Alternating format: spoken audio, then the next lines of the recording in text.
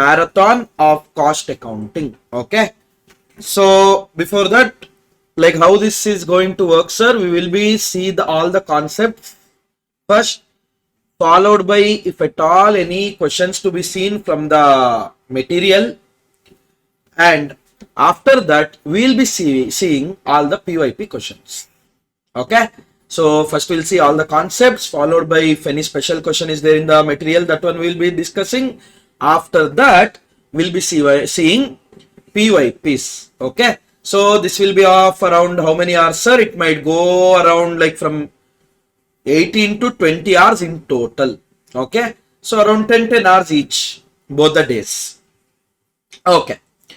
So what are the material you are going to use, sir? Our revision material we are going to use, which is already there in your notes, and PYPs we are going to use, and one more, something called as PYP analysis sheet. So basically here from 2023 attempt, whatever the questions has come, from which topic it came and for how many marks it came, like that we have segregated. That will be used to decide like which chapter is there in which question number, and also we'll be using the PYP, past year papers. Okay, these are the certain things. So of course, important one, when will be the break, sir? Break will be according to the situation. You can't determine exactly this is the time of break. However, sir, I want to go out, etc. Please feel free to go out. Just don't ask for the break. Okay. Let's not stop the flow. Now, shall we start? Okay. First, we will be starting with cost sheet. Okay. We'll be starting with something called as cost sheet. What do you mean by cost sheet, guys? Cost sheet is the statement, or it's a document in which costs are presented in a systematic manner, which will help to ascertain the cost for the period. So it is a document in which we are going to systematically arrange, systematically show the cost to help in decision making as well as cost determination. And generally costs are classified on what basis, guys? Functional basis. So you should know the different ways of classification of cost. Cost could be classified on the basis of element as material, labor, other expense. Material could be further divided into direct material, indirect material. Labor could be further divided into direct labor, indirect labor. Other expense could be further divided into direct expense, indirect expense. All the direct material, direct labor, direct expense together we call it as a prime cost. Direct material, direct labor, direct expense together we call it as prime cost. Indirect material, indirect labor, indirect expense together we call it as overheads. Why is it so, sir? Because prime cost you can trace exactly with the particular product. Prime cost you can trace exactly with the particular product. However, your overheads you cannot trace with the particular product. Then what we can do, sir? How to charge it? Should we charge it or no in first place to the final product? Of course we have to charge. We have to charge all the normal cost, no doubt in that. How to charge it? We are going to absorb it. What we are going to do? Absorb it on different basis. What are those bases and all? It could be labor hour, it could be labor rate, it could be percentage of labor cost, percentage of material, percentage of prime cost. Many methods are there. Those methods we are going to see in overheads chapter. But majorly used methods are three: labor hour rate, machine hour rate, and your percentage of direct wages. Okay, fine. Now coming back to this. On the basis of functional classification, you can divide it into production cost, administration cost, selling and distribution cost, research and development cost, like that.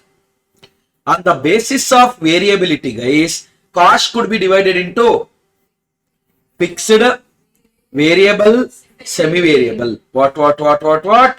Fixed, variable, semi-variable. So, however, how to determine which is fixed, which is variable, which is semi-variable? How to determine which cost is fixed cost, which cost is variable cost, which cost is semi-variable cost? Listen guys.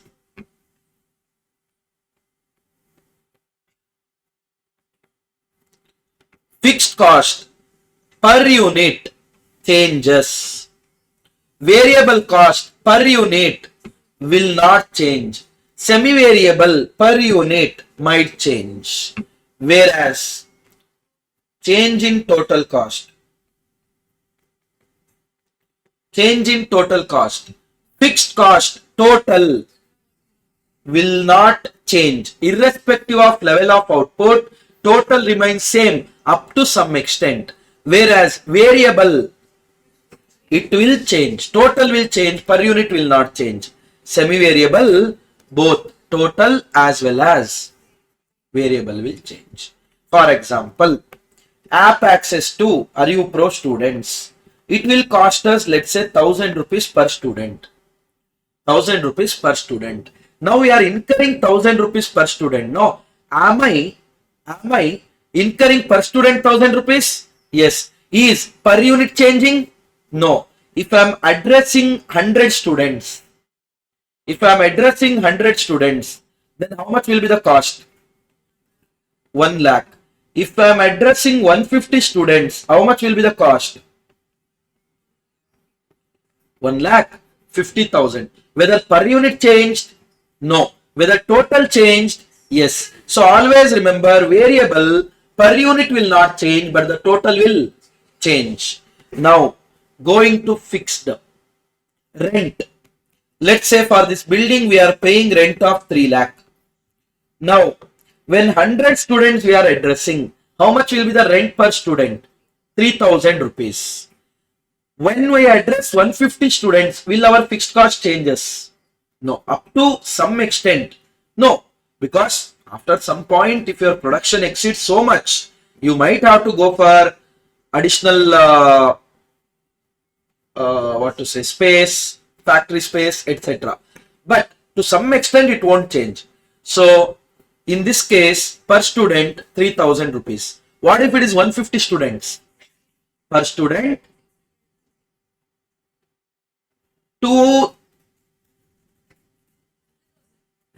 3 lakh divided by 150,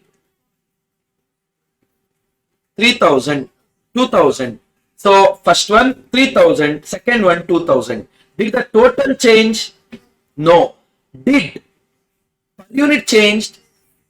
Is that clear or no? Total didn't change, but per unit changed.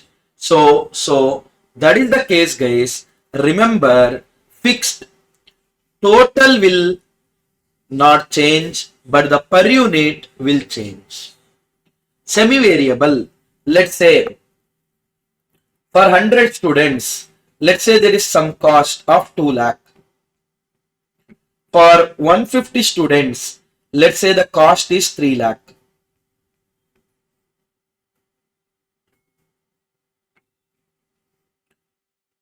Or let's make it as 2,50,000. Now, is the total changing? Yes. Per unit, can you check in first case how much is per unit? 2 lakh divided by 100. 2000. 2,50,000 divided by 150. 1666.67.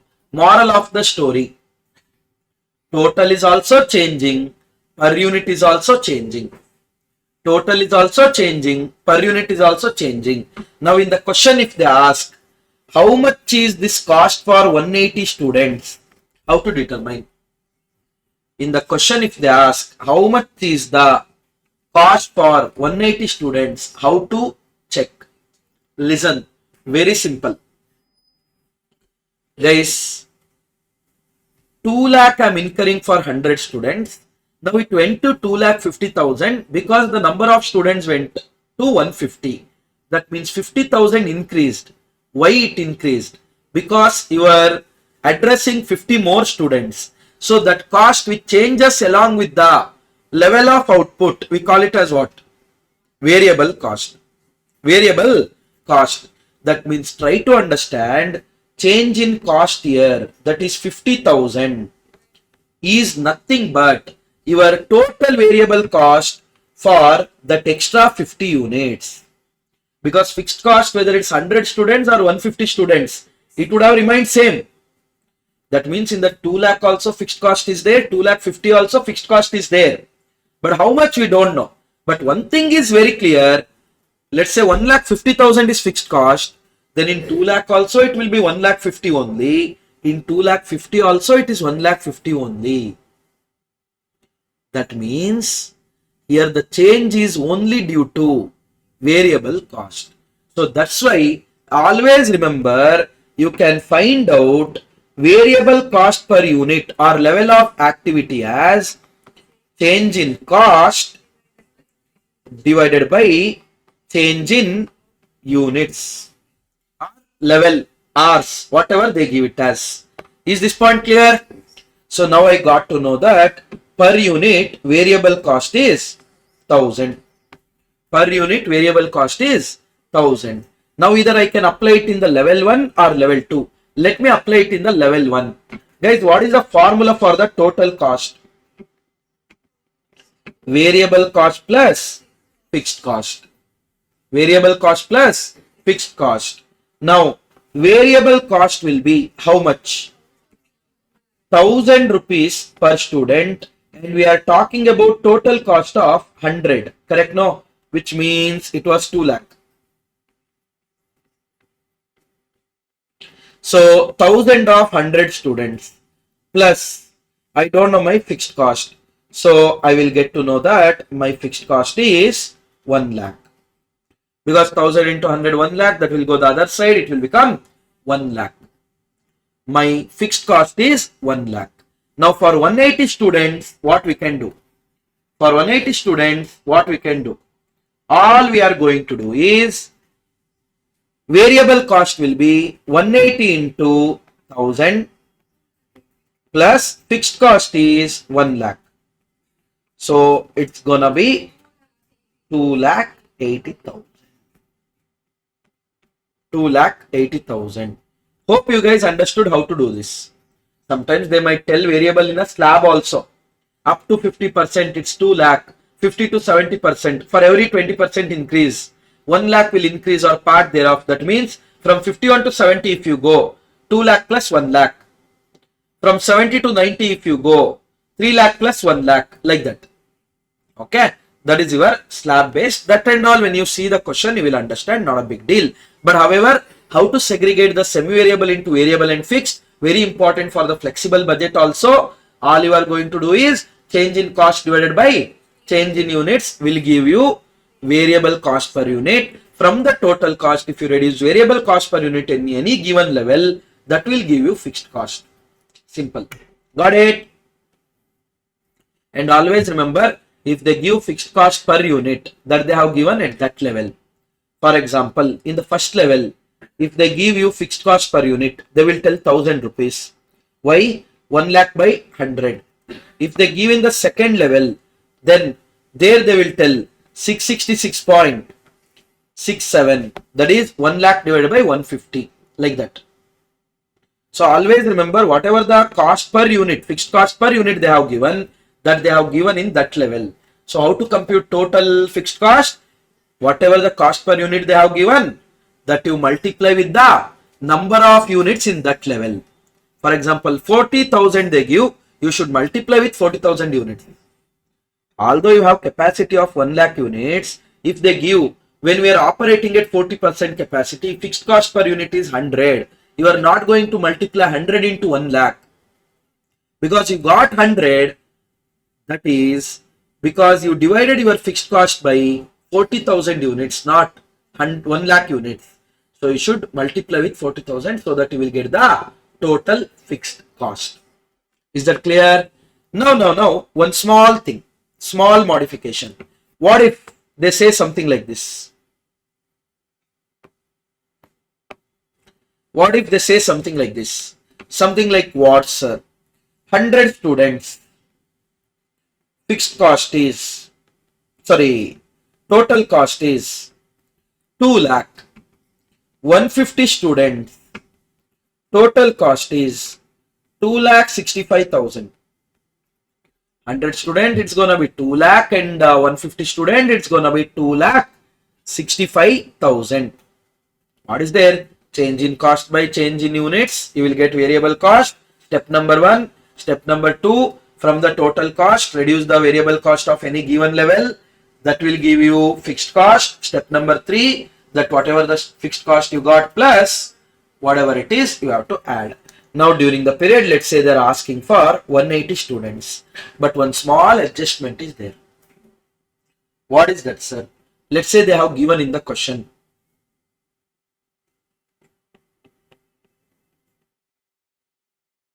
This let's say year 1, this let's say year 2.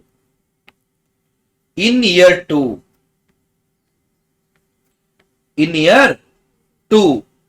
fixed cost increased by rupees 15,000. They told in year 2 fixed cost is increased by rupees 15,000. Now, what is a big deal in that, sir? Very simple. Guys, listen. What did I say the formula for variable cost per unit? Change in cost divided by change in units.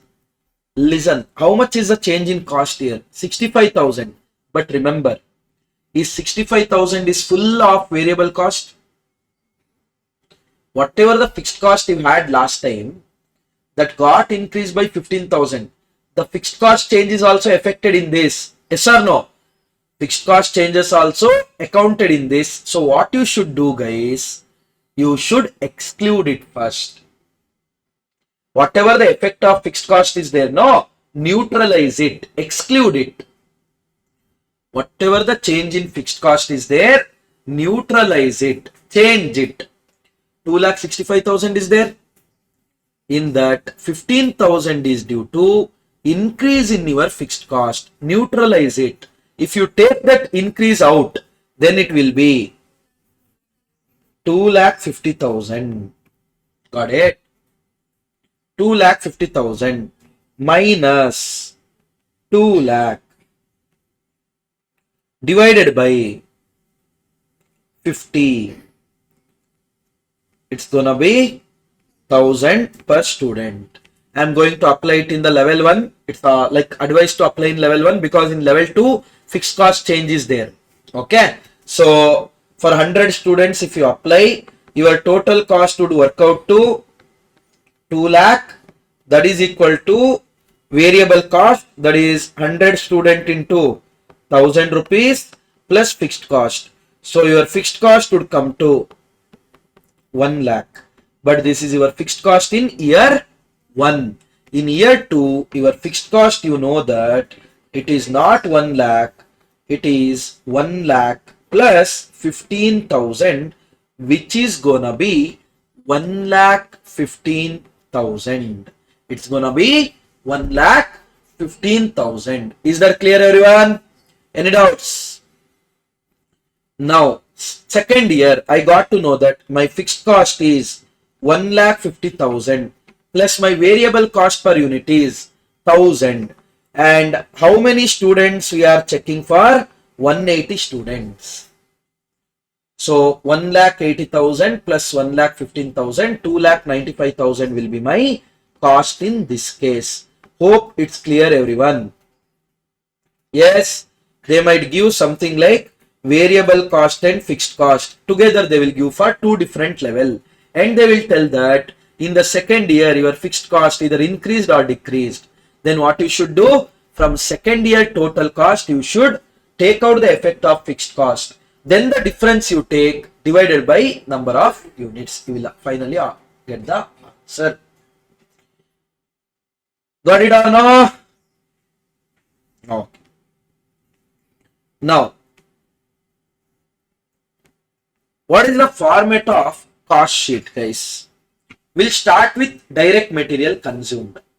Direct material consumed during the period, direct labor, direct expense will give you prime cost. To the prime cost, if you add factory overhead, stores overhead, cost of rectification of defectives, you will arrive at gross factory cost. See, stores overhead and cost of rectification of defectives, so far it's not there in your material.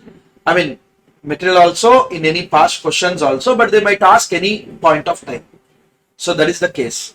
So factory overhead, stores overhead, cost of rectification of defectives, that will give you gross factory cost. To the gross factory cost, if you add opening stock of WIP, reduce closing stock of WIP, you will arrive at factory cost, or we call it as works cost. Now to that factory cost or works cost, if you add admin overhead, which is related to production, primary packing cost, quality control cost, research and development cost, minus scrap recovery from the units in production, not the raw material. Scrap recovery from raw material should be reduced from the cost of material consumed. Volume. So cost of material consumed, whatever the raw material scrap recovery is there, that should be reduced from the cost of material consumed. Here what we should reduce? We should reduce scrap recovery from the units in production. Why is it so, sir? Because units in production will have what and all cost. Material cost is involved in it, labor cost is involved in it, factory overhead is also involved in it. That means from all those costs you should reduce this recovery, no? But in case of scrap recovery from raw material, only material cost is involved, no? So we will reduce it only from the material cost. Is that clear? That will give you cost of production. From the cost of production, if you add opening stock of finished goods minus closing stock of finished goods, you will arrive at cost of goods sold. To the cost of goods sold, if you add admin overhead, which is general, selling and distribution overhead, interest on borrowed fund, you will arrive at cost of sales. To the cost of sales, if you add profit, you will arrive at sales. What is it, guys? Direct material consumed, direct labor, direct expense, prime cost. To the prime cost, if you add factory overhead, stores overhead, cost of rectification of defective, you will get gross works cost. To the gross works cost, if you add opening stock of WIP minus closing stock of WIP, you will arrive at works cost. To the works cost, if you add admin overhead related to production, primary packing cost, quality control cost, research and development cost, less scrap recovery from units in production, you will arrive at cost of production. Now, from the cost of production, for the cost of production, if you add opening stock of finished goods minus closing stock of finished goods, you will arrive at cost of goods sold. To the cost of goods sold, if you add admin overhead, which is general in nature, selling and distribution overhead, interest on borrowed fund, you will arrive at cost of sales. And to the cost of sales, if you add profit, you will arrive at sales. Is that clear? And remember, how to remember these things. A is admin overhead, let it be, but these four are there, no? That is nothing but P, Q, R, S. P for primary packing, Q for quality control, R for research and development, S for scrap recovery from units in production. Hope it is clear. Now, what do you mean by your direct material consumed, sir? Direct material consumed means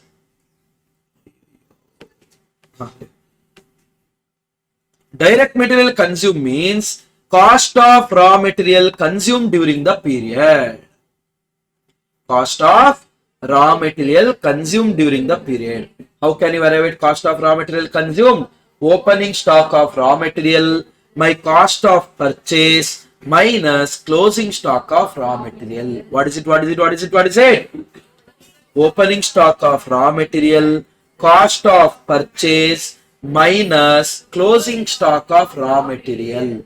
However, if at all you recover anything in terms of scrap from the raw material, that also is required to be reduced. If at all you recover anything from the scrap, that also to be reduced. Scrap of raw material. Got it? Now, what do you mean by cost of purchase, sir? Guys, remember, cost of purchase means from the place of vendor. From the place of vendor till the inventory reaches your godown. After reaching godown, nothing. Till inventory reaches your godown. Whatever the normal cost you incurred plus non-refundable, all those costs we call it as your cost of purchase. Sir, why only normal cost? Abnormal cost you can't consider it for the calculation of cost per unit purpose. Abnormal cost should always be charged to costing P&L. You can't put it on your customers. So only normal cost we will consider. Plus, sir, why non-refundable cost? If any cost is refundable, that won't be your cost at all. If any cost is refundable, that won't be your cost at all. Yes or no? So, listen. What we will take? Purchase price of raw material minus trade discount. Sir, only trade discount, we don't reduce cash discount? No, because cash discount has nothing to do with the purchases. Cash discount is relating to payments. Cash discount has nothing to do with the purchases. Cash discount is related to payment. Minus tax. If it is already added, then you reduce provided ITC is available. If it is not available, then you don't have to think about it. That is cost only. Very simple. See, in ITC, many students will get confused. I don't know for what reason. Only thing you have to check is whether ITC available, ITC not available, input tax credit available, input tax credit not available. Now let's say input tax credit is available. What do you mean by that? Let's say ArivuPro bought this AC. Okay, ArivuPro bought this AC. They spent around 20 lakhs. They spent around 20 lakhs on it, and let's say 18% GST on it, which is gonna be 3,60,000. So what is the total cost of AC? 23,60,000. But as ArivuPro is in business and they are registered suppliers, they might get ITC on it. They might get input tax credit on it. They might get input tax credit on it. Now, if at all it's a input tax credit, how to account for it? If it is input tax credit, how to account for it? What do you mean by input tax credit? Whenever ArivuPro does any output supply, whatever the tax they collect from them, in that they will withhold 3,60,000 towards this, remaining they will pay to government. For example, they collect 5 lakh tax from students, GST. Now what they will do? 3,60,000 they will withhold. Remaining 1.4 lakhs they are going to transfer to government. Remaining 1.4 lakhs they are going to transfer to government. Is that clear or no? Hello? Clear? So 1.4 lakh is what they are giving to government. First place, will that 5 lakh be cost? No, we collected from students. We are giving it to government. It's not my income, it's not my expense. Now my question is, 3,60,000 with I withheld, no? From government's money only I withheld, no? That means, don't you think this 3,60,000 is not my cost anymore? Not my cost anymore. If at all they already booked the AC at 23,60,000, then 3,60,000 is not their cost. They should book their AC cost as 20 lakh. That means what they should do to this ITC? Reduce. No sir, they booked the AC only at 20 lakh. Correctly they have booked. Should they do anything here? Should they do anything here? No, they have booked correctly. What if ITC is not available? That means if they have booked 23.6, you don't have to do anything. Why? Because it's already there. It should be there. It's your cost and it's already included in the cost. Why you should adjust it? However, if they showed only 20 lakhs, then what you should do?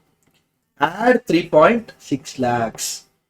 That is the case how you should handle with ITC. So always remember, if ITC is available, it is not a cost. If ITC is not available, then it's cost. If ITC is not available, then it's not a cost. If it is ITC is not available, it's a cost. If it is available, it's not a cost. Now, when ITC is available, it's not your cost at all. If you already added to the cost, exclude it. If you haven't added, ignore it. Simple. If ITC is not available, it's your cost. Just check whether added to the cost. If it is already added, ignore it. Correct adjustment. If it is not already added, add it to the cost because it's your cost. Sometimes they will give 23.6 lakh inclusive of GST.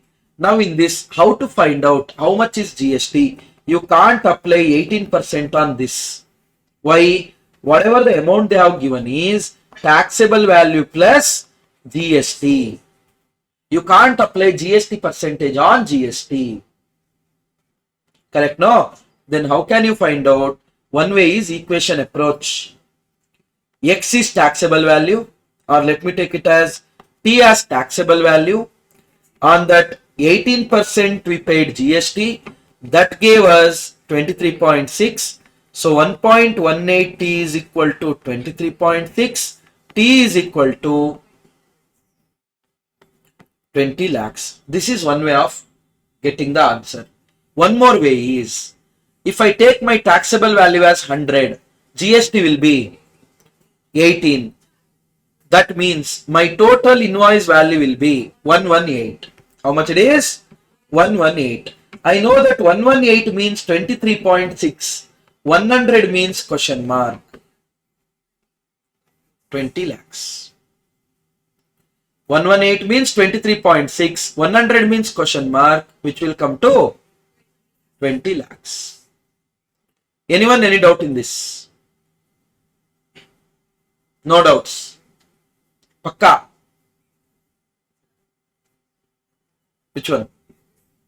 See, if you consider taxable value as 100, then GST will be 18. Total invoice value should be 118. What they have given is invoice value. So 118 means 23.6, 100 means question mark. Like that we will find out. Same like your cost plus profit is equal to sales. Is that clear, everyone? So treatment of GST, is that clear? Done. Next, transportation cost. Freight. Transit insurance, not the go down insurance. Transit insurance. Loading and unloading charges. All those things will come under cost of purchase.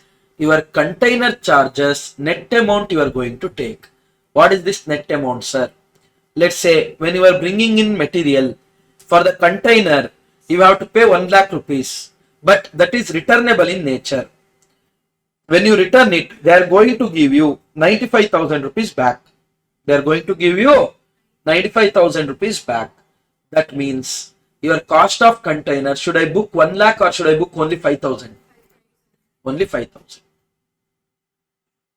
Only 5,000, not 1 lakh. Please keep in mind. Because although you paid 1 lakh, 95,000 you are getting back. So your cost is only 5,000. That is your cost of container. Only net amount you should take. If it is non-refundable, then full amount you are going to take. However, if at all they ask you in material chapter, find out the cost per unit. That time cost of container etc. is there. And GST is applicable on it. Then remember, GST should be calculated on full amount what you paid for that container. And while reducing refund, after adding all those GST etc., you reduce refund. Don't take the net amount on that GST. Don't take the GST on gross amount. That one question is there in study material only. I feel when you see that question, you will get to. Second one, direct labor cost. That is total cost incurred towards factory labors. That is nothing but your total cost incurred, not total cost paid. That is whatever the wages you are paying to your direct labor plus what you have to pay haven't paid. That is outstanding wages. Plus any perquisite if you are giving them. Plus employer's contribution of PF, ESI, etc. Employer's contribution, not employee's contribution. Why, sir? Now let's say ArivuPro pays me 10,000 rupees. They have to go for 12% ESI. I also have to contribute 12% ESI, EPF, sorry. They also have to contribute 12% EPF. How it works, sir? For ArivuPro, 10,000 rupees they have to pay to me. Correct? And also 12% on that 1,200 they have to pay to government. So total cost to ArivuPro is 11,200. But sir, one more 12% is there. No sir, that what they should do, no, whatever I am earning, 10,000 I am earning, no, from that they should reduce that 1,200 and remaining 8,800 they should pay to me. This 1,200 along with their 1,200 they should give to government. Along with their 1,200 they should give to government. That means finally ArivuPro's cost is how much? 11,200 only, not 12,400. Why? For me they are giving 8,800. On my behalf they are paying government 1,200. On their behalf they are paying to government 1,200. Total will come to 11,200, not 12,400. That means whatever the contribution, employee's contribution is there, no, that is not separate cost for ArivuPro.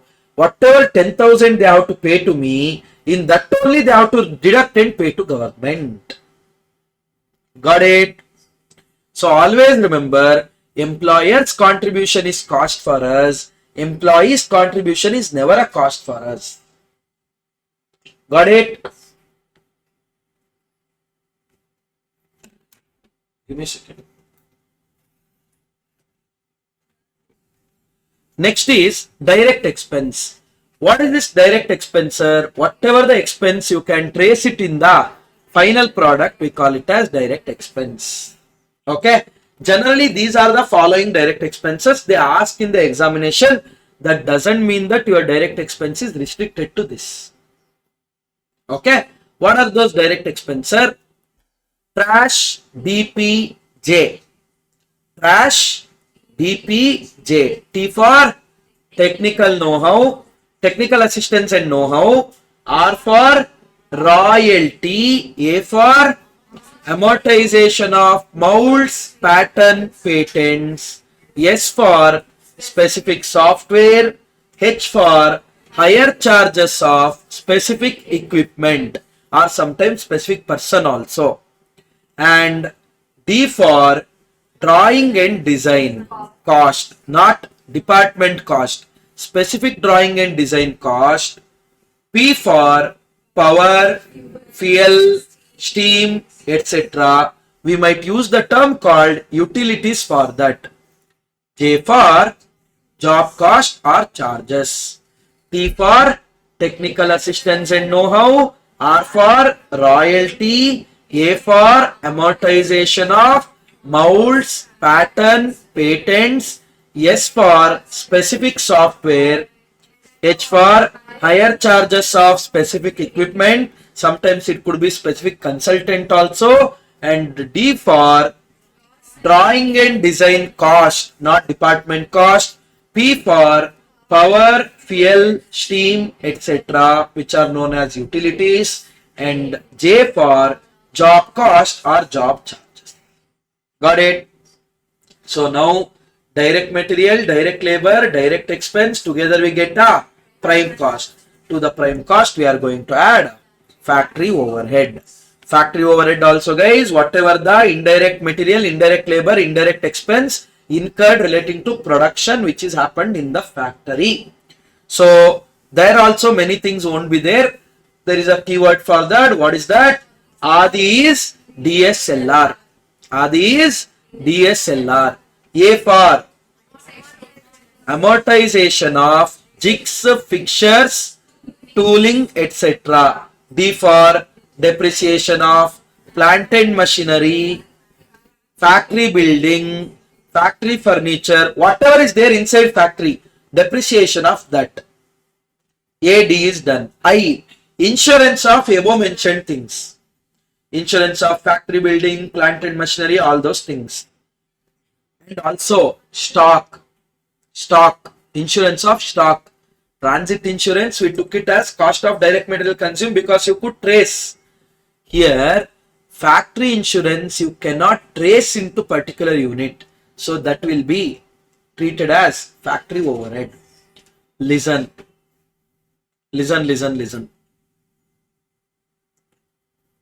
Stock means only stock of raw material, stock of WIP. Stock of raw material, stock of WIP. Don't add insurance on stock of finished goods here, because once you produce finished goods, you won't keep it in godown, you are going to keep it in warehouse. Once you keep it in warehouse, the expense should not be taken in production overhead, expense should be taken in selling and distribution overhead. So remember, here insurance on stock means we are discussing about insurance in stock of raw material, WIP. That's it. Insurance on stock of finished goods will be taken in the selling and distribution. One more reason is, here we are doing all these things to find out cost of production. When you are trying to find out cost of production, whatever the units you produced, on that whatever insurance you are incurring, why will you add it to the remaining cost of production? So always remember that should not form part of your cost of production. Got it? Okay. Adi is, I is done. S is your stores and spares. Sometimes we use the term consumables. Sometimes we use the term what? Consumables. Don't get confused between consumables and utilities. Okay. D for drawing and design department cost. Not drawing and design cost. Drawing and design cost is your direct expense. Drawing and design department, if you have in-house, that cost will be treated as factory overhead. S for service department cost including pollution control.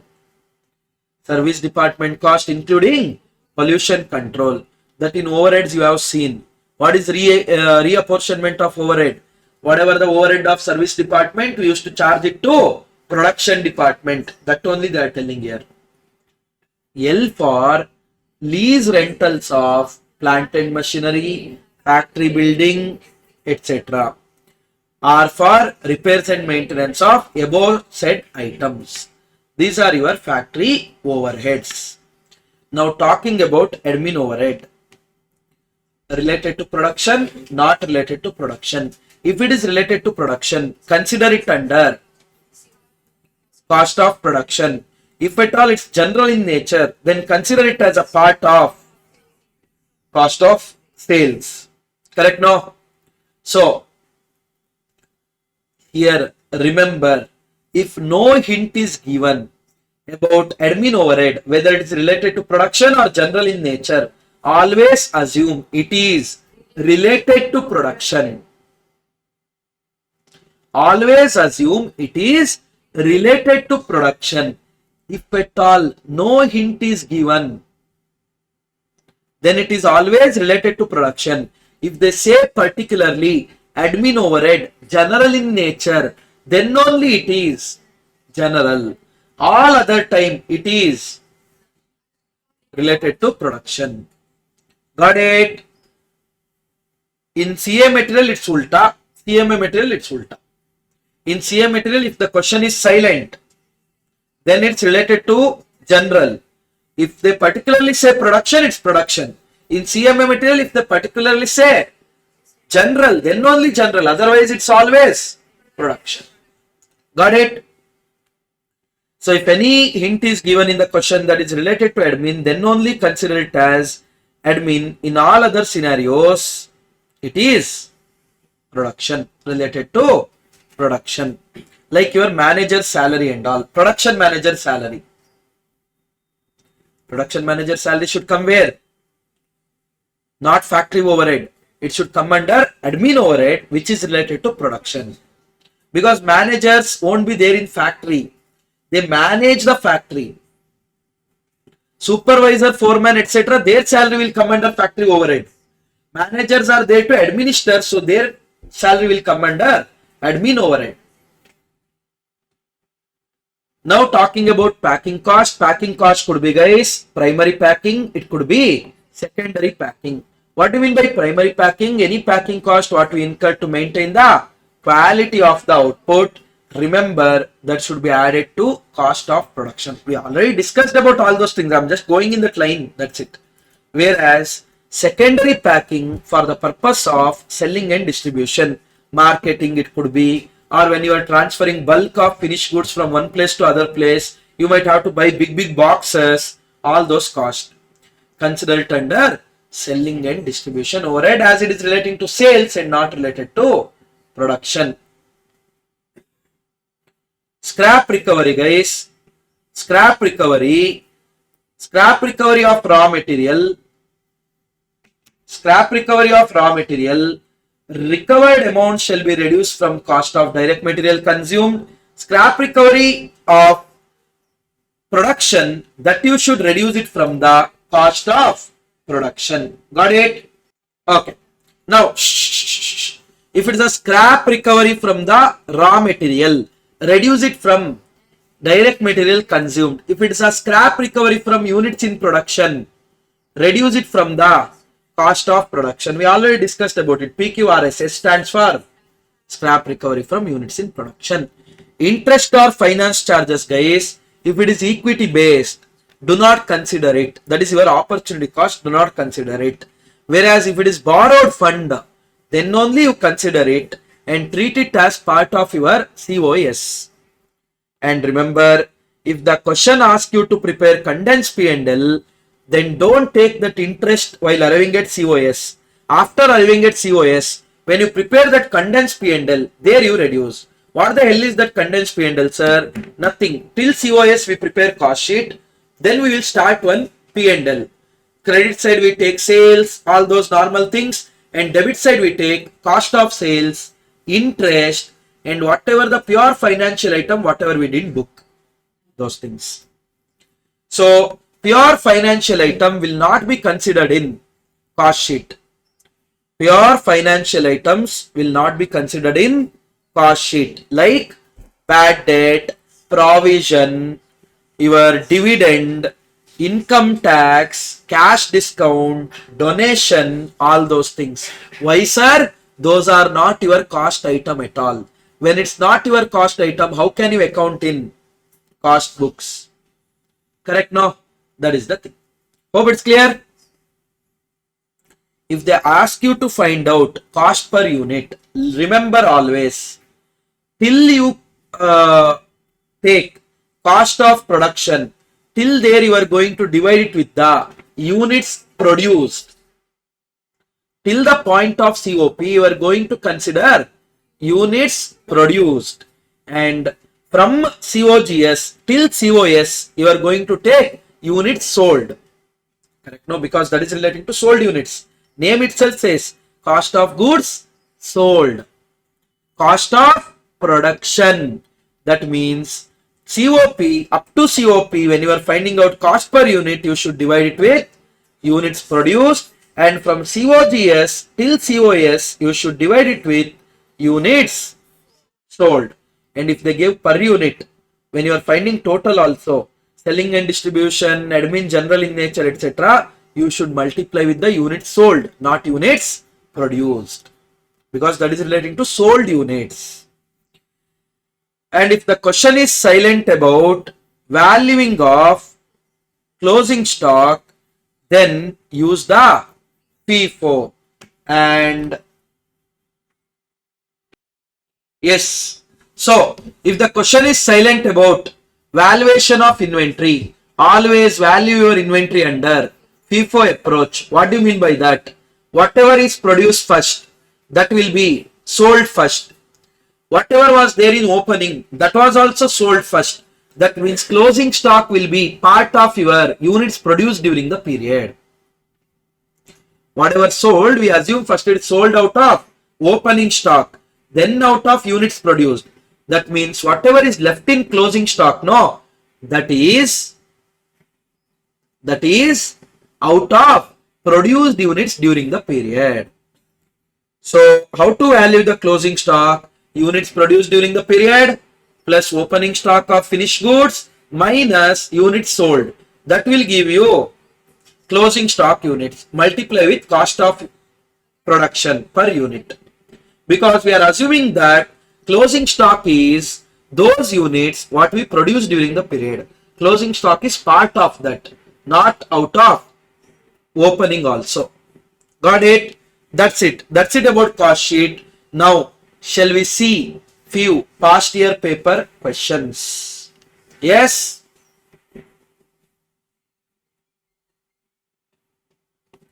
Let's see from the December 2025. See there, first MCQ is cost sheet, third MCQ is cost sheet, and 2A is cost sheet. First MCQ is cost sheet, third MCQ is cost sheet, 2A is cost sheet. That means in December 2025, they have asked for 11 marks. They have asked for 11 marks.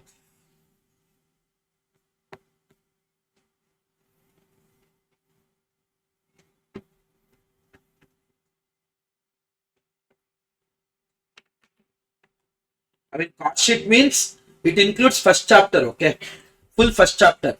It includes full first chapter.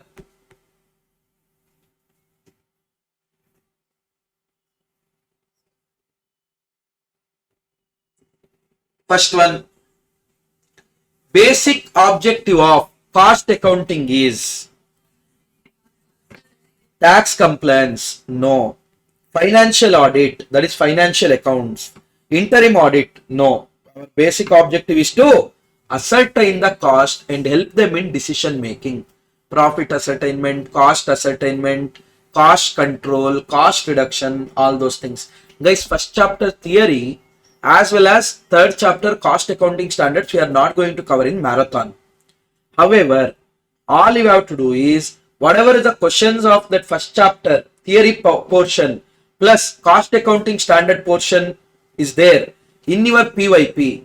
Those questions you have to revise once and go. Okay, that would be more than sufficient if I am not wrong.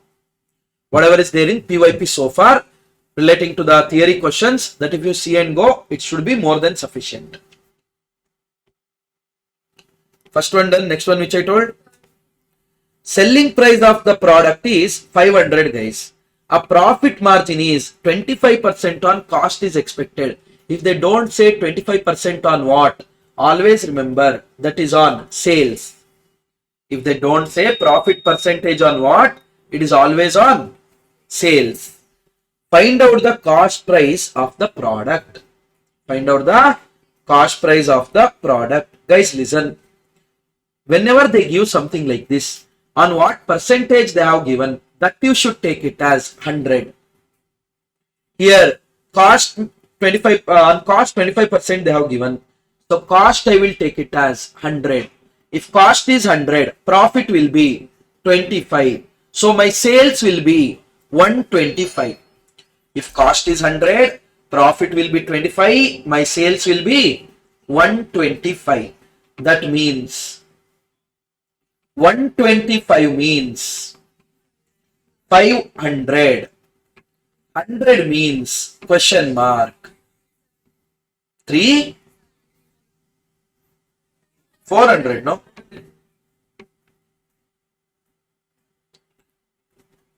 What do you think? On 500, if you want to apply directly 25%, why the hell I would have done all this drama? What they have given is selling price. Percentage on cost they have given. How can you apply it on sales directly? You can't apply. Next up. 2A is it?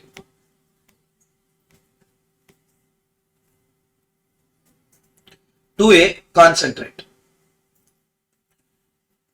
The cost structure of an article, the selling price which is 1,20,000 is as follows. Direct material is 50%, direct labor is 20%, overhead is 30%. This is of the total cost. Don't tell that now. Direct material 60,000, direct labor 44,000. No. Remember, this is 100% of cost, not selling price. An increase of 15% in cost of material and 25% in cost of labor is anticipated. These increased cost in relation to present selling price would cause 25% decrease in the amount of present profit per article. You are required to prepare statement of profit per article at present to the revised selling price to produce the same percentage of profit to sales as before. This is the question what they have asked many times in management accounting as well as cost accounting. Shall we see what to do? Yes. Listen guys, first I will take existing. Existing, proposed. Existing and proposed. First let me take sales. Existing selling price is 1 lakh, correct no? Or 1 lakh 20? 1,20,000 minus cost. Guys, in cost, what and all they have told? Material, labor, overhead. Material, labor, overhead. Guys, cost, can I take it as C? If the cost is C, material will be 0.5 C, labor will be 0.2 C, overhead will be 0.3 C. Got it? That should give me profit. That should give me profit. Shall I take profit as P here? Next, what they are telling, if at all you don't change the selling price next year, if at all you are going to keep the selling price same, then your profit will decrease by 25% compared to current one. So if current is P, in future it will be 0.75 P. If the current is P, in future it will be 0.75 P. Why is it so, sir? Because your direct material cost is increasing by 15%. So right now 0.5, increase of 15% on that will be 0.575 C. labor will increase by 25%. So it's gonna be 0.25 C, and overhead there is nothing. That means it's gonna be 0.3 C. Last time how much we incurred, this time also same. So total will be how much cost? 1.125 C. Is that clear? Hello?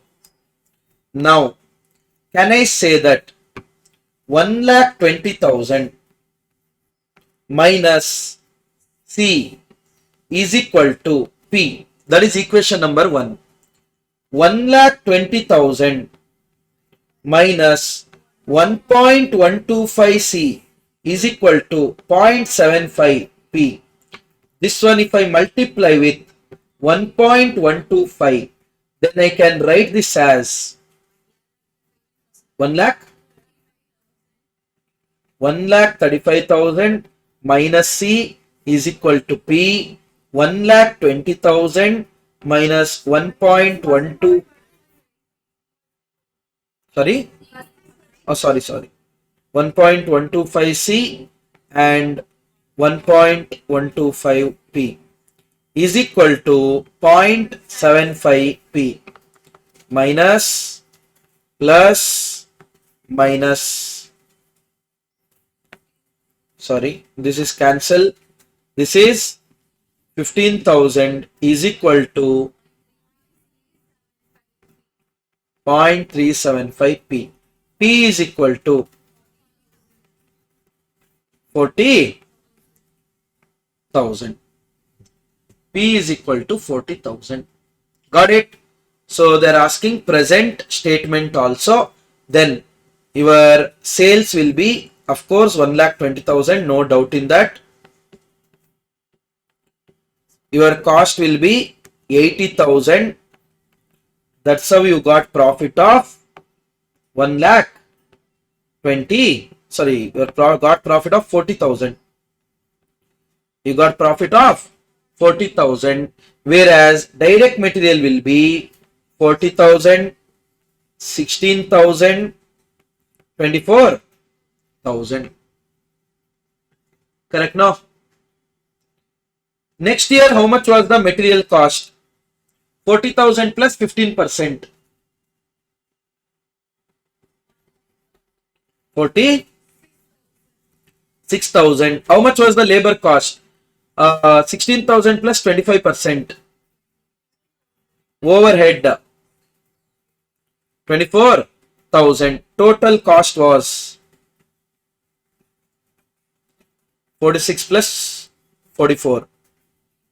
90,000. Your sales was 1,20,000. That means profit was, that means you can see there, profit compared to last year decreased by 25%. Because last time profit was 40,000, this year it became 30,000. Now what they're asking, give the selling price which is going to help you in maintaining the same percentage of profit on sales cost. Sales. What was the profit percentage on sales last time? 40,000 divided by 1,20,000, 33.33. 33.33%. Correct now? Now, they are not telling the same amount of profit. If they have told the same amount of profit, I would have taken it as 40,000 straight away. Now, sales I don't know. Shall I take it as yes, sir? S minus cost per unit.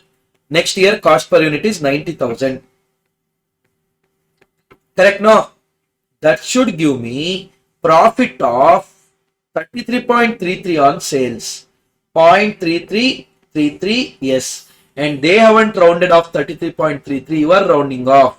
That means whenever it's continuous number, it's advised to take full numbers in calculator.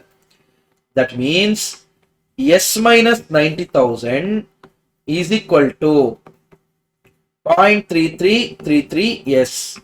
So 0.66666667, yes, is equal to 90,000 S is equal to 1,35,000. You should take 0.66666666 continuously because you rounded off. They haven't rounded it off. Is that clear? So new selling price would be 1,35,000 to maintain the same amount of profit. Same percentage of profit. Simple. Anyone, any doubt in this? Let me know. If there is no doubt, we can proceed. No doubts?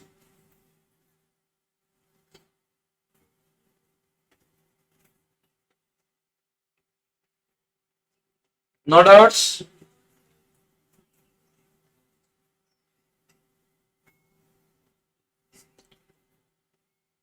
Now going to June 2025.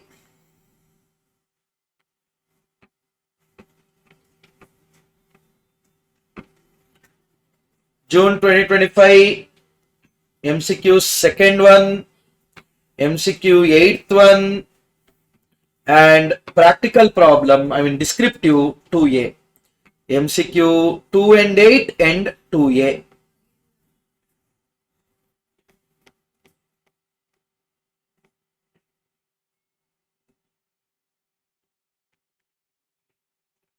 Which of the following is applicable for cost control? Guys, what do you mean by cost control? Setting the standard and trying to make sure cost is well within that. What do you mean by cost reduction? Trying to reduce the cost as much as possible. There is no end for the cost reduction. Very important from theory point of view. Difference between cost control, cost reduction. Difference between cost control, cost reduction. Important from theory point of view. Now, which of the following is applicable for cost control? It's a corrective function. The answer is no. It's a preventive function. That is, it will stop you from incurring that cost exceeding that predetermined standard. Cost reduction is corrective function because once you incur that cost, next time you will make sure that you are not going to incur so much. So cost reduction is corrective in nature. Cost control is preventive in nature. Before you incur, only stopping you from incurring. It challenges the standard set. Cost reduction challenges the standards. Cost control try to fix within set standard. It ends when the targets are achieved. True. It ends when the targets are achieved. It's not the continuous process. Cost reduction is continuous process. It ends, it is related with the future. No. It is related with past and present. Cost reduction is related with present and future. Next one which I told.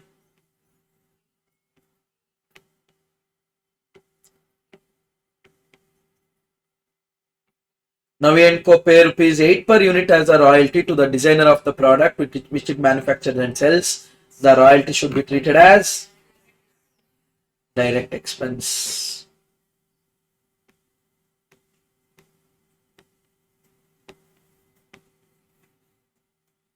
Look at this 2A. SCL manufactures and sells a standard size of machine. The SCL submits the following detail for the accounting year ended on 31st of March 2025. Sales for the year they have given 90 lakh. Purchase of raw material 34 lakh. Direct labor 16 lakh. Inventory at the beginning they have told WIP finished goods. Inventory raw material inventory they have told at the beginning, at the end. Inventories at the end, closing they have told here. Factory overhead is 60% of direct labor cost. So factory overhead is absorbed as 60% of direct labor. Admin overhead were 6% of sales. They are telling 6% of sales. That means they are telling clearly that it's general in nature. And upon that they are giving much more clarification as to not related to the production activity. Selling and distribution 12% of sales. You are required to prepare cost and profit statement for the year ended 31st March 2025. One of the simple question. Shall we start now?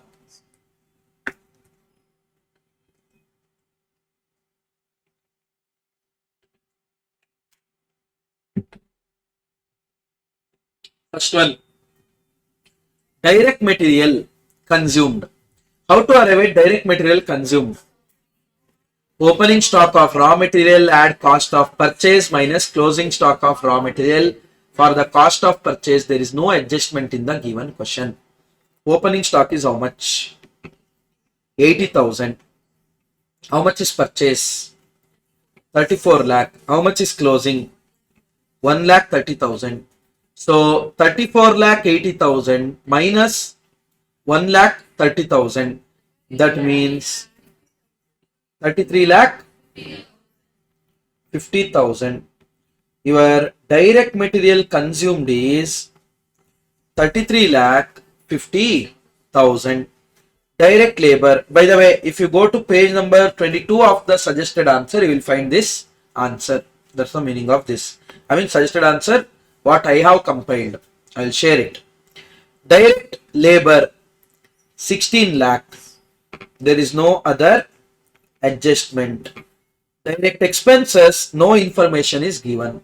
So this will give you prime cost 49 lakh 50,000. To the prime cost, we are going to add factory overhead. Factory overhead, they are telling 60% of direct labor cost.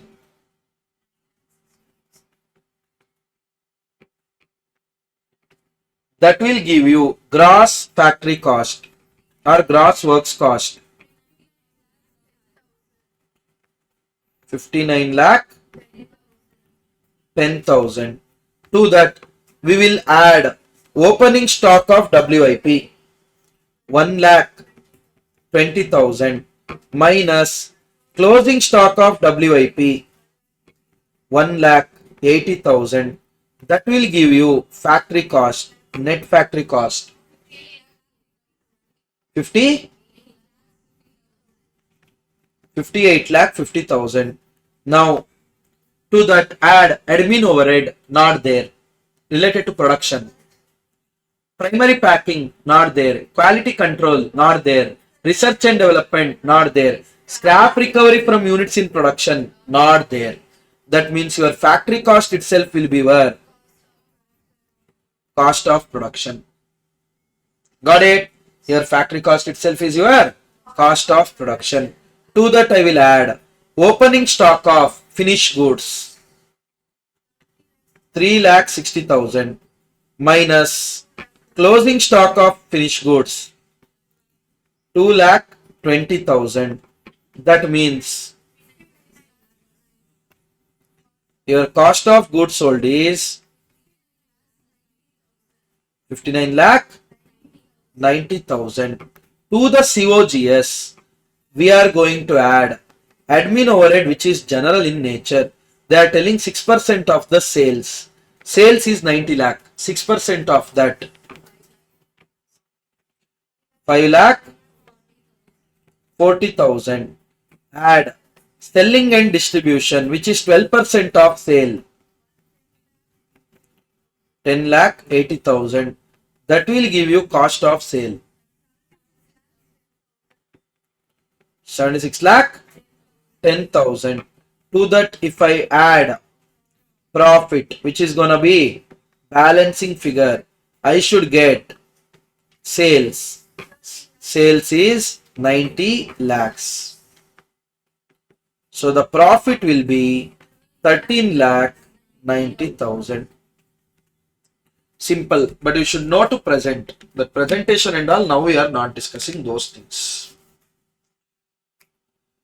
Anyone any doubt in this? Let me know. If there is no doubt, we can proceed to the next paper. Shall we?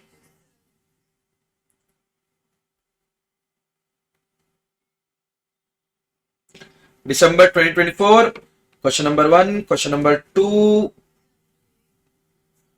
2A. So 11 marks.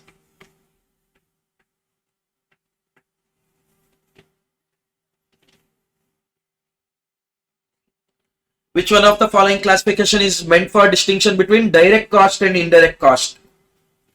How do you divide direct cost and indirect cost? On what basis you will do? Element basis. On variability basis it is variable, fixed, semi-variable, all those things. On the basis of function, it is production cost, administration cost, all those things.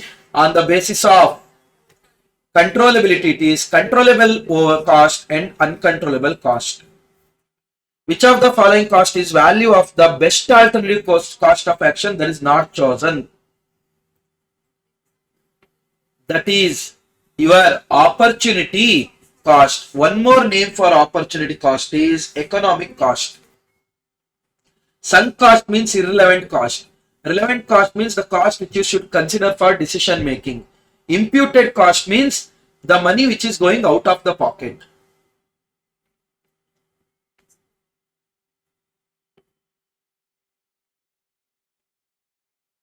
This also you can solve now only. Sixth one. You can solve now only. Sawton Limited produces product NB, provides the following information. Royalty paid on sale 50,000. Is it direct expense or no? Design charges paid for the product. Higher charges of specific equipment. Option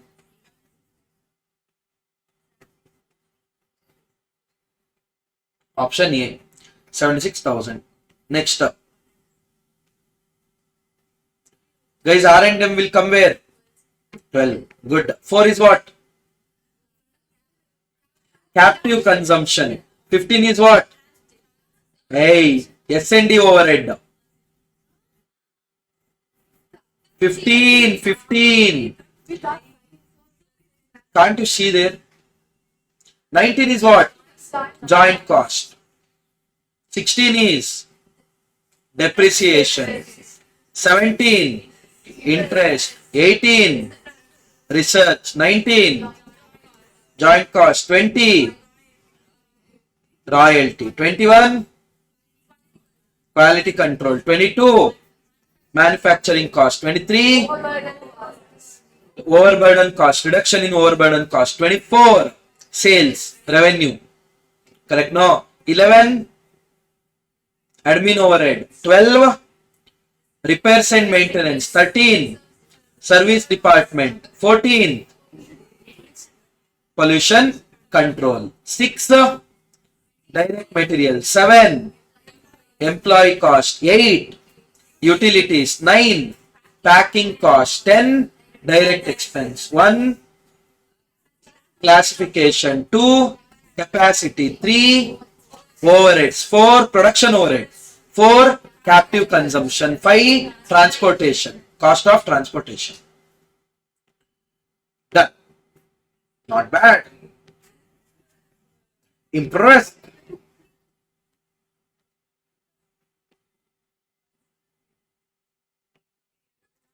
Oh, by the way, listen. To convert the raw material to finished goods, whatever the cost we incur, no, we call it as conversion cost. To convert raw material to finished goods, whatever the cost is incurred, we call it as conversion cost. Your direct labor, direct expense, production overhead, all those things we call it as cost of conversion. Got it? Look at this question.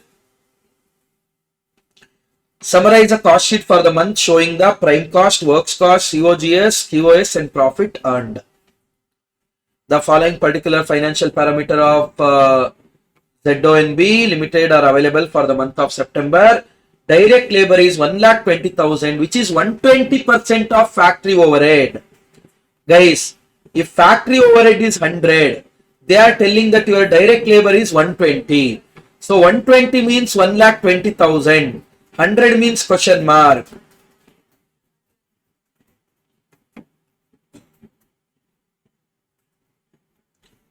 Your factory overhead is 1 lakh. Please keep in mind. Raw material purchase they have told, sales they have told, cost of sales they are telling. Cost of sales they are telling. Got it? Listen, this question is having some issue in it. I will tell why. You will get to know. Account shows the following figures. Inventory Opening stock of raw material, closing stock of raw material, WIP, opening stock of WIP, closing stock of WIP, finished goods, opening stock of finished goods, closing stock of finished goods. Other detail. Selling expense they only have given. General and admin expense they only have given. Summarize the cost sheet they are asking. Listen very carefully.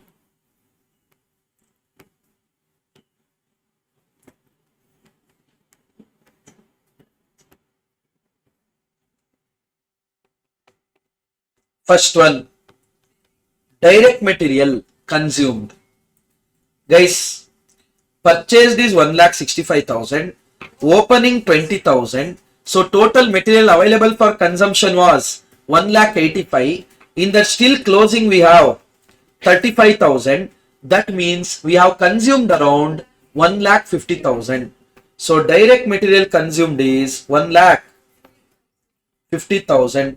Direct wages 1,20,000. Direct expense not given.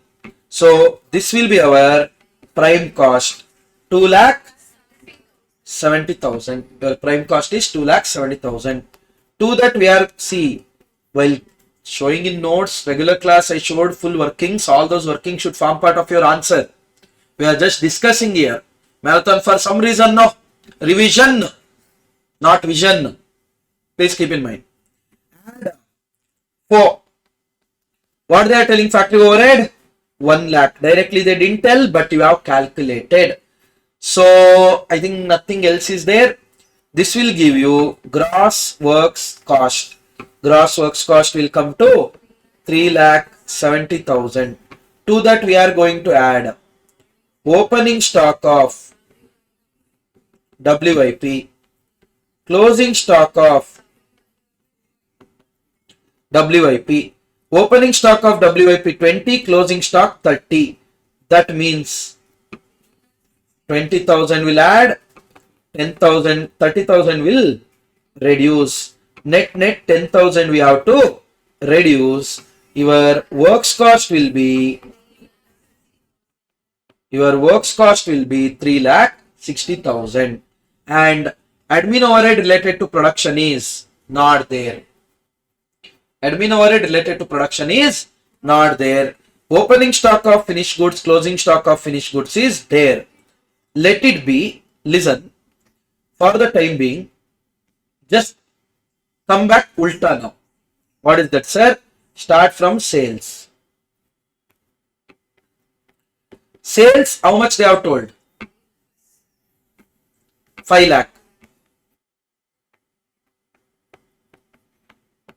Sales they have told 5 lakh.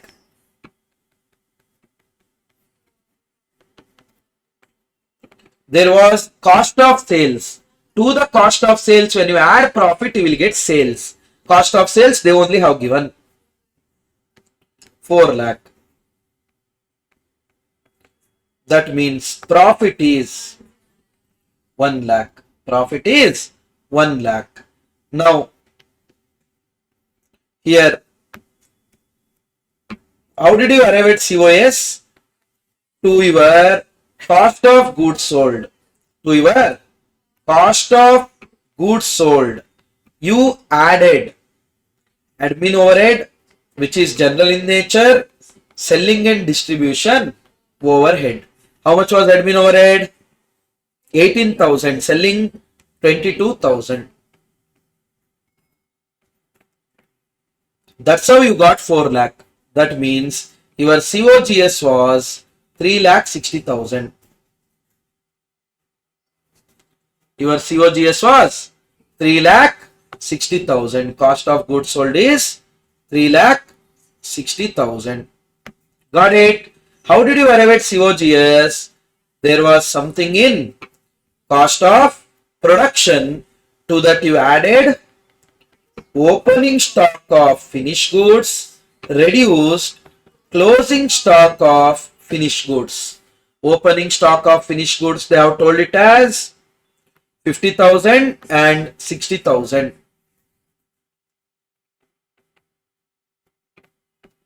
You should be very careful which column is talking about opening, which column is talking about closing. Not that first column is always opening, second column is always closing. No. Now your COP will be, there was some amount for that you added 50, you reduced 60. You were added 3 lakh 60.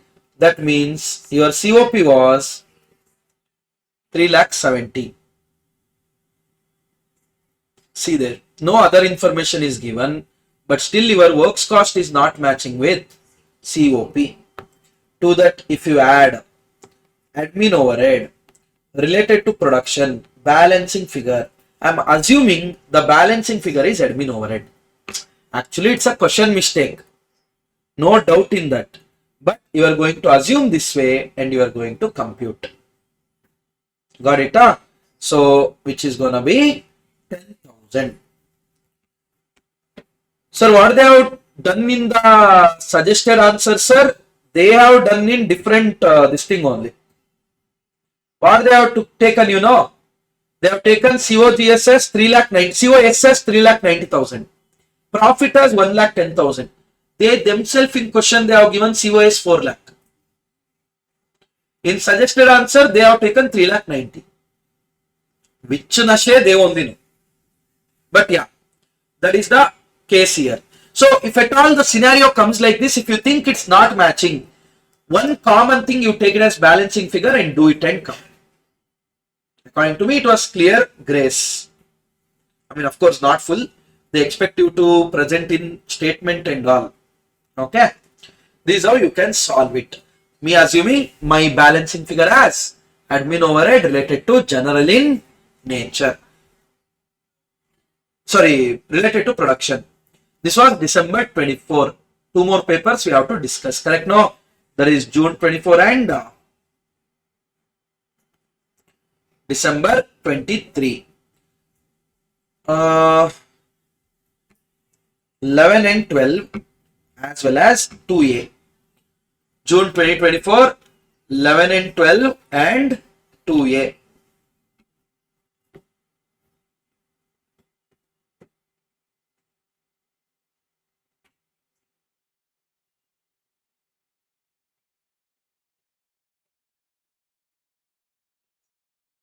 Which of the following deals with production and operation overhead? 3. 2 is capacity. 5 is transportation. 10 is direct expense. Done. Which question I told?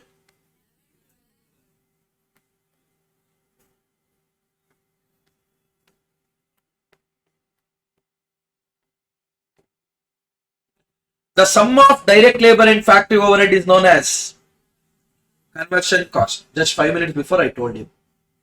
To convert raw material into finished goods, whatever the cost we incur, conversion cost. I think we should have done marathon previous day of exam, no? 5 minutes before what I told only, were like,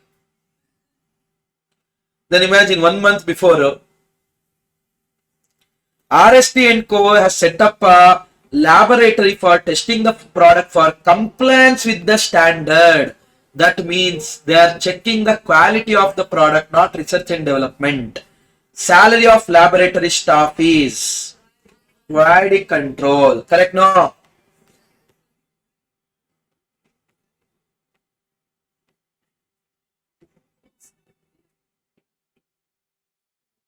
Question number 2A. They are asking you to prepare a statement of profit showing the quotation of prices. This kind of job costing as well as cost sheet. Shall we see this? This is there in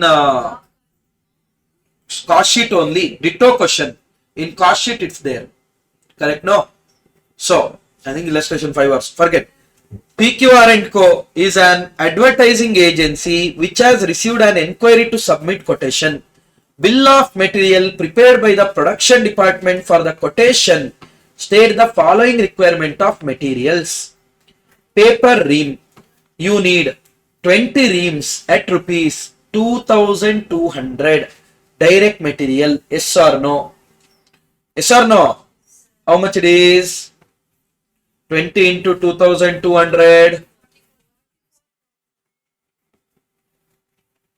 44,000. Ink and other printing material, that is relating to particular job only. So that is also direct material. Binding material and other consumables, same relating to that only, 8,000. So how much is total?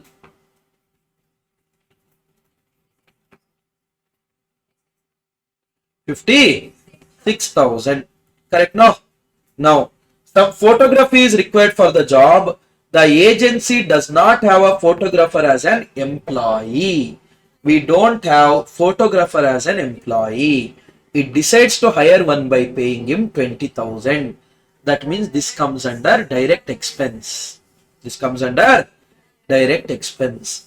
Estimated job cost prepared by the production department specifies the service of the following employees. We have the three employees here: artist, copywriter, client servicing. They are earning 18,000, 15,000, 13,500. And on this job, they are working 80, 75, 30. That means whatever their salary, everything is not applicable for this job. Only to the extent of the time spent on this job, it is applicable. The primary packing material will be required to the tune is 6,000. Actually, it should be COP. But this kind of question, what your institute is doing is, they are taking it as DM. Direct material. Not to complicate the stuff, we will also consider same only in this kind of questions. So how much is direct material?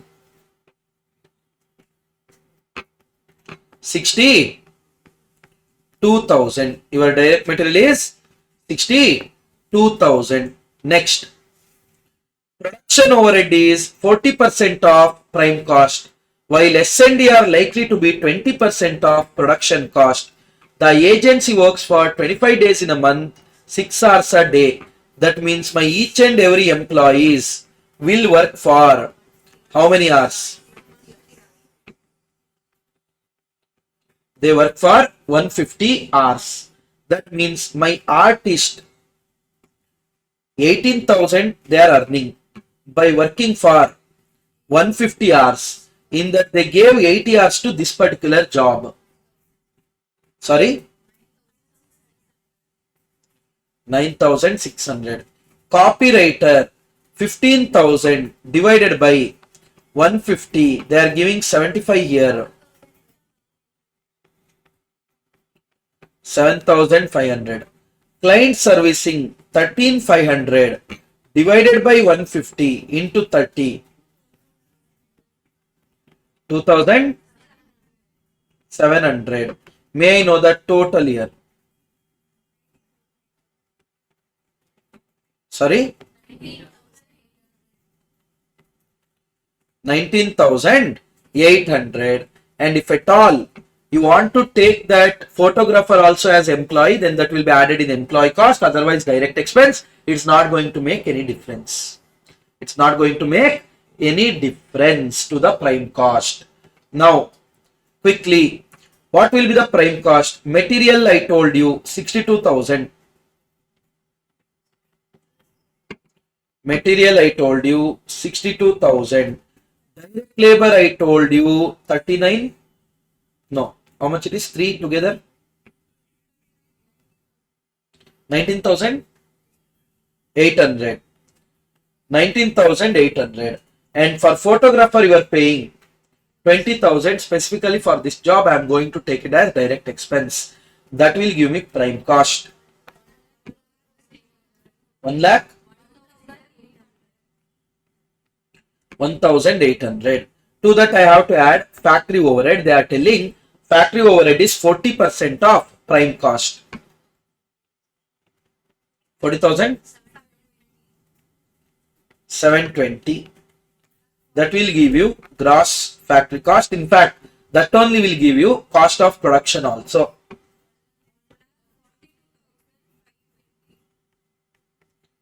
One lakh 42,520. To that, we will add selling and distribution overhead, which is 20% of production cost.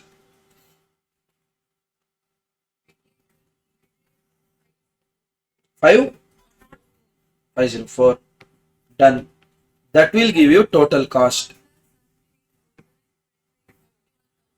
1,71,024. And they are telling the agency is expecting a profit of 20% on quoted price. That means selling price. That means I will take my quoted price as 100. If quoted price is 100, profit will be 20. That means cost will be 80. Selling price is 100. Profit is 20 on it. So cost should be 80. So 80 means 171,024. 20 means question mark.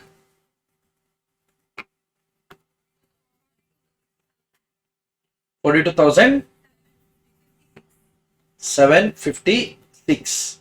That will give you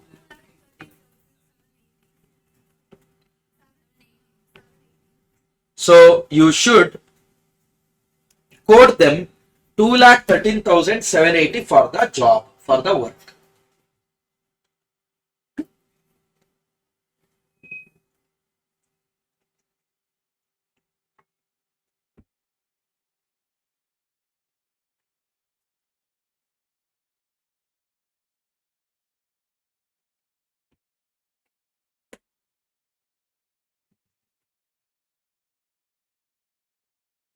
Shall we proceed? One last paper on cost sheet.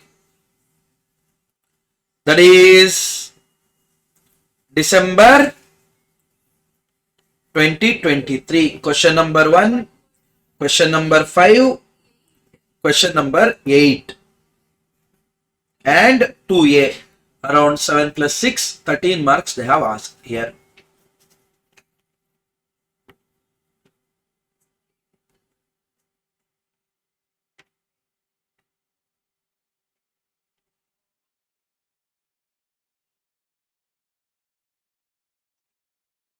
Which of the following is applicable for cost control?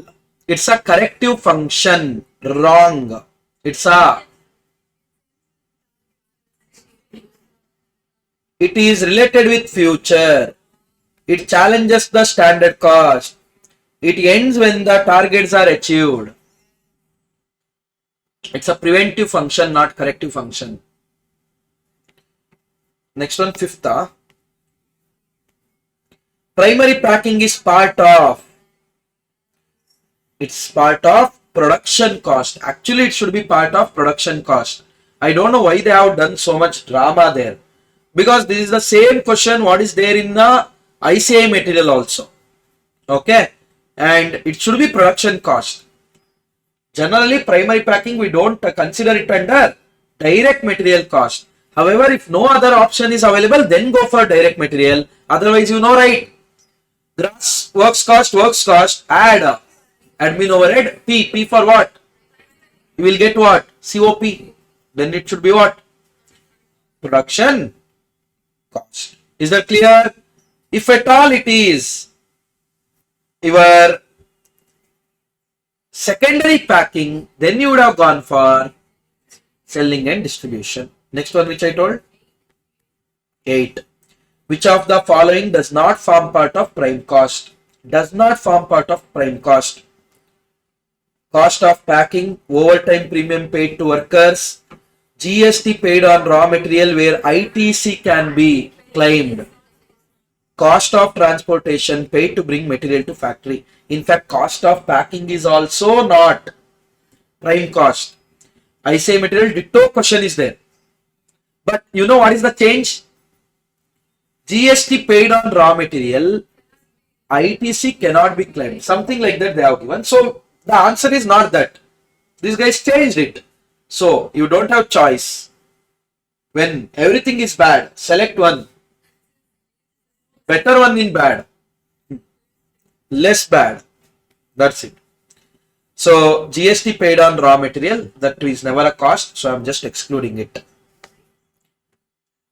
I mean, June 23 as well as December 23 new syllabus exam started in June 23. No, they were supposed to conduct 2 exams. I mean, 23 syllabus as well as 2016 syllabus.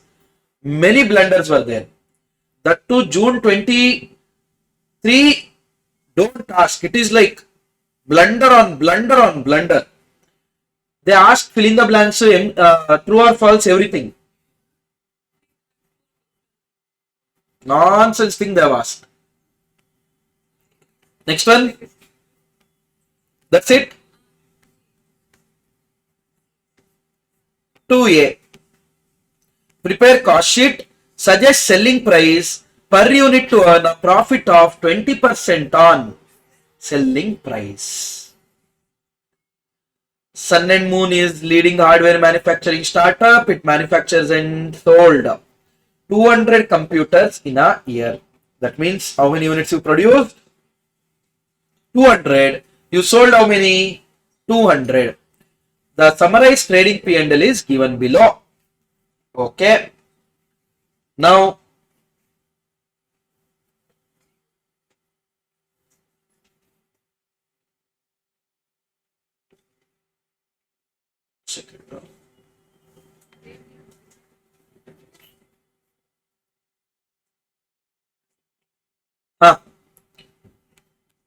so the following details are as follows. Total output is 200. Cost of material consumed 12 lakh. Direct wages 18. Manufacturing charges 7 lakh 50. Gross profit 2250. Sales is 60. Management expense, general expense, rent, rates and taxes, selling expense, net profit by GP they have told. The management has estimated the following fact for the year 2023. Output and sales will be 300. For the year 23 they are telling, here they have given for 22. So 300 computers. Price of materials will rise by 25% compared to previous year. Wages per unit will be raised by 10%. Manufacturing charges will increase in proportion to the combined cost of material and wages. Selling expense per unit will remain unchanged. Other expense will remain unchanged or unaffected due to rise in output. Prepare a cost sheet. Suggest a selling price to earn profit of 20% on selling price. Got it? Here opening stock, closing stock is not there. That means this management expense and general expense, whether you are going to take it as admin overhead related to production or admin overhead general in nature, not going to make any difference. Because opening stock, closing stock is not there. COP itself is COGS, no? Yes or no? That is the thing. First, direct material consumed 12 lakh. That was when you were producing 200 computers. Per unit how much? Per unit 6,000. And this time material prices are increasing by 25%. 7,000. That means your direct material cost is 7,500 into 300. 22 lakh. Your direct material consumed is 22 lakh 50,000. Direct wages 18 lakh. 18 lakh was for 200 units. 9,000 plus during the period it's increasing by 10%.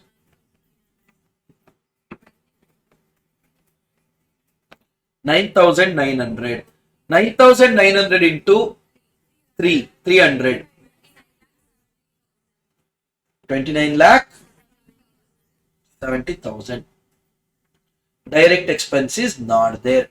This will give you prime cost. Your manufacturing expense is nothing but your overhead, production overhead.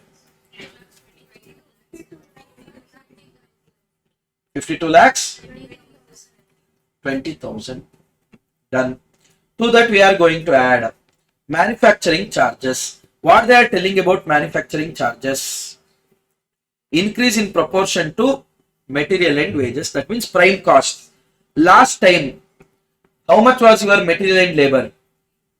30 lakhs. How much was your manufacturing charges? 7 lakh 50. That means it is how many percentage of your prime cost? 25%. 7 lakh 50 divided by 30 lakh into 100, 25%. This time prime cost is 52 lakh 20,000. So 52 lakh 20,000 into 25%. 13 lakh. Hope you guys understood this point. Last time it was 25% of prime cost. They are telling it's in the same proportion. So this time material and labor increase. So automatically it will become 13 lakh 5,000. That is your factory cost. How much is your factory cost? 65 lakh 25,000. Management expense, let me assume it's related to production only. No, I assume, you don't assume. End of the day, when opening stock, closing stock is not there, it's not going to matter. But yeah, when the question is silent, what we decided? To be treated as related to production. Let me assume it is related to production. 9 lakh, they are telling it's not going to change. It's not changing. So it will be 9 lakh. That will give you 74 lakh 25,000. Now the remaining expenses I am going to book. General expense is 3 lakh. That is not going to change. Rent, rates and taxes not going to change. Selling expense 4 lakh 50,000 per unit. How much? 4 lakh 50 divided by 200. 2,000.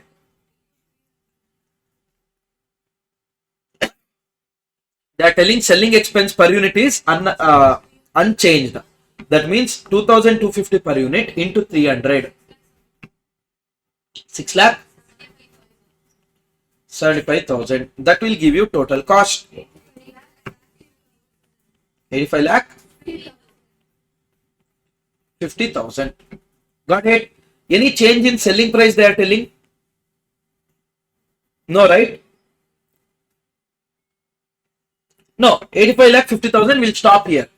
Now next what they are asking, suggest a selling price per unit to earn profit of 20% on selling price. Guys, if I take selling price as S or P, let me take it as P, then sales will be how much? 300p. Sales will be 300p because I am selling 300 computers. Yes or no? Minus cost I am incurring is 85 lakh 50,000. That should give us profit of how much they are telling? 20% on selling price. That means if selling price is P, your profit is 0.2p.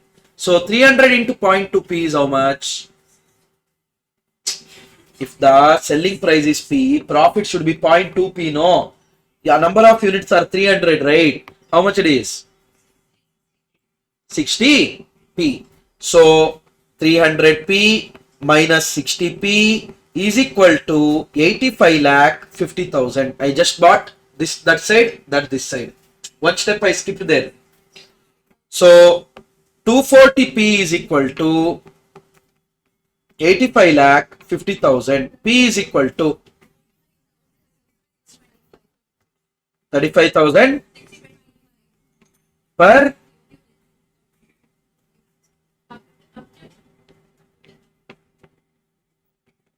computer. Simple, isn't it?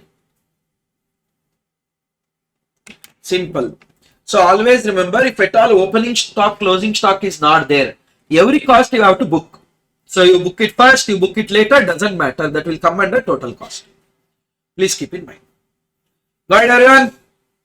With that, we have completed our cost sheet discussion.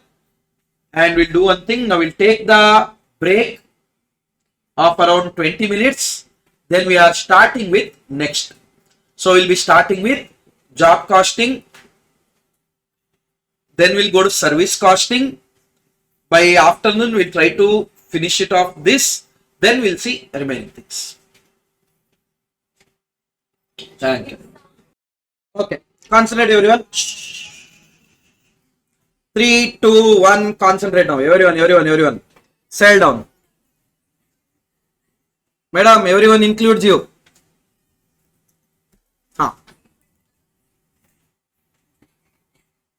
Everyone includes you also.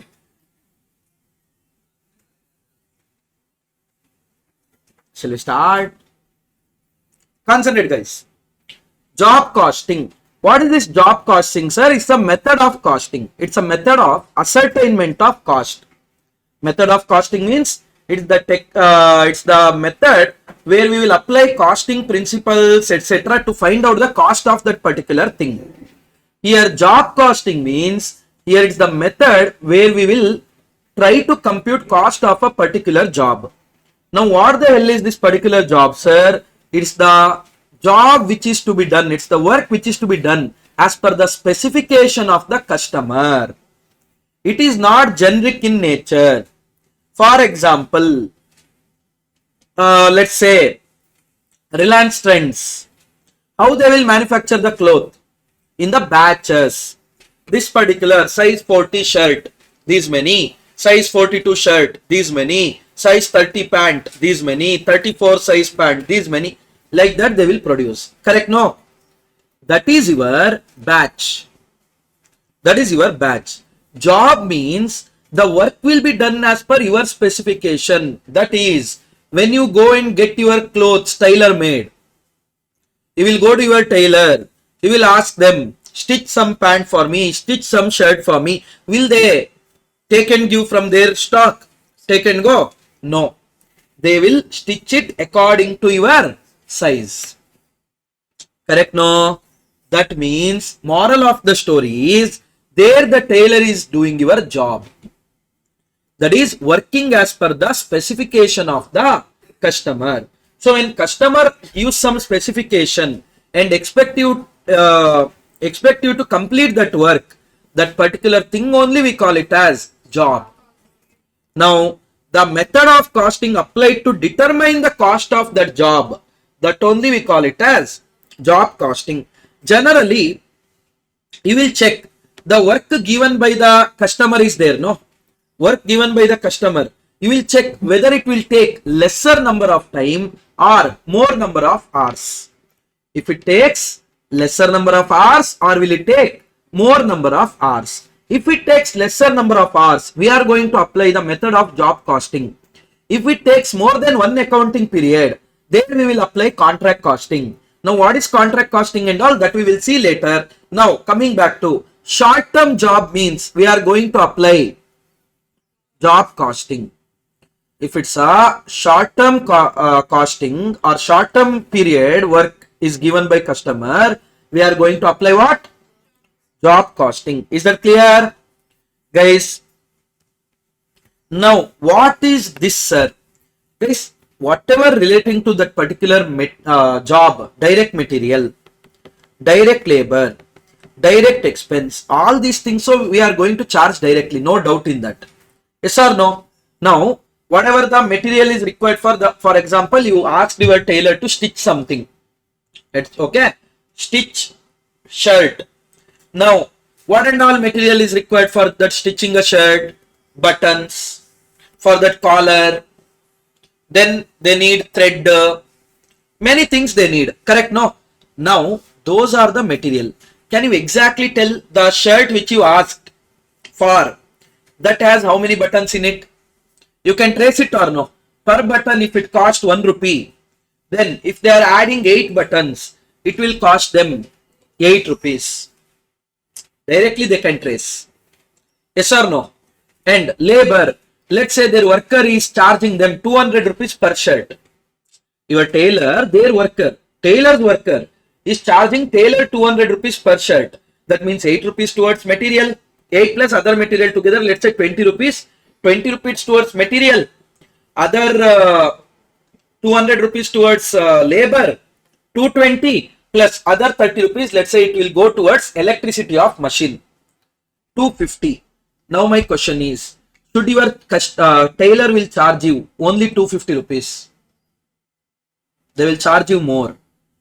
Why do you think they will charge you more? To recover profit? Only profit? Guys, where the tailor is sitting in the building, will that building has rent or no? Is the rent cost is already covered under this? Whether that tailoring machine whatever they are using, that has depreciation or no? Is depreciation added? Added or no? Not it. But don't you think that is also to be recovered? So along with this, we have to recover overhead also. We have to recover overhead also. Then we will get cost of the job. Cost for the job. For that we will add desired profit. That will give you selling price or quotation. That is how much we should quote for this particular job, or the amount to be charged. Whatever they ask, that is the selling price. Hope you guys understood. But the thing is, this and all directly you determine how much for a particular job. Whatever overhead. What about overhead? You should absorb it.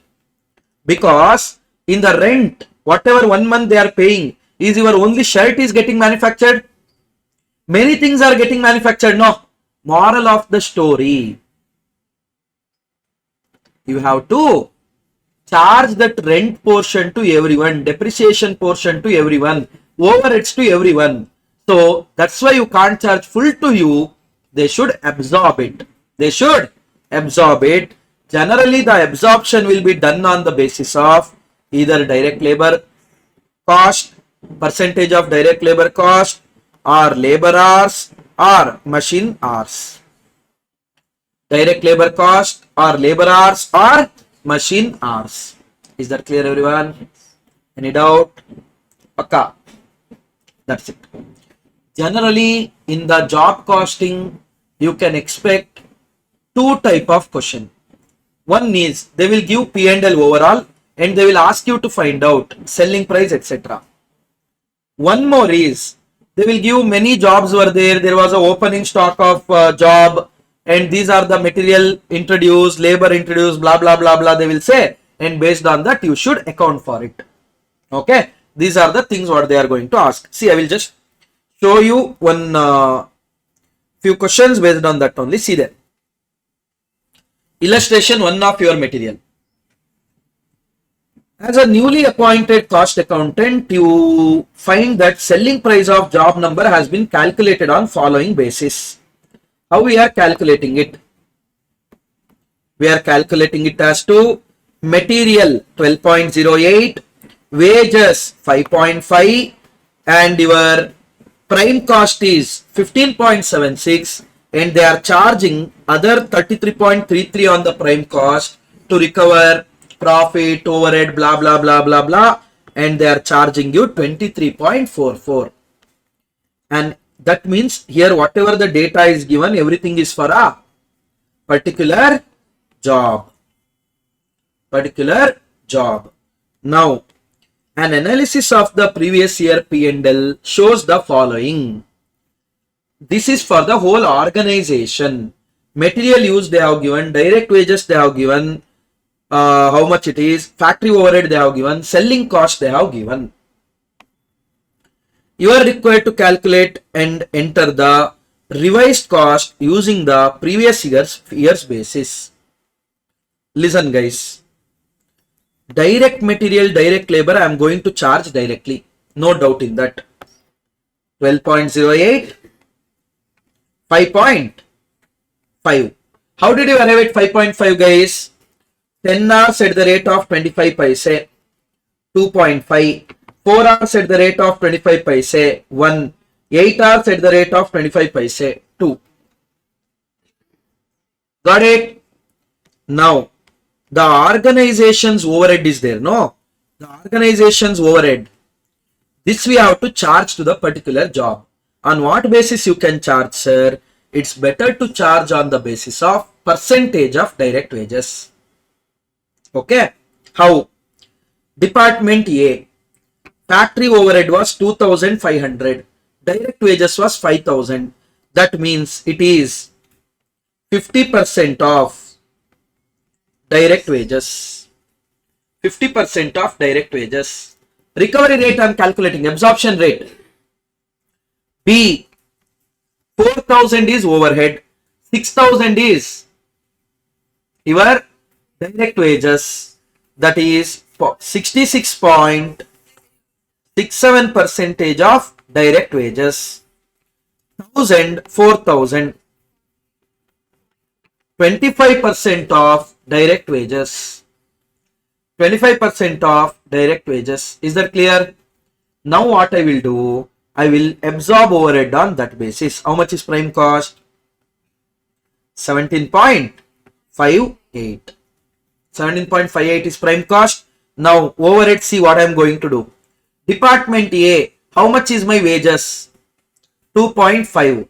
How much is the recovery rate? 50% of direct wages. 2.5 into 50%. 1.425. Department B, how much is direct wages? 1. Recovery rate is 66.67%. So 0.67 rupees. C, 2 rupees is my direct wages. Recovery rate is 25%. So I am going to recover 0.25. Total 2.42. That will give me the works cost. How much is my works cost? 20 is my okay.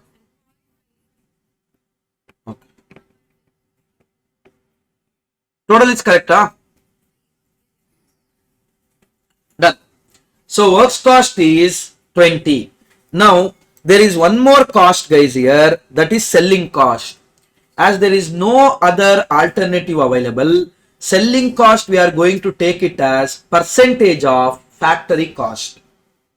As there is no alternative available, selling cost will be taken as percentage of factory cost. Organizations selling cost is 30,000. Organization works cost is how much? 77 plus 5 plus 6 plus 4 plus 2,500 plus 4,000 plus 1,000. All the cost together other than selling cost. Direct material, direct labor as well as factory overhead. That only will give you works cost. 1 lakh. That means, can I say that my selling cost is 30% of works cost? Selling cost is 30% of works cost. So here my works cost is 20 rupees. 30% of that, 6 rupees will be your selling overhead. That will give you total cost of 26. That will give you total cost of 26. And they are expecting to keep profit of how much? They are expecting to keep profit of 10 rupees on the cost. Add to the job cost 10% for the profit.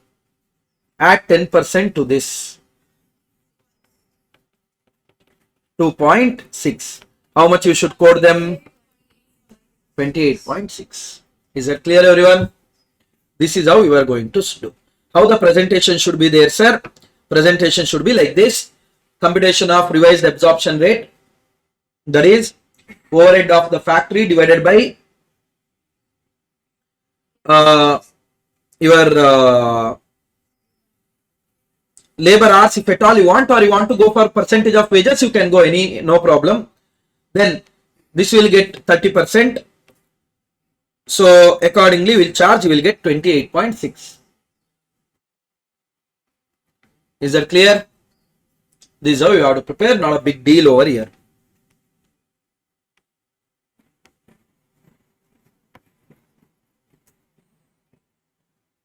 So all this same way. There they have given in P&L, here they have given in sentence. That's it. Not a big deal with all those things. All these are normal only. Same questions.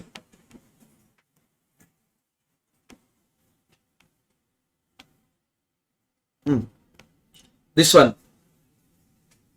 Illustration number 6. Illustration number 6. In a factory, following the job costing method, an abstract from the WIP as at 30th September was prepared as follows. Job number 115, job number 118, job number 120. 30th September they are telling. So material wise it already has 1325, 810, 765. Labor wise it is 400 hours at 2 rupees. That means 800. 250 hours at 1.8.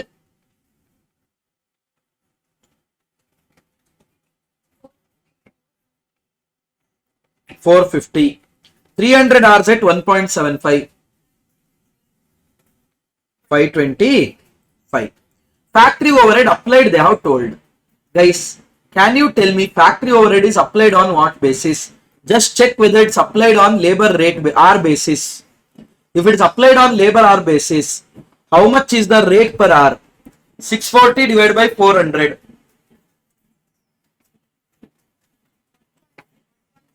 1.6 per hour. 400 divided by 250.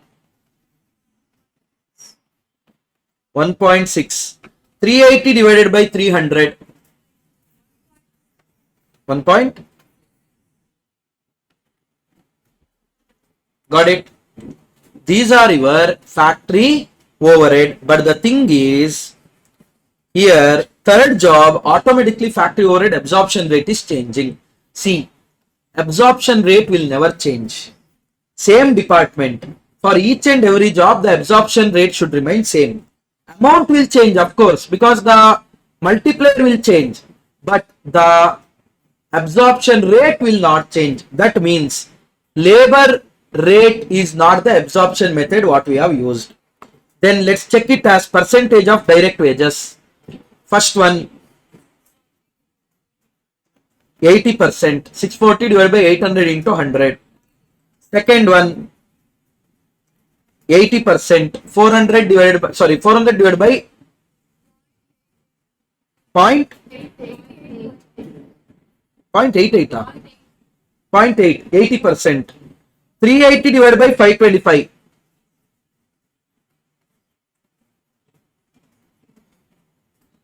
How much is 250 into 1.8?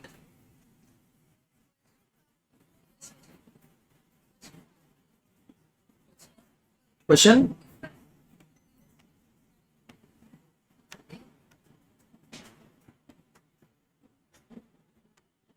How much we have taken?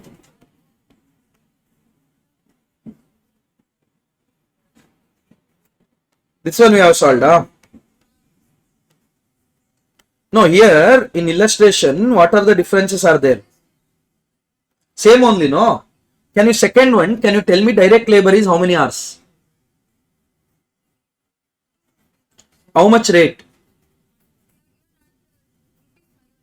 Rupees? In study material.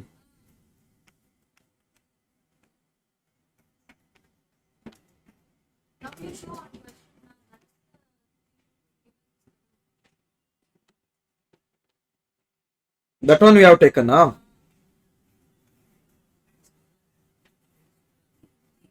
But direct wages 75, 270. Yes, a mistake was there in that, I remember. This we have solved, huh? But I don't think so. Some changes we have done in the question and we have discussed.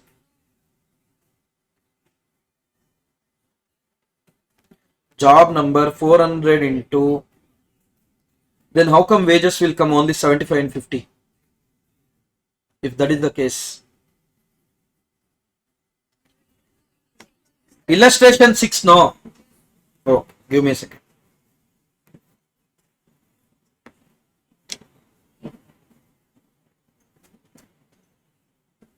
Can you tell me the page number?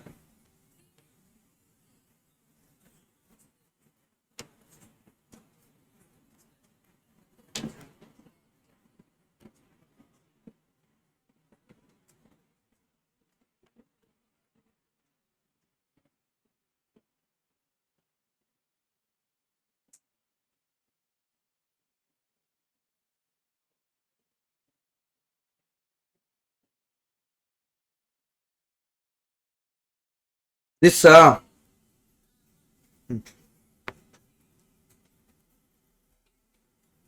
So 400 at 800. So per hour they haven't given. They have directly given 800, 500, 475. Correct? No. So 640 divided by 800. How many percentage? 400 divided by 500. 380 divided by 475. That means our absorption rate is on the basis of direct wages. So it is 80% of direct wages. Now listen what they have told. Material used in October. These are the requisition, these are the job numbers towards which we use the material. Also, a summary of the labor hours deployed during the October. That also they have given. Now listen. A shop credit slip was issued in October. That material issued under requisition number 54 was returned back to stores as being not suitable. That means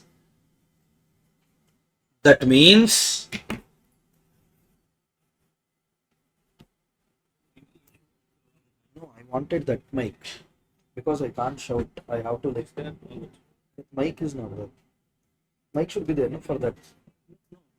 No, but in this that quality will get affected. So neck mic is there by any chance. We had one neck mic, no, in that class. That one you have. Yeah.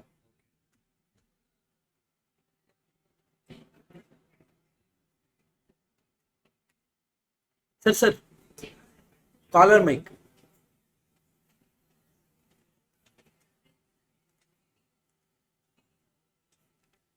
I'm in that old thing. I'm like, what is this? So, listen here. A summary they have given, labor hour, etc.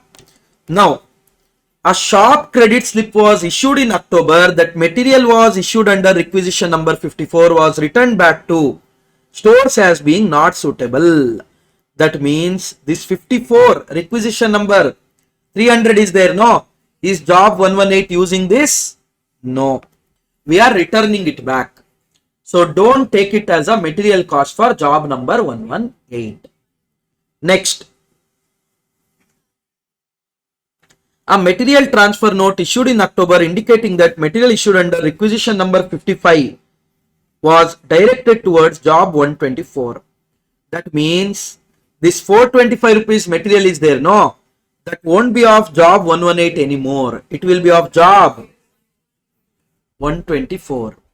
Job 124. Got it? Done. Next. The hourly rate in shop A, that is department A, per labor hour is rupees 3. So shop A, it is 3 per hour.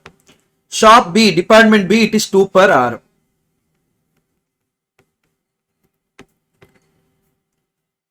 In the September month, the factory overhead is applied as the same rate of September month for the job. That means they are telling factory overhead you are going to apply 80% of direct wages only. You are required to compute the factory cost of the completed jobs of both the months. It is practice of management to put 10% of factory cost to cover admin and selling overhead and invoice the job to customers at cost plus 20%. What would be the invoice price of 115, 118, 120? You have to compute that. Right now, in the month of September,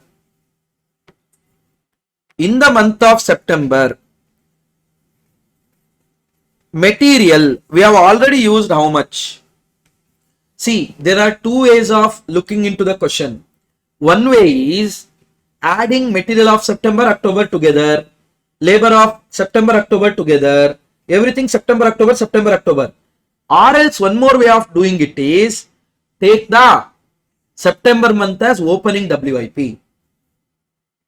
Take the September month as opening WIP. Whatever is there in the October, that only you book it in the prime cost. Okay. I have done it under that basis. If you want, you can follow study material basis. As already in study material, they have given one. So I'm not going to discuss that method. I will just show you how to treat it as WIP and do it. First, talking about material. Guys, which are the jobs got completed first place? 115, 118, 120. That means they're asking for this completed jobs. Okay. So, listen now. Hope it's fine now. You can hear me now. Done. So, what they are telling, these three jobs are completed. So, we are concerned about these three jobs. Also, they might ask in question, tell the closing value of the jobs which are in progress. So, which are the jobs still in progress? 118, 120 is completed. 118, 115, 118, 120 is completed. That means 121 and 124 is still in job. Still in process. Now listen. First, for 115, did it consider any material, consumed any material during the period? No. So, though no material for job number 115. Job number 118. This 300 we issued, they returned it back. That means 118 didn't consider this. This went to 124. 118 didn't consumed. So 118 consumed only this 515. 515. Is that clear? Now going to job 120. 120 consumed only one material, 665, no other adjustment. 665. Now going to direct wages. Direct wages, there are two departments. Department A, Department B. Department A is consuming, job 115 is consuming 25 hours of Department A, 25 hours of Department B. So, for job 115, how much is the wages of shop A is applicable? 25 into 3 rupees, 75. How much is of shop B applicable? 25 into 2, 50. So, 75 and 50. Job 118. How much of shop A is applicable? 90. 90 into 3. 270. 30 into 2.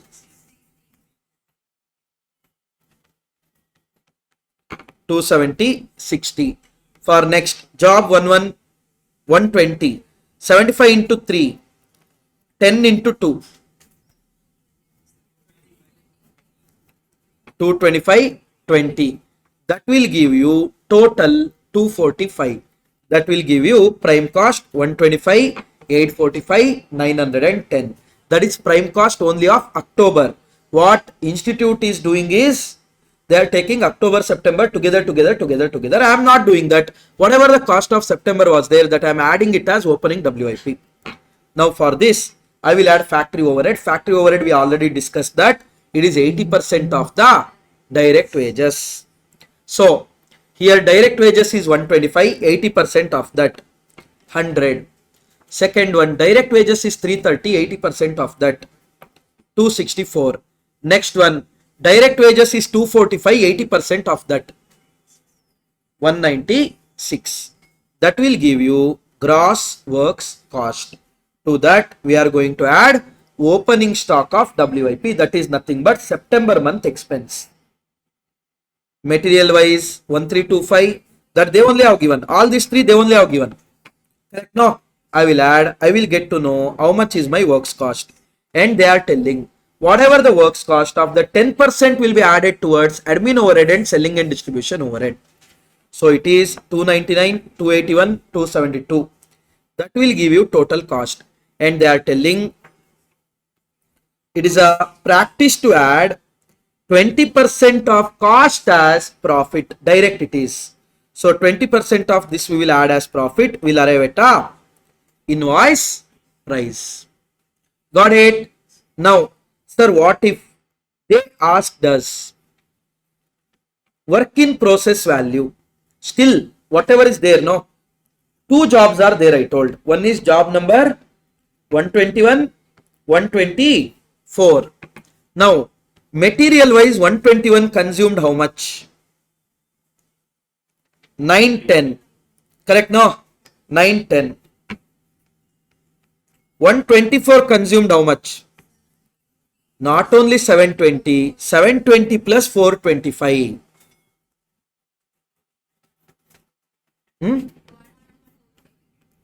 1000. Got it? This is your material. Next, labor wise, 121 is taking 65 hours of shop A. That's it. Nothing else. 65 into 3.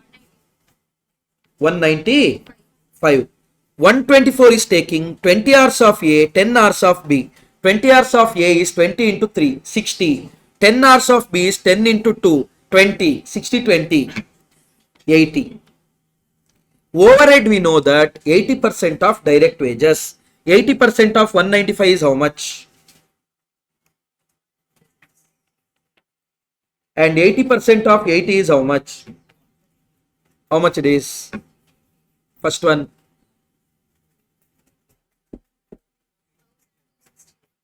1000. 261. 1289. This is the value of your unfinished work. Value of your unfinished work. Anyone, any doubt in this? No doubt? Pakka? We can proceed then. Oh, that's it. These are the different questions what they have asked. Now quickly we'll see few past year paper question. They didn't ask it more frequently, but yeah, you never know in which attempt they are going to ask it. Correct, no? It could be your attempt also. So in the 2025, in MCQ they didn't ask, but 3B question they asked on job costing basis for 7 marks. So in December 2025 they have asked. So June 2026 they will, you never know. You can't judge on that basis. Last attempt they asked, this attempt that won't come. Need not be true all the time. They might give, no. There is no rule that they can't repeat it. They can give. So you should be very careful. Don't do that selective approach. So 3B is 7 marks.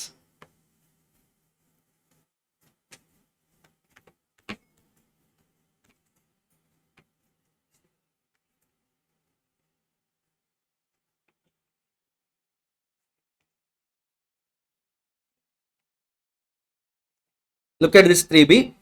2 article A and B are produced in the production firm. Okay. From the details given below, prepare a statement regarding cost sheet and financial position of the production firm. A is there, B is there. To produce one unit, you need direct material of 12.5 and 7.5 respectively. To produce one unit, you need direct wages of 10 and 6 respectively. Production overhead is charged as 100% of wages. Office overhead charges towards production center expenses 25% of works cost. 200 units of A, 500 units of B were produced and sold at the rate of 50 and 30. Production overhead expense involved was 4,800 and office expense is 4,200. This is the total involved. What they are asking here? They are asking you cost sheet and financial position. Listen here very carefully.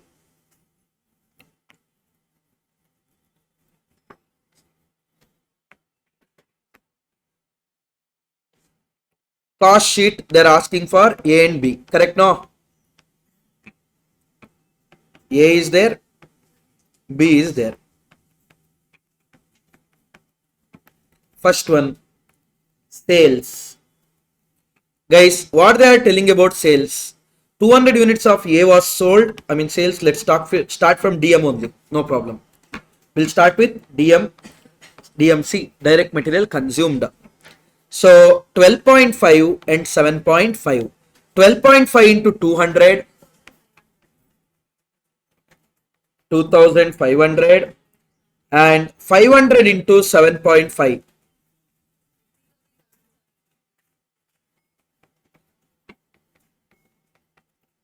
Direct wages 10 rupee and 6 rupees per unit. 10 into 200,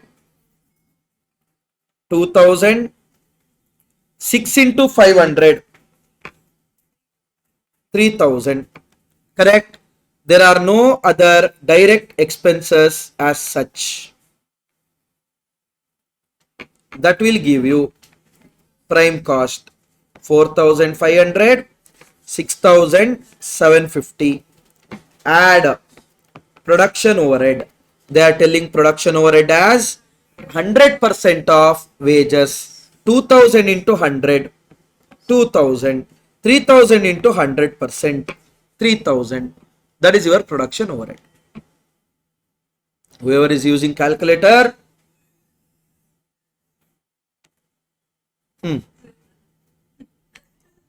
so this is production overhead expense. Involved was 4800 and office overhead is 4200. That they are telling about actual. We have nothing to do with actual. We are absorbing. So it's the under absorption, over absorption thing. Forget it. Now, next one is what? This will give us works cost. This will give us works cost. How much is your works cost? 6500 and 9750. 6500 and 9750.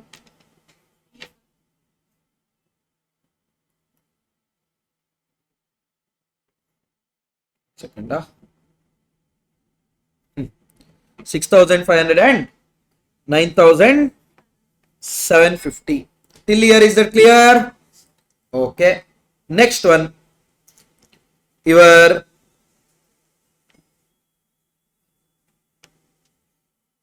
that's it. That only is your cost of production also. And they are asking you to add 25% of the works cost as office overhead. So add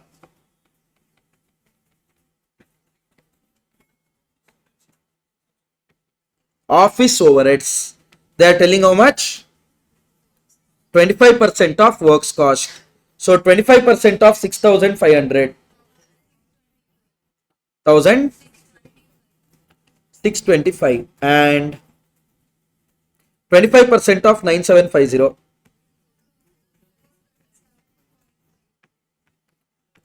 2437.5. That will give you total cost. Total cost under absorption method, costing method. 8125, 12,000, 187, 187.5. Next, what they are telling about profit? They are not telling anything about profit. I will take add profit balancing figure. I will start with sales. Sales, how much they are telling, guys? 200 into 50. Then 500 into 30.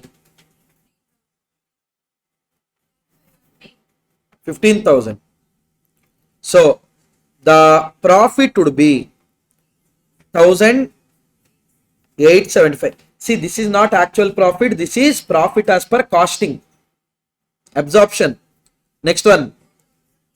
2,812.5. 2,812.5. This is how you will compute. Okay. However, they are also asking you financial position of the firm. Financial point of view, guys, if at all you prepare P&L, how will you do? If at all you prepare P&L, you will take the actual figures. Correct? No?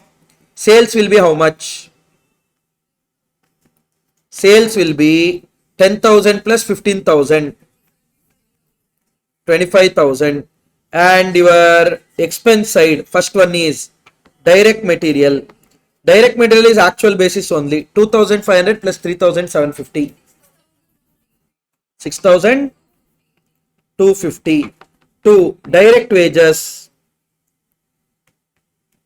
that is 2000, 3000, 5000, to production overhead. In accounting, we are going to take on actual basis. This kind of mixture of your cost bookkeeping and job costing. Okay. Next, to admin overhead, 4200. Correct? No. Now, may I know the profit? 25,000.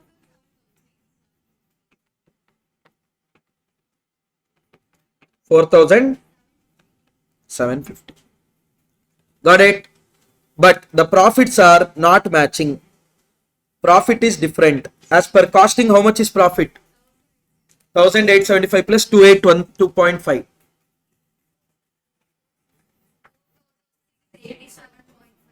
4,687.5. But as per cost accounts, it is 4,750. If at all you want to reconcile, you can reconcile. Reconcile, you can take, we start with any profit. Shall we start with profit as per financial accounts? How much? 4,750. So whatever we have done in financial accounts, that we should reverse. Whatever we have done in cost accounts, that we should consider. I mean, more about reconciliation, we will learn, we'll be revising in cost bookkeeping.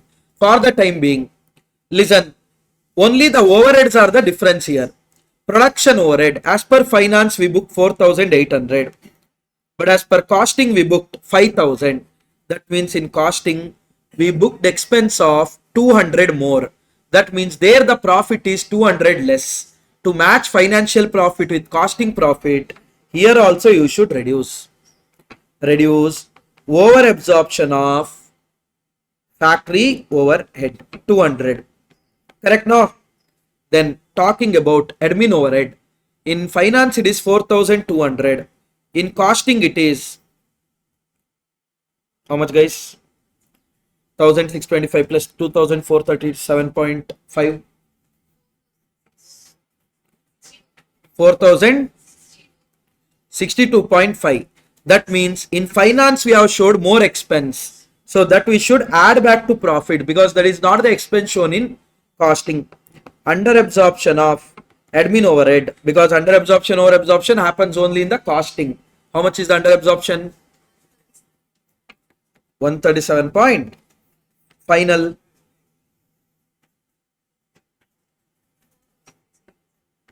$4,000. This should be where profit as per cost accounts. I think we got same only.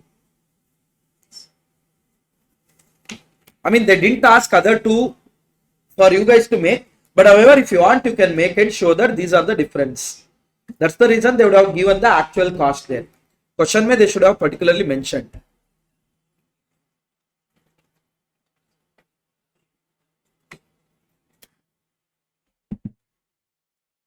So this is mixture of your job costing and cost bookkeeping question. Okay. Next is June 2025 MCQ wise question number 1 and descriptive wise no question. MCQ they have asked 2 marks in June 2025.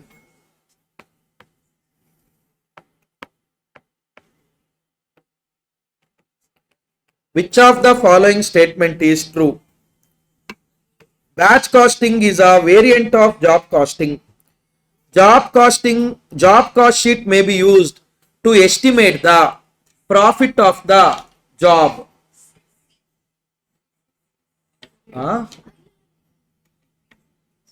Next, job costing cannot be used in conjunction with the marginal costing. Which is true they are asking. In cost plus contract, the contractor runs a risk of incurring losses. This is not true. Contractor will never incur the loss because they are telling cost plus contract. Whatever the cost happens, for that we will add profit and we will take it. Got it? Job costing cannot be used in conjunction with the marginal costing. That is not true. It can be used. Marginal and job costing together we can use, because any costing plus standard plus marginal we can use, because standard plus marginal is your technique. These are methods. Job cost sheet may be used for estimating profit of the job. Of course we can use. Batch costing is a variant of job costing. Okay, it's the method of costing. Even in fact, if you see in the larger picture, batch is also once in a while we do, but not as per the customer specification as such. Only one question was there, no?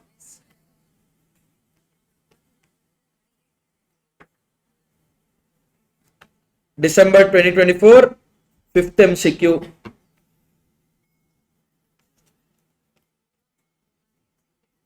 And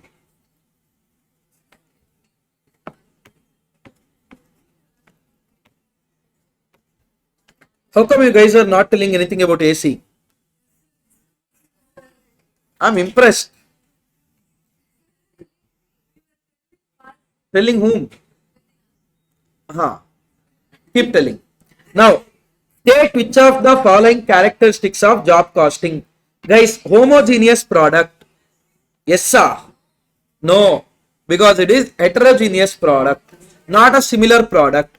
Customer driven production. Complete production is possible within one single accounting period. To end. Option. Done.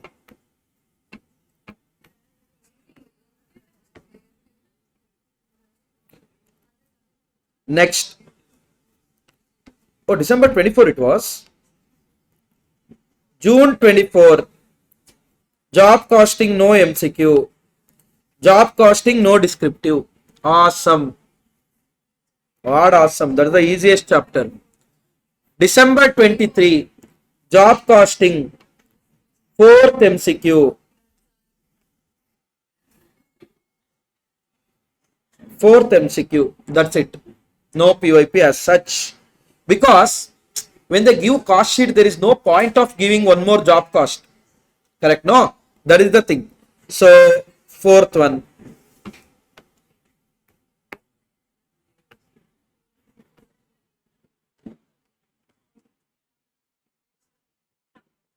The most suitable cost system where the production differs in type of material and the work performed is job costing, because you are producing different type of products. Now we are discussing job costing, so we will tell job costing. But in examination, all the chapters are applicable. So there you don't get confused. As it is as per the customer specification, it is job costing. Hope it is clear, everyone. Hello? Okay, great. With that, we have completed our job costing. Next, we'll be starting with operating costing, not operation. Operation means your process costing. Operating, that is your service costing. Okay. If you need, take a break of 3 minutes, then we are starting. Guys, concentrate. Now we'll be revising operating costing, also known as service costing. Okay. Operating costing, also known as service costing. We don't have much things over here. Here we have transportation, hotels and accommodation, boarding and accommodation, hospital, healthcare. That's it. Only 3 segments we have. Just concentrate now. First, what do you mean by service costing, sir? Service costing or operating cost is method of ascertaining the cost of service. Method of ascertaining cost of service, that only we call it as service costing or operating costing. And what are the services? There could be different segment of service, but you don't have to worry. You have only transportation, hotels, hospitals. In the transportation, guys, the transportation could be relating to passenger transportation. Transportation could be relating to goods transportation. Transportation could be relating to passenger transportation. Transportation could be related to goods transportation. There, madam, last bench. Hi, madam. You concentrate now. If you want, you can take photo. Okay. If you keep writing, I am like that vehicle, behind vehicle, have you seen that? Don't follow me, I'm tsunami. You can't follow me. Revising, no. So you can take photo so that you can concentrate, as well as later part you can write down. Tsunami with no T in it. Concentrate now. So passengers as well as goods. Now passenger transportation, guys, you can charge passengers on three bases. One is per passenger. For example, your school bus and all. Per student they used to charge. They weren't charging on the basis of kilometers, etc. Per student they used to charge this much. That is your per passenger. Per kilometer, like your cab, auto and all. When you book in Rapido and all, are they concerned about three of you guys are going or one of you is going? Are they concerned about it? Not concerned at all. That means whether three people or whether one person, end of the day, it is, for example, for 4 kilometers, if they are charging 150, it will be 150 only. That means they are charging on per kilometer basis. The important one is per passenger kilometer. Per passenger kilometer. Here they will not be charging only on the passengers basis. Here they will be charging on the basis of both passenger as well as kilometers. Both passengers as well as kilometers. Now, how this works, sir? For example, your bus, any bus, state government bus, let's say, okay, boys, they will charge you what? Ticket price, correct? No. Now let's say bus from point A to point B, point A to point B, which is there like around 50 kilometers, which is there around 50 kilometers. The cost of operating a bus, driver cost, depreciation, rent, office, whatever it is, overall cost of operating bus for 50 kilometers, let's say it will come to around 5,000, including profit, everything, 5,000.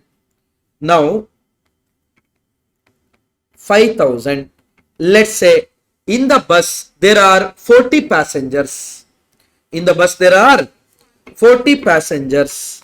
Are they going to collect 5,000 divided by 40? How much?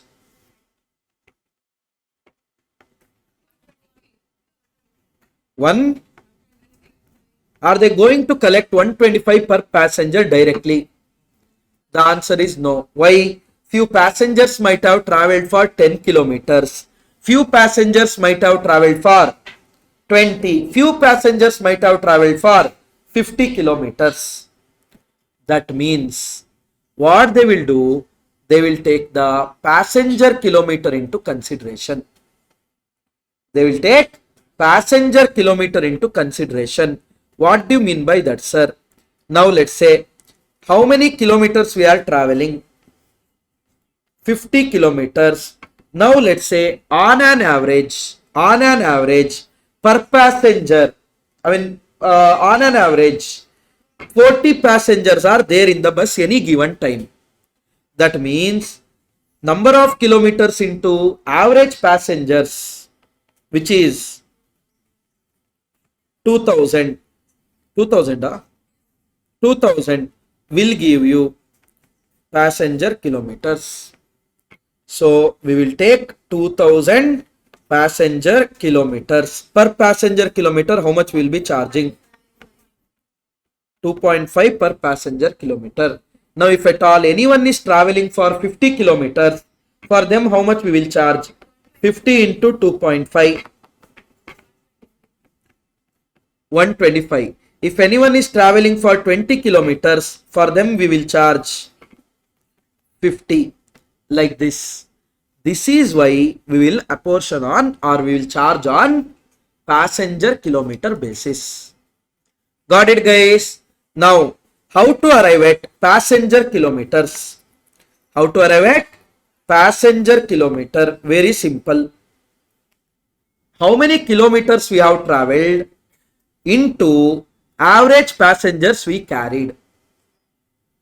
How many kilometers we have traveled into average passengers we have carried? Now,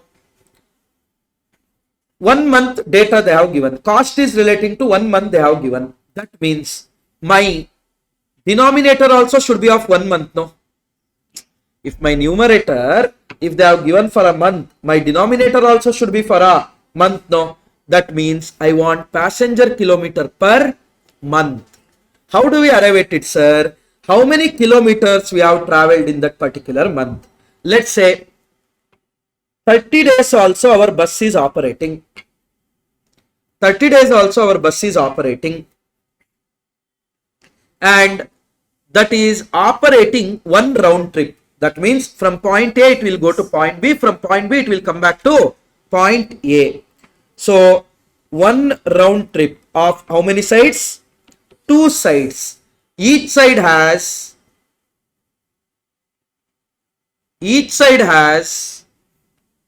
50 kilometers. If at all anyone has mastered art of getting into nerves, I'm telling you, it's you. Regular class coming at 12. Marathon coming. How come you are 10 minutes early? 11:50 is still. Oh my god. The other day when it was raining, he literally came at 12, you know. Shut up. Exam. So, guys, we are in a 30 days, we are traveling for these many kilometers. How many kilometers? 30 days. One day we are traveling for 100 kilometers, which will come to 3000 kilometers. And on an average, each and every trip, let's say, whereas 50 seats are available, in that we are occupying 80% capacity. 40 passengers. 3000 into 40.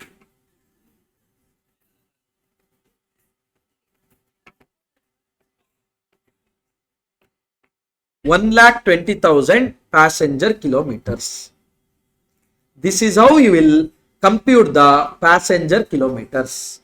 Number of kilometers traveled during that particular period multiplied with average passengers we carried. So, days into number of trips into distance per trip into passenger kilometer into, passenger capacity into occupancy percentage. That will give you passenger kilometer. Now, one small doubt. What is it? Sir, when bus was going from A to B, which is 50 kilometers apart, while going from A to B, it carried 40 passengers on an average. While coming back from B to A, it carried 50 passengers on an average. While going from A to B, it carried 40 passengers. While coming back from B to A, it carried 50 passengers. Then how to compute passenger kilometer now? Listen, you should split and take. 30 days.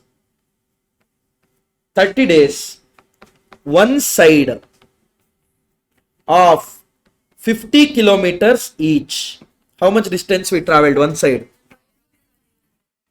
1500 kilometers. We are traveling with 40 passengers. 60,000. Correct, no? Whereas while coming back, Same 30 days, the other side, one side, 50 kilometers. So of course we are traveling for 1500 kilometers, but we are traveling with 50 passengers. 75,000. So total will be 125,000, 135,000 passenger kilometers. This is how we will compute if the ongoing and while coming back the passenger kilometers are different. Is this point clear? Is this point clear? Pakka? Okay. So that's about your passenger kilometer, and if at all you are charging different fare to different passenger, then you should go for equivalent passenger. Different fare to different passenger, you should go for equivalent passenger, that we have already discussed in the regular class. I am not going to spend time on it in the revision. Now going to goods. Goods, guys, they can charge you on per load basis. Now let's say you are shifting your house from one area to other area. You hired one truck. Now the truck people, how much they will charge you? Will they charge you on the basis of the amount of goods you have put in the truck? They are least concerned. You put one chair or you put one full truck of furniture. End of the day, from area A to area B, they will charge you some amount. That means they will charge you on the load basis. They will charge you on load basis. One more is on the basis of space occupied. Kilometer doesn't matter. On the basis of the space occupied, they will charge you, but generally we don't use it more often. Next one is ton kilometers basis. Here, guys, they will charge you on the basis of how many tons you are putting in the vehicle, and that is for how many kilometers. That's how the majority of the transportation will work. That is, for example, you want to send some goods from Chennai to Bangalore. Now all you have to do is you will go to VRL office, let's say. Now there you will put the goods. They will measure the goods. Let's say the goods is of 2 tons. Now from Chennai to Bangalore, some truck will be going. In the truck they will add 2 tons, and per ton, per kilometer, so much they will charge. That's how your ton kilometer basis will work. Just like passenger kilometer only, but here on the basis of weight carried we will be considering. Got it? So try to understand. In the passenger kilometer as well as in the ton kilometer, are we considering only passengers or weights? No. Are we considering only kilometers? No. We are considering both kilometer as well as weights. Yes or no? By the way, here kilometer is your cost unit. That is, cost is expressed in what terms? Passengers are your cost unit. Cost is expressed in what terms? But for the single, if you merge those two and make it one single, that we call it as composite cost unit. What do we call it as? Composite cost unit. So your passenger kilometer, ton kilometer, room days, patient days, all those are composite cost unit. All those are composite cost unit. Is that clear, everyone? Anyone, any doubt? No doubt. Now, how to ascertain the ton kilometer, sir? Guys, ton kilometer you can find out in 2 ways. One is absolute ton kilometer, what we call it as. This is your weighted average ton kilometer. One more is commercial ton kilometer, what we call it as. That is your simple average basis. What the hell is this, sir? Listen. Now let's say point A to point B truck is going, and point B to point C it is going. From point C to point D it is going. From point D again it will go back to point A, one round trip. Got it? Now, A to B, let's say, distance is 50 kilometers. B to C, let's say, distance is 80 kilometers. C to D, let's say, distance is 100 kilometers. And D to A, let's say, distance is 60 kilometers. Okay. Now, truck will carry A to B around 12 tons. What do you mean by tons?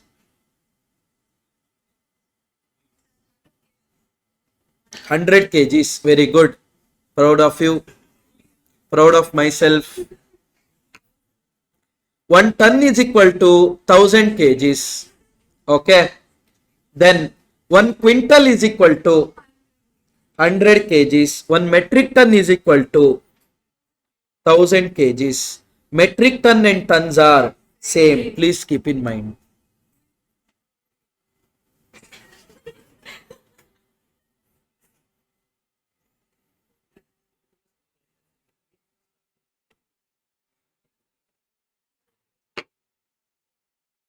So, B to C, let's say we travel with 10 tons. C to D, let's say we travel with, not judging, seriously not judging. C to D, it is 8 tons. D to A, let's say we are traveling with 6 tons. Now, if at all you are applying absolute ton kilometer, that is weighted average ton kilometer, all you have to do is apply the ton kilometers directly. That is weights carried 12 tons into, we carried that for 50 kilometers plus 10 tons we carried for 80 kilometers plus 8 tons we carried for 100 kilometers plus 6 tons we carried for 60 kilometers.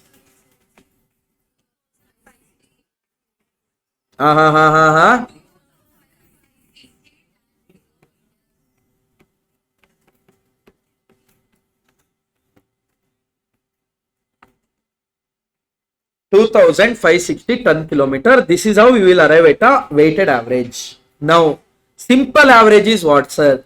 We will take total distance traveled into average tons carried. How much is the total distance carried? Traveled. 50 plus 80 plus 100 plus 60. 110, 190, 290.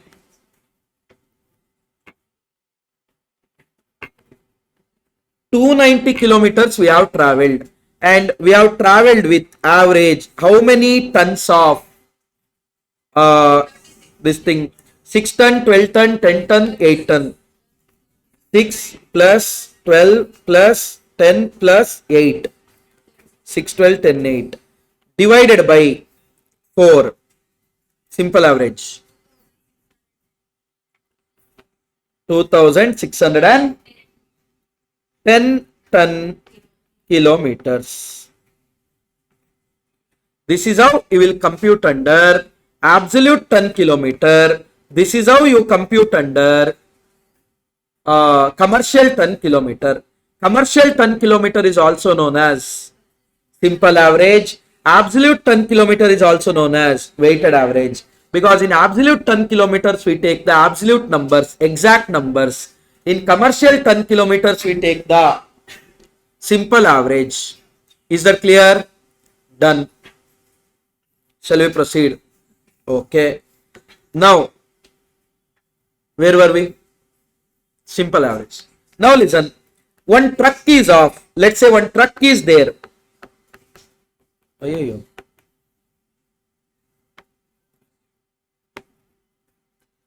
Someone is cursing me. My pencil is not working. Charge. Charge is full there. Now it's fine.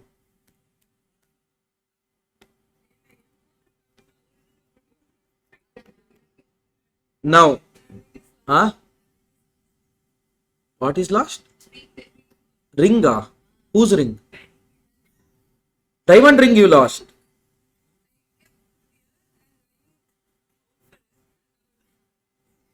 Oh my god. Anyhow, camera is there. You kept there only. Sure. Just check. Where did you go? Keeping here. Just check in restroom you left it or what? Sure. Then I think now only it's better to check. Gold. For some reason it is A category product. Yeah, academic team people. I mean, your priority. Gold is important, revision is important. If you ask me, gold is important. Okay. Now listen. 2600 ton that you leave. Let's say one truck is there which is of 8 tons capacity.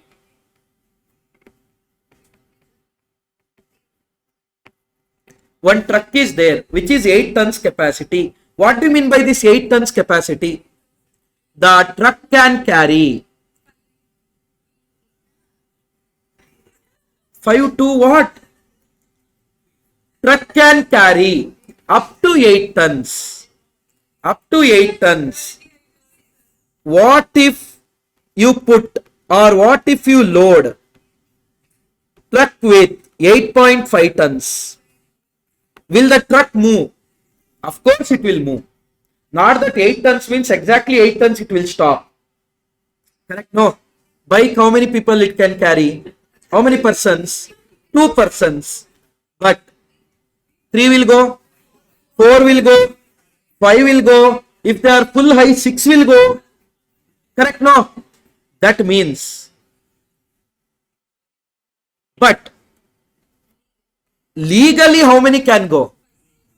2 can go. Same way. 8 tons truck means legally 8 tons it can carry. Why 6 tons? Who is doing the law here? Why 6? They were in regular class. I told 5 tons capacity truck. I told 5 tons. Now I took example of 8. What legal capacity of 6?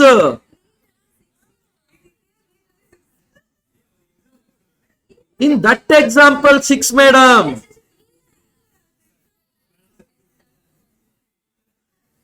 There is no restriction as such.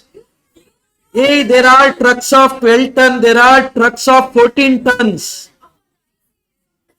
In that ICA sum they clearly given truck as a cap. For that ICA sum it is 6 tons, Anjaneya.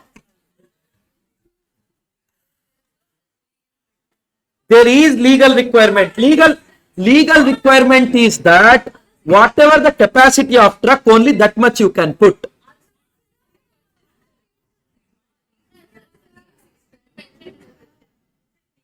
Truck capacity they will give in the question. In the question if they say 6 tons truck, that means you can put 6 tons. 8 tons truck, you can put 8 tons. Not that 6 tons only. In that question they mentioned 6 tons. So you guys haven't seen that 6-wheeler lorry, 8-wheel, 10-wheel, 12-wheel. In highway what will close like this and sit. You have never seen the truck only. You don't see truck. Then what you see in road? Chennai road you will see like this. Highway will see. Madam, in between concept you are going, how disrespectful it is. If you go out, you are not coming in. Where were we? Sorry? What is it? Legal capacity is 8. That means extra 0.5 you put. What happens? Nothing will happen. Extra 0.5 you put, nothing will happen. But if they catch, then they will put a penalty. Now my question is, is penalty, normal cost, abnormal cost. Penalty is abnormal cost. So whenever you want to find out cost per ton kilometer, please make sure the penalty cost is not included in the total cost. Whenever they give cost per ton kilometer, make sure you don't add penalty to the total cost. If it is added already, reduce it. The ICI material question what we discussed, GTA, GTC. Hey, answer also awesome. Same question if it comes, right, it comes 210, 420. Best. Great. Test also I asked, answer you got same. Awesome. Proud of you guys. GTC sum is itself legal. So remember, whenever you are finding out the cost per ton kilometer, all you have to consider is normal cost, not abnormal cost. If abnormal cost is there in that, then exclude it from the total cost. If the abnormal cost is not there, ignore it. Simple. And one more thing, when you are computing absolute ton kilometer, if at all any trip has 0 tons in it, then exclude the trip and take. Kilometer 290 will take, average will take 12 plus 10 plus 8 divided by 3. This completely will ignore. If at all any trip is not generating you any revenue, you are not carrying it, the trip itself you ignore. For distance you take, of course, for kilometers you take, but for the average ton kilometer calculation, you ignore it completely. Got it? Oh, great. So, while computing commercial ton kilometer, if any load is not having any income, such load should be ignored while computing average weight carried. So, see here how to arrive at absolute ton kilometer or weighted average. Summation of distance into weight, distance into weight, distance into weight, distance into weight. Whereas simple average or commercial is total distance traveled multiplied with the average weights carried. Average weights carried under simple average. That is total of weights carried divided by number of times you have carried it. Hope it is clear, everyone. Now, what do you mean by composite cost unit, guys? When 2 or more measurement of units are combined to make one cost unit, such resultant cost unit is known as composite cost unit. They might ask it in MCQ. What is the composite cost unit of hospital, bus, truck, like that? Generally, total cost of transportation, you can divide it into 3. Standing charges, also known as fixed cost. Running cost, also known as variable. Maintenance cost, also known as semi-variable. Generally, running cost and maintenance cost, you can merge and write if you want. Otherwise, you can ignore it. And one more is standing or fixed cost. Standing or fixed is nothing but your depreciation, rent, salary, lease payment, interest. That means irrespective of number of kilometers traveled, the cost is going to remain same. That is your fixed cost, also called as standing charges. Running cost or variable is along with the distance you travel, the cost will change. That is your running. And maintenance cost or semi-variable cost is tire, repairs and maintenance, service, all those things. Semi-variable, for example, car service. Once you should get it done in 1 year or 10,000 or 15,000, depends on the brand, 10,000 kilometers traveled, whichever is earlier. Although you don't travel 10,000 in 1 year, you traveled only 3,000, still you have to get your service done. Although you don't complete 1 year, still if you traveled more than 10 kilometers, let's say in 8 months only, then in 8 months only you should get your vehicle service done. That means it is semi-variable in nature. Tire also same thing, all these things. Hope about transportation it's clear. Yes, and which are the questions to look here? Special questions. One is school bus question. One is school bus question where few people have already by hearted the answers. 210 per student traveling for less than 4 kilometers, 420 per student traveling for more than 4 kilometers. That is your ICAA question. Illustration 4. GTA is fine, no? GTA is last illustration. A 4 or 5, whatever it is. Next one, GTA question. GTA question with frequency and all. That is also ICAA illustration number 5. Okay. Not only this much. One more. ICAI material. Hope you know how to download ICAI material. Go to ICAI website, BOS, etc. ICAI material case scenario question. What is there at last? EV car, CNG car comparison. That one.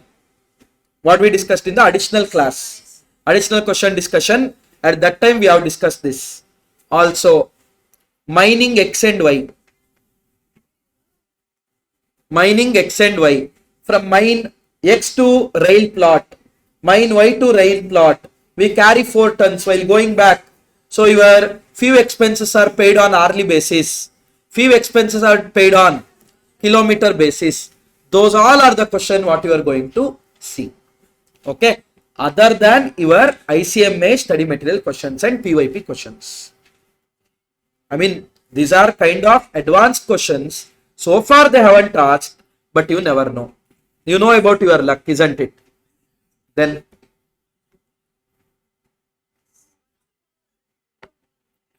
one second.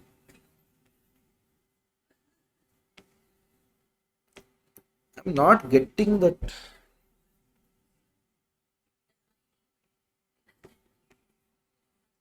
Huh?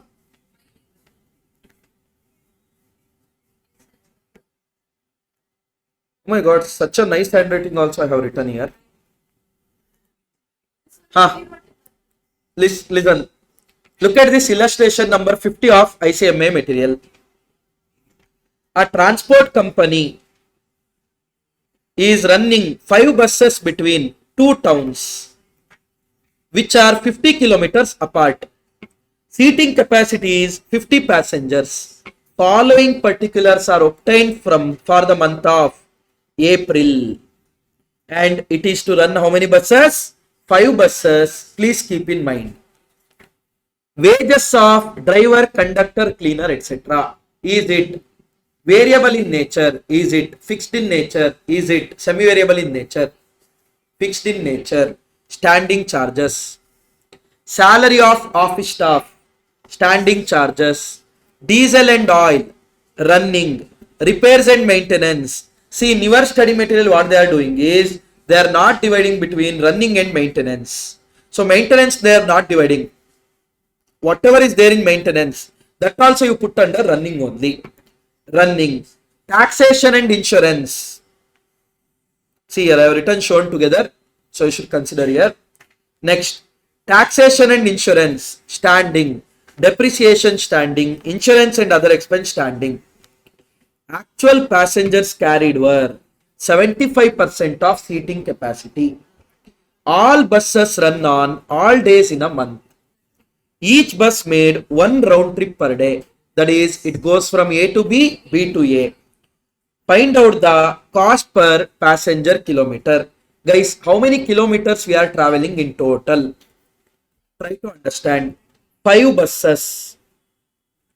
5 buses. 30 days. 30 days. 1 round trip. That means 2 sides of 50 kilometers. How many kilometers we are traveling? Sorry? 1-5. We are traveling in that 30 I multiplied, 30 days. I multiplied, no? That means I'm traveling or we are traveling for 15,000 kilometers and 50 is our passenger capacity, but we are carrying 75% of it. 37.5. Don't round it off to 38 because it is average. How much? 5,62,500 passenger kilometer. We will show total cost like this. We will divide it with the passenger kilometer. We will get cost per passenger kilometer 2.47. Such a nice presentation. Oh my god. 2 marks.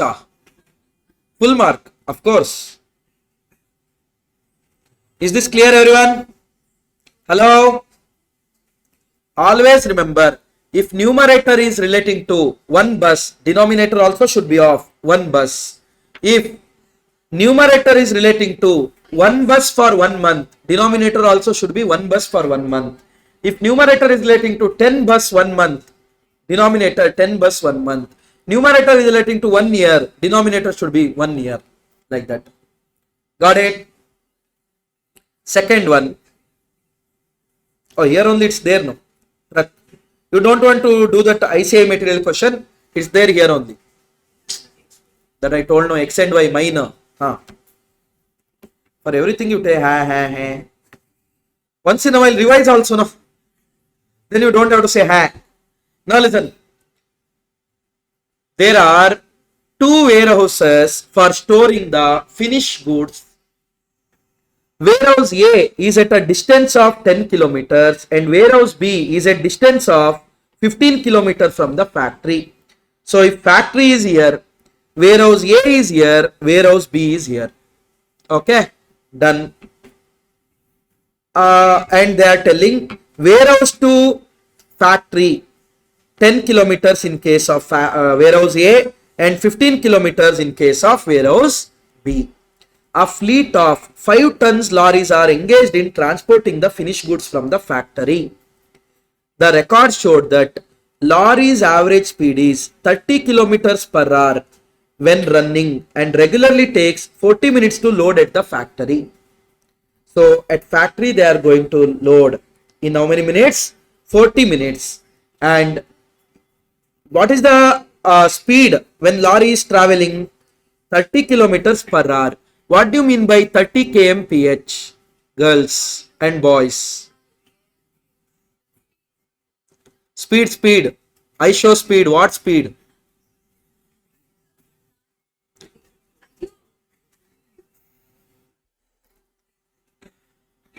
In 1 hour, you can travel for 30 kilometers.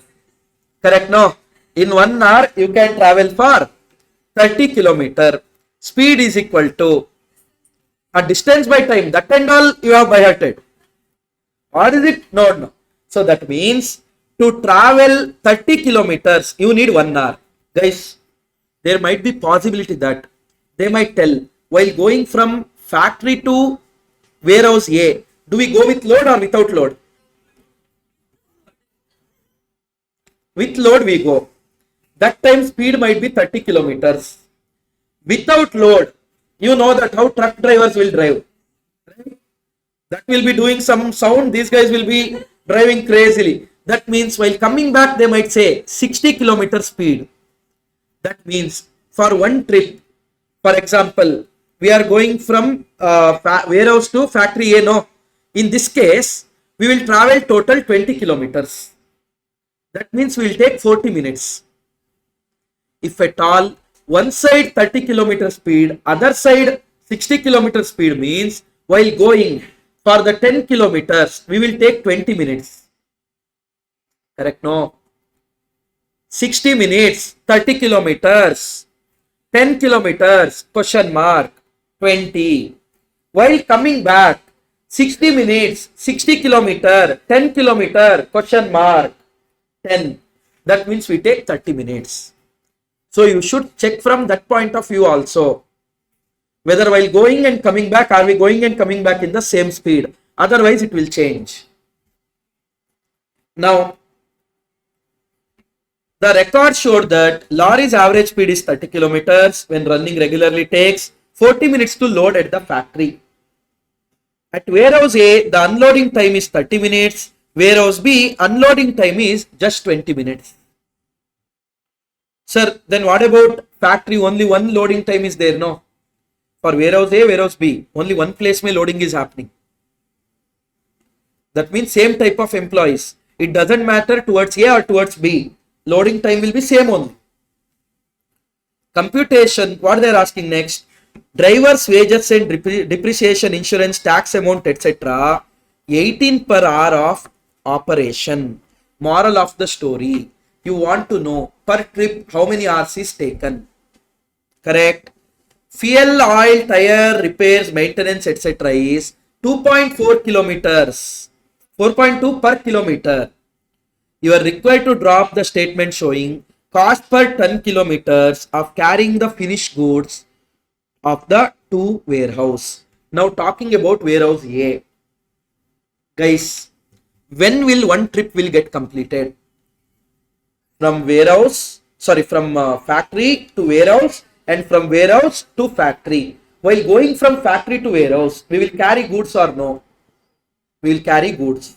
From warehouse to factory, do we carry goods? Do we carry goods? Why we will carry? Do we carry? It's play or what? Just load from here, unload there, again load. No. That means while coming back, we'll come up with 0 tons. That means how many ton kilometers we are traveling in case of A? 10 kilometers going with 5 tons plus 10 kilometers coming up with 0 tons. That means 10 into 5, 50 plus 10 into 0, 0. 50 ton kilometers in case of A. About B, 15 kilometers going with 5 tons, 15 kilometers coming back with 0 tons. 15 into 5, 75. So, ton kilometers is 50 and 75 respectively. Now I want to know the cost numerator. First, driver cost and all is 18 rupees per hour. Per load, A will take how many minutes? Near the factory, it takes 40 minutes. Near factory, it takes 40 minutes. Factory to warehouse, 10 kilometers, it will travel in 20 minutes. Speed is 30 kilometers per hour. In 60 minutes, you can go for 30 kilometers.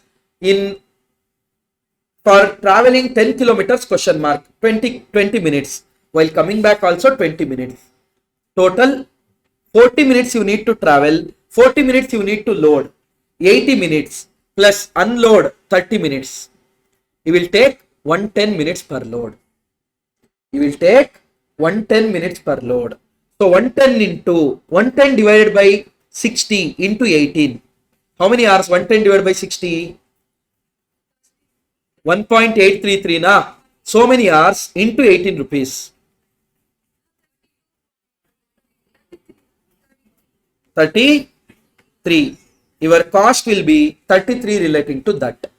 Then fuel and all is 2.4 kilometer per kilometer you traveled. You will be traveling for 20 kilometers. So 20 into 2.4, 48. You will get your total cost to be 81. I already told you how we arrived at ton kilometer 50. You will get cost per ton kilometer 1.62 per ton kilometer. Going to B. Whoever didn't understand there, concentrate now. Going to B. Ton kilometer you understood 75.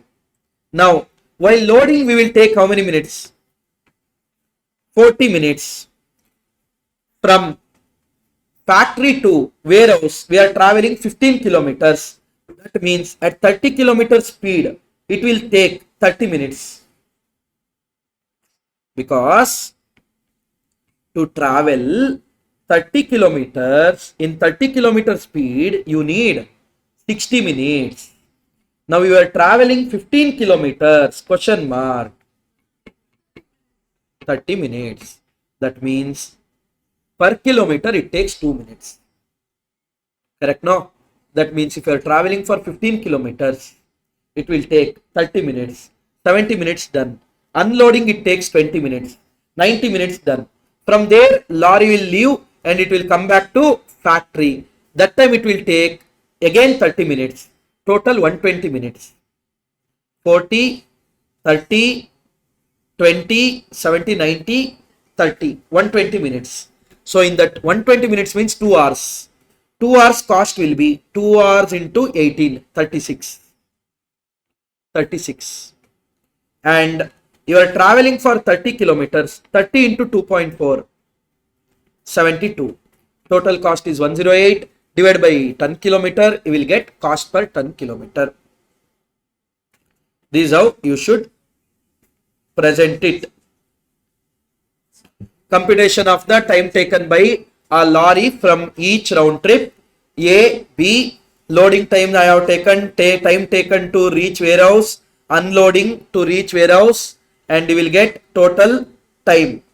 And 10 kilometer I have showed here, cost per 10 kilometer I have showed here.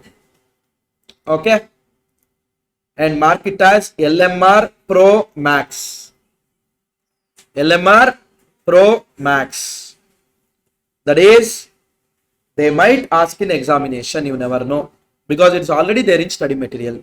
One of the easiest question, in fact. But you should know the concept very well. That's the thing.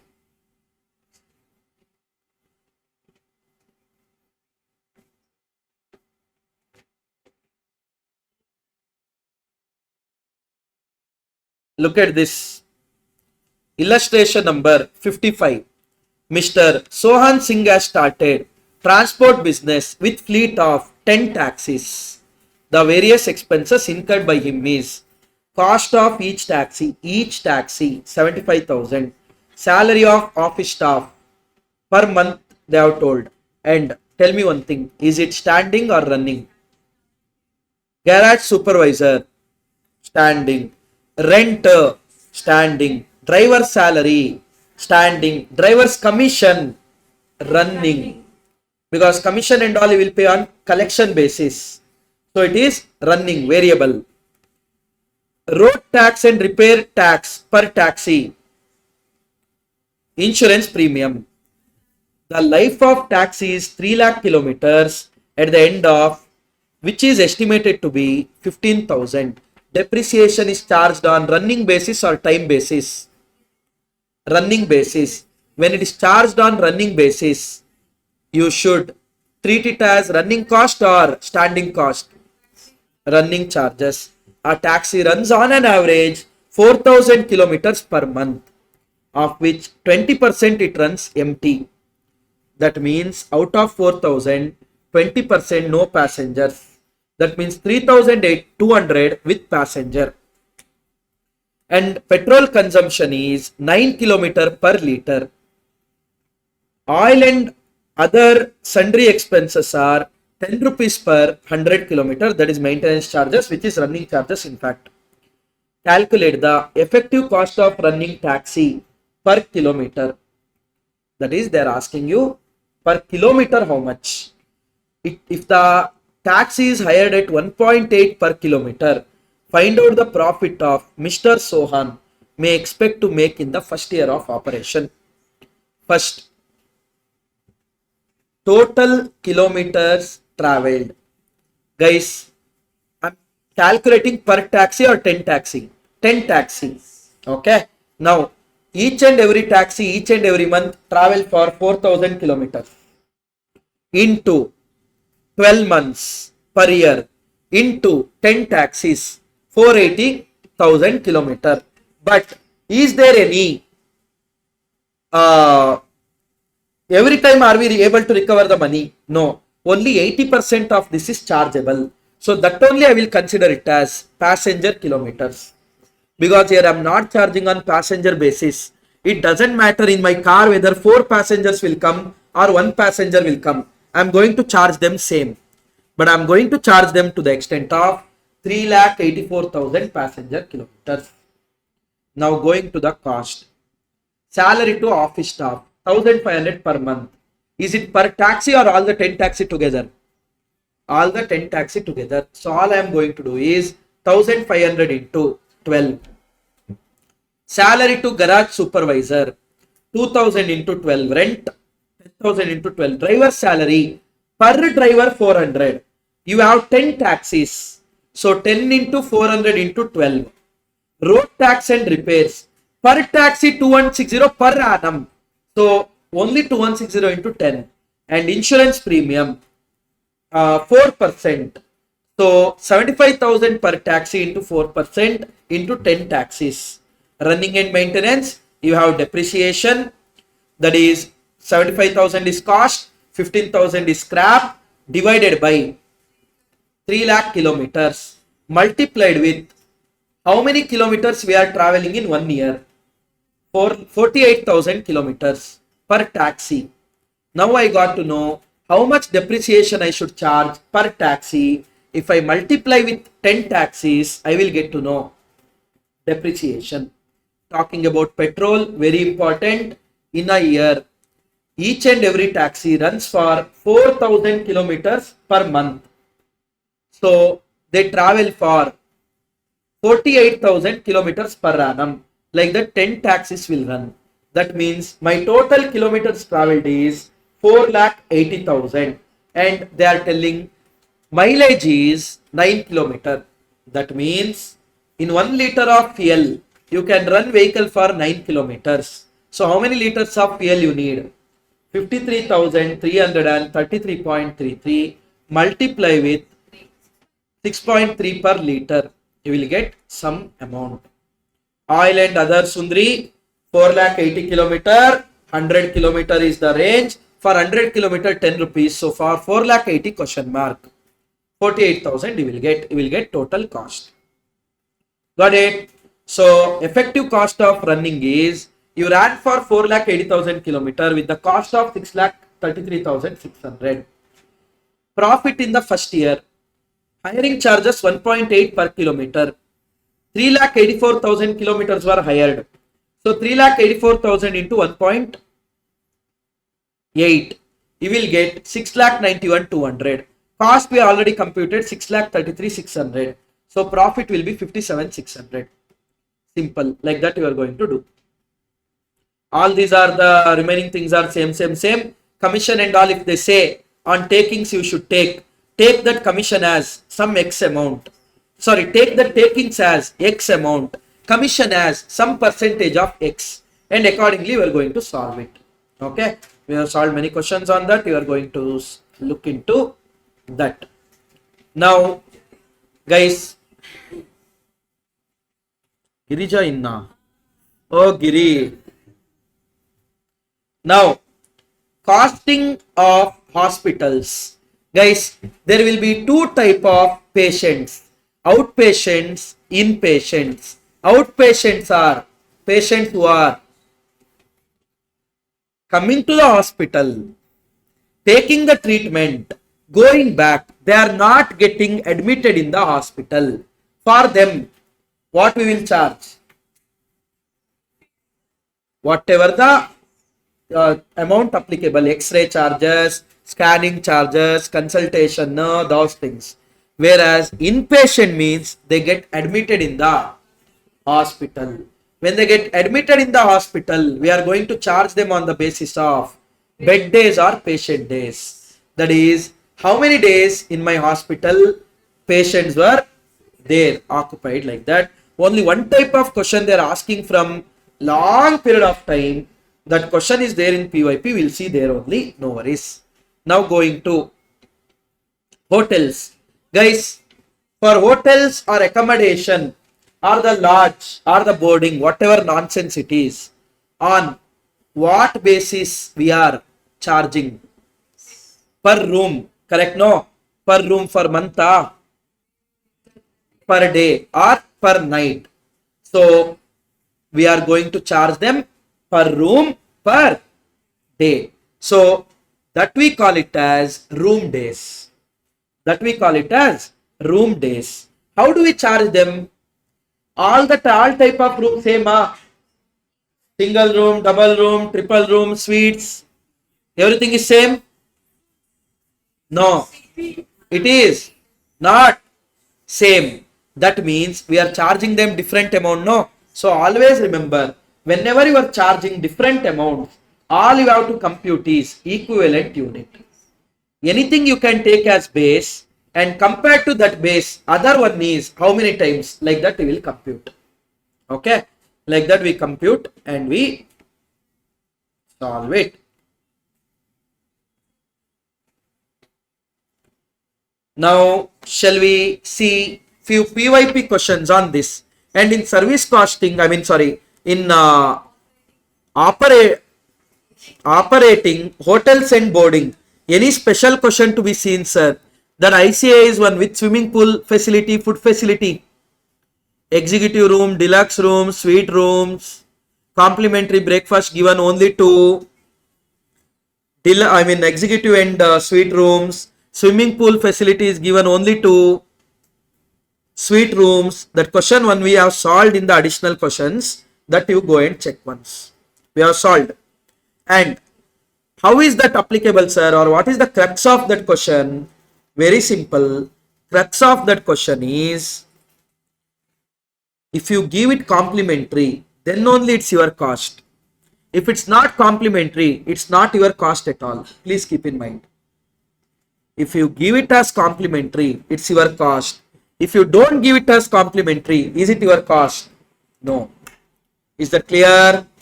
Now shall we see few PYPs?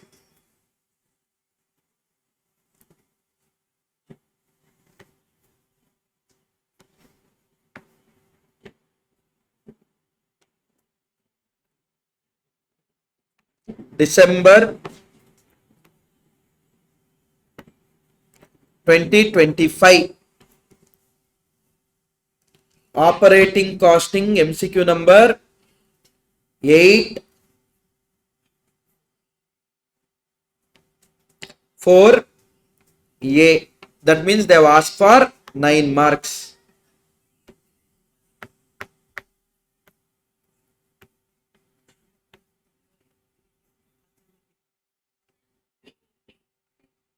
Guys, when the concern is rendering service, then method of costing to be applied is operating costing. Smart people. Next 4A I told her.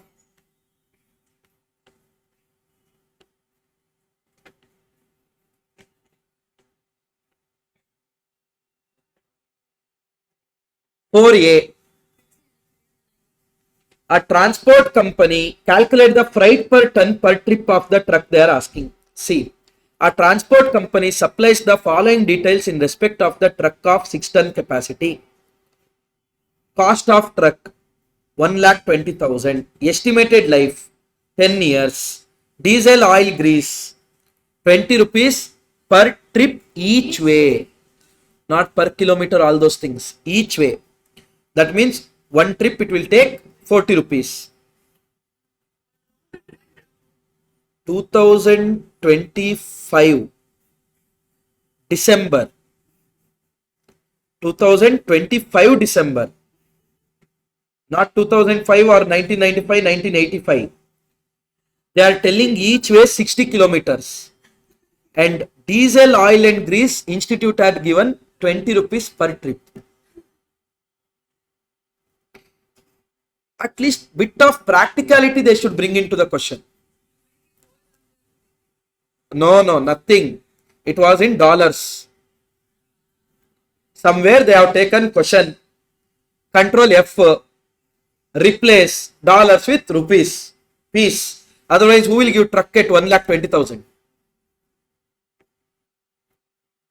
Repairs and maintenance 600 per month. Driver's wages 900 per month. Cleaner's wages 300 per month. Insurance 6,000. Tax 3,000. General supervision 6,000. Fewer per annum per month. The truck carries goods to and fro from city covering 60 km each way. On outward trip, freight is available to the extent of full capacity. On return, 25% of the capacity. The truck makes only one trip a day. That means, listen here.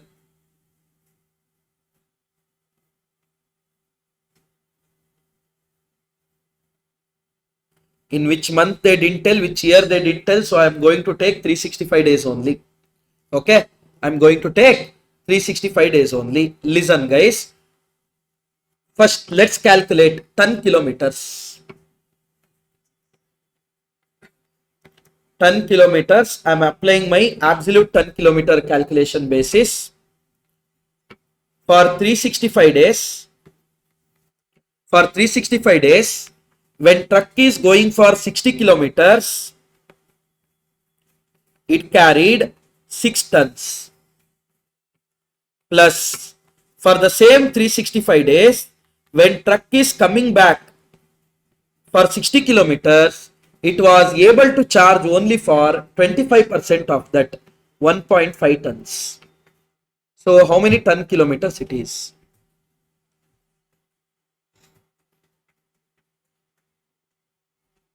How many ton kilometer it is? Sorry?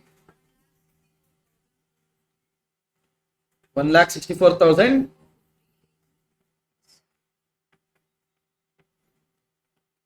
250 ton kilometers. Got it? Now, going further.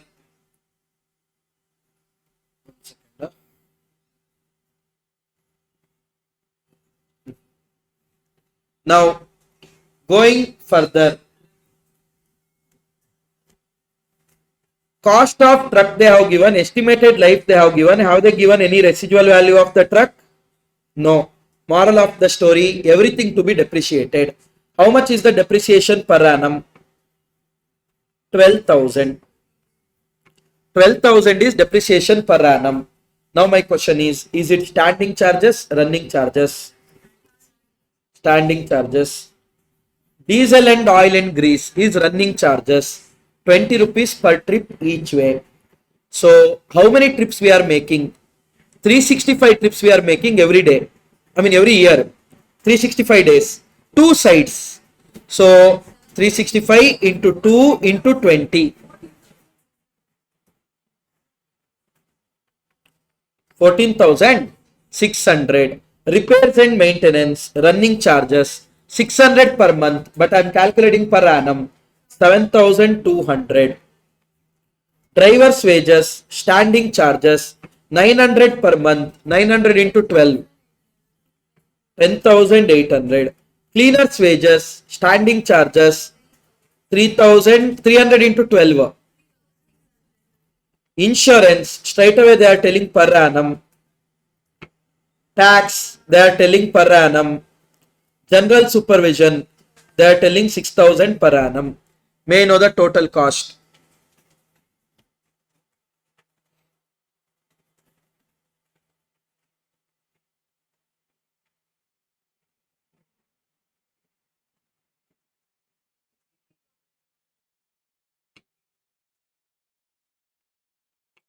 $63,200 divided by 1,64,250.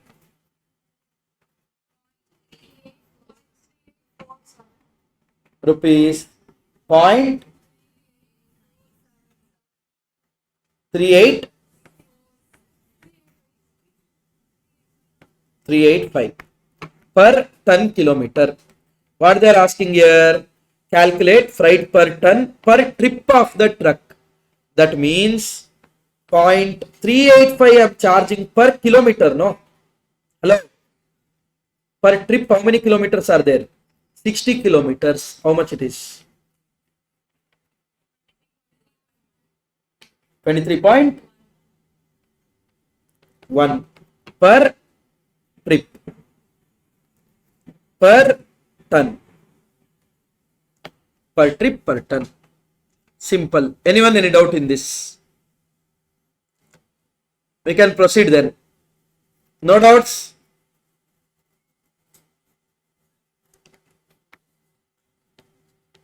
Going to June 2025. Question number 9. That's it.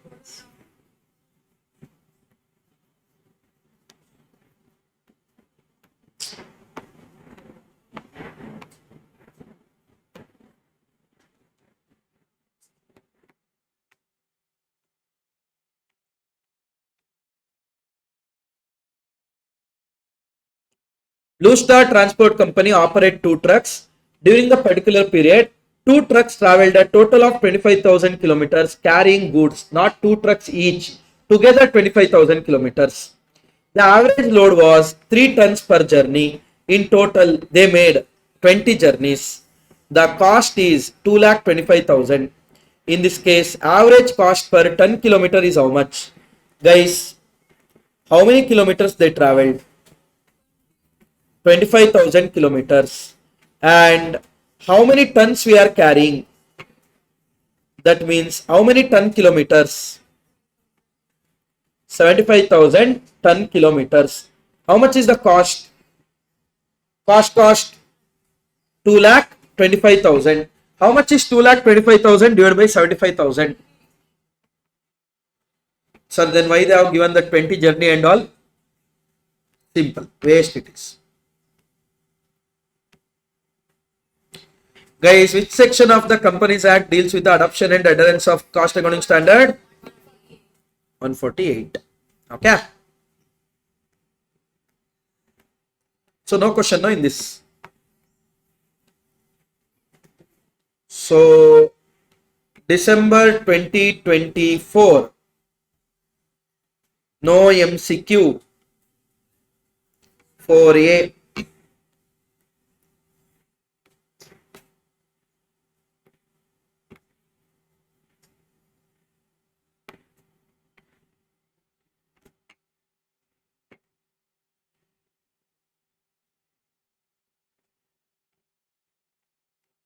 You are required to calculate the bus fare rate to be charged to Sweet Village and Rajpur from Newtown and local trip per passenger. Listen, nice question. Prano Services Limited owns a bus and operates a tourist service on daily basis. The bus, by the way, tourist service means what? Tourist. You will take from point A to point B. You will bring them from point B to point A. Please keep in mind. Bus starts from Newtown to Sweet Village and return back to Newtown on the same day. Distance between Newtown and Sweet Village is 250 kilometers. This trip operates 10 days in a month. The bus also plies for another 10 days between Newtown and Rajpur and return back to Newtown on the same day. Distance between these two is 200 kilometers. Bus makes local sightseeing trip for 5 days in a month, covering a total distance of 80 kilometers per day. Got it? Done. The following data are given below. Cost of the bus is 70,80,000. Depreciation is 20% under SLM. Driver salary, conductor salary, part-time clerk, insurance, diesel consumption 10 kilometers per liter, rupees 90 per liter.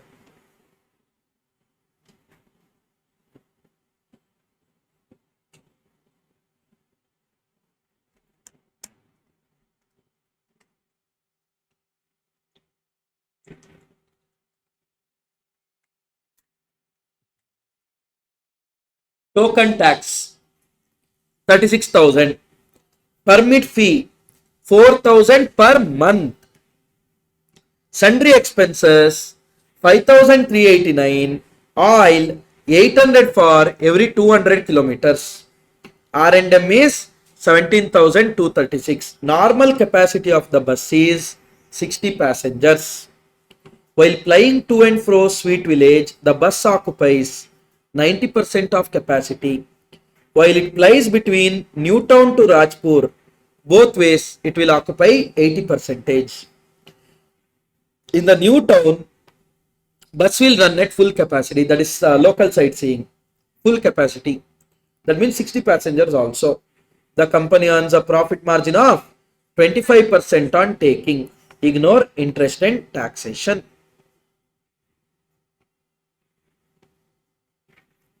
Listen.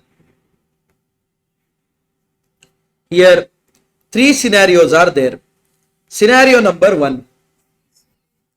Newtown to Sweet village. We are running for how many days? 10 days in a month. I will take everything for a 10 like 1 month. 10 days in a month. And how many kilometers we are running? 250, right? Distance?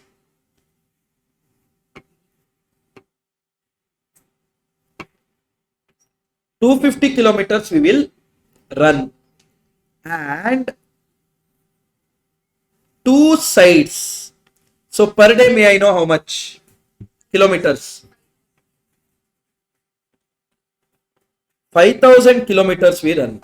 How much will run? 5,000 kilometers. And with passengers of on an average 90% capacity, 60 into 90%, 54. 54 passengers.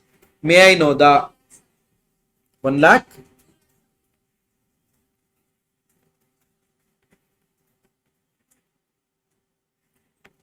2,70,000 passenger kilometers. 2,70,000 passenger kilometers. Is that clear? Any doubt? No. Now, next one. Newtown to, one more is what? Rajpur. How many days? 10 days. How many kilometers? 200 kilometers. 200 kilometers. And 2 sides, because on the same day we are returning. So in a day, in 10 days, we travel for 4,000 kilometers. With how many passengers? They are telling 80%. That means 60 into 80%, 48.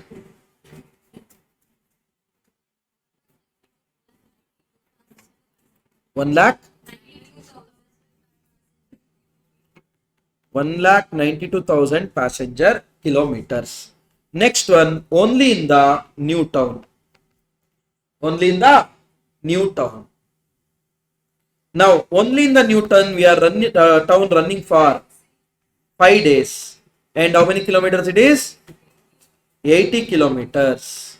No 2 sides and all, because overall it is 80 kilometers per day.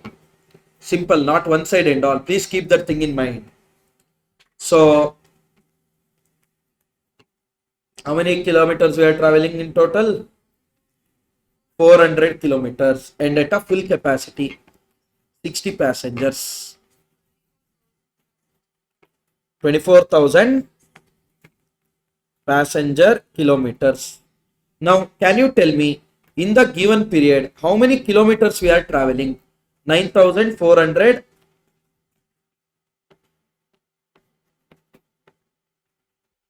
9,400 kilometers we traveled. With how many passengers total? 2,70,000 plus 192,000 plus 24,000. 4 lakh?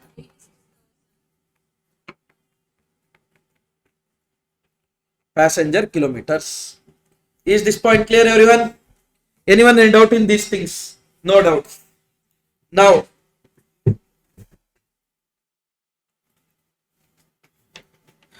going to the first expense, depreciation, 70,80,000 into 20%. 14 lakh? 16. But that is for a year. I want for a month. Rupees 1,18,000. Driver salary is 20,000. That is also per month direct. Conductor 12,000. Part-time clerk 6,000. Insurance 24,000 per annum. So per month 2,000. Diesel consumption 10 kilometers per liter. So how many kilometers we are traveling? 9,400. Divided by 10 if I do, I will get to know how many liters of diesel is required. Into 90 if I do, I will get to know the diesel cost. 84,000. Token tax 36,000 per annum, that means per month 3,000. Permit fees 4,000. Sundri expense 5389. Oil 800 for every 200 kilometers. 9,400 divided by 200 into rupees 800. 30.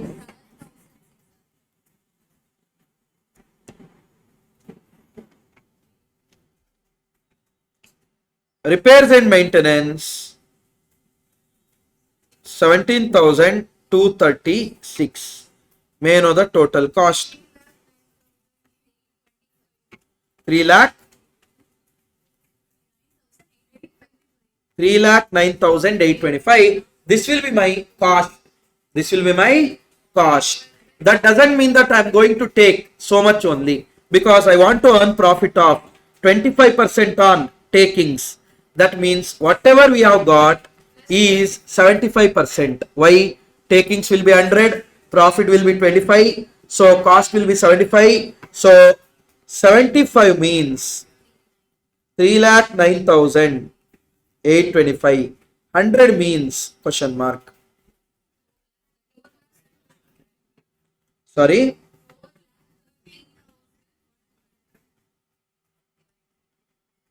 Four lakh 13,100 divided by passenger kilometers. 4,86,000 rupees per passenger kilometers. First they are asking you what? You are required to calculate the bus fare to be charged to Sweet Village. Guys, Sweet Village is 250 kilometers away. So 250 into 0.85.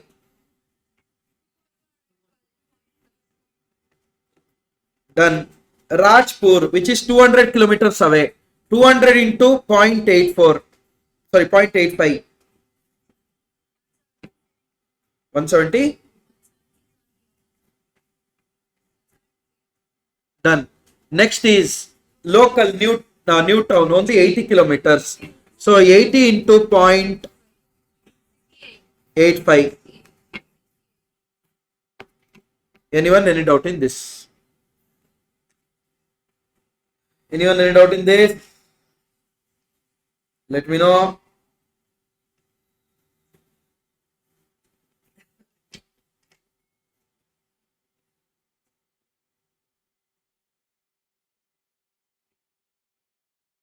This was which attempt? June? June or December?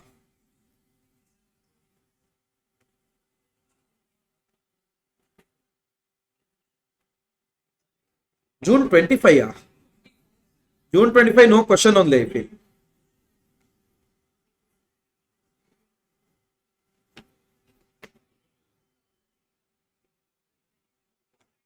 Hope it's clear, everyone. Hello. We have how many more question papers to discuss? June 24. Operating costing, MCQ number 3, MCQ number 5, and practical problem number 4A. That means around 11 marks they have asked from easy chapter.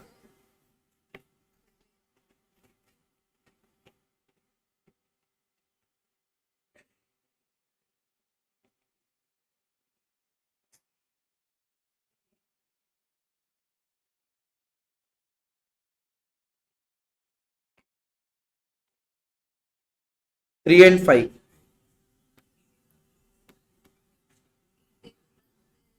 Guys. Hotel Dream House is having 250 rooms, of which 70% normally occupied in summer and 40% are occupied in winter. So we have 250 rooms, of which 70 is this. Period of summer and winter it to be taken is 6 months each, and normal days in a month are 30 days. What is the total occupied room days? Listen. Equivalent room days is different. Occupied room days is different. Equivalent room days need not come into picture only if there is different type of room. Equivalent room days will come into picture even though if you charge different rate of room rent. So whenever you are collecting different amount, you are going to charge them different. Whenever you are going to charge them different room rent, all the time equivalent will come into picture. That means your sale is always, your equivalent room days or any equivalent units always will be computed if the different selling prices are charged. Here they are just asking occupied room days. That means 250 rooms of which 70% is occupied in summer. So 250 into 70. Any 170 or 175? Any given days, it will be occupied for 175 days. Like that we have 30 days and 6 months.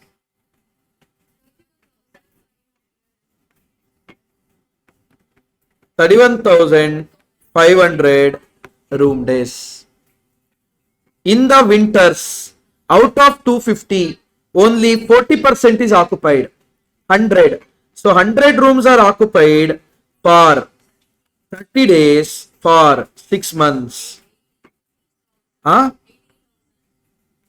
18,000 room days. Total 49,500, option D. Next one I told 5.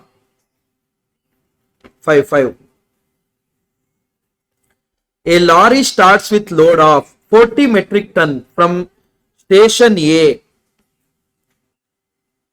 It unloads 16 metric ton at station B and balance it takes to station C. On the return trip, it reaches station A with 32 metric ton load at station C. Distance between A, B and C and C and A are 40, 60, 80 respectively. Moral of the story, we are not coming back in the same road where we went. Because we came back in the same road, then we should have taken 100 hours. 60 plus 40, 100 hours. But we have taken only 80 hours.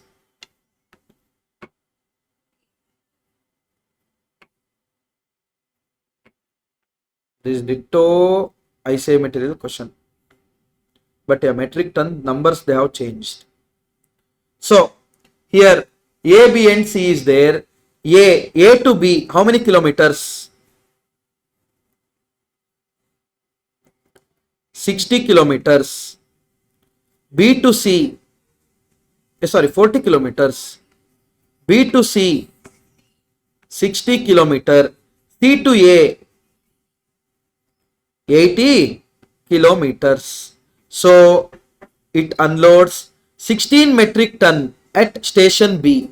That means we loaded with 40 metric ton and unloaded 16 metric ton at station B means how many loads are carried from A to B? We carried 40 metric ton.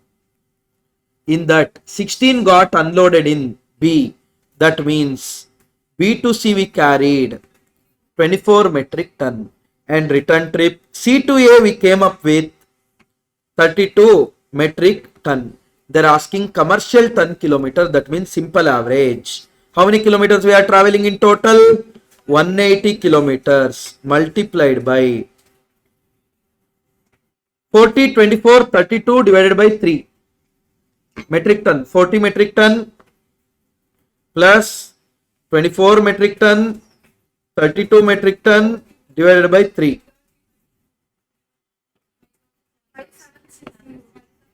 Option B. Is that clear?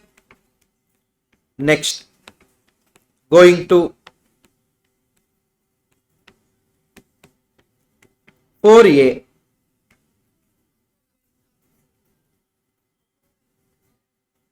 Not Agoda. Agoda. Agoda Limited runs a holiday home in a small hill station. It has 3 types of suites for its customers with the capacity of 200 single room, 100 double room, 60 triple room.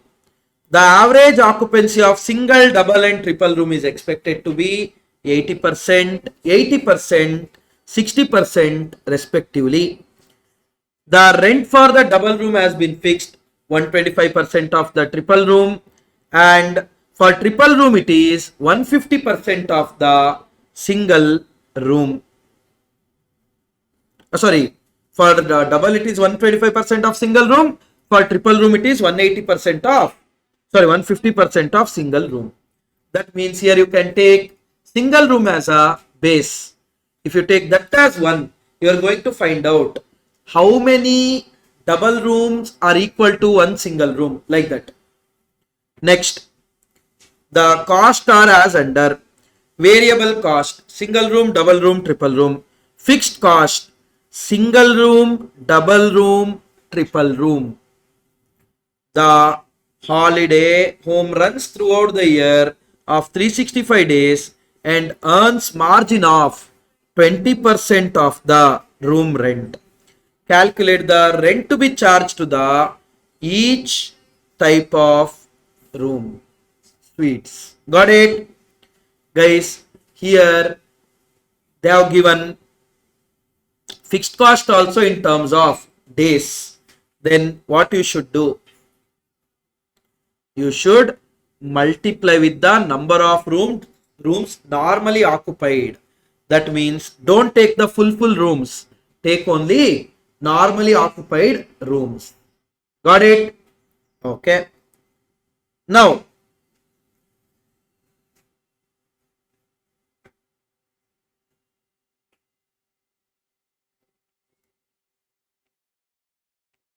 I'll just show it here, otherwise it will take time.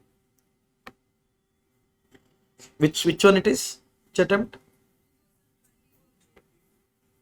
June 24, page number 8. Wow.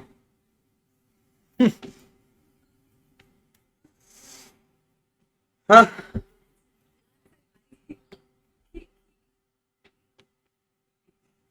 Now, listen. First,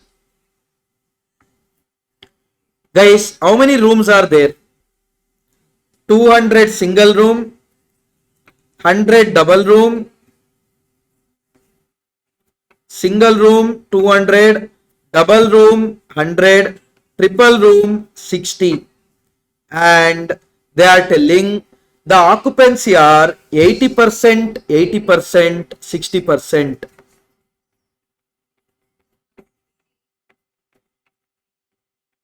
First one, 160, 80, that is so many rooms occupied in a day. That is 160, 80, 36. And how many rooms, how many days are there in a year? 365 days. In winter, summer, nothing changes, nothing is there, no? Straight away, 365, 365, 365. 58? Okay. Okay. 13,000. So, may I know the value? Now, first, find out the total fixed cost. 120 into 58,400 room days. Fixed cost is always generally fixed overhead or fixed cost rate. We would be computing on the basis of rooms occupied. We would be computing on the rooms occupied. Got it? So it is 70.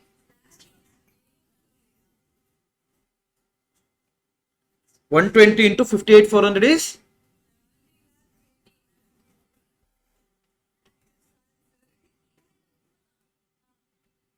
70 lakh, 8,000.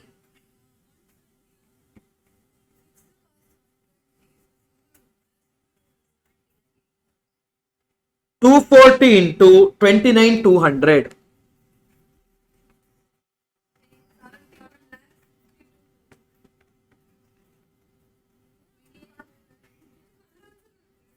29,200.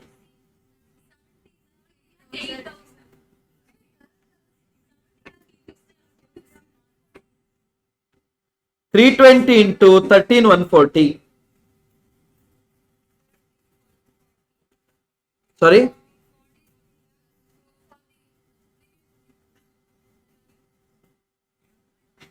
$240 into 29,200.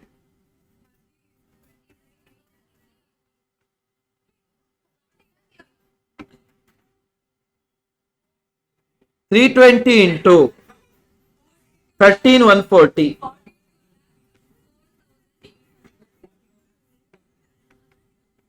42 lakh 4,800.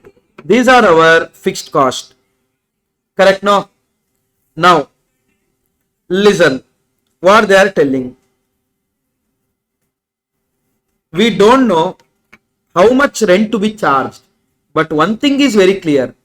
Whatever the rent you charge, you should charge in the some proportion. For single room, if you charge X, for double room, you are going to charge 1.25x.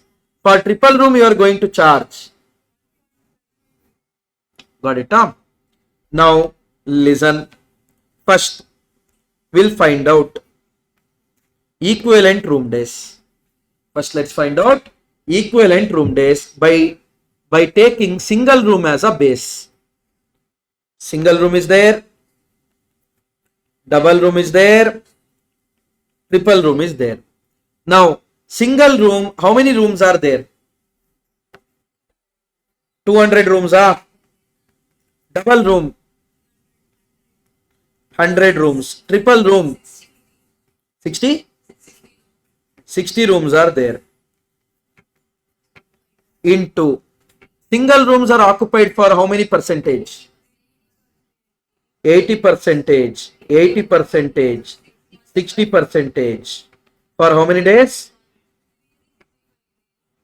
365 days, 365 days, 365 days. Which is going to be 58,400, 29,200, 13,140. This is room days occupied. Room days occupied. Now, if I take my single room as 1, if I take my single room as 1, my double room should be 1.25. Triple room should be 1.5. May I know the equivalent room days? 58,400, 36,500,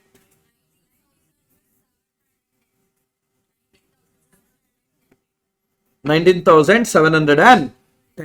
May I know the total equivalent room days? 1,14,610. Got it? These are our equivalent room days. What is my total cost, guys? Variable cost they are telling 220, 340, 400. Variable cost is on the basis of rooms occupied, not equivalent rooms. Correct? No?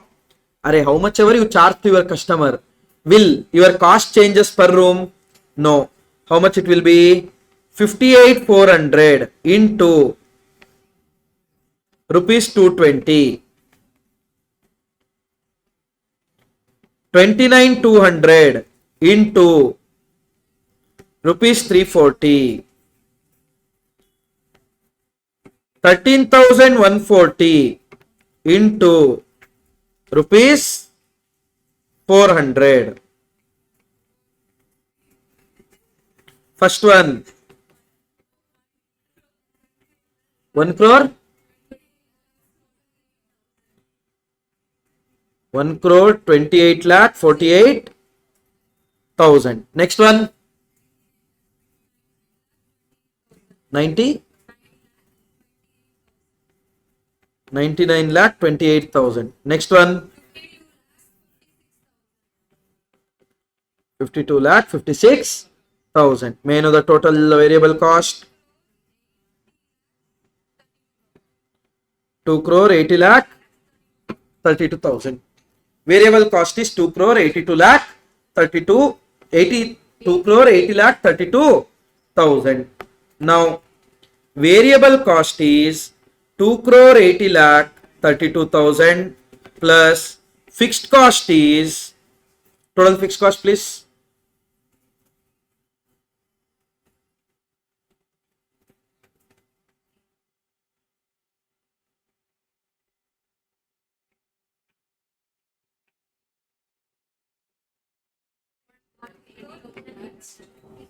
One crore. May I know the total cost?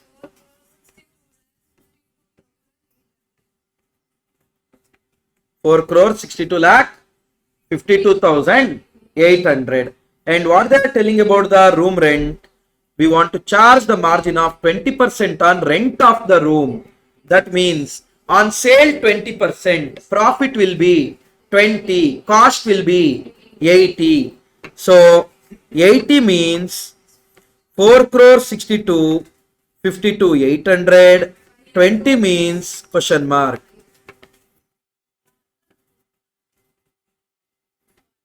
Or 100 means question mark, you can find out. 5 crore 78 lakh 16,000. Okay.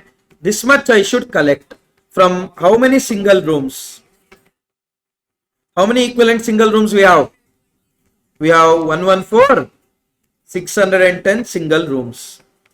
Equivalent single rooms. Then what is the point in finding out equivalent? What is the point in finding out equivalent? How much it is?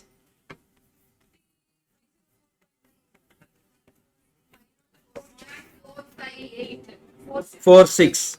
So to the single room we should charge 504.46. For double room 125% of this.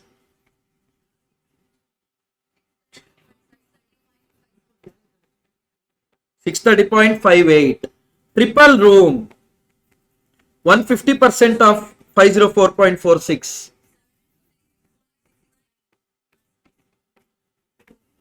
I hope you guys remember why we are doing equivalent units in first place. Because in denominator, when numerator is of one cost, in denominator I can't take three different figures. I will bring everything to one single base. Then we will get answer for that base. Then we will multiply accordingly. Got it? 504, 630, 756. Alternatively, they have got some number that they only know which number.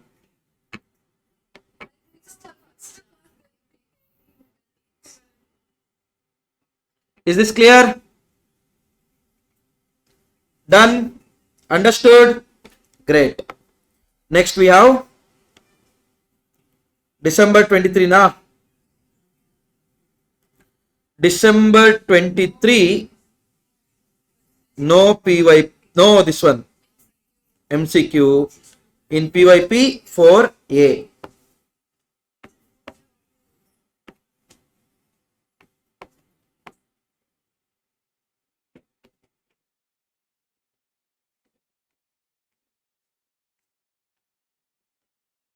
This hospital question, only one type of question is there. We'll do one thing. This hospital question 1 plus one more, that hill station question what they have given in study material, 4-5 questions back to back.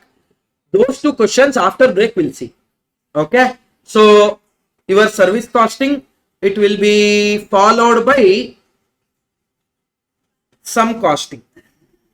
We'll see. Process standard let's see. Process and contract will take together. Process, JPPP, contract. Okay. Guys, concentrate now. The two questions I told now that we'll be seeing now. After that, we'll be going to the next chapter. So look at this question. Illustration number 51. A lodging home is being run in a small hill station with a single 50 rooms. So we have only one type of room. However, still there might be a necessity to compute equivalent room days provided we are charging them different room fare or room rent, what we call it as. The home offers concessional rates during the 6 off-season months in a year. That means here for 6 months we are charging different rates. For the remaining 6 months we are charging different rates. Moral of the story, equivalent room days concept will come into picture here. Done. During this period, that is during the off-season months, half of the full room rent is charged. That means we are giving them 50% discount. So if at all you take on-season rooms as the base, then off-season room occupied into 0.5 will be equivalent units. If you take off-season rooms as the base, then off-season room will be 1, then on-season room will be 2 times of that, that is 2x. Got it? Then the management's margin profit is targeted at 20% of the room rent. The following are the cost estimates and other details for the year ended on 31st March 2022. Assume a month to be of 30 days. So they're telling a month is of how many days? 30 days. First, occupancy during the season is 80%, while in off season it is only 40%. That means season mate is 40 rooms are occupied. Off season only 20 rooms are occupied. This is room occupancy per day. On that equivalent will come into picture. Expenses, staff salary 275,000, repairs to building, all those for a year they have told. 1,30,500, laundry and linen 40,000, interior 87,500, sundry expense 95,400. Annual depreciation is to be provided for a building at 5% and furniture at 15%. So on building the depreciation is provided at 5%. Okay, furniture it is 15% on SLM basis. Room rent are paid rupees 5 per room day on the basis of occupancy. Room attendants are paid rupees 5 per room day. By the way, it doesn't matter whether it's off season or on season. For them you have to pay 5 rupees for room days occupied. So you should consider room days occupied, not equivalent room days over here. Next, monthly lighting charges are rupees 120 per month, except in 4 months in winter when it is rupees 30 per room, and this cost is on the basis of full occupancy for a month. But remember, they are telling 120 rupees per room for a month. That is, in full month, if you run the light in that particular room, then for that room, the lighting charges will be 120. Please keep in mind, not for room day. Next, total investment in the home is 100. 80 lakh is towards building and balance, that is 20 lakh towards furniture. You are required to work out the room rent chargeable per day both during the season and off season on the basis. First, illustration number 51 of ICMA material. Season and off season. Listen, we have 50 rooms. First season will check. We have 50 rooms for 6 months, for 30 days. How many rooms are available? Some rooms are available. Into 80% will give me how many rooms are occupied. 7,200. For the off season, 50 rooms are there. 6 months, 50 rooms are there. 6 months, 30 days in a month, and 40% of that are occupied, 3,600. Now, total room days occupied are 10,800 in a full year. And here if you take season as a base, then that will be considered as 1. Off season will be 0.5. So Seasonal equivalent room days are 7,200 into 1, 7,200. Off season it will be 3,600. Equivalent room days are 0.5, it will be 1,800. So your equivalent room days works out to be 9,000 equivalent room days. Now computation of total cost. All the cost you have here. The special one is depreciation. Building 80 lakh is there. Depreciation is 5% on it, which is gonna be 4 lakh. Furniture 20 lakh is there. Depreciation is 15%. So which is gonna be 3 lakh. Total will come to 7 lakh. Now room attendance. As I already told you, room attendance will be paid on the basis of rooms occupied, not the equivalent room days. Total rooms occupied in the year are 10,800 room days. 5 rupees per room day if you give, you end up paying them 54,000. Got it? Next one, lighting charges. Lighting charges is very simple. For the season, on season, 6 months, every month if you see, generally 40 rooms used to be full. Any given day, 40 rooms used to be full. That means, can I say that on season, 40 rooms light used to be on. For 40 rooms, every month it is 120 rupees, means for 6 months how much it will be? 40 into 120 into 60.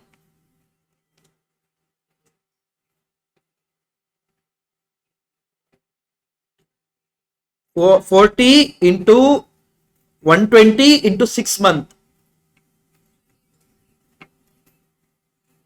28,800. Now talking about remaining 6 months. In that remaining 6 months, you can further divide it into winters, non-winters. In that 6 months, 4 months are winters. That means other 2 months are non-winter. So in non-winter, you are paying 120 rupees only per month. But still it's off season. That means out of 50 rooms, only 20 rooms light used to be on throughout the month. So 20 rooms into 120 into 2 months.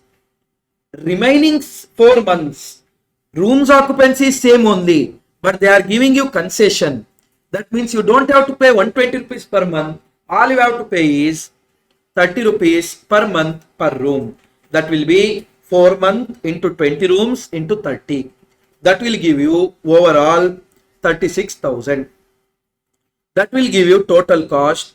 For the total cost, if you add profit, they have told that you want to take 20% takings on sales, room takings, 20% profit on takings. So if the takings are 100, profit will be 20, cost will be 80. 80 means whatever you got, 20 means question mark will give you profit, that will give you total takings. Now you already know the equivalent room days. Total takings, if you divide by equivalent room days, you will get the answer. For what? Base. What was base? On season. So you will get room rent to be charged in the season. And into 0.5 if you do, you will get room rent to be charged off season. Got it? Anyone any doubt? Pakka? That is your this illustration 51. Mark it as very important. Mark it as very important. It's been they didn't ask this question so far, but in study material many questions are this only. So there is a high possibility of this coming. So in transportation with that commission it might come. So many questions we have solved already with commission, by taking commission as point of some x, by taking total takings as x. So that question you can expect in transportation, and this question in the hotel. Now the hospital question shall we see.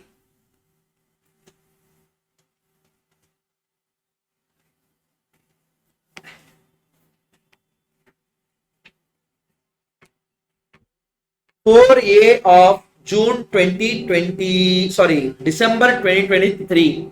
4A of December 2023. Maxwell Hospitals runs a DCC in a hired building. That means rent will come into picture. The DCC consists of 50 beds and 10 more beds you can add if it is required in the emergency. So total capacity is 60, but we have 50 beds. So whenever the patient's outflow, like inflow increases, that time we will get it from the hiring thing and we will fix it. Further information regarding DCC as under rent per month 1,50,000. Guys, is it fixed cost or is it variable cost? Fixed cost. So it is your fixed cost. Can you tell me per year how much it will be? 18 lakhs.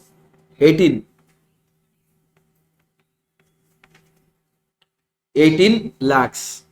Supervisors, 2 people were there, 2 persons were there, 50,000 rupees per person, which will come to 1 lakh. 1 lakh is per month for 12 months.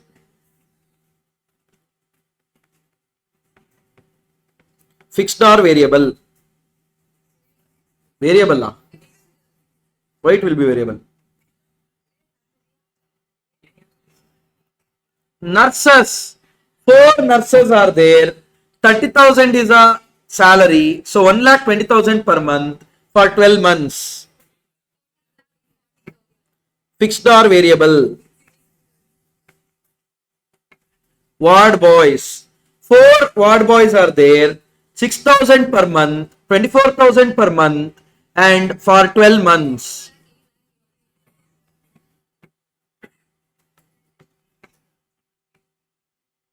2,88,000. Fixed or variable? Fixed. Doctors were paid 2,50,000 per month on the basis of number of patients attended and time spent by them. Fixed or variable? Variable. How much per annum on an average?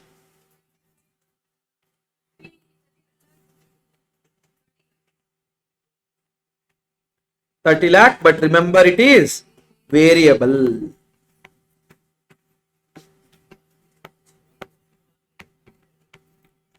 Now, other expenses for the year only they are telling: repairs, food to patient, other service, laundry, medicine, other fixed expense, admin expense allocated, blah blah blah blah blah. Whichever they only told, which is variable, which is fixed, etc. Now,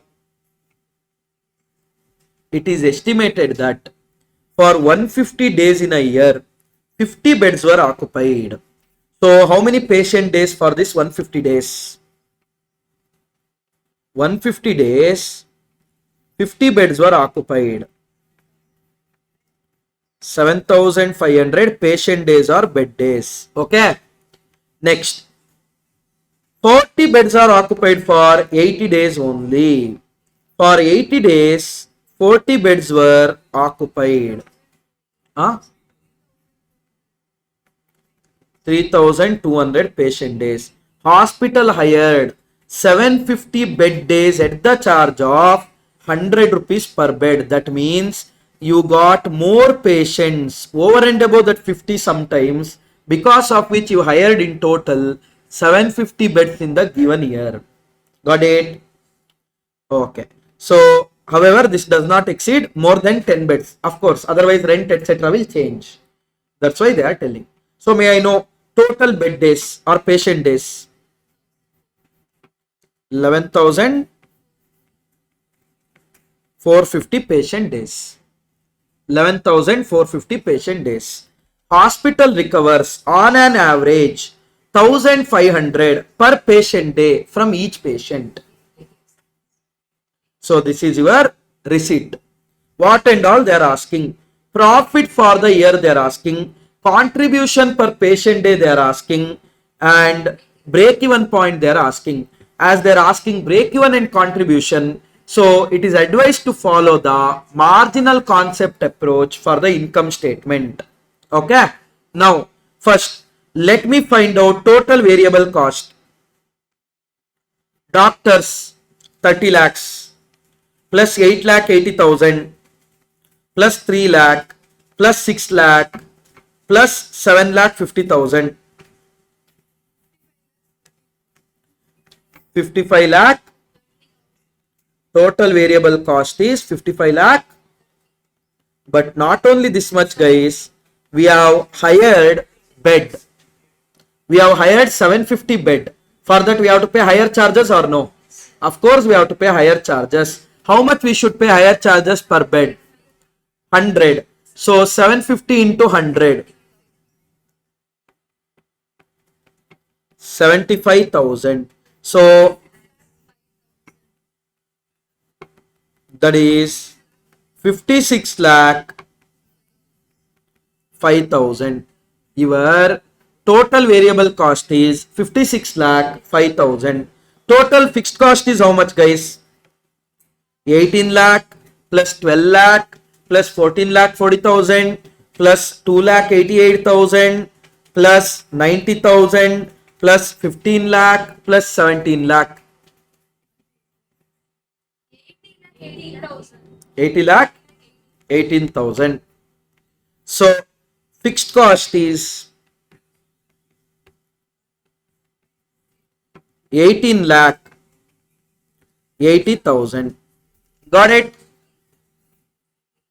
80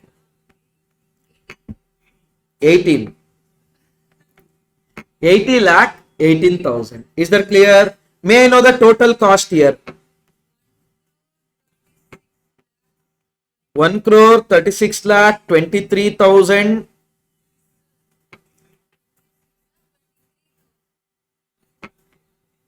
See, 1 crore 36 lakh 23,000. Now, this will be my total cost. How much will be my sales? Sales is total we have 11,450 patient day. Each patient day we recovered 1,500.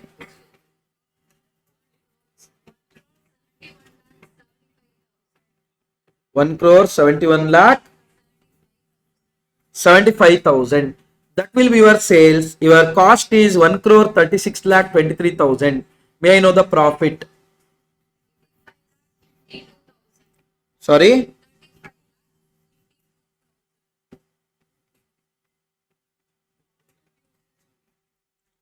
Profit is 35 lakh 52,000. Next one, contribution per patient day. Contribution per patient day. Guys, how much is the, how much we got profit?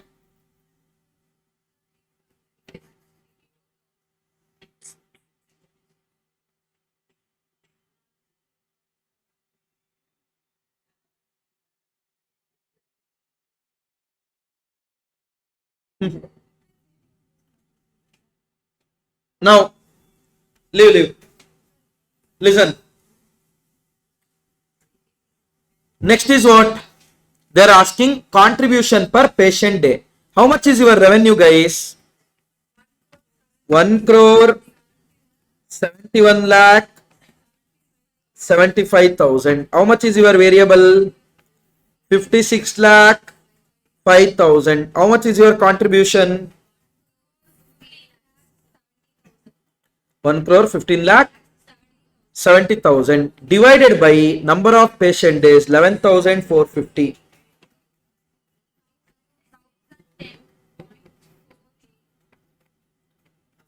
1010.48. Is that clear, everyone? Is that clear? Contribution per unit?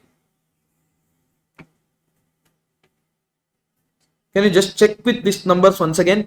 18 lakh plus 20 lakh 12 lakh plus 14 lakh 40,000 plus 2 lakh 88,000 plus 90,000 plus 15 lakh plus 12 lakh.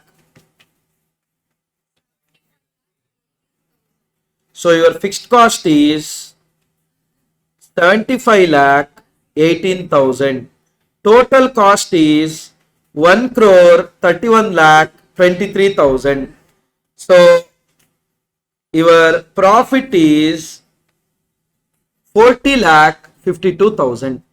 Got it? That is 175,000 minus 23,000. Now, next they are asking break-even point. That is, if you get how many patients, you will end up making no profit, no loss. Already in marginal costing, we have discussed that fixed cost by PV ratio, fixed cost by contribution per unit will give you break-even point in units. Otherwise, you can state break-even point be X in units, contribution X minus fixed cost is equal to 0. So, you will find out X. So, here it's very simple. Fixed cost 75 lakh 18,000 divided by contribution per unit 1010.48. How many patient days you need?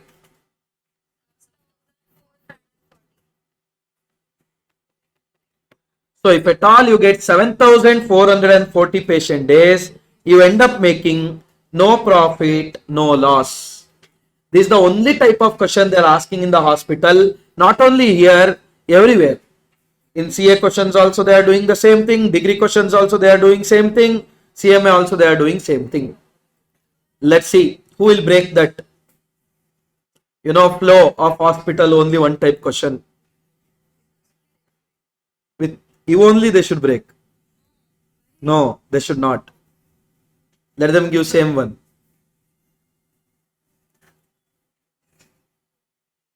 So Srinidhi can tell her kids, hey, there one hospital question is there now. What is it? Contribution is 1010.48.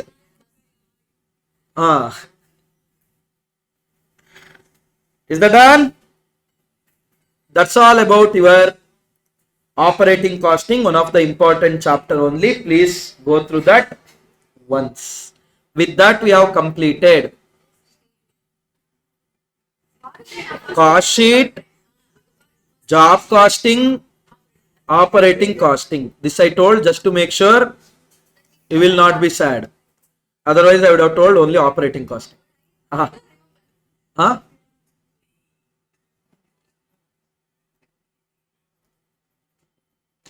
Done. Now, shall we proceed?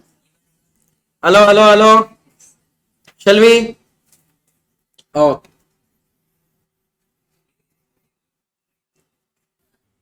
Okay.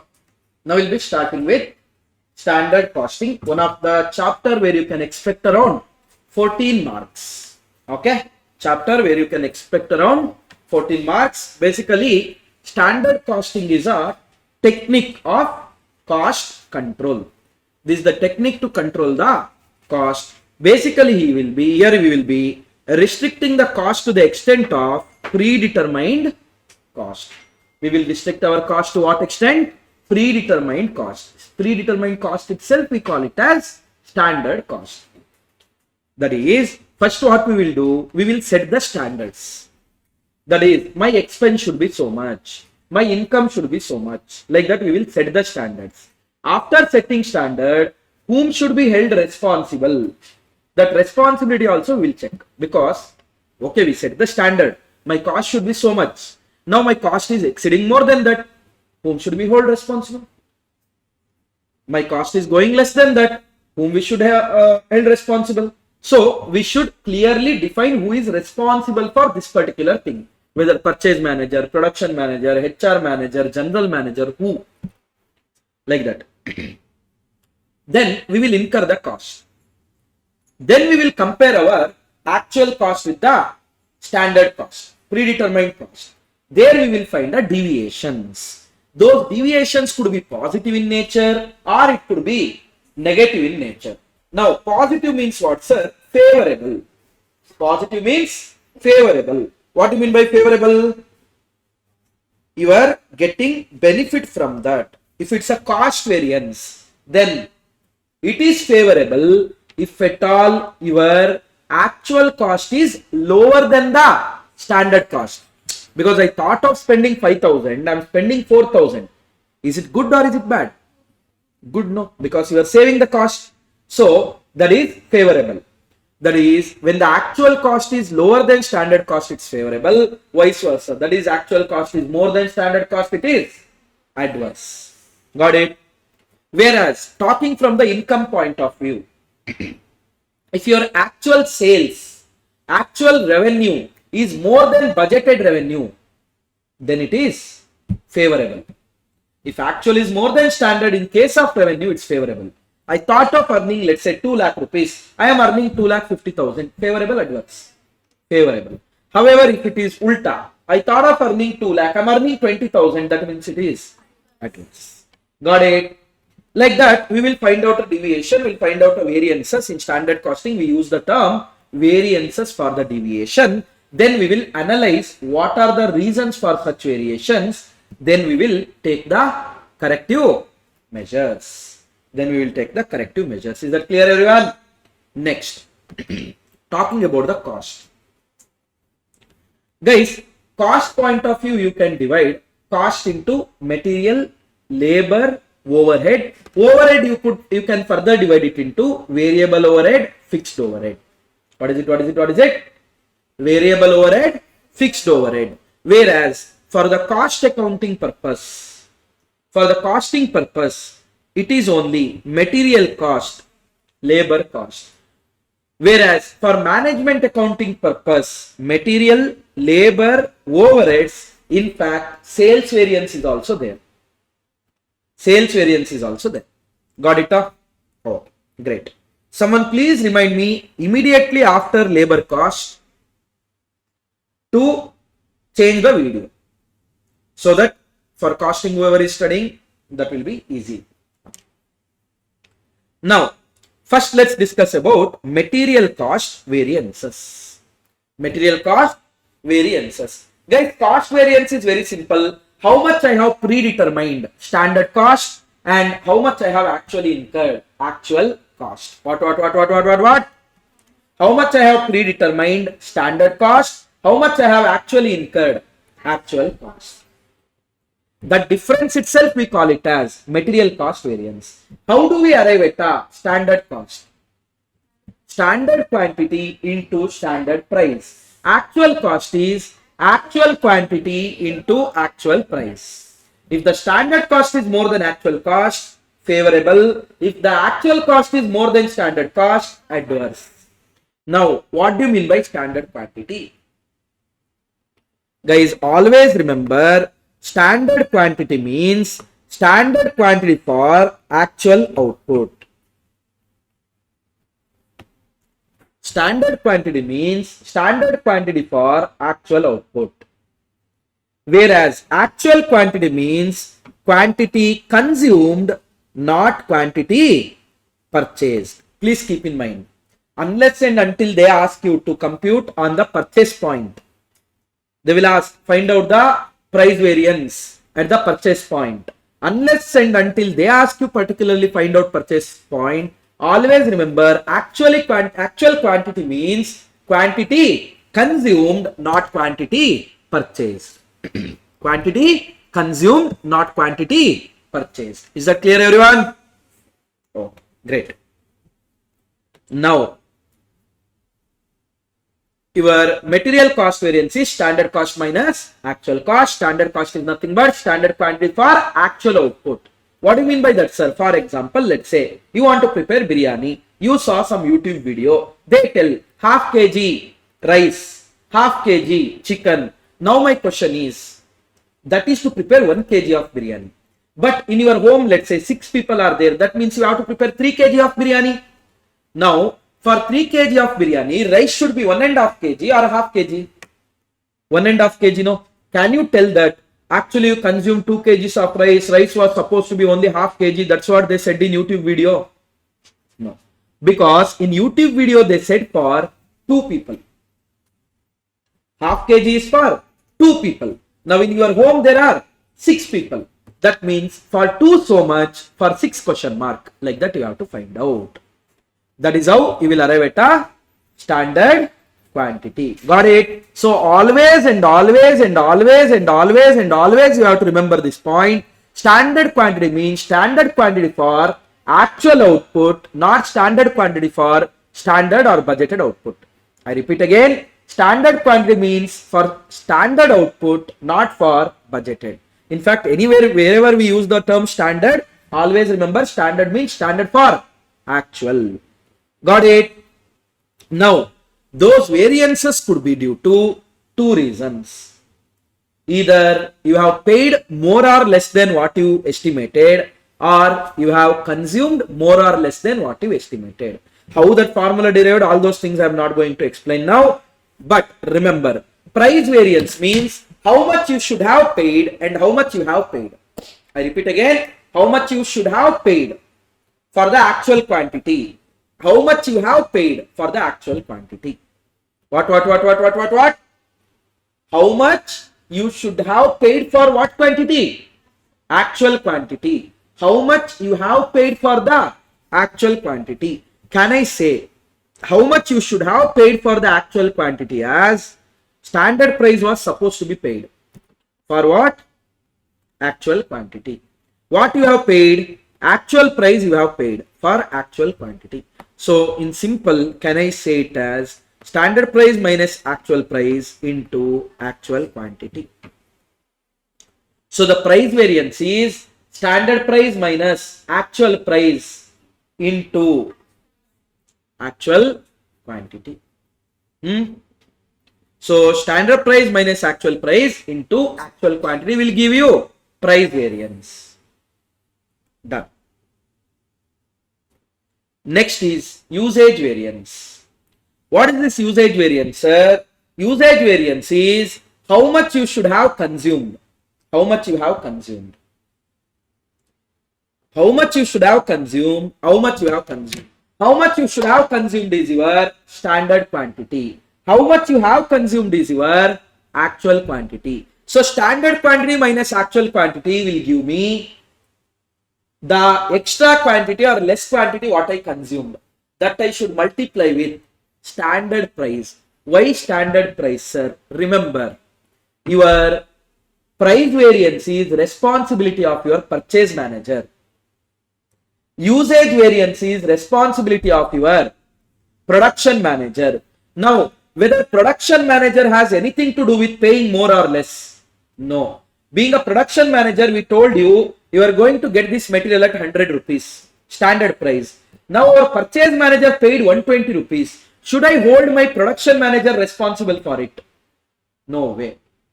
I should not hold my production manager responsible for it. Got it? So remember, my production manager should be held responsible for the standard prices, not for the actual prices. So what is the formula for the usage variance? Standard quantity minus actual quantity into standard price. Standard quantity minus actual quantity into standard price. Is that clear? Everyone, is that clear? Done. So when it will be favorable? If at all I consume less than what I thought of consuming, that is, if my standard quantity is more than actual quantity, then it is favorable. If I consume something more than what I thought of consuming, that is, if my actual quantity is more than standard quantity, it is adverse. Got it? Now that is your usage variance. However, if at all two or more raw materials are involved, then that usage variance could be further divided into mix variance, yield variance. Yield variance is also known as sub-usage variance. Mix variance is there. Now, what is that, sir? Due to the quality, whatever the variance is arising, that we call it as yield variance. Due to the wrong mixing, whatever the quantity we are consuming extra, that we call it as mix variance. Now, what is that, sir? First, talking about yield variance, that is quality. Talking about yield variance, that is quality. That is nothing but, you want fever tablet? You have. Of course, you should be having. So, listen. Where were we? You should not keep it on and all. Papa, she's getting fever. Yeah, turn it off, I think. Yield variance is quality. That is, for example, now let's say we wanted to use 1 kg of chili powder. But what to do? Chili powder is not that spicy. So we changed our standard. You might have seen your granny and all telling, In our time, if we added this much chili powder, it used to be spicy. Now you add 2 spoons also, it's not spicy. That means they're changing the standard, no? So now that new standard, we call it as revised standard quantity. That new standard, what we call it as? Revised standard quantity. Now, how to arrive at revised standard quantity? Total of what you consumed actually, that should be taken in the standard ratio. Whatever you actually consumed, material A, material B, total of that should be taken in the standard quantity ratio. That only is our revised standard quantity. So RSQ is total of actual quantity in the standard ratio. Total of actual quantity in the standard ratio. Got it? Now, that is your new standard. As per old standard, you should have consumed how much? That is your standard quantity. So difference between your old plan and new plan, old standard and new standard, that itself is due to quality issue. For example, old standard, we were supposed to use 1 kg of chili powder. As per new standard, we decided that to give the same taste, we have to use 1.2 kg of chili powder. Are we using 1.2 kg? No. We are deciding that we should use 1.2 kg. That means we are deciding on our revised standard quantity. So, difference between your standard quantity and revised standard quantity, that we call it as yield variance. We call it as sub-usage variance. Yield or sub-usage variance into standard price. Got it? Quality is whose fault? Purchase manager, production manager. Purchase manager. Why? Purchase manager bought the low quality product. Why production manager should be held responsible towards this? So yield variance, if any, it should be held. Who should be held responsible? Purchase manager should be held responsible. Got it? Okay. Next is your material mix variance. Oh, by the way, when it is favorable, if my new standard is less than old standard. Earlier you thought of using 1 kg of chili powder. Now because of the quality of that crazy quality, you are supposed to use only 0.8 kg. Is it favorable or adverse? Favorable, no? You are saving 200 grams of chili powder, no? Yes or no? So if the RSQ is more than SQ, then it is adverse. Because earlier my chili powder was supposed to be 1 kg, now I decided to be 1.3. That means I am using 300 grams extra chili powder. Adverse. Whereas if my old standard, that is standard quantity, is more than revised standard quantity, it's gonna be favorable. Because you are using less. You are using less. Hope it's clear, everyone. Great. Next. Mix variance. Mix variance is, okay, I agree quality was the issue. So how much chili powder you should have used? 1.2 kg, no? But are you really using that? No. Your actual quantity might not be same as revised standard quantity. So what you will do, that difference we call it as mix variance. I agree old standard I will forget. As per new standard you should have used 1.2 kg of chili powder, no? But how much you are using? You are using either more or either less. If you are using less than new standard, favorable. If you are using more than new standard, adverse. That is RSQ minus AQ into SP. RSQ minus AQ into SP. Revised standard quantity minus actual quantity into standard price. Revised standard quantity minus actual quantity into standard price. Got it? Now, this is all about your material variances. Generally, students will be able to answer price variance, usage variance, but yield and mix, there will be lot of confusion. So remember this code word, guys. Let's say one Sunday I will go to home, open the cooker, rice is there. Next, gravy will be there. What you are expecting? Chicken. Correct? No? If you are vegetarian, I don't know. I am not. What? Sambar. What you expect? No. This vegetarian.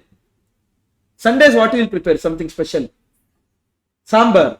So every day you prepare what?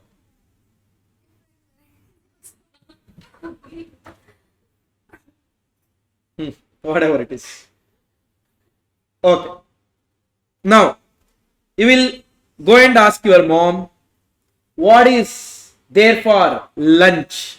She will tell rice, and you are expecting for chicken, but she will tell rasam. And what's your reaction? Seriously?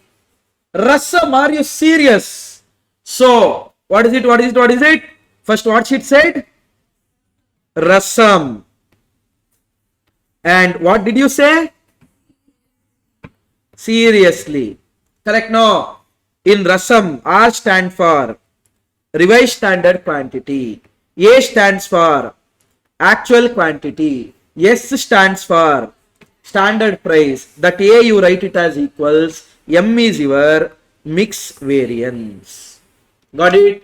In your seriously, S stands for standard quantity. R stands for revised standard quantity. S stands for standard price. L is equals. Y is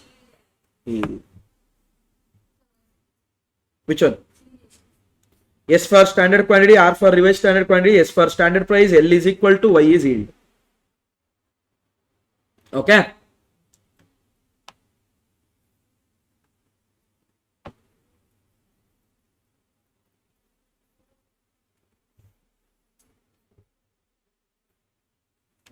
Now, sir, other two also we get confused. Then what you should do? Let's say there is one daughter-in-law named SAP, not SAP. You can call her SAP, whatever you want. Okay. She will go and ask her mother-in-law. What do you say mother-in-law in Hindi? Sasuma. We say Sasu. Yes, say. Yes, you. She will go and ask mother-in-law, what you have prepared for lunch? She will tell rice and rasam. What your sap will say? Seriously? Rasam. SAP is standard quantity, standard price minus actual price into actual quantity is equal to price variance. Sasu is standard quantity minus actual quantity into standard price is equal to usage variance. Whereas seriously, you know already, yield variance is equal to standard quantity minus revised standard quantity into standard price. Whereas rasam is revised standard quantity minus actual quantity into standard price is equal to mix variance. Okay. Sap went to Sasu and asked what's for lunch. What did mother-in-law say? Rasam. What she replied? Seriously, rasam, what is wrong with you? Are you vegetarian or what? Go and eat grass instead. I mean, she will tell. So, this is material cost variance. Got it? Few keywords you have to remember. I mean, I feel bad for those people who are not vegetarians but vegan. Paneer also they can't eat. Ghee, no.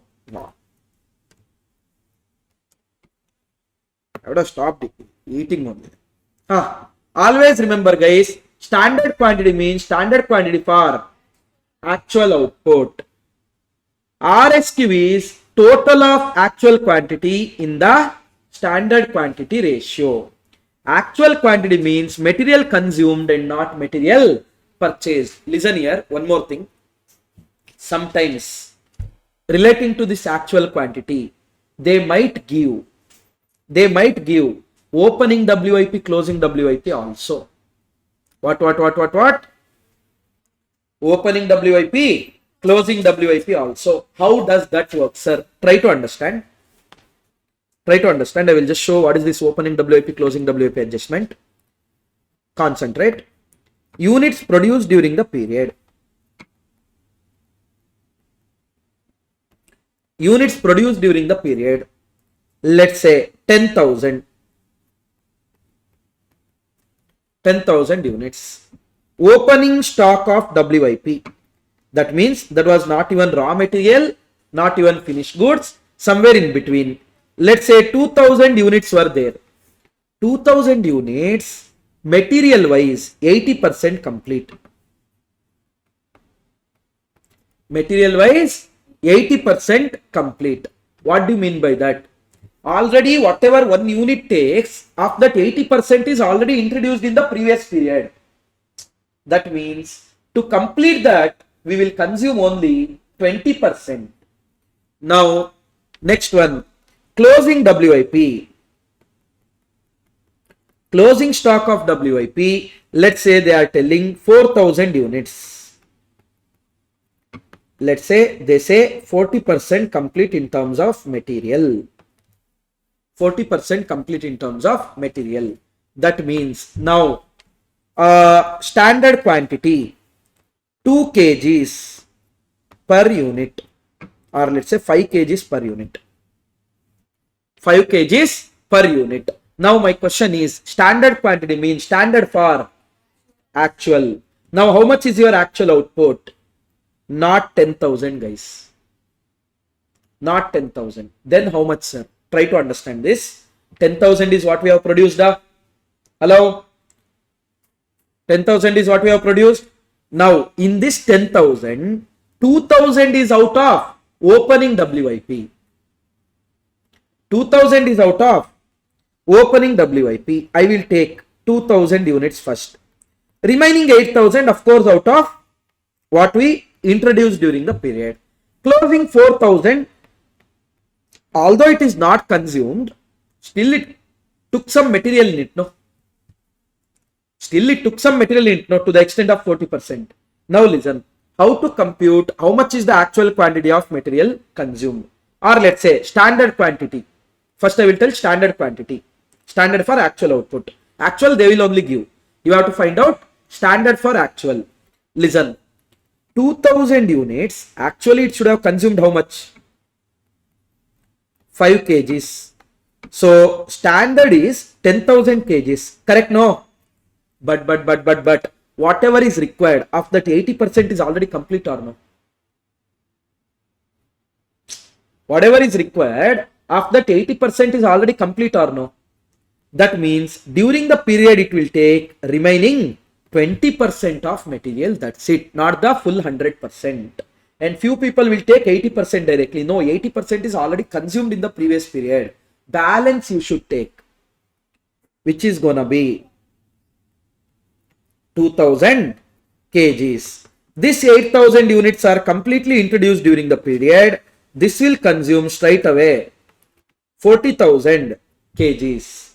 Whereas this 4,000, I agree, introduced during the period. But is it already consumed all the material? No. It consumed only to the extent of 40% of material. Sir, you should take 60. No, sir. It's a closing stock. What do you mean by that? We introduced during the period. That means it was 0% complete when we introduced. But end of the day, it was 40% complete. That means we consumed 40% during the period. Then opening, why you took the difference, sir? It was already 80% complete. To complete it further, we consumed only 20%. So we are thinking of how much should be consumed during the period. So which is gonna be 8,000.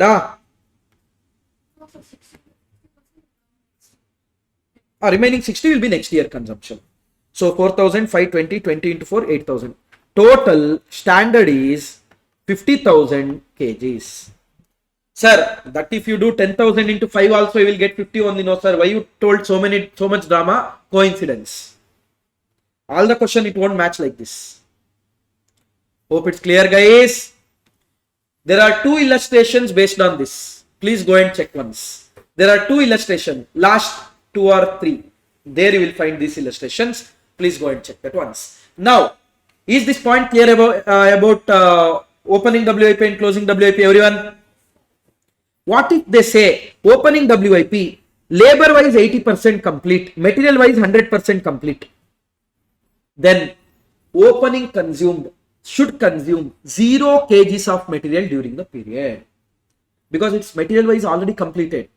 Just process is remaining. Closing, what if they say material wise 100% complete? That means full 100% is consumed during the period, to be consumed during the period. 0% means 0. Closing. Opening 0% means 100% is consumed during the period. But generally opening 0% won't be there. Why? If you are working on something, there should be some material, no? For example, if I ask you to do biryani, you can tell biryani is in WIP if some rice is gone, masala is gone, chicken is gone. 1 out of this is gone at least. No, it is in WIP. What is there in WIP, sir? Cooker. No. Then it's not a biryani, WIP at all. So to be in WIP, opening some material should be there. Got it, everyone? Any doubts here? Pakka.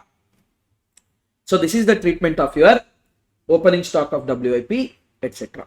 Now, closing stock means if it's generally material can't be 0. Because without material, you can't work on it at all. Closing stock also. You tell me, how can something be 0 in closing?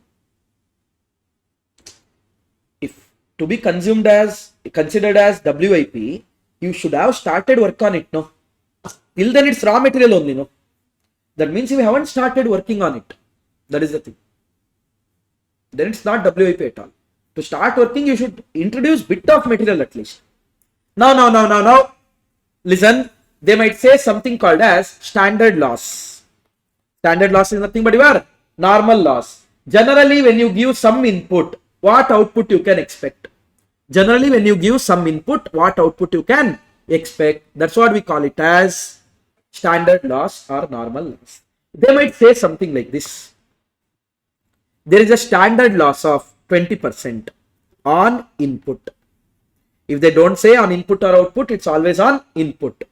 Whereas A is 40%, B is 60%. What do you mean by that? As per standard, if at all you are going to give 100 kg of input, in that 20 kgs will be lost. Output will be 80 kgs. Understood? In the standard, if at all you give 100 kg of input, then 20% will be gone as a loss and 80 kgs will be output. Now to get this 80 kgs input, we have to give output, 100 kg input we should give, no? In that 100 kg, 40 kgs will be A, 60 kgs will be B. 40 kgs will be A, 60 kgs will be B. Is that clear, everyone? Hello. Now, let's say this is for standard, no? Let's say we produced 800 kgs. Actual output is how much? 800 kgs. That means now my standard quantity for A and B will be how much? AB, standard quantity. A, try to understand for A. Guys, as per standard, if you give 40 kg of, or to get 80 kg of output, how much input you should give? 40. Now, actual output is 800. How much you should have given? 400. So, standard quantity for A is 400 kgs. Is that clear? Now, talking about B. Guys. As per standard, to get 80 kg of output, you should give 60 kg of B. Now actual output is 800. You should have given how much?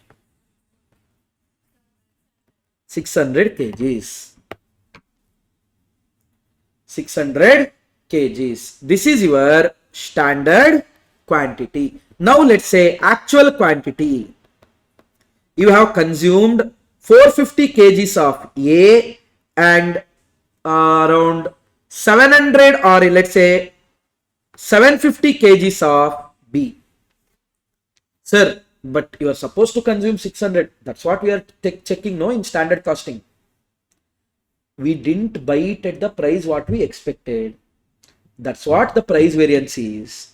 We didn't get it at, or we didn't use the quantity what we expected. That's what the quantity variance is.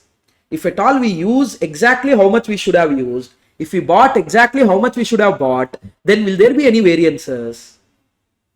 Of course, standard and actuals will not match. Now, this is your actual. Now, RSQ I told, no, RSQ, revised standard quantity. How to arrive at it? I told you it is actual quantity, 1200, right?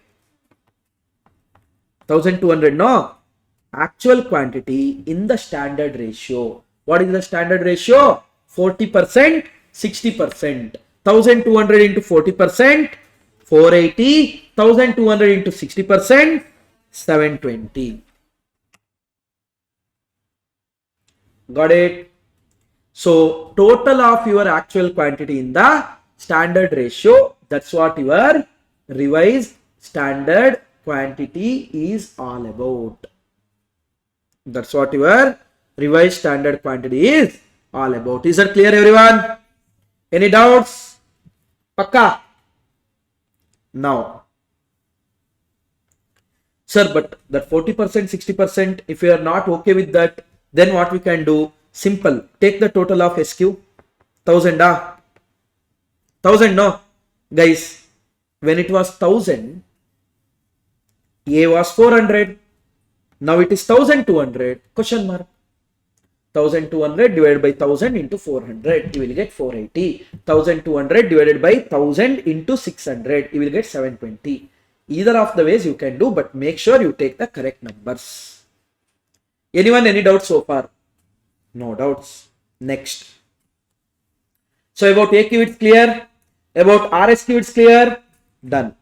Now, when only one type of material is used, there won't be any mix variance.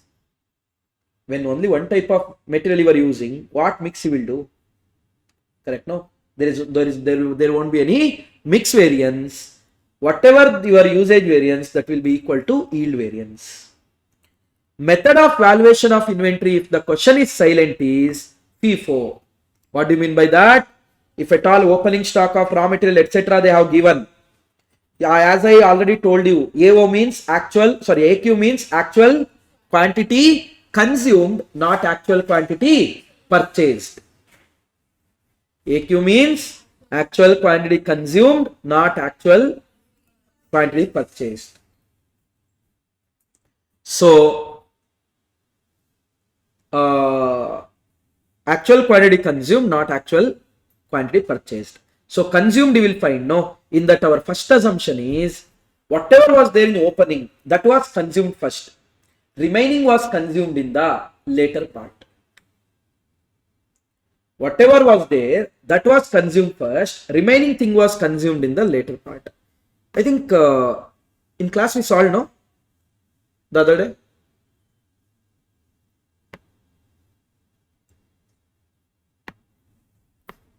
That one ICA material question I told, no?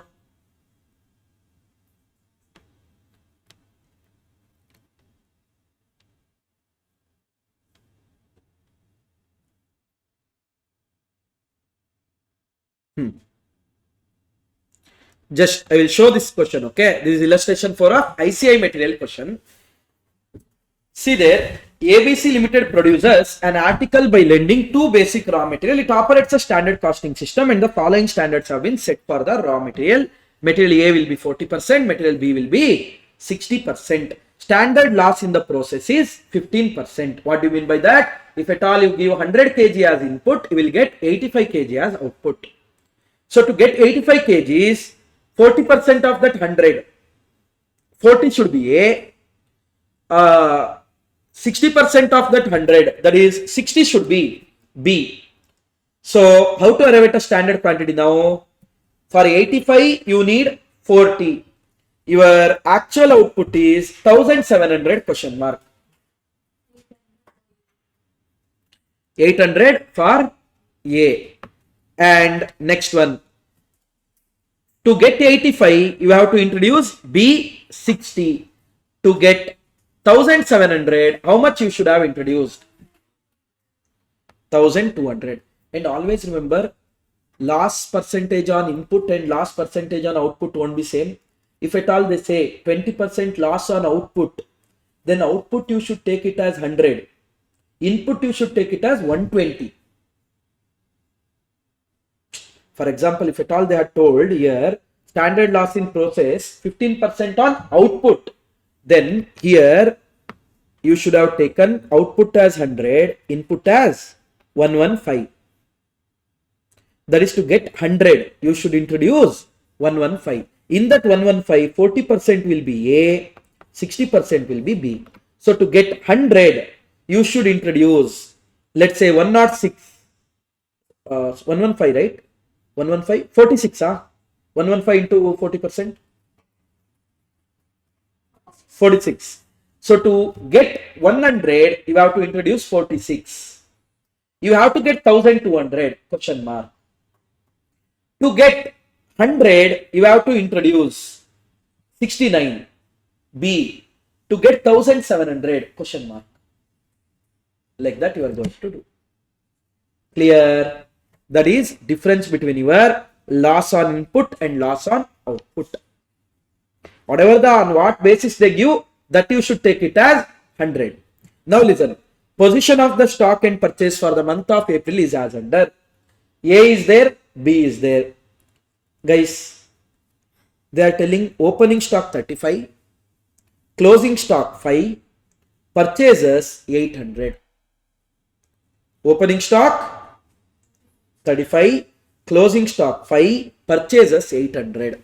And you bought it at 3400, that means per kg you paid 4.25. Whereas next one, 40 was opening, 50 was closing, you bought 1200 at the rate of 3000, that means you bought per kg at 2.5. And opening stock is valued at standard price, they are telling. Moral of the story, although actual quantities out of opening and purchase, both don't have the same purchase price. Both has different purchase price. Standard actual price. Now listen. 35 was there. You bought 800. So total available was what? 835. In that 5 is still remaining in your stock, means how much you have consumed? 830. Talking about B. Opening was how much? 40. You bought how much? 1200. So total available became 1240. In that still 50 is remaining with you, means you consumed how much? 1190. Got it? So you can see here consumed are 830 and 1190. As I already told you, when the question is silent, we are going to apply FIFO. What do you mean by that? Out of this 830, first we will consume from opening. How much was there? 35 was there. I consumed 35 first. Remaining out of 830, remaining is 795. That is consumed out of purchases. That is the meaning of this. Understood? Going to this 1190. 1190, first 40 will be consumed out of opening stock. Remaining 1150 is consumed out of purchases. You know that actual price for opening stock they are telling equals to standard, whereas for the purchases we computed 4.25 and 2.5. Your RSQ is very simple. Only more than 2 standard is there, then only it will come. More than 2 standard is there, 2 or more standard is there. So 2020 in the ratio of 40 and 60. 808 for A, 1212 for B. Now wherever the actual price is involved, everywhere two lines will come like this. Material cost variance, standard 800 into 4. We should have incurred 3200. But actually how much we are incurring? Relating to 35 kgs, we are incurring at the rate of 4. Relating to 795, we are incurring at 4.25. Your actual is 3518.75. So adverse. Like this we will do. Price variance, again two lines will come because actual prices are there. Whereas usage variance, all these variances only two lines. Reason being, standard prices. There won't be any actual price involved in this. Is that clear, everyone? No doubt. Great. That's all about your material. Not much. Questions of whatever is there in your material, please go through that once. Very important only. So please go through that once. However, past year paper questions we will see. Okay, you don't have to worry about it. In management accounting also we'll see. In cost accounting also we'll see. Right. So that is your material cost variances. Come on, guys. Material cost variance is standard cost minus actual cost. Standard cost is standard quantity into standard price. Actual cost is actual quantity into actual price. That will be due to two reasons: price variance, usage variance. Price variance is standard price minus actual price into actual quantity. Usage is standard quantity minus actual quantity into standard price. Standard price. Now usage variance could be divided into yield, mix. Yield is standard quantity minus revised standard quantity into standard price. Mix is revised standard quantity minus actual quantity into standard price. SAP, Sasu, Rasam, seriously are the four things you have to remember.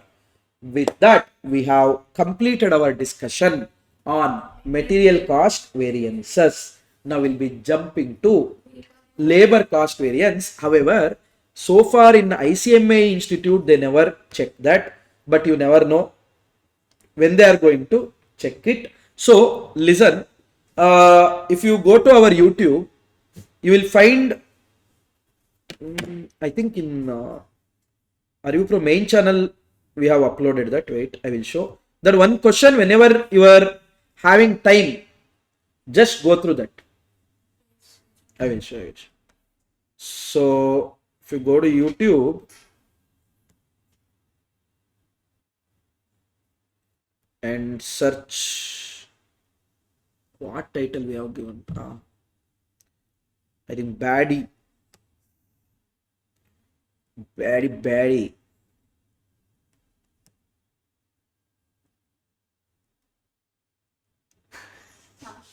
Not Rastrith is not baddie. This one. One question is there on material cost variance. Please go and watch it.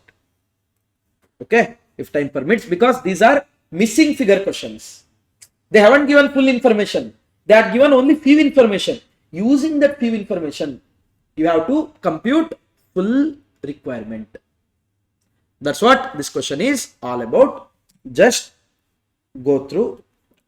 Okay.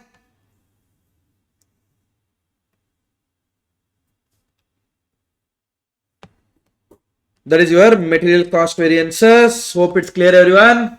Now shall we go to the labor cost variances? Yes?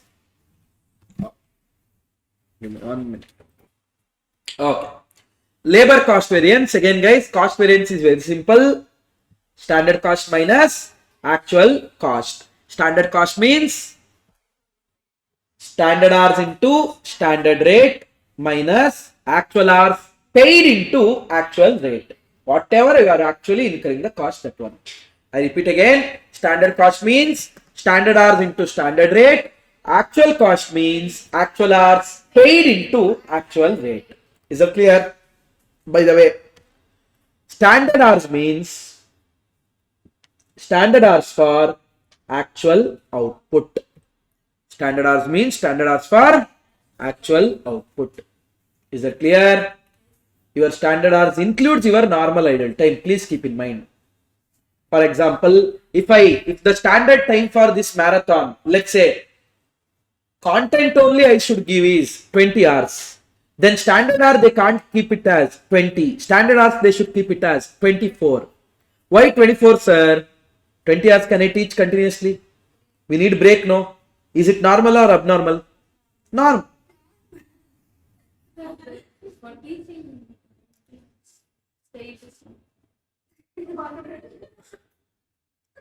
Taking break once in 2 hours is absolutely normal.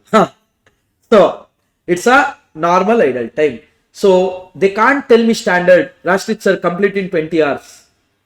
Then Rastrith sir will be completed in 20 hours. So they have to allow me 24 hours. Getting it? So always remember your standard hours will already inclusive of normal idle time. Okay? Normal idle time. So guys, standard cost minus actual cost will give you labor cost variance. Now the reasons for the variance could be 3. If the question is talking about idle time, 3. If the question is not talking about idle time, 2. What are those 3, sir? 1. You are paying either more or less than what you expected to pay.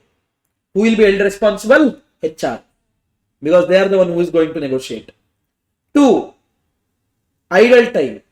Here idle time means we are discussing about abnormal idle time. Because normal idle time is already adjusted in the standard hours. So idle time. Third one is your efficiency. You are working slower or faster than expected. Got it? So, who will be held responsible for idle time and efficiency, sir? Production manager. Because they are not working. You saw them not working. You should have made them work. Correct, no? Efficiency. You saw them working slow. You should have made them work faster. And here, standard may more than two or more type of labor is there. Then you can divide further into yield and mix. Yield is also known as sub-usage. Mix is also known as gang. Mix is also known as gang. Got it? Okay. Now, rate variance is very simple. How much I should have paid? Standard rate. How much I have paid? Actual rate. For the actual hours paid. Just like your price variance only. Standard rate minus actual rate into actual hours paid. If the standard rate is more favorable, if the actual rate is more adverse. Got it? Next is idle time variance. Idle time means abnormal idle time. What is that abnormal idle time? Sir, what do you mean by idle time? You paid for it, they are not working. So actual hours paid minus actual hours work, the difference is there. No, that we call it as idle time. I repeat again, actual hours paid minus actual hours worked is idle time. So idle time into, we are thinking of production manager. Production manager will not be okay with actual rate. It's always standard rate. So difference between actual hours paid and actual hours worked is idle time. Idle time into standard rate will give you idle time variance. And always remember guys, idle time variance can never be favorable.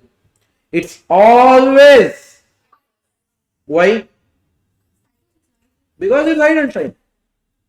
You are paying, they are not working. When or what on earth makes people think that you are paying for them and not working is favorable? Correct? No, it's always adverse. For example, CSK and MSD. Paid but working or not working? Not working. Is that idle time? Idle time. But is it adverse or favorable? Clearly favorable. CSK fans will know this. Dhoni fans won't be knowing, but CSK fans knows that. If we play adverse. So, always remember idle time is always adverse. Except in case of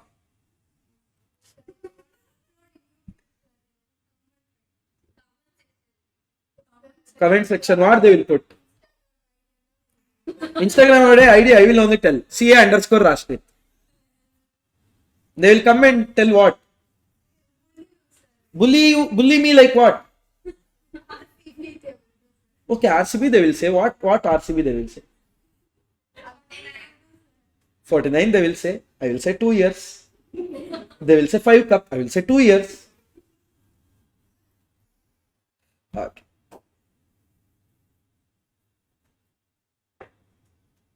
I mean favorable because one not playing.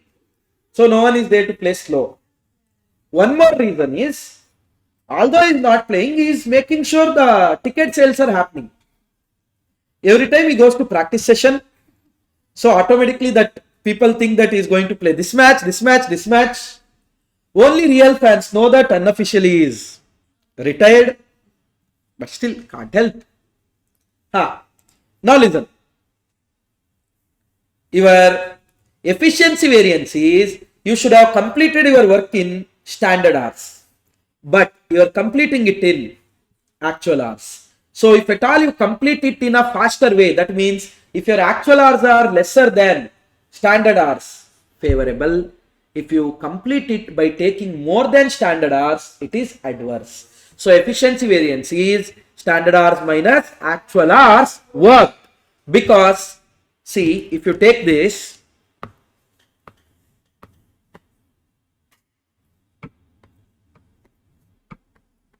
standard hours, or let me say actual hours worked, standard hours, or I will take standard hours, standard hours and actual hours paid. Guys,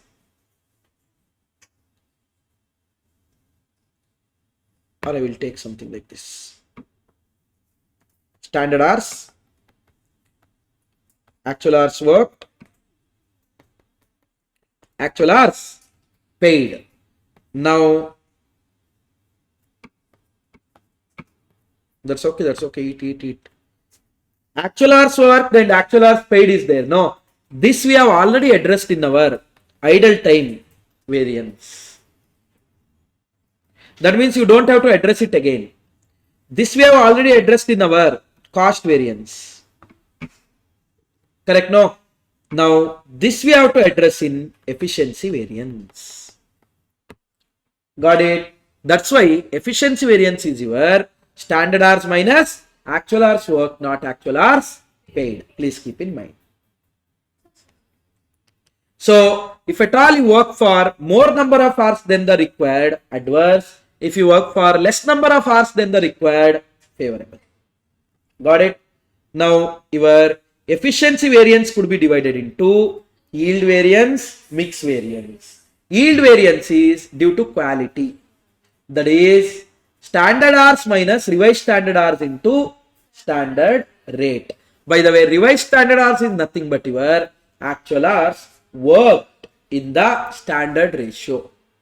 Actual hours worked in the standard ratio. Whereas your mix variance is revised standard hours minus actual hours worked into standard rate. Revised standard hours minus actual hours worked into standard rate. Generally, labor variances, they would ask in the MCQ. Labor and material, generally they might ask in MCQ if it's a management accounting. If it's cost accounting, of course they will ask in the descriptive also. But management accounting, generally they will ask in MCQ. How they will ask? They will give one or the other variance and they will ask what is actual quantity, what is standard quantity, what is standard price, what is actual price, like that. So, mix variance is revised standard hours minus actual hours worked into standard rate. Revised standard hours minus actual hours worked into standard rate. Few notes you have to remember, guys. Standard hours means standard hours for actual output. Here opening stock, closing stock, all those drama is not there. Idle time refers to abnormal idle time, as normal idle time is already included in the standard hours. Idle time variance is always adverse. Yield variance and mix variance is also known as sub-usage as well as gang variance. And always remember the difference, know the difference between these two. Rastrith worked for 20 hours. Rastrith completed work of 20 hours. Is it same? I repeat again. Rastrith worked for 20 hours. Rastrith completed work of 20 hours. Is it same? No. Rastrith worked for 20 hours means my actual hours worked is 20. Rastrith completed work of 20 hours means I have completed the work which would have taken 20 hours. So I would have taken more than 20, less than 20. That means the 20 is a standard hours for the actual hours output. Got it? So know the difference between standard hours as well as actual hours. Actual hours work and we have completed work of so many hours. Both are not same. Generally, if they give like that, so many hours of work is done. Then, for example, in that costing, one last illustration is there on labor. In that they said skilled worker, unskilled worker, semi-skilled worker, 32 employees, 58 employees, 22 employees, something like that. These are the standards. In 42 hours week, these many things are done. Like that they will tell. Now, and they said, we have completed work of 1800 hours.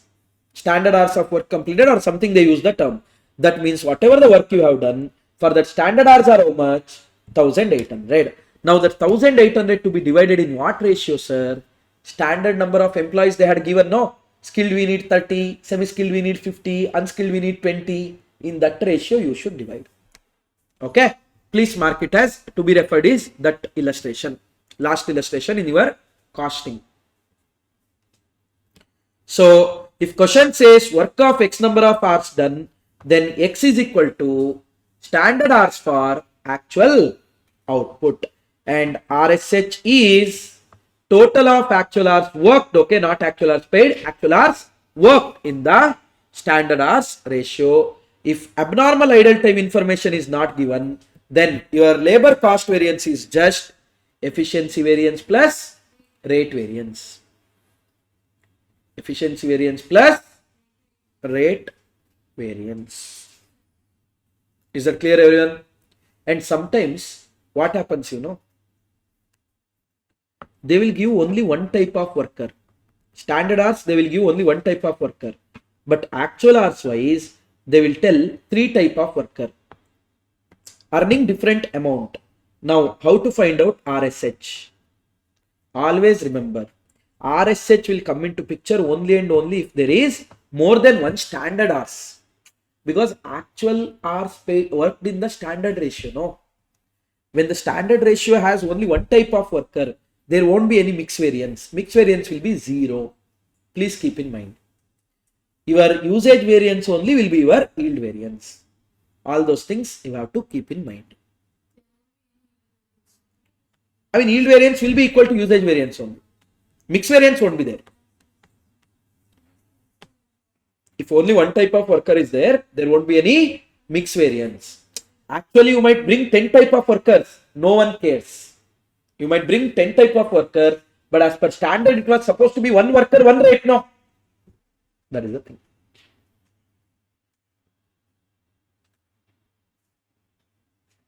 And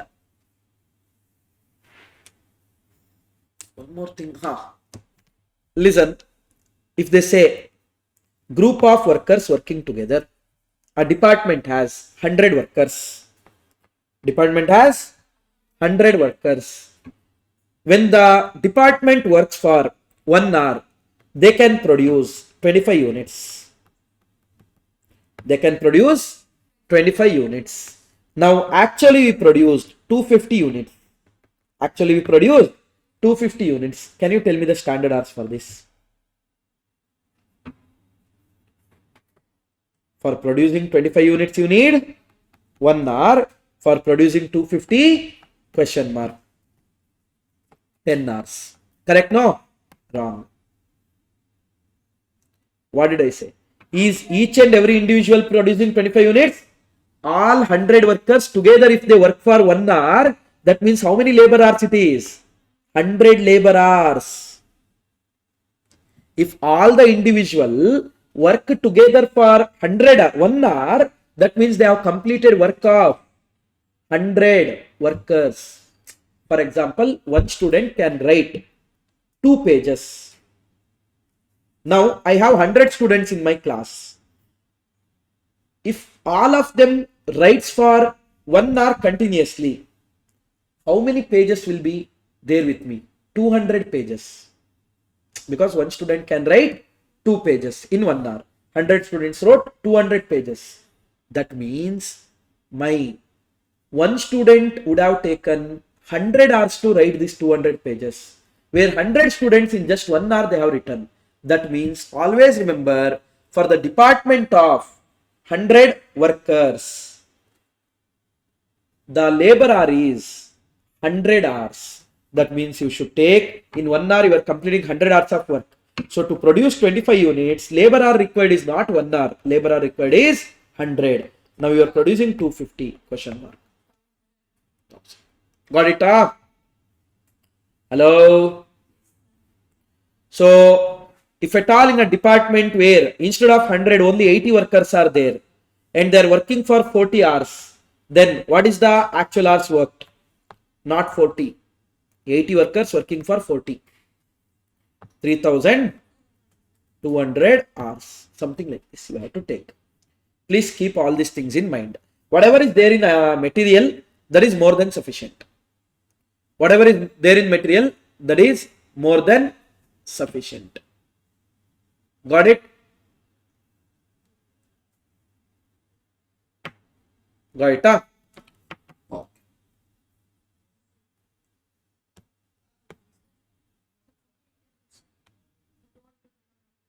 Which one? Yeah, that I will. So labor cost variance, can you tell me the formula?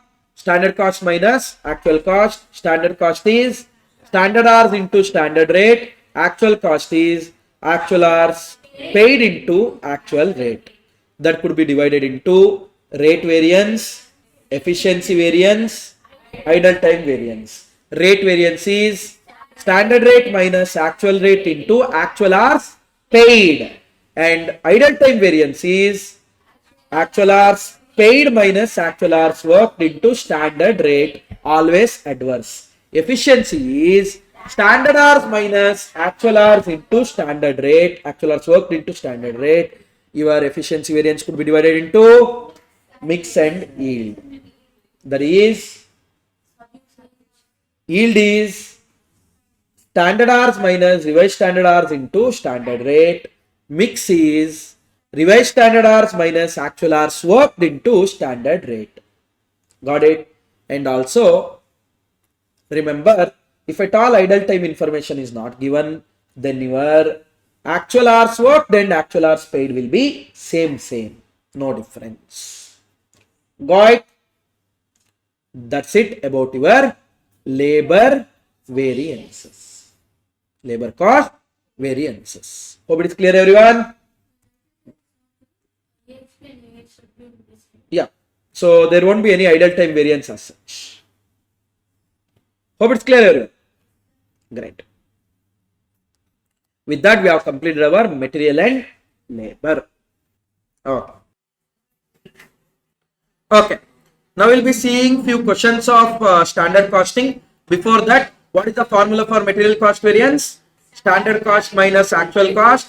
Standard cost is standard quantity into standard price minus actual quantity into actual price. Could be divided into price variance, usage variance, price variance, standard price minus actual price into actual quantity, usage variance, standard quantity minus actual quantity into standard price. Usage variance could be divided into yield, efficiency, yield, standard quantity minus mix, standard quantity minus revised standard quantity into standard price, and mix is revised standard quantity minus actual quantity into standard price. And how to arrive at RSQ? Total of actual quantity in the standard ratio. This time many of them not doing the concept because yesterday itself I have done the concept. Questions we are seeing. Revision already in recent management accounting marathon we have seen all the concepts because there you have overheads also. No? So labor variances, labor cost variance is standard cost minus actual cost. Standard cost is standard hours into standard rate minus actual hours paid into actual rate. That could be divided into efficiency, idle time, rate variance is standard rate minus actual rate into actual hours paid, idle time into standard rate is idle time variance. You know that idle time variance is always adverse. Efficiency variance is standard hours minus actual hours into standard rate. Actual hours worked. That could be divided into mix and yield. Yield is also known as sub-usage. Mix is also known as gang variance. Gang variance or mix variance is RSH minus actual hours worked into standard rate, and yield is standard hours minus revised standard hours into standard rate. Revised standard hours is nothing but your actual hours worked in the standard ratio. Actual hours worked in the standard ratio, and always remember, number of hours worked is different, number of hours work is completed is different. Number of hours of work is completed means they are talking about standard hours for actual output. Correct? No? Fine. Now shall we see few questions? And if the question is silent, always remember material will be valued as per FIFO.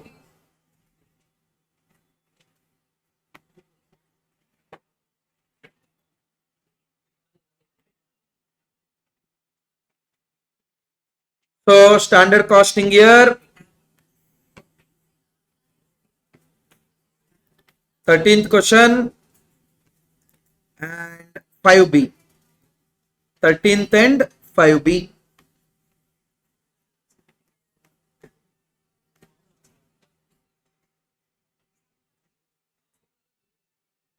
December 2025, 13th question. Dash variance is difference between standard cost of material specified and actual cost of material specified. Material cost variance, difference between your standard cost and actual cost. 5B na.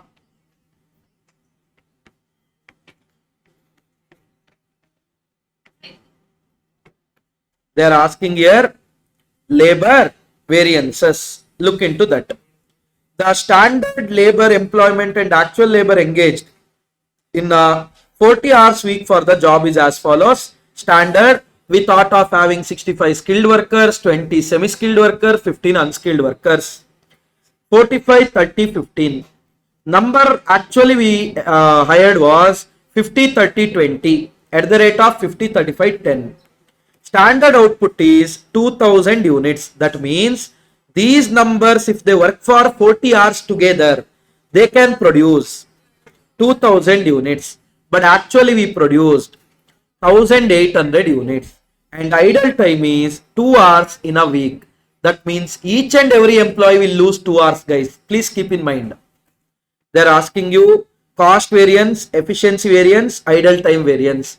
That means you don't want RSH, etc., etc., etc. No worries. First I will do the table, then we'll see.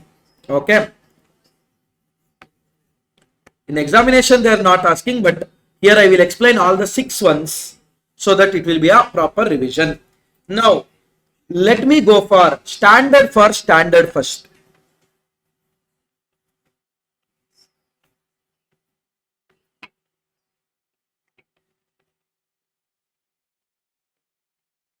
Standard for standard, we have skilled worker, semi-skilled worker, unskilled worker.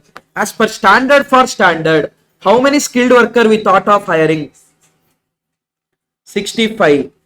Semi-skilled 20. 15. And we are expecting them to work in that particular week 40 hours. We are expecting them to work for 40 hours.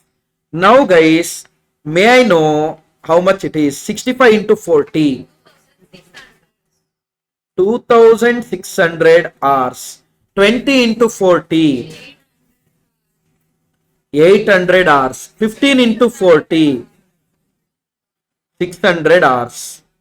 By the way, these many hours we are expecting them to work for 2000 units. Always remember, For me, standard means standard for actual, not standard for standard. Standard for actual, not standard for standard, which we already discussed 15 minutes before.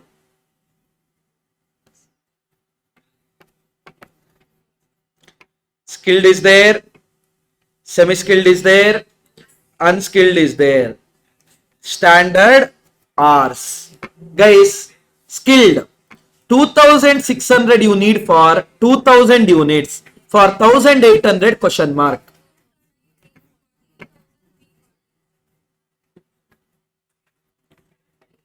$2,340 hours. 800 you planned for 2000 hours. For 1800 question mark. 720 hours. 600 you planned for 2000 units. For 1800. 540 hours. Total of standard hours, please. 3600 hours. You no need total if to provide RHH. You can go for employees ratio also. But yeah, it's your call. Standard hours. Next is standard rate. How much they are telling standard rate? Standard rate they are telling 45, 30, 15.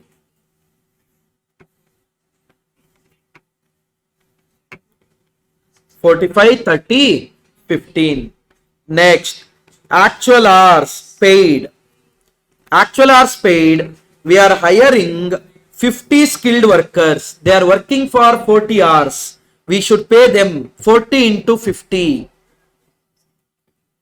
2000 hours. We have hired 30 unskilled workers. So 30 into 40. 1200 hours. And we have hired 30 unskilled workers, 20 unskilled workers, 20 into 40. 800 hours. Now, idle time, they are telling we are losing 2 hours. Don't write 2, 2, 2 here because all of them together losing 2 hours. That means each and every employee will lose 2 hours in a week. So, 2 into 50, 100 hours. 30 into 2, 60 hours. 20 into 2, 40 hours. Actual hours worked. Actual hours worked are 1900 hours, 1140 hours and 720 hours. 760, sorry. 760 hours. Using that actual rate. Actual rate they are telling we are paying them 50, 35 and 10. 50, 35, 10. That will give you,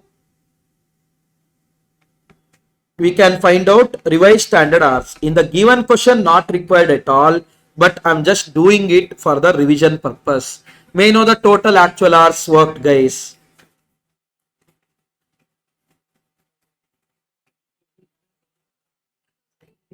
3,800 hours. 3,800 hours in the standard ratio. That is, when 3,600 it was 2340. Now when it is 3,800 question mark.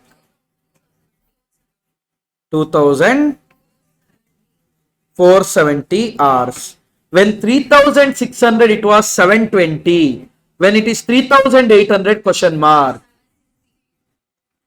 760 hours. When 3,600 it was 540. When it is 3,800 question mark. 570 hours. These are your revised standard hours. Now, first one we are going to find labor cost variance. Labor cost variance is standard hours into standard rate minus actual hours paid into actual rate. So we have skilled worker, semi-skilled worker, unskilled worker. Now talking about skilled worker, standard hours are 2340, 720, 540. Many students will do mistake here only. In this question, the mistake will be done by them is whatever is there for 2000 units, that only they will take it as standard. Gone. That is standard for 2000 units. I want standard for 1800. One more question is there in study material. If you have seen standard hours work, they have given 1800. That should be divided in the standard employees ratio. That will give you standard hours, and actual hours taken you have to compute, which is there in study material. We have already seen it. Okay. So that one question see and go, very important. Standard rates are 45, 30, 15 minus actual hours paid. Actual hours paid are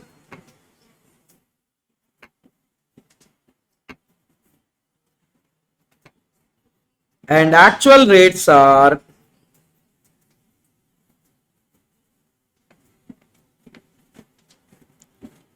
first one 2340 into 45 minus 2000 into 50. Sir, how to do it in calculator? Very simple. 2340 into 45 m plus 2000 into 50 m minus MRC. 5300 what? Favorable. When it will be favorable? When the standard is more than actual, it's favorable because you paid something less than what you estimated. Next one, 720 into 30 m plus 1200 into 35 m minus MRC.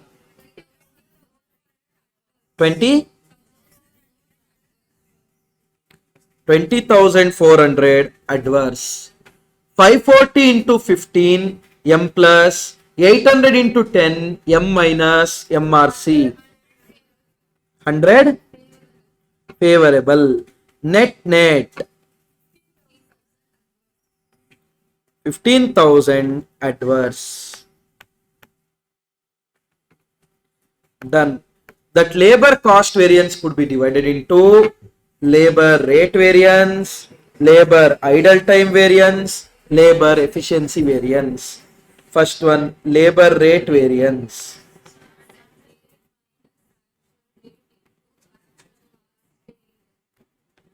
We have skilled, semi-skilled, unskilled worker. Standard rate 45, 30, 15. Actual rates 50, 35, 10. Actual hours paid 2000, 1200, 800.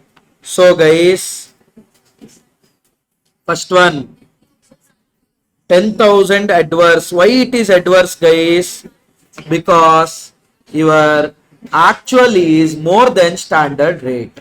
Second one 6,000 adverse because your actually is more than standard. 4,000 favorable because your actual rate is something less than the standard rate.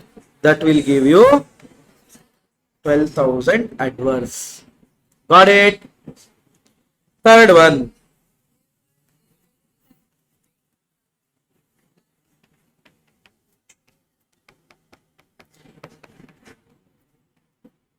Labor idle time variance, that is your idle time into standard rate. So skilled worker, semi-skilled worker, unskilled worker. Idle times are 100, 60, 40. Standard rates are 50, 35, 10. 45, 30, 15. 45, 30, 15. Correct, no? 100, 60, 40. Huh? First one. 4,500, 1,800, 600, total 6,900. Adverse or favorable? Adverse, because idle time can never be a favorable. Idle time can never be favorable. Idle time is always and always and always adverse. Fourth one, labor efficiency variance. What is the formula? Standard hours minus actual hours worked into standard rate. So we have skilled, semi-skilled, unskilled. So standard hours are 2340, 720, 540. Correct, no? Copy paste down. What are you talking? Minus actual hours worked. Actual hours worked are 1,900, 1,140, 760, right?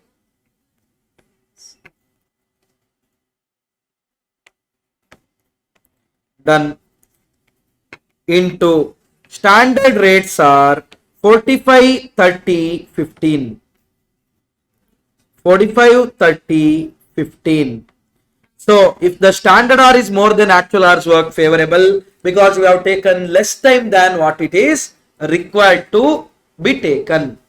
So you are working faster, so it's favorable. So first one, sorry, 19. Okay, 19,800 favorable, 12,600 adverse, 3,300 adverse, 3,900 favorable. Your efficiency plus idle time plus rate should match cost. Matching. 3,000, 3,000, 15,000. Matching. Now, we are dividing that efficiency variance into mix variance, yield variance. First, yield variance. Guys, always remember, standard may, if there are more than one type of material or one type of labor, then only mix and yield will come into picture. In standard itself should be more than one. Actual more than one doesn't matter. It should be there in standard only. So in standard only it should be more than 100. So more than one type of material, more than one type of labor should be there. So labor yield variance will be seriously standard hours minus revised standard hours into standard rate. So you have skilled, semi-skilled, unskilled. So standard hours are 2340, 720, 540, and your revised standard hours are 2470, 760, 570 into standard rates. Standard rates are 45, 30, 15.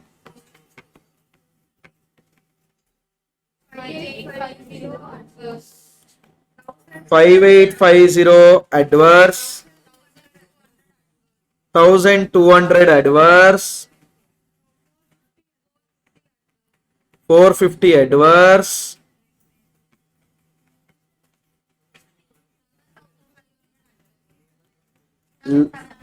7,500 adverse.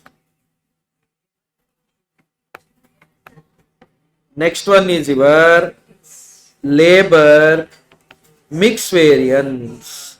Labor mix variance is revised standard hours minus actual hours worked into standard rate. So we have skilled, semi-skilled, unskilled, and the revised standard hours are 2470, 760, 570 minus actual hours worked are 1900, 1900, 1140, 760. Standard rates are 45, 30, 15. So first one 25,650 favorable, 11,400 adverse, 2,850 adverse.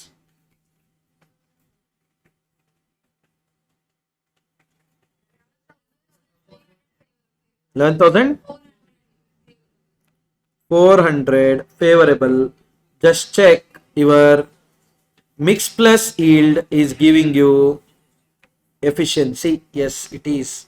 Simple. 7 marks.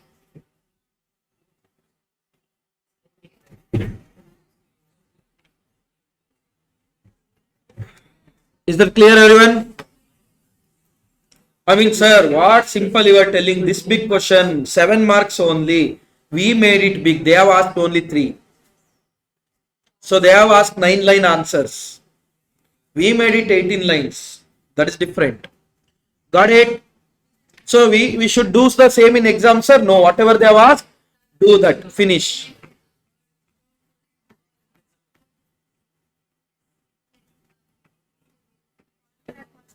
June 2025.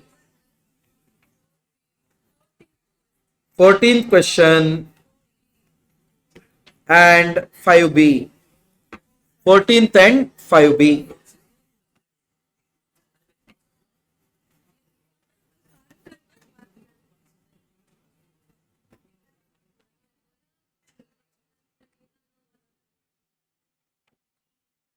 The operation to produce a unit product hour requires 9 hours. That means here per unit standard hours they are telling. Budgeted idle time is 10% of the total hours paid for is to be incorporated into the standard time for all the products. So 10% is the budgeted normal loss. That means it's a normal loss, guys. Please keep in mind. The wage rate is 16 per hour. Standard labor cost for 1 unit. Try to understand. 9 hours work only is required.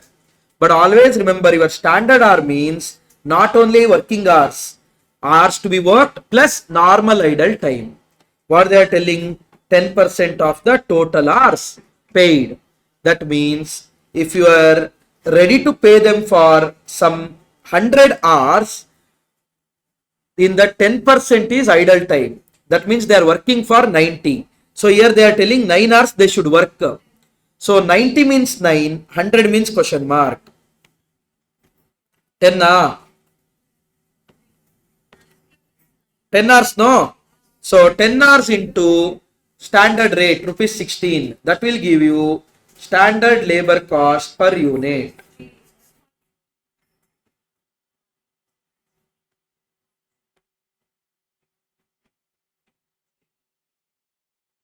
Sorry? 160 na? 160 na? Done. Shall we proceed? Next, what did I say? 5?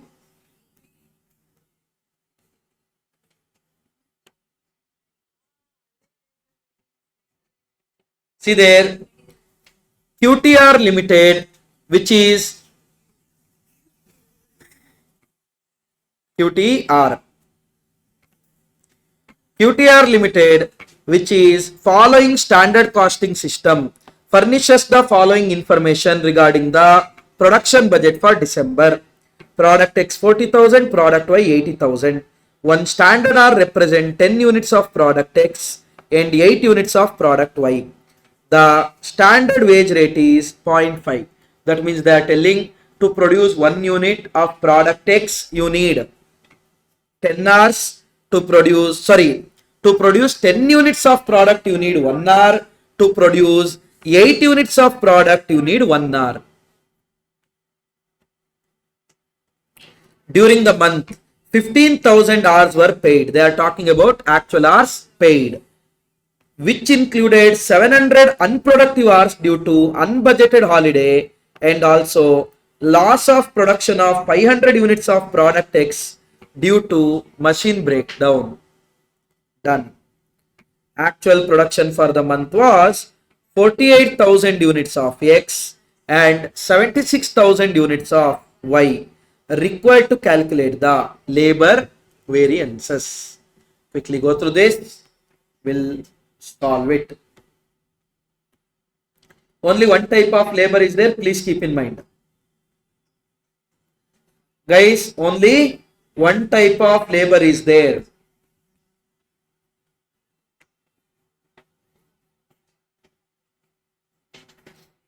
Shall we start? Shall we start?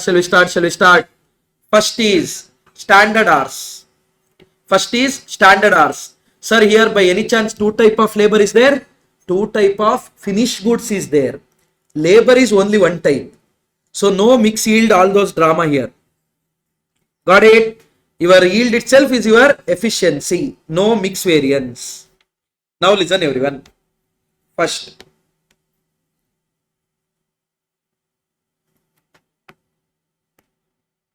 standard hours, let's find out. First, let's find out standard hours. To produce A, let's find out first. To produce product A, let's find out. A na, P na? X. Okay. How many units are produced X? 48,000. Guys, what is the standard for standard of X? They are telling in 1 hour you can produce 10 units of X. That means to produce 10 units, you need 1 hour. You are producing 48,000 units. So for 48,000 units, question mark.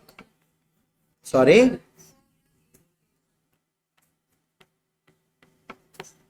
4,800 hours. Got it? Shall we proceed? Y. How many units? 8 units, is it? 8 units, no? Per hour. 8 units you can produce in 1 hour. But you are producing 76,000 units. 76,000 units. How much?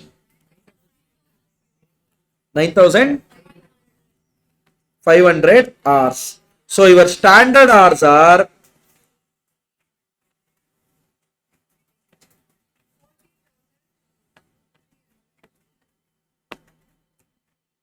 Standard hours are 14,300. Standard rate is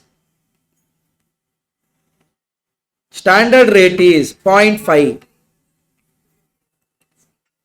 Standard rate is 0.5. Next, actual hours paid. Actual hours paid. During the month, 15,000 hours were paid. 15,000 hours. Actual rate rupees 0.6. 0.6. What is 9,000?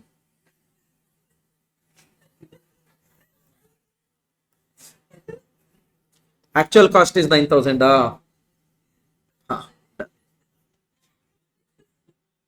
Robots. Now, also there is a idle time. What is that idle time? They are telling concentrate. 700 unproductive hours due to unbudgeted hours and loss of production 500 units. So try to understand. First 700 units, sorry, 700 hours we are losing due to unbudgeted. Plus relating to that 500 units we are losing. So we know that to produce 10 units we need 1 hour. To produce 500 we need how much? 50 hours. So total we are losing 750 hours. Idle time we are losing how much? 750 hours. Simple, no? So all the 5, 1, 2, 3, 4, 5 information is there. What they are asking in this? Labor rate variance, standard rate minus actual rate into actual hours paid. Information is there. Idle time variance, idle time into standard rate. Done.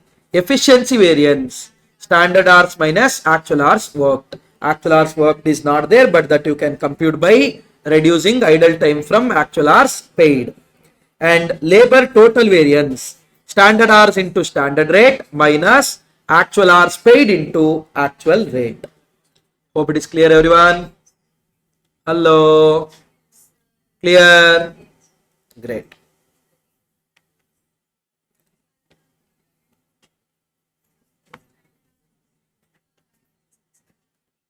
Going to your December 2024 MCQ number 10 and 5B. No, here in costing MA, not only in costing MA, I don't know about other papers. Other paper also. They are maintaining the same order. Very nice.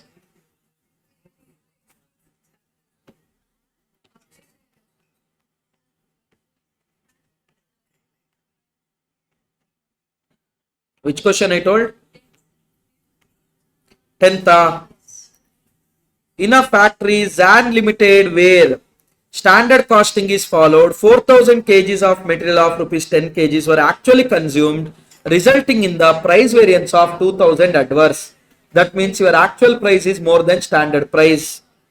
What will be the standard cost of material? Guys, what is the formula? Standard price minus actual price into actual quantity will give you material price variance. Your adverse means your actual price is more. Actual price is more means your answer should be negative. Not because it is minus. It is because I have taken actual price as negative. If at all I have written it as actual price minus standard price, then it should be the other way around. It should be positive. So standard price I don't know. Actual price is rupees. Oh, sorry, standard price I know, na.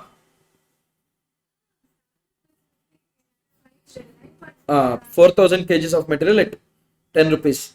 10 rupees is actual price. Actual quantity 4000 is equal to minus 2000. Adverse they are telling, that means actual is more than standard. So standard price is equal to minus 0.5 plus 10, 9.5.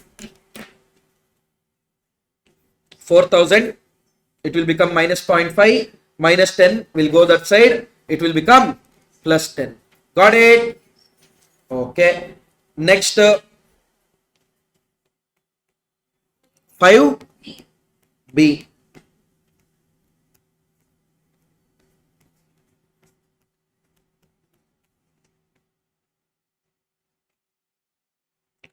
Material variances. The following information is extracted from the records of Amon Limited, a manufacturing company using standard costing system for the week ended October 2024. Standard quantities are 60-40 in that process loss is 10.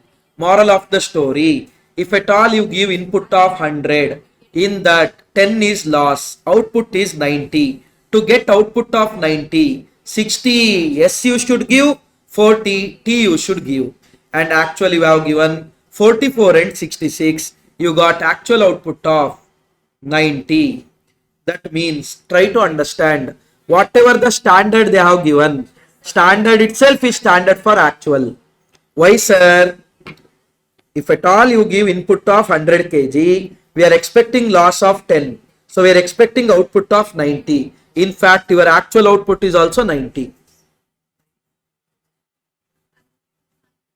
Understood? So, in this 100, S will be how much? 60 kgs. T will be how much? 40 kgs. 60 and 40 are your standard quantity and standard prices are 20 and 10. Actual quantity are 44 and 66. Revised standard quantity will be, guys, total of actual quantity 110 in the standard ratio 60-40, 66-44. Here if at all they had given actual output as 100, what you should have done? Guys, to get 90 as output, we have to give 60 as input. To get 110 question mark, like that you should have done. If at all actual output was 110, sorry 100, but actual output is 90, as per standard also it's 90 only, so I will take it directly. Hope it is clear. What is the cost variance formula? Standard quantity into standard price minus actual quantity into actual price. Price variance, standard price minus actual price into actual quantity. Usage variance, standard quantity minus actual quantity into standard price. Mix variance, revised standard quantity minus actual quantity into standard price. Yield variance, standard quantity minus revised standard quantity into standard price. Anyone, any doubt in this? All the calculations you can do now. Shall we proceed?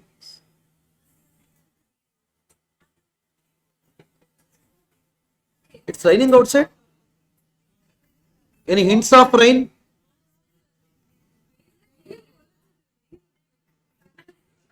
Sun is kissing.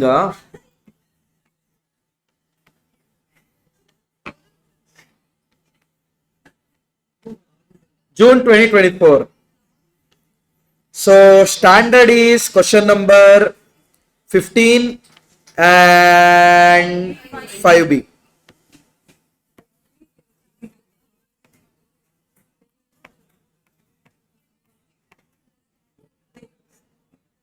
June 24, right?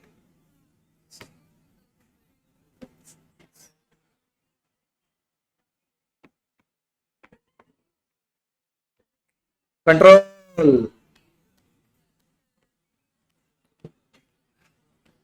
15th one.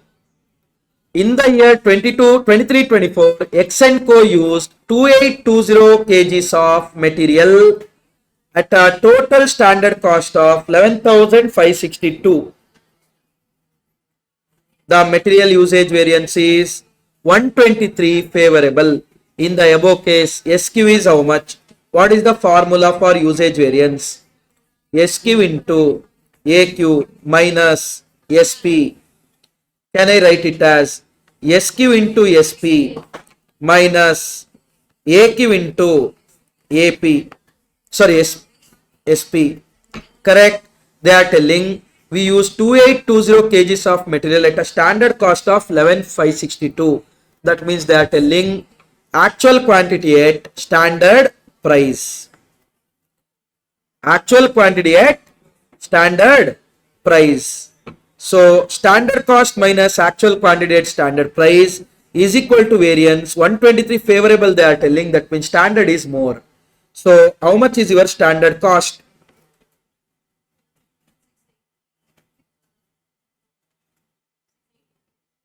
Sorry, 11,685. But they are asking standard quantity. Guys, they are telling by using 2820, your cost is coming to 11,562. So per kg, how much is the standard price? 4.1 na. So 11,685 divided by 4.1. Option B. Hope you guys understood. Ayo, no, sir. No, not at all. Then standard quantity you take it as SQ minus actual quantity is 2820 into standard price. They are telling 2820, standard price of that is 11,562. So per unit it is 4.1. That is equal to 123. Now if you solve, you will get SQ. Huh?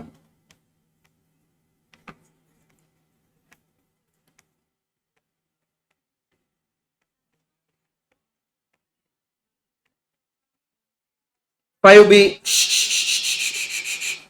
Hello, hello, hello, hello. Concentrate.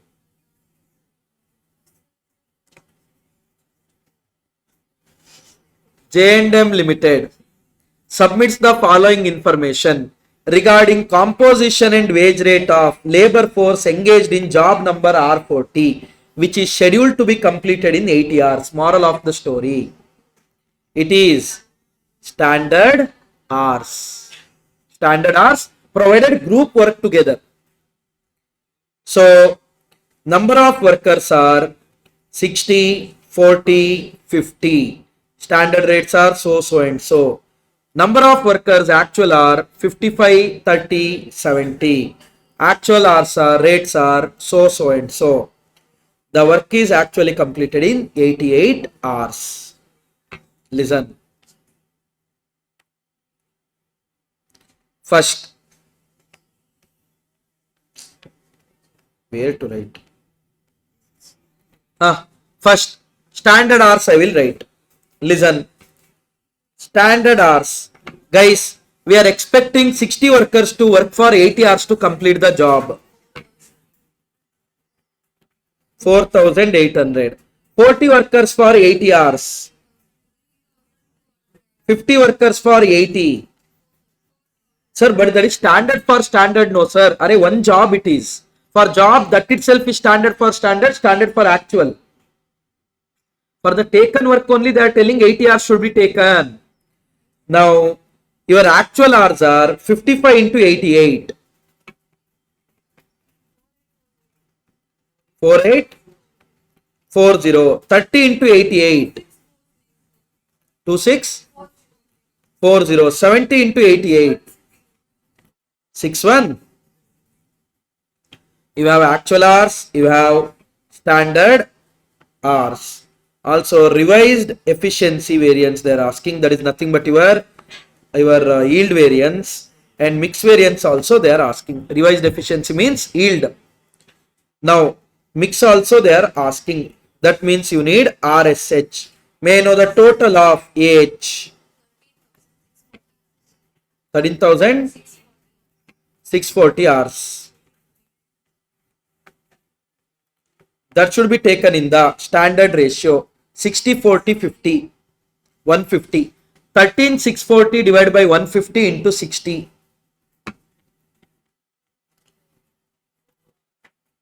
Huh?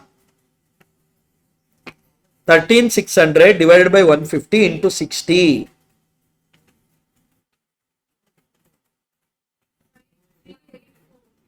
5384. 13,640 divided by 150 into 40.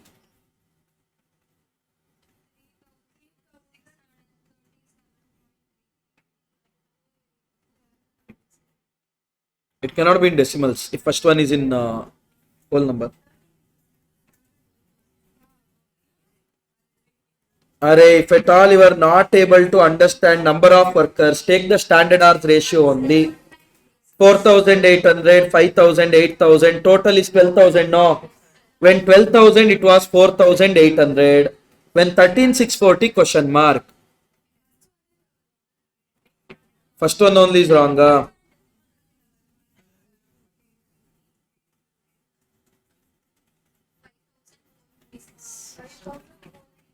5,456. Next one.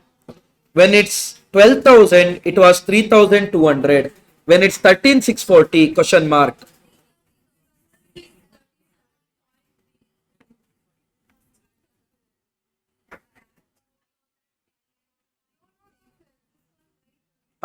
Next one.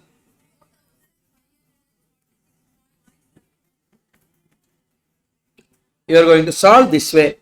Hope it is clear, everyone. Anyone, any doubt?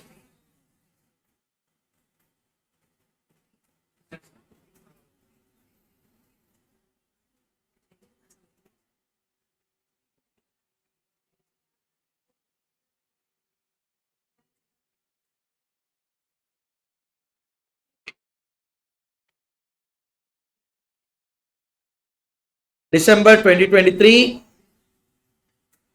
15th MCQ and 5B.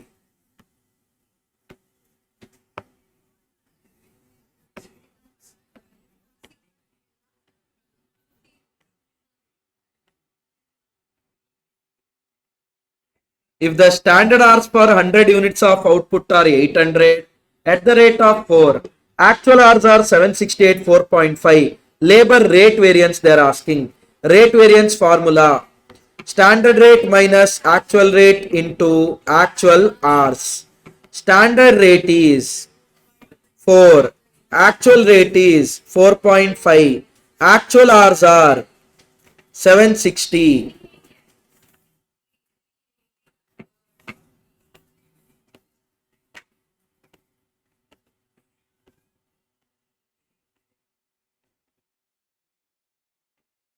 B. The standard mix to produce 1 unit of product R. 1 unit of product R is as under: 3 kg of X you need, 4 kg of Y you need, 5 kg of Z you need. During the month, 10 units of product R were actually produced, consuming so and so. They are asking 5 variances. Oh my god, one of the easiest question it should be X, Y and Z. We need standard quantity, standard price, actual quantity, actual price, revised standard quantity, standard price in rupees, actual price in rupees, standard quantity in kgs, actual quantity in kgs, revised standard quantity in kgs. First, X. Guys, to produce 1 unit you need 32 kgs. Then to produce to produce 1 unit you need 3 kgs. To produce 10 units you need 30 kgs. To produce 1 unit you need 4. To produce 10, 40. To produce 1 you need 5. To produce 10 you need 50. Standard prices are 300, 500, 400. Actual quantities are 32, 47.5, 43.5. Actual prices are 350, 550, 360. Guys, total of actual quantity 123. Total of actual quantity is 123 in the standard ratio, that is 30-40-120. So 123 divided by 120 into 30.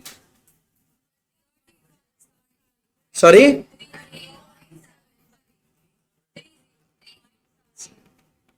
$123 divided by 120 into 40.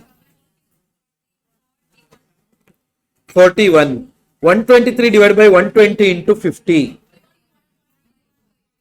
51 point.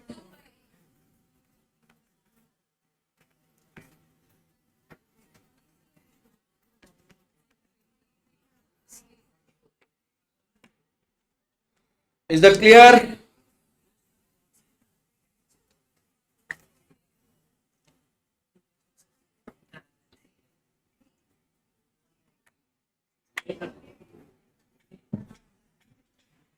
With that, we have completed questions discussion on standard costing. We'll do one thing, take a break of 5 minutes. Then we are starting with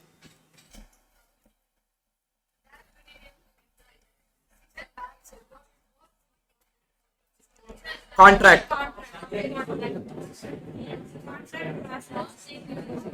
Process will start. Process JPBP we should take together. That's the thing. Contract half an hour work. Contract is like contract. Okay. Now we are starting with contract costing. Hello, everyone. Contract costing, guys. Contract, it could be short term, it could be long term. If it is a short term, we are not going to apply the concept of contract costing. Instead, we will apply the concept of job costing. However, if it's a long term, that means which takes more than one accounting period, there we are going to apply the concept of contract costing. There will be different types of contracts. One is fixed price contract, contracts with escalation clause, cost plus contract. Which? Fixed price contract, contract with escalation clause, cost plus contract. What is this fixed price contract, sir?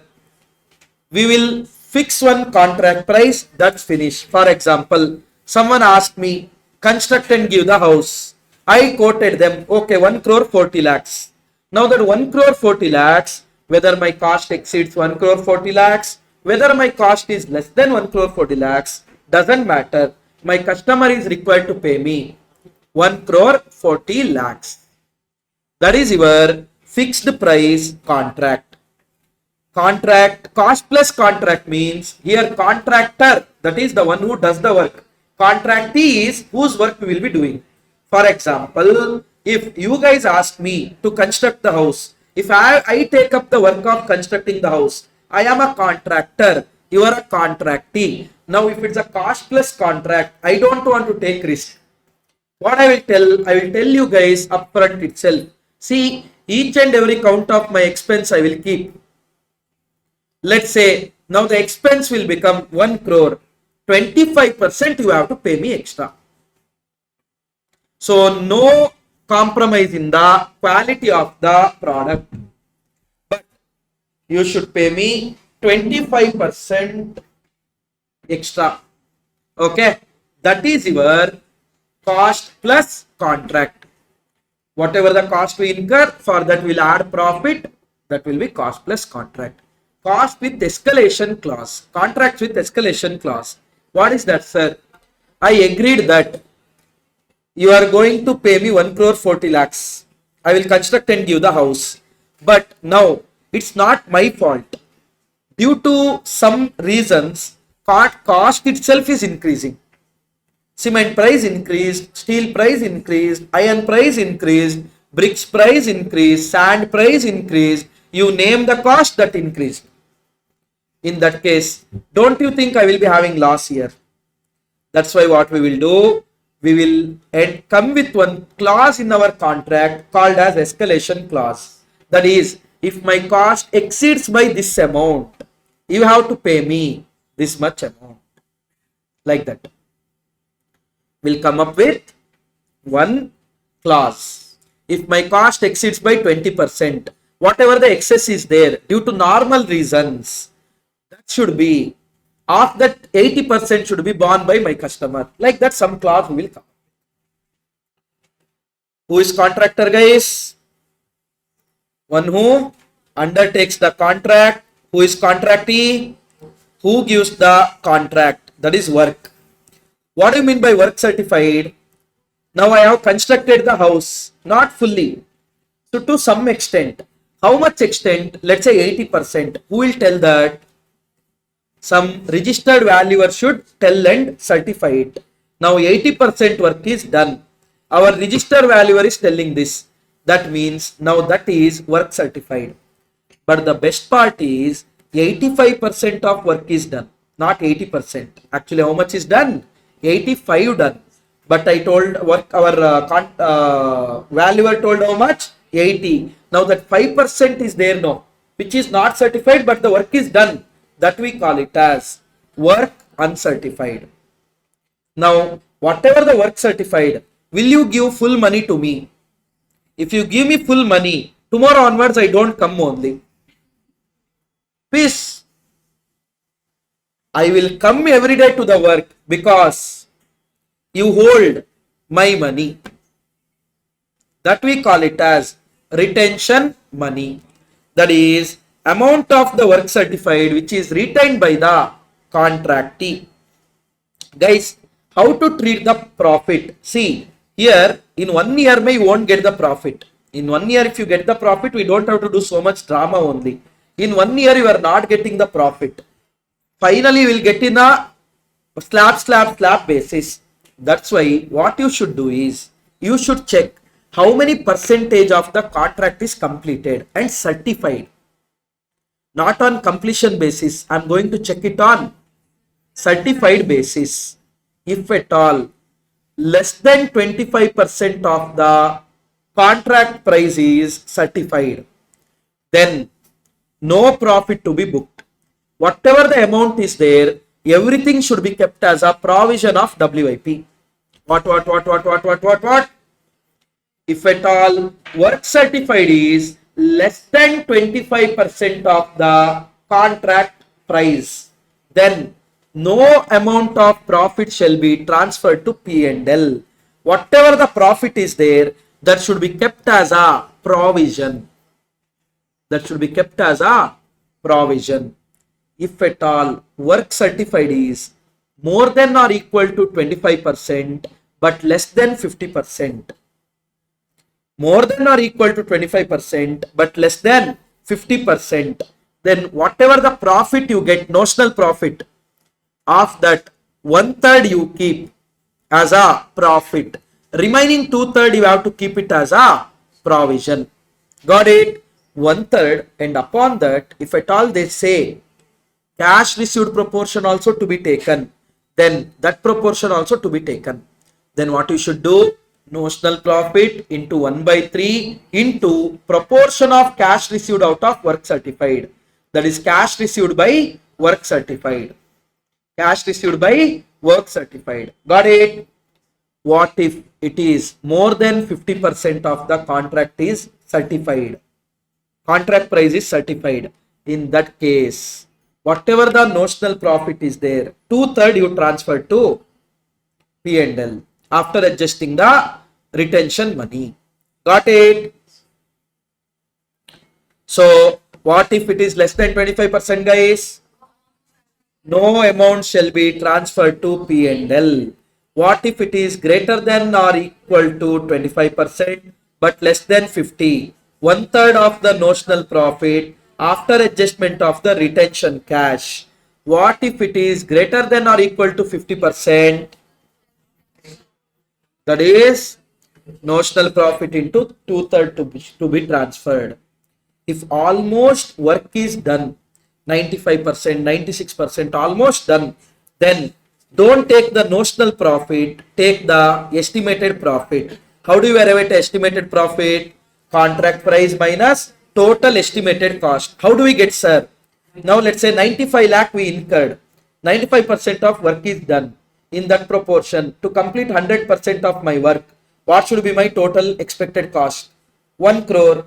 Contract price is 1 crore. 40 lakh. My estimated profit is 40 lakhs. Into work certified by contract price into cash received. That means instead of notional profit, you take estimated profit. Instead of 1/3 or 2/3, you take work certified proportion, and you cash retention anyhow you have to take. Now, what the hell is this contract account, sir? Listen, guys, how the contract account will look like. Please concentrate. Before that, tell me how your trading account looks like. Purchase.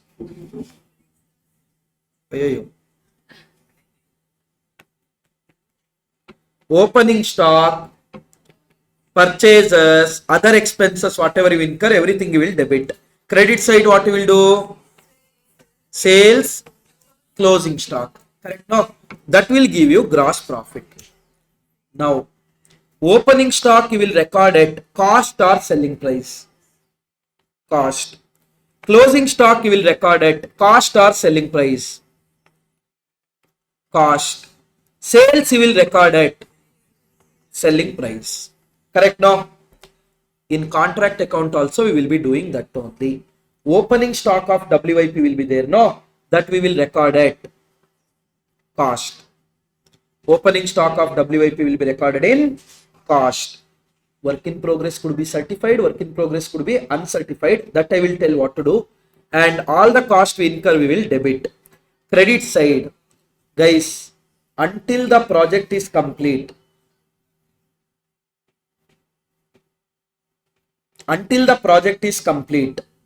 we are going to consider, we can't transfer it to our contractee. Correct? No? So what we will do until the project is completed, we will keep it in the WIP.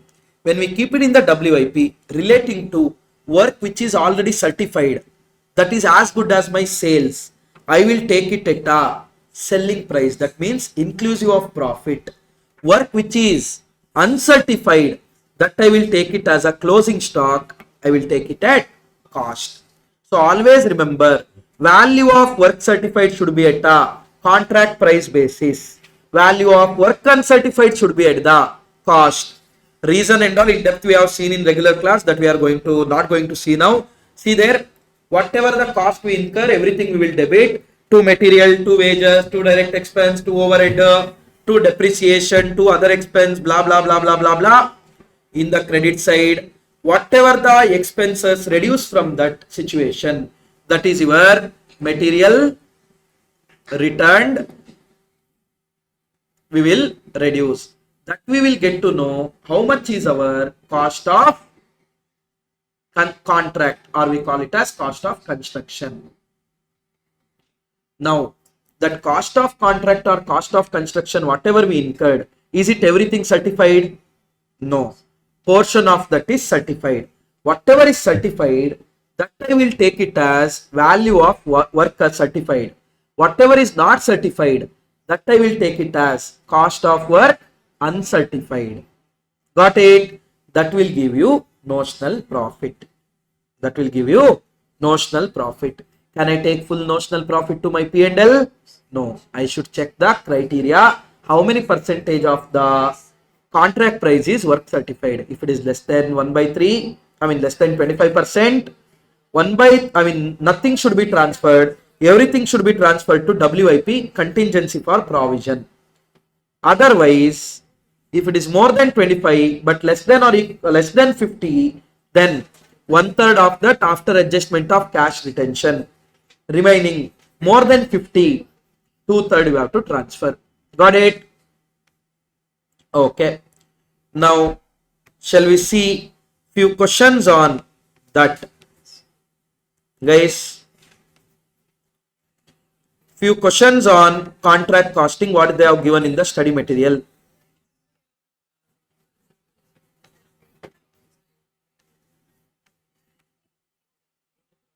Illustration number 11. Guys, illustration number 11. Quickly concentrate. Illustration number 11.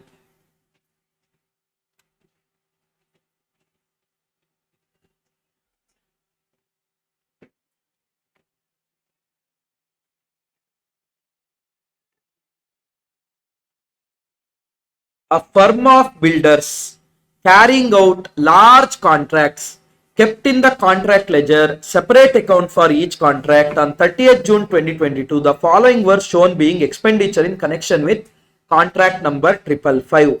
That means now we are going to prepare contract number 555. Material purchase they have given. Is it relating to the contract? Need not be. If it is completely relating to the project, we are going to debit it to the contract account. So what we will write it as? 2 material purchased, 1,16,126.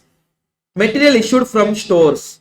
2 material issued from stores or 2 stores control, 19,570. Plant which has been used on the other contract.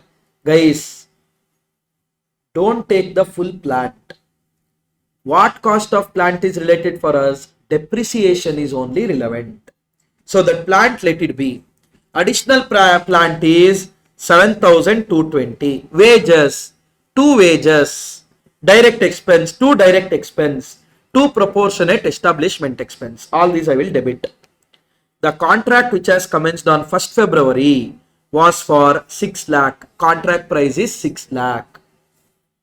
And the amount certified by the architect after deduction of 20% of retention money was 2,41,600. The work being certified on 30th of June. That means the amount certified by architect after deduction of 20% of retention money was 2,41,600. That means work The money retention is 20%. That means they gave us 80% of the work certified. So 80% of work certified is 2,41,600. 100% of work certified is question mark 3,02,000. So the value of work certified is 3,02,000. In that 6 lakh is contract price. That means 50.83. 50.33%, which means more than 50%. That means you should transfer 2/3 of the profit after adjustment of the 20% to the notional profit. P&L. Remaining should go to provision. Then the material on site is 19,716. Closing stock of material, I should take it in the credit side. A contract plant ledger was also kept in which depreciation was dealt with monthly. The amount debited of that is 2256. That means don't take these amounts. Instead of this, you should take depreciation. Prepare a contract account. Very simple. You can see there 2 material purchase, 2 material issued, 2 depreciation on plant, 2 wages, 2 direct expense, 2 proportionate establishment expense. By material at site, that will give us cost of construction. Now the cost of construction, I will take it in the debit side by WIP. In the WIP, 2 items will be there. Work certified, work uncertified. Work certified, I should take it at a selling price. Invoice value, contract value. Whereas work uncertified, I should take it at a cost. Work uncertified, in the question, they haven't told anything. No hints was also given. Moral of the story, no work uncertified. No work uncertified. Work certified, you should take how much? 3,02,000. That will give you notional profit of 15,000. Don't transfer full 15,000 to P&L. Whatever the notional profit 15,000 is there, of that 2/3, of that 80%, because cash retained is 20%. Cash received by work certified is 80%. They are telling no, 20% is retained. That means they have given us 80%. So 15,000 into 2/3, that is 10,000 into 80%. 8,000 will be transferred to P&L. Remaining 7,000 will be transferred to WIP account. Not transferred, will be kept in WIP account as provision for contingency. Provision for contingency. Is that clear, everyone? Hello? Look at this 13th question.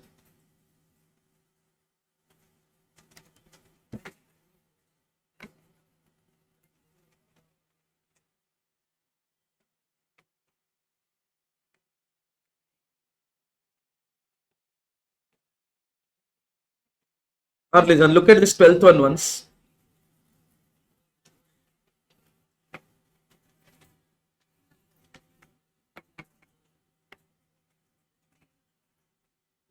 Look at this 12th one, everyone. A contractor has undertaken a construction work at a price of 5 lakh. That means contract price is 5 lakh. Began the execution of the work on 1st January 2022. The following are the particulars of the contract up to 31st December 2022. Machinery, they are telling. Should I take the machinery or should I take depreciation on machinery? Depreciation on machinery. 2 material I should take. 2 wages I should take. 2 direct expense I should say take. Uncertified work they have given, that I should take it in the by WIP credit side. Wages outstanding, I should add it to the expense. Value of machinery, at the end they are telling 22,000. Introduced was 30,000. That means depreciation is 8,000.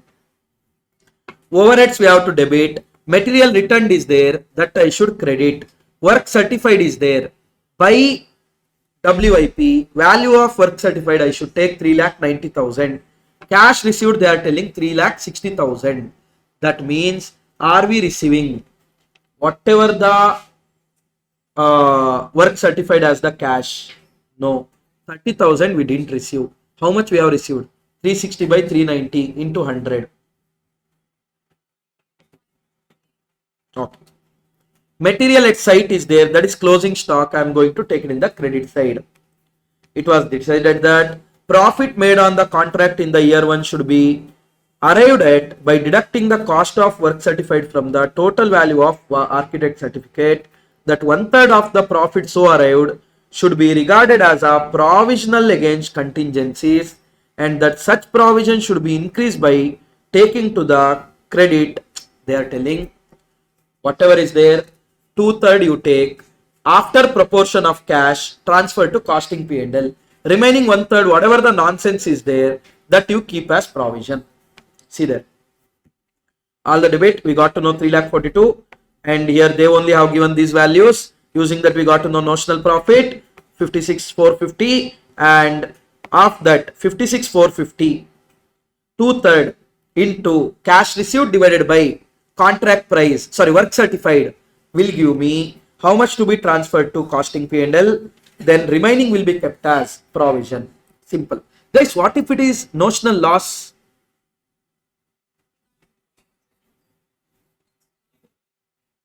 What if it's notional loss?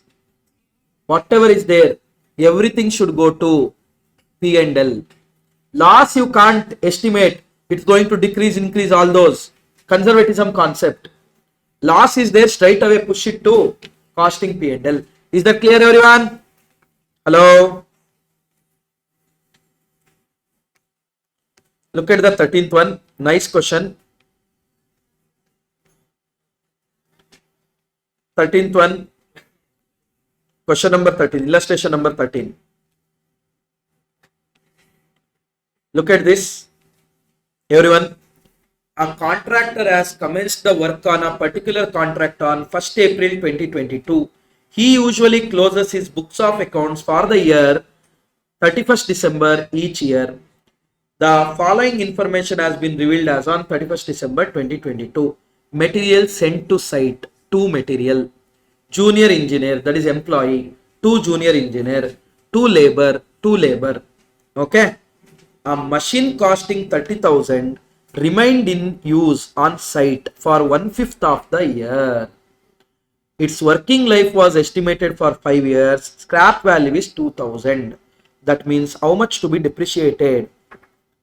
Guys, 30,000 minus 2,000. This was to be distributed depreciated for 5 years. That means per year how much it is? 5,600. Of that, 1/5 only is used in the current period for this contract.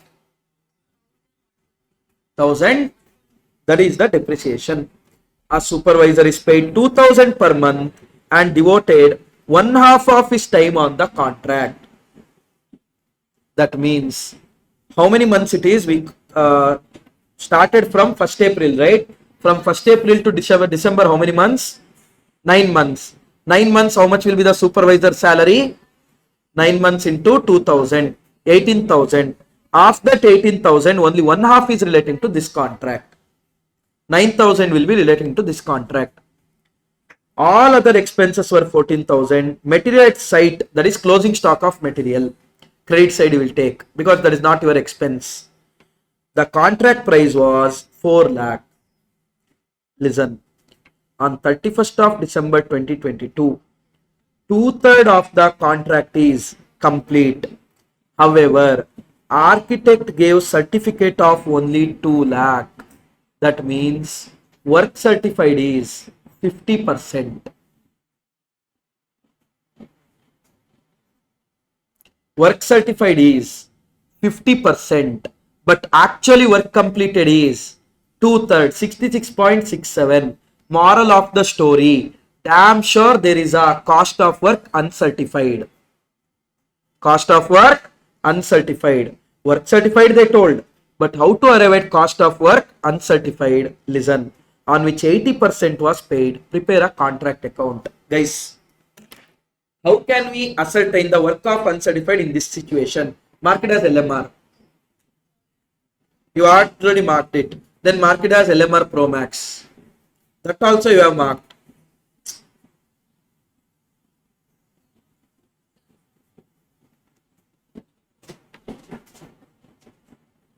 Now listen, how to find out value of work uncertified? Very important. Listen.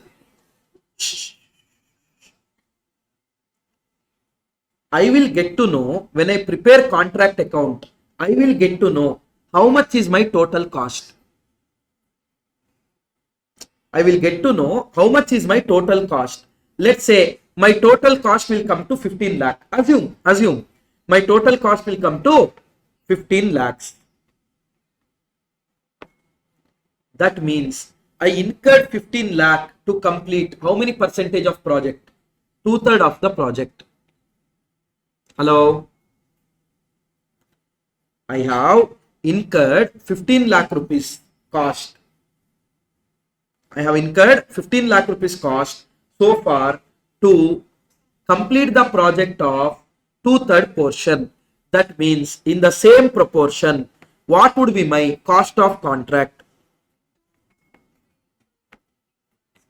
20 lakhs.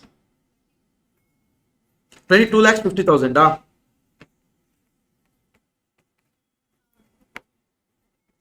2/3 means 15 lakh. 1 is question mark. 3/2. 22 lakh 50,000. Is that clear?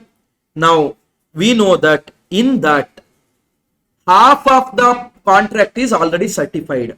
That means 11 lakh 25,000 is cost of work certified, not value of work certified. Value of work certified is 50% of contract price. Cost of work certified is how much? 11 lakh 25,000. But how much cost I have incurred already? 15 lakh. That means what is that 3 lakh 75,000? Cost of work uncertified. Is this clear, everyone? I repeat again. Listen. When I prepare contract account, I will get to know how much cost I have incurred. Now that cost I have incurred to complete a portion of the contract. Then I will check to complete my full contract, how much will be my cost. I will get to know estimated cost of contract. In that estimated cost of contract, I know that 50% is already certified. That means I will get to know cost of work certified, not value of work certified. Cost of work certified. I know the cost incurred till date. I know the cost of work certified. Difference should be what? Cost of work uncertified. Is that clear, everyone? Clear or no? See there. 2 material sent, 2 junior engineer, 2 labor, 2 depreciation. Hope you guys understood their depreciation concept. 2 supervisor 9,000. Hope you guys understood there. 2 other expense. Also they are telling material at site. That means so far cost I have incurred is 1,77,460. Got it? 1,77,460 by WIP. It includes 2 things.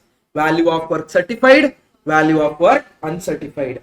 Value of work certified, they are only telling contract price is 4 lakh and our engineer is certifying 50%.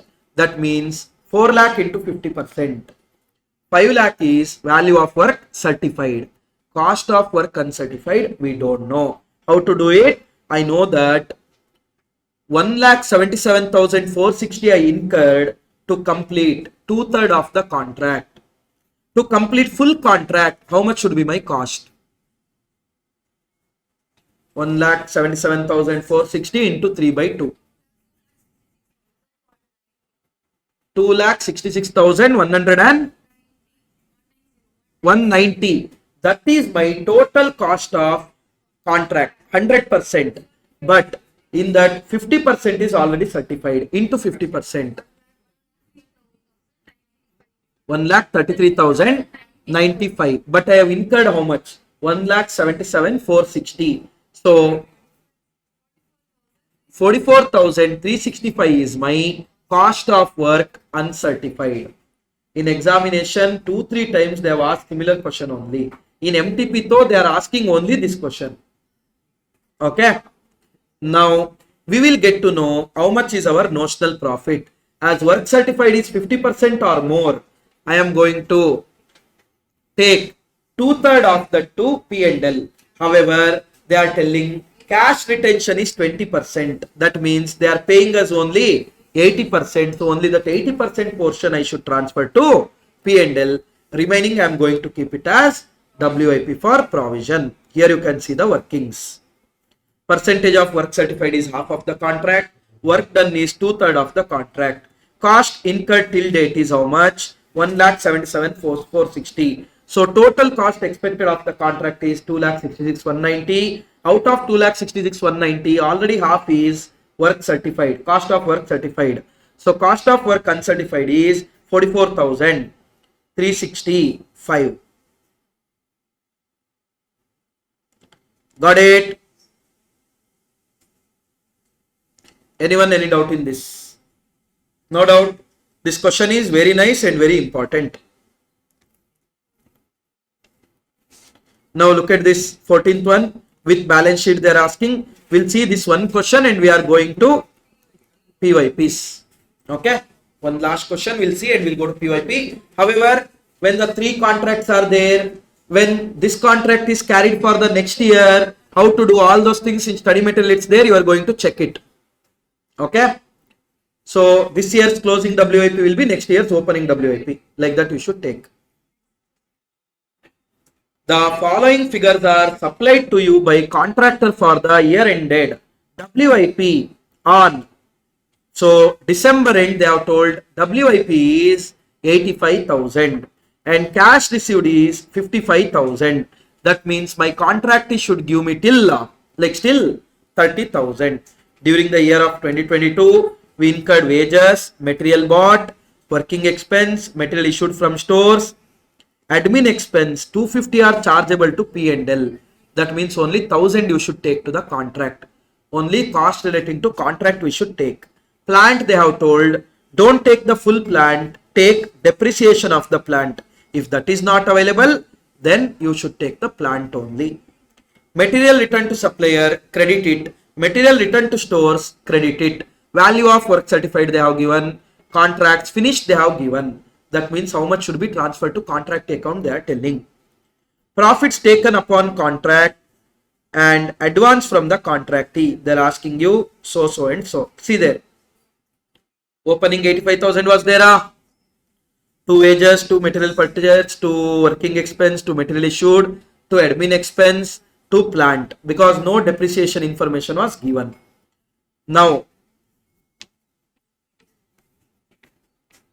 by material returned to stores as well as to vendor, we'll get to know cost of construction.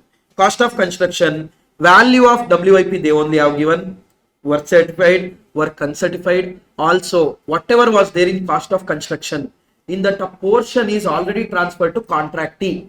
I completed the work and transferred. When I transfer to them, they will become my debtor. So I will debit their account. I will credit my asset account. That is my contract account, because my contract account is my asset, no, because I am working on it, no. That is the thing. So by contractee, that will give you notional profit.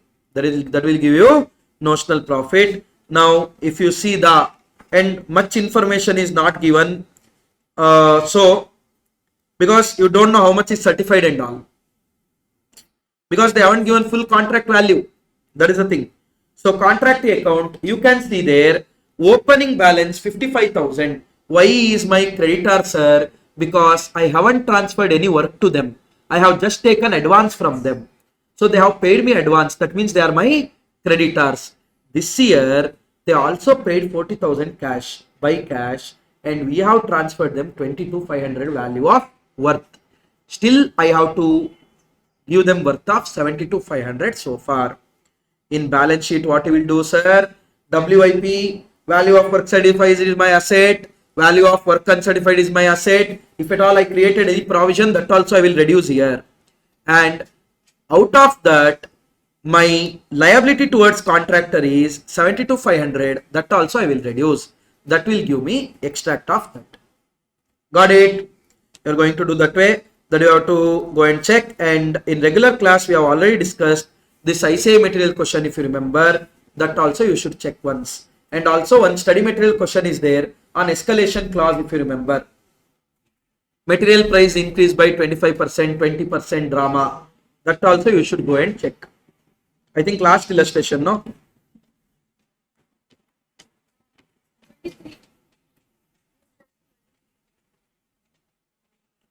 See this question, contract, 3 contracts, if you do together, how to do, and if you, that V1, V2, V3 and all is there, no? Those things. 20?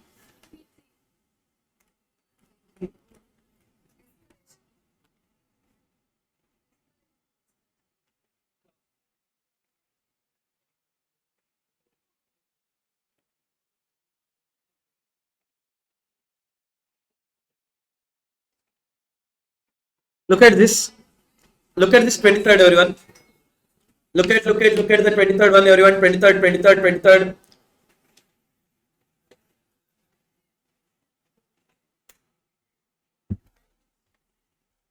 23rd. Deluxe Limited undertook a contract for 5 lakh on 1st July. On 30th June 2022, that is exactly after 1 year, when the accounts were closed, the following detail is about the contract is gathered. Material purchased, we will debit. Wages paid, we will debit. General expense, we will debit. Plant purchased, wait for it. Material on hand, we will take it in the credit.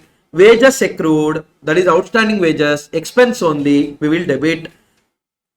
Work certified by WIP, value of work certified 2 lakh.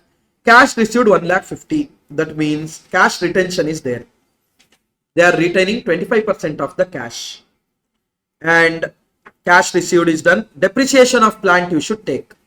And cost of work certified, uncertified, they only have given. Now listen. The above contracts contained an escalation clause which read as follows.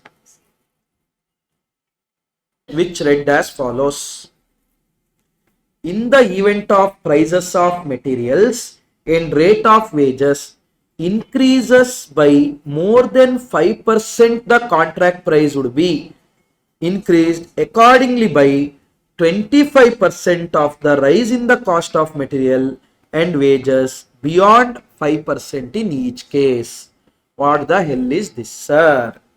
Very simple.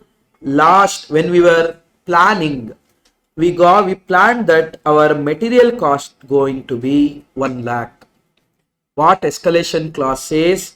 If at all your material cost goes beyond 1 lakh, but not less than 5%, more than 5%. If it is less than 5%, nothing is covered. If it goes more than 5,000, that means your material cost will go more than 1 lakh 5,000. More than 1 lakh 5,000. Then let's say material price went to 1 lakh 20,000.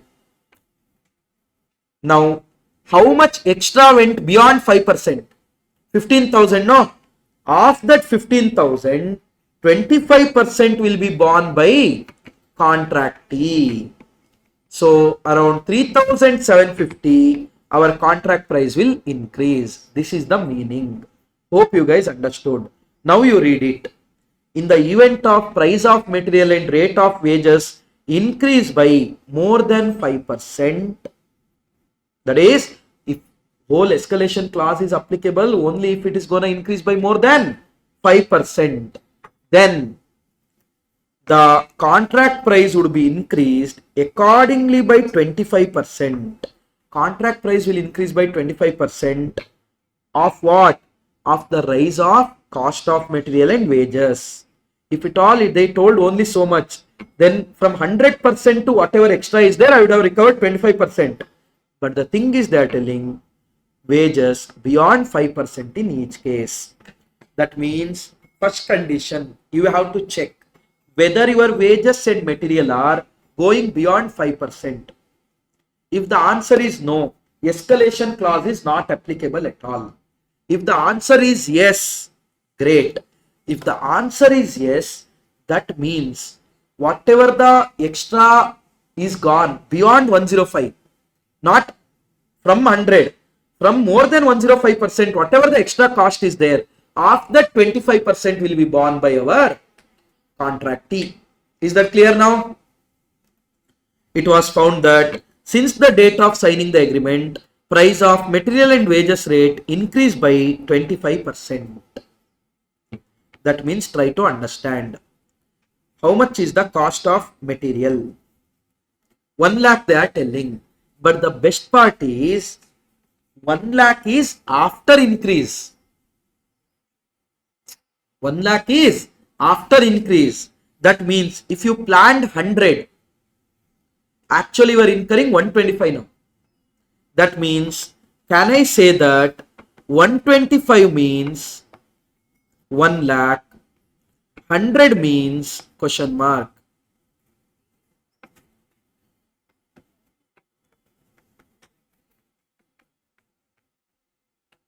We planned for 80,000.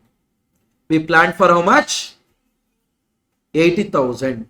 Now, when you planned for 80,000, 5% of that is how much? 84,000. Up to this, no escalation clause is applicable. Up to this, no escalation clause is applicable. That means it exceeded 84,000. That means it exceeded 84,000 by how much? 16,000. More than 84,000 up to 1 lakh. Difference is 16,000 because you incurred 1 lakh no. So of this 16,000, 25% is 25% is your escalation clause benefit what my contract is going to give. So my contract is going to give me 4,000 for the material, extra 4,000 than what they agreed. Now talking about labor, concentrate. Talking about labor, how much is the wages? 45,000 plus 5,000, 50,000. Wages accrued is also there now. So 50,000 is my wages, correct no? Which is 125% of what I planned. That means 125 means how much? 50,000 I told. 125 means 50,000. 100 means question mark. We planned for 40,000. What my contract told, boss, 40,000 fine. Up to 105% of 40,000, don't even come near me. Which is up to 42,000. It's your fault. I have nothing to do. However, more than 42,000 if it exceeds, whatever the extra amount exceeded, 8,000 of that 25% I will bear. 2,000. So as per escalation clause, extra is gonna be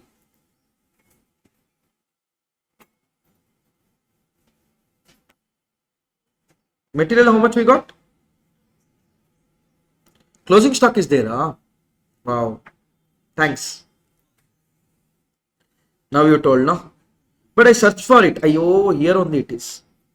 That means instead of 1 lakh, you should do the workings for 75,000.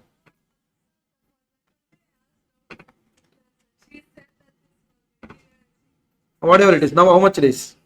60,000. 5% of that is how much? 63,000. So extra is how much? 12,000.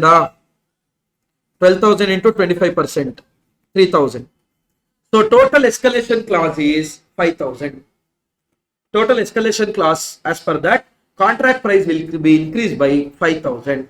Hope you guys understood.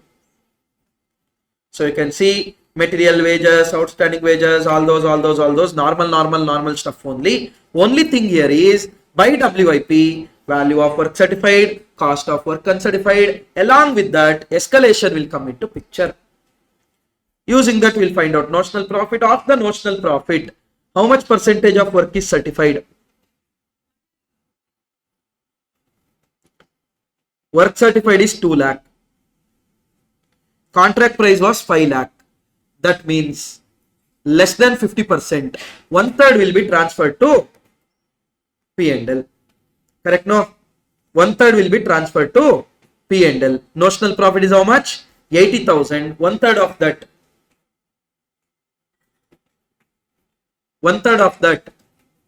80,000 into 1/3. 26,666.67. However, 25% cash retention is there into 0.75.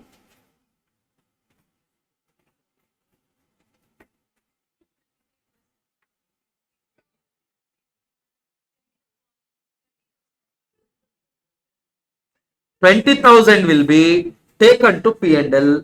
Remaining 60,000 will be taken to provision for contingencies. Hope this point is clear, everyone. With that, we have discussed major cuts of our contract costing. Almost all the examination they are asking contract costing, and one of the easiest subject to score marks. You understood concept, didn't understand, whatever nonsense it is, if you know to do, what to put where. Got it? Shall we see few PYPs? AC, increase income, go.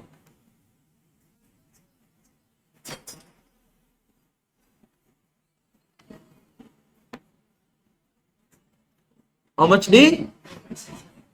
25D, 24, 16, keep it at 24.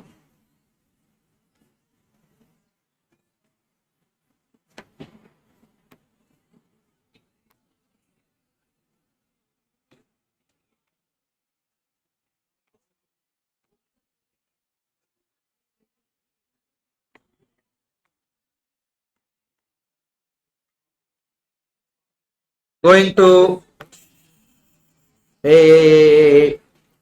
December 2025, question number 9, MCQ number 9 and 4B. MCQ number 9 and 4B.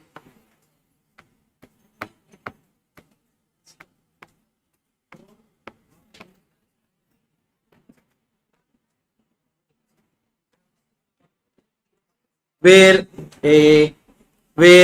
70% of the contract price is certified, the profit is to be credited to P&L would be 2/3 of the notional profit with the retention amount adjustment.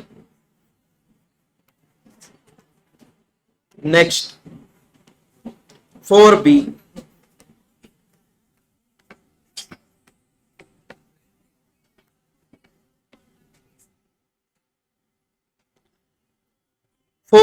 What they are asking, calculate the profit of the contract up to 30th March 2025. Mr. Vasant commenced this contract on 1st of April 2024. The following was the expenditure on the contract for 3 lakh. Contract price is 3 lakh. Material issued, they are telling, take it in the debit of contract account. Wages, debit of contract account.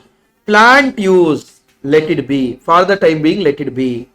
Other expense incurred, debit 5,000. Cash received on account of contract up to is 128,000, being 80% of the work certified.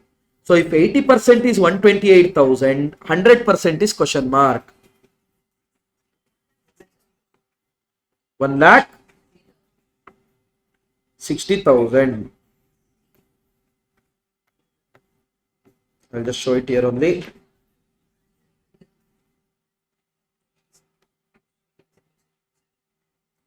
Which one it is for?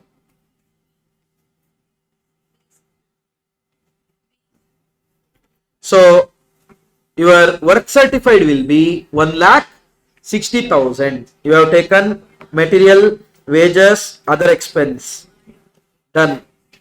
Next. What is it? Now, of the plant and material charged to the contract, plant which costed 3,000 and material worth rupees 2,500 were lost. That means try to understand. Plant for the time being no adjustment, but material 2,500 lost, I should take it in my credit because that is not relating to contract, it is general in nature. Theft, all those things. By material loss 2,500. Next, on 31st March. Cost of work done but not certified is 1000. That is cost of work uncertified. Material in hand is 2300. Charge 15% depreciation on plant. Calculate the profit up to 31st March. Listen now. How to deal with that plant? See. How much plant they have told? 15,000. Correct now? In that 3,000 is lost. That means net how much we are utilizing? 12,000 we are utilizing. I'm going to assume that plant was lost in the beginning only. That means throughout the year plant I used is only 12,000. So of that 15% will come to 1,800. Can you just check this? 15,000 minus 3,000 minus 10,200.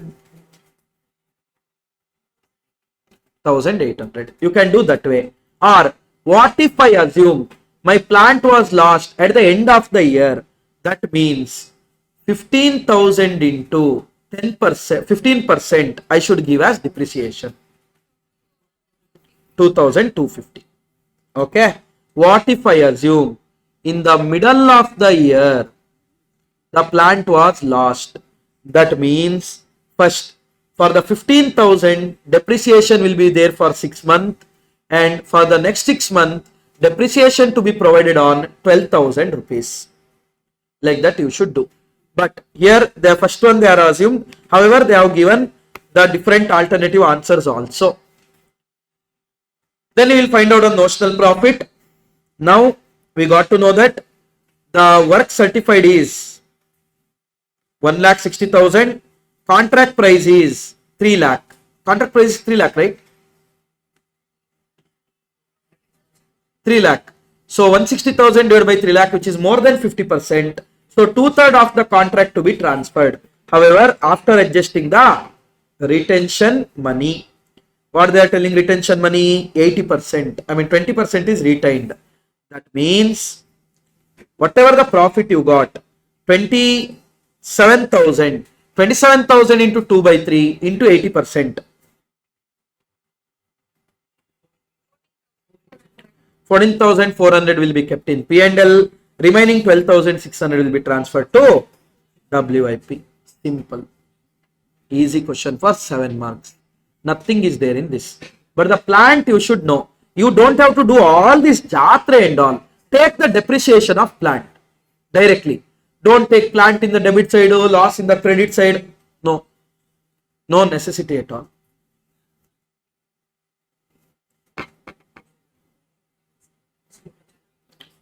June 2025.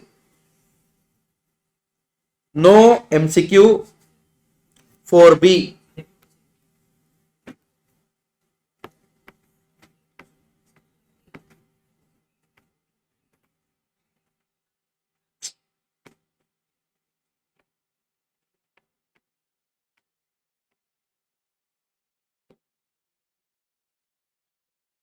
June 2025 4B, right?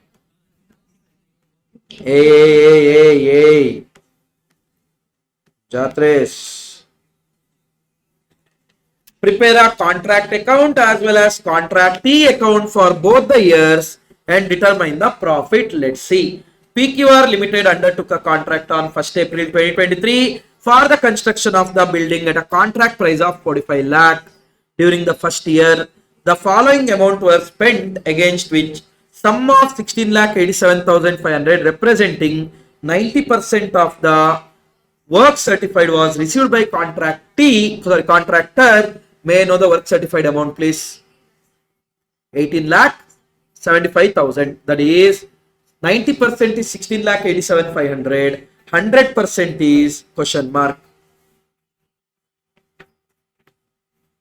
Page number 26.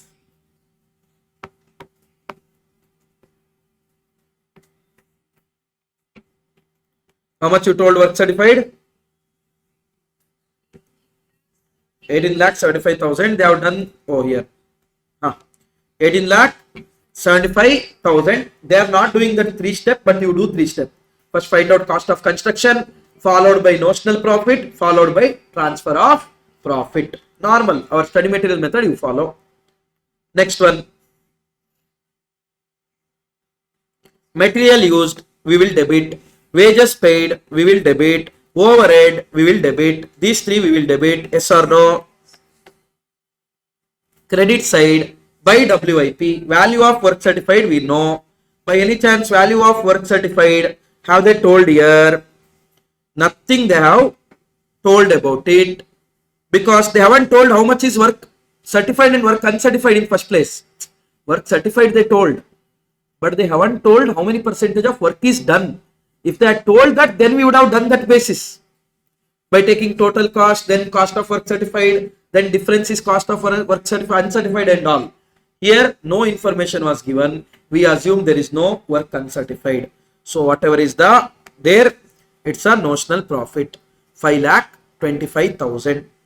Guys, work certified is how much? 18,75,000. How much is the contract value? 45 lakh. May I know the percentage quickly? 18,75,000 divided by 45,000. Sorry, 18,75,000 divided by 45 lakh. That means you have to transfer 1/3. You have to transfer 1/3, and also you know that they are holding 10%. They are holding 10%. That means 90% of that should be transferred to P&L. So notional profit is 525,000. 525,000 into 1/3 into 90%. 1,57,500. Balance shall be transferred to provision.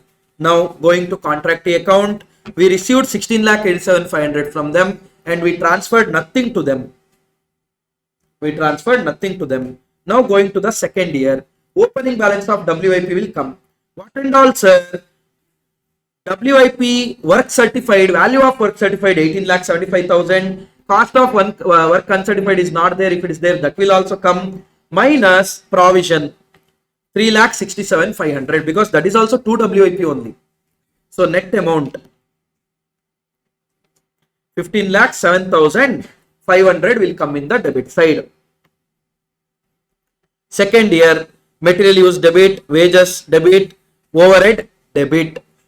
In the second year, contract was completed. Awesome. That means we will transfer to our contractee. Please keep in mind. So to material, to wages, to overhead. And here we will get to know cost of construction. Cost of construction will take you to the debit side. Credit side, I am not going to keep it in WIP. Why? Work is done. I am transferring to my contractee.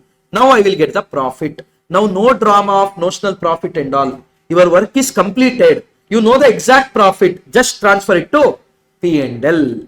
In the contract account, you can see opening balance was there. We transferred the work. Then they gave us some money. Still that idiot only should give us some money. So he is my debtor now. Simple 7 marks question.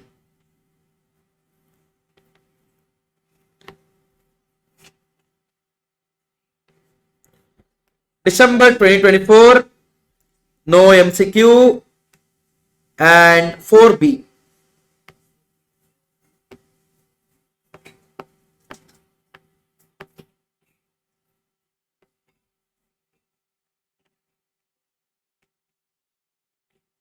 Look at this.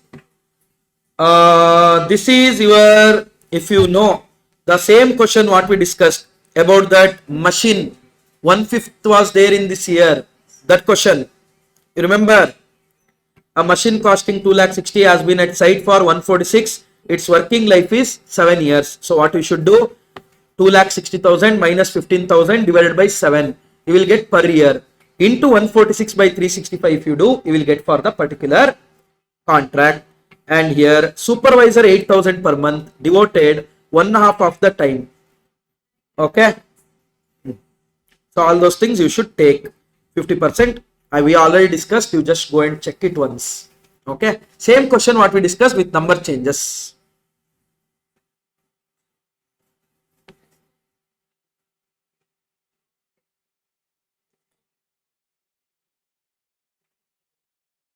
But yeah, work certified information is not there. What you will do?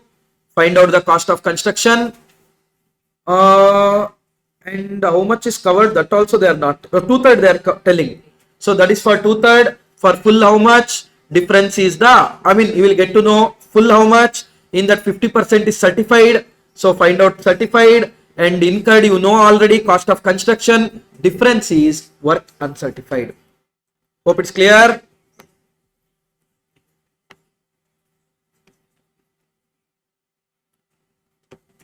June 2024, no MCQ 4B.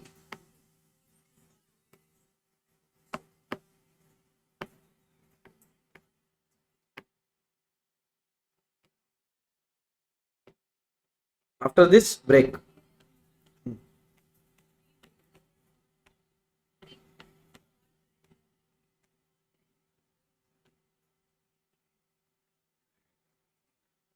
Look at the 4B, as I already told you, see there, same that machine one only, but here they have told architect gave 50%, 2/3.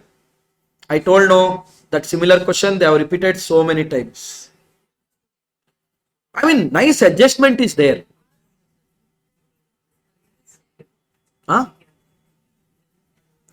And if at all anyone use their brains, they are like, June 24 they ask this question, December 24 this type of question won't come, I'm skipping. Skip. Simple. I are not doing that now. Anyhow, it's already covered. June 23rd, June 2023. No contract costing. 4B is contract costing.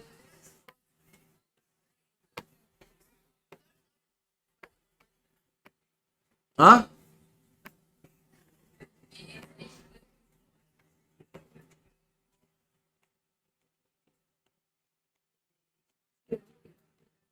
For B, see there, same question, ditto, 2/3 of the work is done. At least that they would have changed, but yeah, can't tell, so lazy they are.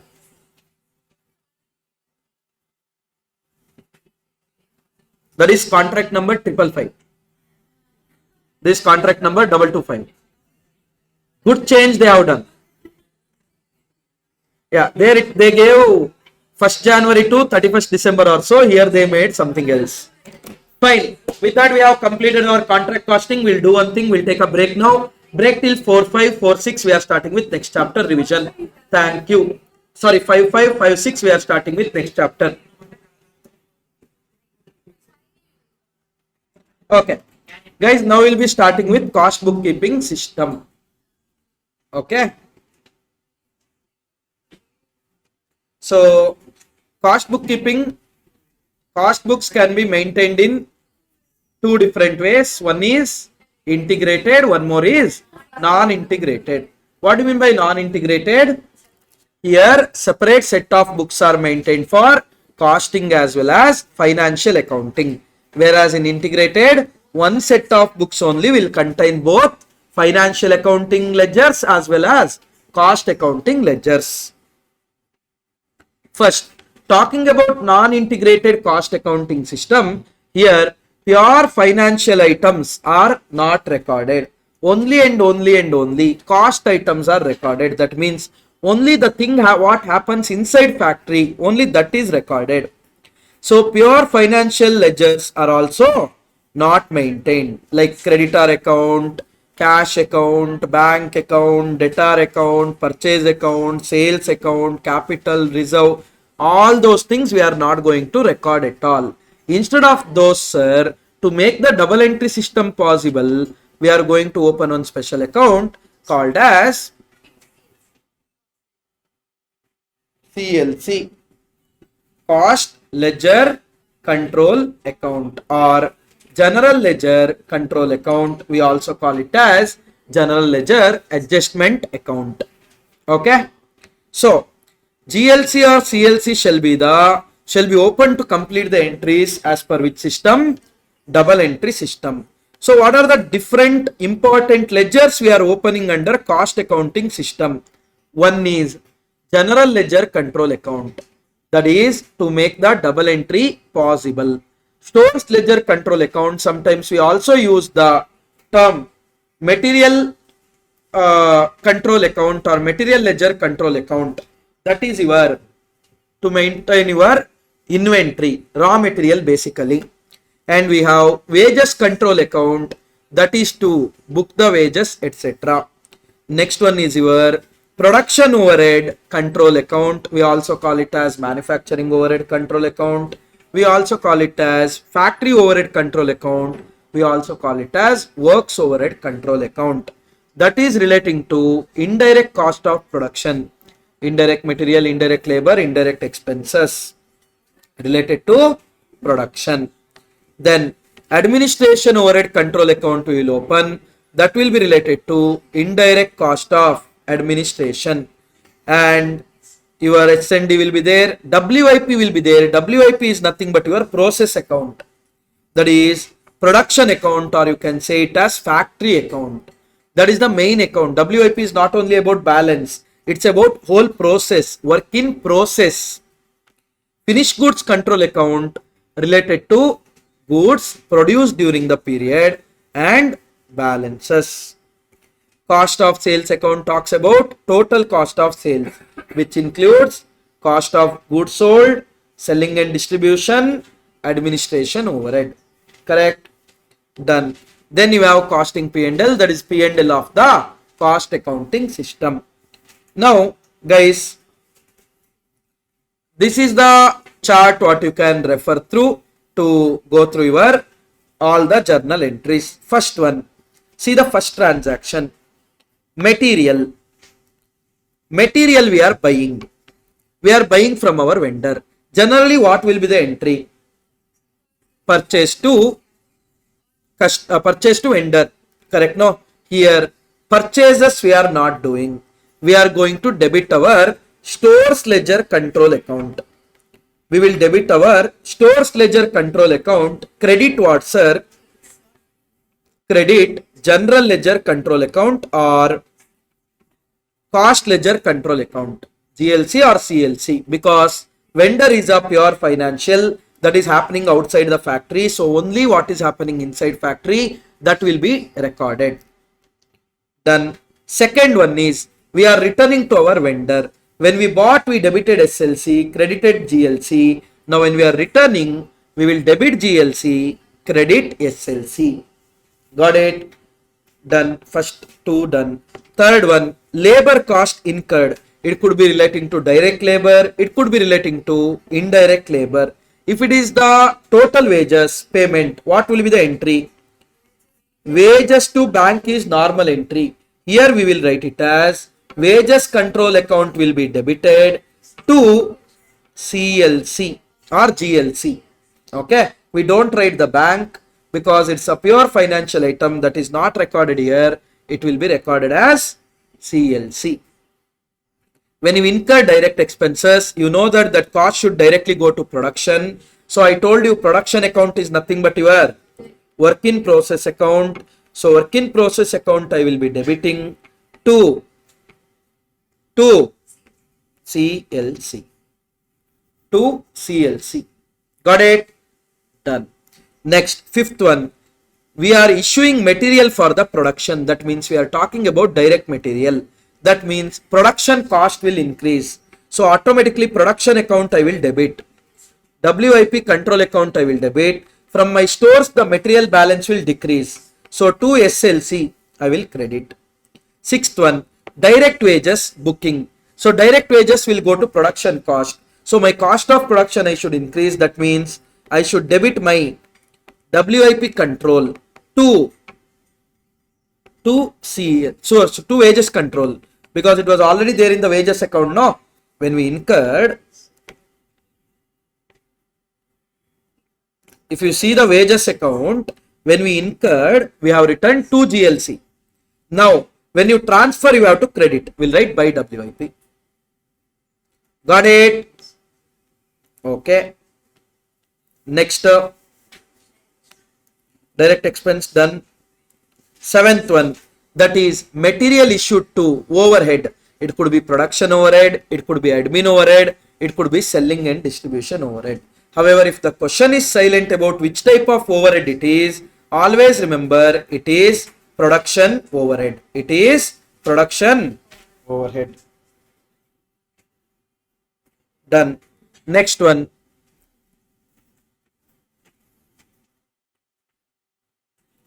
Next one. It is your material issued to production. Sorry, overhead. Which overhead? Factory overhead. So automatically my respective overhead I will debit. It could be factory overhead, it could be admin overhead, it could be selling and distribution overhead, whichever the overhead for which I issued a material, that I will debit to, from material it is going out to SLC. I will write it as respective overhead. Depends on volume increase.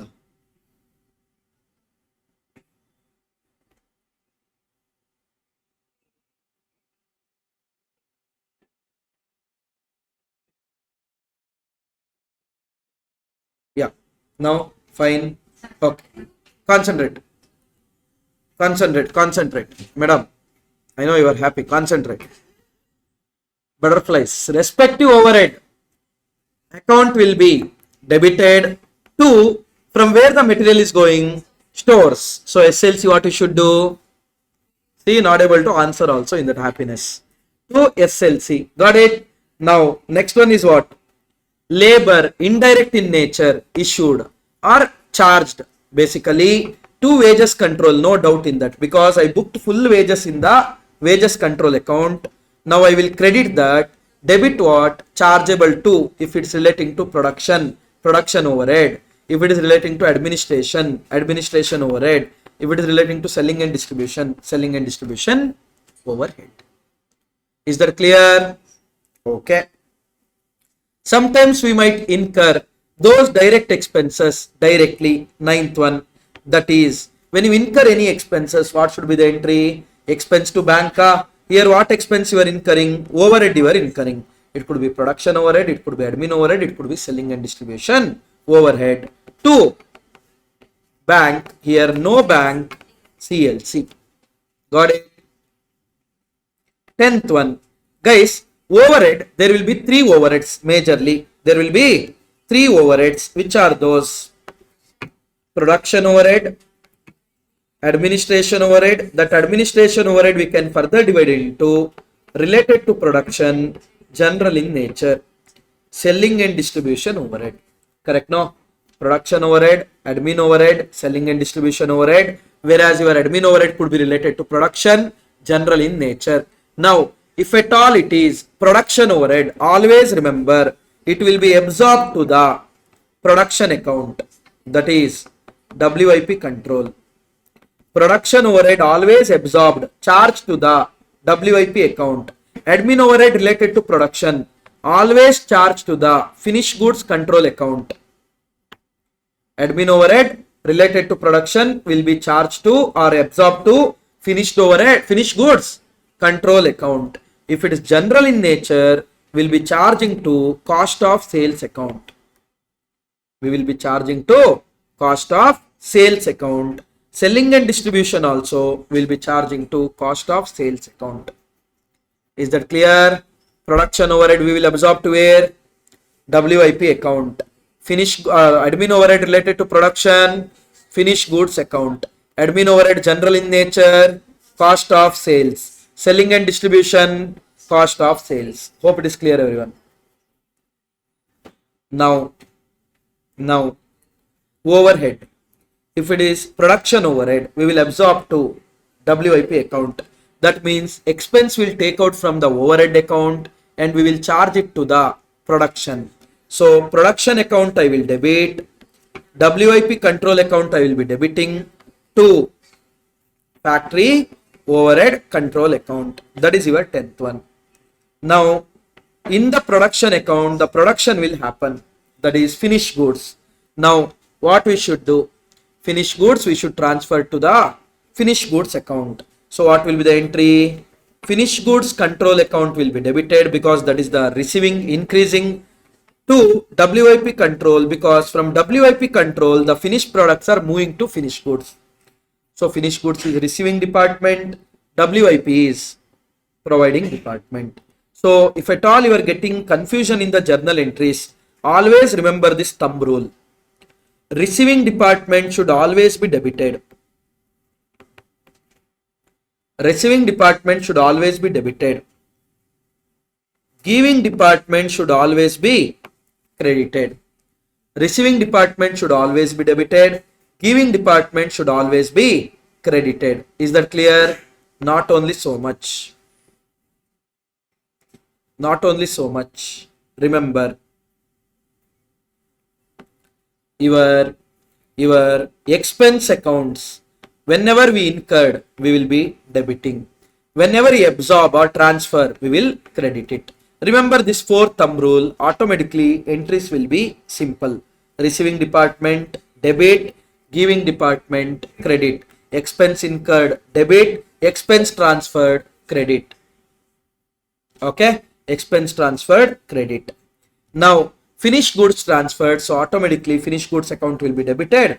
WIP say it's going out, so WIP account will be credited. I told you admin overhead related to production, we should charge it to finished goods. So in the finished goods account, what I will do? Admin overhead I am going to transfer. Finished goods balance will increase, cost will increase.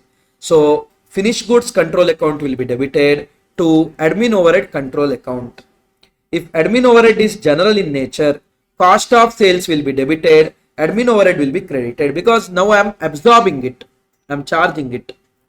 Talking about selling and distribution overhead, always it will be charged to cost of sales account. Guys, finished goods whatever is there, that should be transferred to cost of sales. Now before going to P&L, in fact it should go to cost of goods sold. From COGS it should go to COS, if you remember the cost sheet. So when it goes to COGS, I should debit COGS account, credit finished goods account.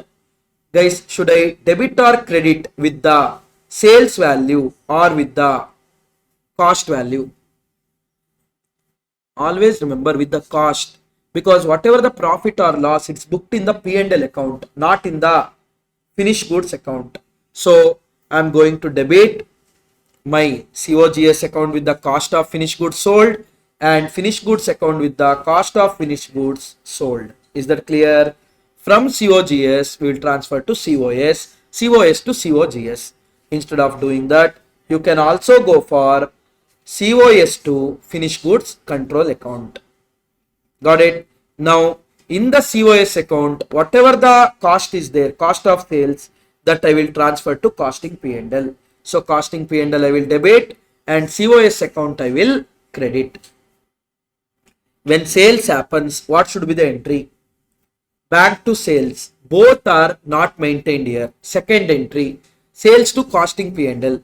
Now instead of sales here I am going to use the term GLC to costing P&L. GLC to costing P&L.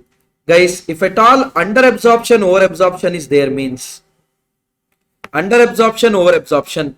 Under absorption means what? You have booked less expense, you incurred more expense, so you are going to have the debit balance in the expense, because when you incurred you debited, when you transferred you credited, you transferred less amount, that means you will have debit balance. Now what you should do? Costing P&L you debit to your under absorption or respective overhead account you credit. Same with the over absorption, that means debit you incurred, credit you absorbed, so your credit is more. So when credit is more, it's a over absorption, so your overhead account you debit, as it's a gain profit in P&L you credit. Okay, these are the few things about the journal entries. You can see there generally what and all the transactions will be there in the respective account. If you go to the material account, opening balance will be there, whatever we purchase will be there, whatever returned from WIP that will be there, whatever we return to our vendor that will be there, whatever we transfer to WIP that will be there, to respective overhead, whatever we transferred that will be there. Closing balance will be there. Talking about wages, whatever the total we incurred, that will be there. How much we booked to the WIP, how much we booked to the overhead, that will be there. Direct workers, indirect workers. Factory overhead account, guys. What we incurred, that will be there. Balance also could be there. What we incurred will be there. SLC, that is stores. Material relating to indirect, material relating to overhead. Wages, labor related to overhead. And what we absorb to WIP, that will be there. If at all it's a over absorption, profit. If it's under absorption, loss. Talking about WIP, guys, opening balance will be there, closing balance will be there, whatever the material introduced will be there, wages will be there, and any expense directly we incurred, that will be there. And what we return to our stores will be there, and finished goods control, that is how much finished goods we completed and transferred, that will be there. Admin overhead control account, guys. GLC will be there, that is what we incurred directly. Stores ledger, indirect material, indirect wages, what we absorb to finished goods, that is relating to production, and general in nature, it will be absorbed to COS, and if it is over absorption, profit, under absorption, loss. Respectively, all the accounts will be like this. And always remember, in the non-integrated account, whatever the balance in the P&L will be there, that should be transferred to reserves, no. But are we opening reserve account? No. So instead of reserve account, we are going to go for CLC account. We should go for CLC account. Like this, we are going to do few non-integrated things. Now we'll go to the integrated. But integrated, what do you mean by integrated, sir? Both cost ledgers and financial ledgers are maintained in the same set of books. Those are not maintained in the separate set of books. Here no need to open CLC account. And remember, pure financial items are also recorded here. Bad debt, interest, all those things. Whatever the pure financial item, those are also recorded. That means there won't be any CLC account. Bank you can debit as bank, creditor you can credit as credit, and debtor you can debit. No worries at all. It is normal accounting only. But in normal accounting, you used to do only till that goods reach your godown. Now we will be doing after goods reaches our godown, whatever the conversion cost, etc. we have incurred, for that also will be accounting. That's the only thing. Got it? Okay. Just go through this, guys. You have notes already. Yes. Just go through this once. And then we will go to important point, that is reconciliation. Go through this. Okay. Guys. Now, generally what happens, as you are not going to record a pure financial items in your non-integrated, automatically your profit as per cost accounting as well as profit as per financial accounting will not match. As you are not going to record for non-financial, pure financial item, etc. Your profit as per financial accounts as well as profit as per cost accounts won't match. But cost accounts as per non-integrated, because in integrated again, it will be having all the information, so it will match. So in that scenario, what we should do, being a management, one financial manager will come and give you one profit. Cost manager will come and give you one more profit. Both are not matching. When both are not matching, then what you will do? You will be confused, difficult to take the decision. That's why they might ask you for reconciliation. That is, you will show the statement why things are not matching.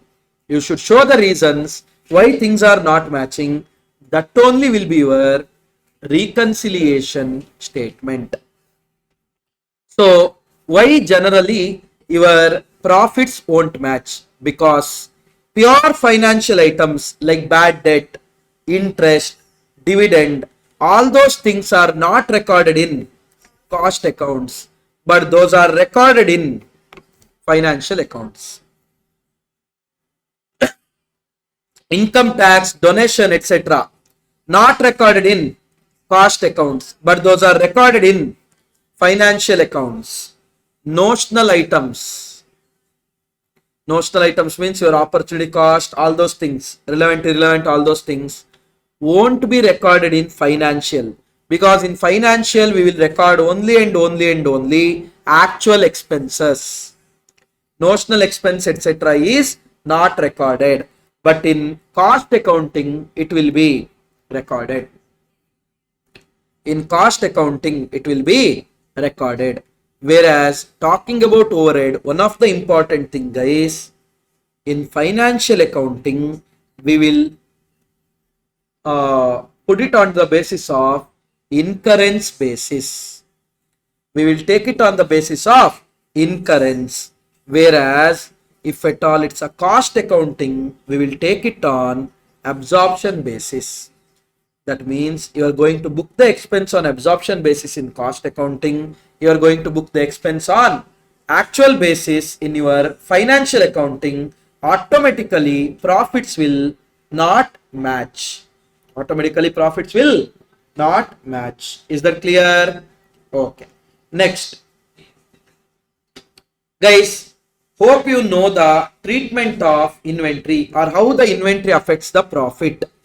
Closing stock and profit are directly proportional. More the closing stock, more the profit. Less the closing stock, less the profit. Whereas your opening stock and profit are inversely proportional. That means more the opening stock, less the profit. Less the opening stock, more the profit. Reason being, closing stock is reduction from the expense. More closing stock means less expense, means more profit. Whereas opening stock is inclusion to the cost. More the opening stock, more the expense, less the profit. That's the reason closing stock and profit are directly proportional and opening stock and profit are inversely proportional. Got it? And this point you have to remember, majority of the time in examination it has been checked. That is fixed overhead, guys. Always remember, absorption rate will be computed on normal capacity and it will be absorbed on actual capacity. I repeat again, fixed overhead will be there. No, that will be absorbed on, rate will be computed on normal capacity. It will be absorbed on actual capacity. Variable overhead, absorption rate is computed on actual capacity basis. That 2-3 questions what we have already discussed, if you remember. Normal capacity 60,000 units, you produce 50,000 units. In that, fixed cost you should absorb it, rate you should compute on the basis of 60,000, multiply with 50,000. Variable you take as it is, because it is divided by actual multiplied with actual. Divided by actual multiplied with actual. Got it? Okay. So fixed overhead, absorption is computed on the basis of normal capacity. Variable absorption rate will be computed on actual capacity. Hope you guys are able to understand which illustration I am talking about, where they have given few fixed overhead, variable overheads, normal capacity they have given, and they have given how many units we produced and sold. That one. Now illustration 7. Okay. Illustration 7. Now listen everyone. How to reconcile? Starting point is profit as per cost accounts. That means your profit as per cost account should match with profit as per financial account. When it will match, sir? Whatever we have done in financial account, we should do the same thing in cost accounts. Whatever is not done in financial account, that we should eliminate. In that case, profit as per cost accounts and financial account, you can show, match and show. See here, we are not rectifying. Please keep in mind, we are not rectifying. So it doesn't matter which book is correct, which book is wrong. Here we are just trying to match. We can't say, boss, lot of difference is there, that's the reason. We should show why the difference is coming, and if at all those differences were eliminated, whether it will match or no. That's what we are showing. First, profit as per cost accounts.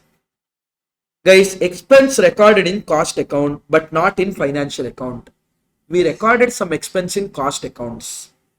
When we recorded expense in cost accounts, what happened to the cost accounting profit? It was reduced compared to financial account. You have to match your cost accounts with financial accounts. Means now what you should do? Add it to profit. Why, sir? Because see, let me take this as my cost accounts. This as my financial accounts. My financial account I won't move at all. Financial accounting I am not moving. It's all about cost accounting. It's all about cost accounting. Any increase, decrease, etc. is there. It should be of the cost accounting. Got it? So, because starting point or a base book is cost accounts. First, expense recorded in cost accounts. Automatically my profit decreased. Now, I should match with my left hand. So, straight away. Got it? Income recorded in cost accounts. In cost accounting, we showed more income. That means more profit. But in financial accounting, it is not. What I should do? Expense recorded in financial accounts. So in financial accounts, we have recorded one expense. Automatically, financial profit is less. What I should do? No add. Financial accounting won't move. Reduce. Because whatever adjustment you are doing to your right hand. Income recorded in financial account. So in financial accounting, profit is more. What you should do? Add. Overvaluation of closing stock in financial accounting. In financial accounting, you overvalued your closing stock. Automatically, you should add. Profit is more in financial account. So what you should do? Add. Got it? Undervaluation of closing stock in financial account. In financial accounting, you undervalued your closing stock. That means you have showed less profit. Now to match it with that, my costing profit also I should reduce. Overvaluation of closing stock in cost accounts. In cost accounting, we overvalued our closing stock, which means we showed more profit. But to match with my financial profit, I should reduce. Undervaluation of closing stock in my cost accounting. That means in cost accounting, I showed less profit. Now to match it with that, we should. Got it? Okay. Overvaluation of opening stock in cost accounts. Sorry, financial accounts. Overvaluation of opening stock in financial account means you have showed less profit. Because more the opening stock, less the profit. To match my cost accounting profit with financial accounting profit, I should reduce. Undervaluation of my opening stock in financial accounting, we showed less opening stock. Less opening stock means more profit. More profit you should add. Getting it? Overvaluation of opening stock in cost accounts. In cost account, we showed more opening stock. That means less profit. Now to match it with my financial, I should add. Undervaluation of opening stock in cost accounts. That means in cost account we showed more profit because we undervalued our opening stock. Now what I should do? Reduce because I have to match with my financial. Over absorption of overhead. That means in costing you booked more expense. Sir, how do you know it is as per costing only? Absorption will be done as per costing only, no? Over absorption means what? You have booked more expense than what you actually incurred. When you book more expense in costing, automatically profit is less. Now to match it with that, add. Under absorption of overhead, that means in costing you booked less expense. When you book less expense, guys, automatically profit is more. To match it with financial profit, I should reduce. Now, if at all I get positive amount only, then that is profit as per financial accounts. If at all I get negative amount, as my starting point was profit, that will be loss as per financial accounts. That will be loss as per financial accounts. Is that clear? Okay. Quickly go through this. Profit as per cost accounts. Then we'll go to What if the starting point is profit as per financial accounts?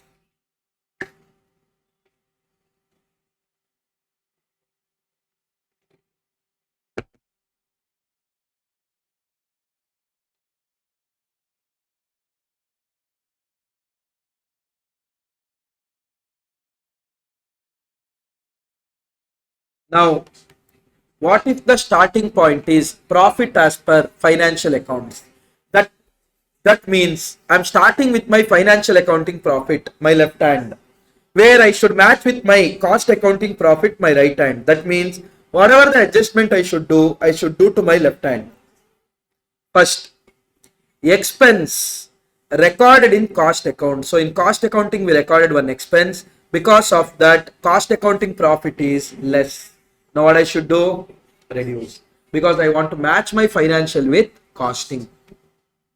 Incomes recorded in cost accounts. In cost accounting, we showed more profit. In financial also, we should add. Expense recorded in financial. In financial, we showed more expense, less profit. We should add. Income recorded in financial. In financial, we have showed more income, more profit. We should reduce. Opening stock of overvaluation of closing stock in financial. In financial, we have showed more profit, more closing stock, more profit. We should reduce. Undervaluation of closing stock. We showed less closing stock. That means less profit in financial. We should add. Overvaluation of closing stock in costing. In costing, we showed more profit. We should add to match with that. Undervaluation of closing stock. In costing, we showed lower closing stock. So less profit. We should reduce. Overvaluation of opening stock in financial accounts. In financial account, we showed more expense. That means less profit. Add it back. If at all it is undervaluation of opening stock, that means you showed more profit. You should reduce. Overvaluation of opening stock in financial cost accounting. In cost accounting, you showed less profit. Reduce. Undervaluation of opening stock in financial accounts. In cost accounts. In cost accounting, you showed more profit. Add. Over absorption of overhead. In costing, you showed more expense. Over absorption means more expense you have booked than incurred. So in costing, profit is less. Reduce. Under absorption of overhead, that means you book less expense. Less expense means more profit in costing. Add it. Now if you get positive number, that is profit as per cost accounting. If you get negative number, loss as per cost accounting. Hope it is clear. Quickly go through this.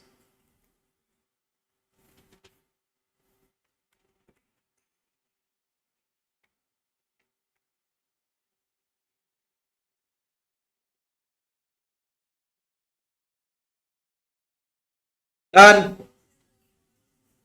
Shall we start? Now, what if starting point is loss as per cost accounts? What is there in that, sir? Start with negative number. No. Loss as per cost accounts, take it as a normal number. Now we are matching our loss as per cost accounts with loss as per financial accounts. That means my right hand will move, my left hand won't move. Expense recorded in cost accounts. That means in cost accounting you showed more loss. Reduce it. You should think from loss point of view. Income recorded in cost accounts. That means you showed less loss. Add it. Expense recorded in financial. In financial you showed more loss. More the expense, more the loss. Add it. Income recorded in financial. That means in financial you showed less loss. Reduce it. Hope it's clear. Overvaluation of closing stock in financial.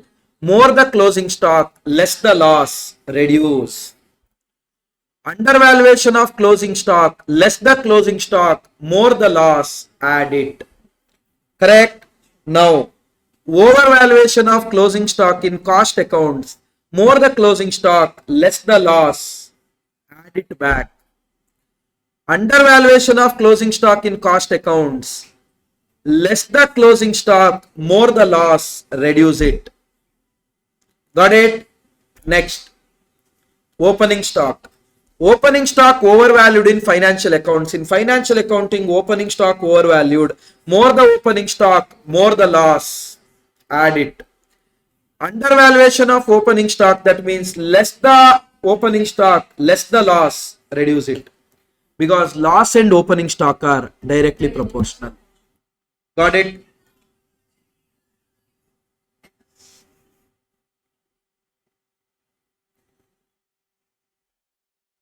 Next one. It is opening stock of inventory in your cost accounting. Overvaluation of opening stock in cost accounts, more the loss. Correct? No? More the opening stock, more the loss. Reduce it. Undervaluation of opening stock, less the loss. Add it back. Got it? Overabsorption of overhead. In costing, you book more expense, more loss. Reduce it. Underabsorption of opening stock. In costing, you booked less expense, less the loss. Add it back. Now, if you get positive number, that is loss as per financial accounts. If you get negative number, that is profit as per financial accounts. Got it? Go through this.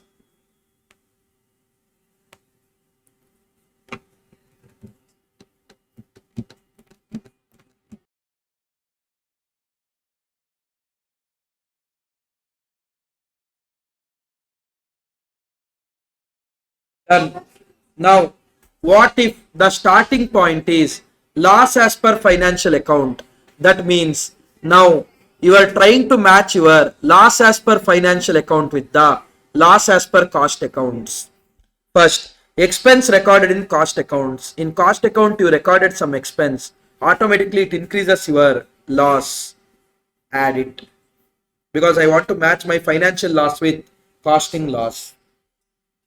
Incomes recorded in cost accounts. In cost accounting, if you record income, automatically in cost accounting, loss will be less. Reduce it. Expenses recorded in financial accounts. So when you record expenses in financial accounts, automatically you showed more loss. But in cost accounting, it's not more loss. Reduce. Income recorded in financial accounts. That means in financial accounting, you showed less loss. Add it back. Overvaluation of closing stock in financial accounts. That means in financial account you showed more closing stock, less loss. Add it back. Undervaluation of closing stock in financial accounts. In financial accounting you showed less closing stock, more loss. Reduce. Got it? Overvaluation of closing stock in cost accounts. In cost accounting you showed more closing stock, less loss. Reduce. Not add. Reduce. Undervaluation of closing stock in cost accounts. In cost accounting you showed less closing stock, more loss. Add it. Overvaluation of opening stock in financial accounting. In financial accounting you showed more opening stock, more loss. Reduce. Undervaluation of opening stock. In financial accounting you showed less opening stock, that means less loss. Add it. Overvaluation of opening stock in costing. In costing you showed more opening stock, that means more loss. Add it. Undervaluation of opening stock in cost accounting. That means in costing you showed less loss. Reduce. Got it? Overabsorption of overhead. That means in costing you showed more expense. That means in costing more loss. Add it.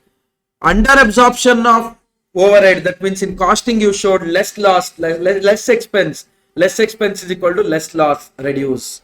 Now if you get positive number, that is loss as per cost accounts. If you get negative number, profit as per cost accounts. Is that clear, everyone?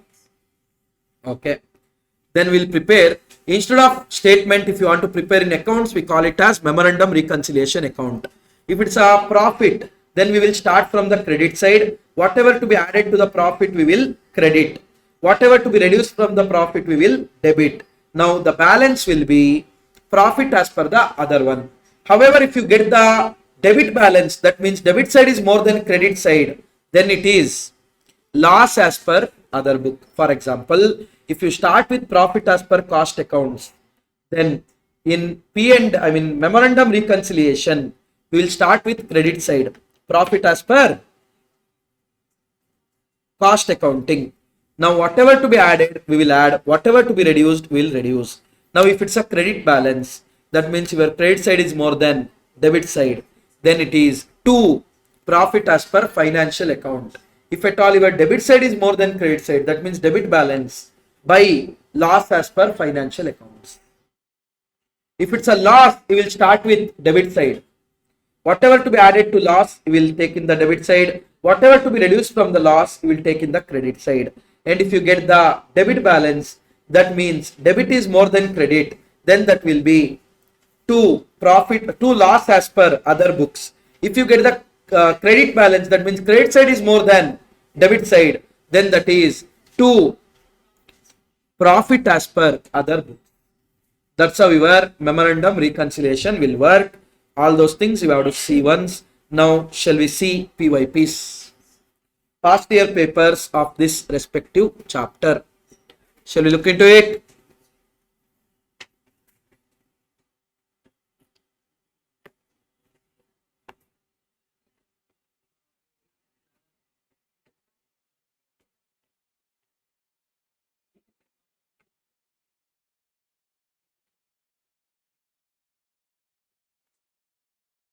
Cost bookkeeping, 7th MCQ, and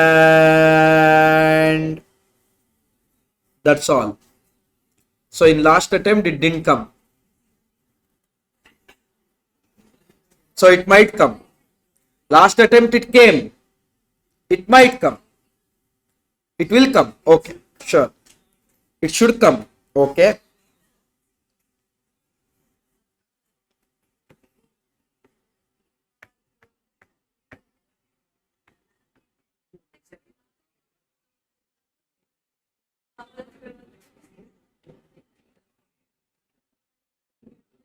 guys, which CAS deals with the classification, measurement and assigning of S&D? 15. 3 is production overhead, 8 is utilities, 10 is direct expense. CAS 12 deals with repair and maintenance. Cost of service is 13. Administration is 11. Classification of cost is 1. Correct, no? Audit fee paid to cost auditor is part of administration overhead. Leave that. Now listen. In reconciliation statement, transfer to reserves are added to financial profit, deducted from financial profit, not to be considered, added to costing profit.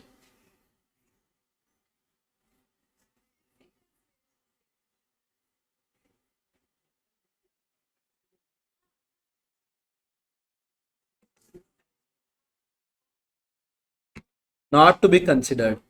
Transferring to reserve is a appropriation. Transferring to reserve is appropriation. That means we are comparing our net profit and net profit, not our net profit after appropriation. So whatever happens after net profit, it has no impact at all. So it is not to be considered. Got it?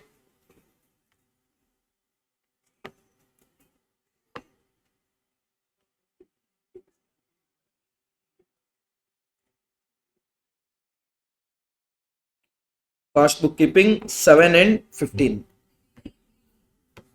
7, 15 and 3B. Awesome.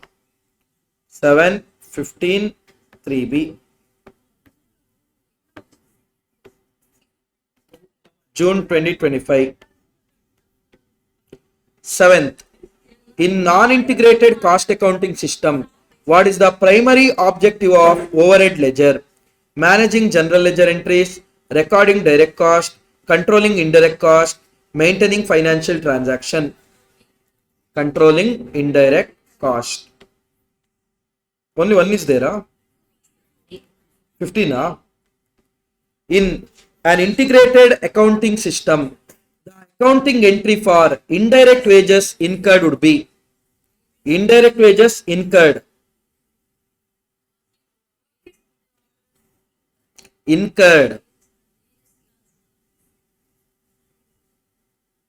Indirect wages incurred. First entry will be what? Wages control to CLC. After that, when we transfer, what should be the entry? Overhead will be debited. Indirect wages, no.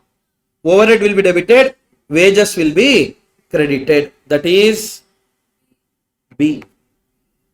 WIP will be debited if it is direct in nature. Got it? Next one is what you told?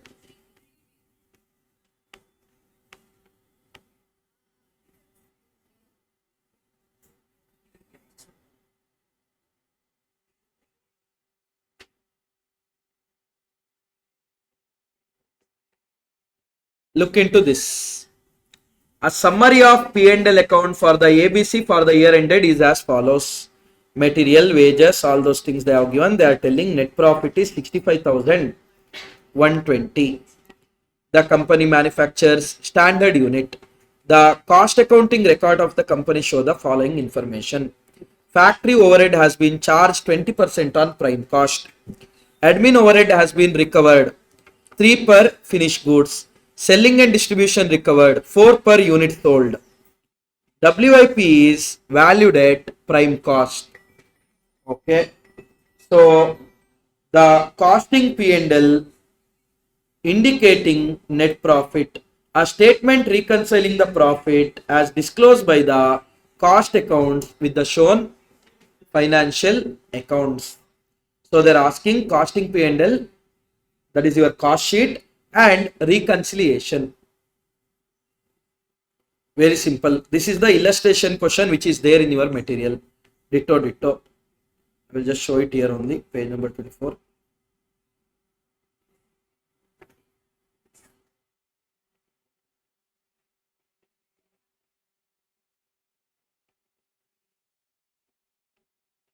See there, you can prepare cost sheet only. Okay, you don't have to go for so much and all. Listen everyone. First, to material. How much is the material consumed? 5,48,000. However, as there is no opening WIP, but there is a closing WIP of 12,800. Okay. Next, closing WIP, let it be. Guys, material consumed is how much? 5,48,000. Direct wages 3,02,000. There is no direct expense. Your prime cost will be 8,50,000. To that we will add a factory overhead. How much is factory overhead? 1,66,000. That is financial, actual. In costing, what we are doing? 20% of prime cost. But listen, when taking prime cost here, what they are doing? They are reducing the WIP, because WIP is valued at prime cost. They are telling whatever the closing WIP is there, that you should reduce. So material 532,200 and wages 294,800. You will get the prime cost. For that you are going to take 20% of that as factory overhead. That will give you works cost. After that they are telling admin overhead 3 rupees per finished goods. How many units are finished? 24,800 still in stock. Opening nothing was there. That means 24,800 is what we produced. Correct now? So 24,800 into 3. That will give you COP minus closing stock. You incurred 10,70,400 to produce 800 units. Sorry, 24,800 units. Now for 800 units, question mark, because there was no opening stock. If it was there, we would have applied FIFO. How much? 34,529. That will give you COGS. To that we are going to add S&D, 4 rupees. You will give you COS. You will know the sales that you reduce from the thing. You will get the profit. You can prepare normal cost sheet only, no problem. Now going to reconciliation. Profit as per cost accounts is 68,129. Profit as per financial accounts is 65,120. Correct now? Now let's see how to deal with that. Direct material, guys, no changes. Direct material, no changes. Direct labor, no changes. First change is there in terms of factory overhead. How much is factory overhead? As per financial, 1,66,000. But as per costing, how much it is? 1,66,000. That means factory overhead also has no impact for the time being. Done. Next, this WIP is there, no? WIP is there. WIP is there. See there. In WIP already 4,000 is there.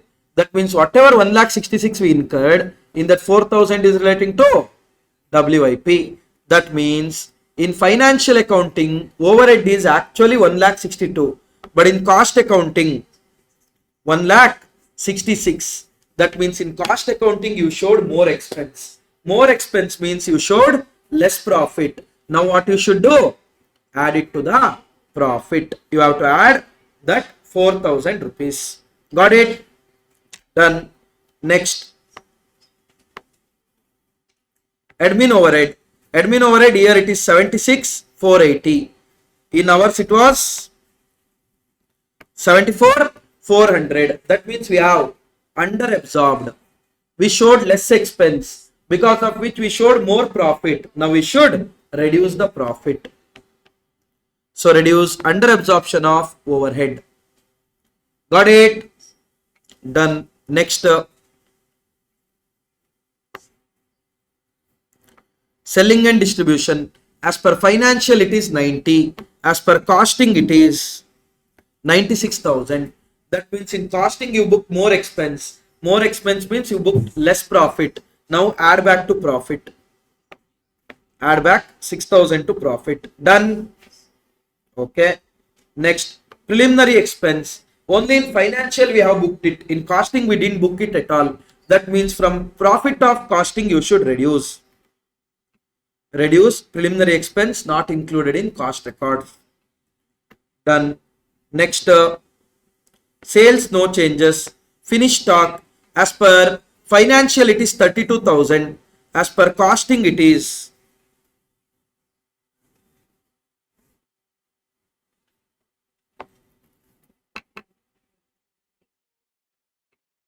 34,529. As per financial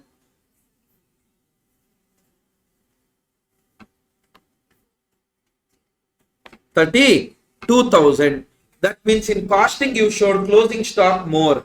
That means you showed more profit in costing. To match with financial profit, you should reduce your profit. Reduce overvaluation of closing stock. Got it? Done. Next. WIP, leave that. It has no impact. All the whatever the impact was there, that we eliminated. Next, dividend received. So in financial we have recorded dividend received. In costing we haven't recorded. That means in costing profit is less. We should add it. Add dividend received. That will give you reconciliation. Guys, what if it is dividend paid? What if it is dividend paid? Ignore.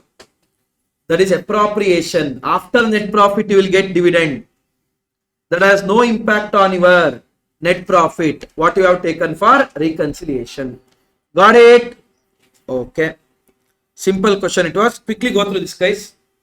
quickly go through this one. So, December 2024, that is MCQ number 8.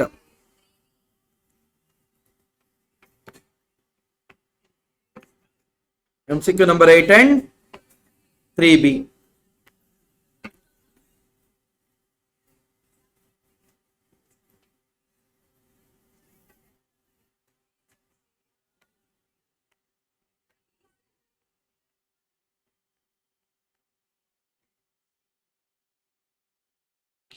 What will be the profit as per financial records they are asking? See, they have told that Gint Limited made a loss of 2 lakh during the year ending 31st March as per cost records. So as per cost records, it's a loss.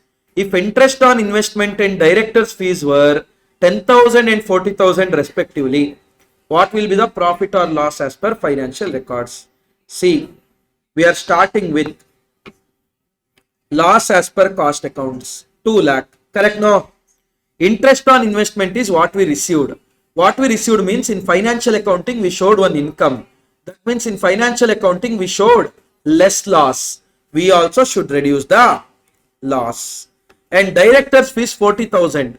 In financial accounting we showed it as an expense. That means in financial accounting we showed more loss. In costing we didn't. So now add back to the loss. 2,30,000 loss. 2,30,000 loss. Got it?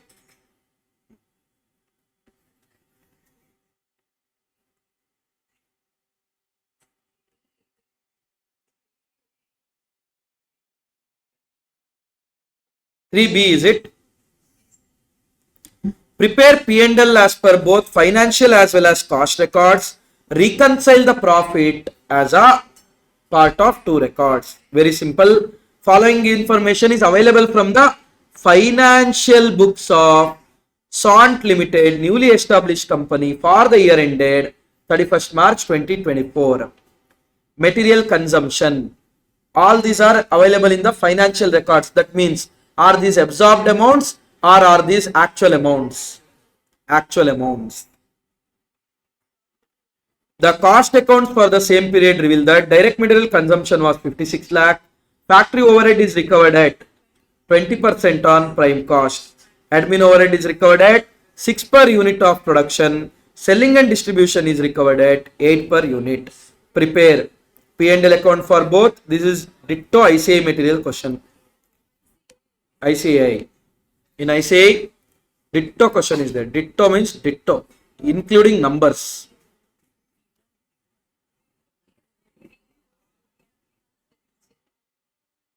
If I'm not wrong. Most probably, yeah.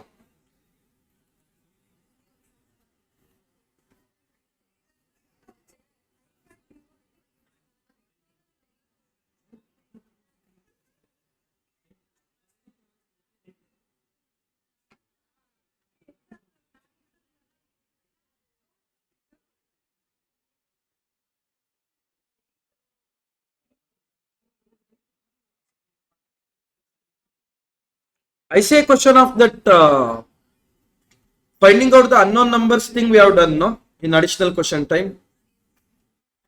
In this chapter, yeah. Some missing figures thing.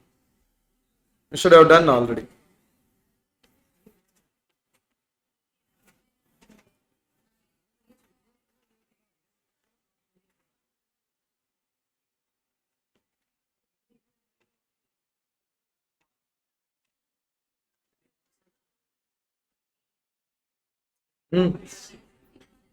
Huh?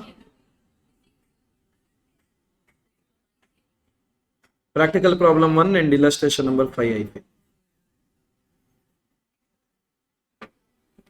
Yeah. Cost accounting system. I'm checking that question, what they have given in exam.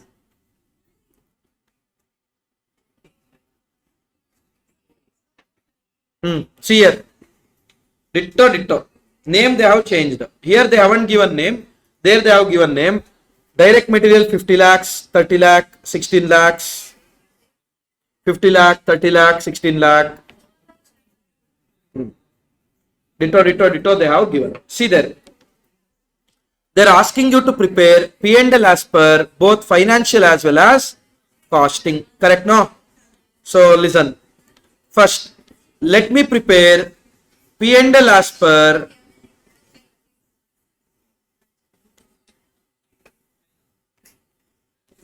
where it went.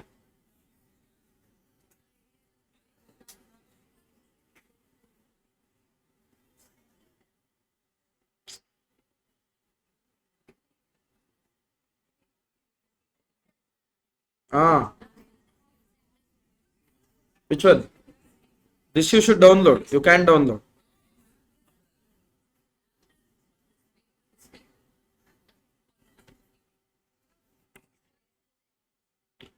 Let's see.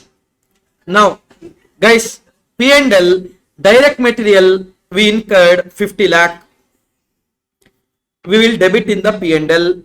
Direct wages debit, factory overhead debit, admin overhead debit, selling overhead debit, bad debt debit, preliminary expense debit, legal charges debit, dividend received credit, interest received on deposits credit, sales credit, closing stock credit, WIP credit. Okay, then you will get 12,90,000 as profit. Every time it's coming here.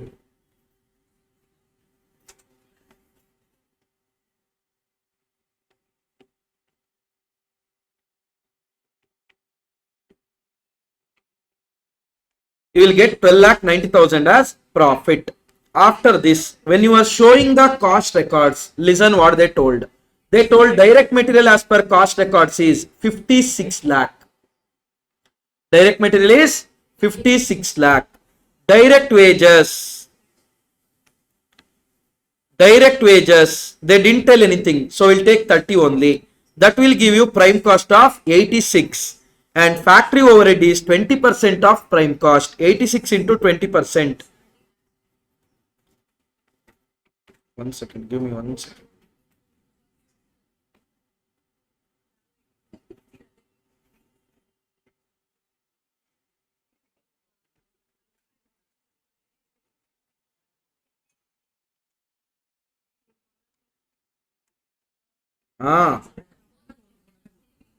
Yeah. Name, the ICA material name they didn't give, here they gave a name, that's it.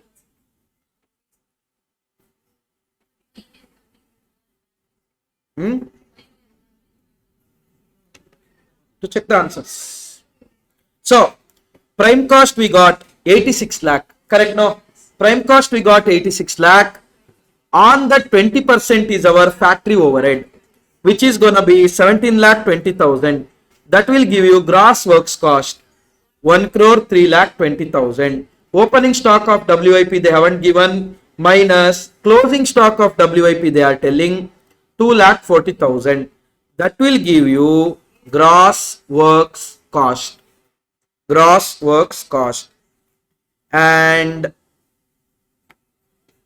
after your gross works cost, admin overhead is recovered at 6 per unit of production. That means admin overhead we are going to take here for the units produced.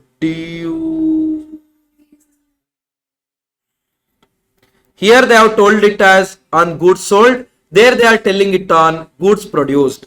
That means till works cost, no problem. Till works cost, no problem. It will be 1,80,000. Correct no? Now admin overhead will be treated as part of production cost. So how much it is? 6 rupees per unit produced. How many units we produced, they told? See, we sold 120,000 units. Finished goods we kept 4,000. Opening it was not there. That means we produced 1,24,000. So 1,24,000 into 6.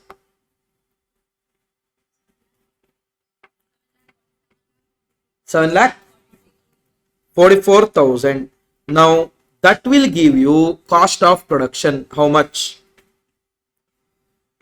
1 crore 8 lakh 24,000. 1 crore 8 lakh 24,000. From this, I have to reduce my closing stock of finished goods.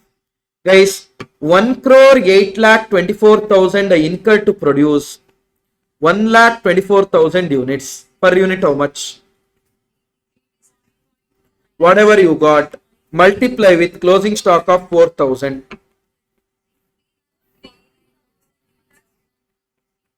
160? 161 you take. That will give you COGS. How much it is?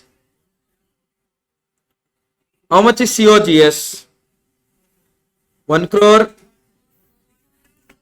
4 lakh 74,839. That will give you COGS. Now to COGS, we are going to add selling and distribution overhead, 8 rupees per unit sold. So 8 into 1 lakh 20,000. 9 lakh 60,000. That will give you COS.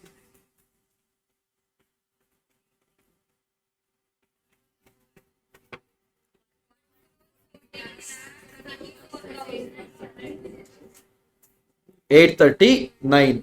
Now you know the sale, that is not going to change. 1 crore 20 lakh. Using that you will find out profit as per cost accounts. Then you are going to reconcile it like this. Excess of material consumed, factory overhead, admin overhead, dividend received, interest received, bad debt, preliminary, like this you will reconcile. Okay. Of course, your admin overhead bit changes will come. Admin overhead bit changes will come. Closing stock bit changes will come, because here in ICA material admin overhead was treated as general in nature. In that exam question it is treated as production related. So automatically valuation of inventory will change and those factors will change. Okay, you just have to go through that once. That was which one? 24 December. 24th June. No MCQ.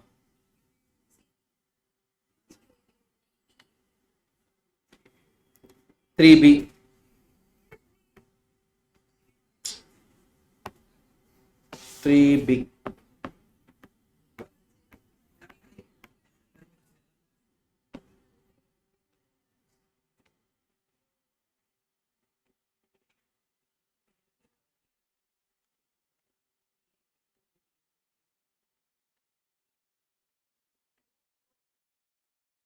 na? Okay. What they are asking? Pass the journal entries using the double entry cost accounting system. Narration is not required. They are not telling whether it is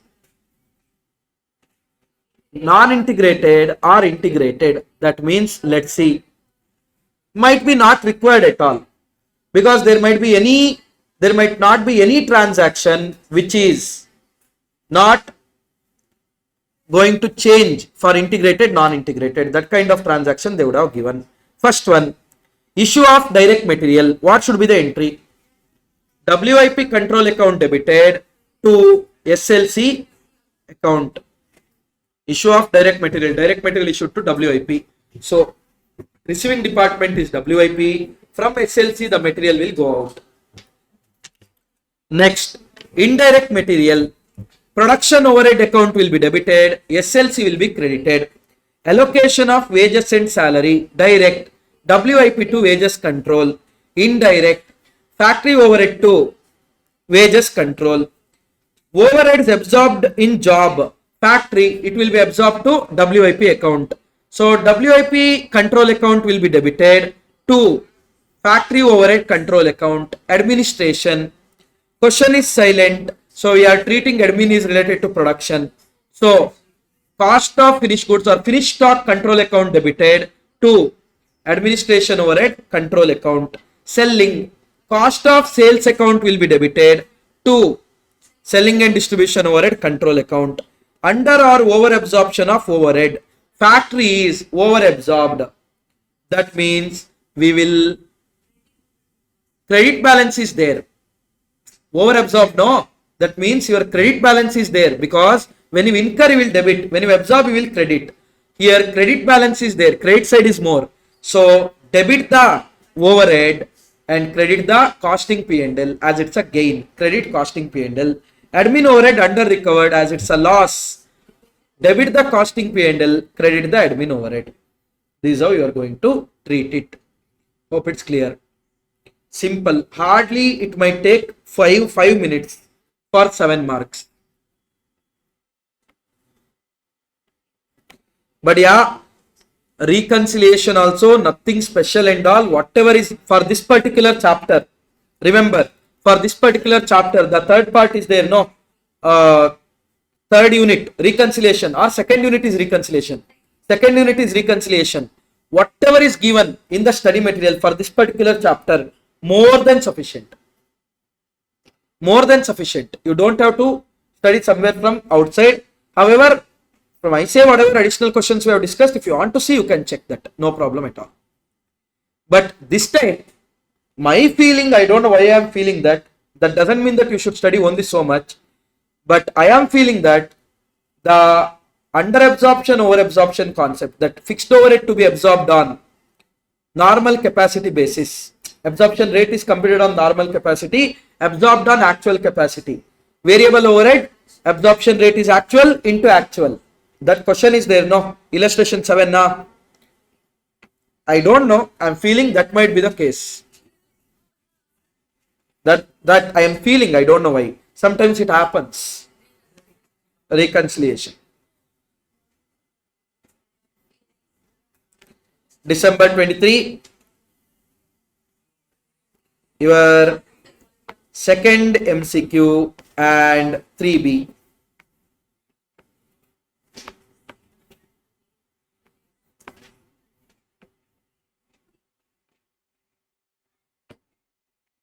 Under integral accounts, issue of direct material is debited to the following account.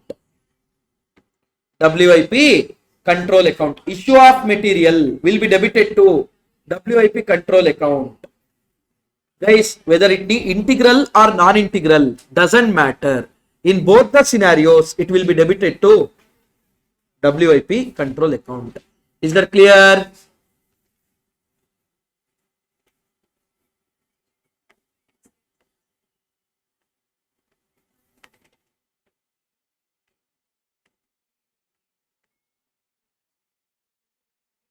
Guys, which of the following accounting standard deals with the determination of average cost of transportation? 5. 6 is what?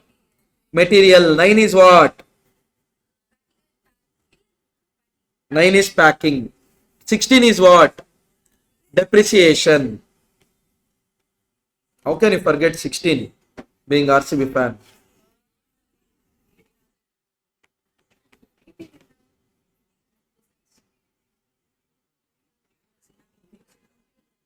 SB Limited maintains integrated accounts of cost and financial. Journalize the following transaction in the books of the firm. Raw material purchased on credit. What should be the entry? SLC to vendor. Integrated. SLC to vendor account. Not CLC or GLC. It is integrated in nature. Direct material issued to production. WIP to SLC. Wages paid.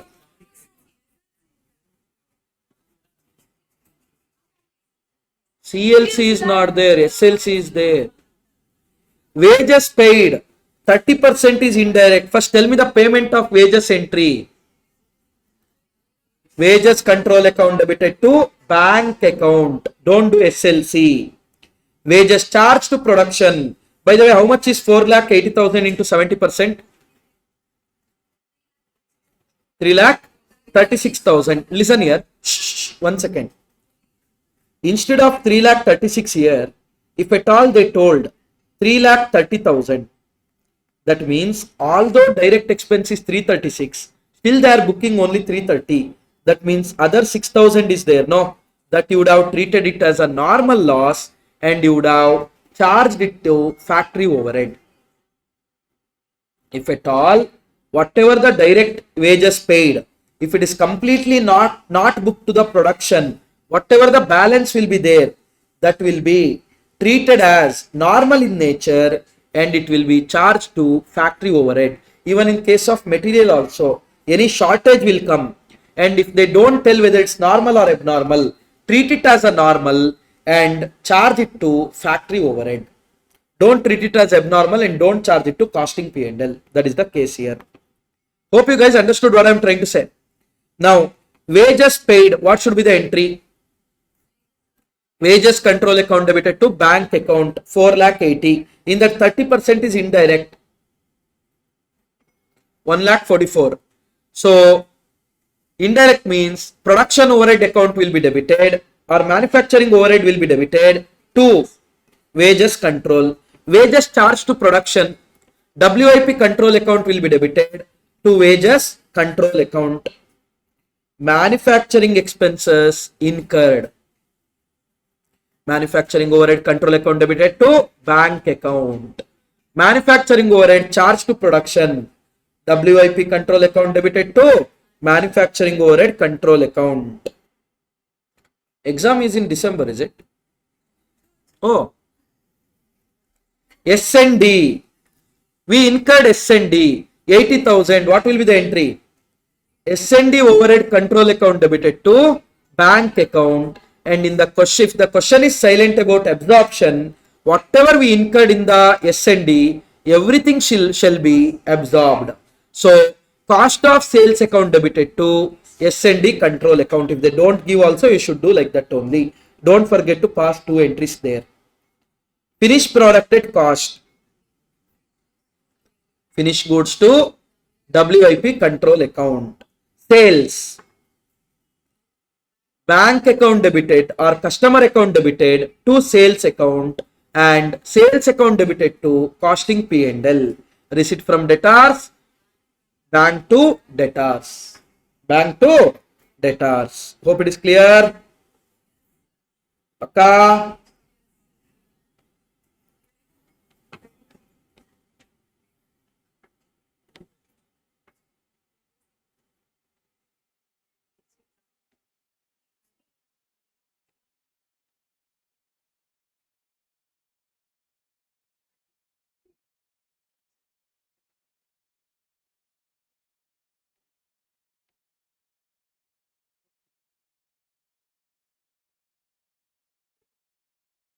That is basically this question only. Payment to creditor they left, closing stock they left. If the closing stock they left, what is the meaning of that there? That means whatever you produced, everything is sold. Here finished product they told 2 lakh, no. That means next you will transfer that finished product to COS. COS to finished goods control account. 2 lakh, 2 lakh. Got it? This is how you are going to deal with this particular thing. With that, we have completed our cost bookkeeping. Now we are left with which and all? Material is remaining, labor is remaining, overhead is direct expense leave done. Overhead is remaining, process is remaining, JPBP is remaining, batch and material will be taken together, marginal and budget. Now, whoever want to leave can leave, but we will be discussing few marginal costing question, then we will be winding up the session. Okay, whoever tired can leave. If they have already attended lot of marginal, if you feel like this sir, then you can. Okay, now we'll be discussing our marginal costing. Before starting, take a break of 2 minutes, then we'll be starting. Now concentrate. Technique of costing used to make, it's a technique, okay, it's not a method of ascertainment of cost, it's a technique of costing we use to make the decisions. Generally, here decisions will be taken on the basis of marginal costs. Marginal cost. By the way, what do you mean by marginal cost, guys? Additional cost incurred to produce additional in unit. Additional cost incurred to produce additional unit. Generally, it is variable cost, but it's not restricted only to variable cost. Generally, it is variable cost, but it is not restricted only to variable cost. Please keep in mind.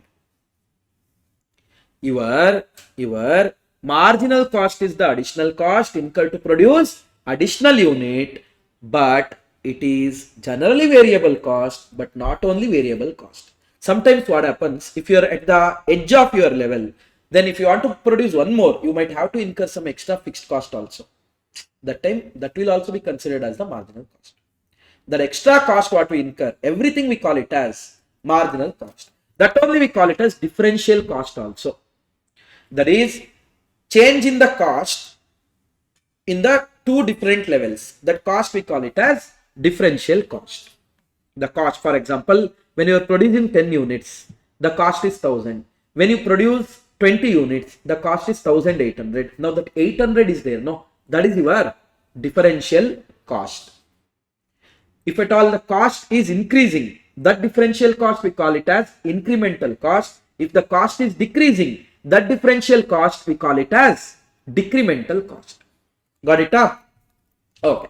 So cost you can divide it into variable cost as well as fixed cost. Fixed cost as per marginal costing concept, guys, we call it or consider it as a period cost. Because it has nothing to do with the production, it is time based. Time based. You produce, you don't produce, doesn't matter. You are in the business for so much time period, you have to incur it. That's why we call it as a period cost. MCQ question. Fixed cost as per marginal costing is considered as dash, blah cost, blah blah cost, blah blah blah cost, period cost. Period cost, option D. I mean here. Okay. Now, fixed cost could be divided into, see, variable cost is always and always and always has impact on decision making, no doubt. Because you decide to produce more, you will incur more. You decide to produce less, you will incur less. But fixed cost, you can't say that always it has a impact on decision making. Because it could be sunk or irrelevant also. What do you mean by sunk or irrelevant or a committed cost? That is cost what we have already decided to incur. Cost we already decided to incur. We decided we are going to incur. So, are we committed? We are already incurred. Then that is your irrelevant cost. Relevant cost means if at all you want to do any activity, you are going to incur it. If you are not going to do that activity, you are not going to incur it. For example, guys, ArivuPro want to run CMA Unique batch. Now, rent is there, no? It's a sunk cost. Because you run the Unique batch, you don't run the Unique batch. For morning batch, already we are running, paying a rent, no? Are we supposed to pay any extra rent for that Unique batch? No. Now, the rent has no impact on decision making. It's a sunk cost. However, to run the Unique batch, we have to appoint one more staff. Admin team. For admin team, we have to appoint one more because morning batch they come at 6:30 to the work. They will go by 4:30. Then Unique batch, if you start at 2:30, you have to be there till 8:39. For that, you have to appoint new one. No. So, to appoint new one, extra salary you have to incur. Now, my question is relevant or irrelevant? Relevant. Because if you run the batch, you will appoint them. If you don't run the batch, you will not appoint them. But variable cost is always relevant. For example, app access to students. We give you app access now. Do you think it's come for free? For you guys, free. But for ArivuPro, is it free? We have to provide to our service provider, no? Some LMS, something is there. Now, for them, let's say we are paying 2000 per student. Now, when Unique batch student comes, variable it is 10 student comes means you have to pay 20,000, 100 comes means you have to pay 2 lakh. Getting it? So, automatically that is your relevant cost. So, always remember variable cost is always and always and always and always and always and always relevant. Whereas, sunk cost, fixed is, it could be sunk or it could be relevant. They might ask that kind of question out of the cost, which is relevant, which is irrelevant. All you have to do is whether incurring that or not incurring that affects the decision making. For example, now we opened a branch in Tambaram. Now, whether should we open the branch in Tambaram or not to open the branch in Tambaram, don't you think we should have done the market research? Do you think our directors are that free that so that they will go and research? We will hire an agency to do that. Now for that example, now that agency is charging us 5 lakh rupees. Now when they are charging us 5 lakh rupees, is it relevant for decision making whether to open in Tambaram or not to open in Tambaram? Irrelevant. Sunk cost. You already committed them 5 lakh. They say market is there, go and open. Still you have to pay 5 lakh. If they say, ayo, market is not there, don't open there. Still you have to pay 5 lakh. Irrelevant.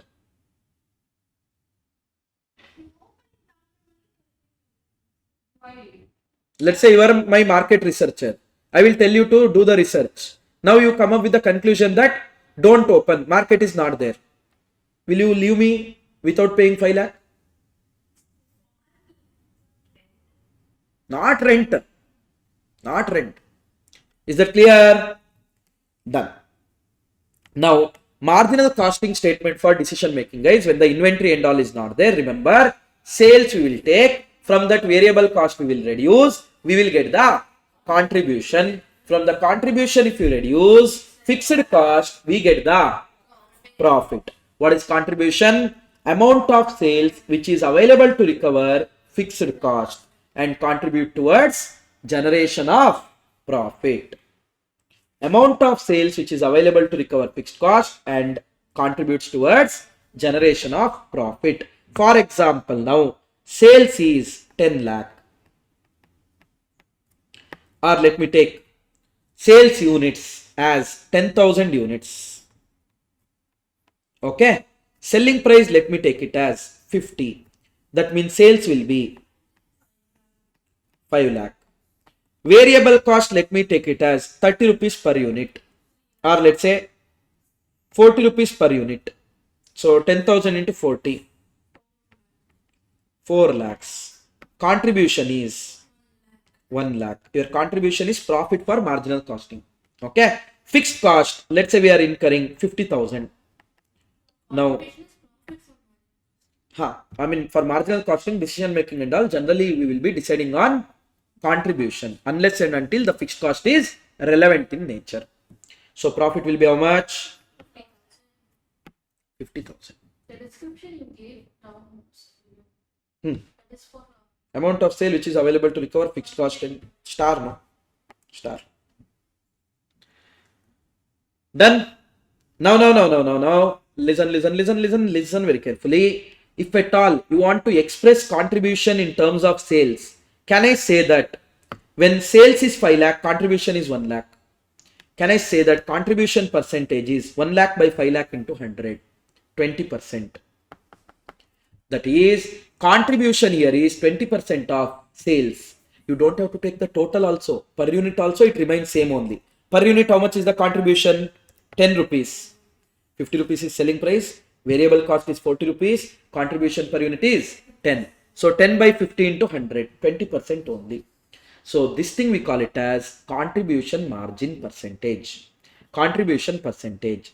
In fact, with more love we will call it as profit volume ratio.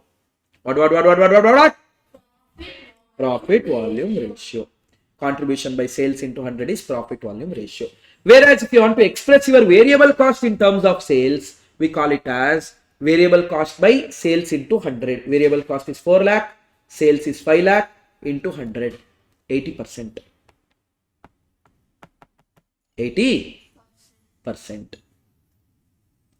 Now, this we call it as variable cost percentage. Variable cost percentage.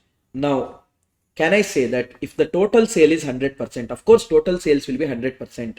That will be nothing but 80% towards variable cost and 20% towards contribution. So can I say that variable cost percentage plus contribution percentage is equal to sales? Or can I say that 100% minus variable cost percentage will give you PV ratio? Can I say that 100% minus PV ratio will give you variable cost percentage? Okay. No doubt. Okay. So remember guys, contribution to sales ratio or contribution ratio is nothing but total contribution by total sales into 100, or contribution per unit divided by selling price per unit into 100. We also call it as PV ratio. Variable cost to sales ratio is, or variable cost ratio percentage is, total variable cost divided by total sales, or variable cost per unit divided by selling price per unit into 100. Sales, which will be 100%, is nothing but variable cost percentage plus contribution percentage. And PV ratio is nothing but change in profit by change in sales into 100. So what the hell is that? Concentrate here. Let's say there are 10,000 units I took, no? 10,000 units, 15,000 units. This is year 1. This is year 2. Now, sales. Selling price is 50 rupees. 10,000 into 50. 5 lakh. 15,000 into 50. 7 lakh 50,000. Minus variable cost. I know it is 80%. Correct now? Which is 4 lakh and 6 lakh. That will give you contribution 1 lakh 50,000 minus fixed cost 50,000. That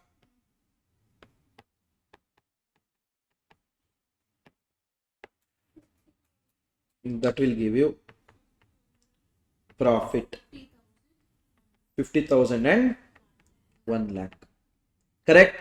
Now listen here, guys. Can I say that change in sales is 2.5 lakhs? Change in sale is 2,50,000. Change in variable cost is 2 lakh. Guys, how much is 2 lakh by 2,50,000 into 100? 80%. That means, can I say that variable cost, I can also tell it as change in variable cost by change in sales. Change in variable cost by change in sales, or change in cost by change in sales into 100. That is your variable cost percentage. What is contribution change? 50,000. Fixed cost nil. Profit 50,000. Guys. Now can I say that my change in contribution will be equal to change in profit? My change in contribution 50,000 is equal to change in profit 50,000. Now, what is this 50,000 divided by 2,50,000? 20%. That means, can I say that change in contribution by change in sales will give you PV ratio? Change in contribution by change in sales will give you PV ratio. Also, I know that change in profit is equal to change in contribution. So, can I reframe that formula as change in profit by change in sales into 100 will also give you PV ratio. Change in contribution by change in sales will give you PV ratio. Correct? No? Now, if you take out contribution, profit change and contribution change are same. That means, again, change in profit by change in sales also will give you PV ratio only, provided there is no change in fixed cost. If fixed cost changes, you can't do it directly. You should eliminate the change in fixed cost, then you should do it. Now listen, sir, but why you are telling all these things? Sometimes in examination, they give only this much. Year 1, year 2, they will tell sales 5 lakh, 7 lakh 50,000. Profit, they will tell 50,000, 1 lakh. That's it. All other things they will ask you to do. They will ask you to compute break-even point. They will ask you to compute MOS. They will ask you to compute how much is fixed cost. Everything they will ask. PV ratio, everything they will ask. How can you do that using these two information? Can you do profit by sales into 100? No. Profit by sales into 100 will give you net profit percentage.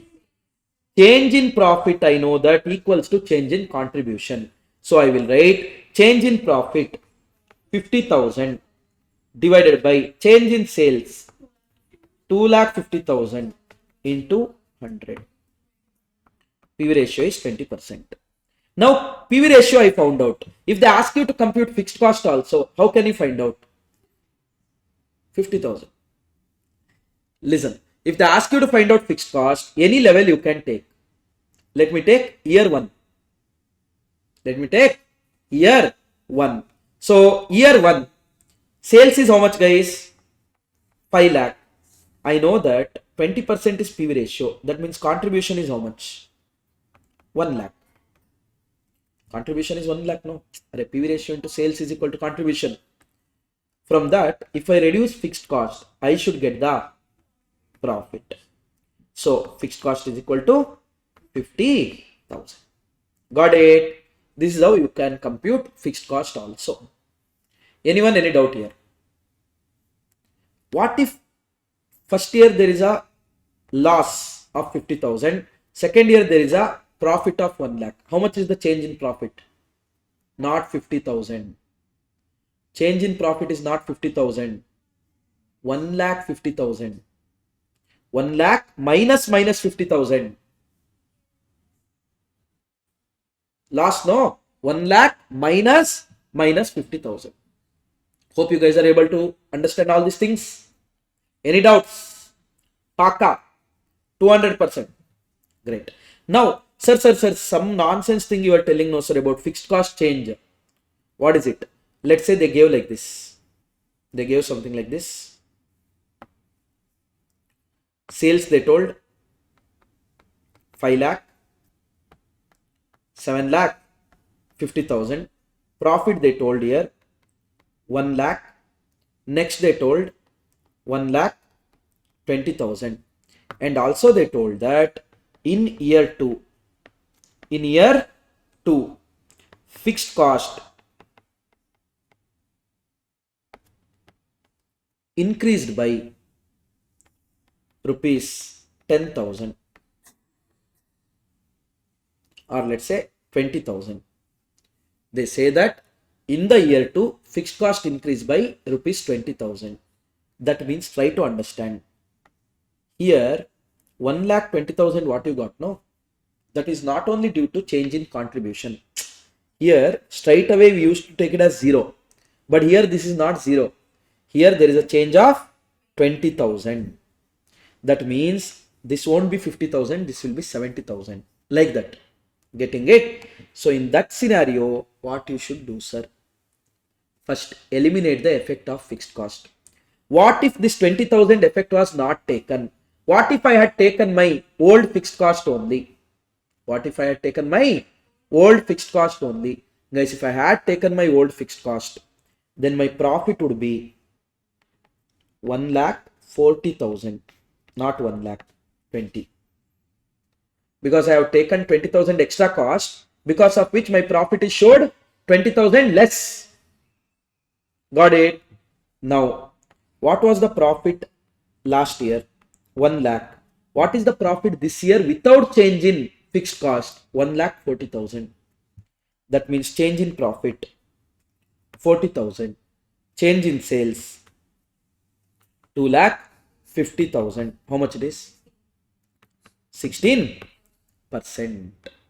So your PV ratio is 16%. Got it? Now, can you tell me how much was the fixed cost for the first year? 5 lakh into 16% is a contribution.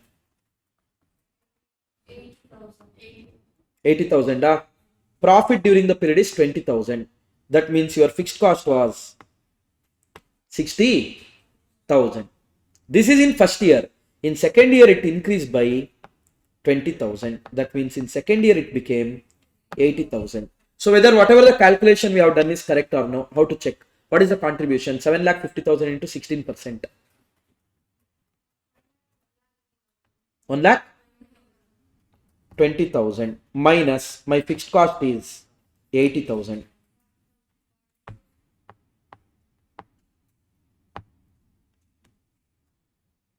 First year fixed cost, how much I got? Sorry, profit here was 1 lakh, no? Profit here was 1 lakh, no? So fixed cost was 20,000. So when we added here, it became 40,000. Sorry. It became 40,000. Now when we reduce 40,000, we'll get the new profit. Got it? How much is 7,50,000 into 16% you told? 1,20,000. Old fixed cost was 20,000. So it will become 1. Like that you have to compute. Okay. First you have to change the effect of fixed cost and you have to take. Generally this effect they won't give, but still to be in the safer side. Got it? And one more thing, guys. One more thing. If you know that our variable cost is 80%. If you know our variable cost is how much? 80%. So listen here. Sales units. Right now we are selling 10,000 units, right? 10,000 units. Selling price rupees 100, not 50. Selling price 50. Variable cost is 80%. We have already discussed about it. If you know, variable cost is 80% only we have taken, no? Done. Fixed cost we have taken rupees 50,000. Now there is one proposal. What is that proposal? To give discount of 20% or let's say 10%. To give discount of 10%. So sales quantity shall increase by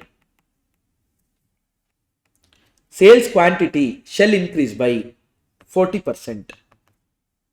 Now should you give the discount or no? When will you give discount? If at all your profit under new approach gives you more than or comes more than old profit, of course you are going to give that discount. Otherwise you won't give that discount. Now profit under existing, when you are selling 10,000 units at 50 rupees only, what will be the sales? 10,000 into 50, 5 lakh. Hello? Variable cost is 80% of this, 4 lakh. Contribution 1 lakh. Fixed cost, profit. Now I will give discount if at all my profit goes beyond 50,000. Now how many units we will be selling if we give discount? 40% extra, 14,000 units. Correct? No? Sales won't be 50 rupees per unit. Selling price will be 10% discount, but that means 45 rupees. How much it is? 6,30,000. We know that variable cost is 80% of it. How much it is? 5,04,000. Contribution will be 1,26,000. Fixed cost 50,000. Profit 76,000. So will you accept or no? Accept, no, because your profit is more. Wrong. Correct. But still you don't know what is it. You know that I explained, but you don't know. Listen. It won't change. Listen here, guys. Due to change in selling price, variable cost per unit will not change. Due to change in selling price, variable cost per unit will not change. You give discount. Will your supplier give you the same discount? You give discount to your customer. Does that mean that your supplier also will give you the same discount? You're understanding? That means here variable cost was rupees 40, no? Now you changed your selling price to 45. Does that mean that your supplier who was supplying you at 40, he will also give you discount? No. That means always remember, variable cost per unit will not change with the change in selling price. Variable cost per unit will not change with change in selling price. Anyone, any doubt here? That means variable cost will remain 40 rupees only. So 40 into 14,000. 5 lakh 60,000. Contribution 70,000. As I already told you, fixed cost is irrelevant for decision making. You can see there. Contribution last time it was 1 lakh. Now it is 70,000. That means your contribution is reducing. Moral of the story, your profit also will reduce by 30,000. You can check. 50,000, 20,000. Last time it was 50,000. Now it is 20,000. Will you accept? No. So please keep that point in mind, guys. Variable cost will not change with the change in selling price. Total variable cost will change only due to change in number of units sold. And also if the question says sales increased or decreased, if they say change in sales, if they don't tell whether it is due to change in selling price or sales quantity, always remember it is due to sales quantity. If they don't tell increase or decrease in sales is due to change in selling price or change in sales quantity, always remember it is due to change in sales quantity. Is that clear? If the question says sales increased or decreased, it is assumed to be due to change in sales unit and not selling price. Hope it is clear. And also sometimes they will give like that only. What they will do, on this particular point, if at all you are able to understand this point, the question is sorted. If you are not able to understand this point, there is no other alternative to solve this kind of questions. What is it, sir? They will tell sales for year 1, some amount they will tell. PV ratio, some amount they will tell. Using that variable cost, some amount you can find out. Sales second year they will tell some, and they will give one line. Sales quantity remains same. Any change in sales is due to change in selling price. Nothing else they will give. Here what you should do, guys, sales quantity in year 1 as well as year 2 is same. Sales quantity is same. You know that due to change in selling price, variable cost per unit will not change. That means whatever the total variable cost you got in year 1, that only should be your total variable cost in year 2 also. I am not telling variable cost per unit. I am telling total variable cost also will remain same. You understood what I am trying to say? Because unit sold is same, no? Unit sold is same. Now you know the total variable cost. Using that you can find out how much is variable cost percentage. Using that you can find out PV ratio for second year. When you know PV ratio, easily you can find out selling price for second year. Like that you can solve. Okay. In ICA material, few questions are there. You just have to look at those questions. Whatever we have solved in class, that is more than sufficient. Whatever ICA question we have discussed in class, that is more than sufficient. Relating to this point and also we have discussed already. Okay. Whoever didn't see that additional question discussions, you can just now go and see the questions in our ICA material, so you can find some nice questions there. Okay. Hope this point is clear. Fine. About break-even point, MOS and all, we'll see tomorrow. Tomorrow we'll try to wind up this marginal costing and other decision making, etc. Day after tomorrow we'll keep only small topic budgeted. Okay. So now we'll be continuing our discussion on marginal costing. Now listen, there is something called as break-even sales or break-even point. What is this break-even sales, break-even point? Few students will get confused regarding this. They think break-even sales means it will be in rupees. Break-even point means it will be in units. There is nothing like that.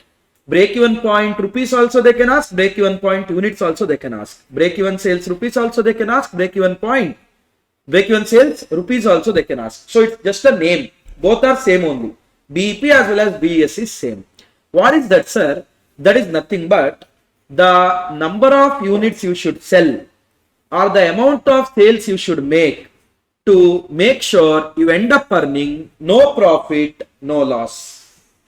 To make sure you end up earning no profit, no loss.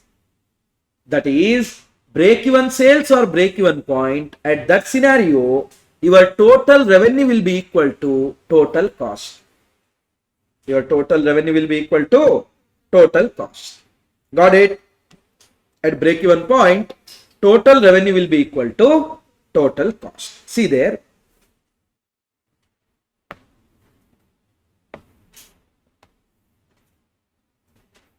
Let's say selling price rupees 100, variable cost let's say rupees 30, contribution per unit rupees 70. So PV ratio will be how much? 70%, or let me write ulta. 70, contribution is 30. PV ratio is 70%. Now fixed cost, let's say fixed cost is around 60,000. Fixed cost is around 60,000. Now the thing is break-even sales, how to compute. What did I say about break-even sales? First let's discuss from unit point of view. What did I say about break-even point units? Number of units you have to sell to make sure that your profit or loss will be zero, or in simple, when you sell X number of units, break-even point number of units, your sales will be equal to your cost. So listen, let me take the break-even point units be X. So sales will be how much? Can I say 100x minus variable cost? Can I say it will be 70x? That means contribution, can I say it is 30x minus fixed cost, can I say 60,000. What did I say about X?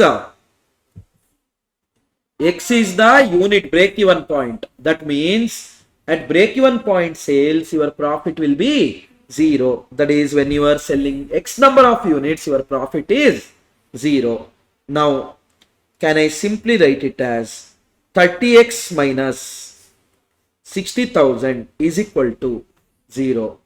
Can I write 30x is equal to 60,000. Can I write x is equal to 60,000 divided by 30, which is gonna be 2,000, right? 2,000 units. X is gonna be 2,000 units. That is, when you sell X number of unit, you end up making no profit, no loss. If you want, you can check 100 into 2,000, 2 lakhs. Correct? No. Variable cost 70 into 2,000, 1,40,000.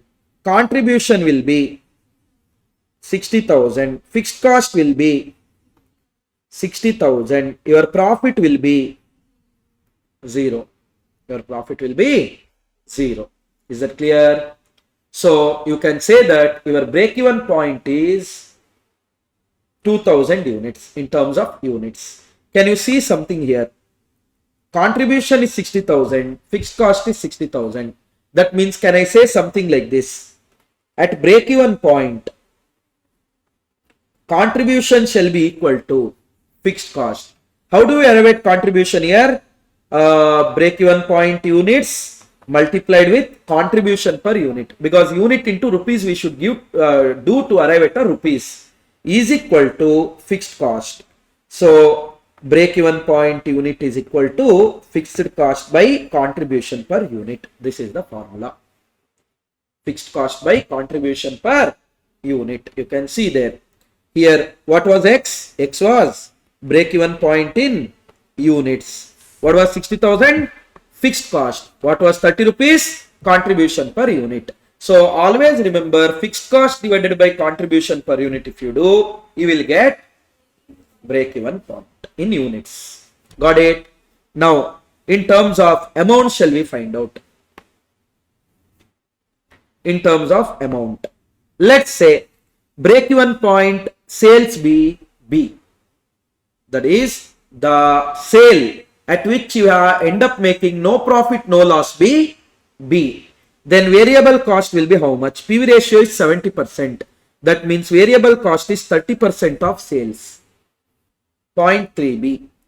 Contribution will be 0.7B. From that, if I reduce fixed cost, as B is the break-even sale. What is the meaning of break-even sale? Sale at which you end up making no profit, no loss. Profit is 0. Now, can I simply say it as 0.7B minus 60,000 is equal to 0? Can I say that 0.7B is equal to 60,000? Can you tell me B is equal to?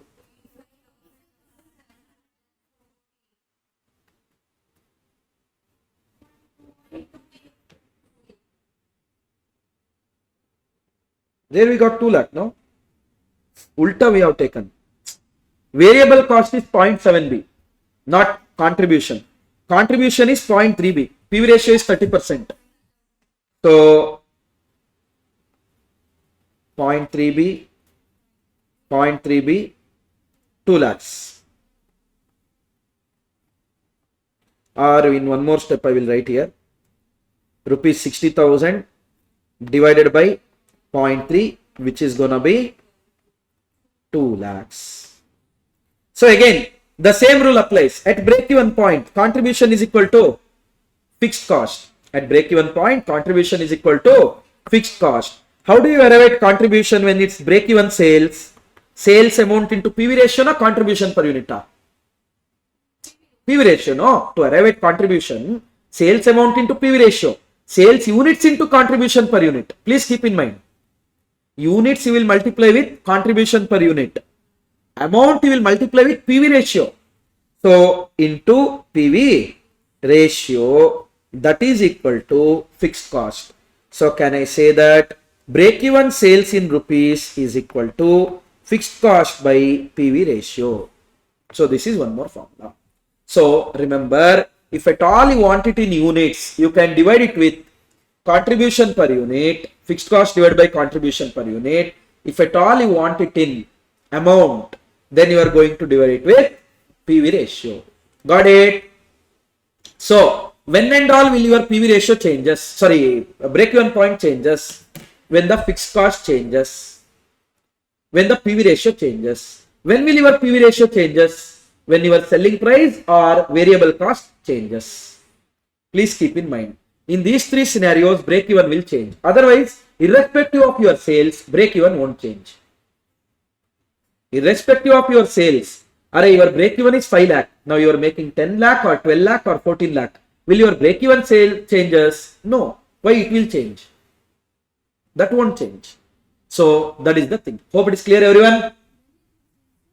When either fixed cost changes or PV ratio changes. PV ratio will change when it is there is the change in selling price or change in variable cost. Change in number of units sold will not affect. Okay, because sales as well as variable cost will move in same proportion. No, sales as well as variable cost move in same proportion. That's the thing. Got it? Now, there is something called as desired profit. There is something called as desired profit. Now, let's say that is you want to achieve some amount of profit. How much sales to be made to achieve that desired profit? Let me take sales to achieve the desired profit. That is nothing but your desired sales as A. Desired sales is what? A minus variable cost. I know that variable cost is 0.7 A. That will give you contribution 0.3 A minus fixed cost 60,000. Now let's say our desired profit, we want to achieve the profit of 30,000. We want to achieve profit of 30,000. Now the question is, to achieve the profit of 30,000, what should be my sale? According to our calculation, our sale should be 0.3 sorry, sales should be A to achieve the desired profit of 30,000.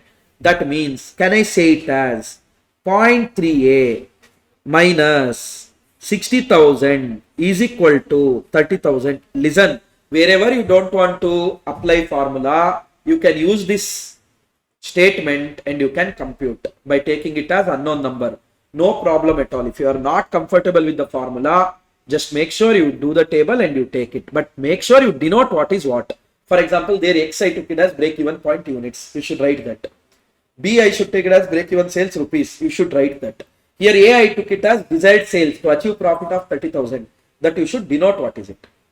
Now, can I simply say it as 0.3A is equal to 60,000 plus 30,000. Can I say A is equal to 60,000? Ayyo, maths weak, madam. Wait. 60,000 divided by 30,000. Sorry, plus 30,000 divided by 0.3. So A is equal to 3 lakh. Not that week also. You don't have to do again 90,000 divided by 0.3. Now, if you make the sale of 3 lakh, you end up making profit of 30,000. If you want, you can check. How? Sales, how much I told? 3 lakh. Contribution will be how much? 30% of 3 lakh. 90,000. From the 90,000, if I reduce fixed cost of 60,000. Got it? Now, you can use the table method and find out. No, sir, I don't want to do that. I want formula only. Then look at this. What was A?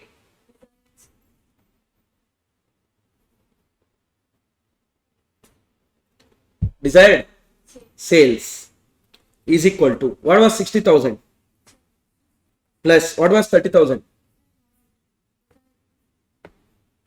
Desired profit divided by PV ratio.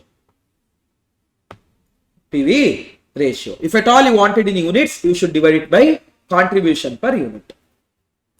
If at all you wanted in units, you should divide it by contribution per unit. Hope it is clear. So what is the formula for break even? Come on. Fixed cost divided by PV ratio or contribution per unit. How to arrive at desired profit? Contribution plus desired profit divided by PV ratio or contribution per unit. Got it? Anyone any doubt in this? No doubt. Now, by the way, two sales level I have taken. Here, 3 lakh, right? Let me take my sales, total sales as 3 lakh. Total sales as 3 lakh. Minus variable cost, 70% of this, which is 2,10,000. 2,10,000. That will give us contribution 90,000. From that I will reduce fixed cost 60,000. That will give us profit 30,000. This is my total sales. Now also I computed break even sales for the same. Correct now? Break even sales we got 2 lakh, right? So break even sales for the given data was 2 lakh. Variable cost was 2 lakh into 70%. 1,40,000. Contribution was 60,000. Fixed cost was 60,000. Profit was 0. Guys, out of 3 lakh, I will achieve break even when my sales go for 2 lakh. That means here excess sale is how much? 1 lakh. Whether that excess sale will come with the variable cost or no? Of course. Any unit you sold, you will incur variable cost. 70%. 30,000. How much is profit? Sorry, contribution. 30,000. How much will be fixed cost? Nil. In break even already we recovered fixed cost. I am talking about sales over and above break even. From the sales over and above break even, I don't have to contribute anything towards fixed cost. Because whatever the contribution required to fixed cost, that is already recovered in your break even sales. Got it? So that will give you profit of 30,000. See there, 30,000 profit you are getting from this. So, if this 2 lakh we call it as what? Break-even sales. Then this 1 lakh we should call as what? Margin of safety. Margin of safety.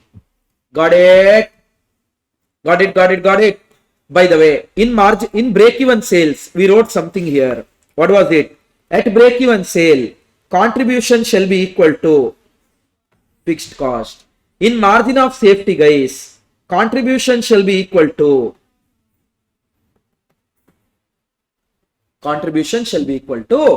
profit. Is that clear? Pakka? Now, guys, how to arrive at contribution at margin of safety? Margin of safety amount, correct? Into PV ratio if I do, I will get contribution at margin of safety now is equal to profit. That means, can I say that margin of safety in rupees is nothing but profit by PV ratio. Please remember one thing, few students will get confused in this also. Margin of safety itself they think as profit. No, margin of safety is the sales over and above your break-even sales. Whatever is sold, everything is not profit because you have to incur something called as variable cost. So everything is not profit. Is that clear? Hello? Pakka? Oh. So margin of safety in rupees is profit by PV ratio. Is that clear? If at all you want it in units, it will be profit by contribution per unit. Profit by contribution per unit. Also, I can say that total sales is break-even sales plus margin of safety.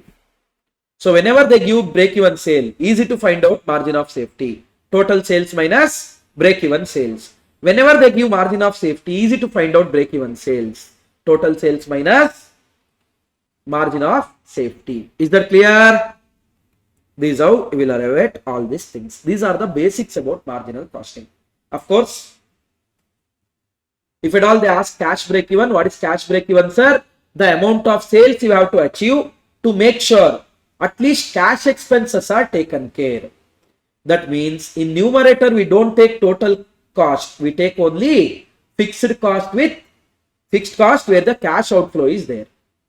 That means cash expenses we will take. That is, we are trying to recover at least cash expense. To recover cash expense, how much should be my sales? That is your cash break even. Is that clear, everyone? Any doubts? Okay.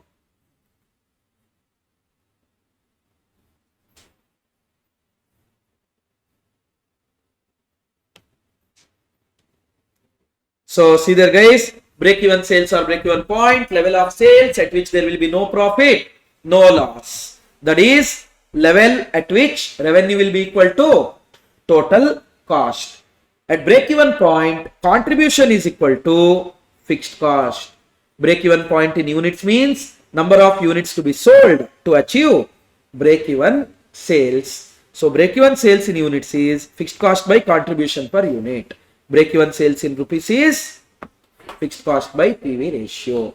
Cash break-even is sales at which revenue will be equal to cash expense. Fixed cost, that is incurred in cash, divided by contribution per unit, or fixed cost, that is incurred in cash, divided by PV ratio. Depends on whether you want it in units or you want it in amounts. If you want it in units, you will divide by the contribution per unit. If you want it in amount, you will divide it with the PV ratio.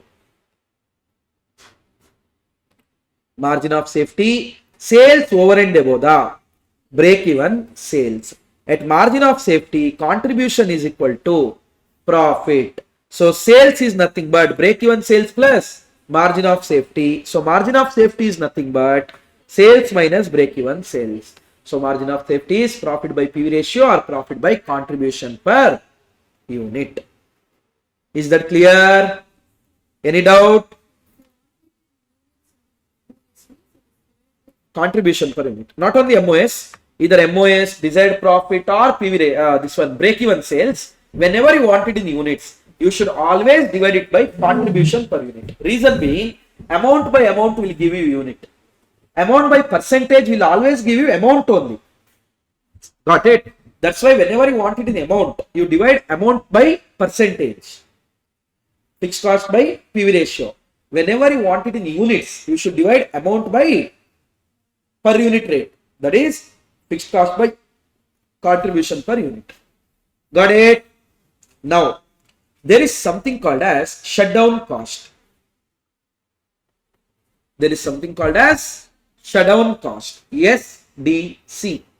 Here we are going to revise about shutdown cost and shutdown point, SDC and SDP. Got it?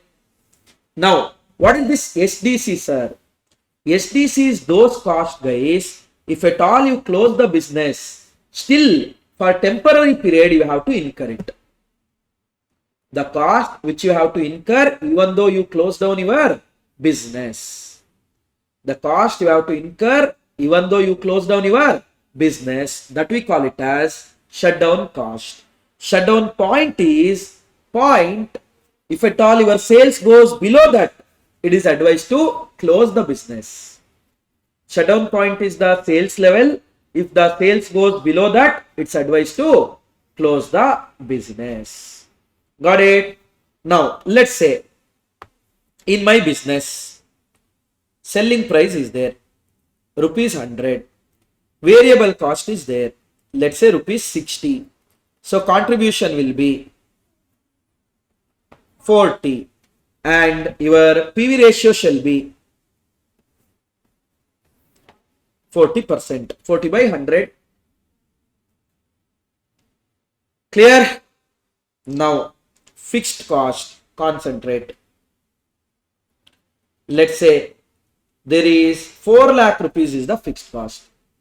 There is a fixed cost of 4 lakh.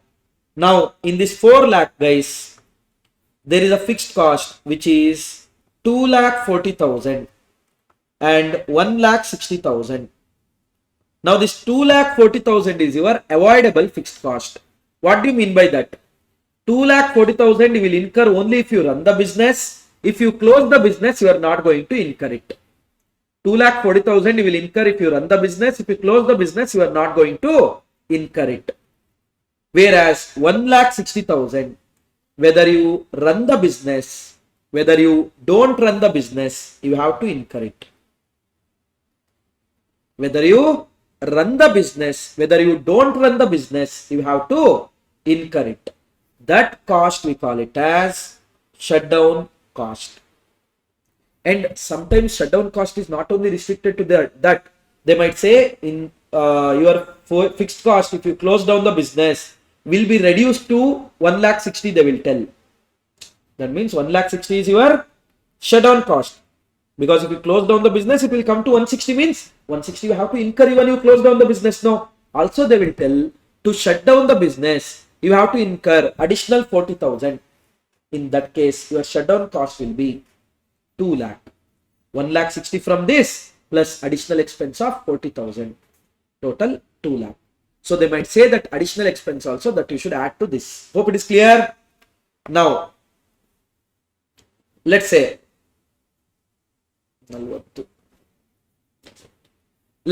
around 12,000 units I am selling. How much I am selling? 12,000 units.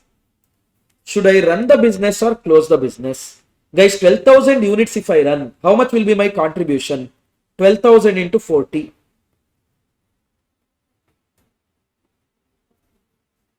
4,80,000. From that, if I reduce fixed cost of 4 lakh, how much will be the profit? Guys, should I run the business? Should I close the business? Run the business because I am making profit. Why I will close the business? Correct? No. What if my sales comes to 8,000 units? What will be your contribution? 8,000 into 40. 3,20,000. As we are running the business here, we will incur fixed cost of 4 lakh. Loss of 80,000. Now my question is, will I run the business, close the business? Close, you should run. You should run. Why? If you run the business, how much will be your loss? 80,000. Run the business, how much will be the loss? 80,000. If you close the business, still you have to incur 1,60,000, no? If you close the business, still you have to incur 1,60,000. Guys, try to understand. What will be your contribution if you close the business? 0. Sales will be 0 units. Contribution will be 0. But still, fixed cost, how much you are going to incur? 1,60,000. Loss will be how much? Loss of 1,60,000 is better or loss of 80 is better? Loss of 80 is better. The other day when I am teaching this, I told you. You remember? What is it?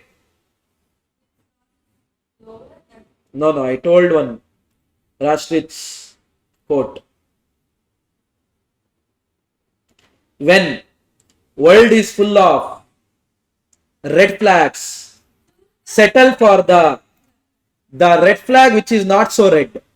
That means when you are already making loss, choose the loss which is less loss. Although you are making loss, I agree, but go for less loss. Got it? Now, 1,60,000 and 80, which is better? 80 is better.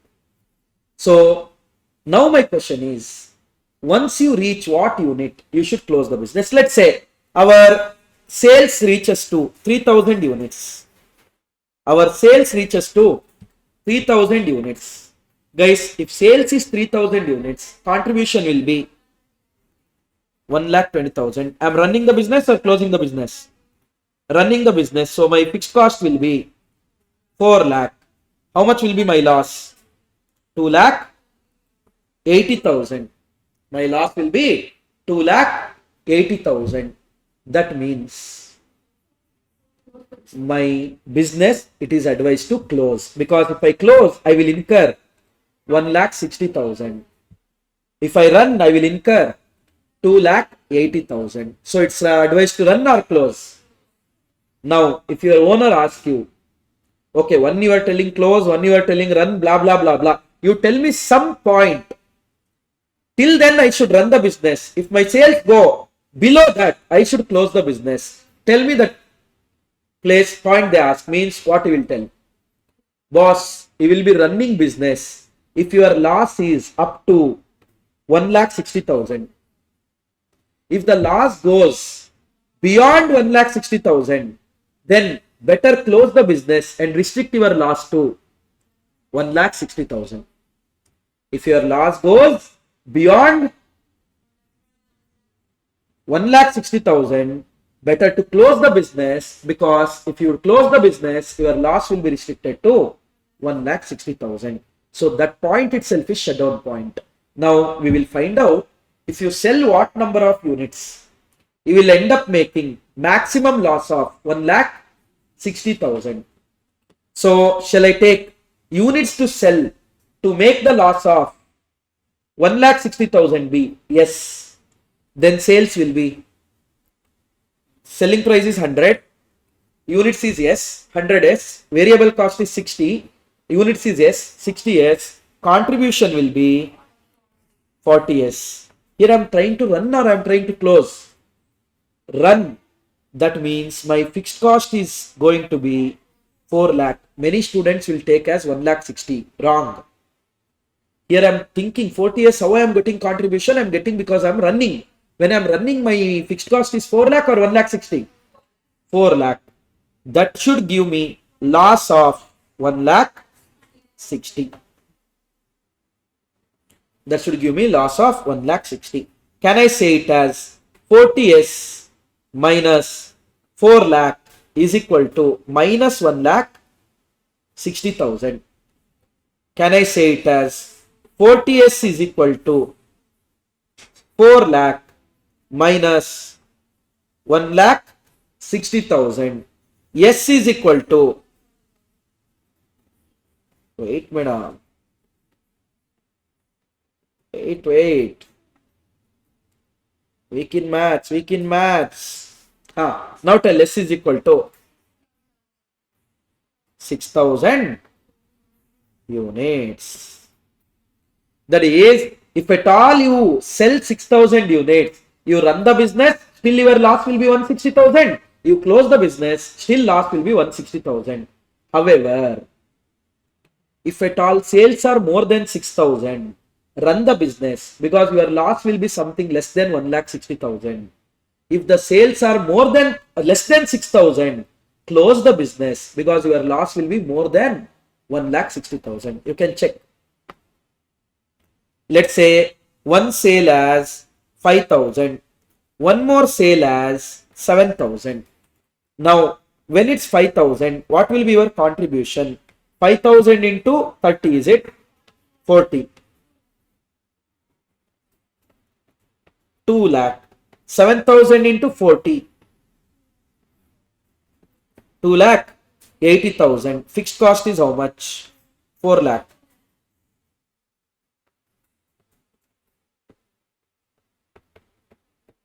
Loss will be, here the loss will be 2 lakh. Here the loss will be 1,20,000.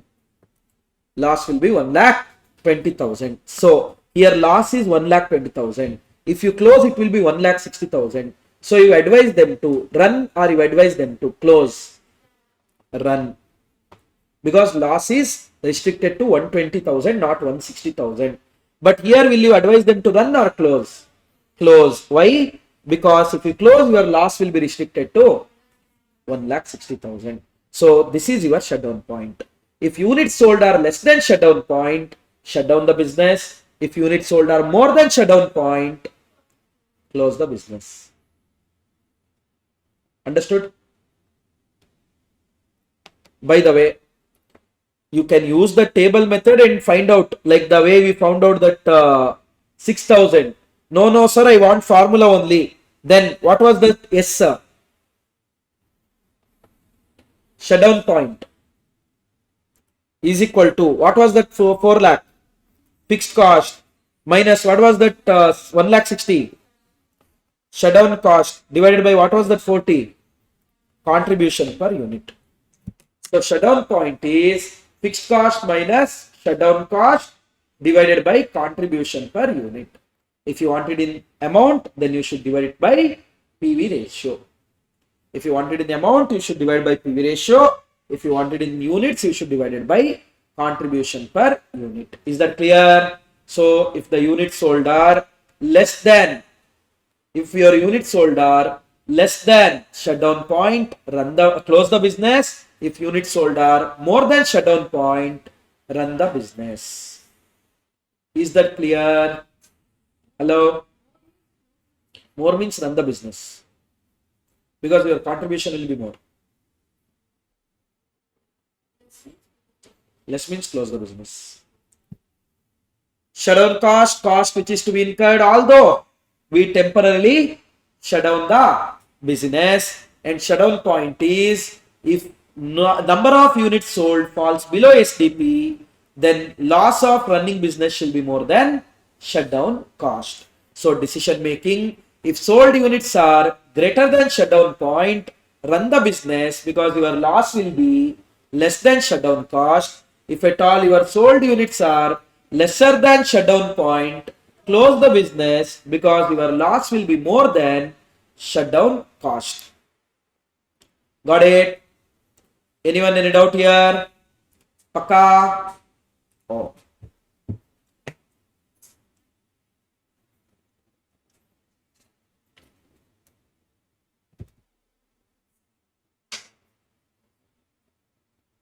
Zuma. Nice.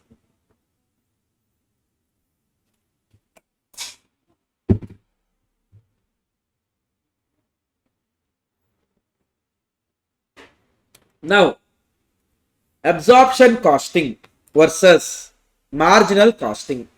However, absorption costing different compared to marginal costing. Guys, listen. Cost of production under absorption costing. Cost of production under absorption costing. Remember, cost of production under absorption costing means the value includes your prime cost plus production overhead. Production overhead includes variable production overhead as well as fixed production overhead. What? Under absorption costing, your cost of production includes prime cost plus variable production overhead plus fixed production overhead. All the three it includes. But in marginal costing, your cost of production includes only prime cost, variable manufacturing overhead. I'm not telling that from sales you should reduce only cost of production in variable cost to arrive at a contribution. No. I'm not talking about total cost. I'm talking about only cost of production. Remember, all the variable costs should be reduced from marginal sales to arrive at a contribution. No doubt in that. Not only cost of production. Please keep in mind. But cost of production includes in absorption three elements: prime cost, variable overhead, that is production overhead, fixed production overhead. And remember, fixed production overhead means not actual but the absorbed amount. Not actual but it is absorbed amount. And absorption will be done generally on the normal capacity basis. Absorption will not done on actual capacity. Absorption is not done on your 100% capacity. We will do it generally on the normal capacity. If the question is silent, 100% capacity will be our normal capacity. Got it? Okay. Now listen how the income statement will look like. First, talking about absorption costing. Sales we will take, keep it aside. Direct material, direct labor, direct expense, variable manufacturing overhead. Fixed manufacturing overhead absorbed will give you cost of production. To the cost of production, we will add opening stock of finished goods minus closing stock of finished goods. You will arrive at cost of goods sold. Now to the cost of goods sold, I will add admin overhead, both variable as well as fixed. Selling and distribution overhead, both variable as well as fixed on actual basis. Also, if at all I under absorbed, what do you mean by that? I have incurred more expense, but I booked less expense. That's why we call it under absorption. So whatever the expense is not booked in COP, no, that you add here. Add under absorption. And over absorption means what? You incurred less expense, but you have booked more. That means you have booked some extra expense which we really didn't incur. So that you reduce from the cost. You will arrive at total cost of sales. From the sales, if you reduce cost of sales, you will arrive at profit. You will arrive at profit. Is that clear, everyone? Once again. Sales you will take. Forget. Direct material, direct labor, direct expense, variable manufacturing overhead, fixed manufacturing overhead, absorbed. It will give you cost of production. To the cost of production, we are going to add opening stock of finished goods minus closing stock of finished goods will give you cost of goods sold. To the cost of goods sold, if you add admin overhead, both variable as well as fixed. Selling and distribution overhead, both variable as well as fixed. Add under absorption of fixed factory overhead minus over absorption of fixed factory overhead. You will arrive at profit under absorption. Got it? One last time. Sales, leave it. Direct material, direct labor, direct expense, variable manufacturing overhead, fixed manufacturing overhead, absorbed amount will give you cost of production. Add opening stock of finished goods minus closing stock of finished goods. Guys, how will you value closing stock of finished goods if the question is silent about valuation? FIFO. That means in closing stock, whatever we produce during the period, that is left. That means cost of production divided by produced units will give you cost per unit. that you should multiply with closing stock. So you will arrive at COGS. To that, if you add admin overhead, both variable as well as fixed, selling and distribution overhead, both variable as well as fixed, add under absorption of overhead minus over absorption of overhead, you will arrive at total cost. From sales, if you reduce total cost, you will arrive at profit. Is that clear? Sometimes in some questions, they might generally give variable production cost, fixed production cost. Variable production cost, not variable production overhead. That means variable production cost includes your direct material, direct labor, direct expense, variable manufacturing overhead. You don't have to take these four separately again. Variable production. Variable production cost means it includes all the four. Whereas fixed production cost means it will include your fixed production overhead. Got it? Now talking about marginal costing. Listen, sales we will take. Then direct material, direct labor, direct expense, variable manufacturing overhead. What? Variable manufacturing overhead. That's all. Will give you COP. Don't add fixed manufacturing overhead, because in marginal costing, irrespective of that overhead, we are going to treat it as period cost. We are going to incur on time basis, not on production basis. So direct material, direct labor, direct expense, variable manufacturing overhead will give you cost of production. To that we will add opening stock of finished goods minus closing stock of finished goods will give you cost of goods sold. To the cost of goods sold, if you add variable admin overhead, variable selling and distribution overhead, you will get total variable cost. From the sales, if you reduce total variable cost, you will get contribution. From the contribution, if you reduce fixed manufacturing overhead, fixed admin overhead, fixed selling and distribution overhead, you will arrive at profit. Got it? Got it, everyone? Once again, sales, leave it aside. Direct material, direct labor, direct expense, variable manufacturing overhead will give you cost of production. Add opening stock of finished goods minus closing stock of finished goods will give you cost of goods sold.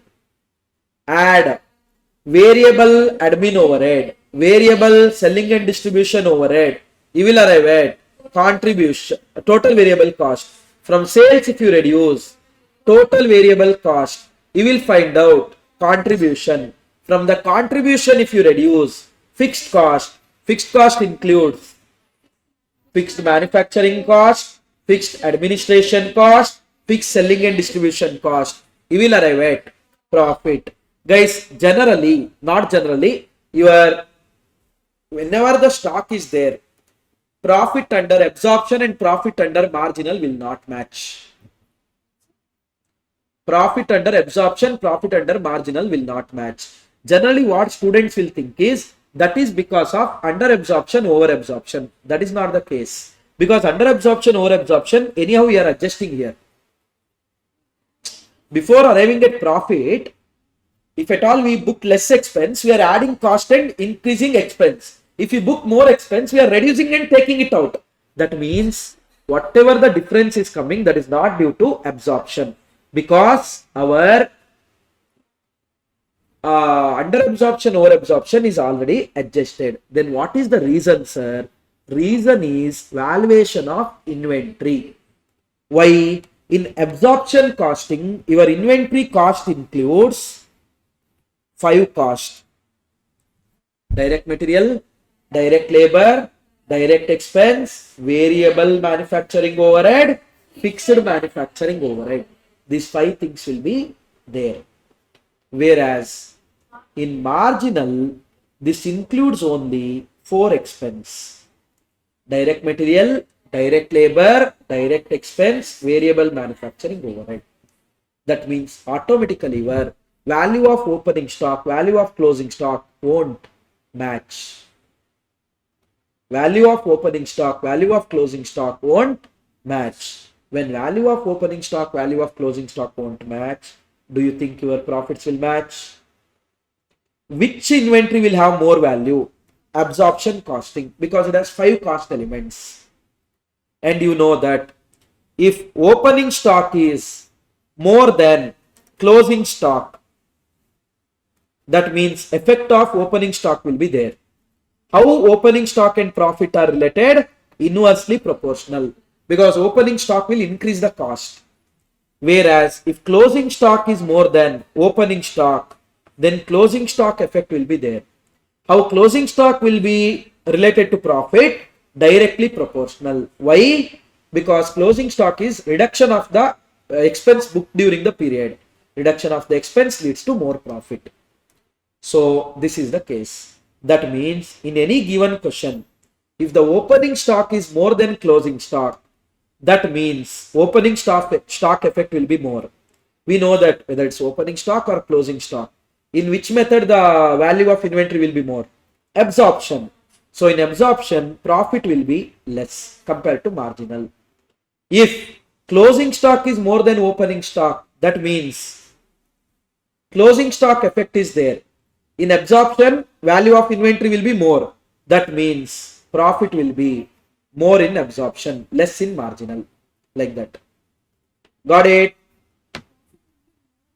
Absorption. Always value of inventory, whether it's opening or closing, it's always more in absorption. So when it's more in absorption, we are going to take whether it is opening stock is dominating or closing stock is dominating. If opening stock is dominating, then profit in absorption will be less, because opening stock is more in absorption compared to marginal. If closing stock is dominating, then profit under absorption will be more, because closing is dominating opening, and absorption only closing stock value is more than marginal cost closing stock. Got it? And always remember, whenever they ask you to reconcile, you are not going to take your under absorption, over absorption and all. Reconciliation will be done just by taking your valuation of inventories. Okay, done. So these are the certain things. Hope it is clear.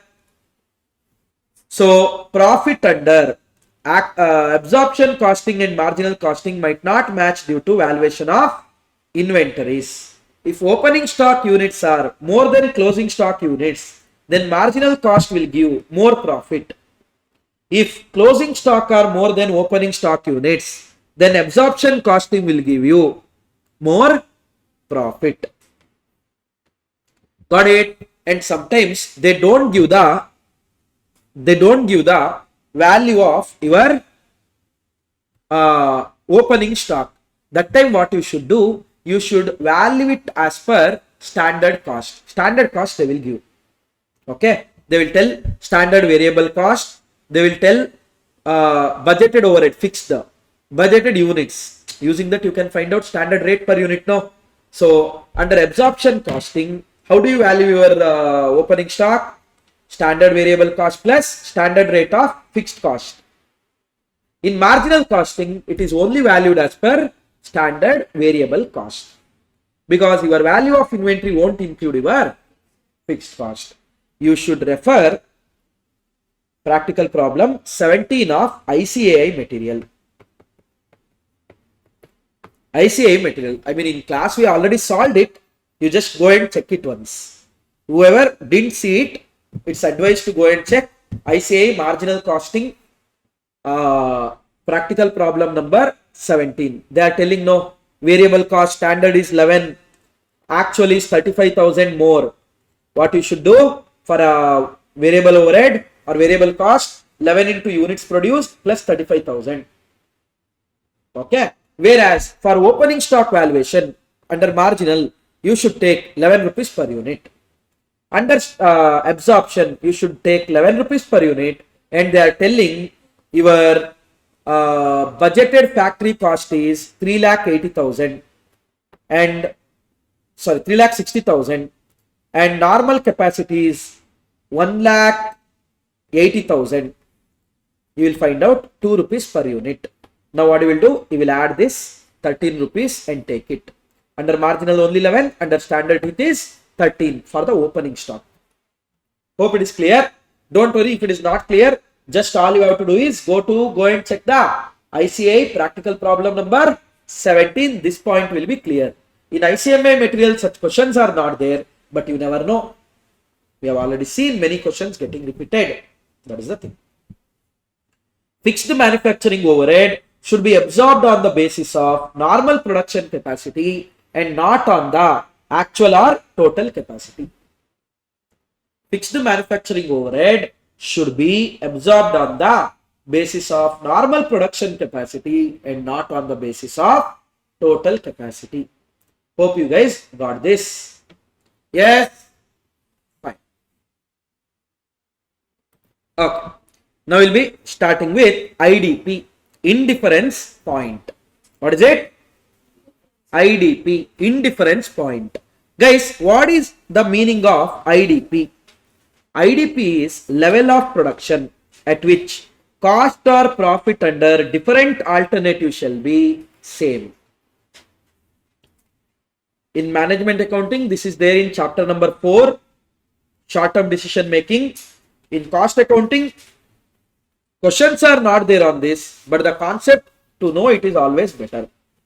So, level of production at which cost or profit under different alternatives shall be same. That only we call it as IDP. That means, if we say cost IDP, what do you mean by that? Cost IDP means, if at all you produce, let's say some X number of units, you produce X number of units under alternative 1, or you produce X number of units under alternative 2. You produce X number of units under alternative 1, or you produce X number of units under alternative 2, your cost shall be same. That is your cost IDP. Profit IDP means, if you produce X number of units, if you produce X number of units under alternative A, if A1 produced and sold, same. If you produce X number of units in alternative 2, then your profit shall be same. In that scenario, we call that X as a indifference point. Profit indifference point. Got it? And always remember this point, guys. Indifference point exists only if one alternative is better in terms of variable cost and the other one is better in terms of fixed cost. Your indifference point exists only if one alternative is better in terms of variable cost and one more alternative is better in terms of fixed cost. Reason being, if only one alternative is better in both the terms, then there is no point that they both are going to meet. To coincide, there should be, one should be going slow in something, one should be going fast in something, then only somewhere the chart will meet. Otherwise, both difference will keep increasing rather than decreasing. So always remember, IDP will exist only if one alternative is better in terms of variable cost, one more alternative is better in terms of fixed cost. Listen, I will just show with one example. Listen. Let's say we have two machines available in the market. Machine 1, machine 2. Sir, that IDP you told no exists only if like variable, fixed, one is better. How to, like, what if we get confused in exam? Remember, in examination, if at all you get IDP as negative number, then recheck once. Still you got negative. That means IDP in positive it won't exist. That means negative means don't write and come IDP minus 200. No, IDP don't exist. IDP don't exist. Negative we will get only and only if one alternative is better in both the terms, variable and fixed. So IDP don't exist. So if IDP if you get positive, then only it exists. It will exist only if one is better in terms of VC, one is better in terms of FC. Now listen. Machine 1 is there, machine 2 is there. Machine 1, variable cost per unit. Let's say machine 1 100, machine 2 120. Fixed cost. Machine 1 1 lakh. Machine 2, let's say 90,000.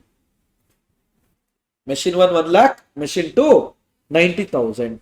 Now, how to find out cost indifference point? You know that indifference point exists here. Why? Variable cost wise machine 1 is better. Fixed cost wise machine 2 is better. Variable cost wise machine 1 is better. Fixed cost wise machine 2 is better. Now, listen. Can I say that let indifference point, that is cost indifference point, be X. Let the indifference point or cost indifference point be X. Then can I say that total cost under machine 1 will be 100X plus 1 lakh. When you produce X number of units, your total cost under machine 1 will be how much? 100X and 1 lakh. When you produce X number of units, in machine 2 cost will be 120X plus 90,000. What is X, by the way? Indifference point. What do you mean by that? If you produce X number of units, under alternative 1 as well as alternative 2, cost will be same. Got it? Now, can I say it as 20X is equal to 10,000. 20X is equal to 10,000. Can I say that X is equal to 500 units? That means if at all you produce 500 units, cost under alternative 1 as well as cost under alternative 2 shall be same. Cost under alternative 1 as well as cost under alternative 2 shall be same. Is that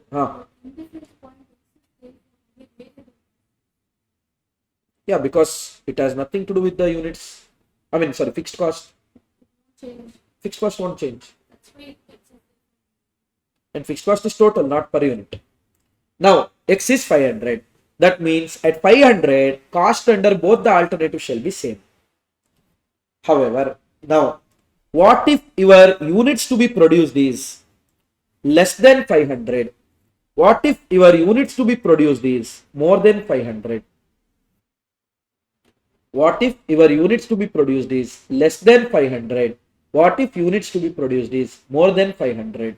Guys, if it is less than IDP,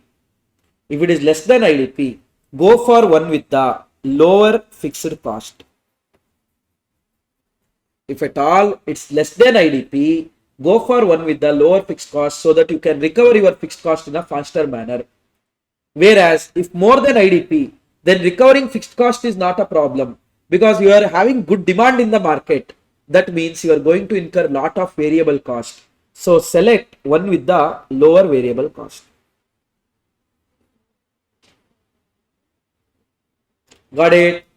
If units produced are less than IDP, go for alternative with the lower fixed cost. If the units produced are more than IDP, go for alternative with the lower variable cost.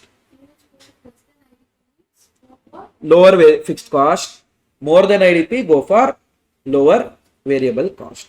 All you have to remember is English alphabets. A, B, C, D, E, F, G, H, I, J, K, L, M, N, O, P, Q, R, S, T, U, V. Here, if at all it is lower than IDP, go for one with the lower fixed cost. If it's more than IDP, go for one with the lower variable cost. Got it? Because lower the fixed cost, early you can recover it. So when less number of units, you want to recover it as soon as possible so that you will come out of that break-even point. Whereas if it is more units you are producing, break even is not your problem at all. Your problem is you incurring more and more cost. What cost you will incur more and more? Variable cost, because fixed cost is fixed. So we will select one with the lower variable cost. Few questions are there in your material, as well as few questions we have seen in the ICA material. If you remember one marginal costing, ICA material practical problem, last one question is there. Last but one, I'm not sure. They have given X and Y, something like that. Okay, X and Y are there. Contribution of Y is 1/5 less than X, something like that they are telling. F1 and F2, fixed cost which is equal to 180,000, etc., etc. You should look into that question. Okay, that is nice question which is there in practical problem of ICAI. So if units produced are lower than IDP, select the alternative with the lower fixed cost. If the units produced are higher than IDP, select the alternative with the lower variable cost. So cost IDP means what, guys? Variable cost of alternative 1 and fixed cost of alternative 2 will be equal to variable cost of alternative 2 and fixed cost of alternative 2 if the IDP is X number of units.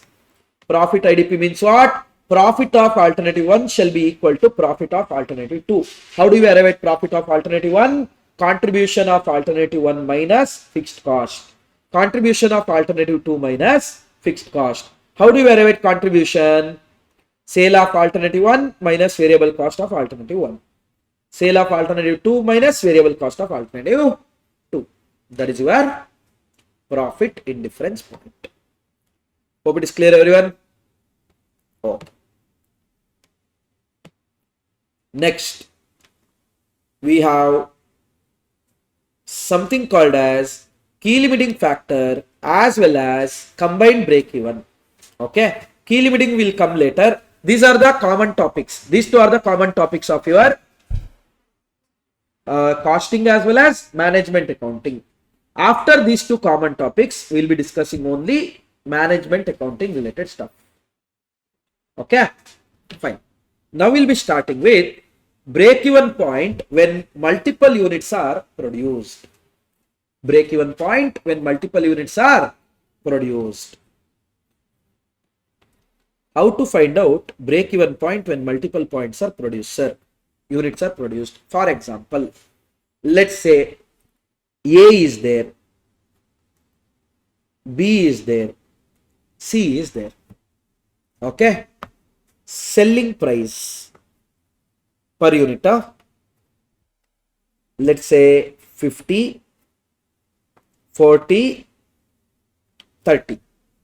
Selling price per unit are 50, 40 and 30 minus variable cost. Let's say 30, 25, 20. Okay. Now contribution per unit 20, 15, 10. 20, 15, 10. So listen. Sales mix units. Sales mix units. Let's say if you are selling 10 number of units, in the 10 number of units, 3 will be A, 4 will be B, other 3 will be C. Understood? If at all you are selling 10 units on an average, in that on an average, 3 will be A, 4 will be B, 3 will be C. Your fixed cost is, let's say, rupees 1 lakh. Your fixed cost is rupees 1 lakh. Now, is this fixed cost related only to A? No. Is this fixed cost related to only to B? Is this fixed cost related to only to C? No. Generally, what is the break-even point formula? First, let me talk from the units point of view. Break-even point, units. Fixed cost divided by contribution per unit. Correct? No? Fixed cost divided by contribution per unit. But here, will you take contribution of A only, B or C, or all the contribution together should contribute towards 1 lakh? All of that together should contribute towards 1 lakh. So what I should do is, whenever there are multiple products are there, how to arrive at break-even point, sir? Combined break-even point I have to find out. Combined break-even point I have to find out. How do you find out? I will take the fixed cost divided by combined contribution. I will find out combined contribution per unit. Now, how can you arrive at a combined contribution per unit, sir? Very simple, guys. Combined contribution is weighted average of your contributions. That means what, sir? Product A, how much is the contribution per unit? 20. How many units are sold when total 10 units are sold? 3. Plus product B, how much is contribution? 15. How many units are sold when 10 units are sold? 4. You can take decimals also, 0.3, 0.4, 0.3, like that. Or 10 is the contribution per unit. When you are selling 10 number of units, 3 units were sold. Divided by 10. Weights. Total weights. Summation WX divided by summation W. How much? 15. Let's say then fixed cost is 1,50,000 to be, reduce that, round off all those nonsense things. Is that clear, everyone? Hello? Now, guys, how much is your fixed cost? Fixed cost is rupees 1,50,000 divided by how much is your combined contribution? Rupees 15, which means 10,000 units. You should sell 10,000 units. In this 10,000 units, you should sell A, B, C. Correct? No?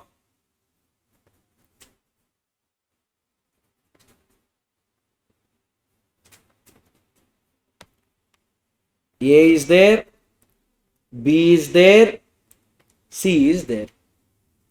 A 3 by 10, right? So 10,000 into 3 by 10. 3,000 units. B is 4 by 10.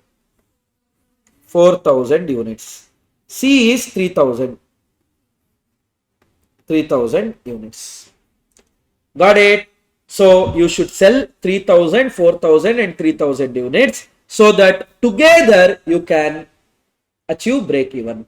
For example, you can see here 3,000 of A. Per unit, how much is the contribution of A? 20 rupees, right?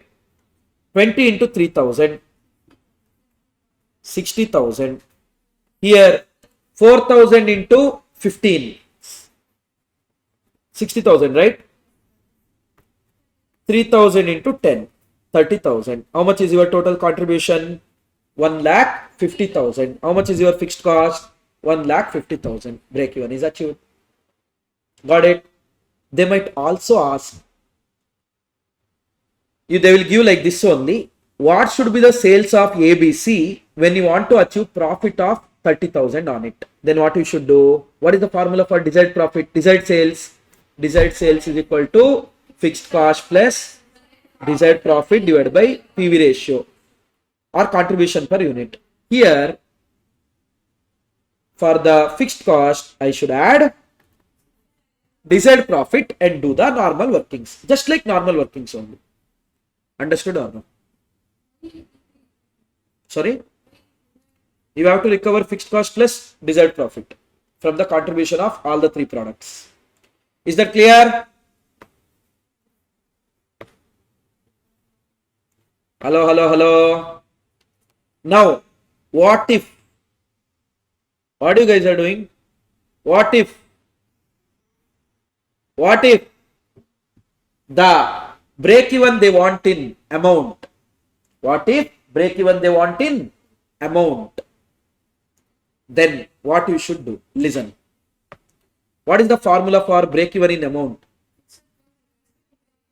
Fixed cost divided by PV ratio. That means I want combined PV ratio, not combined contribution. Same like that only we are computing. But remember, to find out combined PV ratio, sales mix ratio you take, no, that should not be the sales unit ratio, because we are not talking from unit point of view, we are talking from amount point of view. That means you should take sales amount ratio. What is that, sir? Listen. Sir, instead of this, can't we just find out in units and multiply with amount? You can. But the problem is not there. Problem is here. ABC 3 products are there. Sales they have given. Sales they have given. Let's say 1,50,000.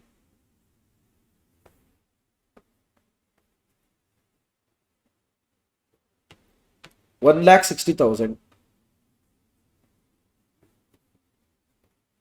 and 90,000.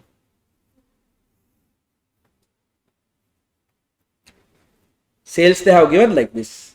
Now, selling price they are telling 50, 40, 30, right? 30. Sir, simple, you can find out number of units sold, that would be the ratio, no? You can do that way also, no? You can do, but why to complicate? It is also easy only. See what I will say now. Variable cost is there. 30, 25, 20.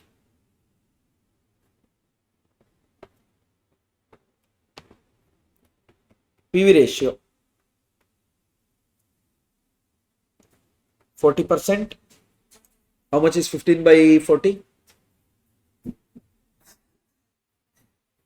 37.5.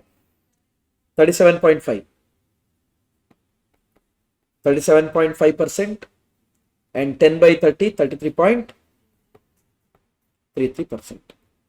They have given like this. So, listen here what you should do. Can you tell me the sales mix now? Sales mix in ratio, if you want me to say. Let's say in percentages.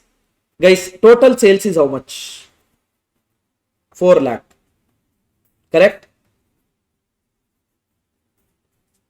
Or 3 lakh? 4 lakh. Now, 1,50,000 divided by 4 lakh into 100. 30?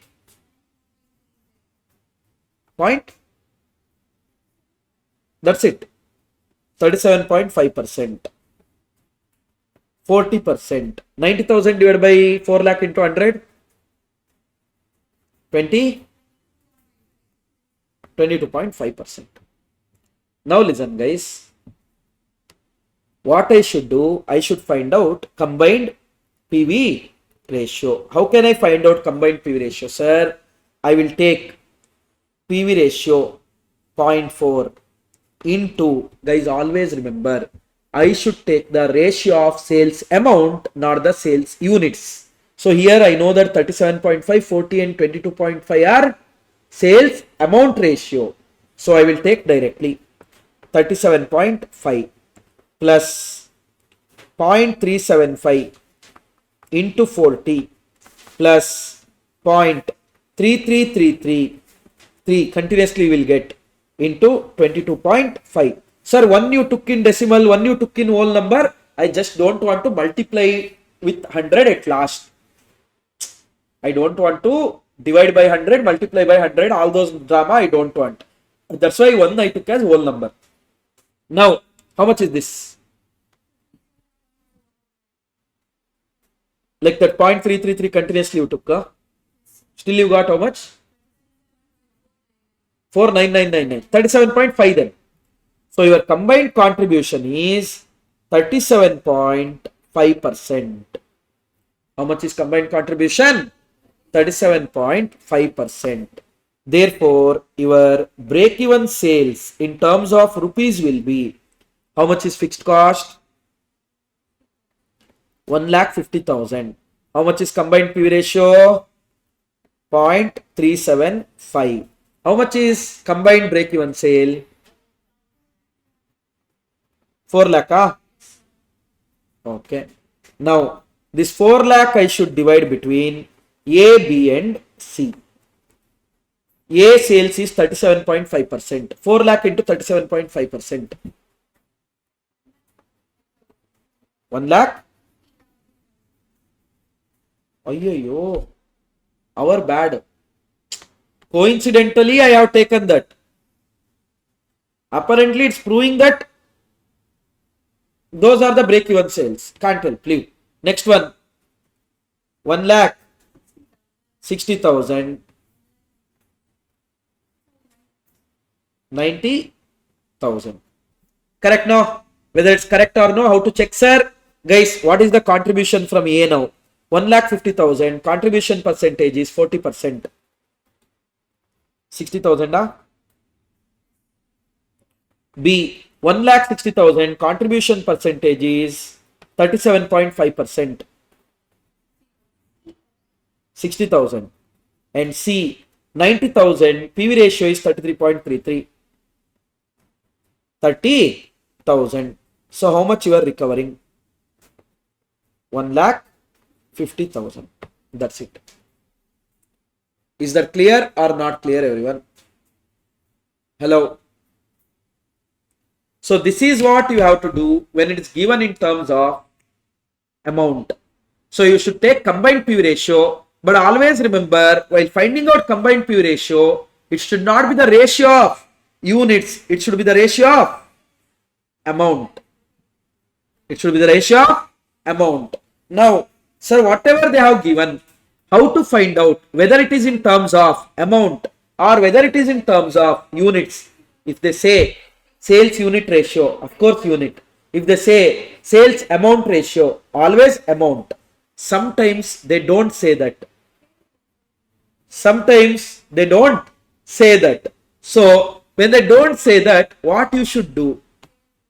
If at all they give in ratios like 5:4:2, that means here they are talking from the point of view of units. If they say 40%, 30%, 30%, like these percentages, then they are telling you that it's a sales amount ratio.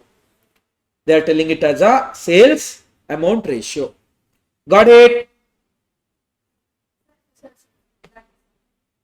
Which one? This one?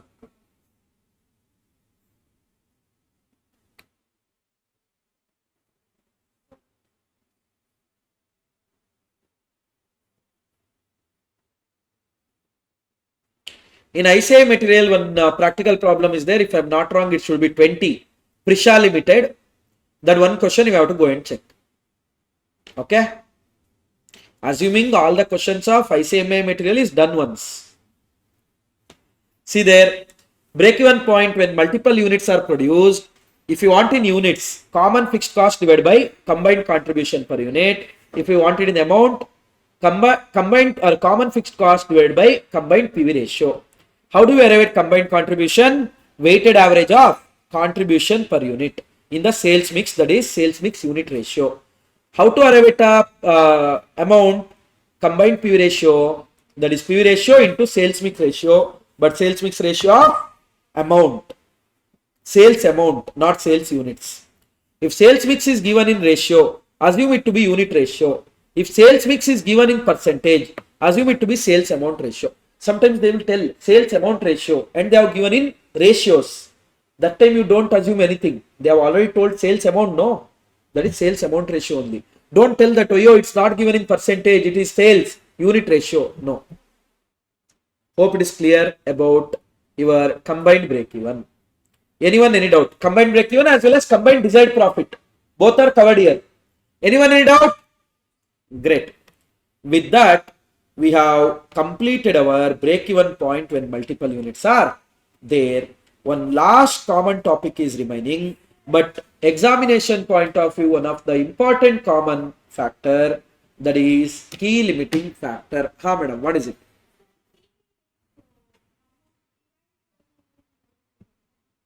What?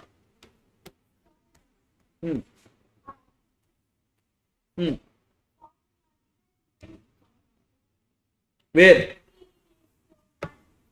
Here I am taking in percentage only, no madam. Why division of 100 will come?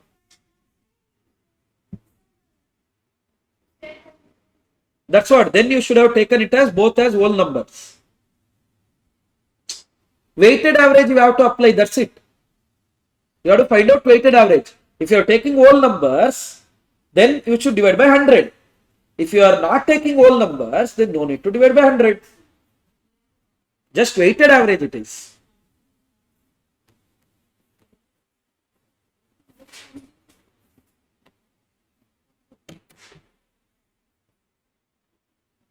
Okay. Now we are starting with something called as key limiting factor. We call it as KLF. What do you mean by this key limiting factor, sir? Key limiting factor is nothing but, guys, if anything stops you from producing how much ever you want. If anything stops you from producing how much ever you want, that thing only we call it as key limiting factor.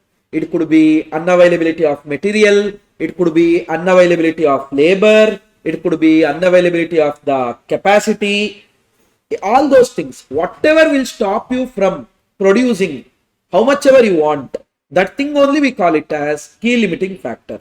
If many factors are stopping you from producing how much ever you want, then which will restrict you the most? Which will restrict you the most? That will be called as key limiting factor. All other things will be called as limiting factors. Then how to determine key limiting factor, sir? Find out as per limiting factors how much maximum you can produce everything. In that, which one is restricting you to the most, lowest of all those, that will be your key limiting factor. Okay. For example, as per production capacity, I can produce 20,000 units. But as per material, I can produce 18,000 units. As per labor, I can produce 16,000 units. Here all the three are limiting factors only. But in that, which is restricting me the most? Labor. I can produce maximum 16,000. Now that labor will be known as key limiting factor. Labor will be known as key limiting factor. Now, how it is useful for decision making, sir? Listen. Let's say we have two products. We have three products, let's say. A is there, B is there, C is there. A is there, B is there, C is there. Now, demand. Demand. For A, there is demand for 10,000 units. For B, there is demand for, let's say, 8,000 units. For C, there is demand for 6,000 units. Okay. Now, capacity.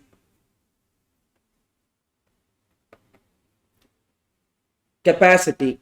A, you can produce, let's say, 8,000 units.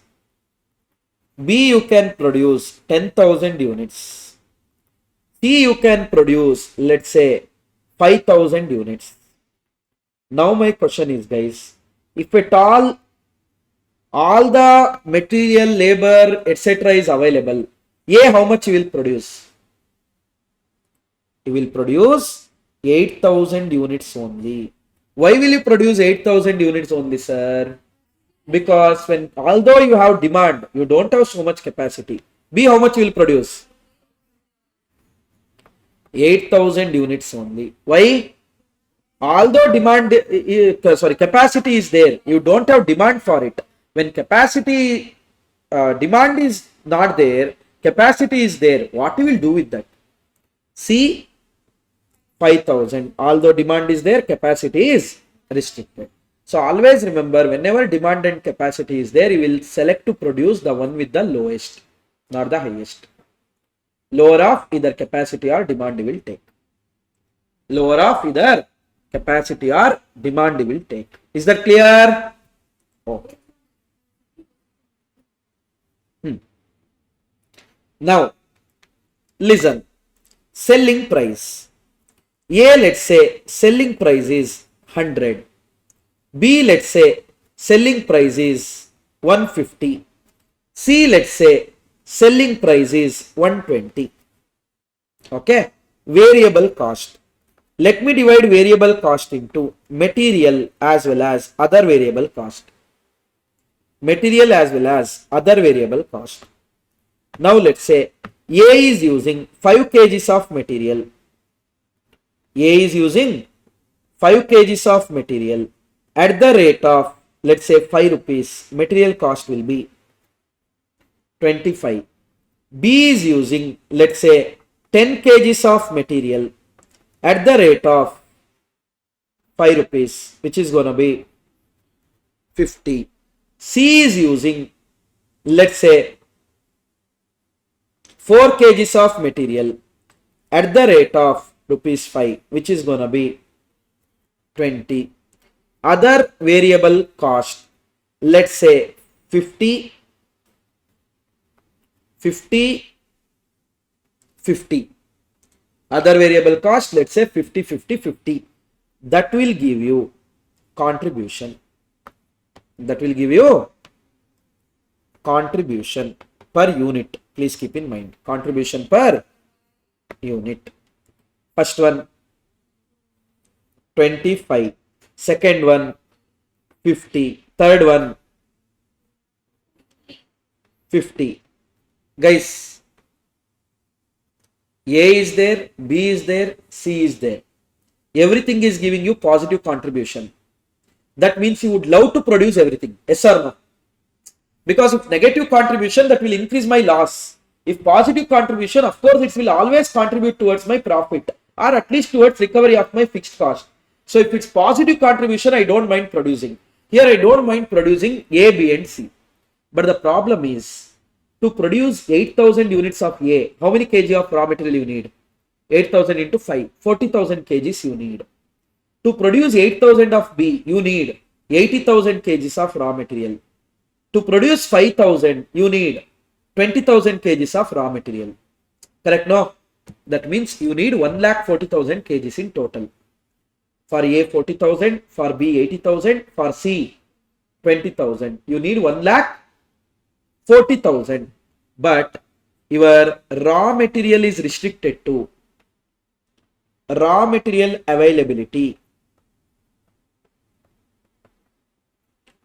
Raw material availability, let's say 1 lakh kgs. To produce all the three, as all the three are giving me positive contribution, I should go for, I need 1,40,000 kgs of raw material. It could be, they can give labor hours, they can give machine hours, they can give units, anything as a restricting. Whenever question is silent, always remember, units are limiting factors. Units what you can sell is limiting factor. That's why you are stopping yourself. Otherwise, why will you stop your production? Correct? No? That is the thing. So, now let's say raw material availability is limiting factor. Now my question is, can you produce all the three? 8,000, 8,000, 5,000? No. Then, which one you will produce more? Which one you will produce less? We don't know. Now, we will take a call on the contribution per unit basis, but here unit is not a restricting factor. Here raw material is a limiting factor. So what you should do, guys, step number 1, you found out contribution per unit. Sir, fixed cost you didn't take into consideration. I produce A more or A less. Fixed cost I have to incur. B more or B less. Fixed cost I have to incur. C more or C less. Fixed cost I have to incur. Yes or no? That means here I can't take call on the basis of contribution per unit as well as fixed cost. I should take a call on the basis of contribution per key limiting factor. You should take you should take decision on what basis? Contribution per key limiting factor. What do you mean by that, sir? Here you are making 25 rupees by using how many kgs of raw material? 5 kgs of raw material. That means per kg of raw material, how much you are earning? 5 per kg.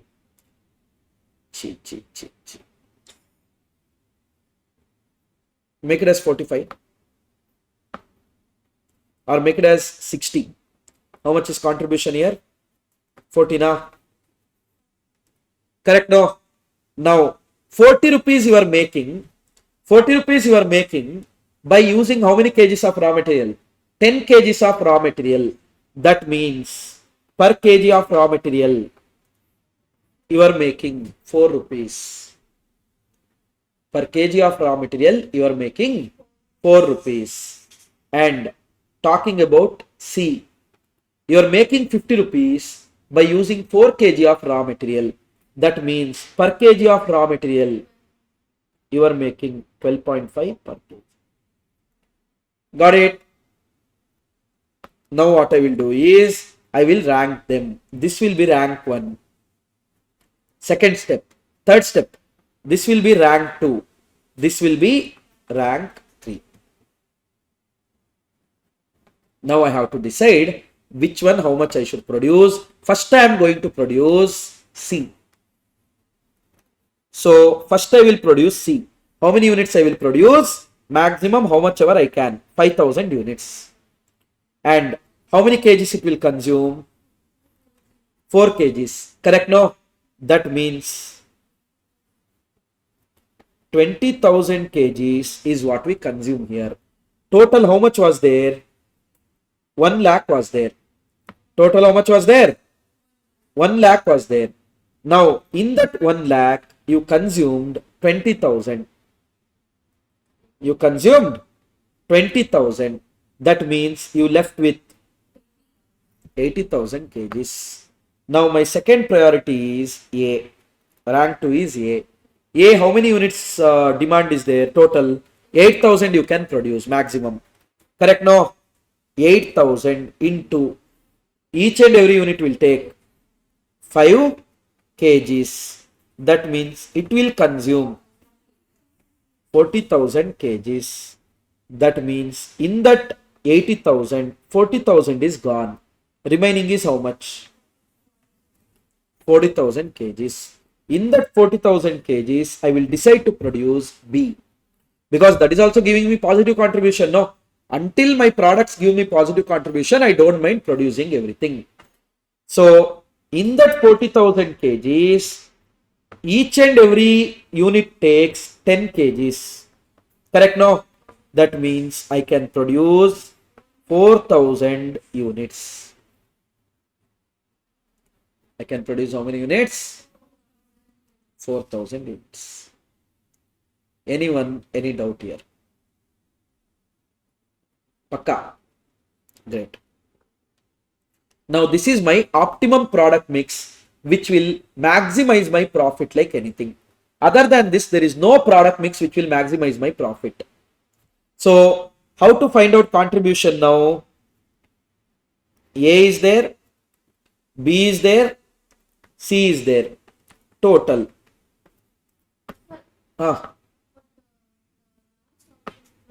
It also had 8,000 units.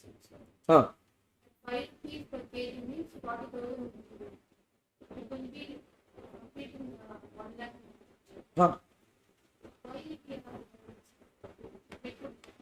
40,000 was there. But 8,000 units we could produce. Yeah, but we don't have so much material. When I don't have so much material, I will go for one with the which will give me highest profit. I can't produce how much ever I want now. So A will produce how much, guys? 8,000. B we will produce how much? 4,000. C we will produce how much? 5,000. Okay. Now contribution. Generally what students will do is, here in Josh they will take contribution per kg. Gone. Those are units or kgs?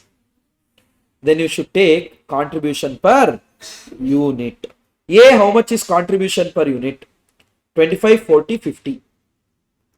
25, 40, 50. So the total contribution will be 8,000 into 25. 2 lakh. 4,000 into 40. 5,000 into 50. Total 6 lakh 10,000. From this, whatever the fixed cost is there, I will reduce. I will arrive at a profit. I will arrive at a profit. Is that clear? Simple. These are your key limiting factor stuff.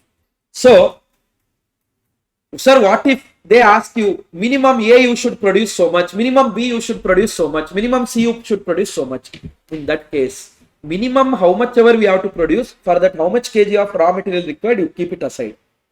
Remaining raw material will be there. Now, after producing minimum, that you rank, that you allocate on the rank basis. First, you should keep aside the minimum requirement. After that, whatever is available, you should allocate it on the rank basis. Allocate it on the rank basis. Now, I am not going to solve any key limiting factor here to explain you the concept, but in YouTube, you can find this one question, video. Go to this channel. If you haven't subscribed, subscribe. Go to video section. There here only. 1, 2, 3, 4, 4, 4, 8. 11th video is so far. As of now, 11th video, you will find this thumbnail. Crazy questions on decision making like that. This one. Here we have discussed 3 questions. First question is on pricing decision. Second question and third question is on key limiting factor with decision making. One with the minimum criteria. All these 3 questions you should go and watch once. So that in examination, if they give, it will be an advantage. Okay. Some ICA examination questions I have taken and discussed. Okay. Other 3, if I really want to discuss that now, it will take around 45 minutes. That's the thing. Now, that was your key limiting factor thing. So, what is it, guys? Factors which is available in limited quantity and because of which organization will not be able to satisfy all the demand. Example, availability of raw material, machinery capacity, etc. What are the steps for selection of optimum product mix? First one, compute contribution per unit. Second step, compute contribution for KLF. Third one, rank on the basis of step number 2. When more than one limiting factors are there, one which limits the production to the minimum level out of all limiting factors shall be considered as KLF, key limiting factor. Got it? That's it. Which one? This is the notes. This there now already in chart. This one now. So with that, the common topics of cost accounting as well as management accounting in terms of marginal costing is done. Okay, listen. Now we'll be discussing few past papers of marginal costing. So question number 11 and 12. MCQ question number 11 and 12 of December 25.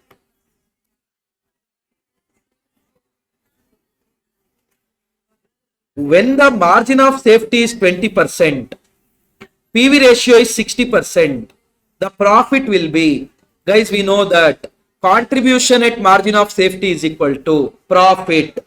If the margin of safety is 20, PV ratio is 60, then profit should be 12%. 12%. And increase in selling price. Whenever they give like this, I already told you what you should do. Take some random numbers. Let's say selling price is 10 rupees. Variable cost is, let's say, 6 rupees. Contribution is 4 rupees. Now, let's say break even is 40,000. That means, fixed cost is 40,000.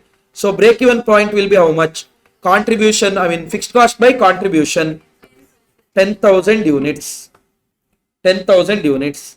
Now what they are telling, increase in selling price. Let's say selling price went to 12 rupees.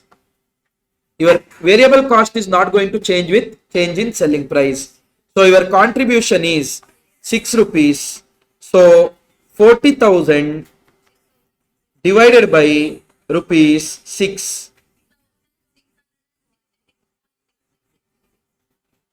6,600, so decrease in the break even point. Decrease in the break even point. Hope it is clear.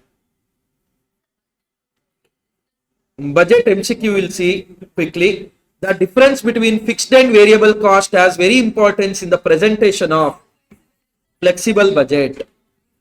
Dash is the factor whose influence affect all other budget key factor, because the first budget we are going to prepare is budget with the key limiting factor. Correct? No? Here 6A and 6B for 14 marks.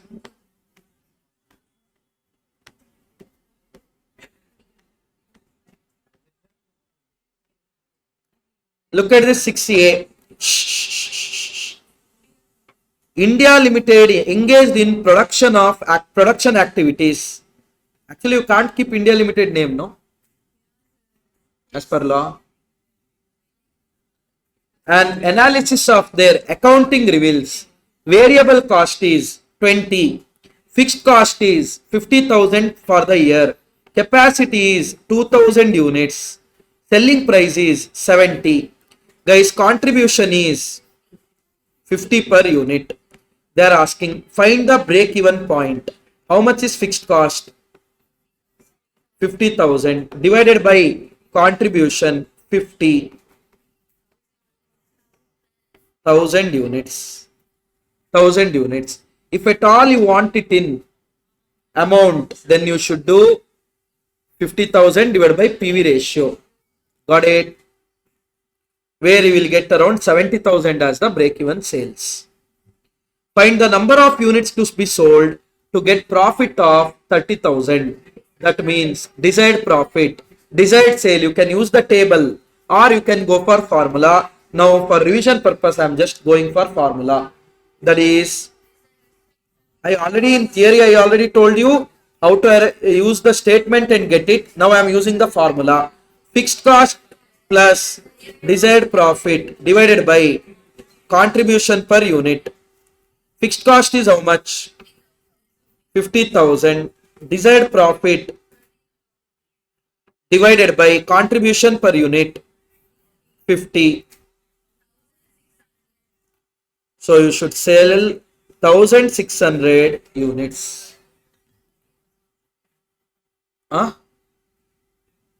Now, if the company can manufacture 600 units more per year with the additional fixed cost of 2000, what should be the selling price to maintain the profit per unit, as in point number 2?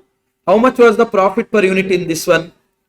You are about to, you made a profit of 30,000 by selling 1600 units. How much was profit per unit? 18.75. Now, if at all we increase our production by 600 units, right now we have 2000 units capacity. If we increase it to 600 more, that means if we sell 2600 units, what should be the selling price to maintain the same profit per unit? Let me take selling price as X. Variable cost will be how much? 20 rupees per unit. That won't change with selling price. So 20 into 2600, 5 lakh. 20 into 2600, 52,000. That will give you contribution 2600x minus 52,000. From that we should reduce fixed cost. Remember, fixed cost is not just 50 plus 2, 52,000. That should give me 18.75 per unit as profit. So I will take it as 18.75x. If they told total profit so much, directly I would have taken 30,000. Like that it is. Now 2600x minus 52,000 minus 52,000 is equal to 18.75x. How much it is? X is equal to 1,04,000. 1,04,000 divided by 2581.25. Sorry. So your selling price should be 40.29 to achieve that profit. Understood? That's it. Seriously. But yeah, whenever they ask all like this, always remember to give the conclusion at the end. Without conclusion, don't just write and come. X means what they should consider. It's your X. You should mention, no, what is the value of your X. Now, go to B. They're asking, as a cost accountant of the company, draw your inference about the discontinuance of product A. Now, ABC Limited is engaged in 3 distinct lines of production. The production cost per unit and selling prices are as follows. Production units are 3,000, 2,000, 5,000. Material, wages, variable overhead. So, may I know how much is variable cost?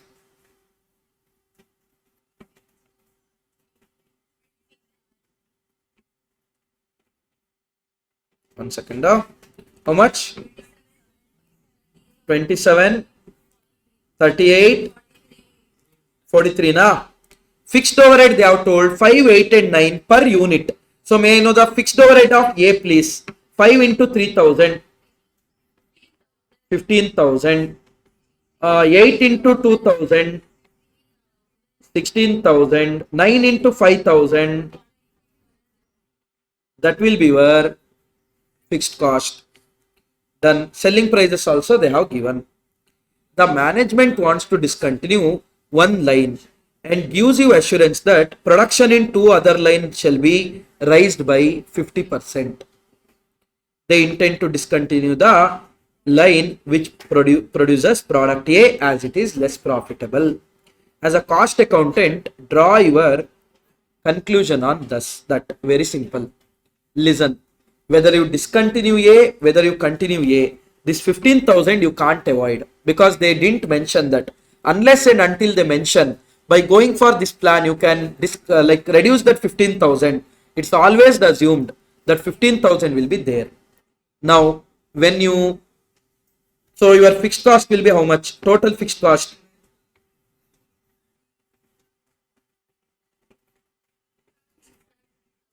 Sorry, 76,000 will be your fixed cost. Correct? Now tell me. First, let's think of what is our current scenario. What is our current profit? Guys, 8 rupees profit here. 8 into 3,000 M plus 14 into 2,000 M plus 9 into 5,000 M plus MRC. What is my current profit?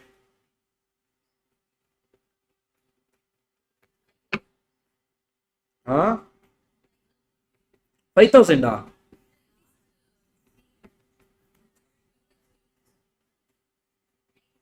97,000. Current profit is 97,000. Correct now? Correct now, guys? Now listen. What is the contribution per unit for B? Contribution per unit for B. Selling price is 60. Variable cost is 38. 22 na.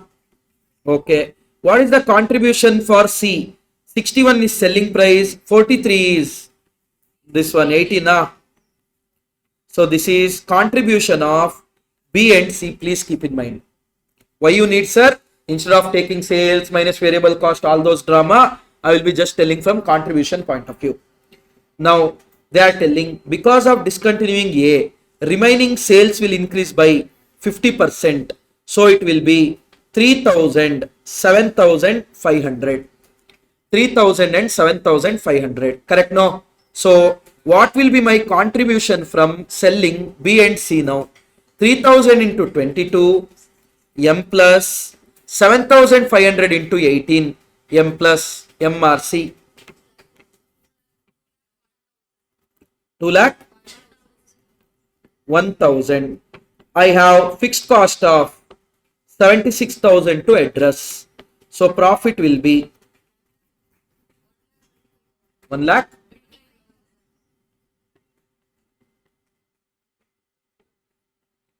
1,25,000. So automatically you are fine with discontinuing product A. You are fine with discontinuing product A. However,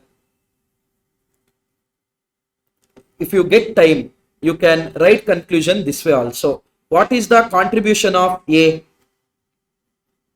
Selling price is 40 and 27, 13 rupees. Correct? No. Now, what if instead of A, if we discontinue B? Instead of A, if you discontinue B, A you will sell how much?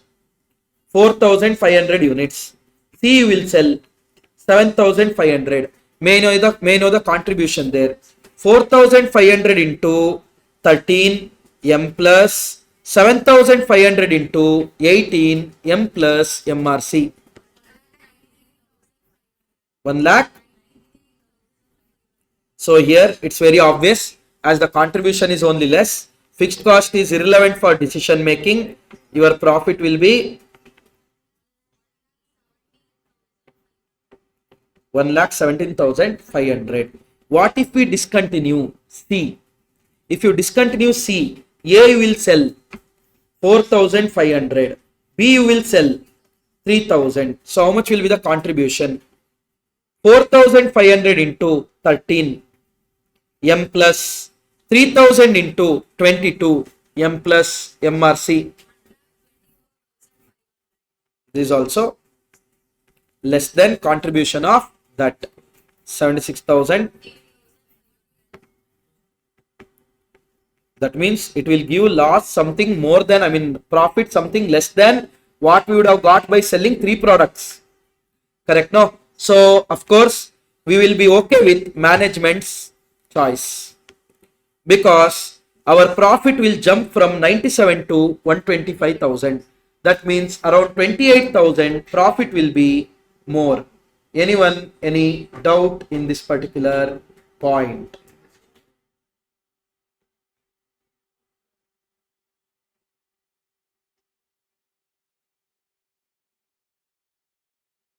Anyone, any doubt? See, you don't have to do for that B and C, discontinue. But if you get time, just do that. Ayo sir, how it is going to affect, sir? You should know to impress your evaluator. Of course they will see. They will see, no, oh my god, everyone wrote half page. What this person has written? 2 pages. Final answer, if they check, then stepwise marking only they can't give. Final answer they and all they won't check.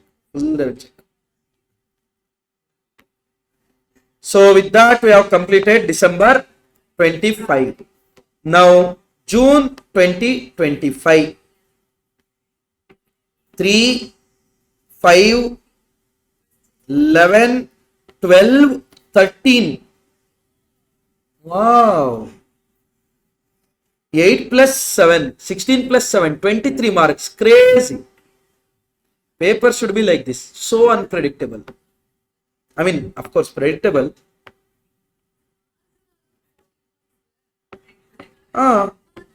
Important chapter. June, no? 3 and 5. Which of the following budget recognizes the difference between fixed, semi-variable, nonsense?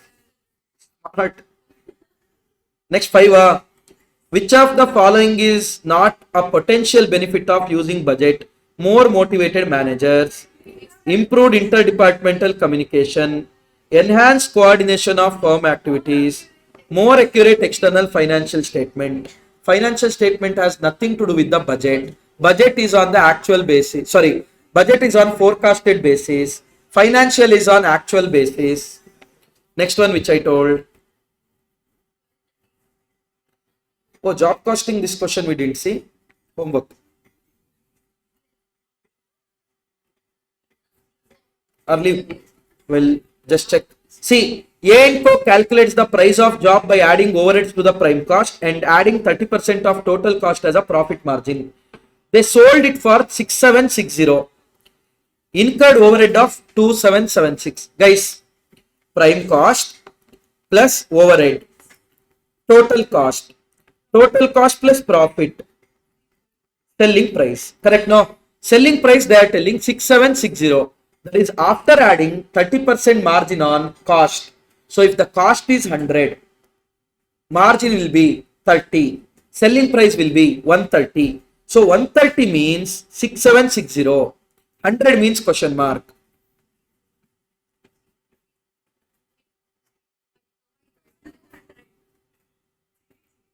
5200. 5200 plus 30% is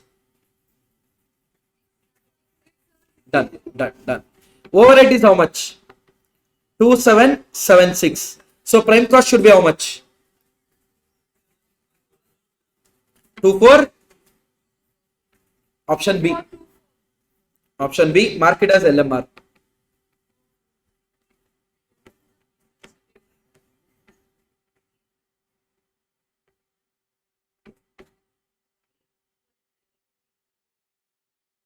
Eleven, 12, 13.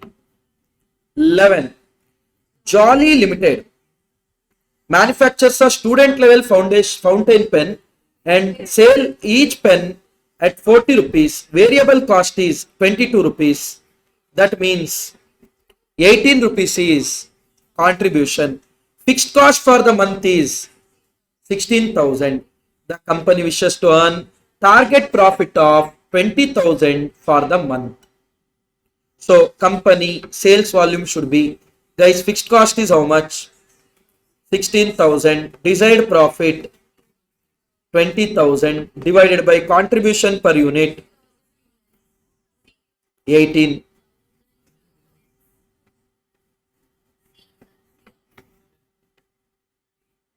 Which of the following would not be used to estimate the standard direct material price?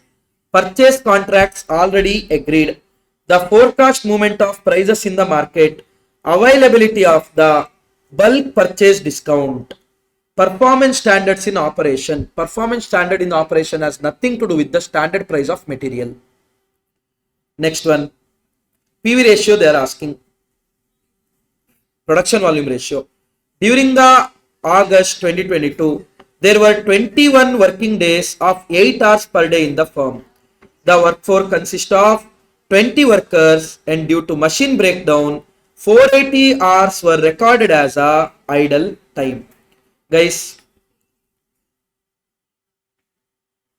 20 workers, 21 working days, 8 hours,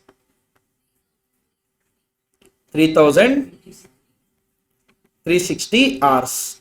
In that 480 was idle. 2,880. During August, workforce produced 10,800 units of output.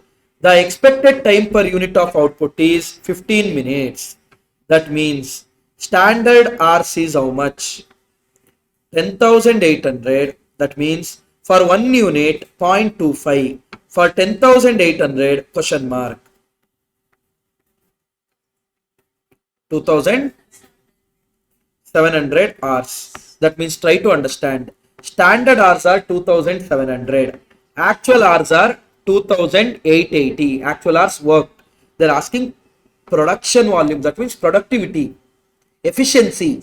What is the formula? Standard by actual. 2,700 divided by 2,880 into 100. Into 100. 93.75. Next one. That's all.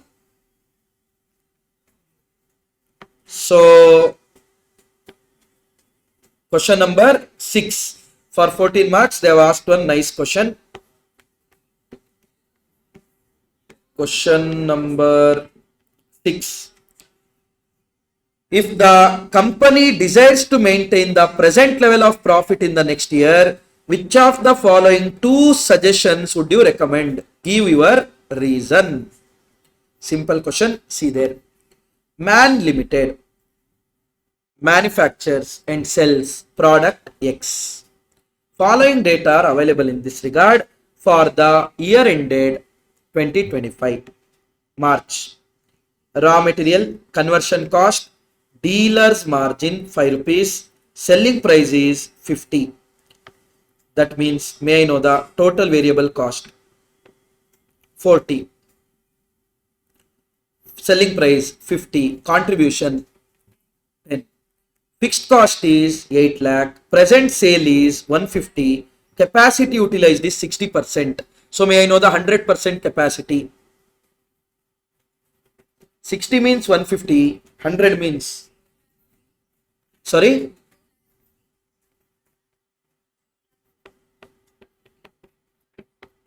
2,50,000 units. Now what they are telling?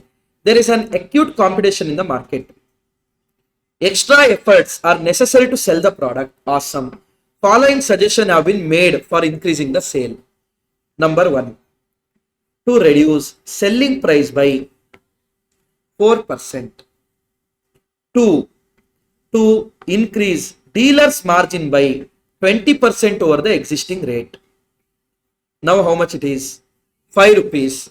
If we existing rate they are telling, that means try to understand, we are giving 10% margin to our dealer. If we increase it by 20%, that means new commission will be 12%. New commission will be 12%. Huh?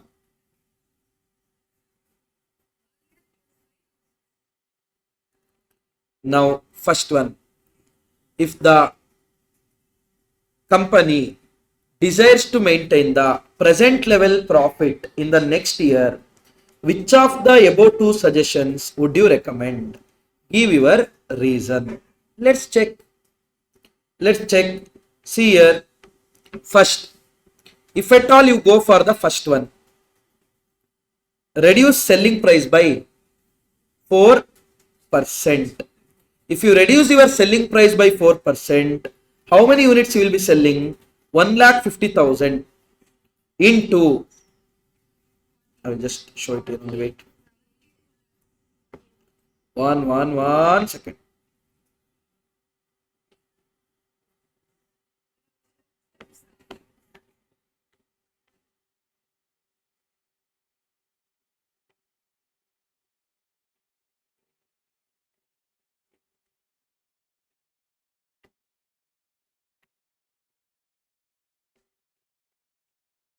Right now we are making how much profit, by the way? That we didn't calculate, no? Guys, how much contribution we are making? 10 rupees. How many units we are selling? 1,50,000. That means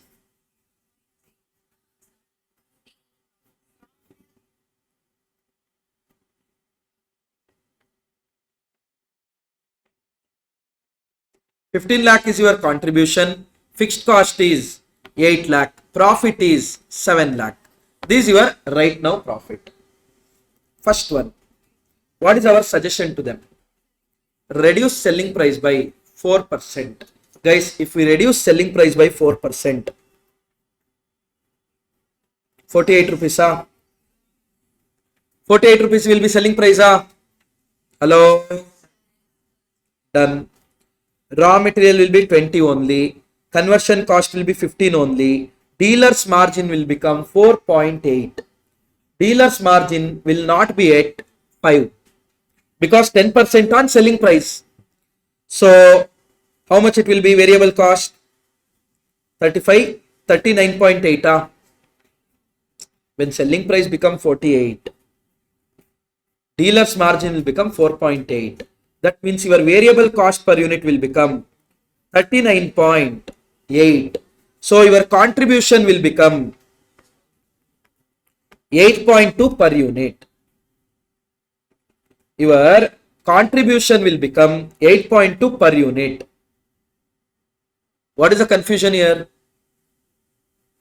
No confusions. Now 8.2. Guys, how much is the fixed cost? 8 lakh. How much is the desired profit? We want to maintain 7 lakh. If that is the case, under new contribution margin, how many units you should sell?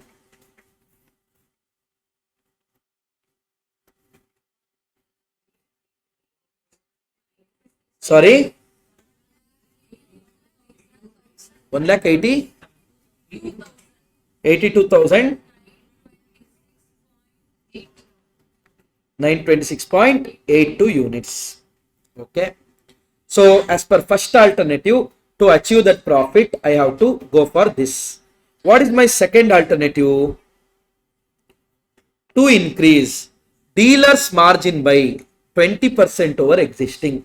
That means selling price will remain 50 only. Variable cost other than dealer's margin, it is 35. Dealer's margin will be 12% of 50 rupees, which will be 6 rupees. That means my contribution will become 9 rupees. So how many units I should sell in this case? 8 lakh plus 7 lakh divided by rupees 9.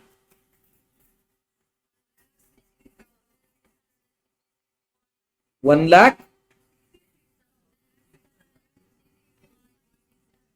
You tell me now. Will you go for alternative 1 or alternative 2? Will you go for alternative 1 or alternative 2? 2 na? 1 na? 2, 2, 2, 1, 1, 1 what? Why the hell I will produce 1,82,000 units in alternative 1 when I can just make the same profit by going for alternative 2 by producing 1,66,000 units? Why I will put that extra efforts? Mad or what? You are getting what I am trying to say? That means I am going for alternative 2 as that could be achieved by selling less units. And that's not the only thing. They have told here acute competition. Why do you think they told it just to keep question cute or what? No. Acute competition means to make sure each and every unit, it takes lot of efforts to sell the product. So if we keep the number of units to be sold as less as possible, it would be great. Got it? So here we got 1,82,927. Here alternative solution now. Forget. Alternative solution by keeping dealer's margin as 5 only. That we didn't do, we did in the other way. Here we got 166, 667. Few students will end up doing this. One, they will add 20% directly to that 5 rupees. As the selling price is not changing, that is going to give the correct answer. However, few might add this way also. Existing 10%, extra 20%, margin 30%. 20% over existing margin. Whatever existing you are getting on that 20%. Please keep that thing in mind. Got it? Next, this was which one? June 2025. Yeah. Go to December 2024.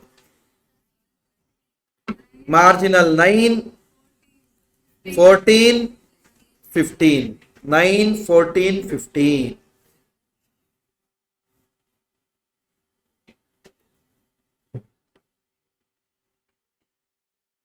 Whenever you guys are stressed, you should take marginal costing sums and you should work. I mean, what a great. No, I'm telling. I mean, you will use your brains like that. Decision making. Huh? Opposite way now. Rono Limited maintains MOS as 25% and current sales and earns profit of 30%. If the company has PV ratio of 40%, what is its current sales amount? Guys, they maintain MOS as 25% on current sale and earns profit of 30 lakhs. And PV ratio is 40%. Guys, profit by PV ratio is what? How much is MOS? Pointer 75 lakhs. Guys, 75 lakh means 25% of total sales. 100% is question mark. 300 lakhs. Hope you guys understood. First I found out how much is my MOS. I know that MOS is 25% of total sale. So total sales will be how much? Like that we found out. Next, 14th. Fixed costs are treated as period cost. I told many times. Marked as Lamar.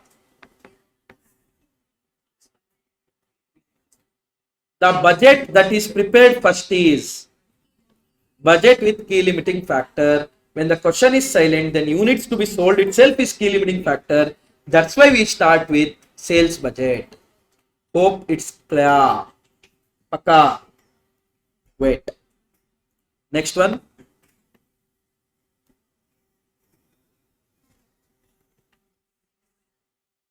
6 just for 14 marks. I don't know 14 marks why they will give that easy. Last question nothing was there in that. 14 marks. I mean the problem is not that it will be easy.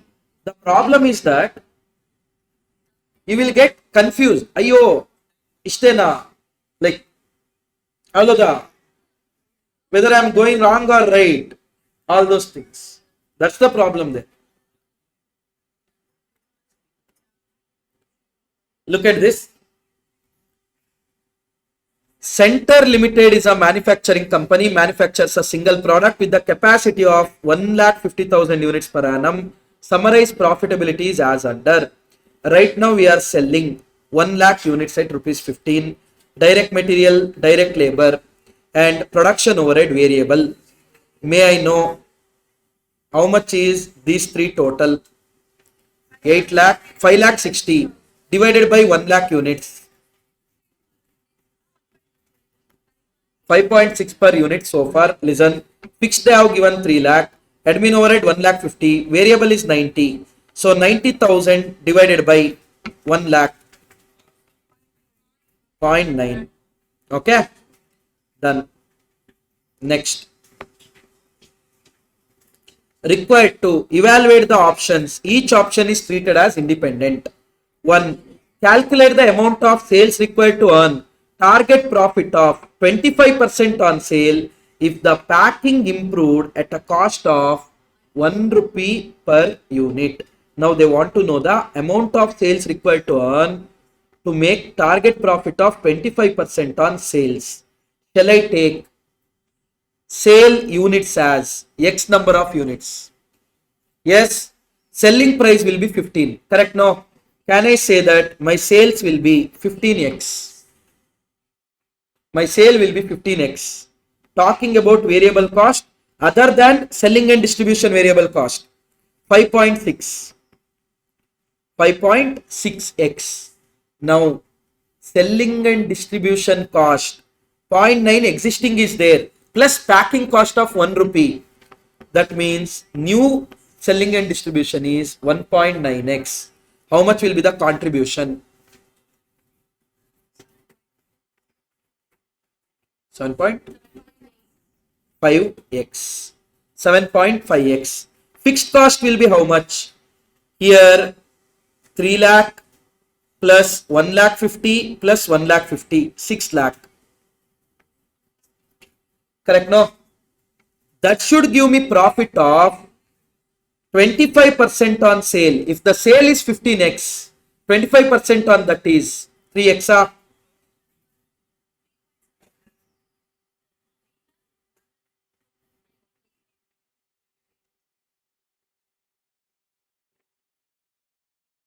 3.75x.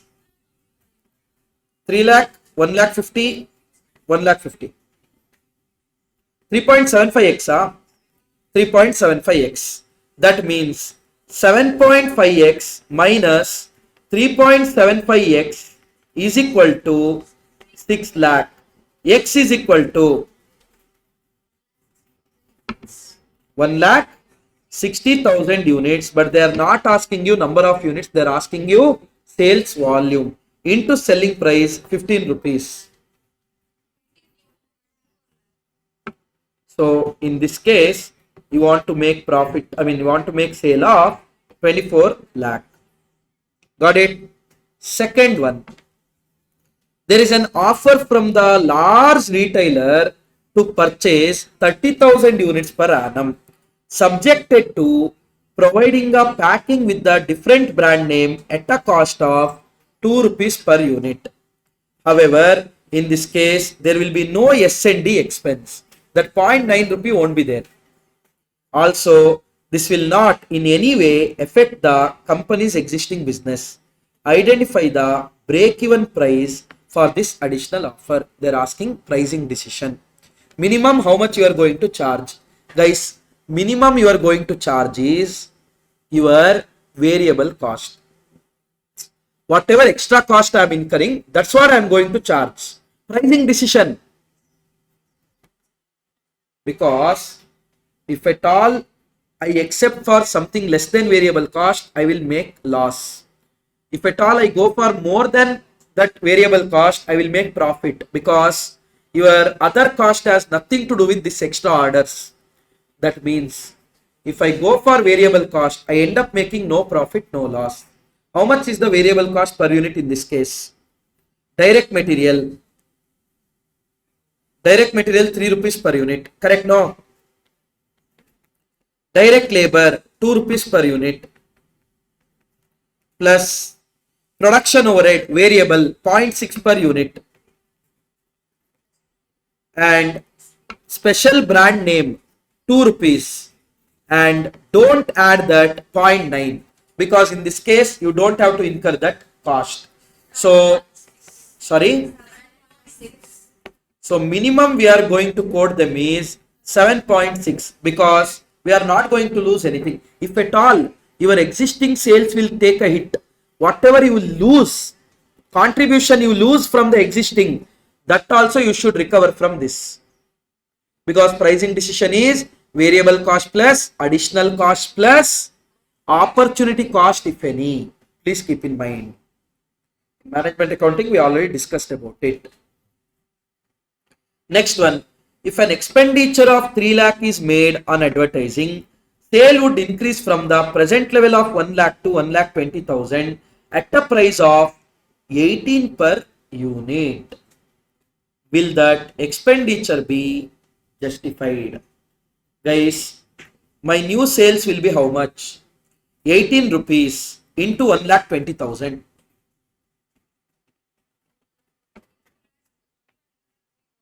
2 lakh? 21,60,000 will be my sales, assuming the 18 rupees is applicable from unit 1. Not only for the 20,000 units, from unit 1. Then 21,60,000. Variable cost is how much?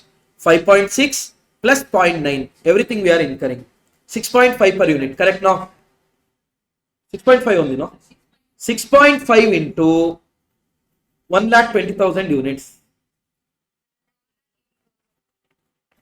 7,80,000. Contribution will be 13,80,000. Fixed cost will be how much? Right now it is 6 lakh. Also we are going to incur extra 3 lakh. New fixed cost will be 9 lakh. 4,80,000. Right now we are making how much? 2,50,000. Because of this it will go to 4,80,000. Is the expenditure justified? Absolutely yes. Got it? Also you can check from this point of view. Additional benefit received. My new sale minus old sale. That extra, my new contribution minus old contribution. Final, that thing. That is my extra contribution. If that is more than extra fixed cost, go for it. Otherwise, don't go for it. On that basis also you can give a conclusion. It's completely your choice in marginal costing. How you give conclusion, but you should give correct conclusion. That's it. I mean, not conclusion, correct conclusion. Next one, last one. If the selling price is reduced by 2 rupees, there will be 100% capacity utilization. Will that be justified? Guys, right now 15 rupees. If the selling price is reduced by 2 rupees, new selling price will be 13. My variable cost, I know that 6.5, right? 6.5 contribution will be how much? Because variable cost won't change along with selling price.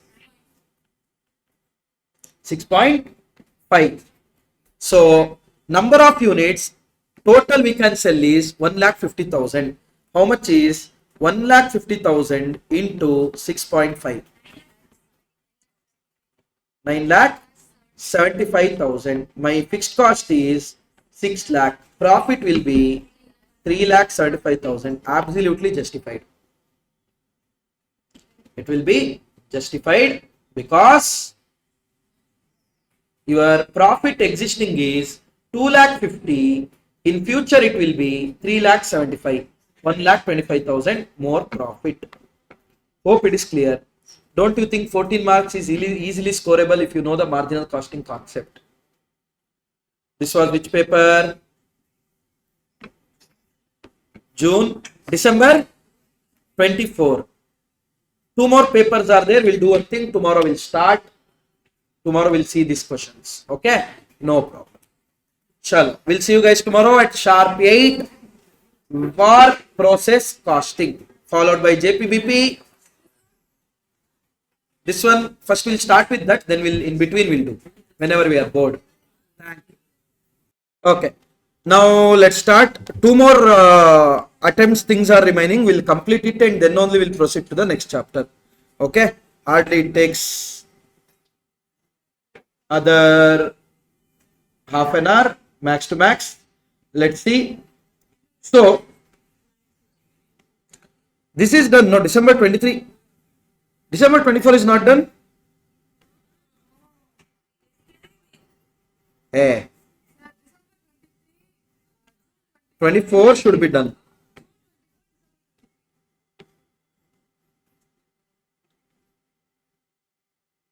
December 24 is done, no?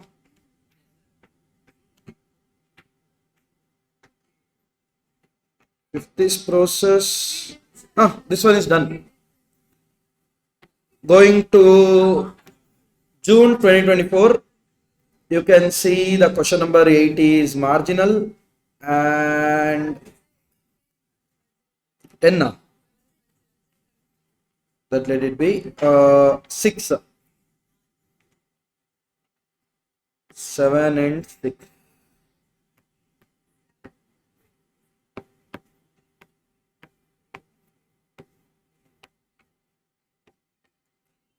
Following information data. When PV ratio is 20% and MO is 30%, margin of safety will be 30 into 20%, which is gonna be 6%. Because at MOS, contribution is equal to profit. If an organization has all the resources it needed for production, then principal budget factor is most likely to be sales demand. When there is no other limiting factor, then sales will be the limiting factor. I already told you. Next.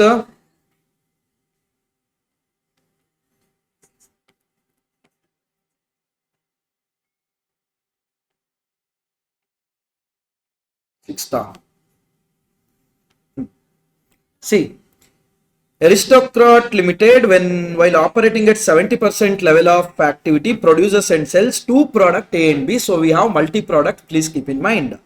The cost and sales data for these 2 products are as follows. Units produced and sold, they are telling DL, DM, factory overhead 25. In that 40% is fixed. So 10 is fixed. 15 is variable. Here 6 is fixed, 9 is variable. Correct, no? Admin and selling 40 rupees, in that 60% is fixed. So 24 is fixed, 16 is variable. Here 25 into 60%, 15 is fixed, 10 is variable. Total cost they have given, selling price they have given. Awesome. Factory overhead absorbed on the basis of machine hour, which is the limiting factor. The machine hour rate is 10 rupees per hour. So guys, if the factory overhead is 25, that means machine hour used are 2.5 hours, and if it is 15, here the machine hour used is 1.5 hour. And we know that whenever it's a limiting factor, the decision to be made not on contribution per unit, rather contribution per key limiting factor. Aristocrat receives an offer from USA for the purchase of product A at the price of 87.5 per unit. Alternatively, the company has another offer from UK for the purchase of the product B at rupees 77.5 per unit. In both the cases, special packing charges of 2.5 per unit is to be borne by the company.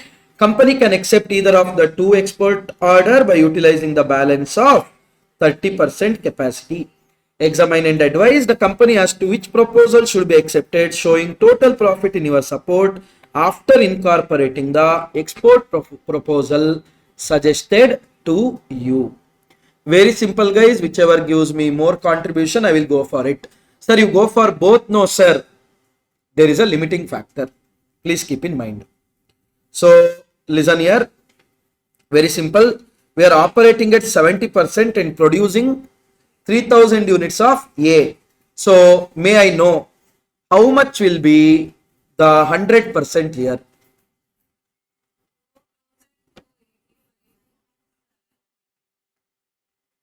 4,000. I will just show it here only. Leave page number 10. 4,280.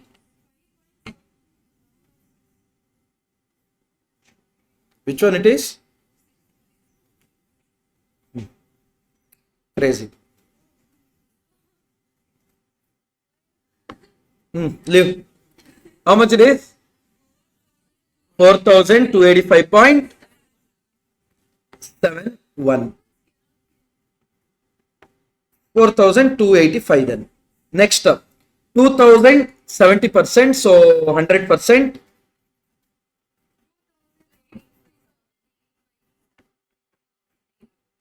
2,857. So how many units you can produce over here?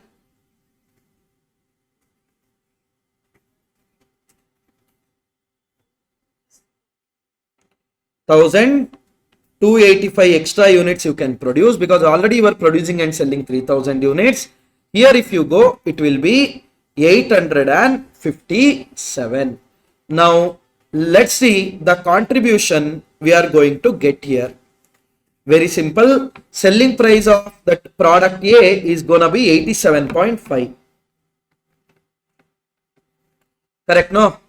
That takes material of 10, labor of 20,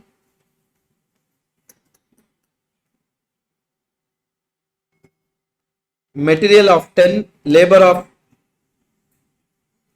Before that, tell me one thing. How much is the total machine hours available? Forget, no need, leave, no need. Here anyhow, directly contribution we can find out, and we'll find out.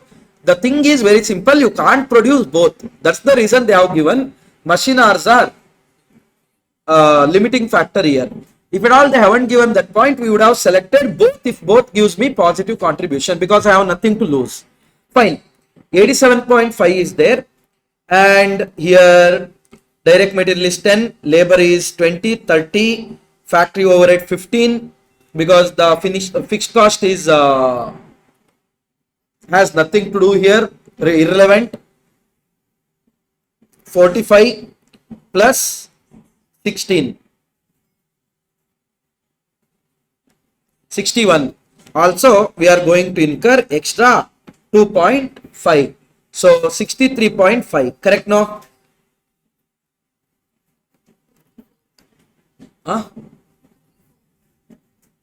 That means this will give us contribution of 24 rupees. Whereas if at all you go for B, they are offering to buy at 77.5. correct, no? Whereas our direct material will cost us 20, direct labor will cost us 20, 40, and here other 9 rupees, 49, and extra 10 rupees, 59, as well as 2.5, 61.5. Answer is 16. Okay. 16. So Here, listen, I can't decide on the basis of contribution per unit.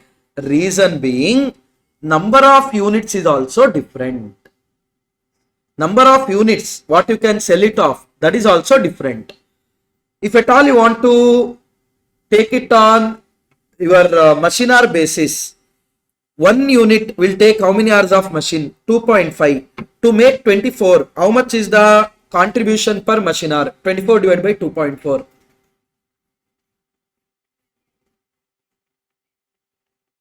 10 per machine hour. To make 16 rupees, we take 1.5 hours. So 16 divided by 1.5. 10.67. If you take on this basis, then rank 1 will be B, rank 2 will be A. Rank 1 will be B, rank 2 will be A. That means we will accept B. Got it? However, if at all you take on overall basis, 1285 into 24.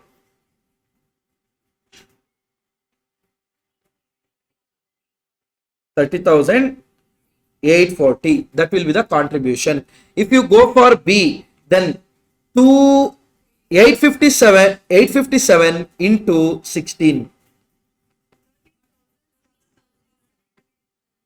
13,712. Unit basis, there it's gonna be 13,712. Got it? But listen. Here unit basis, if you want to consider, you can consider, or else you can ignore. How you can ignore, sir? Assuming that if at all A we don't use, no? Still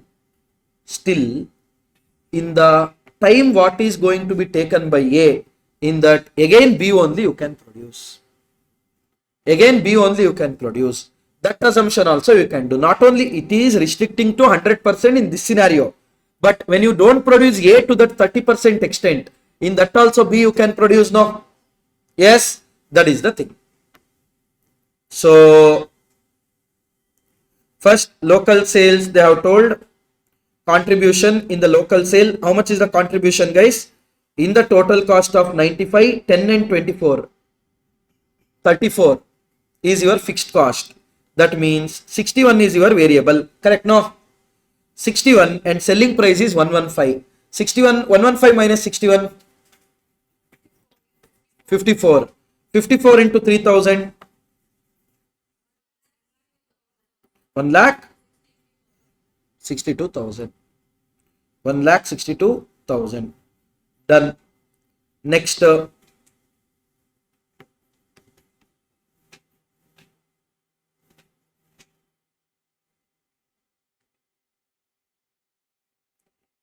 Your B, 2000 units you are selling to local customer. Variable cost we computed 61.5, but in the 2.5 is some extra cost. That means normally it is 59. Correct, no? So selling price is 95. How much is the contribution per unit? 36. 36 into 2000. 72,000. Your export sale. Export sale.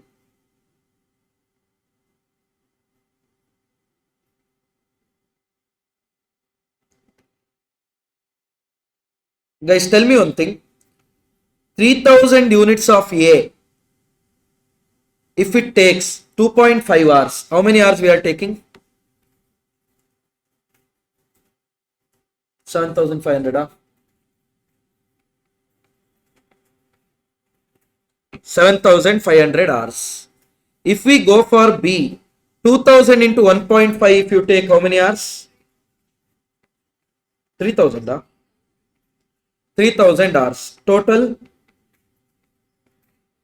10,500 hours. Now 10,500 hours we are working at 70% of capacity. So our 100% of capacity, sorry, 15,000 hours. This is my second assumption what I am telling. That means A and B you are going to produce so much. Now whatever excess is there, everything you are going to produce either A or you are going to produce either B. That means on the basis of contribution per machine hour, we are taking the decision whether to produce A or to produce B. Guys, already 10,500 we are using. Remaining is how much? 3,000, 4,500 hours. Correct? No.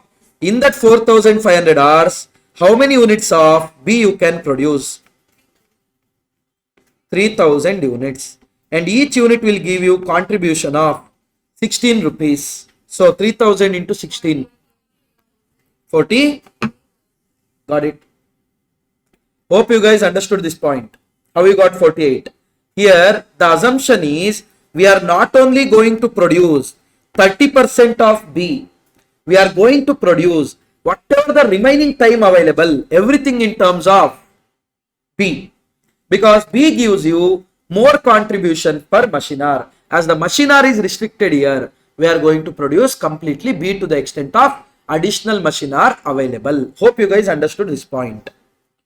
So contribution we got, total contribution we got, fixed cost, very simple. Right now it is in the given level, 10 rupees and 24 rupees. Correct? No, 34 rupees. 34 into 3,000. 1,02,000. Here 6 rupees, 15 rupees, 21 rupees. 21 into 2,000. 42,000 total. 1,44,000. Sir, but 100%, no 100%, nothing. At that level, when you divided, you got so much. Next, per unit will change. Total will not change. So, fixed cost is going to be 1,44,000 only. Will get the net profit. Simple. So, what you should accept? You should accept production of B. Mark it as LMR. Nice question, but the answers they haven't given. But you should do it on that basis. Hope you guys understood. First, find out contribution per machine hour. Then find out total machine hours available. Then find out machine hours already utilized. Machine hours already utilized is 70%. Machine hour is available 100% question mark. So 30% is not utilized. That one you are going to produce B. From B, how much you are going to make, you calculate, you will get the answer. This is June 2024. 14 marks. See? And how nice confidence institute gives just by giving 5 lines answer for 14 marks. Crazy. Hope it's clear and we can proceed. Everyone?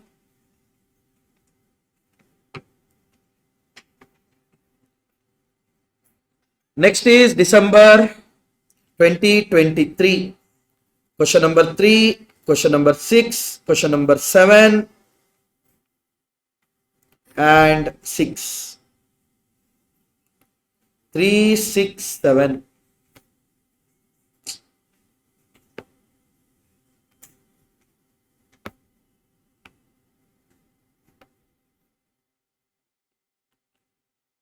Product X generates a contribution to sales ratio of 40%, that is PV ratio. Fixed cost directly attributable is 60,000 per month. Sales required to achieve monthly to earn the profit of 12,000. Fixed cost plus desired profit divided by PV ratio. 1,80,000.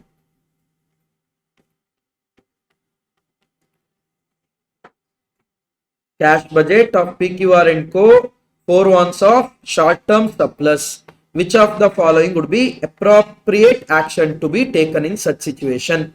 Purchase of new fixed asset, repayment of loan, pay creditors early to obtain a cash discount, write off preliminary expense. Writing off preliminary expense is not even your cash expense. But repay the long-term loan, and if you repay the long-term loan, that means you are getting yourself again into the trouble because we are having short-term cash surplus. It might vanish any moment. So don't get into long-term commitments. Go for pay creditors early to obtain a cash discount and take some benefit of it. Because if not today, creditors you have to pay in other 1 or 2 months. As it's short-term, just pay it off now. But if at all you go for the long-term commitment, then it's going to have give you a huge impact there. That's the problem. Next one. Sales amount of product Z is 1 lakh. Variable cost is 40,000. So contribution is 60,000. So PV ratio is 60%. 60,000 divided by 1 lakh into 100. Fixed cost is 50,000. So break even point will be 50,000 divided by 0.6. 83,333.3333.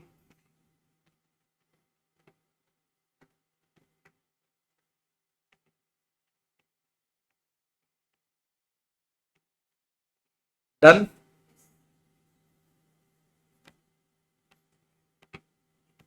Next, which I told.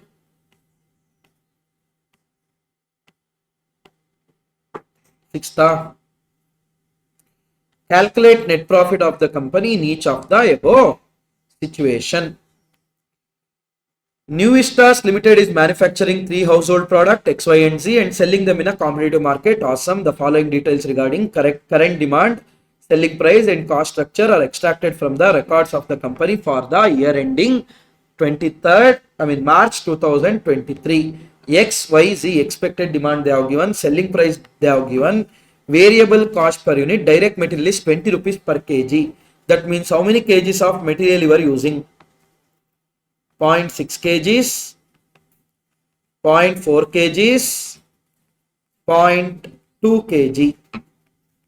Now, whenever they give something like this, labor rate per hour, material cost per kg, machine hour rate, etc., then immediately you should get to know that there might be possibility of key limiting factor. Otherwise, why they will give that huge data? Correct? No. Labor rate is 30 rupees per hour and we are charging 6, 6 and 3. That means 0.2 hour. 0.2 hour means how many minutes? 20 minutes. Very good. 12 minutes because 1 hour has 60 minutes. 0.2 hours and 0.1 hour. Variable overhead is 4, 2, 2. Fixed overhead per unit are 10, 8 and 4. Company is frequently affected by accurate scarcity of raw material and high labor turnover. During the next year, it is expected to have one of the following situation.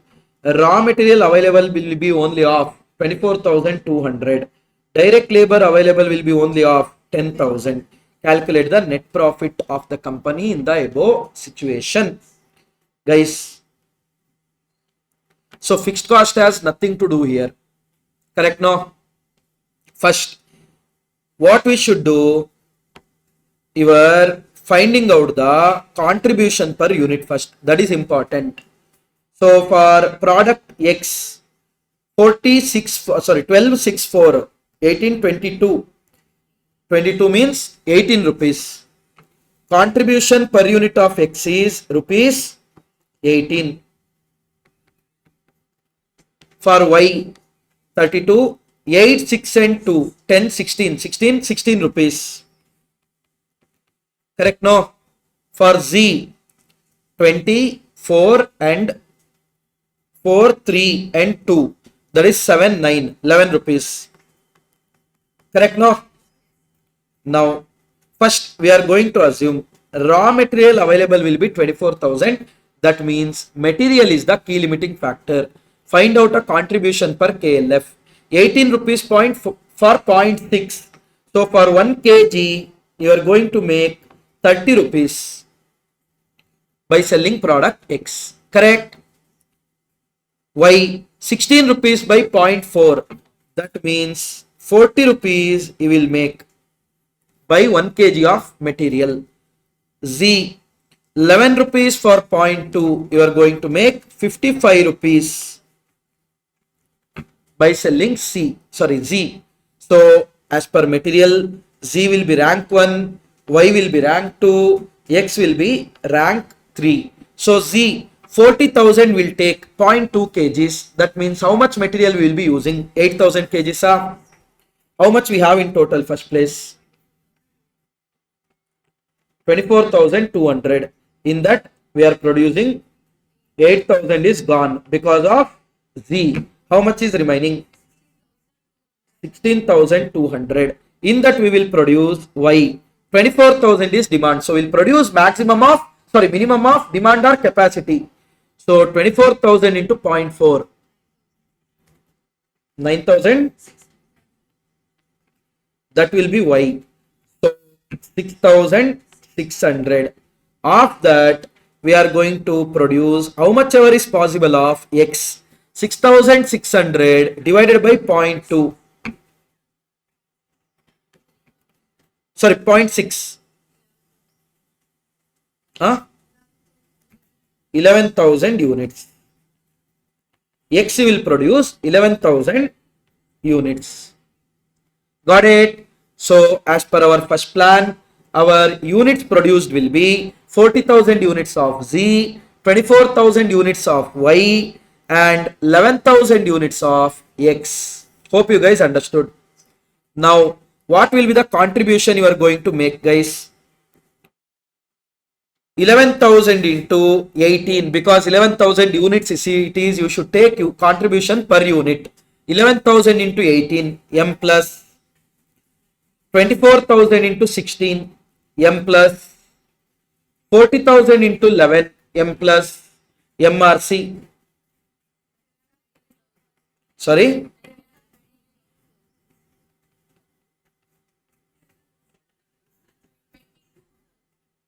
10 lakh 22,000.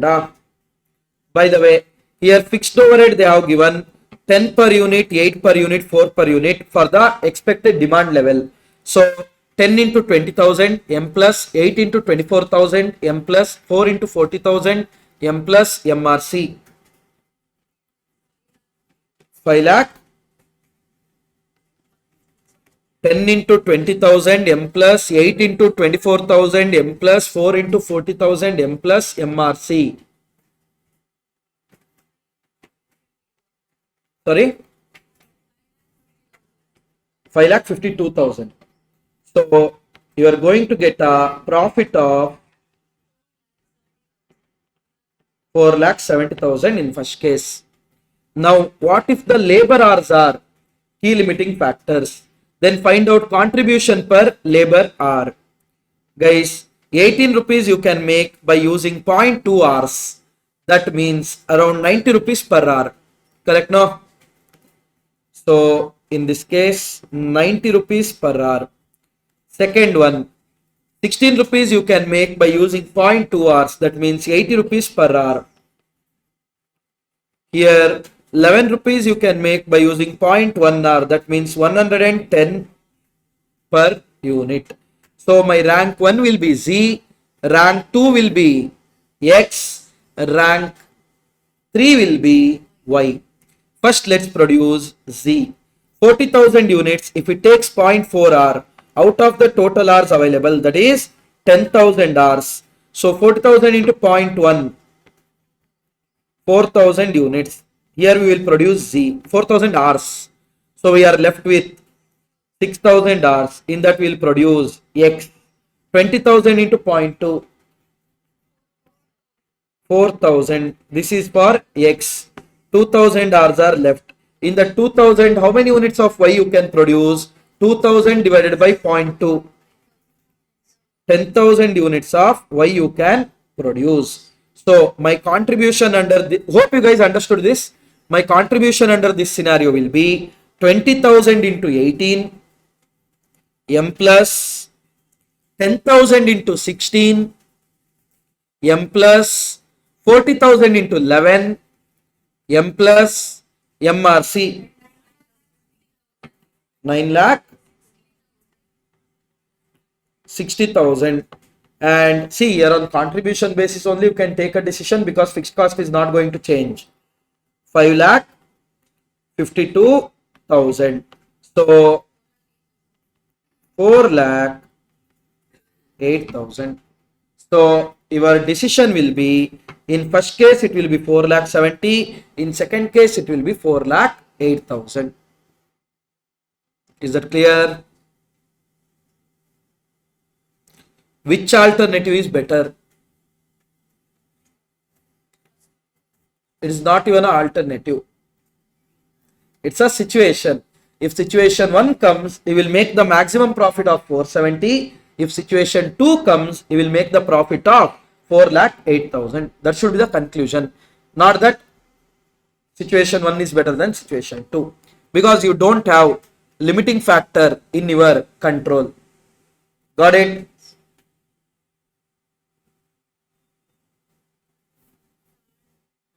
Fan. Who turned on?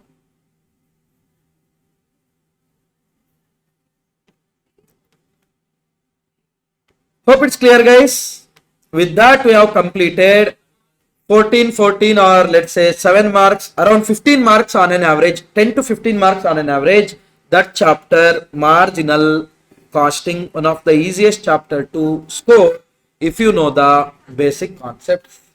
Major concepts are KLF, multiple break-even point. Okay, these are the major things. Of course, along with some basic concepts of MOS, BEP, shutdown cost. If you are giving both the IDP, no. I mean, in marginal costing, no. I mean, for cost accounting, no. For MA.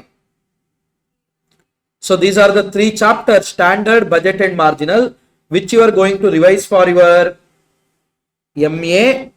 That only will be applicable for your costing also. So MA you prioritize, automatically costing will get covered.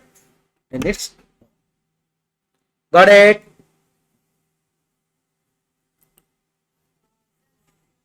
And in examination, always remember, students will lose marks by overthinking.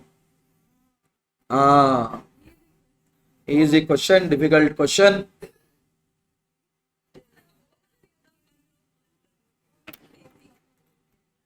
What do you think? The previous question was easy or difficult? Whoever know the concept of KLF, for them it's easy. Whoever don't know, that is difficult. So there is nothing called easy, difficult. It's about clarity in the concept, non-clarity in the concept. Simple. That's the thing. Hope it's clear, everyone.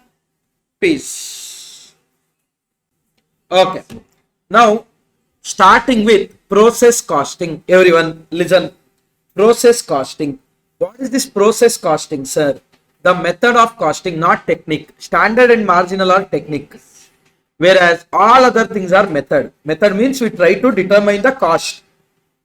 So, it's the method of costing which we will apply when more than one process is involved in converting raw material into finished goods.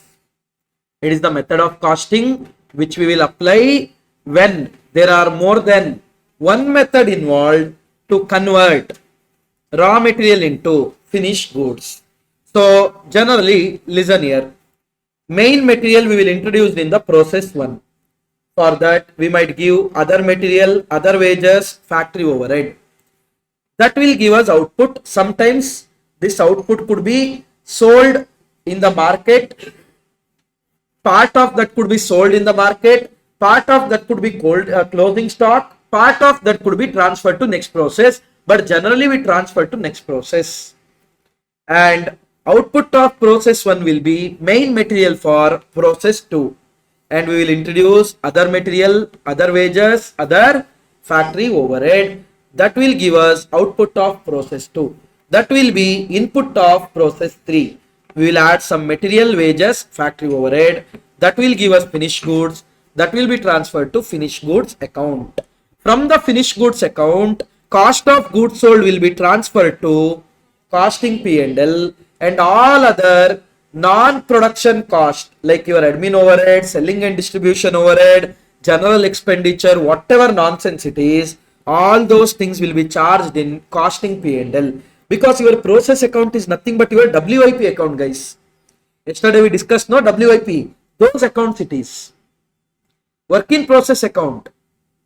So in work in process account, do we charge admin overhead and selling and distribution overhead? No. So that will be charged to costing P&L. And also in costing P&L, we will make sales. And also adjustment of abnormal gain and abnormal loss. After adjustment of scrap, etc. will be charged. That costing P&L will give you profit or loss for the period. Okay. So from process 1, it might go to next process to finished goods.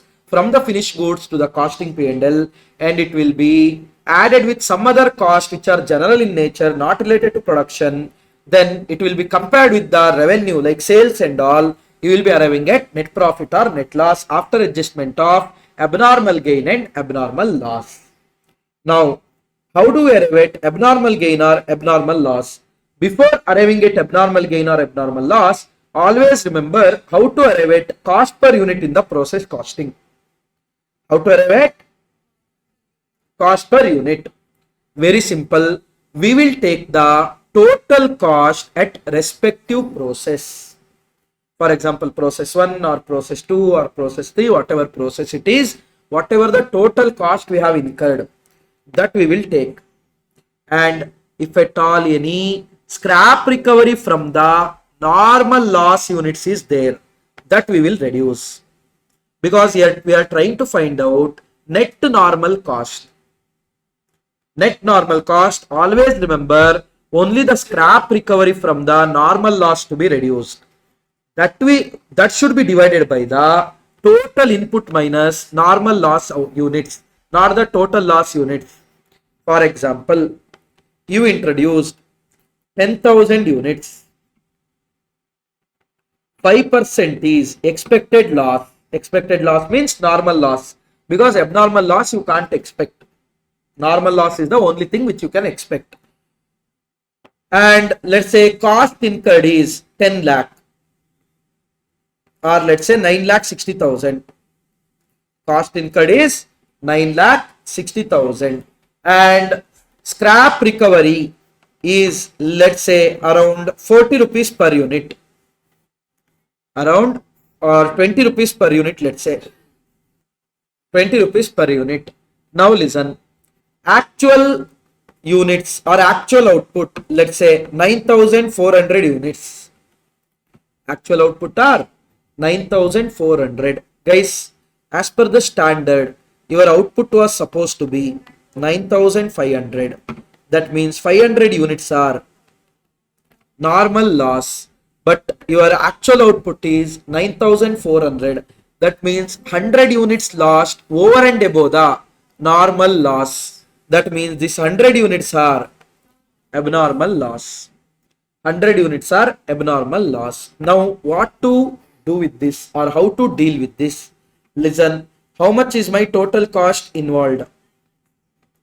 9,60,000 minus scrap recovery from the normal loss. How many units are normal loss? 500. Scrap recovery per unit 20. So it's gonna be 10,000 divided by total input introduced 10,000. In that, normal loss 500 per unit,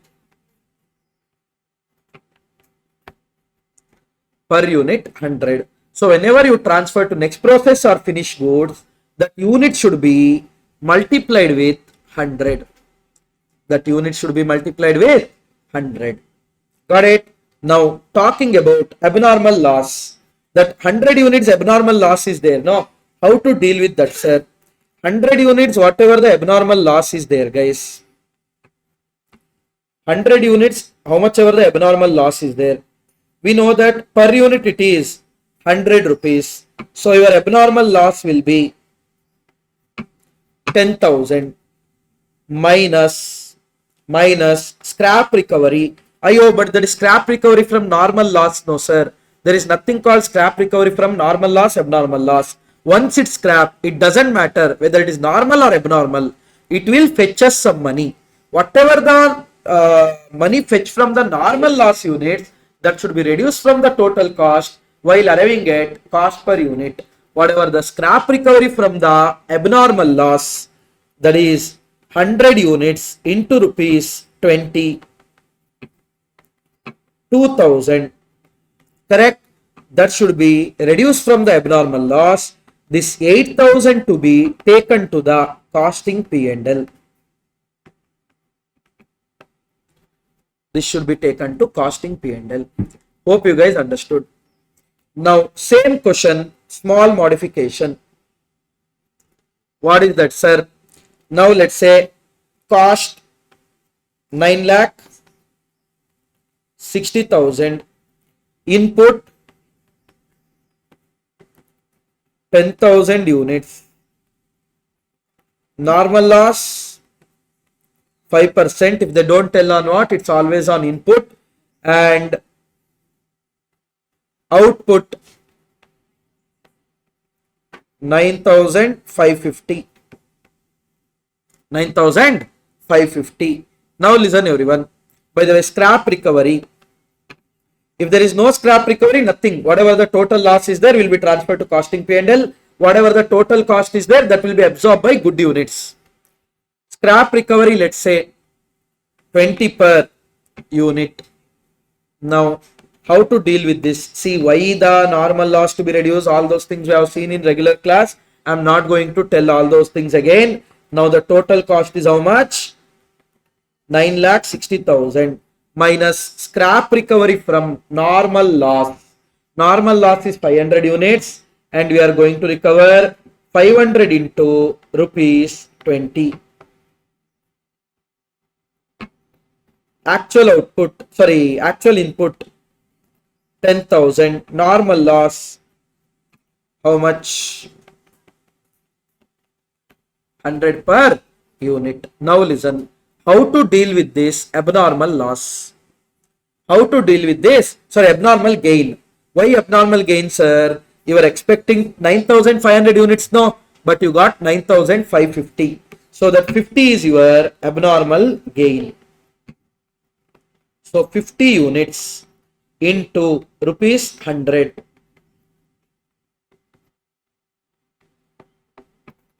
5,000. Correct, no? Now my question is, how much you thought scrap recovery from normal loss? 500 units. But first place, is there really a loss of 500 units? Only 450, no? That means you credited with something extra amount, no? That whatever the normal loss scrap recovery we have done extra, that should be reversed from the abnormal gain. So relating to that 50 units, scrap recovery 20, which is gonna be 1,000. Now whatever rupees 4,000 is there, that should be credited to costing P&L. Credited to costing P&L. This is how the treatment of normal loss, abnormal gain. Is that clear, everyone? See there, cost per unit is total cost minus scrap recovery from the normal loss divided by total input minus normal loss units. That will give you cost per unit. Now, abnormal loss units into cost per unit minus abnormal loss units into scrap recovery. That will give you net amount. That net amount will be taken as abnormal loss and it will be charged to costing P&L, debited to costing P&L. Talking about abnormal gain. Abnormal gain units into cost per unit minus abnormal gain into scrap recovery, because that is actually not recovered, but you thought it's going to be recovered. So because it's a good units, no, why you will sell at scrap price? So that will give you abnormal gain. That abnormal gain will be credited to costing P&L. That's it. This is the whole process of process costing. Anyone, just go through this. If you have any doubt, let me know. If there is no doubt, then we will go to the next one. See, in this chapter, only 4 types of sums you can expect. 4 types of sum, majorly.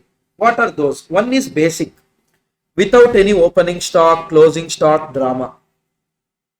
One more, without any closing stock, opening stock, drama, but everything is now not transferred to next process. Few things will be sold in between only. Okay. Third type, with opening stock, closing stock. That means equivalent unit computation will comes into picture. Fourth one is inter-process profit. Fourth one is inter-process profit. That's it. Got it? These are the 4 types of sums you can expect. Easy to score. One of the easiest chapter to score. Process costing. Go through this. Then we'll go to the next one by one.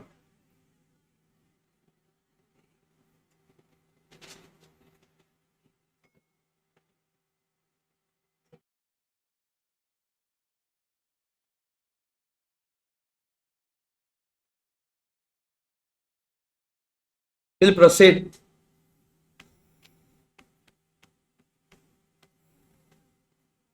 Look at this process account, how it will be there, sir.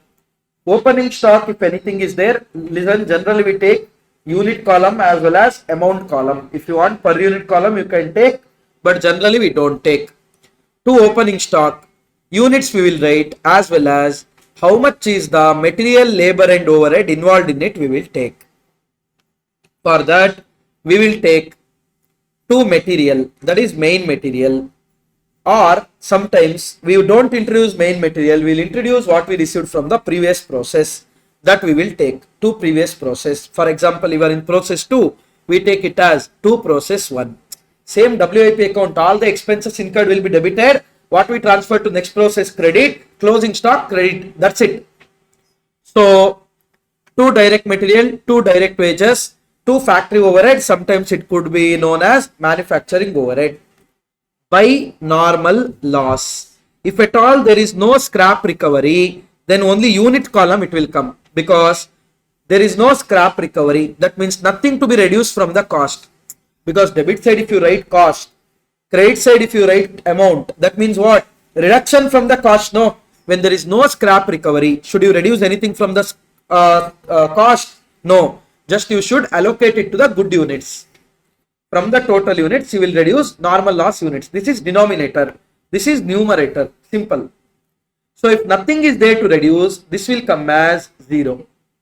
Numerator, only total cost will be there. Total cost minus 0. Hope you guys are understanding.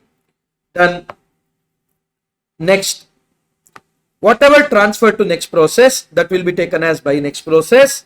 And if at all abnormal loss is there, we take the abnormal loss gross amount over here. And if at all you sell any units, guys, you are going to credit the account with costing P&L. That means we will transfer that cost of goods sold to costing P&L. I repeat again, cost of goods sold, not the selling price. Why? Profit will not be booked in the respective process.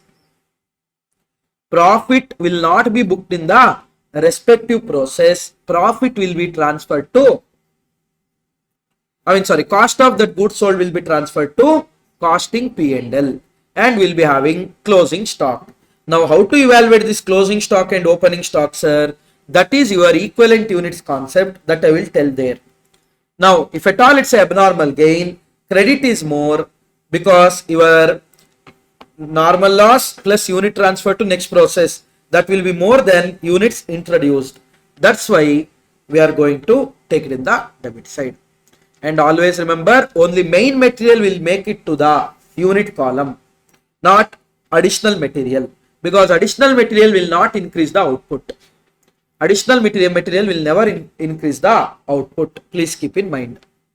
Talking about abnormal loss, from process account, whatever the cost of that we will take. If at all any scrap recovery is there, we will write by bank or by CLC, depending upon integrated or non-integrated, and balance will be taken to costing P&L. And your abnormal gain, whatever is there, we take it to the process account, and normal loss will be taken, and costing P&L, anything is there, that will be taken there. That is normal loss is the units what actually you didn't recover any scrap. In normal loss account, this normal loss account will come into picture only and only if there is a scrap recovery. So to process account we will take, and in the credit side, whatever we have recovered in terms of amount, and remaining will be abnormal gain. Okay. In finished goods account, opening stock might be there, closing stock might be there. Whatever is transferred from the last process, that will be coming here. Whatever the goods sold relating to that cost of goods sold will be transferring to costing P&L. There in chart I showed, no, that only we are recording in terms of accounts. So in the costing P&L, listen, to process account, this is nothing but in between the process only we are selling, no, directly. that one.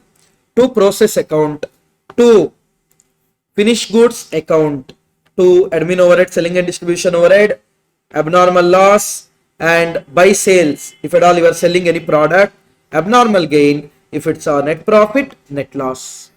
Like that we will take. Hope it's clear. These are the basic things. Just go through this once. Go through this. Then we'll see few questions based on this. Whatever we have discussed in the class. Then only we'll go to equivalent production. Okay? Go through this. And always remember guys, if at all there is rounding of difference coming, then first look at the spread. What do you mean by that, sir? Where the less number of units are there you take the actual whatever you get by multiplying. Where the more number of units are there, that you take balancing figure. In simple, for abnormal loss or abnormal gain, you multiply your units with whatever cost per unit you got. For transfer to next process, you take balancing figure. Reason being, the cost per unit will not change when the denominator is more, because the effect of that difference will be less when the denominator is more. So denominator will be more generally in case of transfer to next process. So it's always advised abnormal gain or abnormal loss is there. No, only if the 90% of the time the rounding of differences won't arise. If it arises, then I'm telling abnormal gain or abnormal loss, you take it in the actual basis, and balancing figure will be next process, so that cost per unit will not take more hit. That is the thing, because the spread will be more in case of next process, because the denominator is more in case of next process. Hope that point is clear. Okay, quickly go through this, then we'll go to the next one. Okay, that is equivalent units. First we'll see few questions, then we'll go to the equivalent units. Okay, go through this.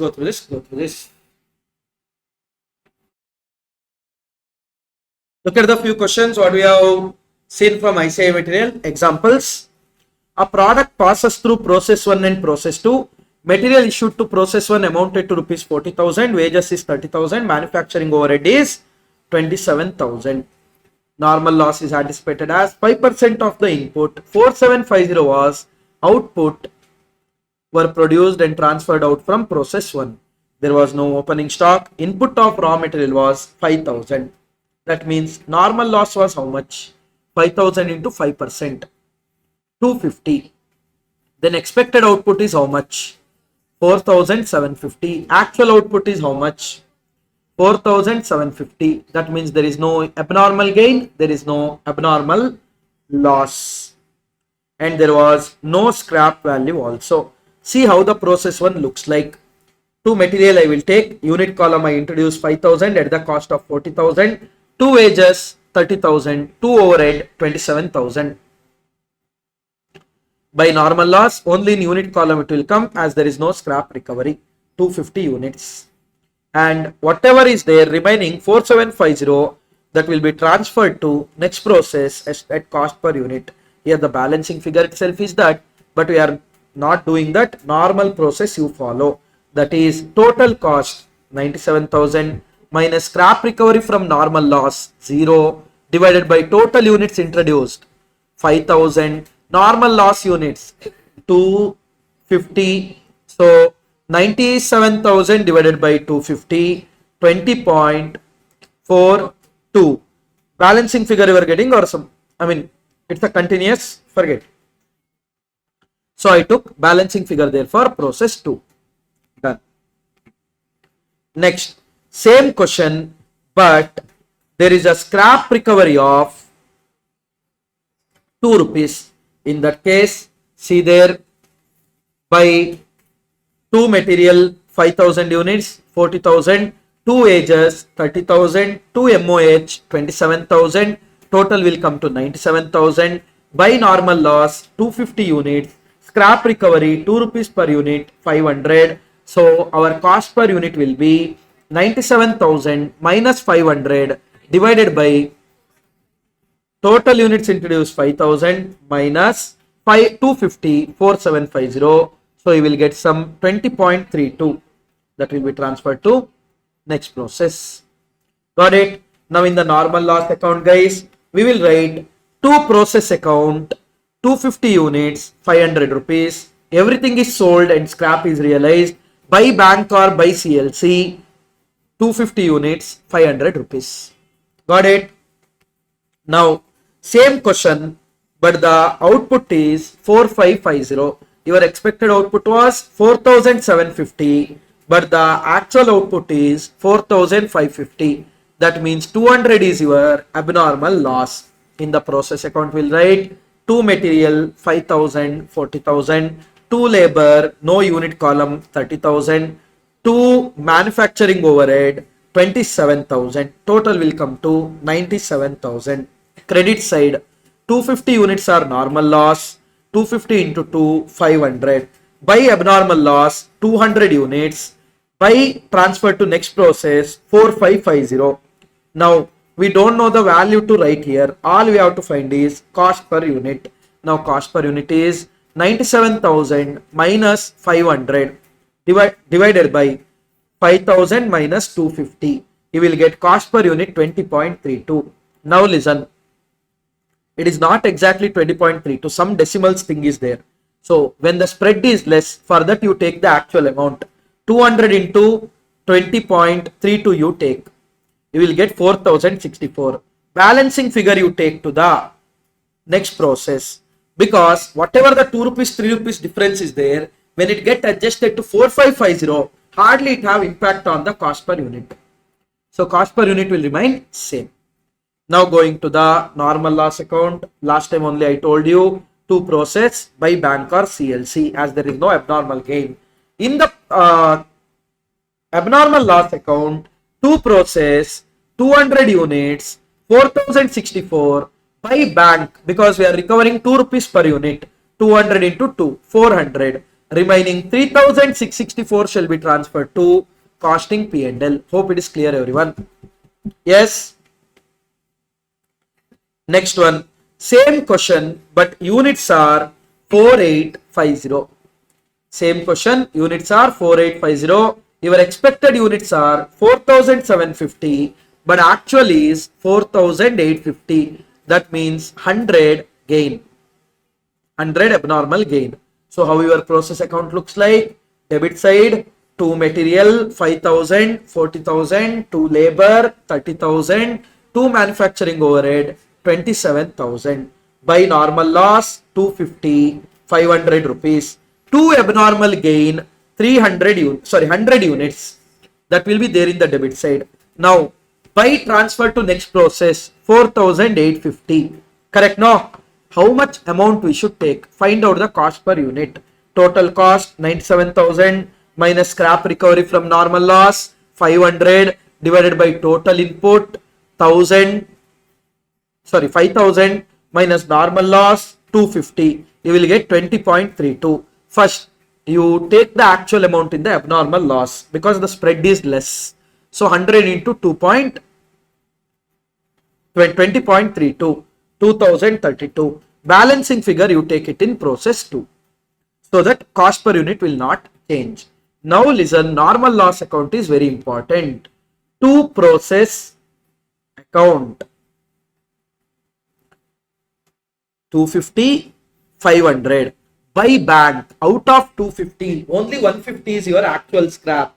So you are not selling 250. So by bank, 150 into 2 rupees, 300. Remaining 100 into 2 rupees is abnormal gain. By abnormal gain, 100 into 2, 200. Now in the abnormal gain account, by process 1 account, because we have written it as 2 abnormal gain. So 100 into 20.32, that is 2032. 2 normal loss, 100 into 2, 200. So 1832 shall be transferred to the costing P&L. In fact, credited to the costing P&L. Hope it's clear, everyone. This is how you should deal with your abnormal gain, Abnormal loss, normal loss, process account. This basic, anyone, any doubt? No. Okay. Look at the question what they have given in your material. First question. First question only they have given crazy type. That is, few output of that process is sold in that particular process only. That means that process, whatever is sold, that shall be transferred to costing P&L. Please keep in mind. Look at the question. A product passes through three processes A, B, C. The detail of expenses incurred on the three processes during the year 2023 is as under. Units introduced in the process A, main units introduced was 10,000 and cost of that is 100. Sundari material 10,000, 15,000, 5,000. Those are not main material. No unit column. You got this question? Which? Page number 351. Illustration 24. LMR. Okay. Illustration 24. Last minute revision. Done. Labor 30,000, 80,000, 65,000. Direct expense 6,000, 18,150, 27,200. Selling price per unit of output. If at all you sell any output in that particular process only, A will fetch you 120 rupees, B will fetch you 165, C will fetch you 250. But always remember, whatever is sold, only cost of that will be transferred from process to costing P&L. Sales amount will be taken in costing P&L only. Please keep that thing in mind. Management expense, that is general expenditure, during the year is 80,000. Where do you account for it? Costing P&L. Selling expense, costing P&L. Only production overhead will be absorbed here. Actual output for the three process. A 9,300. We introduced 10,000. Please keep in mind. B 5,400. C 2,100. 2/3 of the output of process A, that is 2/3, 6,200. And 1/2 of the output of process B, that is 5,400 into 1/2, 2,700, was passed to the next process and the balance were sold. That means 3,100 and 2,700 were sold in the respective process only. Entire output of process C was sold. That means it will be transferred to finished goods. From finished goods, everything was sold. The normal loss of three processes are A 15%, B 15%, C 20%. A 5%, guys. You introduced 10,000. 5% was normal loss. That means your expected output was 9,500. But your actual output is 9,300. There is an abnormal loss of 200. Got it? For B, we introduced 6,200. That is 2/3 of A's output.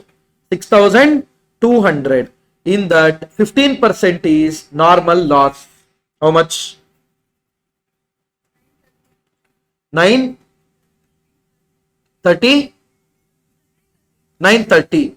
Okay. We introduced 6,200. In that, 930 is normal loss. How much is expected output? 5,270. In that, 5,270 is expected, but your output is 5,400. That means 130 is abnormal gain. 130 is abnormal gain. And whatever is there in process B, 2,700 transferred to process C. So 2,700, 20% of that is loss. 540 is loss. 54 is loss. 540 is loss. Out of 2,700, if 540 is loss, expected output is 2,160. But your actual output is 2,100. That means 60 is your abnormal loss. Hope it is clear. And scrap recovery are A 2 rupees, B 5 rupees, C 10 rupees. They are asking you to prepare process account and P&L account. Simple question, but still very important question. Concentrate. Two material introduced, 10,000 units I have introduced at 100 rupees per unit, which is gonna be 10 lakhs. For that, we will add other material, labor, other expense. We will get total units introduced 10,000. Total cost is 10,46,000. Normal loss, by normal loss, they are telling 5% is normal loss, which is 500. Scrap recovery in the process A is 2 rupees. So the scrap recovery from normal loss is 1000. So my balance is how much? I incurred 10,46,000. In that 1000 is scrap recovery. So 10,45,000 is my total cost. Denominator. So numerator. Denominator. I introduced 10,000. In that 500 is normal loss. That means 9,500 is denominator. I will find out cost per unit. There I showed below the statement. In your material, what they are doing, they are adjusting in the process account only. Now, two balance brought down, 9,500, 110, 10,45,000. But there is a abnormal loss. By abnormal loss, 200 units. Cost is 110, which is gonna be 22,000. By next process, we are transferring to next process 6,200 units. 6,200 into 110, which is 3,41,000. And whatever is sold during the period in the respective process, cost of that should be transferred to costing P&L. By costing P&L, that is 3,100, 110, 3,41,000. Simple, isn't it? Now, going to process B. Look at the process B. From process A, we introduced 6,200 units at the rate of 110, which is gonna be 6,82,000. Other material, labor, direct expense we have introduced. They might give factory overhead also. Then you have to absorb it on either direct wages basis. They will tell on what basis it is. So you will get to know that total cost of 6,200 units are 7,95,150. So there is a normal loss of 930, that is 15% of 6,200. From that, scrap recovery is 5 rupees per unit, which is gonna be 4,650. Now guys, balance when you see good units, not the actual units, good units out of 6,200 introduced, we have expected a loss of 930. That means expected output was 5270, and the cost was total cost minus scrap recovery from normal loss 7,90,500. You will get cost per unit as 150. Now that I will take it in the debit side of the next step, and in that we know that transfer to next process is 2,700 at the rate of 150, which will come to 4,05,000. But the best part there is your output is more than whatever you expected by 130 units. That is abnormal gain. That I will take it as 2 abnormal gain, 130 units at the rate of 150. How that 130 and all I already explained. Now out of your 6,200, in that we produced how much? 5,400. In the 2,700 is sold in that particular process only. That cost of production will be transferred to costing P&L. By costing P&L, 2,700 into 150. Now going to process C. To process B, we have received 2,700 at 150 rupees, 4,05,000. And always remember, output of previous process is our material cost for next process. Their labor, overhead, everything is my material cost now. For example, now let's say my raw material is mobile phones. My raw material is mobile phones. Now tell me, let's say Google people, when they are manufacturing mobile phone, didn't they incur material cost? Didn't they incur labor? Didn't they incur overhead? That means that whatever the mobile I bought, that covers all their cost or no? But Am I going to treat it as my labor cost overhead, or am I going to treat everything as my material cost? My material cost, that is my raw material. Labor and overhead for them. For me it is material. Same way.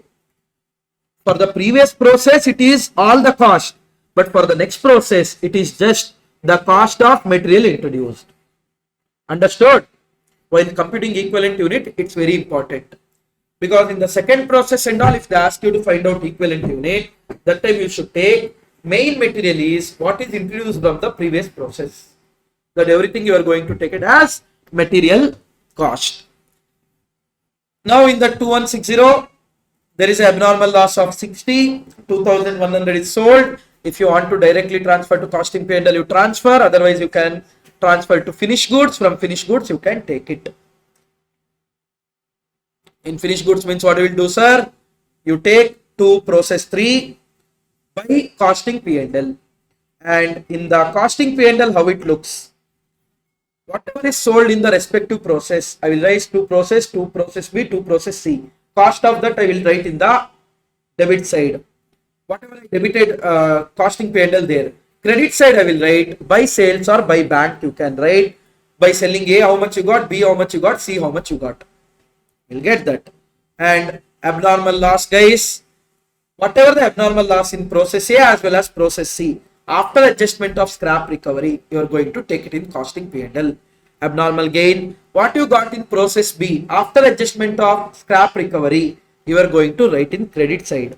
So finally, we will arrive at net profit or net loss. Anyone, any doubt in this? Very nice question. Easily they might ask for 7 marks. Simple 7 marks question. This is that second type of question I told.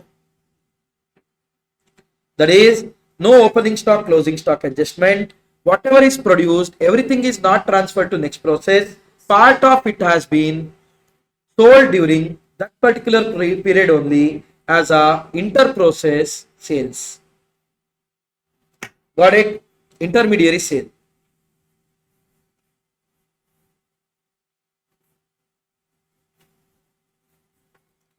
Now, guys, this inter-process profit thing is there. No. Now, if I explain also, it will be kind of difficult for you guys. It's gonna confuse you more. So, you do one thing. Take your time and you just go to YouTube and search Rastrith process costing. You will find in our main channel for CA Intermediate, no change in the concept and all. So you can just go and check this page. But why they will make it black and white? One,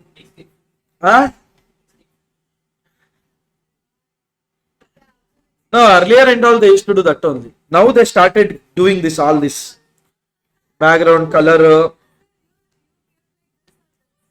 Sorry? No, this and all they have taken once. And all, this and all, that I have given. But that running and all is there, no?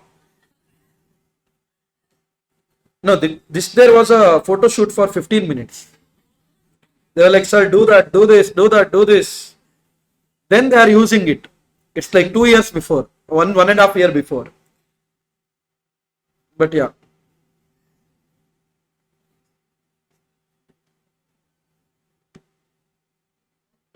So many videos are there, guys.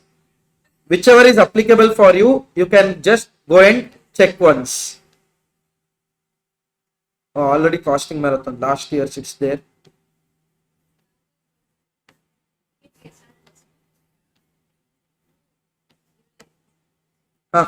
Leave. So you are going to go and check that video out. You will get that inter-process profit which is there for CA Inter. That only you can refer. Otherwise, again, it will take some time. So I don't want you guys to get confused over there. That is the case.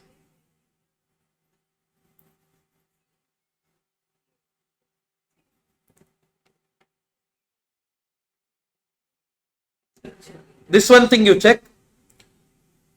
Question number 3, that should be the next illustration. In a manufacturing unit, raw material passes through process 1, process 2 and process 3 and process 4, and the output of each process is the output for the subsequent process. Sorry, input for the subsequent process. The loss in the 4 process are for process A, make it as 25%, guys. You have already done it. Process B 20%, process C 20%, process D, it's not 162 by 3, it is 16 2 by 3. That is 16.666666. If the product at the end of the 4th unit is 40,000 kg, that is output of process 4 is 40,000 kgs.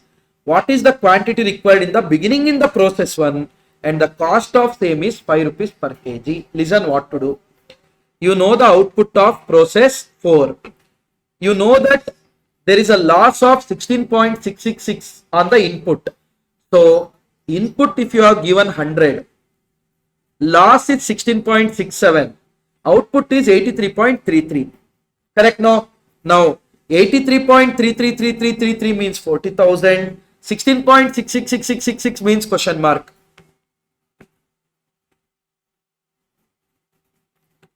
You will get loss of 8,000. So the input is 48,000. Now I know that process 4 input is nothing but output of process 3. What they are telling process 3, whatever the input you have given, of that 20% is loss. If you have given input as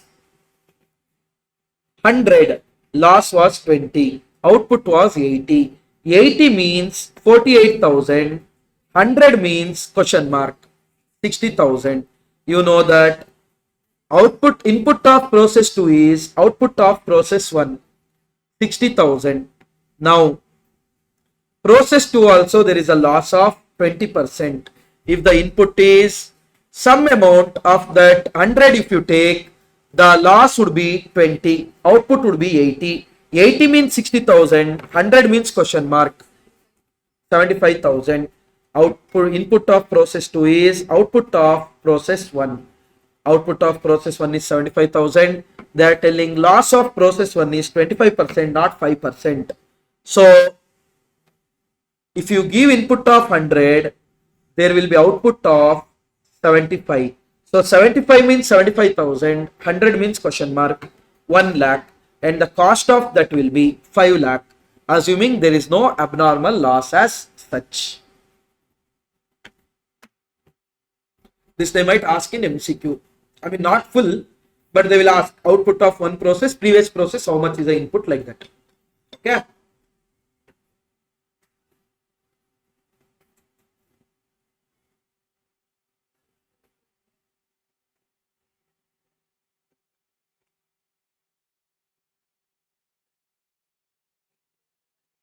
Huh? Looking so pink. Racist.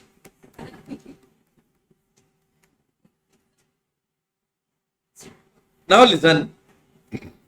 Equivalent unit. What the hell is equivalent unit, sir? Listen, guys.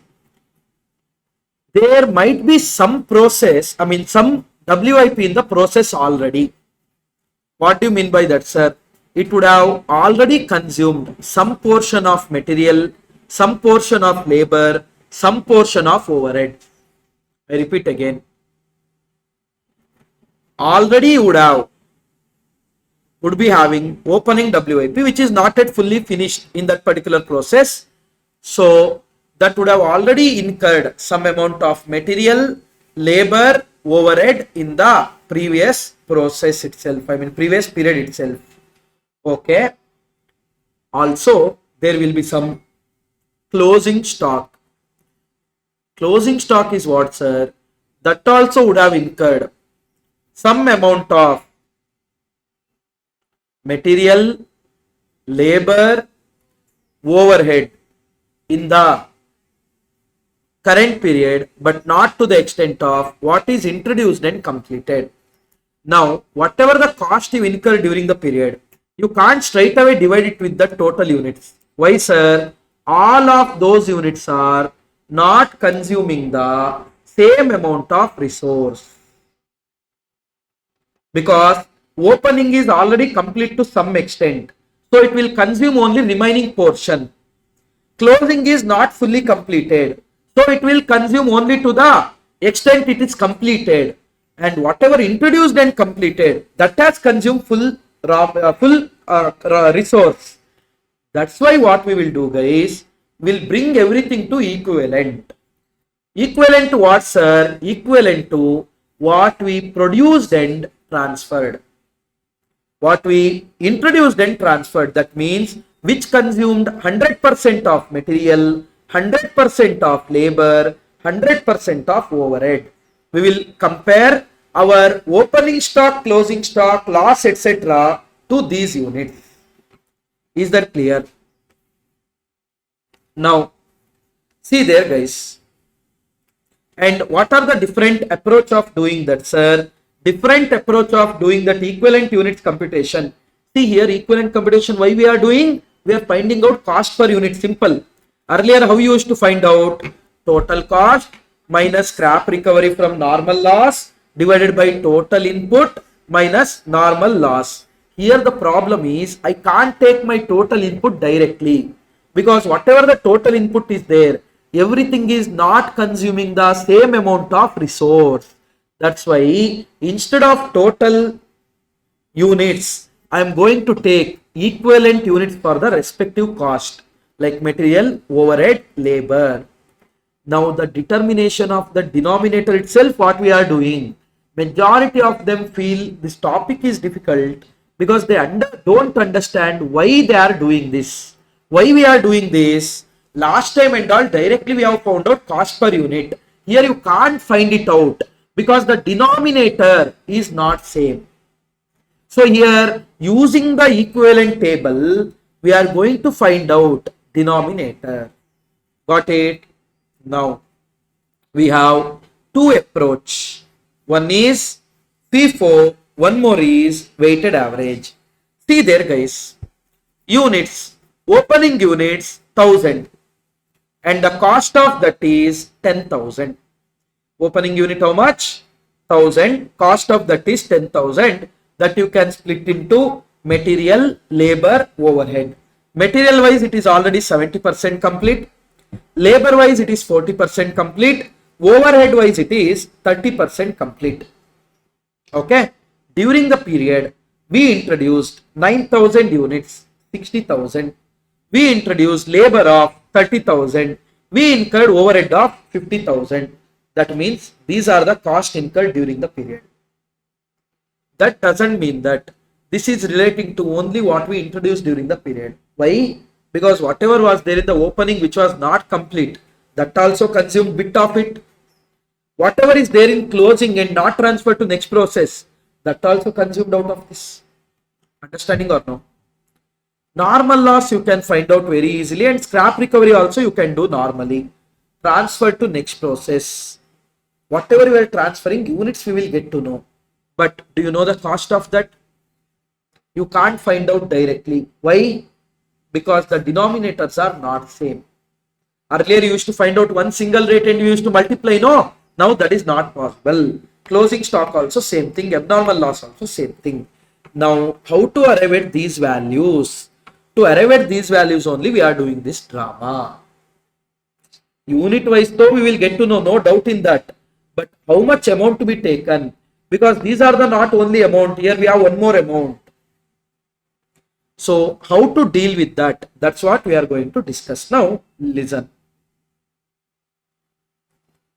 How much we have transferred? 8,900. Now if we apply FIFO concept, what it will say, you know? Whatever we have transferred 8,900, first we transferred from the opening. Remaining 7,900 from the introduced. First we will assume whatever was there in the opening, from there we transferred. Next we will be transferring from the introduced. If we assume under weighted average method, what it says, this 8,900, this 100, this 500, everything has portion of 1000 as well as 9,000 together. We are not going to segregate between how much out of opening, how much out of introduced. FIFO will say, first we transferred, produced and transferred what was there in opening, next out of newly introduced. But weighted average, don't differentiate this. How to account for it, I will tell that, don't worry. Now listen, first, FIFO method. FIFO method. Let's say opening stock was 1000 units. We introduced 9,000. We know that there are three types of cost: material, labor, overhead. Now transfer to next process. 8,900, we know that. In that 8,900, guys, 1000 first I will transfer from the opening stock, 7,900 from the units introduced during the period. Now this 1000 already 70% complete.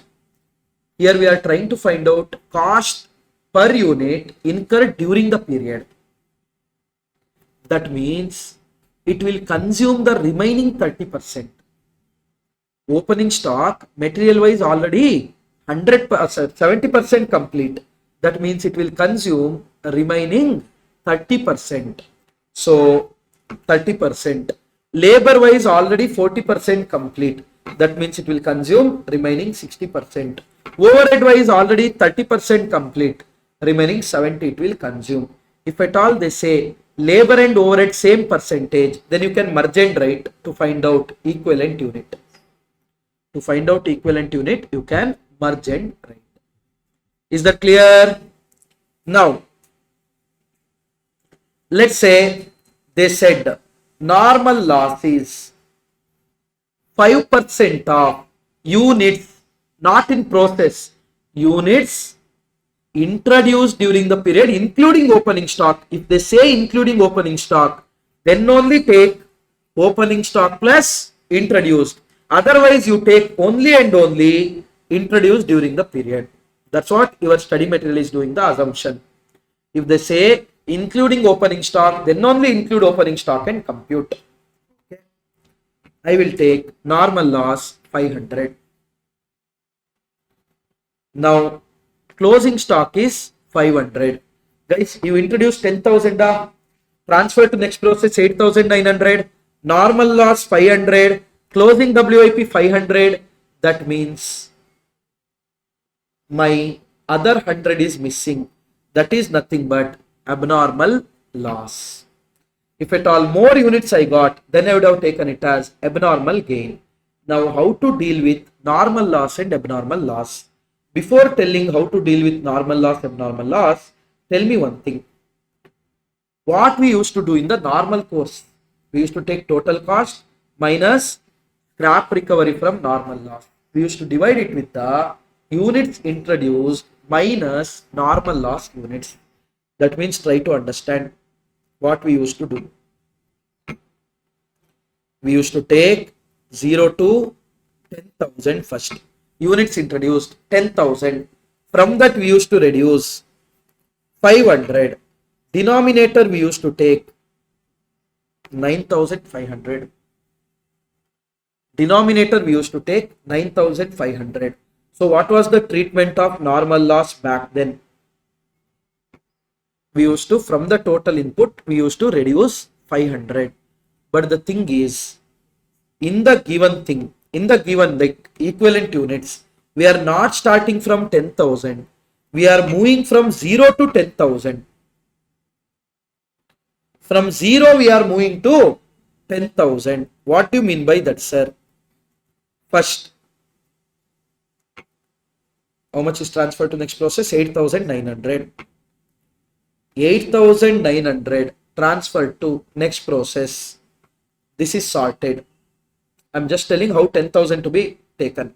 You know that denominator should be 9,500. Correct? No? And I got to know that 100 is abnormal loss. I should add it. It became 9,000. Closing stock is 500. Add it. 9,500. Did I get my denominator? Did I get my denominator? That means how to deal with this 500, which is normal loss. Consider it as 0. If at all you consider any number to that, then your denominator won't be 9,500. It will become more than 9,500. Hope you guys understood.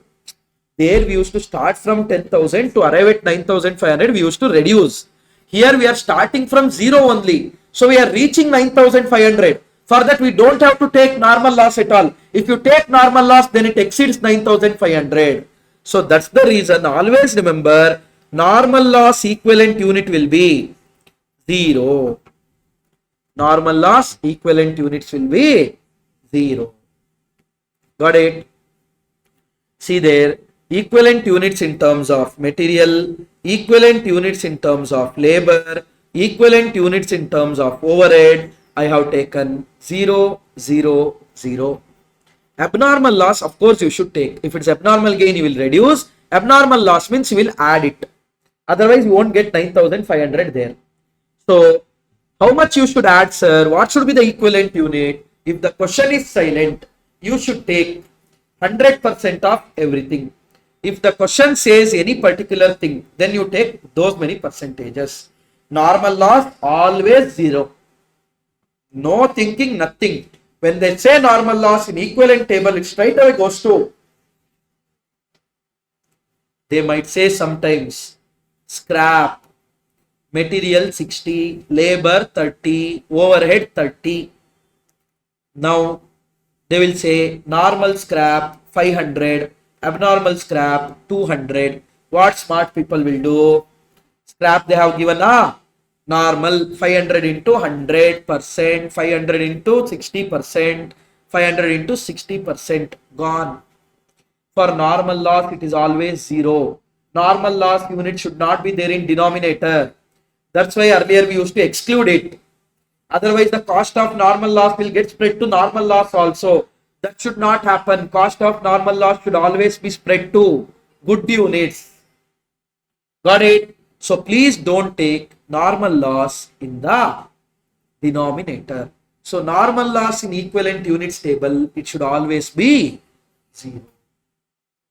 Got it? Abnormal loss, if the question is silent, I am going to take that percentage. If question says any percentage, then I will take that. And closing stock of WIP, 500 units, they are telling. And material wise 40%. What was my assumption? FIFO. What do you mean by that? Whatever was there in opening, that is already transferred to next process.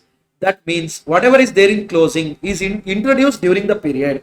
Introduced during the period means it was complete in terms of material, labor and overhead in earlier 0, 0, 0. Now it is completed to 40% extent means compared to current whatever completed, it consumed 40% of resource. So closing stock we will take whatever the completed portion.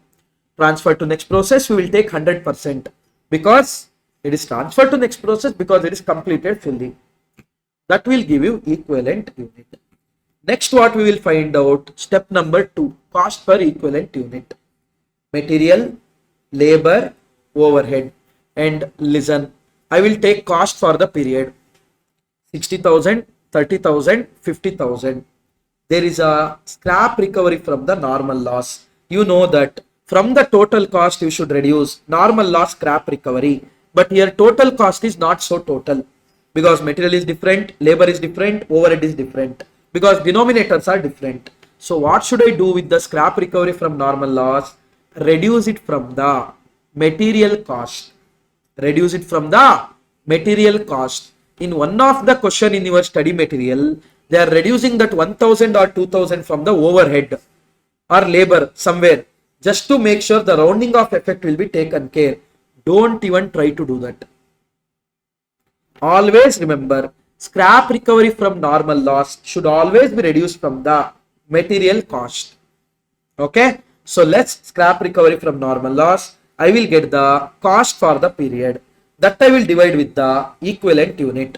I will get to know cost per equivalent unit. Now I got the cost.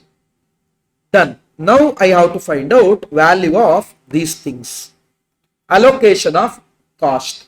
Shall we see how to allocate the cost? Step number 3. Allocation of cost.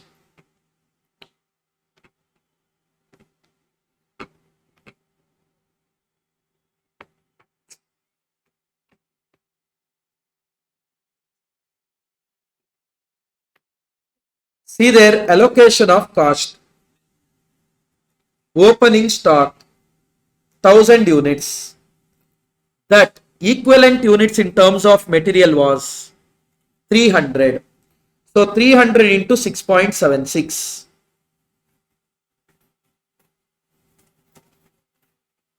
2028.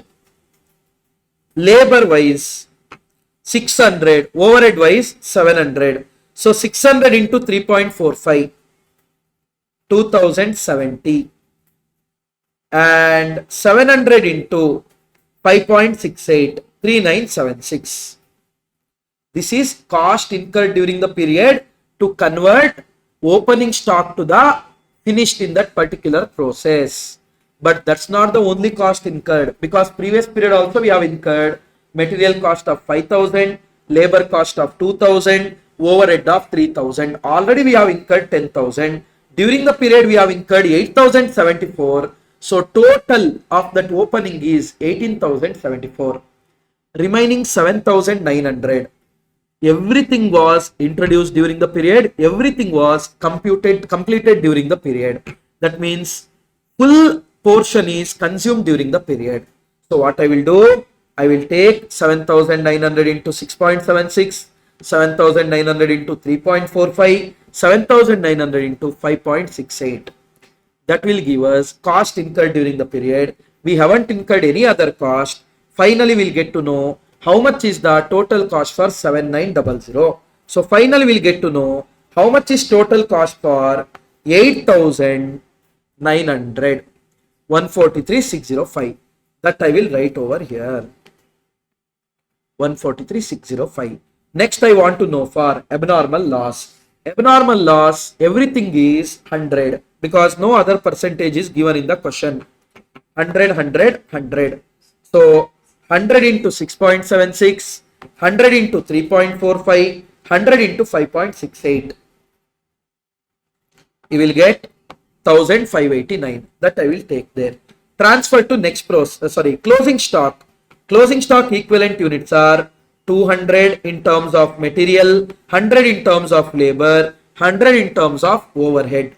So that also didn't consume any other cost other than what we incurred during the period. So 200 into 6.76, 100 into 3.45, 100 into 5.68, 1,352, 345, 568, 2265. That I will take it over here. That's it. This is the reason why we will be doing equivalent transactions like this. This is your FIFO approach. Step number 1 is what? Find out equivalent units. Step number 2, find out cost during the period for equivalent unit. Cost during the period for equivalent unit. Then allocate it for opening stock.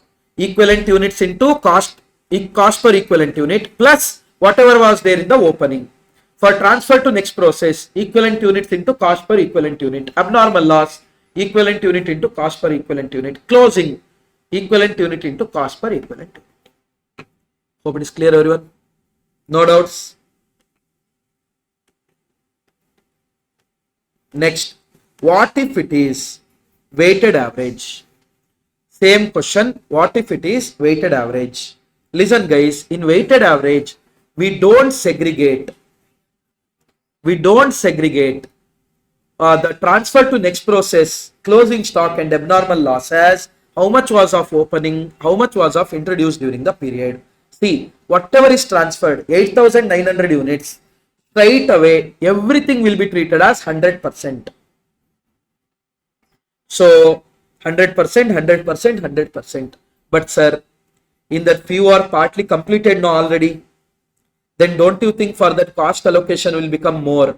Guys, whatever the opening was there, no, that we will add it to the cost during the period, then we will divide by equivalent units. Simple. So opening cost is not going to borne by only opening units. Opening cost, whatever was there, it is borne by all the units together. Got it? So normal loss, of course, you should take 0. Abnormal loss, 100%, 100%, 100% if the question is silent. Closing stock, whatever is completed, we got equivalent unit. Step 2, cost per equivalent unit. What you should do? Take cost during the period. Add cost of opening WIP, because here you are not going to show that separately. Minus scrap recovery from normal loss. That will give you total cost. Divide it by equivalent units. That will give you cost per equivalent unit. Next, transfer to next process. Straight away, 8,900 into whatever it is, abnormal loss and your closing stock. One of the simplest method. In the question, if they don't ask any particular method, then you can use any of the method. However, if they ask any particular method, you should follow that only. Now, sir, when it doesn't matter, when there is no opening stock, whether it is FIFO, whether it is weighted average, doesn't matter, because it's all about treatment of opening stock. And sir, when we can't apply FIFO, when opening stock information is not given, you can't apply FIFO. When opening stock, they don't tell how many percentage complete, etc., you can't apply FIFO. Hope it's clear, everyone. Hello? Pakka? There are few questions. You can look into those things. Okay? There are few questions where we have solved few. See, allowance of normal loss, 20% of unit work they are telling. That means you are not going to consider opening stock for that, like that. Few nice questions are there. You should go and check all these things out. Okay.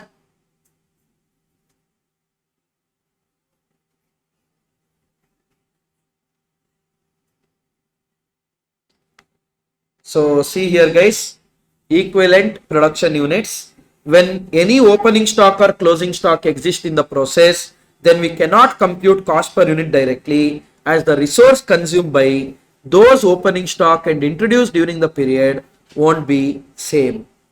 I think I asked you guys to take photo of this and complete it as notes. And hope you guys completed. Sir, you went that side, we went this side. No, completed. This we wrote, I doubt. Is it? Okay. And introduced during the period won't be same. Therefore, we have to consider equivalent units for computation of cost per unit. Method of computation of equivalent unit, FIFO, weighted average method. FIFO, whatever inventory was there in the opening stock is assumed to be completed first, and closing stock assumed to be fully out of units introduced during the period. Weighted average method, no differentiation is made between opening stock and units introduced during the period. Steps involved. Step number 1, computation of equivalent unit. Step number 2, determination of cost per equivalent unit. Step number 3, allocation of cost to units to be transferred, abnormal loss, closing stock of WIP, abnormal gain if any. Preparation of process accounts. Few notes you have to keep in mind all the time. When question is silent regarding percentage of completion in terms of material, always assume it to be of 100%, because without introducing material, you can't do any work. So we assume that whatever the material is required, that will be introduced in the beginning only. So if the opening stock, they don't tell material wise how many percentage complete, it is assumed to be 100% complete. That means during the period, material consumed is 0. during the period. Material consumed is 0. When question is silent regarding, and closing stock also, if they don't tell how much, then it is assumed material consumed 100%. When question is silent regarding percentage of completion in terms of abnormal loss or abnormal gain, then always assume it to be 100%. Normal loss should not be considered while computing equivalent unit, as cost should not get allocated to normal loss units. If any abnormal gain, that should be reduced while arriving at equivalent unit. That is, abnormal loss will be added, abnormal gain will be reduced. Because if you don't do anything to abnormal gain, then your units won't be 9,500. It will be something more than 9,500. But I want my denominator should be 9,500. Hope it's clear. Now, scrap recovery from normal loss should be reduced from cost of material incurred during the period while arriving at cost per equivalent unit. To apply FIFO, complete information of opening stock is required. Got it? See, I don't know. After solving that sum, you should not be facing difficulty in understanding this. Input opening stock we give, freshly introduced. Equivalent unit, I haven't written material labor overhead separately. Whenever different costs are there, different table you should take. Transfer to next process, out of opening stock, out of fresh introduction, abnormal loss, abnormal gain, like that. I have given certain things here and hope it's already there in your notes, and this should not be the problem in understanding. This is as per FIFO and this is as per weighted average.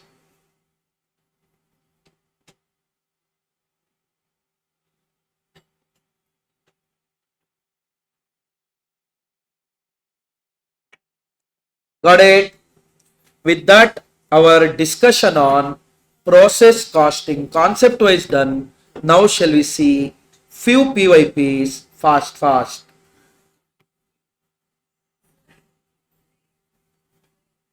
10:03 it is. What break your head? I will break your head now. I had it at 7:30 only. Then why do you think that I kept at 8 not 7:30, you tell? And always that hunger should be there. External hunger, internal hunger, not anger, sorry. So that whatever might come, I am going to complete this PYP. Then only I am going to have my breakfast. Who will collapse? I am the one who is consuming energy, not you guys. December 2025, MCQ 10 and question number 5A. In process B, 75 units of commodity were transferred from process A at the cost of 1,310. The additional expense incurred by the process were 190. 20% of the unit entered are normally lost and sold for rupees 4. Output of process was 70 units. What is the value of output transferred to next process C? In process B, 75 units of commodity were transferred from process A at the cost of 1310. So material cost is how much? 1310. Also in process B, we incurred 190 rupees. That will be my total cost. Minus 20% is normal loss. 75 into 20%. 15. 15 into scrap recovery from normal loss. 4 rupees. Divided by units introduced 75, normal loss 15. Sir, but 70 no sir, 70 is actual output. That means 10 is gain. 10 units are abnormal gain. How much it is? Cost per unit is 24. Transfer to next process is 70 into 24. Option B. Don't write 24. 24 is per unit. They're asking value of the output transferred. They're not asking you cost per unit of process B. How much is the value of abnormal gain? 10 is the abnormal gain because your expected output is 75 minus 50, 60, but actual is 70. So 10 into 24, 240. How much should be credited to costing P&L? 240 minus scrap recovery from the 10. That is 4 into 10, 40. 200 rupees is the amount of abnormal gain should be transferred to costing P&L. Hope it is clear.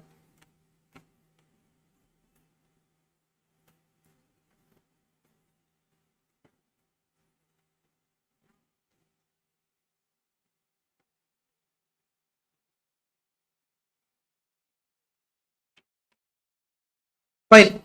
We'll do one thing. We'll take a break now. Then we'll come back and we'll proceed with remaining questions. This chapter followed by JP, BP, followed by batch costing. With that, all the methods will get over if I'm not wrong. Then we'll be left with material, labor, overheads. And budget is there. That let it be. Okay. Done. Okay, look at this question, everyone. 5A of December 2025. A product passes through three processes A, B and C, 10,000 units at a cost of ₹1 were issued in the process A.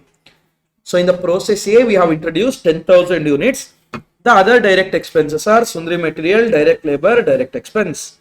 The wastage of A is 5% and process B is 4%. So if they don't tell whether it's on input or output, it's always on input. The wastage of process A was sold at ₹0.25, that is scrap at process A is sold at 0.25 and B was sold at 0.5 and C was sold at ₹1 per unit. That is scrap recovery is what they are telling.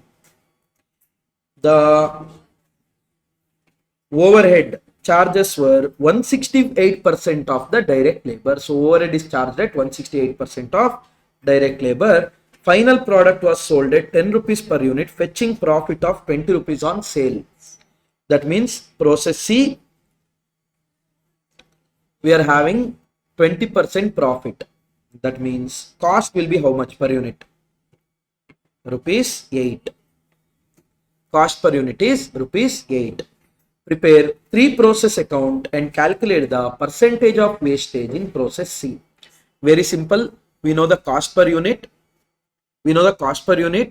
Using A and B thing, we will get to know how much unit is introduced and all other information will be there. We just have to find out how much is the loss. Very simple. Listen. That means we assume that there is no abnormal loss as such. First, if you go for the process A,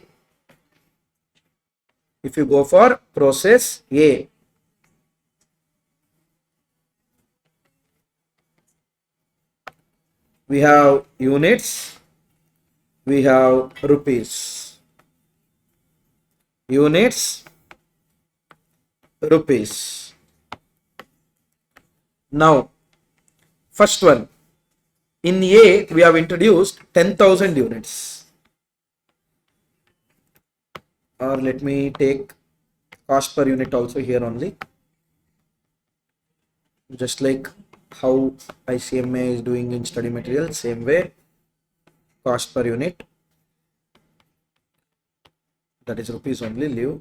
Rupees, concentrate. 10,000 units we have introduced at the rate of ₹1 per unit, which is gonna be 10,000. Then we introduce sundry material 1,000. That is not going to increase the total, number of units. Labor 5,000. Direct expense 1050. Also, overheads is 168% of direct labor. 5,000 into 168%. 8,400. 8,400. That will give you total cost. 10,000 units. Total cost is 11,000, 16,000, 24,400, 25,450. So 10,000, 25,000, 450 or leave. First we'll take the normal loss. Normal loss is basically, guys, they are telling A is 5% of the input, 5% of 10,000 is 500, and scrap recovery is what they are telling, wastage of A is sold at 0.25. That means 125. That means 9,500 units should be the output, and here it is 25,325 per unit. How much?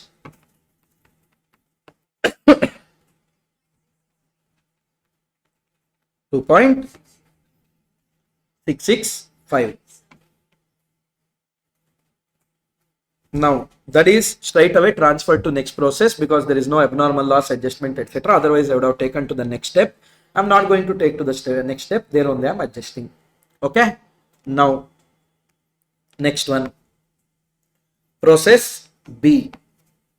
Process B, we introduced 9,500 units at the rate of 2.665, 25,325, and material 1,500, 8,000 and 1,118. Correct? And also wages is 8,000, 168%, right? 168% of 8,000 is 13,440. Okay. So 9,500 cost is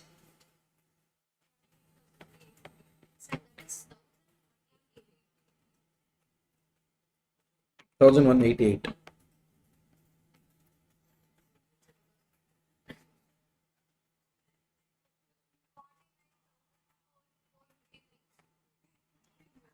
But difference is too much, no? Compared to last answer, then that might not be the only difference. I mean, in exam time will be there. Slowly you do, no problem calculation. I mean, slow means not too slow, or you can do it very fast, do it twice. Slow you do once, or do it very fast and do it twice. Always cross check your calculation. Although you know concept, although you know everything, if you write wrong, automatically remaining answers everything go wrong. Step 0, 0, 0, 0, 0. That's the thing. Okay. Now what did you say? Body shaming 4%. Body shaming 9,500 into 4%. 380, and the scrap recovery is 0.5 per unit. So 380 into 0.5, 190. So 9,120 and 49,263 per unit.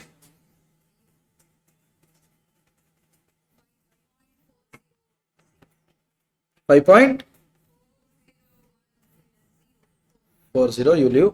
Now this is your process C, because no abnormal loss etc. information is given. So I am not going for second step. There only I am completing. Going to process C. Very important. We introduced 9120 at 5.4, 49,263. Other material labor overhead introduced are 1,480, 6,500, 1,480, 6,500, 1,605, and overhead is 168% of direct labor. 168% of 6,500. How much it is? 10,920. 10,920. That will be your overhead. Got it? Now, normal loss, how much I don't know. Units I don't know. Correct? But one thing I know here. Cost per unit is rupees 8. Cost per unit is rupees 8. Because selling price is 10 rupees and profit is 20% of it, cost is 8. That means, can I say that my total cost is how much, by the way? 768. Now, can I say that my total cost is 69,768 minus, I don't know how much is my normal loss units. Shall I take it as N into how much is a scrap recovery there?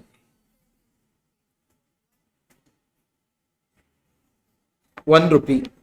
10 is selling price. 1 divided by total units introduced are 9,120 minus normal loss units N.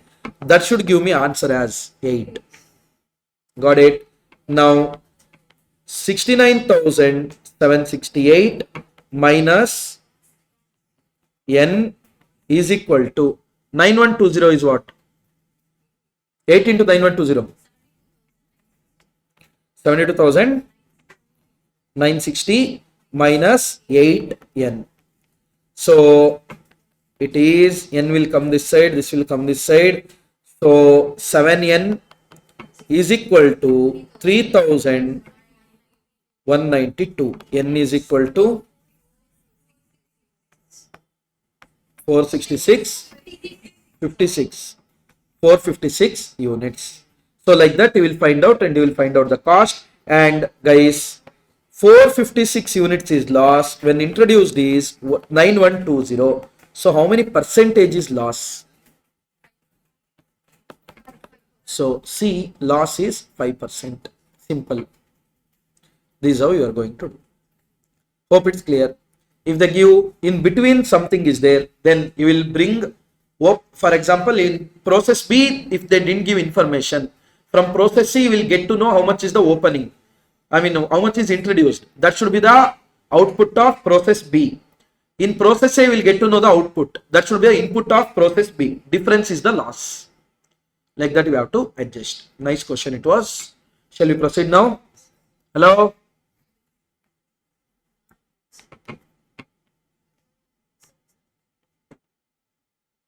June 2025. There is no MCQ. There is no descriptive. In June 2025, there was no process costing as such.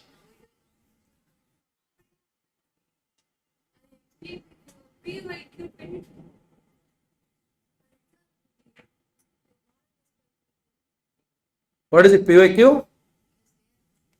June 2025.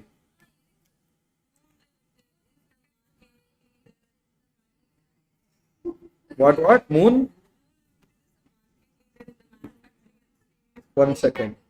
Which question they have given by any chance? 5A now.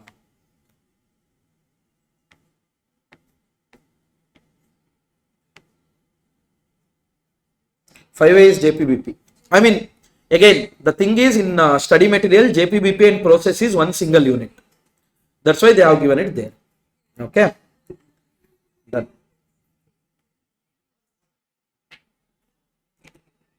December 2024.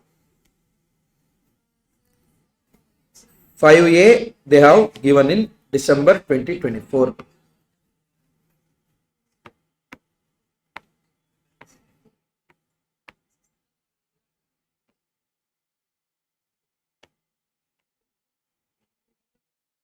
Look at this.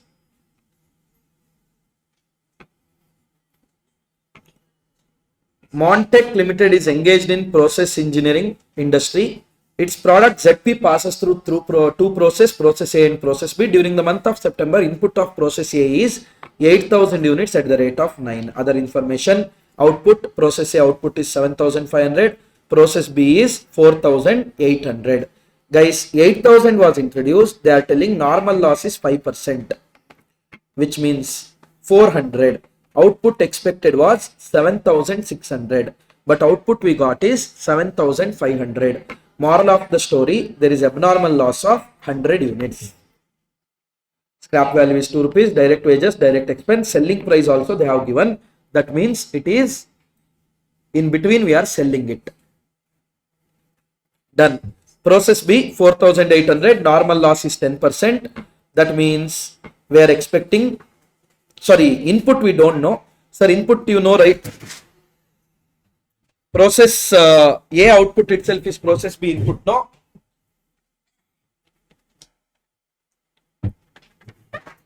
Process A output itself is process B input, no? Need not be, because they have given selling price. That means they might have told you that they have sold something in between the process only. So let's see that. Total overhead is 17,400 to be recovered as a percentage of direct wages. How much is total direct wages? 36,000. So 17,400 divided by 36,000 into 100. 48.33. 48.33 percentage is absorption rate. Overhead divided by total wages into 100. Selling expense were 5,000. This will come in costing P&L, please keep in mind.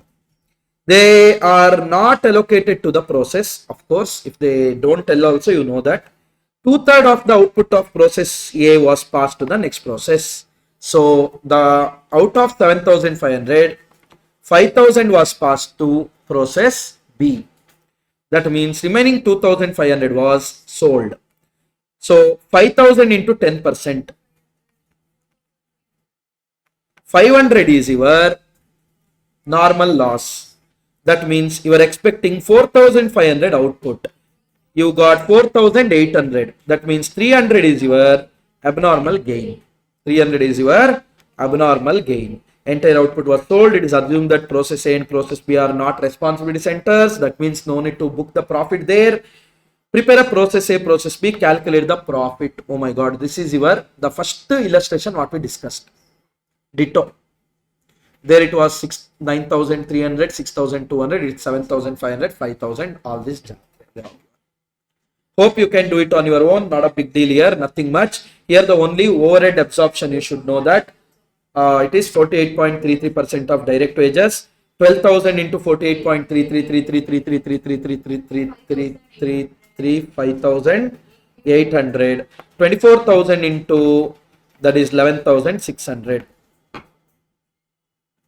Okay, like this you are going to divide. However, if you are getting confused, nothing much to worry. Straight away A and B in the ratio of 1:2 you divide and that's it. Not a big deal. Shall we go to the next paper? December 24 done. Going to June 2024. MCQ 6, MCQ 14. That's it. Because they have given in that attempt from the JPBP.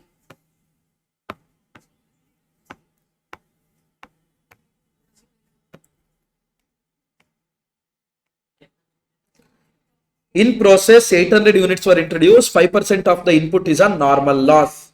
Closing WIP is 60% complete is 100 units. 660 completed units were transferred to next process. Equivalent production is as follows. They are telling 800 were introduced.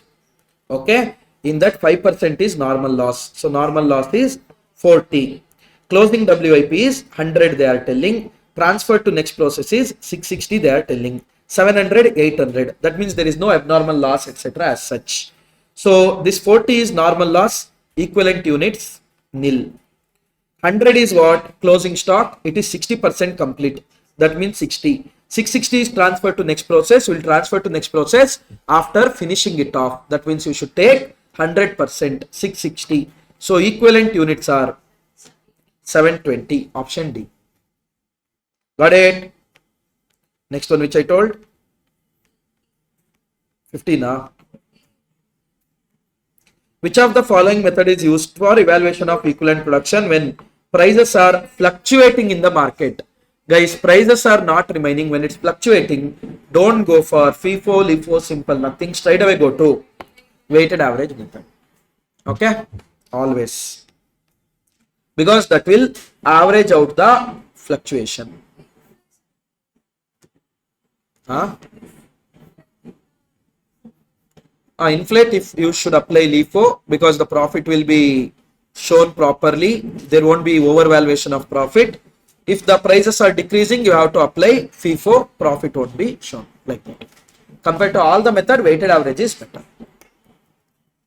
Done in that attempt, nothing was there. June 24, going to December 23, 11 and 5A. So one attempt process, one attempt JPBP, one attempt process, one attempt JPBP, last attempt process, this attempt, shameless people. 11 and 5A.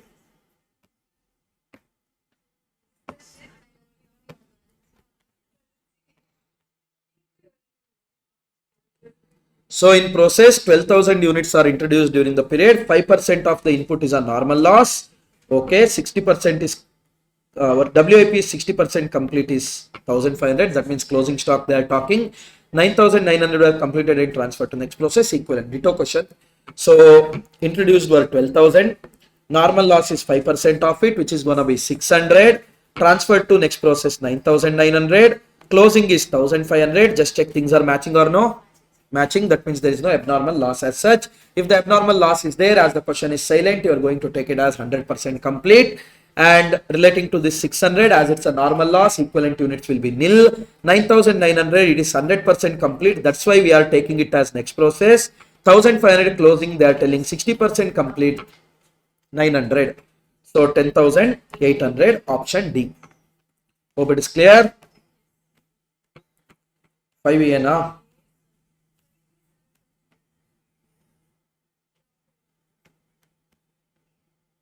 Prepare a different process account they are asking. Total overhead is 90,000, which are recovered as 100% of wages. Okay. Superbite is a leading product in the confectionery market, which is obtained after it has gone through 3 distinct processes X, Y, and Z. The following information is obtained from the cost records. Input of raw material in process X, we are giving 1,000 units at the rate of 30. So we are introducing 30,000 rupees. And other material 26, direct wages 20,000. So overhead also will be 20,000, because overhead they are telling it is absorbed as 100% of direct wages. If they don't tell also, if they say overhead is absorbed as percentage of direct wages, you should take overhead, total overhead, which is 90,000 divided by total labor 90,000 into 100. So you will get 100%. Like that you will find out percentages. Normal loss is 5%, 10%, 15%.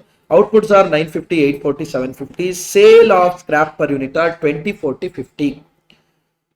This should be the easiest question anyone can expect. You have introduced 1,000. There is a normal loss of 50. Output of 950. There is no abnormal loss. Nothing. Nothing. Next, going to process Y. 950 you have introduced. 10% is gone as loss. 95 was loss.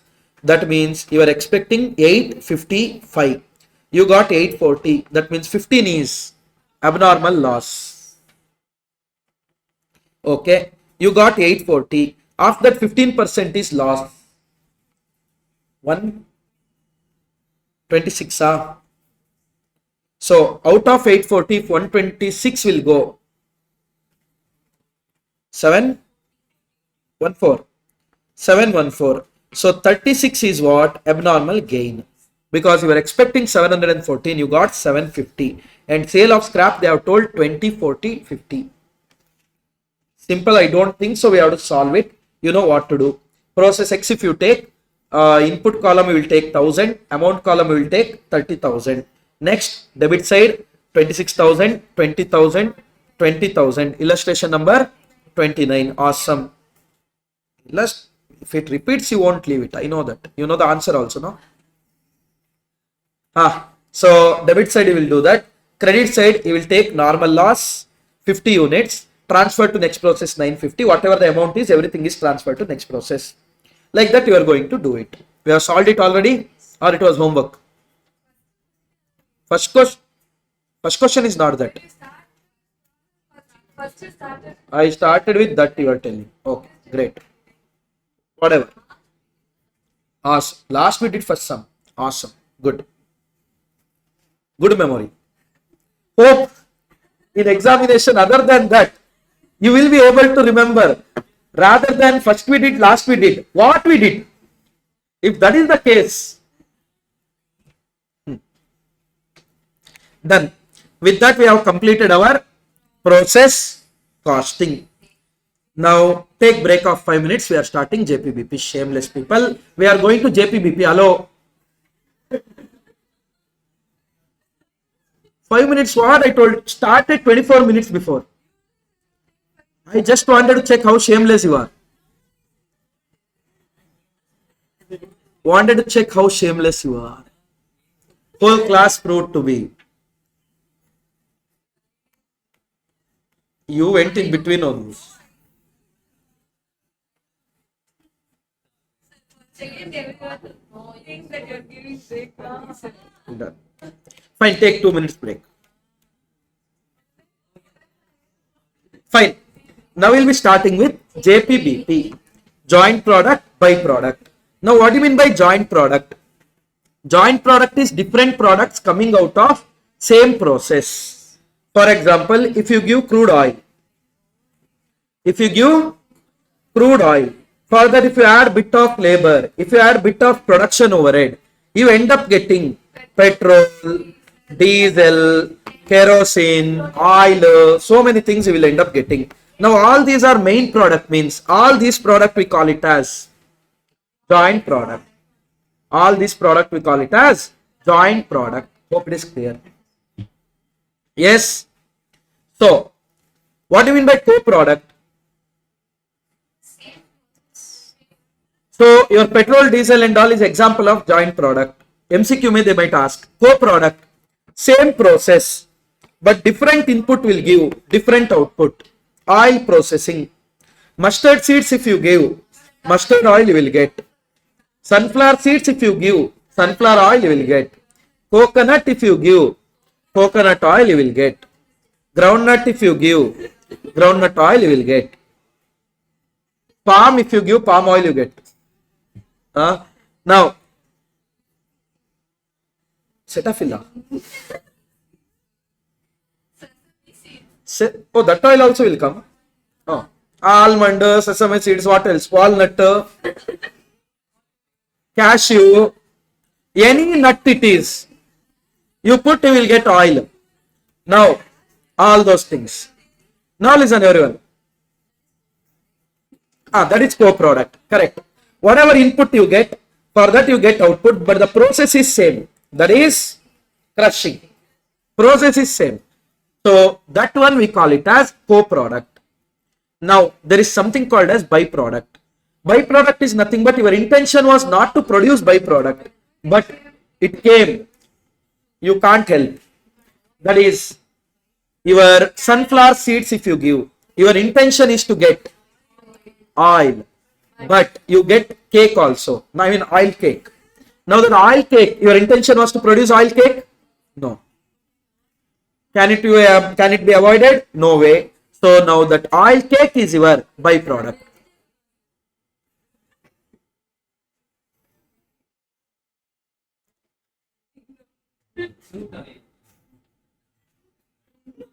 So the oil cake is your byproduct.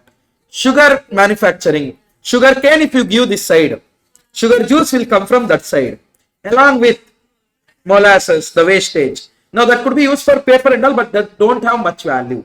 Now that is your byproduct. Got it? So your intention was not to produce that, but it came out of production process. That we call it as byproduct. How to treat the byproduct, guys? You have two methods. One is whatever the sale of byproduct will be there, that you straight away credit it as other income in your P&L. Peace, sorted. Or else you can do one thing. You should check whether NRV of byproduct is having good value or low value or high value. If it has low value, NRV of byproduct, you take, reduce it from the joint cost and allocate that joint cost only to the joint product. Whereas if byproduct has more value, high value, then treat it as the main product. For example, buttermilk and butter. If buttermilk has good value, then treat it as one more main product. Simple. Got it? But majorly used is NRV of byproduct will be taken and it's reduced from the total joint cost. Then that joint cost will be segregated between joint products. So now what we are learning in this particular chapter, sir, one is treatment of byproduct, already done. One more is now joint cost will be there because the cost incurred till here, cost incurred till the split off point. This point we call it as split off point. This cost we call it as pre-separation cost, also called as joint cost, also called as joint cost, also called as common cost. Now this we have to segregate between petrol, diesel and kerosene to evaluate the performance of each and every product. Now the process of segregating, how to segregate it, there are different methods. What are those? One is physical unit method. Let's say joint cost is 5 lakh guys. That will be divided among A and B on the units produced ratio, 1500 and 1000. That means 3 lakh and 2 lakh. Unit cost method, that is your physical unit method from Meesho, same only.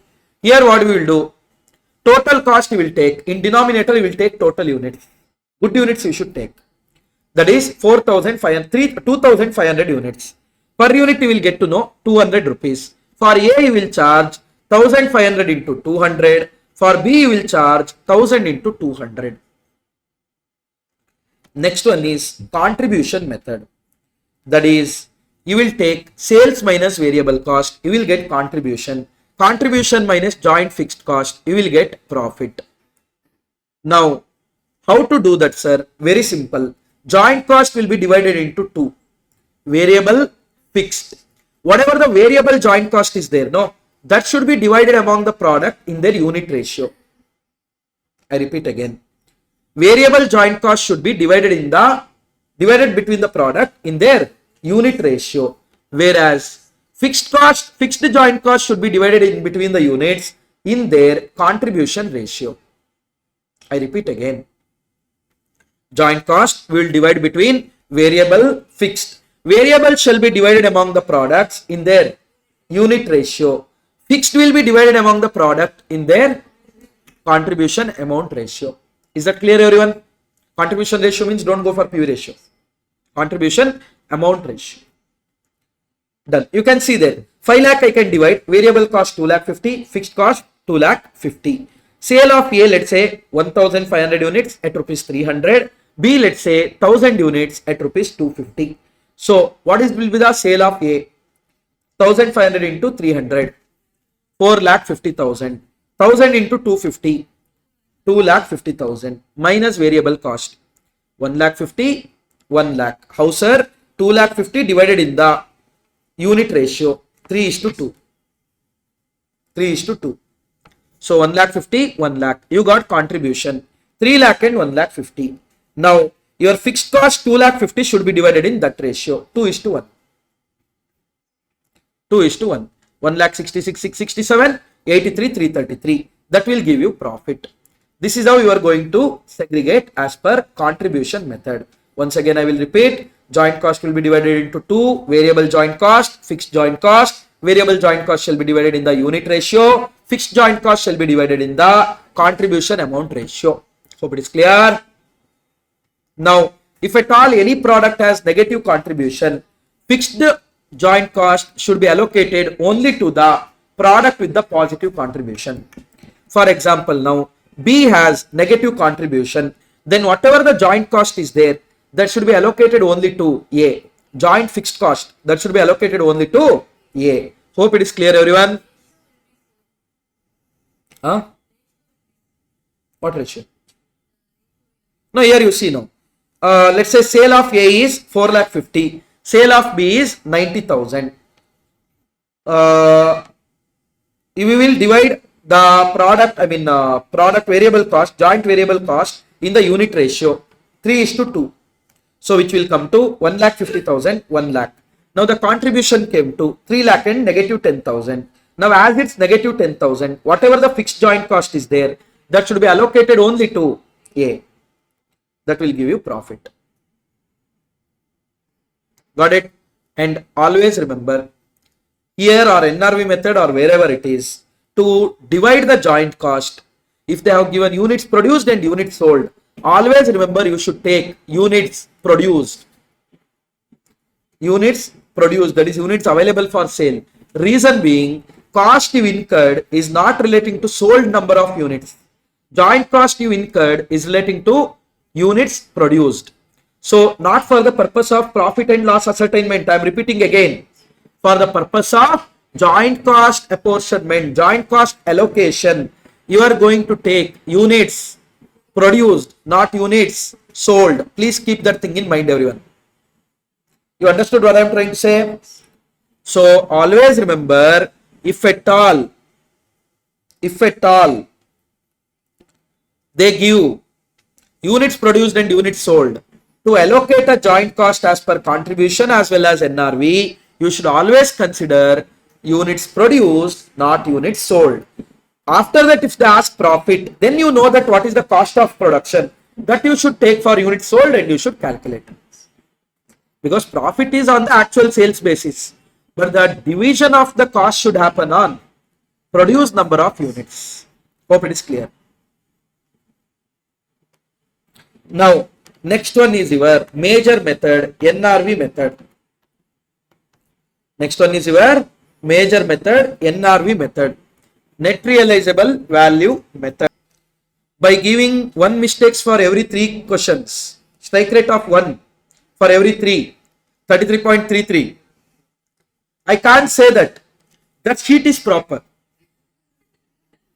So I don't know. They might be seriously planning to remove, or they might have just made mistake in that also. Making?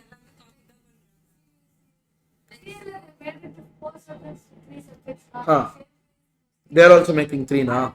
I don't think so. All other whatever existing is there, except FM.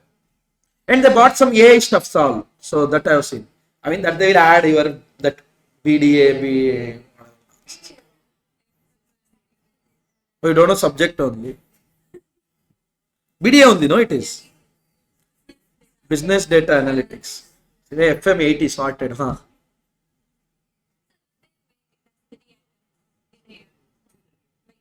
I doubt. In fact, 3 attempts in a year is blunder by ICA also. So if they are learning from them, then no. If they are like, no, we also want to get into that, do it. 3 attempts, it's like a loop for students, you know. Once you get into that loop of failure, you don't have time to study and clear also. You can't skip also. Because earlier if you are skipping like 5 months. Now if you skip straight away, it will jump to more. So I don't know. It's a mix up. Luckily, due to operational difficulties, finals they made it 2. Inter also there are talks that, I mean not officially, but there are talks that they are planning to bring back 4 papers. They are planning to go for 2 attempts, go to the basics. I mean it's not a new thing to ICAI because they have tried everything. In 2008, 9 and all, I think they tried articleship after foundation or something. Many things they have tried. Something and all they were doing, I don't know. But I don't know in new syllabus what CMA people will bring or don't bring. A day gap between paper to paper, hopefully they bring. Because they themselves pushing students to write only one group. Because if you write one group, you will get that gap of day to revise, no? God knows what they are up to. Even CMA, even CS. These are the two bad things they have in their examination scheduling. I mean, I agree. To conduct exam for 16 days is like hectic thing to be done. But anyhow, it's not a new thing. I say anyhow, it's doing from the very long time. The last attempt to audit postponed for 12 days. That means the exam went for 1 month for ICAI. So that's the thing.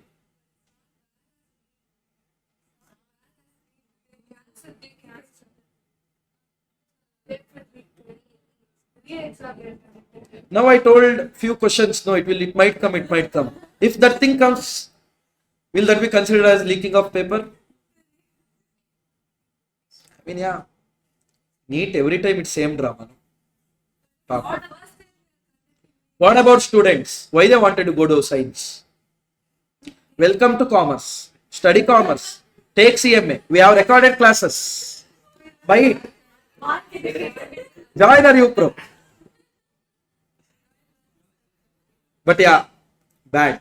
I mean, the struggle they go through.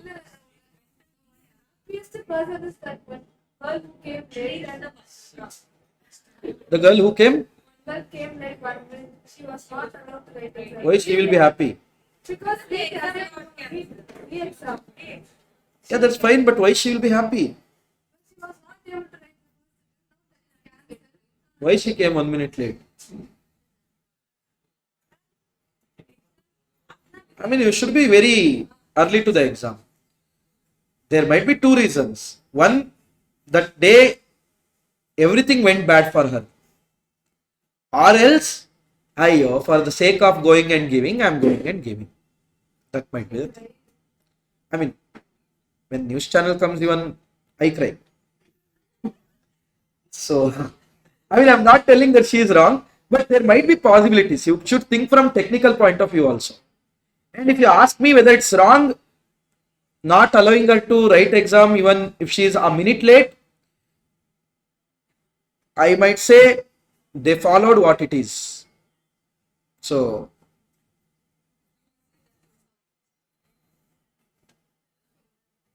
she should be early. But yeah, difficulty will be there. Bus problem. Whatever it is. Leo, look into this question. Which one of the following is an example of byproduct? Edible oil and mustard seed and mustard oil is what? Mustard seeds and mustard oil are co-products. Diesel and petrol, joint product. Mustard seed and mustard oil are not co-products. Raw material, final product. Mustard oil and sunflower oil are co-product. Oh. Curd and butter again, raw material, finished goods. That was December 2024. Huh? June, no? December JPBP is not there. Huh? Hey, smart you are. Oh my god. Your analytical skills. Hey, finally. Crazy.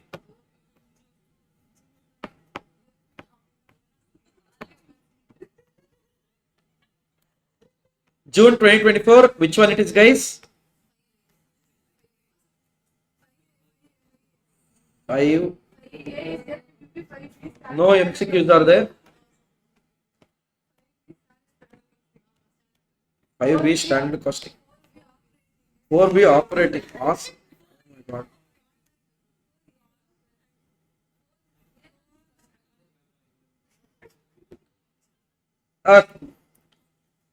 I think this time they are changing the pattern, hopefully. I mean, yeah. No, at least 1 or 2 questions they will do here and there. That's for sure. Because from the last 2 attempts, what I am seeing the great progress in the way of questions. I think they are trying to improve the whole process. It should not be like degree, students knowing this question, this number. That should not be like that. Come on. Professional exam. I'm not. If I was a student also, I would have told the same thing. No. I was telling the same thing to my friends whenever they were doing anything like analysis and all. I mean, I'm not telling exam should come difficult. If what difference it makes instead of 5A if it comes in 4A? Any difference? Listen. XYZ Limited processes 1,50,000 kg of material in the month to produce two products P and Q. The cost of raw material is 8 rupees. The process cost per month is so and so. That means how much is cost of raw material? 1,50,000 into rupees 8. 12 lakh. How much is these other cost?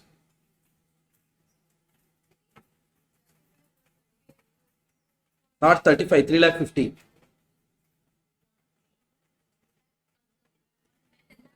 1,10,000. 10 lakh? 10 lakh 10,000.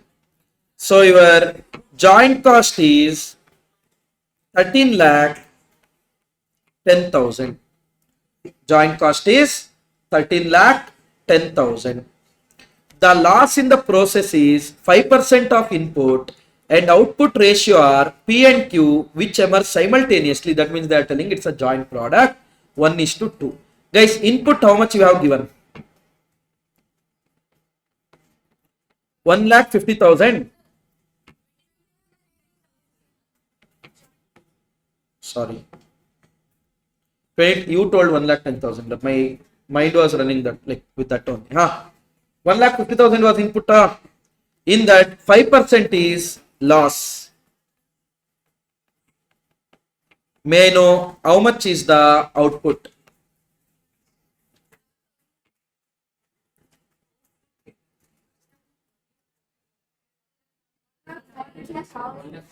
One lakh 42,500.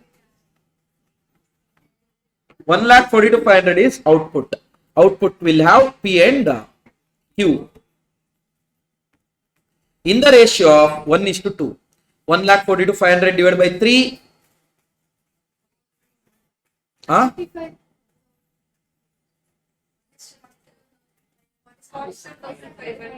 47,500. 95,000. Correct, madam. Because I am asking for Q. No, you told correct. Now the selling price of two products at the point of split off is 12 and 20. A proposal is available to further process product P by mixing it with other purchased materials. The entire current output of P can be further processed to new product S. They are telling you can further process to product S. The price per kg of S will be 15. If you sell it as P, you will fetch 12. Correct now? And each kg of output of S will require 1 kg of input. Awesome. There is no wastage here. If at all there would be any wastage, you should have adjusted for it. Done. The cost of processing P into S, 1,85,000 per month. That is your further processing cost. Now, prepare a statement showing monthly profitability based on both on the existing manufacturing operation on the further processing. Will you recommend further processing? Very simple. You will recommend further processing if at all your further processing revenue, that is incremental revenue, is more than incremental cost. Otherwise, you won't recommend. Apportion JC on the basis of sales value basis. Guys, how much will be the sales value of P? 47,500 into 12.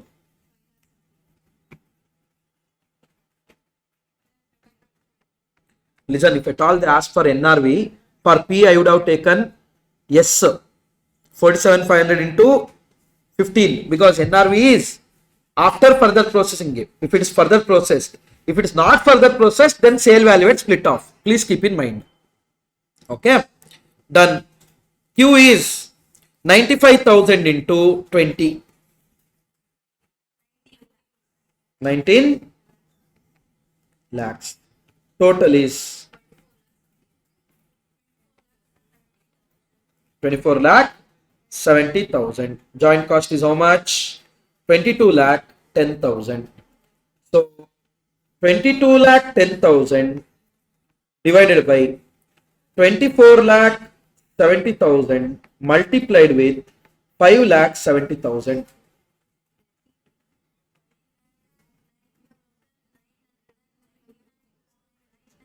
5 lakh 10,000. 5 lakh 10,000.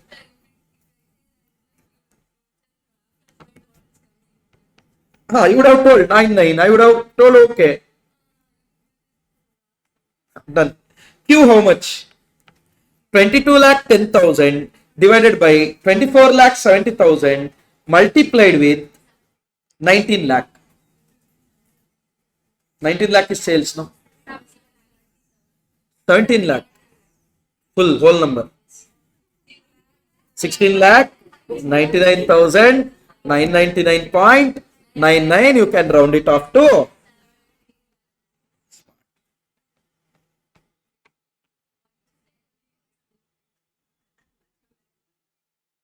5 lakh 10,000 and 17 lakh.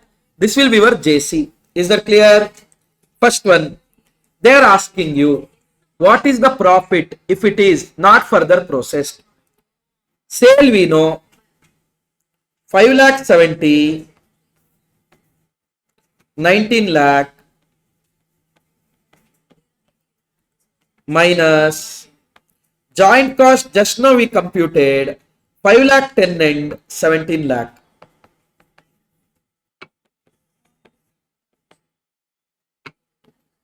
So profit will be 60,000, 2 lakh. Overall profit is 2 lakh 60,000. Next, if it is further processed, then you can sell instead of P, yes, 47,500 into 15. 7 lakh. 7 lakh 12,500. And next one you don't have choice. 19 lakh only. Your joint cost 5 lakh 10,000. 17 lakh. So also this one will come with further processing cost of 1 lakh 85,000. 17,000 and 2 lakh. Will you further process or will you not? We will not further process, because without further processing the profit is 60,000, after further processing 17,500. But always remember, when computing NRV, it doesn't matter your decision regarding further processing will be yes or no. Still, while finding out NRV, if the product can be further processed, always you should start from sale value after further processing. Don't start from sale value at split off, telling that it is not further processed. No, for computing NRV, whenever product can be further processed, it's always should start from sale value after further processing. Is that clear? If the product cannot be further processed at all, then NRV of that product is sale value at split off. Anyone any doubt? Please. Or you can also decide whether to further process or no on the basis of incremental revenue and incremental cost. Here incremental revenue is how much? Guys, 47,500 in both the scenarios. So I'm taking it as common. For further processing you are getting 15. Not further processing you would have got 12. That means extra 3 rupees per unit you will get, which is going to be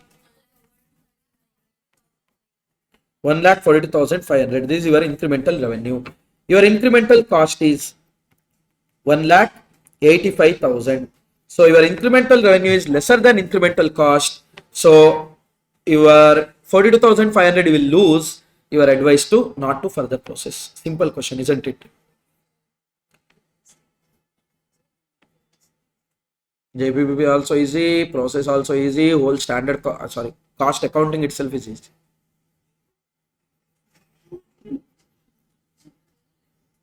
You tell me one topic which is difficult. No, you tell. No, no, you tell, you tell. You tell. Everything is easy. That's what. Then why you are selecting JPVP is easy.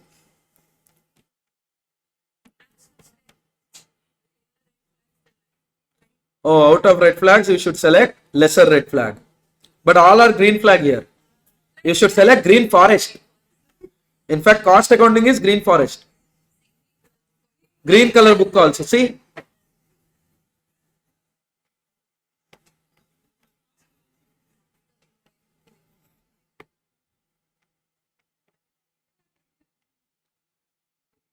December 2023. Question number 10. MCQ is there. Okay, sorry, my bad. No descriptive is there? Oh my god. How come I didn't notice that?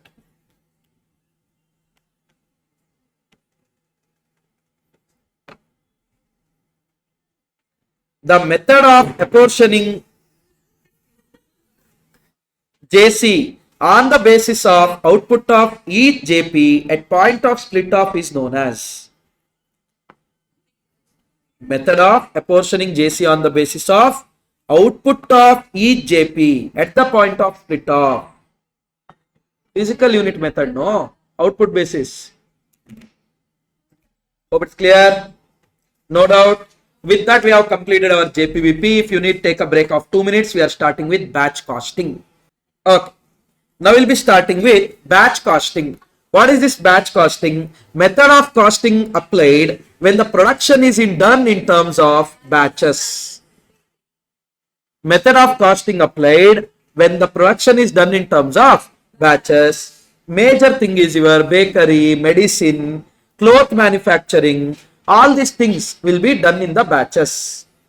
So that only where we will, that the method of costing what we apply, we call it as batch costing. Basically, very simple. Everything we used to calculate it per unit, no? Here we calculate per batch. Here we calculate per batch. So how many units to, like, how much is the cost of producing that batch? Your direct material, direct labor, direct expense for the batch, overheads to the batch. Simple. So it's kind of job costing only, but not for one unit. It will be done in the batches. Okay. It will be done in the batches. Now, proceeding. What should be the better batch size? Because guys, try to understand.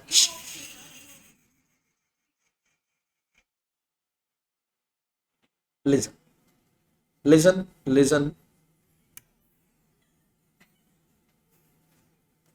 Listen. To carry one particular product, let's say, you will incur 1 rupee. Okay. To produce one batch, you will incur, let's say, 1000 rupees. This is your setup cost. This we call it as carrying cost per unit. Let's say per annum it is. Now, what should be the batch quantity? Irrespective of my batch quantity, will my cost remain same? The answer is no. Reason being, setup cost. You produce the batch of 1 unit or you produce batch of 1000 units, let's say. Setup cost remains same if the machine has capacity of 1000 units. Okay, sir, what difference it makes? Let's say you have to produce 12,000 units. Now, if at all you produce batches of 100 units, how many batches you should produce? 120 batches? And each and every batch will cost you 1000. So your cost will become 1,20,000. However, instead of 100 units, if you produce the batch of 1000 units, then how many batches you have to produce? 12. And each batch will cost you 1000 rupees, which is gonna be 12,000. That means, can I say that when batch size was small, total setup cost was more. When batch size is big, total setup cost became less. Correct? Also, here carrying cost is there. Here it is, my storage cost, my insurance cost, my interest cost, all those things will come. No, that we call it as carrying cost. To carry one product for throughout the year, I am going to have cost of 1 rupee. Now, if the batch size is 100 units, how many units I will carry? Few students think that 12,000 units we are carrying. Throughout the year, we are not carrying 12,000. Total requirement is 12,000. Throughout the year, we are not carrying 12,000. Are we storing full 12,000 in the beginning only? No, we are producing throughout the period. No, portion. So, when I produce 100 units, on an average, I will carry 50 units. On an average, I will carry 50 units throughout the year. Because on the day of production, it will be 100. By the time it reaches next production, it might reach around 10, 5, etc. That means on an average, around 50 will be there any given day. So, half of batch size, that is 100, into rupees 1. In this case, your carrying cost will be 50. Your storage cost, insurance cost, all those things. Carrying cost will be 50. However, if your batch size is 1000, that means on an average, I will be carrying 500 units any given time. On an average, I will be carrying half of 1000, 500 units any given time. And that will cost me 1 rupee per unit, which will come to 500. Moral of the story. If the more the batch size, more the carrying cost. Less the batch size, less the carrying cost. That is relating to your carrying cost or holding cost, what we say. However, talking about your setup cost, that is to prepare the machine for running the batch. It doesn't matter how many units are there in that batch. Per batch, this much it is. For example, you are a puff manufacturer. Okay. Now, if you produce 100 puffs per shift, or if you produce 1000 puffs per shift, end of the day, you have to incur same labor cost, same electricity cost of oven, so many things will be there. That means setup cost per batch remains same irrespective of units. In this case, if the batch size is small, more number of batch to be run, that means more the setup cost. Here, less number of batch to be run, less the setup cost. That means, can I say that my setup cost and my batch size are directly proportional or inversely proportional?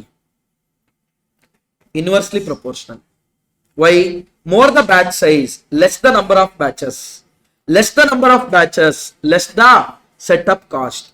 Whereas my carrying cost and batch size are directly proportional. More the batch size, more the carrying cost. Less the batch size, less the carrying cost. So, one thing is very clear here. If it's two extremes, your cost won't be minimum. So, I will be finding out at what batch size my cost will be minimum. See, I'm not going to derive the formula and all now. It is already derived in the regular class. Now, I'm just revising it. The batch size at which total cost will be minimum, that we call it as EBQ. What we call it as? EBQ, economic batch quantity. EBQ is nothing but square root of 2DS divided by C. 2DS divided by C. What is this D? Annual demand. Annual demand of raw material or annual demand of finished goods? Raw material, because you are producing raw material, correct? No. You are producing the finished product. So you are thinking from finished product point of view, how many units to produce, not how many units to consume. So A for annual demand. A for annual demand. S for setup cost per setup. Setup cost per setup. Carrying C for carrying cost per unit per annum. C for carrying cost per unit per annum. Sometimes they will give it in amount only. Sometimes they will give it in percentages. When they give it in percentages, how to convert it into amount? Very simple. take the manufacturing cost, or you call it as cost of production, multiply with that percentage. Your percentage of absolute, percentage of insurance, all those things together. Now, how to arrive at manufacturing cost, sir? Direct material, direct labor, direct expense, variable manufacturing overhead, fixed manufacturing overhead also. Because that is also cost of production only, no? Not the full amount per unit. Hope it is clear. Hello? Is that clear or no? That's all about your batch. Let's see few questions. Padapat. Look at this question number 1, which is there in your study material. From the following information, calculate the EBQ. Annual demand they have given. That is your D. D or A. You can use the term D or A. They are using the term A means you can take A. So, setup cost per batch. Yes. Manufacturing cost 200. Carrying cost 6%. Carrying cost per unit per annum is how much? 200 into 6%. 12. So, square root of 2 into 2400 into 100 divided by 12. 200 component. That means if you produce 200 components per batch, your total of ordering cost and total of setup cost and carrying cost will be minimum compared to any other level. You can check. Now let's say you have two options. Option number 1, 200 component. Option number 2, 600 component. Okay. Now batches. In first case, how many batches to be run? We need 2400 in a year. So we have to run 12 batches. 2400 divided by 200. In 600 case, we have to run 4 batches. Got it? Now, listen, manufacturing cost has no impact on decision making at all. Because you produce in 200, you produce in 600, manufacturing cost per unit remains same. So, just like material where we used to consider purchase cost, ordering cost, carrying cost. Here we don't take all the 3. We take only setup cost, carrying cost, because manufacturing cost remains same for both. Now, first one. And manufacturing cost, how it remains same, sir? 200 into 200 is different, 600 into 200 is different. No, I'm calculating for the whole year. How can you compare cost of 200 units with 600 units? Does that make sense? So you have to take to the base amount. That means I will compute for the whole year. So that is 2400 into 200, 2400 into 200. That has no difference. So that I am not going to consider. First one is your setup cost. Setup cost is 100 rupees per batch. In first case, 12 into 100, 1200. 4 into 100, 400. Next is carrying cost. That is half of batch size, guys, not the annual requirement. Batch size into carrying cost per unit per annum. Half of batch size, half of 200, that is 100 into 12 rupees, 1200. Next one, half of batch size 300, 300 into 12 rupees.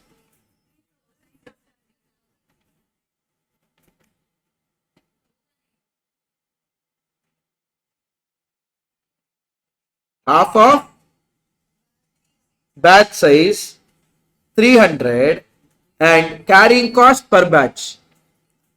How much it is? 12 rupees. 6 rupees, right? 12 rupees. How much? 3600. How much it will be? 2400, 4000. You can check.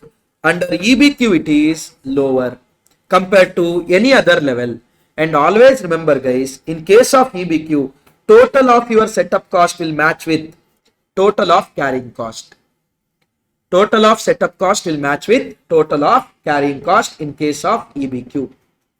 Hope it is clear. Anyone any doubt? Pakka? Look at the second question. A customer has been ordering 90,000 special design metal columns at the rate of 18,000 per order. It is not rupees, okay? That means 18,000 per order. That means he's placing order for 5 times. He need 90,000 in a whole year and is placing order for 18,000 each order units. The production cost comprise of 120 for material, 60 for labor, 20 for fixed overhead. That means how much is your manufacturing cost? 120, 140, 200. Correct now? 200 rupees is your manufacturing cost per unit. Yes or no? Next, it costs 1500 to set up for one run. That means setup cost per setup of 18,000 column and inventory carrying cost is 15%. Since this customer may buy at least 5,000 column this year, the company would like to avoid making 5 different production runs.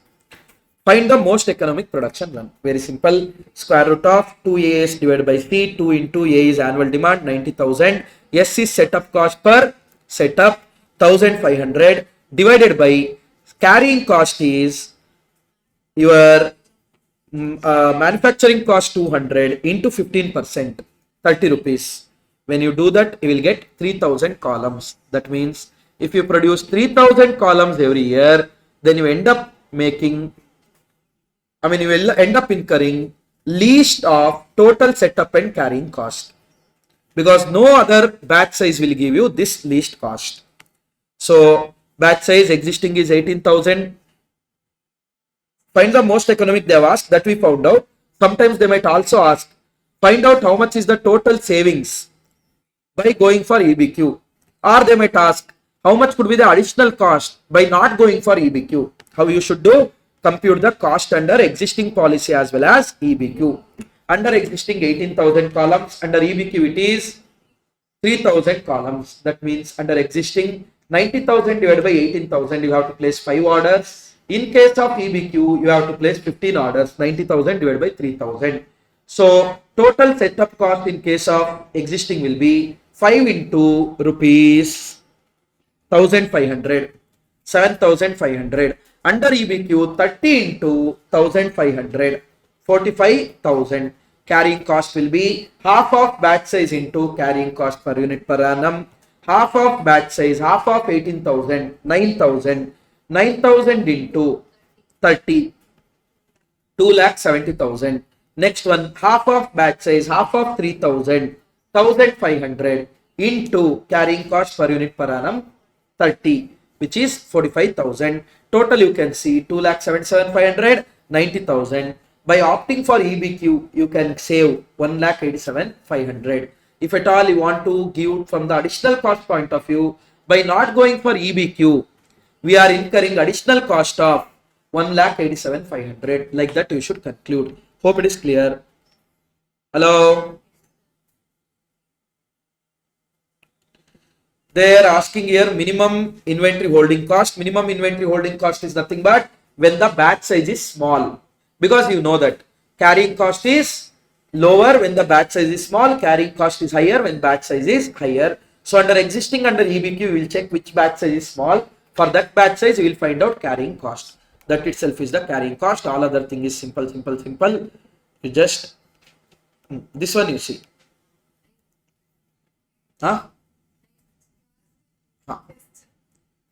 Test, no. In test, I didn't give this. Is it? Component gold is made entirely in cost center. Material cost is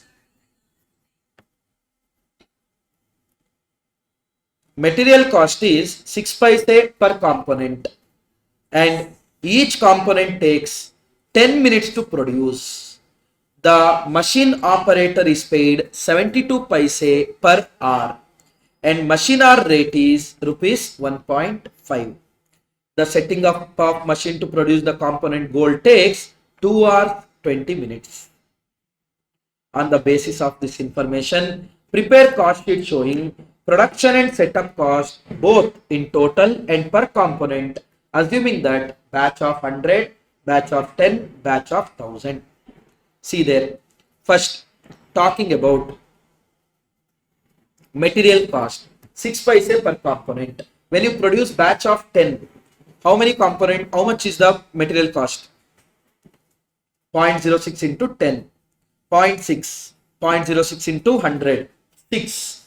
0.06 into 1000, 60. Next, machine operator wages. They take 10 minutes to produce any product. So, for 1 hour it is 72 paise. For 10 minutes how much? 0.12 na? For 60 minutes, 72. For 10 question mark, 0.12. So 0.12 will take per unit. So 0.12 into 10, 0.12 into 100, 0.12 into 1000 will give you machine operator wages. Next is overheads. They are telling overhead recovery rate is 1.5 per hour. Here, that means 1.5 for 60 for 10 question mark 0.25. So 0.25 into 10, 0.25 into 100, 0.25 into 1000. You will get total production cost. Also, setup cost will be there. For that setup, what and all will be there, sir? Labor is involved, overhead is involved. Labor and overhead. How many minutes is setup per batch? 2 or 20 minutes. Correct, no? So, for 60 minutes, wages is 0.72. For 2 or 20, that means 140 minutes question mark. You will get the setup cost. Now, don't take per unit. That is per batch. So, take it in the total column. Overhead also 1.5 for 60 minutes for 140 minutes question mark. That also you take it in the total column. Then if you divide by 10, 100, 1000, you will get cost. So accordingly, you will get the cost here. Got it? Nothing much special. This one more nice.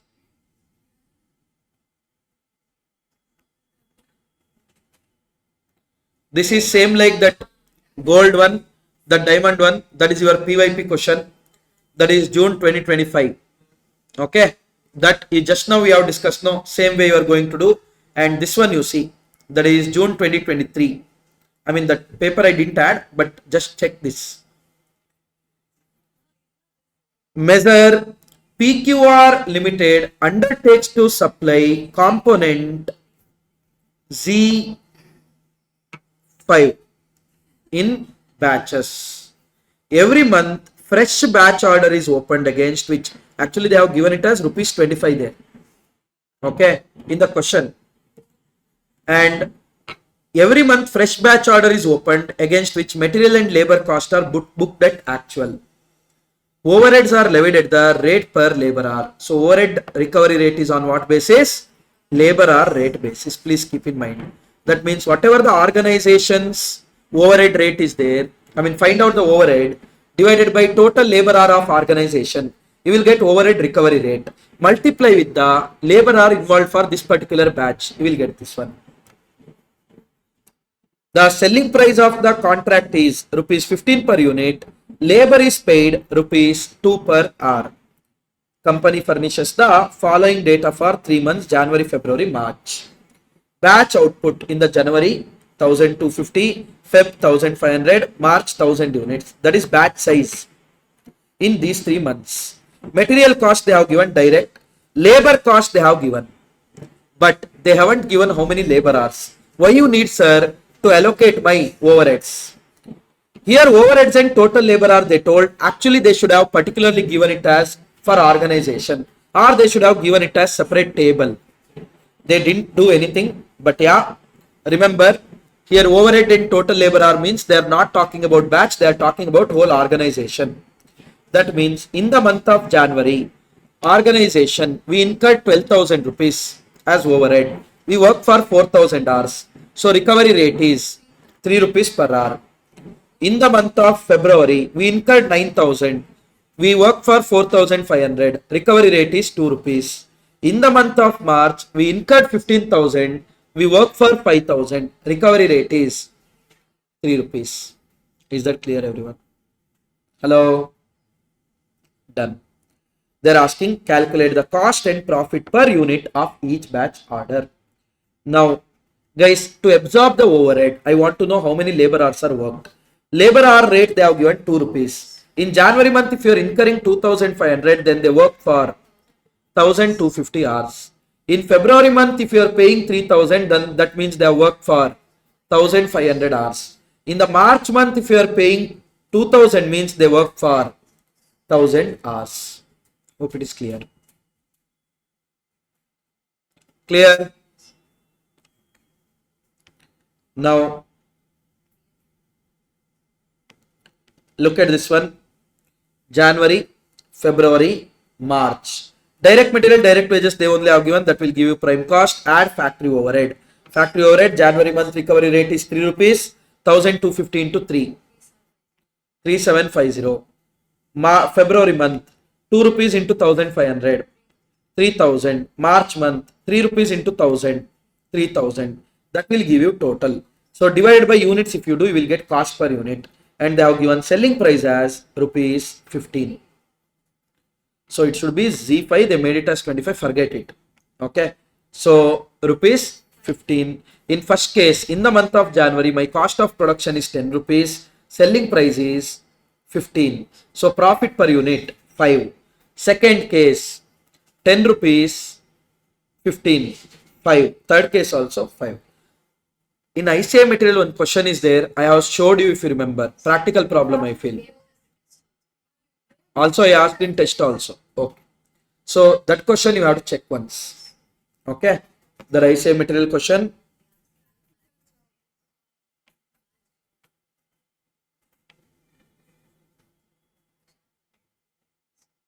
This question, right?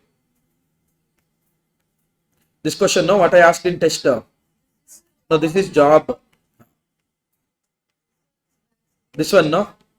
This one is what they have given in study material, I feel.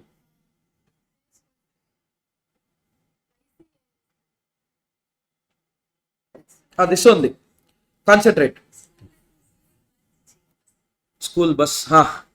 Rio Limited undertakes to supply 1,000 units of component per month for the month of Jan, Feb, March. Every month a batch order is opened against which material and labor are booked at actual. Overheads are levied at the rate of laborer. The selling price is rupees 15. Here the important thing is we took the order of 1,000. That information was not there in that question.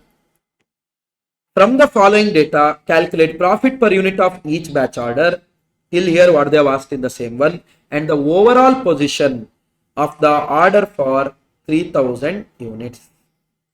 Sir, but 1,000 you told, that is per month. For 3 months, 3,000. See there, January, February, March is there. Batch output are 1,250, 1,500, 1,000. Okay. Now we'll be starting with budget and budgetary control. What is this budget and budgetary control, guys? Listen. Budget and budgetary control is nothing but how much we are predetermining.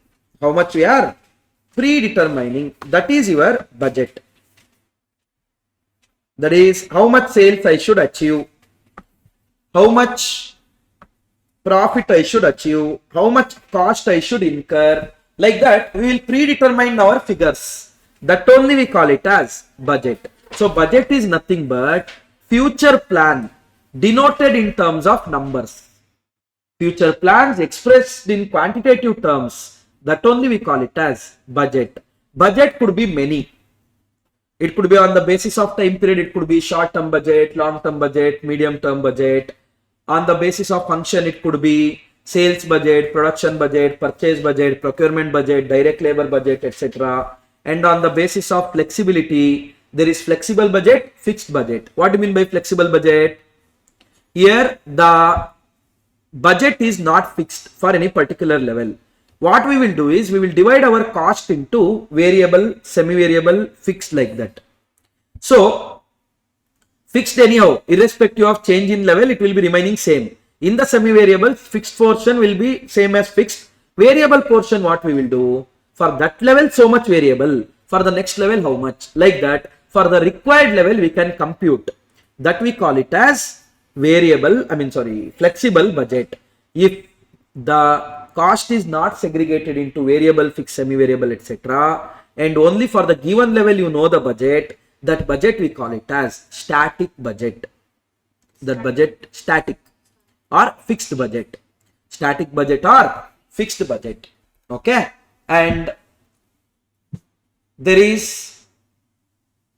are function budget, etc., functional budgets like purchase, sales, etc., that I will tell. And there is something called as ZBB, zero based budgeting. What is that? Generally, budget will be incremental in nature. What do you mean by that? This year sales budget was 1 crore. Next year I will tell my sales should be 1 crore 10 lakh. How I told? Last year plus 10%.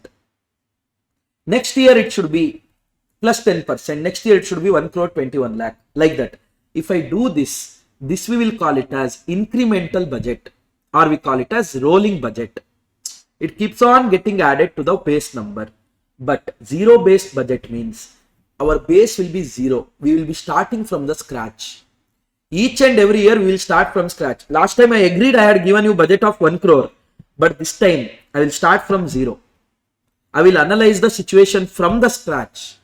Zero. And our manager should justify each and every rupee. They can't come and ask, purchase manager, last time you allowed me 60 lakhs. This time you give me 65 lakhs. No. Our purchase manager can't come and ask for budget like that. He should justify me from rupee 0. If at all they don't justify any money, there won't be no allowance of budget. If my purchase manager able to justify only 45 lakh rupees, he can't just say last year 60, this time 65. I'm allotting him only 45 lakhs. That is your zero based budget. I agree it's a time consuming process. I agree it's a costly process. But end of the day, it is going to give you better control. How any unnecessary uncontrolled costs are just going out without getting unnoticed, then straight away it will get noticed. For example, if my parents allow me, let's say my mom says 30,000, this, like in a month you can spend 30,000.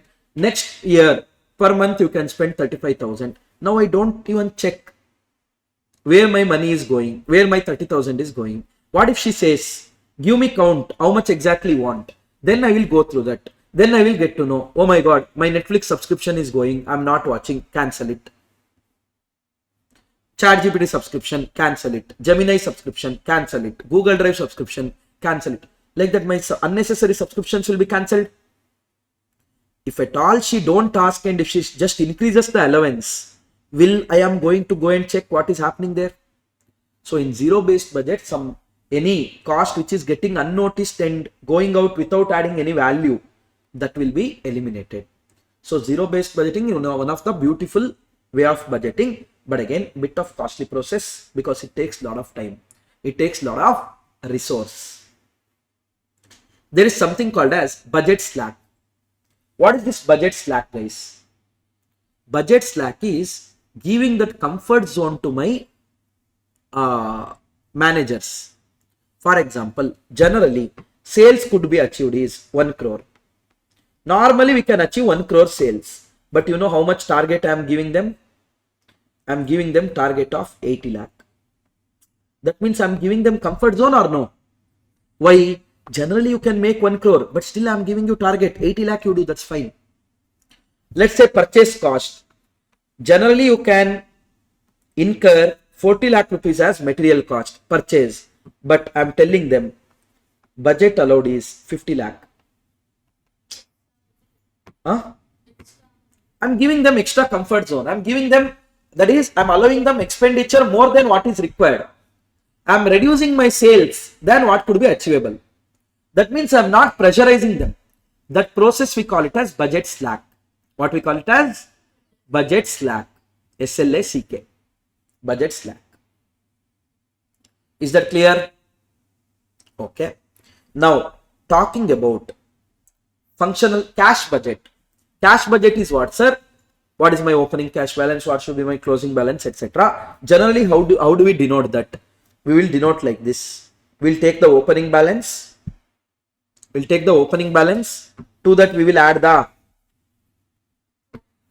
cash receipts during the period. Cash receipts. Cash receipts includes what and all? Revenue receipts as well as capital receipts. In cash receipts, it doesn't matter whether it's revenue or capital. All about thing is whether it is inflow or outflow. Whether it is inflow or outflow. Is that clear? Clear up? Also. Now let's say they have told asset which has a WDV of, or let's say asset costing rupees 10 lakh has accumulated depreciation of rupees 4 lakh was sold at profit of rupees 1 lakh. Now tell me how much I should take it as cash inflow. Asset costing 10 lakh which has accumulated depreciation of 4 lakh in it, sold for 1 lakh profit. What should I take in my cash inflow? I should take 7 lakh. Why 7 lakh? 10 lakh was total cost. Depreciation was 4 lakh. That means book value is 6 lakh. I sold at profit of 1 lakh means I sold 1 lakh more than book value. So I should take how much? 7 lakh. Is that clear? Is that clear? Done. That is your this thing, cash budget. And yeah, now I will get to know how much is cash available. Opening balance, for that I will add the cash receipts. I will get to know how much is cash available. From the cash available, if I reduce cash payments, both in terms of capital, in terms of revenue in nature, I will arrive at closing balance. I will arrive at closing balance. Sometimes they might also end up saying closing balance to be maintained is 20,000. Closing balance will be maintained is 20,000. Now let's say balance came to 30,000. Then what you should do? 10,000 you should invest. If at all they say company has a policy of maintaining closing cash balance of 20,000, then first month you got closing cash balance of 30. Then extra 10,000 more than required is there. No, that we will invest. Next time balance came as 16,000, but still I want to maintain 20. So what I will do? I will sell my investment to the extent of 4,000. I will sell my investment to the extent of 4,000. Next time I got, let's say, 2,000 as closing balance. I should maintain 20,000. I should maintain 20,000. Now what I should do? To the extent of 18,000, I should sell my investment, but I don't have so much investment. I have only 6,000 left. So what I will do? To the extent of 6,000, I will sell my investment. Remaining 12,000, I am going to borrow the money. Loan. Remaining 12,000, I will borrow the money. Next month, closing became 35,000. Then what I should do? 15,000 extra is there? No. Should I invest? No. First 12,000 I will repay the loan. Remaining 3,000 I will invest. Like that you should do. Hope it is clear. If they ask any particular closing balance, this is how you are going to do. You have to check whether any existing loan is there for this purpose. If it is there, repay it. If not there, directly invest. Like that. Got it? If it's less, check whether investment is there. If it is there, sell it off and take money. It's not there, then borrow it. Like that. First priority is to adjust what is existing. Hope this point is clear, everyone. No doubt. Now, next one. Guys,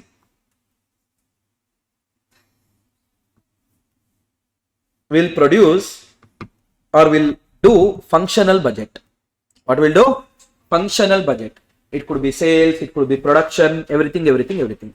Now tell me which is the first budget we are going to produce. Prepare. Listen. First budget you have to prepare is budget with key limiting factor. Because as per sales team, you can sell 80,000 units. But as per production team, all you can produce is 60,000 units. That means if you prepare sales budget for 80,000, can you achieve it? As per sales team, you can sell 80,000 units. Demand is there. But your production capacity is just 60,000 units. That means Sales budget, if you prepare, you will prepare for 80,000 units, no? 80,000 units, no? That means, can you produce 80,000 units? That means, don't you think that sales budget is waste? Such case, Always remember, not only in such case, always budget will be prepared. Starting point is budget of key limiting factor. When the question is silent, now let's say Reliance, if they are producing 1 lakh units, why they are producing 1 lakh units? Not because their production capacity is 1 lakh units. Why they are producing 1 lakh units? Because demand is 1 lakh units. That means when there is no other limiting factor exist, our demand itself is our limiting factor. That's why we will produce or prepare sales budget first generally when there is no limiting factor involved. Understood? When there is no limiting factor involved, that's the reason we will prepare sales budget first. It's not that you are going to prepare sales budget always first. First you should prepare budget with key limiting factor. It could be MCQ question. Okay, this budget slack, zero-based budgeting. Zero-based budgeting, they might ask as theory question also. So, budget slack, zero-based budgeting, which budget you are going to prepare first, all those things. Because number of sales units is your key limiting factor. Okay, first, let's say we prepare sales budget. In sales budget, what we are going to prepare, guys? Guys, in sales budget, you are going to show how many units to be sold during the period and what should be my sales amount. It could be in terms of units, it could be in terms of amount. They will ask in particular. Let's say opening stock they have given, closing stock they have given, units produced they have given.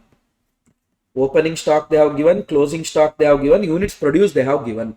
Now can you tell me how to determine how many units to be sold?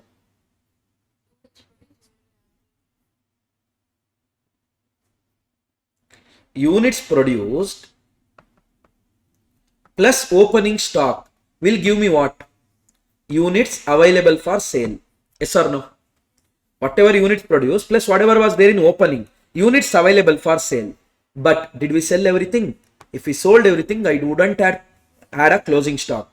That means here if I have closing stock, that means that will give you units sold. Units to be sold. That means your opening stock of, by the way, sales budget is relating to raw material or finished goods? Finished goods. You will not sell raw material, you will sell finished goods. Opening stock of finished goods plus units produced will give me how many units available for sale. From that, if I reduce closing stock of finished goods, a desired closing stock of finished goods, I will get to know units to be sold. Got it? After sales budget, next we are going to prepare is production budget. What we are going to prepare? Production budget, not purchase budget. Because I want to know how many units I have produced. So how do you determine units to be produced? If they gave sale units, let's say they gave units to be sold, closing stock of finished goods, opening stock of finished goods. How to ascertain units to be produced? Can I say that units to be sold plus closing stock will says me how many units is needed? During the period, how many units I need in total? I want to sell so much. I want to keep so much as closing. That means I need so many units. Does that mean that I have to produce everything? No, because I would be having already whatever I produced in terms of opening stock. So guys, sold units to be units to be sold plus desired closing stock. Units to be sold plus desired closing stock minus estimated opening stock will give us units to be produced. By the way, in production budget, are we dealing with finished goods or raw material? Finished goods. Why will you produce raw material? Raw material is called as raw material for some reason. Done. Now, after production, we are going to prepare something called as consumption budget. consumption budget. What this consumption budget says? Consumption budget says how much raw material you have consumed, how much labor you have consumed, like that. So how do you arrive at it? Units to be produced into requirement per unit. If at all loss and all is there, you should take care of it. For example, if they say units to be produced is 10,000 units and raw material per unit is 2 kgs. Now we will get 20,000 now, but they will also say raw material is let's say 20% loss. That means you need finally 20,000. That means you can't give input of 20. 20,000 means after you giving input 20% 20 as loss, that is giving you 20,000. That means 80 means 20,000, 100 means question mark, 25,000. So you will get 25,000 as input to be given. Got it? Now, how to find out raw material to be purchased? Guys, units to be consumed will be given. Correct? Found out. Correct? No? Units to be consumed. That is found out. Yes or no? Also, how much I want to keep in closing stock. This will tell about how much raw material I need during the period. How much I have consumed plus how much is kept as closing stock. That will give me how much raw material I'm required. But that doesn't mean that I have to buy everything, because there will be opening stock. Hope it's clear. Anyone any doubt? Clear. That's all. This is how you are going to prepare few budgets. And sometimes they might ask, find out the purchases and also tell the closing balance of any particular quarter. Like that, one examination question is there, as well as it's there in your study material also. In 3 quarters, we are going to purchase 30%, 50%, 20%. Like that, they will ask quarterly closing stock. No, we prepared stores ledger for that. So in that scenario, it's advised to prepare stores ledger so that we will get to know exactly. They will tell as per FIFO it is. So exactly how much is closing, like that we will get to know. So that time it's advised to prepare stores ledger if they ask the closing balance quarterly, when they use different methods for valuation of inventory. Till here, is that clear? Okay. Now remember guys, one fixed cost per unit will change. Total, no changes. Correct? No? Whereas variable cost per unit, no change. Total will change. Semi-variable, both per unit as well as total will change. Per unit as well as total will change. Now, semi-variable, how to segregate it into variable and fixed, we have already done so many times. Change in cost divided by change in level will give you variable cost per level. That apply it to any level. You will get the variable cost in that level. You know the total cost of that level. From the total cost, if you reduce total variable cost, you will get the fixed cost. Like that you are going to do. Many sums only we have done. Sometimes they might tell like this now.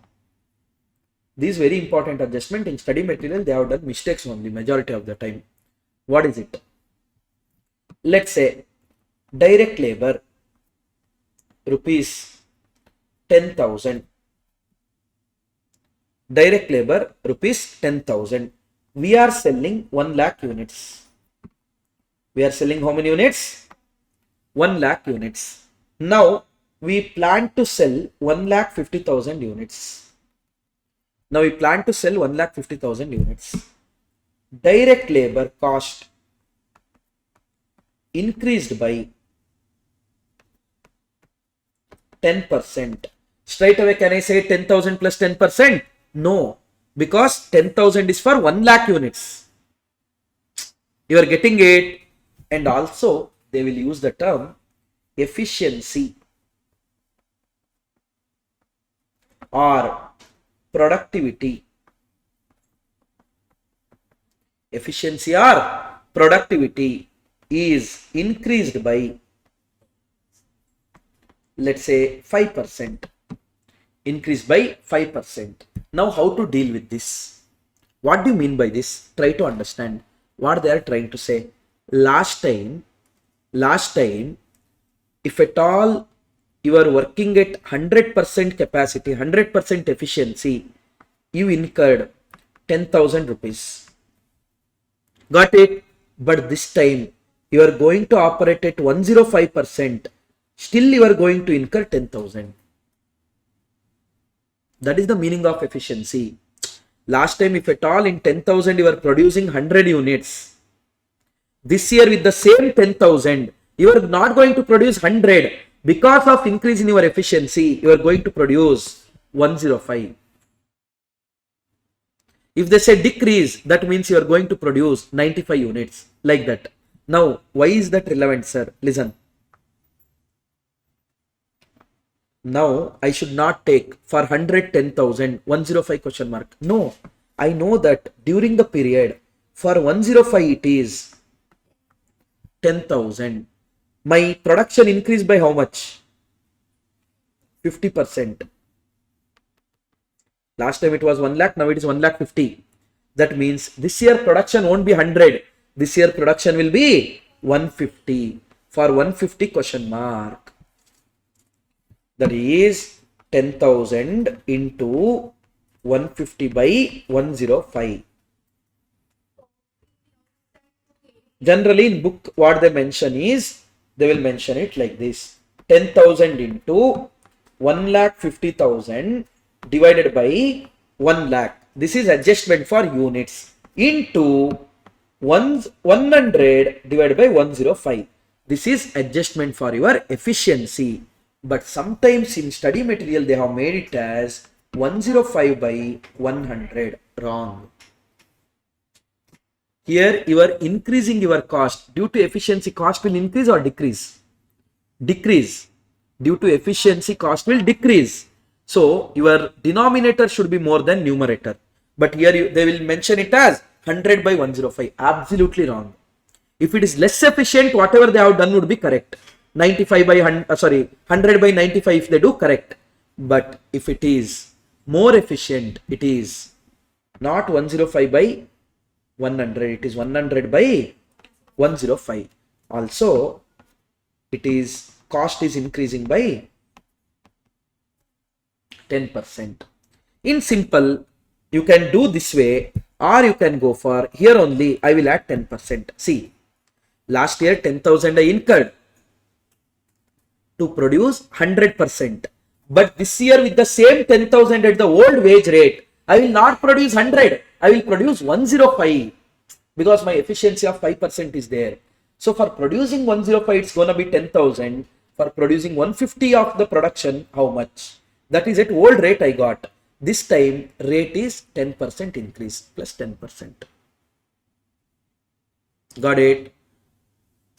So that will give you the wages for the period. This is how you are going to do. Hope you guys understood this wage adjustment, because in study material many places they have done a mistake. Got it?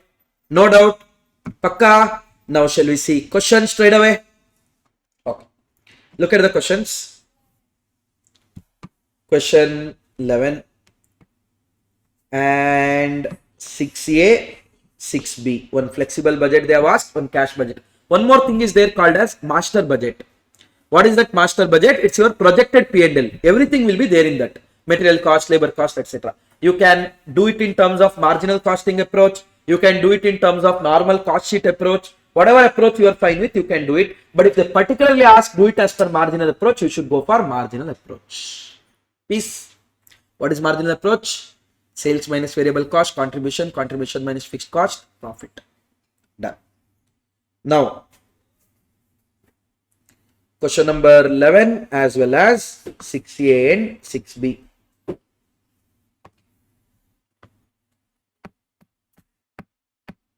Few past year papers, questions of budget and budgetary control.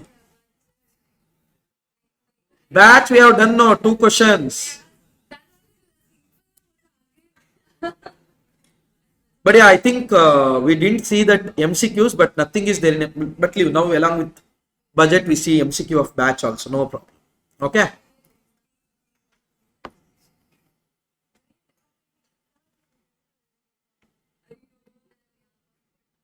This has become Jatre. I will just erase it. Okay.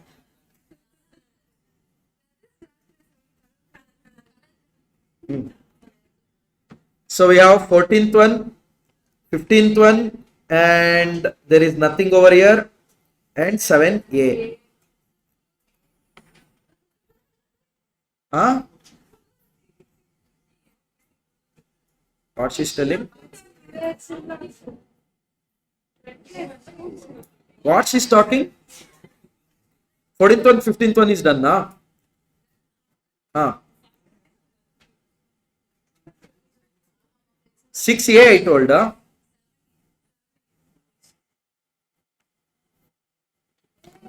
They are asking you cash budget. Listen everyone. From the following data, calculate the cash position of April, May and June. February, March, April, May and June. They have given sales, they have given purchase, they have given wages, they have given sales expense, they have given sales. 10% realized in the month of sale. Awesome. And balance equally realized in 2 subsequent months. That means whatever the sold amount is there, 10% will be realized in that particular month only. For example, if you are selling in January, 10% will be received in January. Remaining 45% will be received in the month of March and April.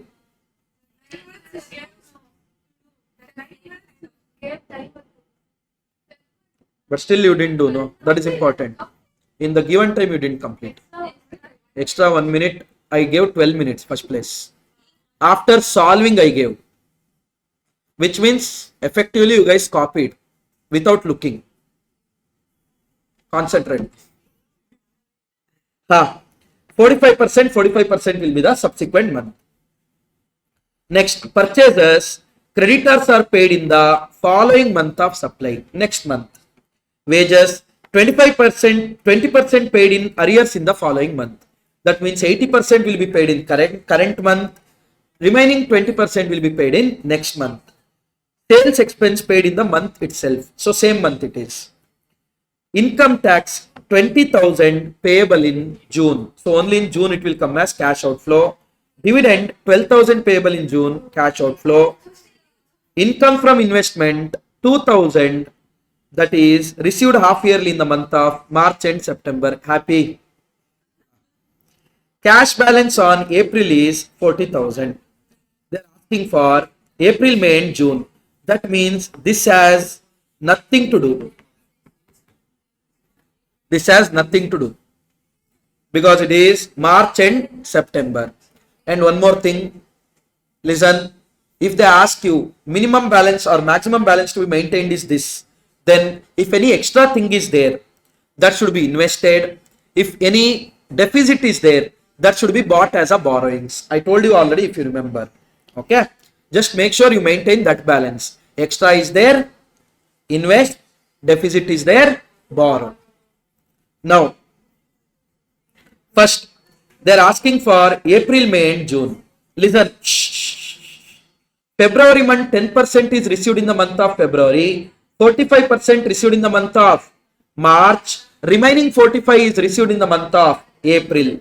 So, in the April month, how much will be the sales collection? Listen, relating to February month, 45% of February, or you can say it as 1,20,000 minus 10% into 50%. Same it is. How much it is? Sorry, 1,20,000 into 45%. 54,000.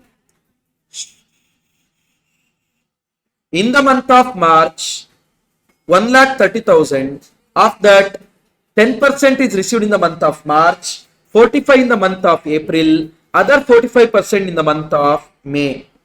So, April month, that is 1,30,000 into 45%. 58,500. April month, 10% is received in the month of April. 7,000. That will be the collection in the month of April. And how you should present? Cash inflow, opening balance, add cash inflow. You will get total cash available. From that you reduce cash outflows. You will arrive at balance. Got it? And talking about, see, this is for April month sales. Talking about purchases, we are paying following month. That means in the April month we pay March month's purchase. Wages, they are telling we are keeping 20% arrears. That means in April month we pay 80% of April, 6,400. And March month also, in March we paid 80%, remaining 20, when did we pay? April. That means 20% of March, 2,400. In the month of April, we paid 8,800. 8,800. Now, selling expense paid in that particular month itself. April, it will be paid in April only. Got it? Like this for each and every month, you should keep doing. I don't think so any special adjustment is there. You can do it on your own. You can do, right? Nothing much is there. Hope you guys understood. All these points also you understood, no? All these will come under payments in the month of June only. This one won't form part of your budget at all. All other I showed you what to do. Or you want me to show for one more month? Let me show it for one more month. May month. March month, whatever is sold, 10% is received in March, 45% in April, remaining 45% in May. So 1,30,000 into 45%, 58,500. April, whatever is sold, that is 10% received in April, 45 is received in month of May, other 45 in the month of June. So 70,000. April spelling only in examination question. Wow. 30. Okay. 31,500. In the month of May, whatever you sold, of that 10% will be received in the month of May. 11,600. That will give you collection in the month of April. Talking about cost of purchase, payment. Whatever we purchased in April, that will be paid in May. 1 lakh. Wages. 80% of May month wage will be paid in May only. 8,000. Plus 20% of April month will be paid in May. 1,600. If they say advance of next month 20% paid, that means April month's 80% paid in April, May month's 20% paid in April. Sir, but April month 100, no. 20% of April is paid in March, no. Advance means I am telling. Next month's 20% we pay, this month's 80% we pay. Because this month's 20% paid in last month. Hope it's clear. Then sales expense incurred in the particular month only will take 10,000. No other expenses are there for May. June month you will do. Peace.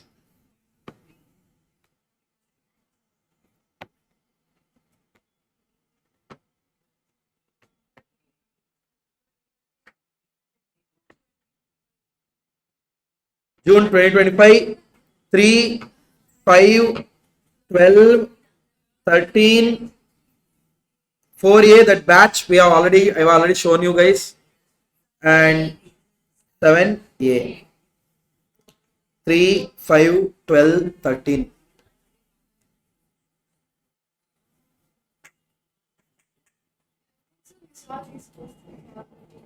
Yes, madam. 3, 5, 12, 13.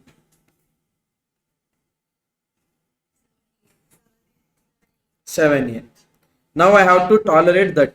This girl telling for the next 3 papers. Always budget 7A. Always budget 7A. Always budget 7A. Concentrate. This sum you already done, na? Great. Concentrate now. Book sum. Okay. Sun and Moon Limited manufactures 2 products R and S. During the year, it is expected to sell 30,000 kg of R, 150,000 kg of S at the rate of 120 and 64. The direct materials are XYZ. mixed in the proportion of 4:4:2 and 3:5:2. But in that book question, XYZ used for one, only YZ used for next one. Here all the three are using. The actual and budgeted inventory for the period they have told. Anticipated cost per kg also they have told. Prepare production budget, material budget showing the purchase cost of material. That means without any choice, you have to go for consumption budget also. First, production budget, very simple. They are talking about finished goods. So, how to arrive at units to be produced, units to be sold at desired closing stock minus expected opening stock. That will tell you how many units to be produced, because what to be sold plus closing you will tell how much unit you need in total. But you don't have to produce everything because you will be having something in opening. That if you reduce, you will get to know how much. So R, how much we are planning to sell? 1,30,000. 30,000 and 1,50,000. This is what we are planning to sell. And also we are expecting to keep closing stock of 2,800, 4,700. We already have opening of 1,800, 4,200. So here we have to produce 31,000. Here we have to produce 1,50,500, right?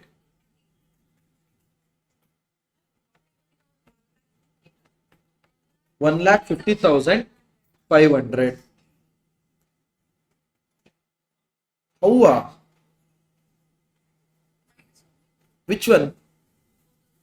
4,200. Add 4,700. Positive is more, no? 500. That is closing stock is more than opening, means you should add. That I told you yesterday while solving one question. Hope it's clear. Now, what they are telling? Anything about wastage they are telling? Anything about wastage they are telling? Nothing about wastage they are telling.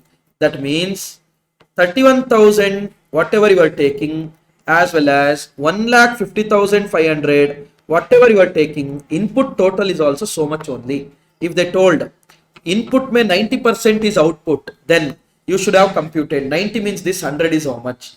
Then you should have divided in the ratio of XYZ. Here input and output is same only. So XYZ directly we will divide. They are talking about this product P, right? This product you know. RS.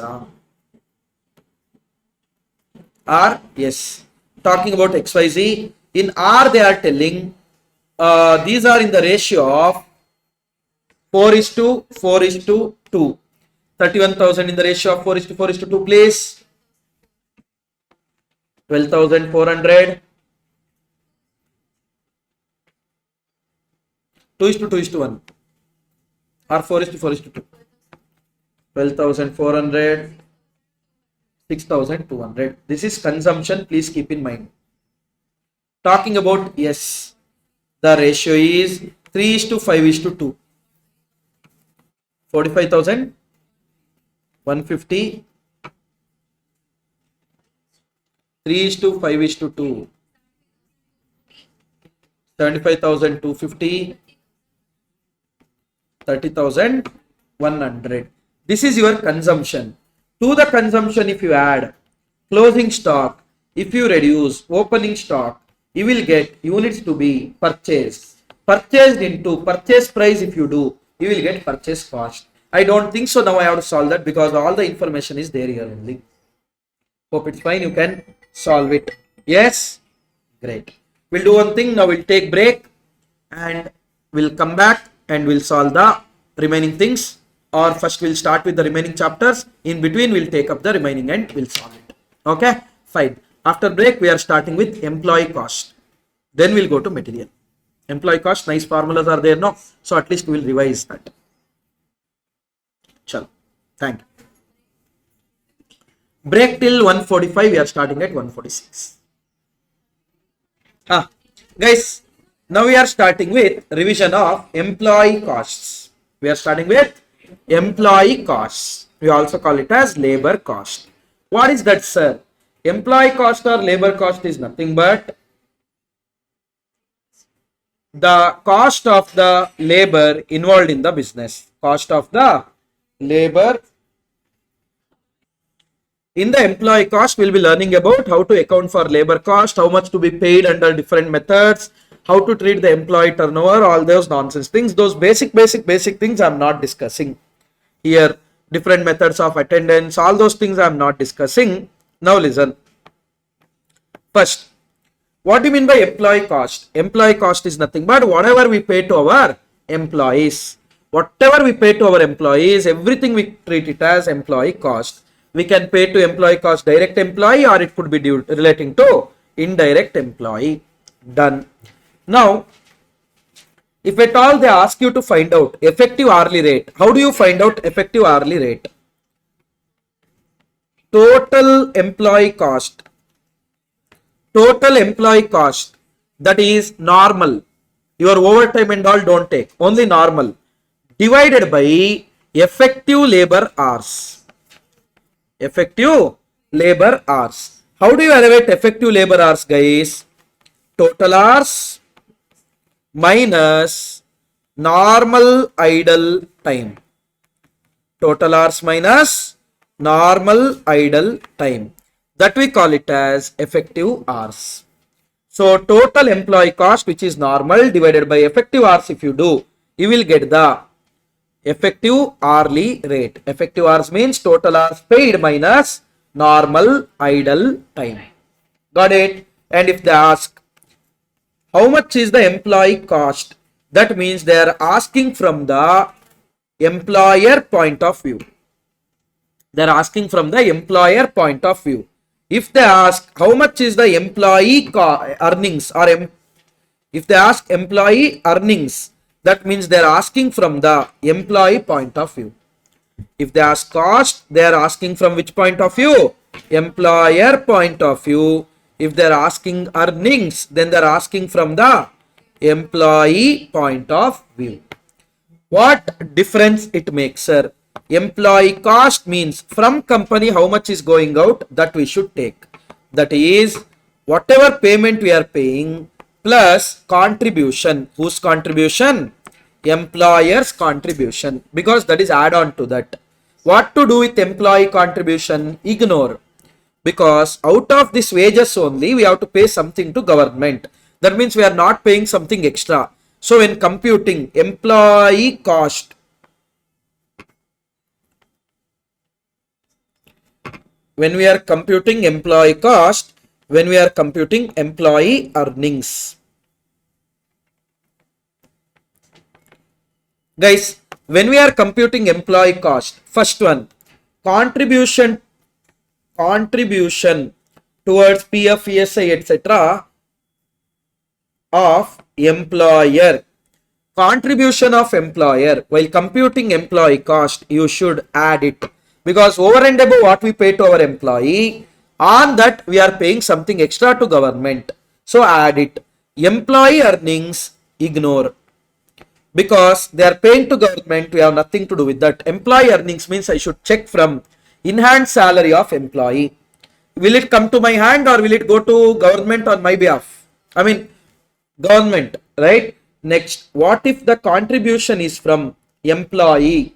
While computing employee cost, ignore. Why you should ignore, sir? Out of whatever the payment I am paying to employee, part of that is going to government. That is not going something more than that. That is already accounted, no? So don't take anything from there, ignore it. However, if you are computing employee earnings, reduce it. Why? If I have to get 1 lakh rupees, let's say ArivuPro pays me 1 lakh rupees. Now on that 1 lakh, 12% contribution means my contribution also 12%, ArivuPro's contribution also 12%.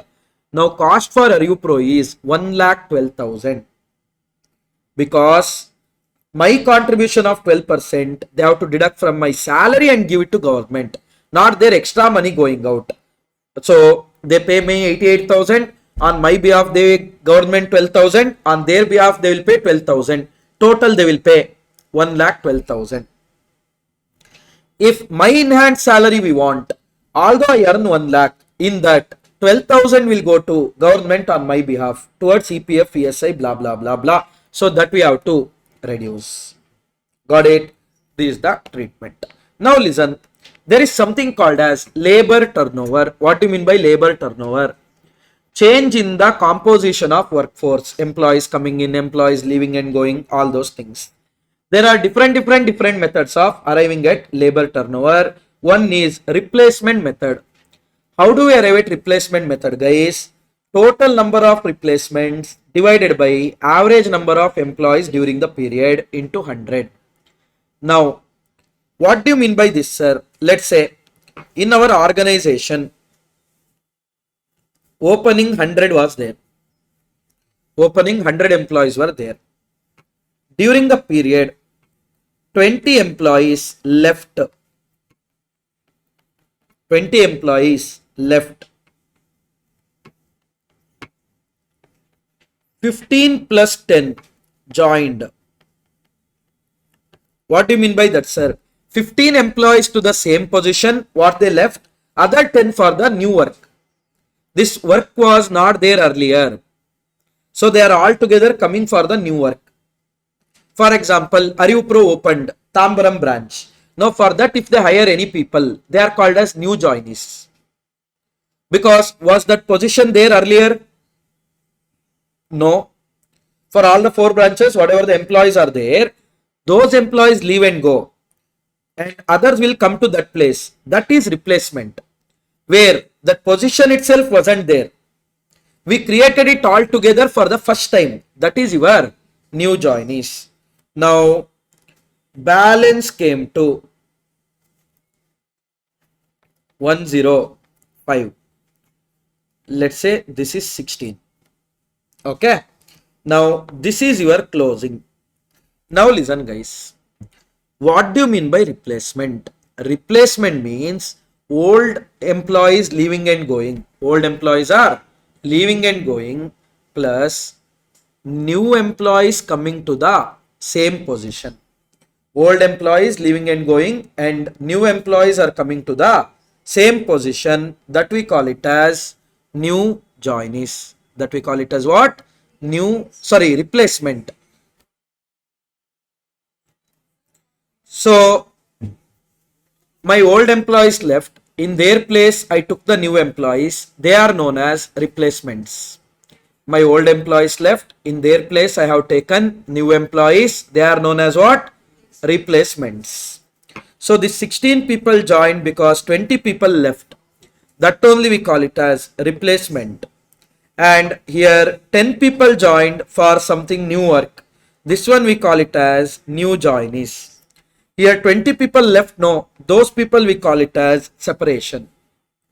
So 16 replacement, 10 new joinees, 20 left, that is separation. Let me say this data is for 4 months. Now, how do we calculate employee turnover using replacement method? Number of replacement 16 divided by average number of employees 106, right? 103 into 100. How much it is, guys? 15.53%. That will be your employee turnover using replacement method. That is, I will take total replacement divided by average number of employees. That is opening employees plus closing employees divided by 2 into 100. Next one is separation method. Darshini, what is the formula for separation method? Number of separations 20 divided by average number of employees 103 into 100.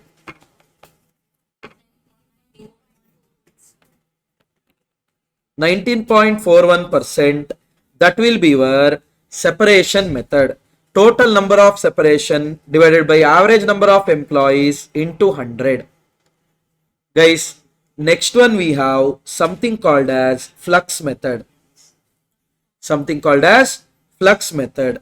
In flux method, what we do is we consider everything. By the way, this replacement plus new joinees is there. No, this we call it as accession. What do we call it as? Accession. Now, in flux method, all we have to do is in the question whether the information of new joinee is there or not there. If the question mein new joinee's information is there, then what you should do is you should take average of that all the three. If the new joinee's information is not there, only replacement and separation is there, then replacement plus separation divided by average. If at all new joinee's information is there, then you should go for half of number of replacement plus number of new joinees plus number of separation. That is number of accession plus number of separation. Half of number of accession plus number of separation divided by average number of employees into 100. Got it? Now here what I should do, here all the three information is there, so I should take average of that. Average of replacement, new joinees, accession plus separation, that is 26, 46, 23. 23 divided by 103 into 100. 22.33%. Now, the thing is, I told this data is for 4 months. Now, when you want to compare and all, you need yearly data. So, what we will do, we'll compute something called as equivalent employee turnover ratio. What do we call it as?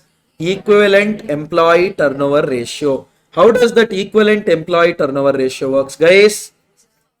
We'll take, this is for 4 months, for 12 months question mark. That is 15.53 is for 4 months, for 12 months 46.59%. Now 19.41 is for 4 months, for 12 months question mark 58.23%. 22.33 is for 4 months, for 12 months question mark 67.66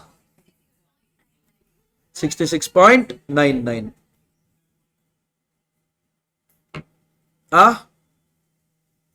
What is it, sir? Now, is that clear? So these are the things what we are going to do. These are equivalent employee turnover ratio. See there, employee turnover ratio on the basis of replacement method, number of replacement divided by average number of employees into 100. Separation basis, number of separation divided by average number of employees into 100. Additional, or we call it as accession method, that is number of replacement plus new joinees divided by average number of employees during the period. Flux method, if the new joinees information is not given, R plus S divided by average number of employees. If new joinees information is given, half of R plus N plus S divided by average number of employees. Equivalent employee turnover ratio, guys, employee turnover ratio divided by given period, multiply with the 365 or 12 days, 12 months, depending upon in what you want the answer. And efficiency is your standard hours by actual hours into 100. Units wise it is actual by standard into 100. Please keep that thing in mind. Hours wise, if you are over efficient, that means your actual hours is less than standard. That means your answer should be more than 100. To get answer of more than 100, your numerator should be more. So standard hours is more. So standard by actual. Unit wise, if you are more efficient, means in the taken number of time, you should have produced some units, standard output. You have produced more than that actual output. That means to get answer of more than 100, your numerator should be more. Actual output divided by standard output into 100. Got it? Always remember, standard means standard for actual. We already discussed in standard costing. What are the different methods of remuneration available? And in employee turnover, you remember that one question is there where you have to find out profit foregone due to employee turnover. Very important. 5 lakhs. Correct. 4,45,000. That is as per ICA. Yeah. As per ICA one answer, as per ICMA one answer. Reason being, in ICMA that 1 lakh is there, no, that they are not taking the training hours into consideration. But you should actually take, but forget, no worries. That is there in exam question also. There we are going to see, no problem. Same manner I told, unit basis also, if you remember, 50,000 hours, you should have produced 5,000, but you are working at 60% efficiency. So you are producing 3,000, you lost 2,000, some those things. You remember ICA material case scenario question I showed one. That one is important. Now look at the method of remuneration. You can pay them time rate system or piece rate basis or bonus or indirect monetary incentive. Indirect monetary incentive is like giving them some perquisite, all those things, like profit share, all those things. Bonus is giving them something extra than what they earn. Piece rate and time rate. Time rate means you are paying them on the time basis what they are working. Piece rate means you are paying them on the basis of units what they produced. Got it? Okay. Time rate system. See, there are different ways of paying a time rate. That is time rate at ordinary level, time rate at high wage level, and graduated time rate. Now, what is this time rate at ordinary level? Very simple. Whatever the hours they have worked, for that you will pay the hourly rate. Whatever the hours they have worked, for that you will pay the hourly rate. Sometimes hourly rate they don't give directly. If they have given unit rate, how to compute? For example, they said to produce 2 units, you need 1 hour. And labor rate per unit is ₹10. Then hourly rate will be how much? To produce 2 units, you need 1 hour. That means in 1 hour, how many output you can produce? 2.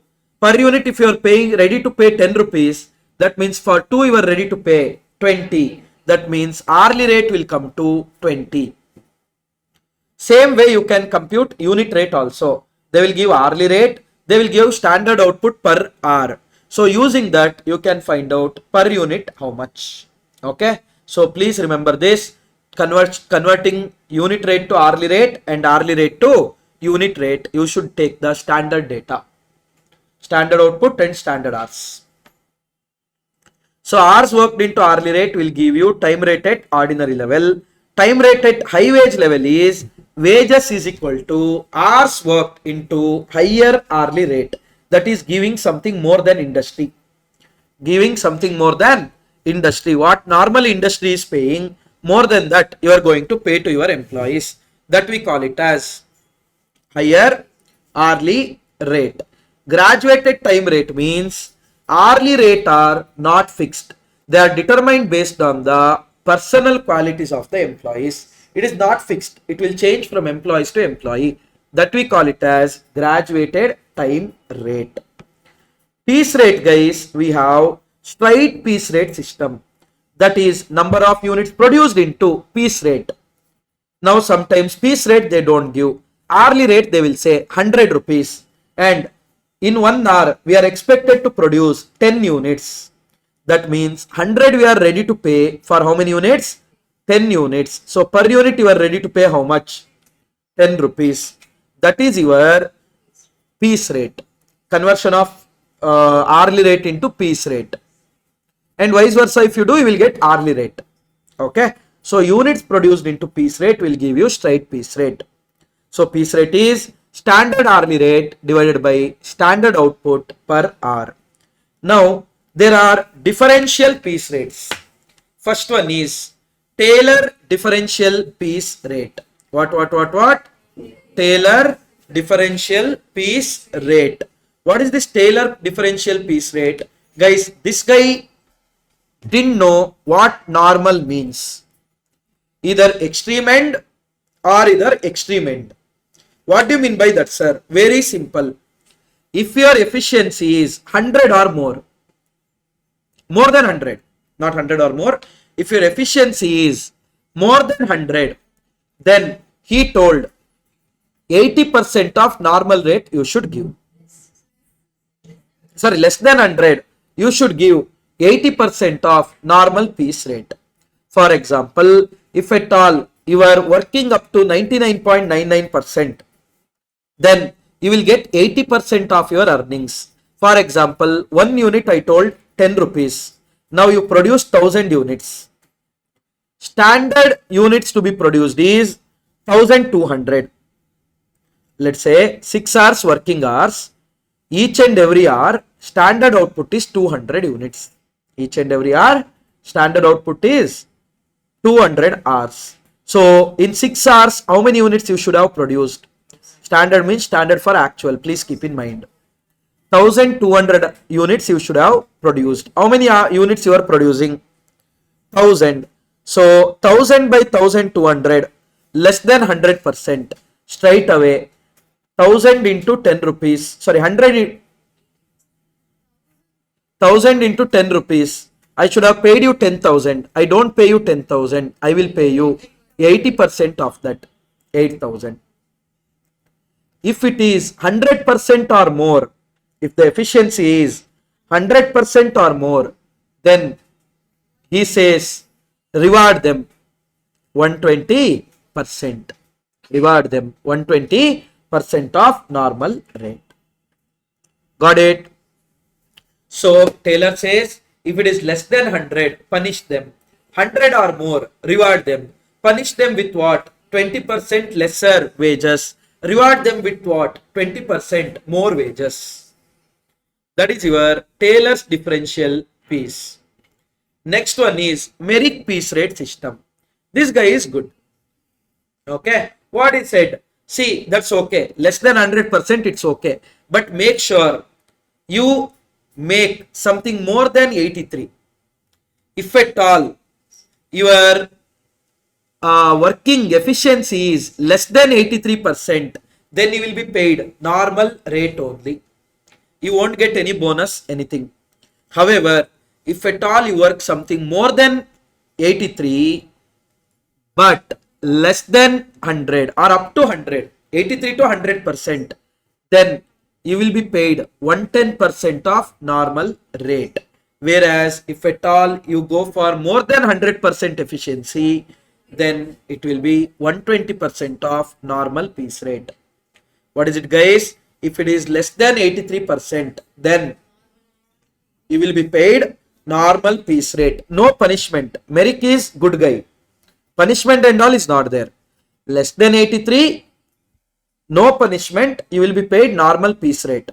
However, if at all it is somewhere 83 or more, 100 or less, in that case, you will be paid 110% of normal. That means 10% bonus you get.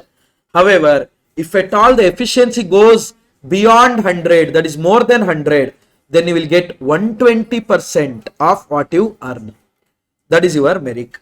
Taylor said less than 100, 80%. 100 or more, 120%. Merrick said less than 83, normal rate. 83 to 100, 110. More than 100 of normal rate. Got it? Next one is Gantt task bonus plan. Here, this guy mixed the time rate with piece rate. What he said, if it is less than 100% efficiency, you will get guaranteed time rate. Hourly basis mein you will earn. If at all exact 100%, then you will get guaranteed time rate on the 10%. If at all it is more than 100%, then you will get higher piece rate. What do you mean by higher piece rate, sir? That they will give in the question. So guys, less than 100 time rate, guaranteed time rate, not piece rate. Please keep in mind. And if it is exact 100, guaranteed time rate plus 10%, 20% of bonus. If at all more than 100, then you will get higher piece rate. You will get higher piece rate. Is that clear? Again, Taylor less than 100, 80% of piece rate. More than 100 or equal to 100, 120% of piece rate. Next, Merrick less than 83, normal piece rate. 83 to 100, 110% of piece rate. More than 100, 120% of piece rate. Gantt task less than 100, guaranteed time rate somewhere equals to 100, guaranteed time rate plus 10%, if 20%, if at all it is more than 100, then guaranteed piece rate plus or higher piece rate plus higher piece rate. Next, piece rate with guaranteed day rates. We have Emerson's efficiency system. What Emerson told? He is better than Gantt task. If it is lesser than 66.67, then you will get guaranteed time rate somewhere between 66 to 100. Then you will get guaranteed time rate plus you will get bonus which may vary from 0.01 to 20%. Okay, that they will tell how much it is. And if it is more than 100, you will get normal wages plus the 20%. The 20% is nothing but you are working from 66 to 100% efficiency. And over and above that, for every 1% increase, 1% bonus. What do you mean by that, sir? Now, if at all you are working at 65% efficiency, you will get guaranteed time rate. If at all you are working somewhere between 66.67 to 100%, then you will get guaranteed rate plus 0.01 to 20% bonus. If at all you are working for more than 100%, let's say you are working at efficiency of 105, then you will get AC is off. If you work at 105%, then you get normal plus 20%. That bonus ranging from 0.01 to 20. That 20% on that extra 5% efficiency is there, no, plus 5%. This much you will get. One more is your point scheme. Point scheme is nothing but whatever time is there, of that 75% bonus will be given. Whatever the time you are saving, of that 75% bonus will be given. Bonus plan, it could be individual, it could be group bonus, it could be bonus for indirect workers. Indirect workers means their performance you can't measure directly. Once again, guys, tailor less than 100, 80% of piece rate, more than 100 or equal to 100, 120% of piece rate. Next one, Merrick, up to 83%, normal guaranteed time rate, not piece rate. 83 to 100, guaranteed piece rate plus 10%.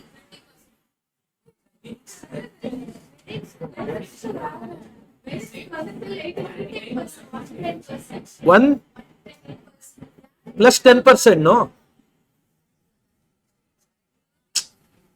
100 plus 10%, 110%. If it is more than 100, 20% bonus, 120%. Got it? Next we discussed about Gantt task. If it is less than 66.67, then Gantt task less than 100, guaranteed time rate equals to 100, guaranteed time rate plus 20% bonus, more than 100, higher piece rate. Next we discussed Emerson's only, no? Less than 66.67, normal time rate.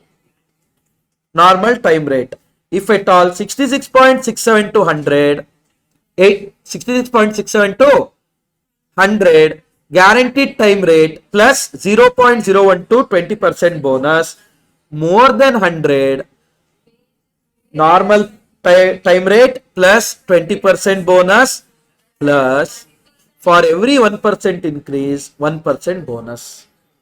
Got it? Point scheme is 70% of the time saved will be given as a bonus.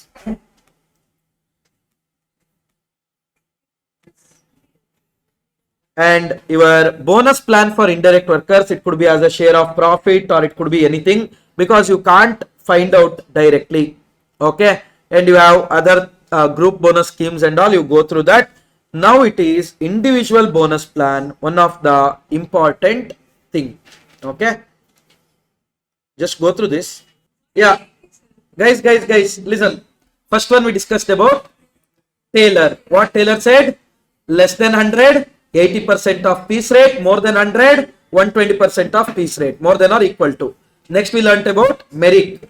Correct? No. If it is less than 83%, then it is normal piece rate or normal daily wages.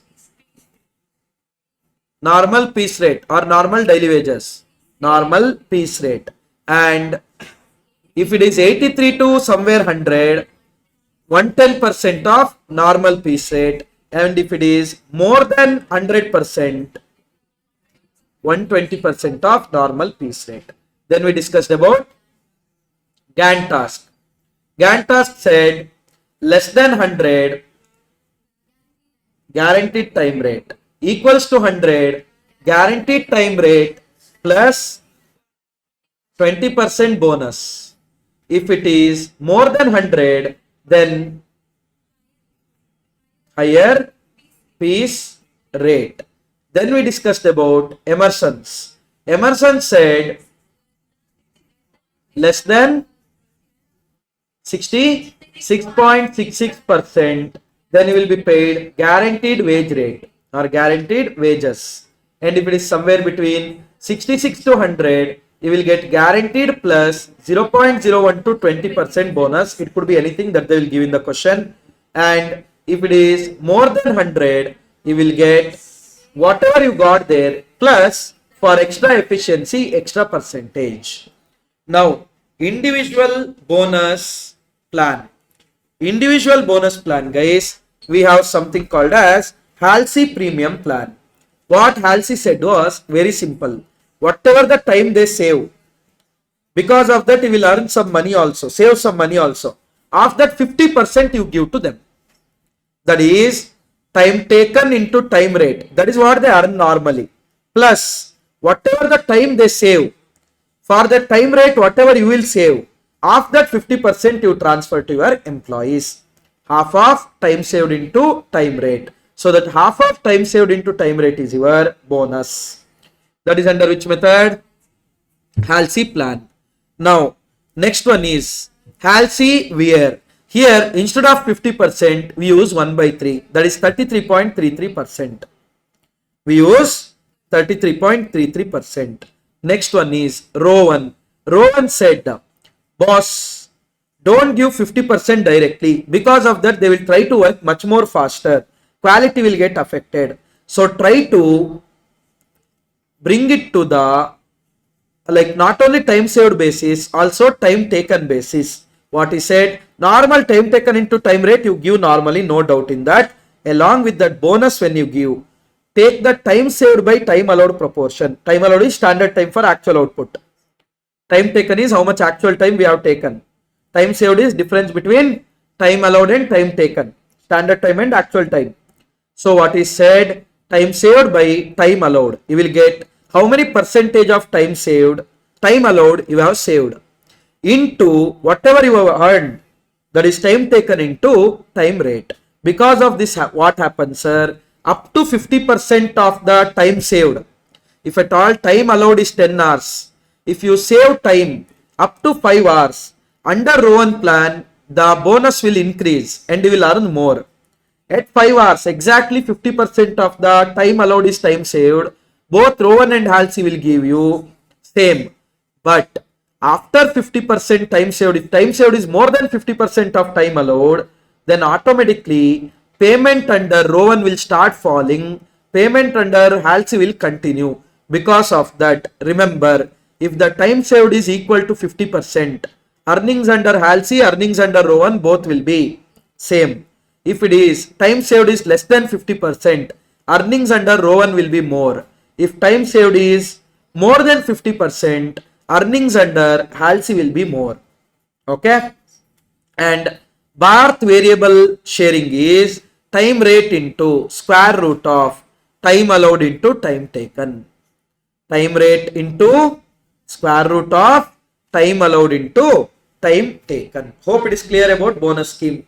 Many questions are based on that. You have to go through that once. Now talking about idle time. What do you mean by idle time, guys?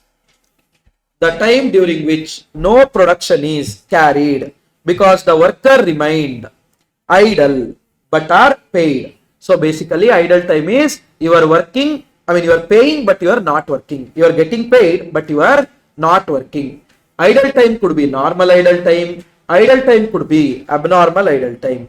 If it is a normal idle time which cannot be avoided in the normal course of business. For example, ArivuPro people giving us lunch break in between 30 minutes break. Can it be avoided or no? It can be avoided, but in normal course of business, can it be avoided or no? No. Otherwise, faculties will die only, no, if they work so much. If they work so much, faculties will die only. Now, that is your normal idle time. But in between now, after we started in the afternoon slot, again we lost around 10-15 minutes due to this mic issue. Now, is it avoidable or unavoidable? Avoidable. Bring the proper system, power cut, all those things. That is unavoidable, abnormal idle time. Okay. So, abnormal idle time is idle time other than the normal idle time. So, idle time which cannot be avoided or reduced in the normal course of business, we call it as normal idle time. And abnormal idle time is idle time other than the normal idle time. So always remember guys, normal idle time will be charged to the good units.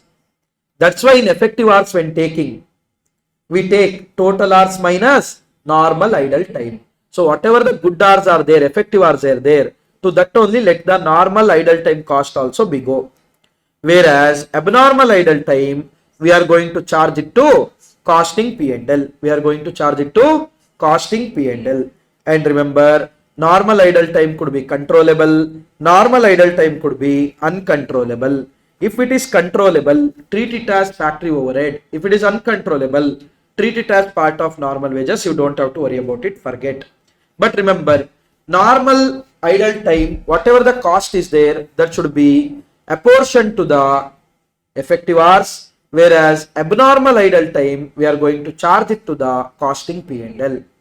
Now talking about overtime. Guys, overtime means work done beyond the normal working hours. Overtime means work done beyond normal working hours. That we call it as overtime. Overtime payment is nothing but wages paid for the overtime at normal rate plus any overtime premium we are paying. Whatever we pay normally plus premium what we pay for overtime, that we call it as overtime payment. Okay. Now, what are the different causes for overtime premium and how to treat that? Guys, this is your one of the important from the some point of view also, as well as theory point of view also. They might ask CAS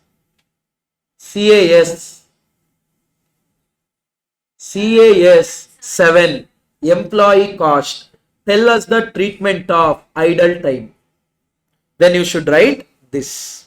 Okay. So first one, if overtime is worked at the request of the customer, desire of the customer, then straight away whatever the overtime premium. See, overtime normal rate anyhow. If not today evening, tomorrow morning you have to do that work. No.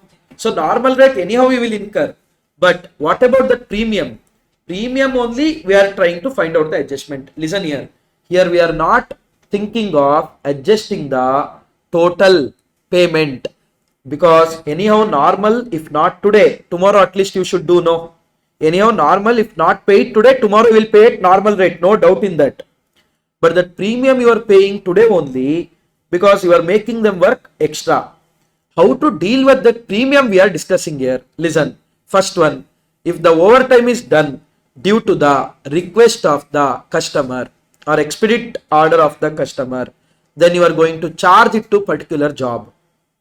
Along with normal wages, you are going to charge it to the particular job. If the overtime is required as the general production program or due to urgent, irregular orders. In that case, treat it as a overhead. Treat it as overheads. Whatever the premium you pay, no, that you should do what? Treat it as the overhead. For example, seasonal work, umbrella business, firecracker, all those things. That is normal production program plan only, but which is irregular in nature, not so regular. Third one is, if we work regularly due to worker shortage, etc., calculate the inflated wage rate and charge all the jobs with the inflated wage rate. All the jobs, not only your job. Moral of the story, while computing inflated wage rate, you should take the full company's data and find out inflated wage rate. That inflated wage rate you apply to the job. I repeat again. Find out earnings or the rate for the whole company by taking full company data. There you will find inflated wage rate. That rate to be applied to the actual job units, actual job hours. Okay, please keep that thing in mind. And if the overtime is worked due to the other department's fault, then charge overtime to the department at fault. If the overtime is worked due to abnormal conditions, then straight away charge it to costing P&L. First one, if it is worked at the request of the customer, charge it to the job directly. If it is worked irregularly, then treat it as overheads. Third, if it is worked due to worker shortage and it's worked regularly, then don't treat it as separate wage rate, etc. Calculate new wage rate, inflated wage rate, by considering the job detail or by considering the company's detail. Company's detail, and then you charge it to the particular job. Is that clear? And if overtime is work due to other department's fault, then charge it to that particular department. And if overtime is work due to abnormal reasons, then it should be charged to costing P&L. Got it? Go through these 5 points, guys. Very important, theory point of view as well as question point of view. Very important. Go through this.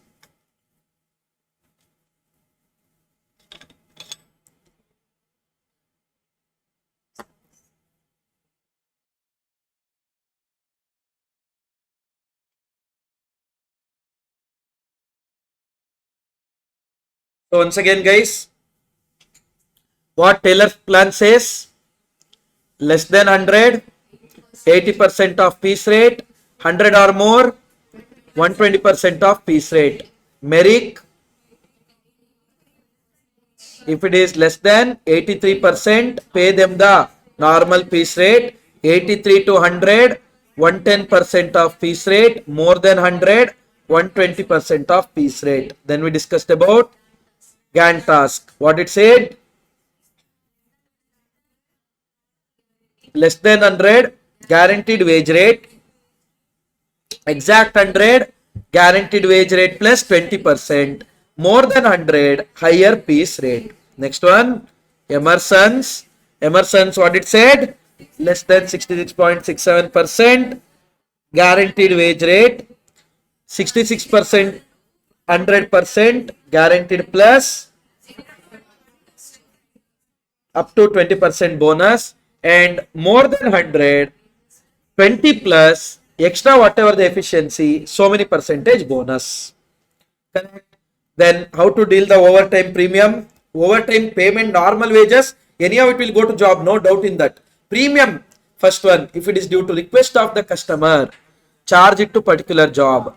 If it is irregular in nature due to general production program, factory overhead. If at all it is due to worker shortage, calculate inflated wage rate and charge it to all the jobs. That means inflated wage rate you should compute not on this job data but on the data of company overall. And if it is due to other department's fault, charge it to the other department. And if it is abnormal in reason, earthquake, fire, etc., costing P&L. Few questions we have discussed here. This one is that examination question, what I told. See there, A management of XYZ Limited is worried about the increased labor turnover of the factory, and before analyzing the cause and taking remedial step, they want to have an idea about how much profit they have foregone due to labor turnover last year. Last year sales amounted to rupees 83,03,300. PV ratio was 20%. That means here we are discussing about only contribution lost. Because just because sales lost, that is not our loss. Because of that sales, how much profit we are losing, that is contribution from such sale. Sir, why not only contribution? Why only contribution, sir? Because fixed cost, if you have lost that sale, if you haven't lost that sale, anyhow you would have incurred. While teaching, I told you PV ratio, treat it as a profit percentage. 83,03,300 is the sale. The total number of actual hours worked by direct labor force is 4.45 lakhs. As the delay by the personnel department in filling vacancies due to labor turnover, 1 lakh potential productive hours were lost. The actual direct labor hours includes 30,000 hours attributable to training new employees, out of which half of the hours were unproductive. That means try to understand, in that 4,45,000 hours, 30,000 are training hours, 4,15,000 are normal hours. In that 30,000, 15,000 is productive hours, other 15,000 is unproductive hours, and due to delay in the hiring, we lost other 1 lakh. So total we lost is 1,15,000, but everywhere institute is leaving that 15,000, taking that only 1 lakh. So we are also sticking to that only here.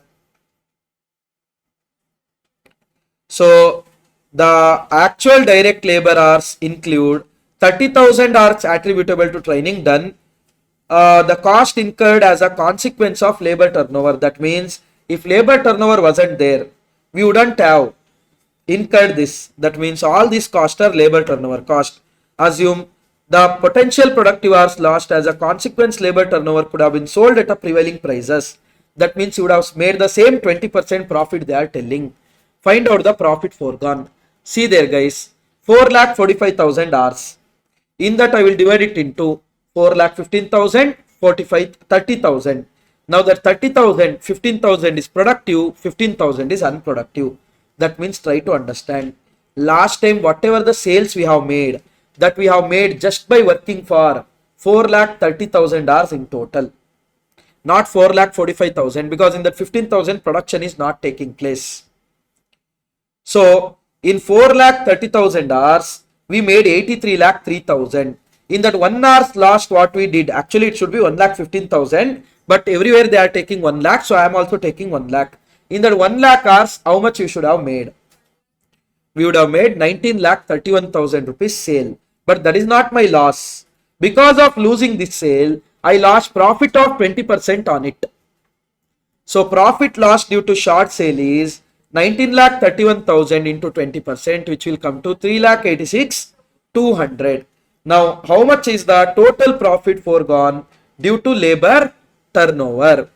Profit lost due to short sale, 3,86,200. Along with that, few other costs what we incurred, I told, you will get the total profit lost, 5 lakhs. Smart.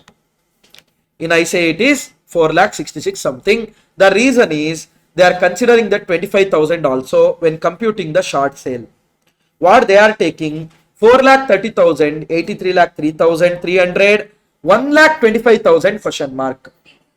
Because you are losing 1 lakh due to hiring. Plus, if at all it was old employees, the training hours was not required at all. In that also they would have produced. That means they would have produced in 1,15,000 hours. They are doing that way. Okay. And this HR limited question of ICA we have discussed, if you remember, one of the important, go through that once later.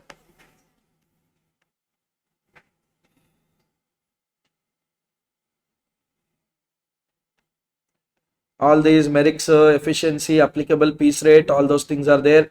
Just go through all these questions, guys.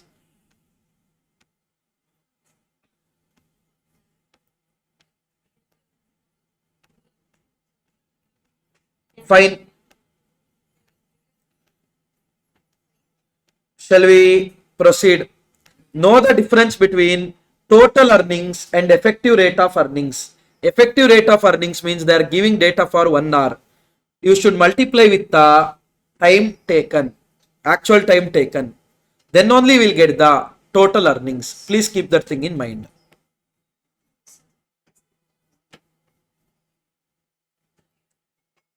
Don't change AC temperature. Don't. All these, lots of questions are there. You just go through all those things.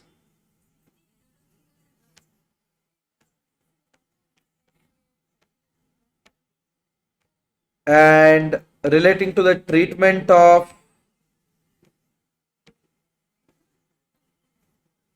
overtime premium, we have seen one ICA material question, if you remember. Yes. That 117 answer you got, you remember? Inflated wage rate. All those things you have to see once. And also these questions. This quadratic equation one. This question also you should see. Illustration 43. Okay, done. Now shall we see few PYPs?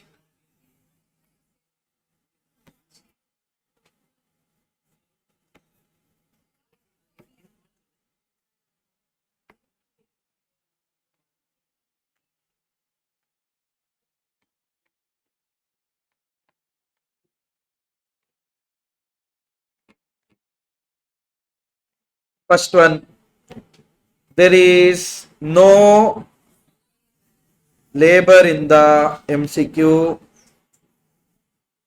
and there is no labor in the descriptive. No labor in the MCQ, no labor in the descriptive, and labor whatever is there in the study material, all the questions you have to go through once. All properly, everything you should go through once. June 2025, not there in the MCQ. In descriptive, 2B is labor.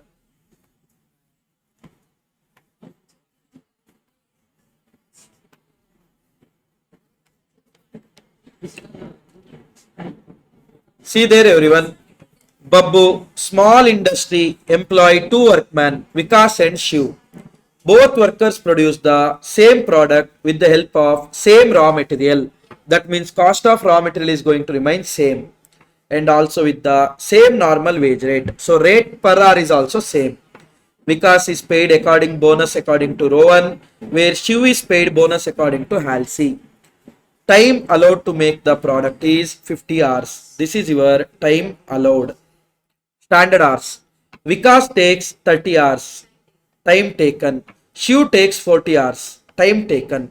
To complete the product, factory overhead rate is rupees 10 per man hour actually worked. Factory cost of the product is 14,560, 15,200.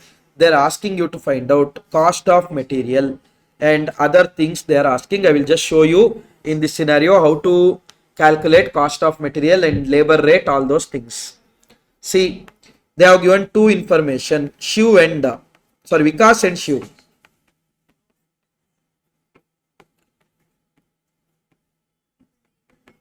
Vikas and Shiv. Vikas it is Rowan's method. Shiv it is Halsey. Shiv it is Halsey. Now listen. Time allowed 50 hours. Time taken 30 hours, 40 hours. Time saved 20 hours, 10 hours. Now starting with material. Always remember, if 2 unknown numbers are there, we need 2 equations. In one equation, you can find out only one unknown number. In 2 equations, you can find out 2 unknown numbers. Now concentrate. First one. Sorry. material cost. Guys, we don't know how much it is, but we know that for both it is same. So I will take M and M. And labor cost. First one is under row 1 plan. That is time taken 30 hours into time rate. I don't know. Let me take it as R plus time saved 20 hours. Time allowed 50 hours. Time taken into time rate. So which is gonna be 30 hour plus 12 hour, 42 hour. Correct. Next one under HALC. That is 30 into R, that's sorry, 14 into R, that's not going to change anyway. Plus bonus will be half of time saved. Time saved is 10 hours into R. So which is 45 hour. Guys, tell me earnings under which will be more in the given scenario? Shiv or Vikas? Vikas, because time saved is less than 50%.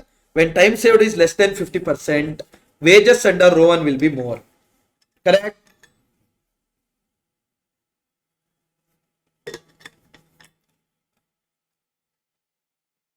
That will give me prime cost. M plus 42R, M plus 45R. Now to that we are going to add factory overhead. Now factory overhead is rupees 10 per man hour. So 10 into 30, 300. 10 into 40, 400. Got it? Now that will give you factory cost. Factory cost they only have given. Sometimes they might say conversion cost. That time conversion cost includes direct labor plus factory overhead. 14,560 and 15,200. Now M plus 42R plus 300 is equal to 14,560 and M plus 45R plus 400 is equal to 15,200. Cancel.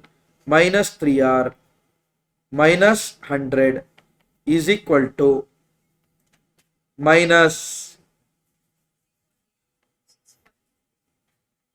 640. So minus 3R is equal to minus 540. R is equal to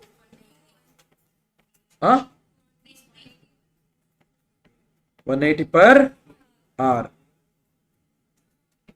So 180 per hour.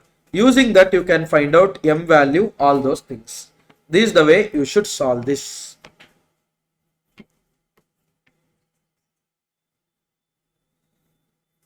Hope it is clear everyone. Anyone any doubt in this? Please let me know. If there is no doubt, we can proceed.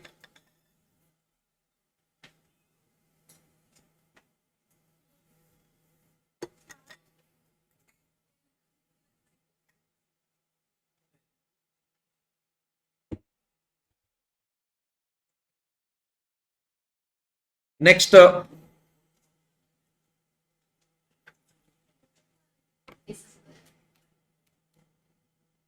AC was at what temperature? Good.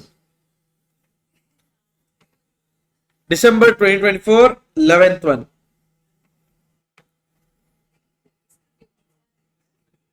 Descriptive wasn't there, no?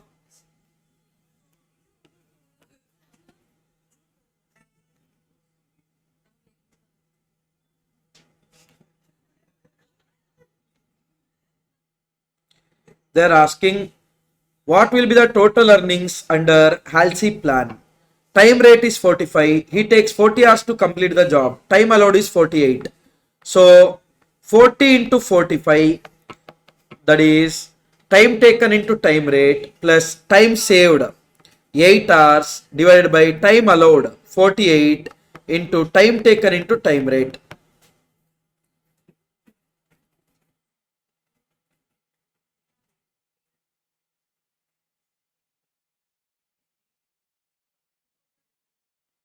Option A. Next.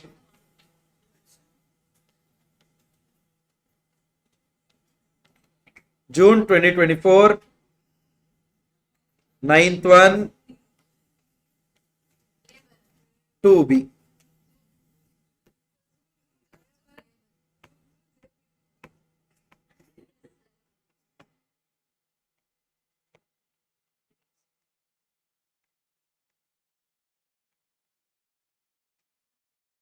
Under flux method, they are asking. They have beginning 3,800 and end 4,200 divided by 2. Average 4,000. During the month, 50 workers left. 80 workers were discharged. In simple, total separation 130. 560 employees were engaged, out of which 60 were appointed in the vacancy created and the rest are due to expansion plan. That means 500 is new joinees, 60 is replacement. However, 1 by 2 because new joinees information is given. So average is 4,000. 8.63%. Is that clear, everyone? Next one is 2B.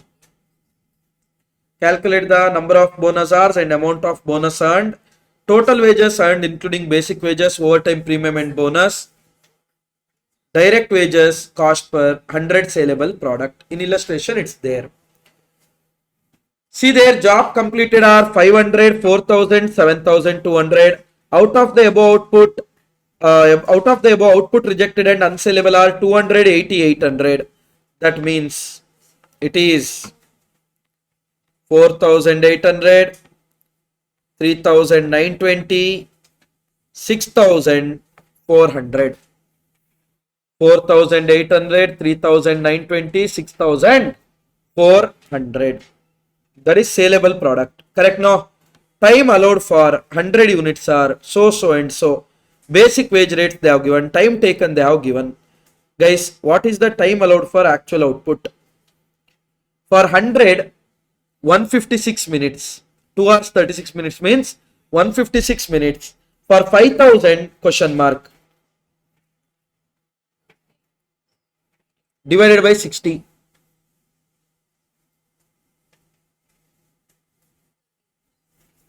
130 hours. I'm talking here time allowed. Please keep in mind. Next one. Guys, 180 hours is to produce 100 units. 3 hours means 180 minutes. 180 minutes is to produce 100 units. To produce 4,000 question mark. Or 3 directly you can take. 120 hours. T. 1.5 to produce 100. To produce 7,200 question mark. 8 hours. Time allowed is this much. The number of workers worked per week are fixed at the number of working hours per week is fixed at 88 hours. That means whatever extra they have worked, that is overtime. Bonus is paid at 60% of the basic wage rate for gross time worked and gross output produced without deduction of rejected output. The rate of overtime for the first 10 hours is paid at time plus 1 by 3 and for the next 10 hours is paid at time plus 1 by 2. So they are telling about overtime premium here. Bonus is paid at 60% of the basic wage rate for a gross time worked and gross output produced without deduction for the rejected output. Now calculate number of bonus hours. Guys, number of bonus hours are very simple. You should have completed the work in 130 hours, but you have completed in just 100 hours. 30 hours are bonus. Next one, you should have completed work in 120 hours. You have completed in 108 hours. 12 hours. bonus. 108 you have completed in 92. 16 hours. Anyone, any doubt about this? What they are telling? Bonus is paid 60% of the basic wage rate for the gross time worked and gross output produced without for rejected output. So guys, I think that workings I should have done, no? Which question you told?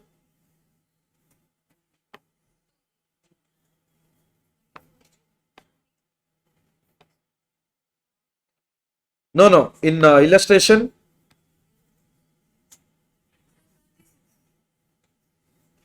Alive, I think here only, this only, no workings? Or this different, huh?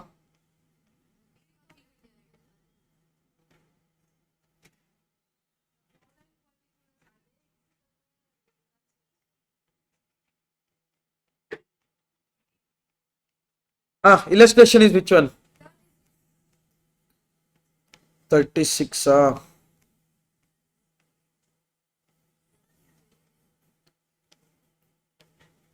this,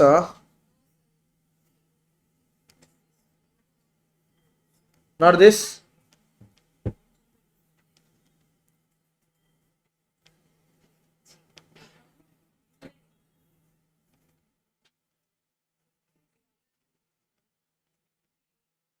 What is the name of the question?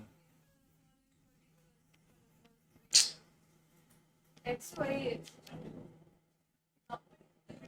No limited sir. XY. In our material, which question number? No idea, no.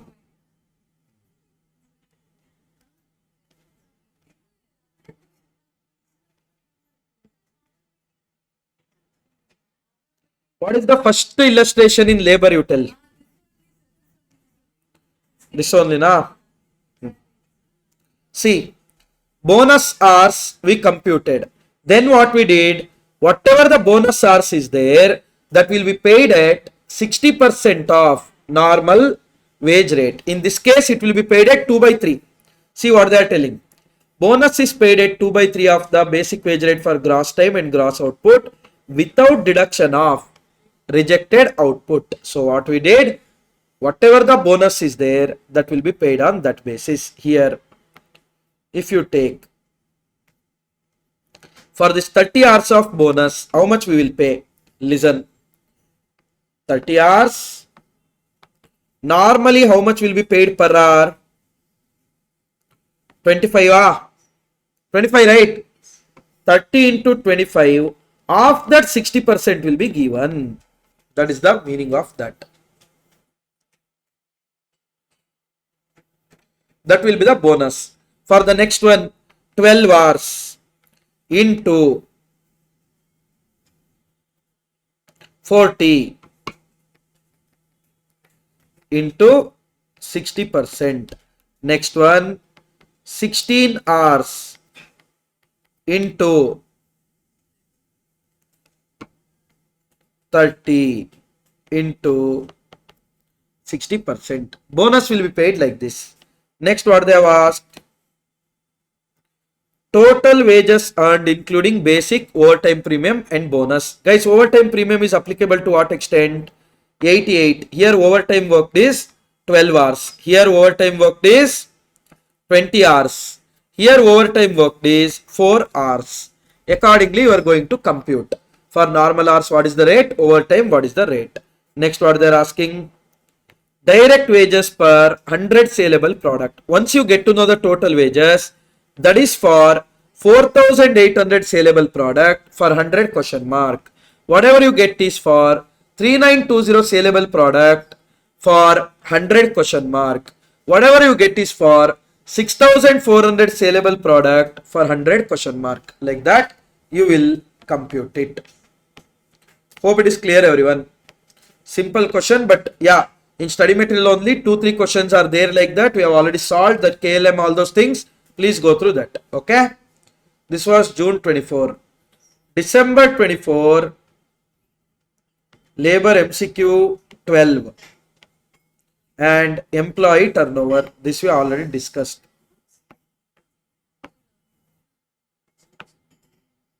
December 23, right? Which question I told?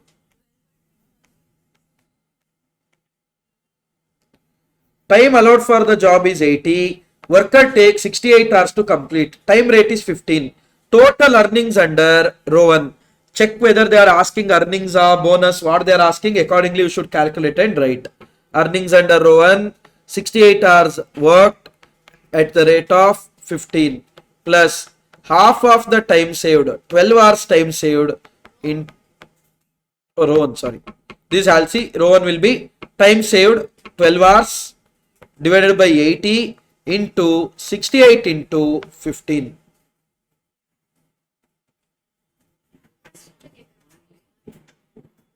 They're asking total earnings. 1173. Next one.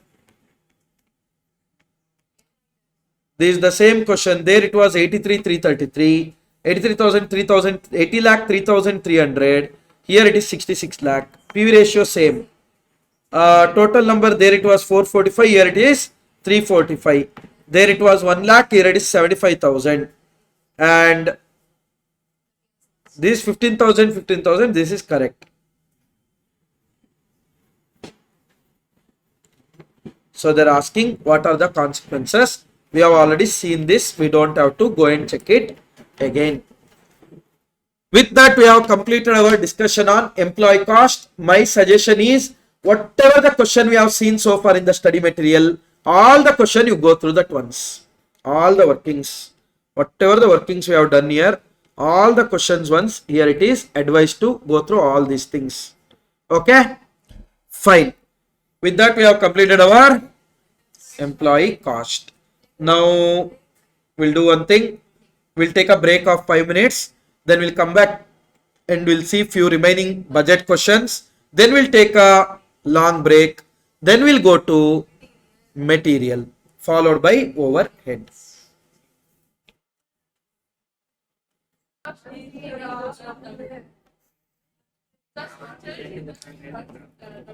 True. Whenever she wants to scold me, she scolds in Tamil. This girl also. Every time, whenever you want to say anything to me, will like Tamil. The too fast Tamil.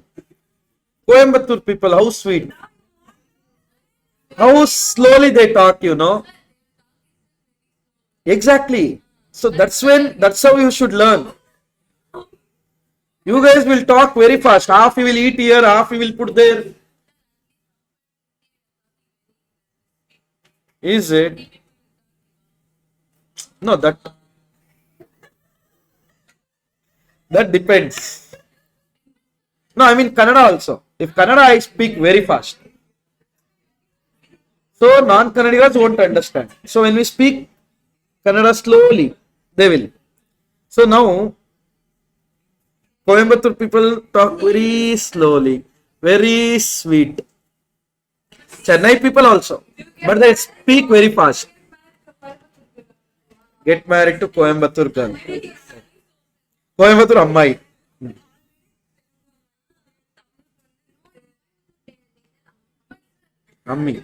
Amni. What is Amni? Like this. Amni. Omni.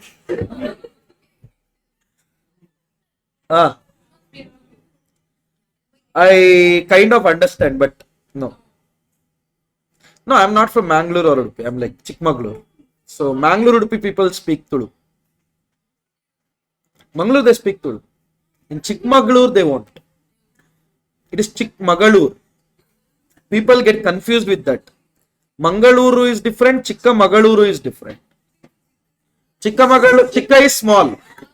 Magalu is daughter. So it is small daughter's place. Mangala is a goddess name.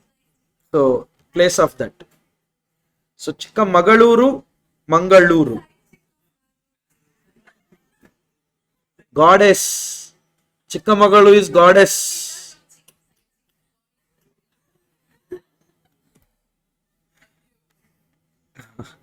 Now see, 2024 7A.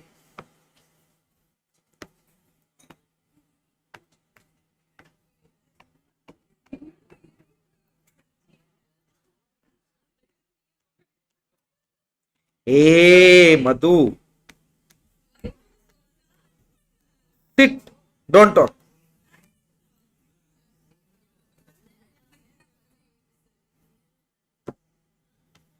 A department of Sonex Limited, a manufacturing company, attained sale of 6 lakh at 80% of its normal capacity. At 100%, how much we will be able to make? Are you sure? 7,50,000. Its expenses are given below. Office salary, general expense, depreciation, rent and rate, distribution cost, salaries, all those nonsense thing they have given. All fixed costs are assumed to be remain unchanged even at 110% capacity. Required. Prepare a flexible budget, admin budget, selling and distribution budget, operating at 90%, 100%, 110%. So, yeah, only 7 now. Then you ask, do I talk like drunkard? Now, office salary fixed it is. That means whether it is 90 also same, 100 also same, 110 also same. General expense, guys, at 90%, how much will be the sales? 6,75,000. At 100%, how much will be the sales? 7,50,000. At 110%, it should be 8,25,000. We have done this way only. No, I mean 80% means 6 lakh, 100% question mark, 90% question mark, 1,10% question mark. Now general expense will be 2% of this. That means at 90% it will be 13,500. At 100% it will be 15,000. At 110% it will be 16,500. Got it? Depression, no. Remain same only. Correct, no. It will never end.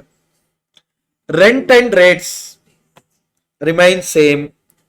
Salaries of the office, that is selling cost, 8% of sales. 6750 into 4. 24, 24, 27. 54,000.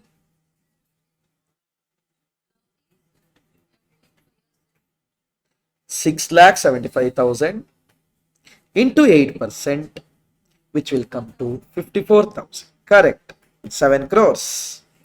7,50,000 into 8%. Awesome. 8,25,000 into 8%. 66,000. Crazy. Traveling expense is 2% of sale. 13,500. 15,000, 16,500. No, I'm telling the answers. 2% on sales, not add. 6,75,000 into 2%, 7,50,000 into 2%, 8,25,000 into 2%. Sales office, 1% of sale, 6,750, 7,500, 8,250. General expense, same amount. Now, distribution cost, wages 15,000, 15,000, 15,000. Rent 6,750, 7,500, 8,250. Other expense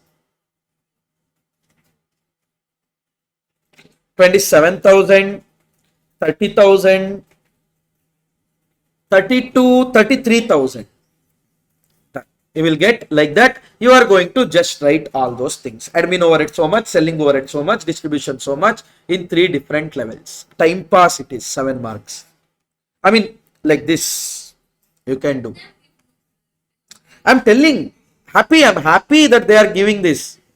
You should, this time they should not even given distribution cost. They should give only admin and selling. In fact, they should not give this also. They should give only fixed amount. Same copy, copy, copy, copy, copy. This question is there in study mat also, but they have given vertically. Here they have made it horizontal. 7 mark.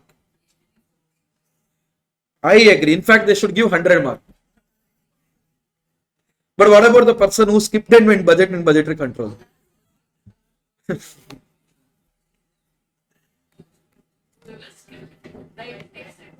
Yeah, that's it. Peace. June 2024. 10 and 7A. Always Shavini. 10. Done already.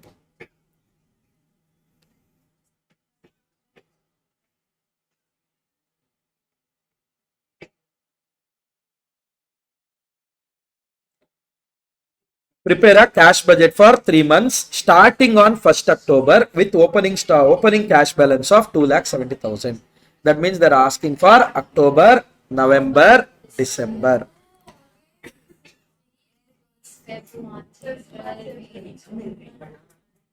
Now she will tell. June attempts they're asking cash budget. December attempts they're asking different budgets. Jack and John's.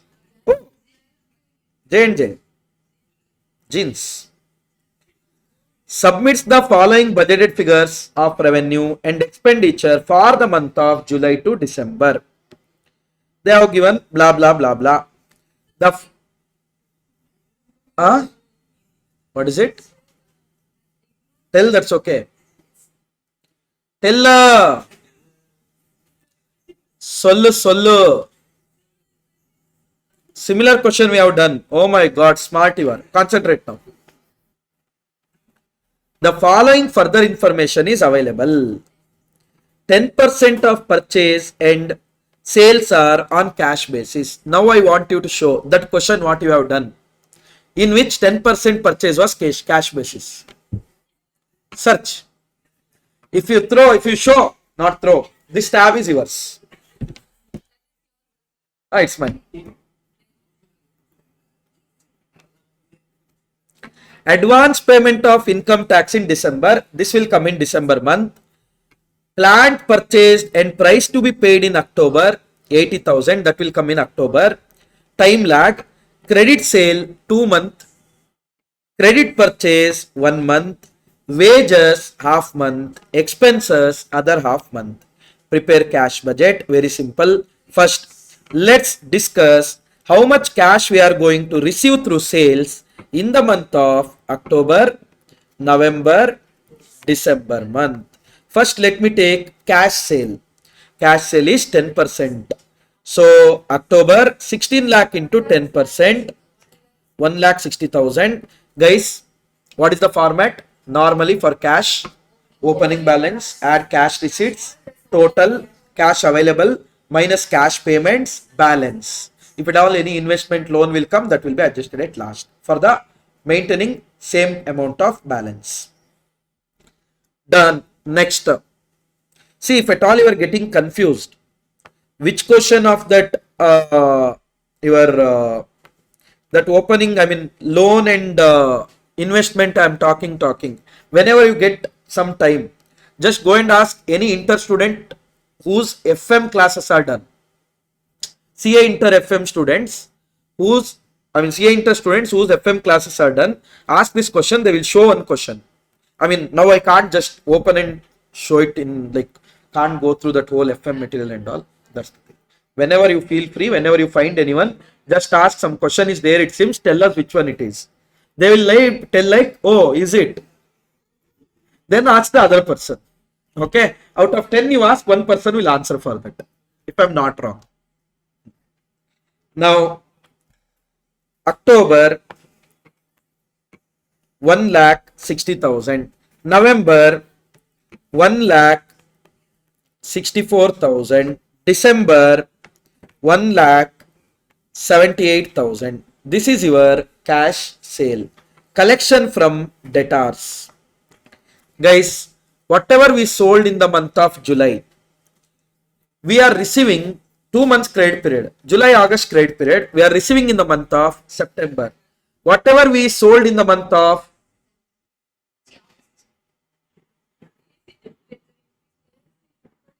Akhilesh. No one is there? Then how come AC got off? Or those guys turned off the machine? Some sound it is. Forget. Huh. So, whatever we sold in the August, it will be paid in the month of, it will be received in the month of October. No September, October. 2 months direct. It will be received in the month of October.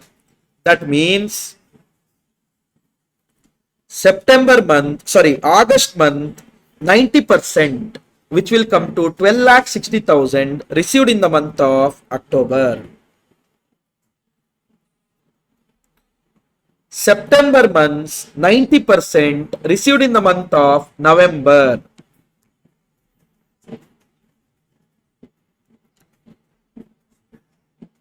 October months, 90% received in the month of December. Got it? This is about your cash. Now, talking about purchase. October month, 10% paid in the month of October only, 96,000. November months, 10% paid in November only. December month, 10% paid in December only. Now, September months, 90% paid in October. Credit purchase, 1 month lag. So, credit period is 1 month. September months, 90% paid in October. So, 8,10,000 paid in October. October months, 90% paid in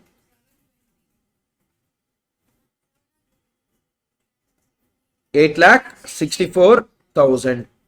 And November months, 90%, 7,20,000 paid in December.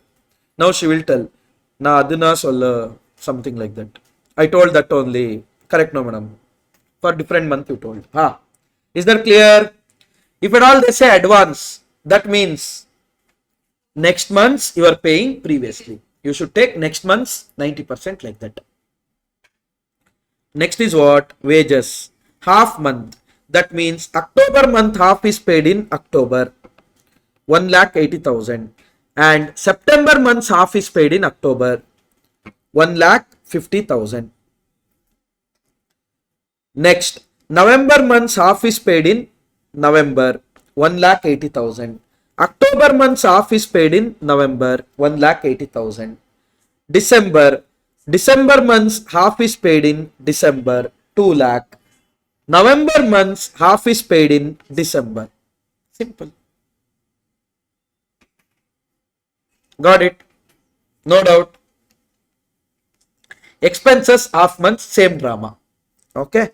Next, advance payment. This will come in December as a payment. This will come in December as a payment. Simple. Good that they asked this question. Happy. I mean, you can write income, same drama. Is that clear? Shall we proceed? So, this is for which attempt?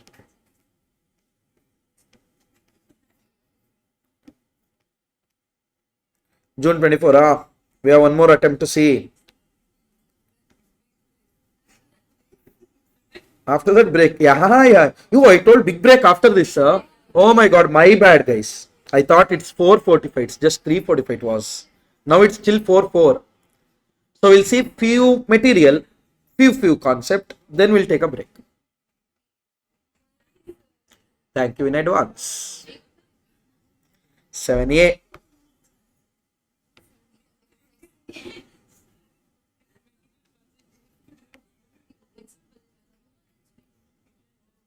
Overheads will do after material. Overheads is also easy. Overheads are.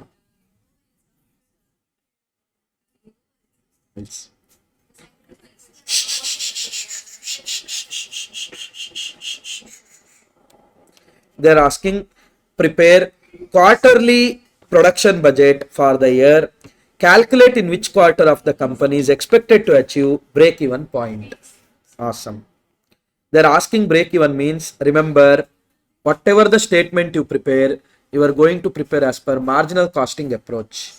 Sales minus variable cost, contribution minus fixed cost, profit.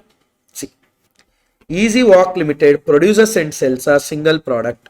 Sales budget for the calendar year by quarters are as follows. Sales budget, they told.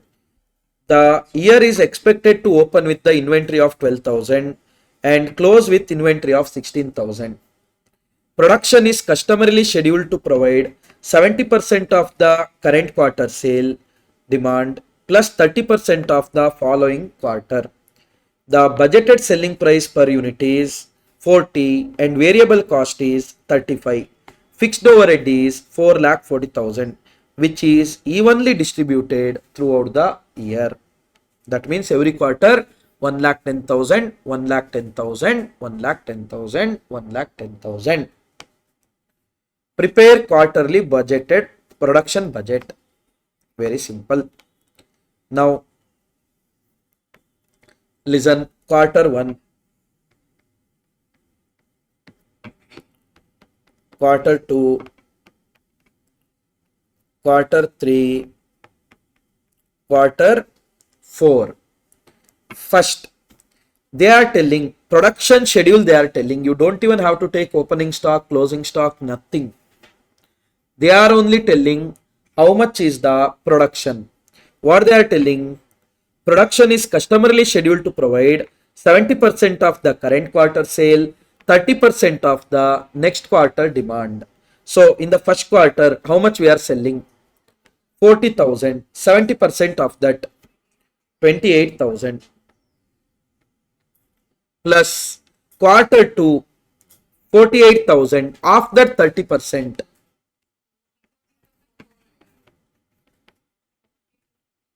14,400, 42,400, 42,400. Is that clear, everyone? Next, quarter 2, we are going to produce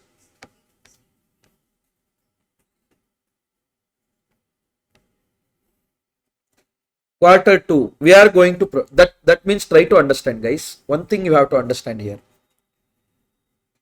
Last quarter, try to understand. Last quarter or leave after quarter 2, I will tell. Now, quarter 2, 70%, 75% or 70% of second quarter, 48,000 into 70%,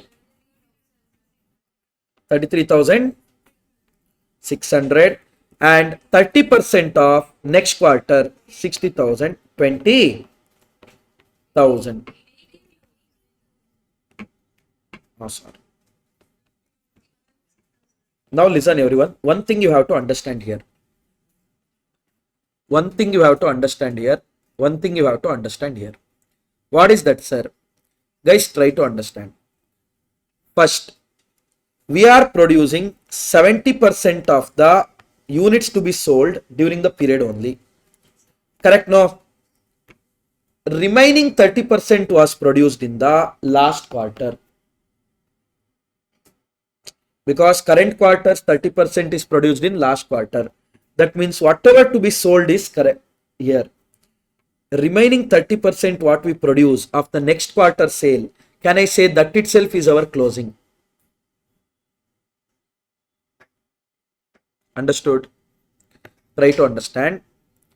Whatever is required to be sold in first quarter, 12,000 already opening was there. Correct? Remaining 28,000 we produced during the period. So that's where 40,000 is already addressed. Remaining 14,400 what we produced, that is closing. That means can I say my closing stock is nothing but 30% of next month's sale? Or in simple, can I say that 30% of next month's sale is nothing but closing stock. You understood or no what I am trying to say here? Now listen. Quarter 3. How much is a quarter 3 sale? 60,000. Of that 70%. 42,000. And 30% of quarter 4. 21,600. 63,600. 63,600. Is that clear? Now listen, quarter 4, 70% of quarter 4. 72,000 into 70%. 50,400. 30% of next quarter. Have they given 30% of next quarter? But I told you that full one lesson. What is it? Closing what we are keeping is 30% of next quarter. They have given closing itself, no? 16,000. Then why you have to worry? That is only 30% of next quarter as per policy. 66,000. Hope it's clear, everyone. Any doubts?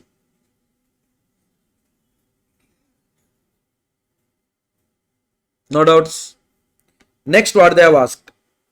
Calculate in which quarter of the year company is expected to achieve break-even point. Guys, what is your break-even point? Fixed overhead 4,40,000. Contribution per unit 5.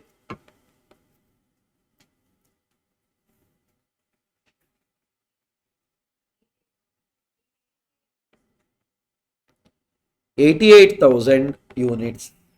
So once you achieve 88,000 units, you will achieve break-even.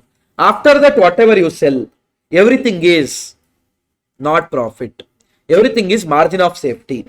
Half that contribution is profit. Please keep in mind. Because sales is not your profit. Over and above break-even sale is also sale only, but you don't have to recover fixed cost. Only variable cost you have to recover. So contribution is profit in margin of safety. Got it? Now listen. 88,000 units when I sell, I will achieve break-even. After that, everything is margin of safety. In first quarter, how many units I sold? 40,000. Will I achieve break-even? No. Second quarter, how much I sold? 48,000. So by the end of second quarter, how many units I sold? So don't you think at the end of second year, I will achieve break-even? Because break-even is 88,000. So margin of safety will be 60,000 plus 72,000. 1,32,000. 1,32,000. Hope you guys understood how we arrived at this. So total you have to achieve 88,000 units. That 88,000 sales is achieved after end of second quarter. So from third quarter onwards, whatever we do, everything is MOS. So whatever the contribution we get, that will be profit. If they ask you to find out profit, what you will do? You know that MOS is 1,32,000. Contribution per unit is 5 rupees. Straight away, this will be your profit. Hope it is clear, everyone. If you have any doubt, let me know. If there is no doubt with that, we complete our budget to budgetary control.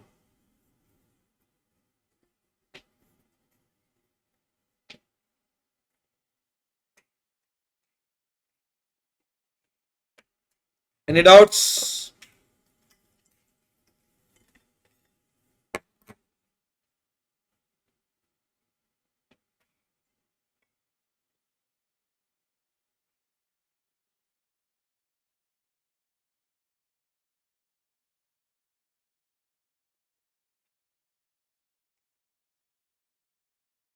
Fine.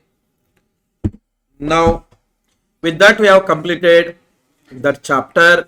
Now we'll be going to last two chapters are left, material and overhead. What shall we discuss first?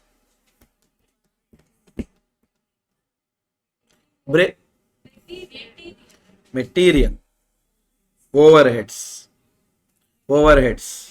material, over absorption,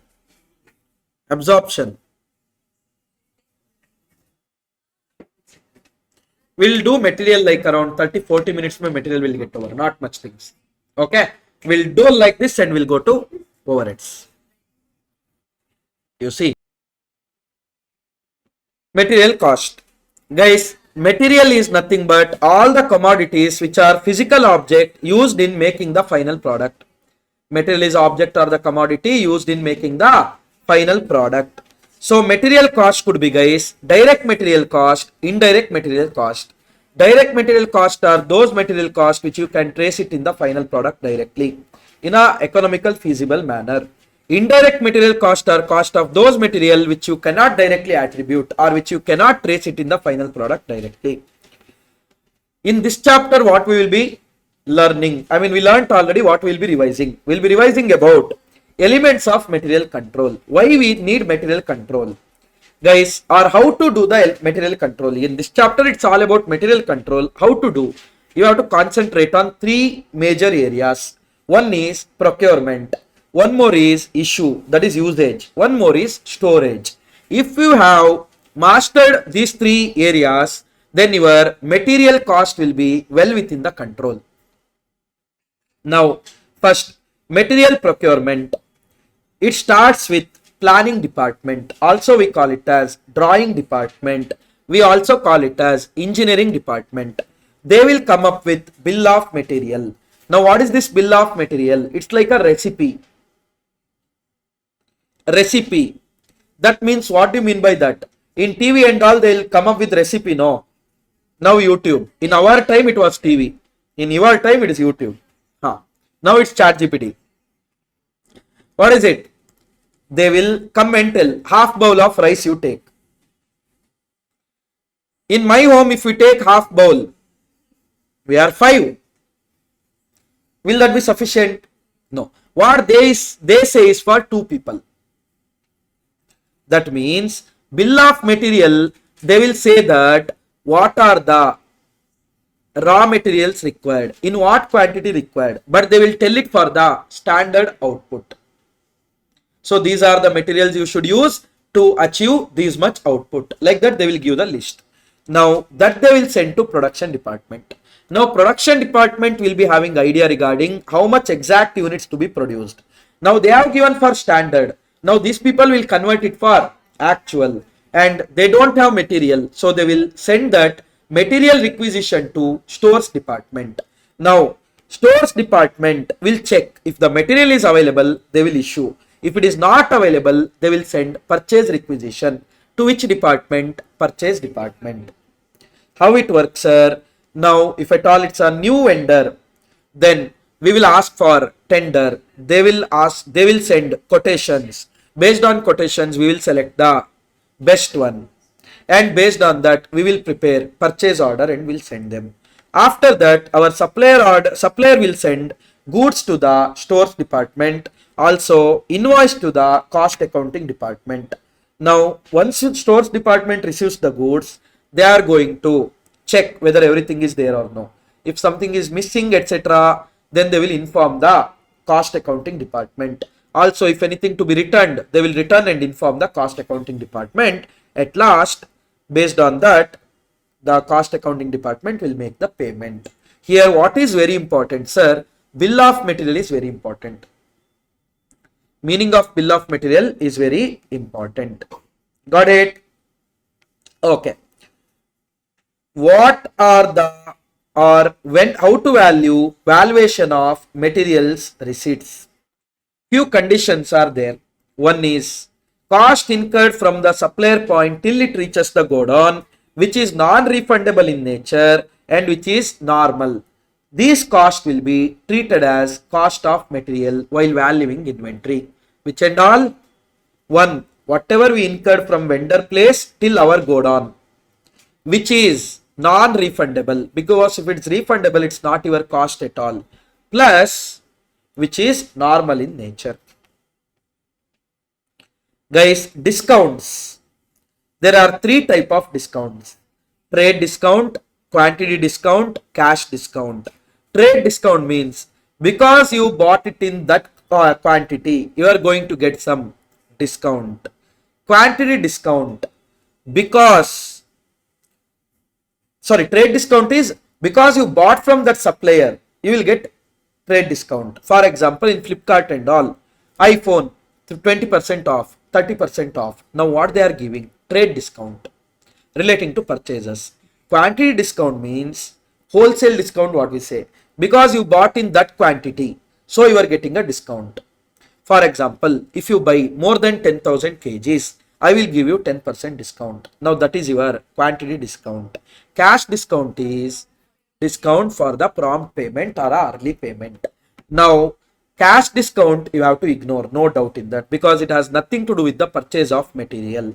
But trade discount and quantity discount is relating to purchases only, so that should be reduced from the total cost. Got it? And subsidy. Subsidy, of course, for example, EV vehicle. Now to manufacture EV vehicle, government might say, you buy the battery, 50% of cost I will bear. Now battery cost 4 lakh means government is going to give that company 2 lakh rupees. Now that company's battery cost is 4 lakh or 2 lakh? 2 lakh, because other 2 lakh is getting refunded. GST. ITC available, ITC not available. If ITC is available, GST should not form part of cost, excluded from the cost.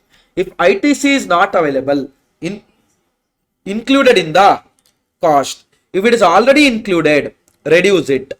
If it is not included, ignore it. If ITC is not available, then already included, ignore it, because correct treatment. If it is not included, add it, because it's your cost. How to compute GST amount in case of the amount given is inclusive of GST? Yesterday also I told you, total you take divided by whatever the amount they have given plus GST. Numerator should be 100%. For example, if 28% is GST, whatever inclusive of GST they have given is 128. 100 question mark, like that. Got it? If the question is silent, then always assume ITC is available. Some places they are assuming is ITC is not available. Whatever your assumption, you write and come. Simple.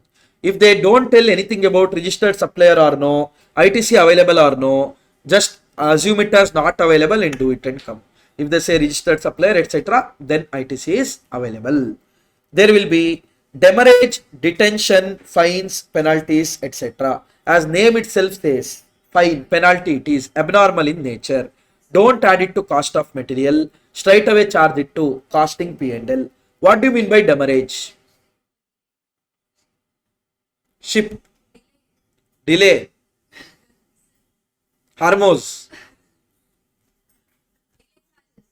delay charges. Basically, when any transporter, generally ship, when they get you the goods, what happens? Sometimes you might not be able to unload it on time. Unload it on time. That time, for making delay in unloading, what they will do? They will charge you some penalty, as it is abnormal in nature. Costing P&L. That only we call it as demurrage. Transit insurance, commission, brokerage, freight inward, etc. All those are relating to that purchases. Straight away we are going to add it to cost of purchases. Cost of containers, returnable, non-returnable. Returnable means net amount should be added to cost of purchase. Non-returnable means total how much ever you are paying, that much to be added to your cost of purchases. And also remember, if they ask you to find out the total cost of material, they have given cost of containers, GST they have told, and container return is also available. In that case, while computing first cost, take the gross amount of containers. On that you compute GST. At last you reduce return from your containers. Got it? Loss. There could be two type of loss, guys. We already discussed in the process costing. Normal loss, abnormal loss. What do you mean by normal loss? Loss arising due to inherent nature of the product and cannot be avoided. Abnormal loss means any loss other than normal loss. And cost of normal loss should be absorbed by the good units. Cost of abnormal loss should be charged to costing P&L. What do you mean by good units? Total units minus normal loss. How to arrive at cost per unit, guys? Total cost minus scrap recovery from normal loss divided by total units minus normal loss units. Scrap recovery, if it is relating to normal loss, reduce from the cost while arriving at cost per unit, whereas if it is relating to abnormal loss, reduce it from the abnormal loss, balance you credit to costing P&L. Generally, total cost of material will include three in total, we can say. One is what we incur while purchasing. One more is to bring from our vendor's place till here, ordering cost in simple. One more is storing that inventory in our godown. These are the three major costs what we incur relating to purchases. One is cost of purchase, one more is ordering cost, one more is carrying cost or holding cost. While explaining batch only, I told you, if more number of batches means more will be the setup cost. Same concept applies to material also. If at all more will be the less will be the setup cost. Here also, if the order size is smaller, then more order you have to place. More order you place, more will be the ordering cost. Carrying cost depends on your order size. If the order size is big, you have to carry more units. When you have to carry more units, carrying cost will be more. So, along with the order size, ordering cost will inversely proportional. More the order size, less the number of orders, less the ordering cost. More the order size, more the units carried, more the carrying cost. So both are opposite direction. That means both you can't keep at minimum, but together you can keep it at minimum. So the order size at which we can keep both carrying cost and ordering cost per annum together minimum, that order size only we call it as EOQ. That is size of an order for which total of ordering and carrying cost are minimum. EOQ is equal to square root of 2AO divided by C. A for annual requirement. Guys, annual demand, annual requirement, annual consumption if they give, what you should prioritize? Consumption. Consumption, not demand. If nothing is there, demand. Always remember, it's not annual purchase, it's not annual demand, it's annual consumption. If that is not available, then go for annual purchase. If that is not available, then go for annual demand. CPD. First is consumption. If that is not available, purchases. If that is not available, demand. Okay. Few special notes you have to remember. If no information is given regarding annual consumption, then you can use average consumption per day multiply with 365, or if they have given in weeks, multiply with 52 days. How do you arrive at average consumption? Whatever you are consuming throughout the year, divided by 365 days. If they say particularly 360, then 360 days. When they don't tell how many days in a year, then it is always 365 days. While computing EOQ, A is units to be, not consumed, guys. It's regarding purchase decision. So A is purchase. First priority should be purchase. If that is not available, consumption. First is purchase, units to be purchased. If that is not available, consumption. Generally, they don't give two different items. Only one line item they will give. But if at all they give both consumption and purchase, then purchase. Only for that stock levels, you have to go for consumption. I will tell there. So, while computing EOQ, A is units to be purchased because it is all about purchase decision. If number of orders results in decimals, it's recommended to round it off to next number, not to the nearest number. Reason being, if you round it off to nearest number, let's say it is 14.4. If you round it off to 14, whatever the units required in that 0.4, that you won't be able to receive at all. That means your annual requirement will not match at all. So always remember number of batches as well as number of orders. Always round it off to next number. Don't round it off to previous number. Batch size and order size, you can keep it anything. Nearest number, no doubt in that. But number of batches, number of orders, it's always advised to go for next number. Even it's 13.1, go for 14. Don't go for 13. If you go for 13, you won't be able to get that 0.1 related product. So total cost of inventory is nothing but, guys, cost of purchase. How do we arrive at cost of purchase? Annual purchases into cost per unit plus ordering cost. How do you arrive at ordering cost? Number of orders into ordering cost per order. How do you arrive at number of orders? Total quantity to be purchased divided by order size. I have to purchase 1 lakh units. My order size is 10,000. That means how many orders I should place? 10 orders. 10 orders of 10,000. Carrying cost will be half of order size, not annual requirement. Because you don't carry full annual requirement in one single shot. I already told you in regular. I don't think so. I have to explain the logic again. So it is half of order size into carrying cost per unit per annum.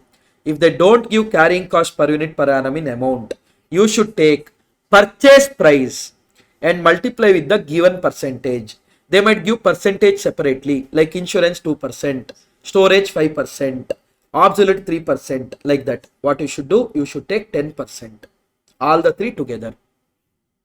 Obsolete, storage, insurance, loss, some nonsense things. Okay. But always remember, it is applied on purchase price. That means whenever there is a quantity discount, purchase price will change. Whenever there is a quantity discount, purchase price will change.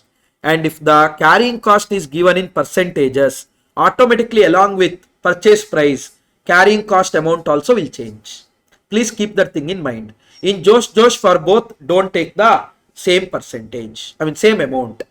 Is that clear?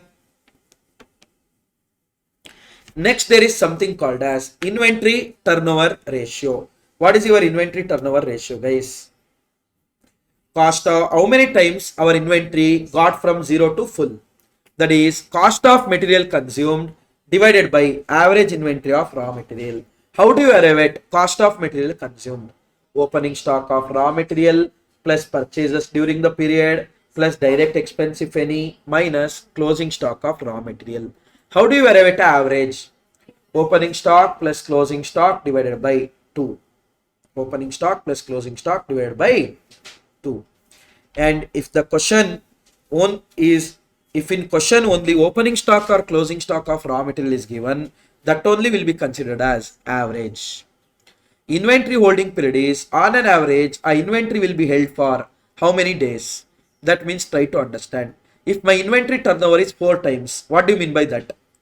3 times, 3 months once I am changing my inventory.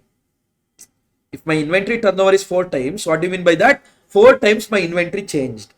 In 12 months, how many times I changed? 4 times. That means how many months once I changed? 3 months. That means I held inventory on an average for 3 months. Simple. That only. That is 365 days or 12 months divided by inventory turnover ratio. Hope you guys understood. If ITR is more or inventory holding period is less, that means it's a fast moving. If ITR is less or inventory holding period is more, then it is slow moving. Then we have ABC analysis. Here it is to maintain inventory on relative classification. How it works, sir? We will divide inventory into A category, B category, C category. A category are those category or those items which are less in terms of quantity but more in terms of value. B category are average and average. C category more in terms of quantity, less in terms of value. So quantity wise, A category almost 10% of total quantity, but value wise 70%. B category around 20%. C category quantity wise it will constitute almost 70%, but value wise it is just 10% of the total inventory. Got it? Next one is weed analysis. VED. VED analysis. V for vital, E for essential, D for desirable. What do you mean by that? Vital are those inventories. Without that, production will stop. Unavailability of those material, production will stop. Essential are those items. By the way, in ABC, which do you have for which we should give more control? A category. VED, vital, E for essential. That is, if this product is not there, production won't stop. If this inventory is not there, production won't stop. However, the quality of the product is going to take a hit. Quality of the product is going to take a hit. That is your essential. Desirable is if it is there, if it is not there, it's not going to make any difference. If it's there, great. If it is not there, it's not going to make any difference to the quality. That is your desirable.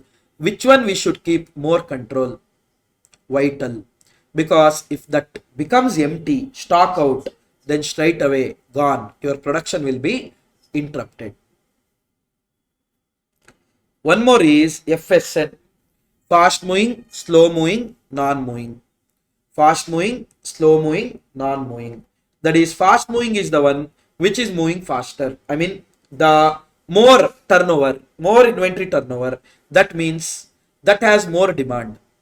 Keep it in full control. Slow moving is compared to slower. Non-moving is it's been a while since it's moved. And remember, always slow moving, you just check whether it's still slow moving or non-moving. If it is still slow moving, keep it. If it is non-moving, tell the management and move it to non-moving and then dispose it off. Don't keep it because it's of no use. Straight away dispose it off. JIT is there just in time. Theoretically, from examination point of view, important. Theory question they might ask. Just in time. What do you mean by that? We are not going to keep the inventory stock here. Whenever we need, we are going to place the order and exactly the time when we need it for production, that will come to us. Inventory will be held is 0. That means carrying cost will be 0. No inventory holding cost or no inventory carrying cost because we are not carrying any inventory. This we also call it as demand pull system. What we call it as demand pull system. Now, few things are there. These are important. First one, reorder stock level, ROL. What do you mean by that, sir? Once your inventory reaches this level, you should place the order for next one. Once your inventory reaches this level, you should place new order in simple. That is, when to place the order. It falls somewhere between minimum and maximum. So reorder level is maximum consumption into maximum reorder period. Logic and all I have explained in the regular class. Now it's not the time to learn the logic. Reorder level is equal to maximum into maximum, or also you can say it as it falls somewhere between, somewhere more than minimum stock level plus average consumption into average reorder period. That is normal consumption into normal reorder period. Is that clear? So reorder stock level is when to place the order. That is maximum consumption into maximum reorder period.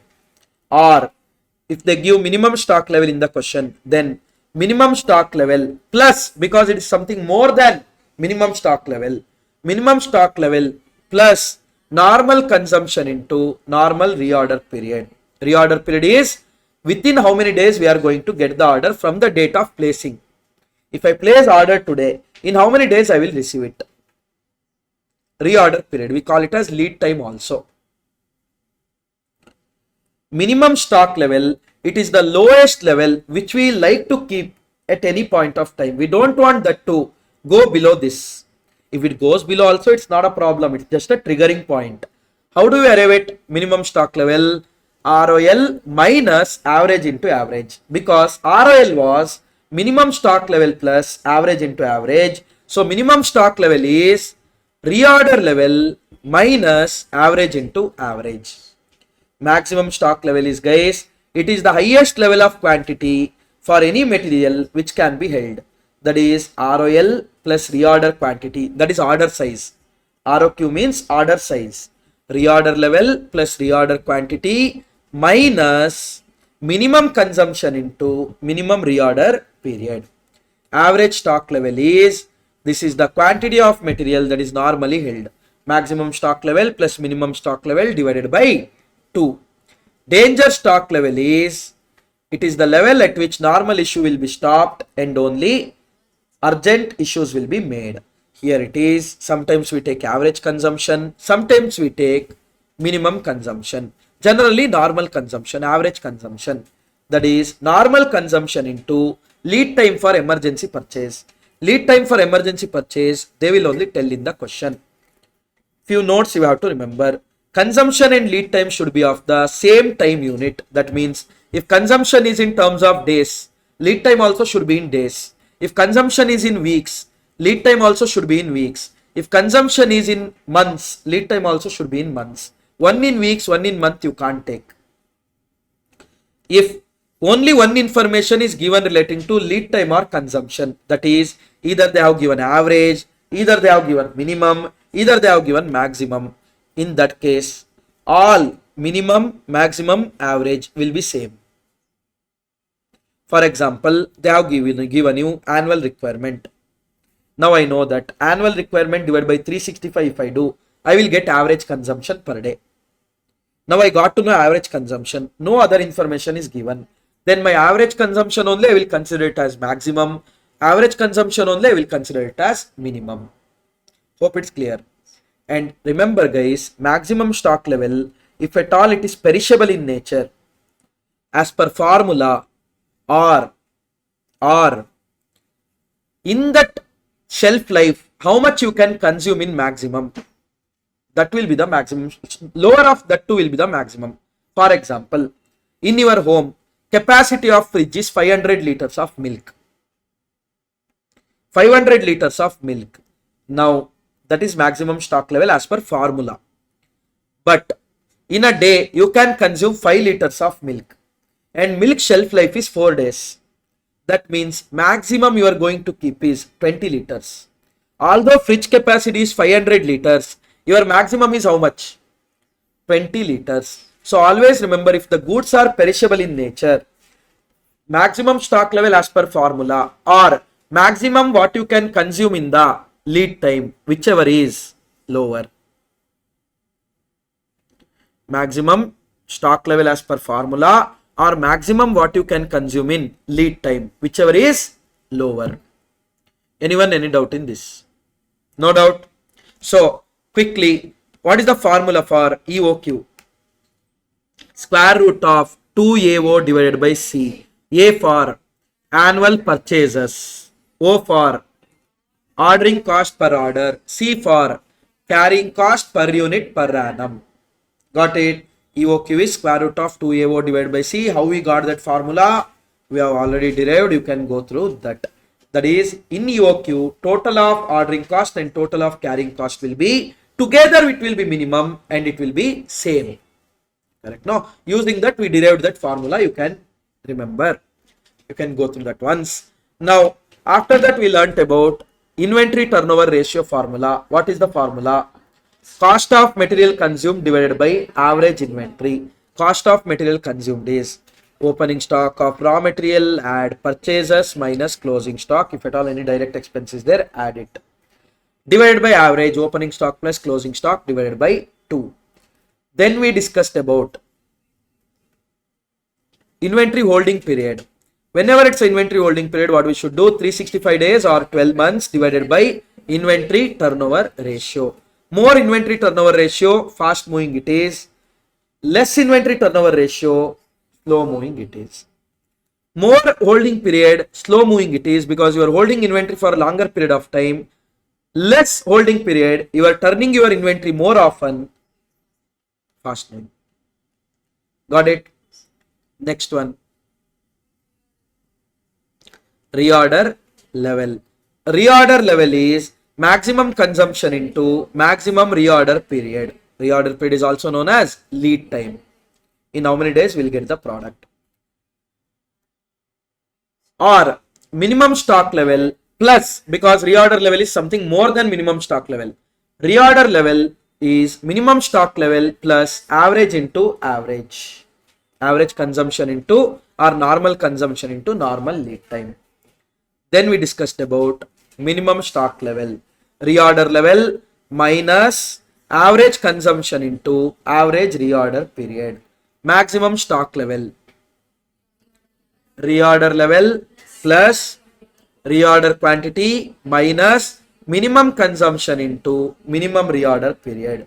Average stock level is equal to minimum stock level plus maximum stock level divided by 2. Minimum stock level plus maximum stock level divided by 2. Is that clear?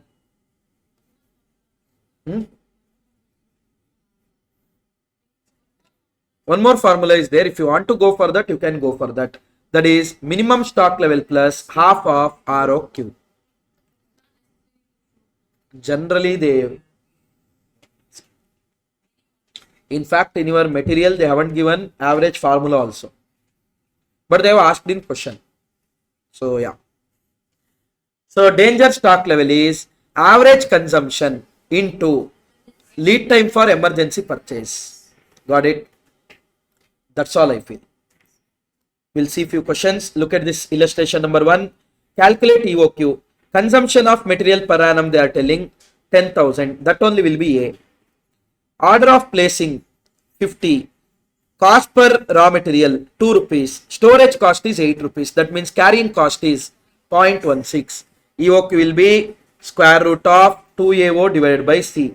2 into 10,000 into rupees 50 divided by rupees 0.16. You will get 2500 kgs. That means you have to place order for 2500 kgs per order so that you can keep your total of ordering cost and carrying cost minimum. How to find out number of orders to be placed? Annual requirement divided by order size. EOQ is your order size. 4 orders you have to place. Total cost includes 3 elements: purchase cost, ordering cost, carrying cost. Purchase cost is annual purchases into purchase price per unit, 10,000 kgs into 2 rupees.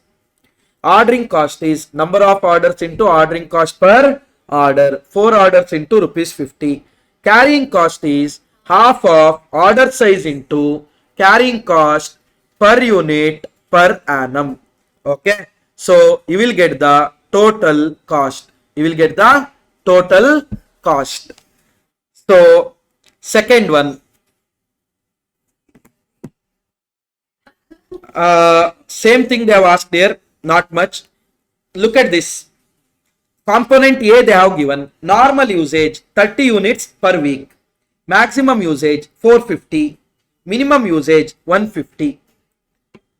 Reorder quantity 2400 for A, 3600 for B.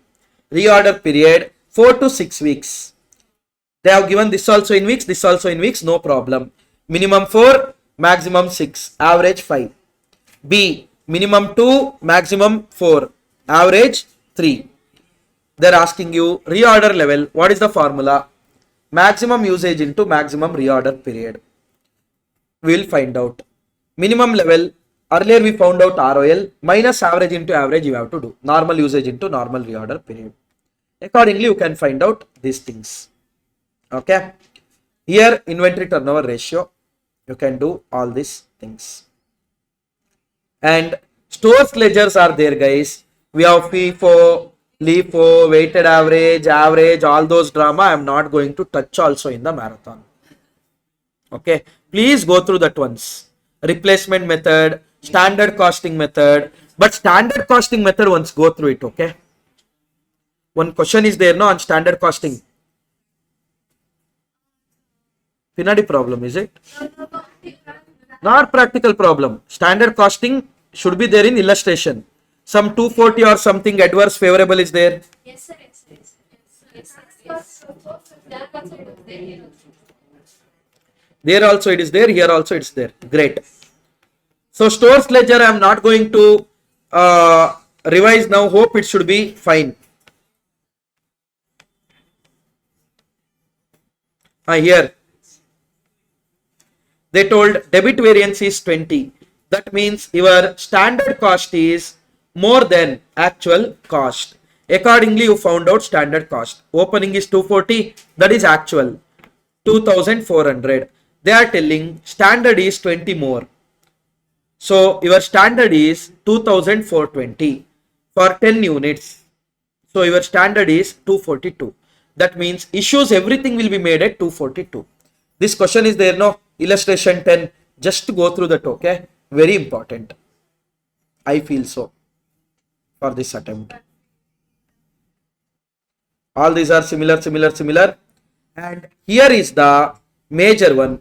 They will say quantity discount to be accepted or quantity discount not to be accepted. Always remember, guys, if at all there is no quantity discount, EOQ is the best. If no, I forgot to get one blanket. Otherwise, it would be proper park vibe only. Have it. That hungry you are? Not hungry. Have it. That's all. Where were we? EOQ will be the best alternative if there is no discount, because that's the order size in which our total of ordering cost and carrying cost will be minimum compared to all other level. Quantity discount will be accepted provided total cost under quantity discount is less than EOQ. Okay, you have to compute using this. I don't think so. It's a difficult thing to do. And one more type of question will be there. And minimum, guys, minimum discount to be accepted in your material, it's not there so far, but we have discussed, if you remember, that is, you will minimum you expect is at least my EOQ cost should be matched. I don't accept my quantity discount if the total cost under quantity discount is more than EOQ, no doubt in that. Now, if it is going more than EOQ, and if they ask what is the minimum expected, then what you should do, take the discount percentage as X or purchase price as X. Based on that you compute where your total cost should be less than or equal to EOQ. That's what we have done here, if you remember. Using that, find out purchase price. And old purchase price, new purchase price, new discount you will get, find out in percentages. You will get discount percentages. Okay. And like this, if they give slab basis, I told you what to do. Guys, generally in this kind of question, carrying cost will be dominating compared to ordering cost. So it's always better to take the lower end of the slab. Less than 250, you take how much ever you want. But after that, 250 to 800, take 250. 800 to 2000, take 800. 2000 to 4000, take 4000. 4000 and above, sorry, 2000. 4000 and above, take 4000. Take the lower slab because your carrying cost is more dominating compared to ordering cost. Okay. Accordingly, you will find out like this and do like this.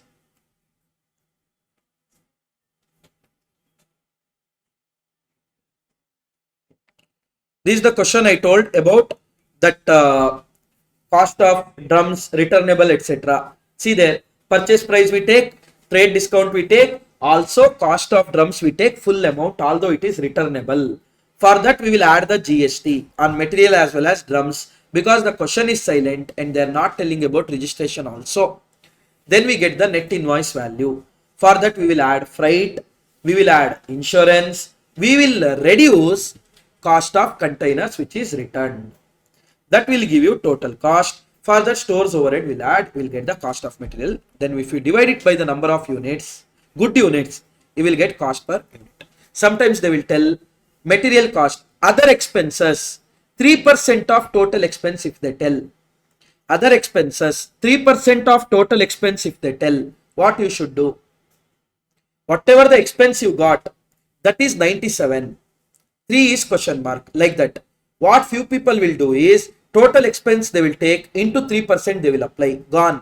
Your other expense, 3% of total expense means your total expense inclusive of other expense. So other than other expense, whatever is there is 97%, because other expense is 3%, total 100%. So 97 means so much, 3 means question mark, like that you will find and take it out. These are the normal questions, not this one more, that slab is there. No, they have given sales data, using that you have to find out. Guys, all these ICMA material you go through once, more than sufficient. This PYP question what we discussed, you remember? Yes, anyhow it's a PYP question. When we discuss PYP, that time we will be looking into that. We'll do one thing, we'll take a break now and we will go back to PYPs and we'll wind up the chapter. Okay, so it's 4:56, break of 20 minutes will take, 25 minutes will take, 5:22, done.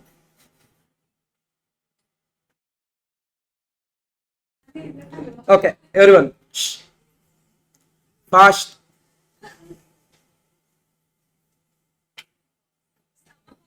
Summer hot?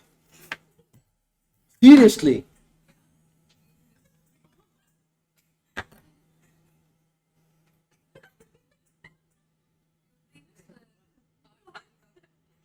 It's not hot. But she didn't get cold also.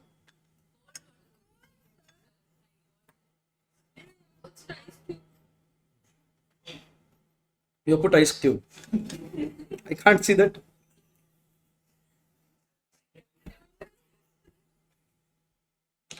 Up.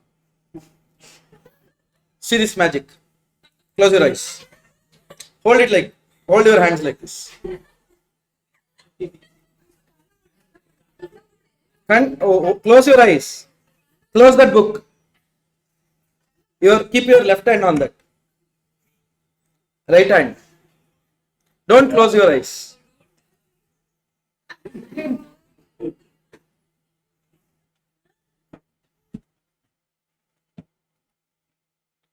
Guess.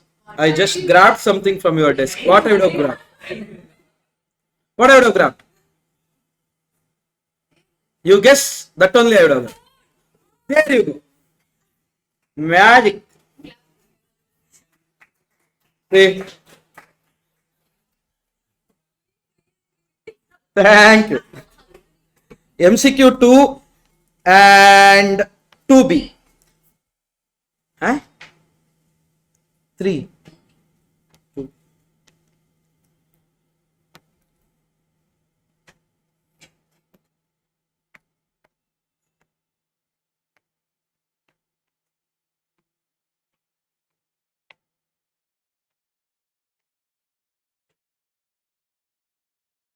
Guys, the reorder level is dash.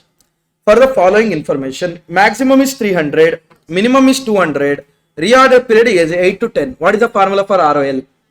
Maximum into maximum. Maximum is 300, maximum is 10. Peace. Next. Huh?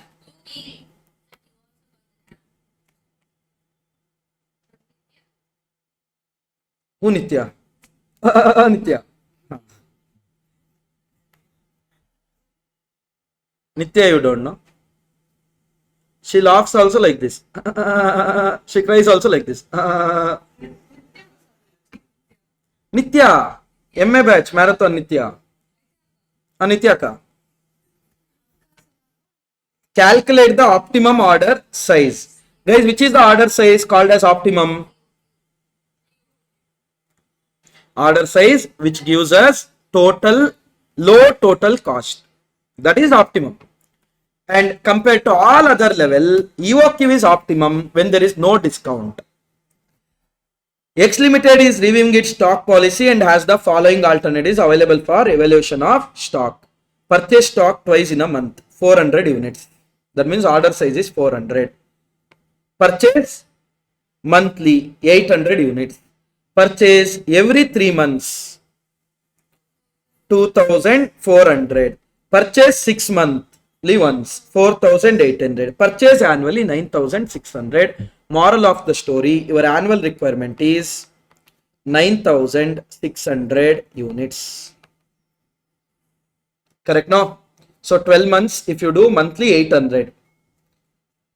Correct? No, 9600 by 12 is 800. That's what they are telling there.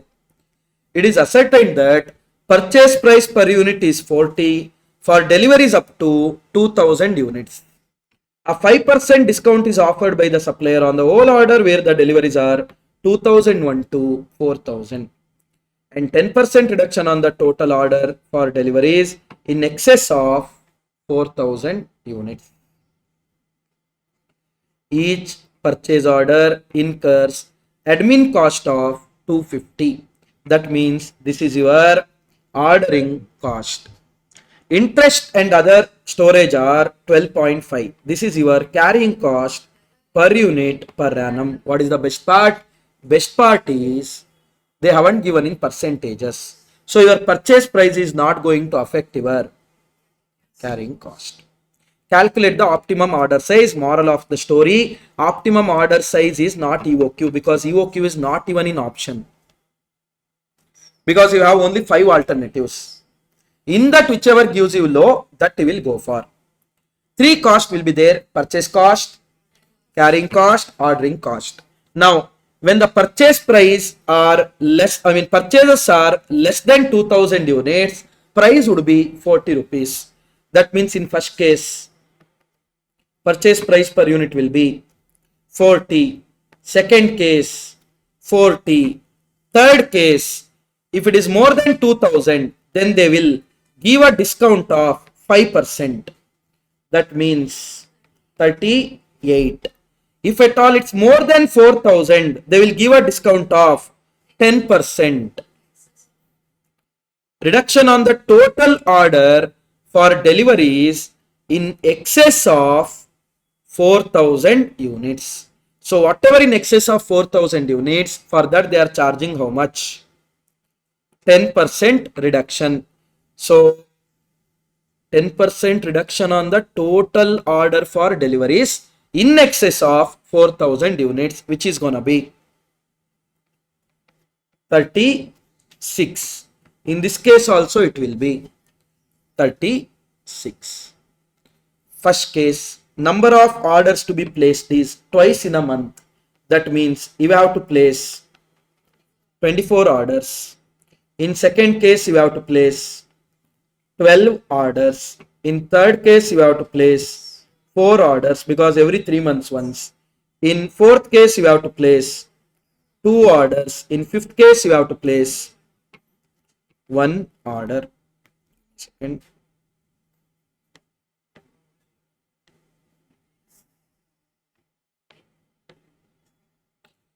Here only it's there. You can check now. Listen. First, purchase cost. You are purchasing, guys, 9600 only. Please keep in mind. You are not going for 400 into that price. No. Because annual cost we are finding out. So 9600 into 40.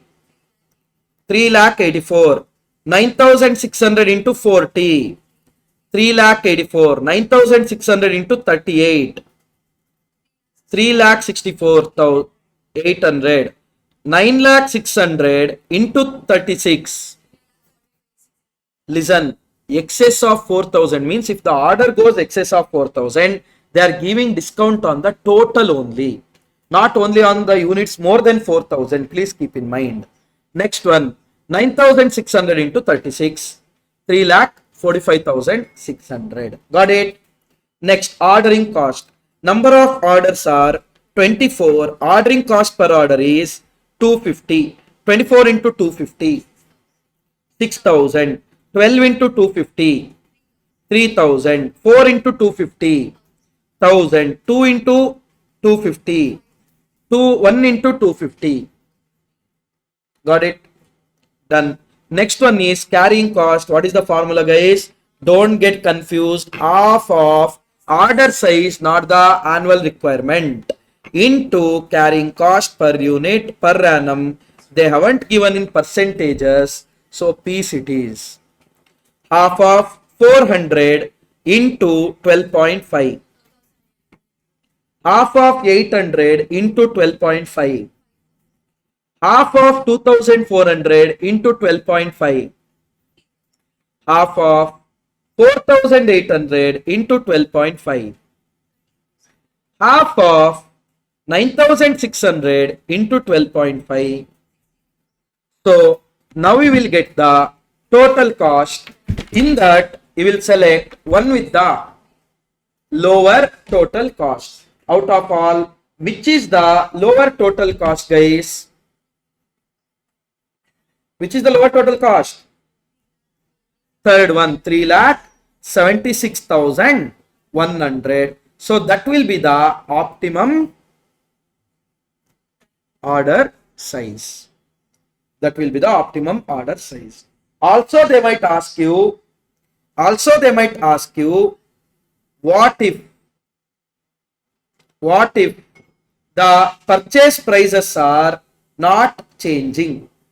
What if the purchase prices are not changing? Then what is the optimum order size? Then always EOQ is per optimum order size. You will take square root of 2 into 9,600 into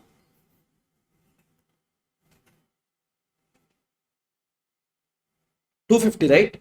250 divided by 12.5. Hope it is clear, everyone.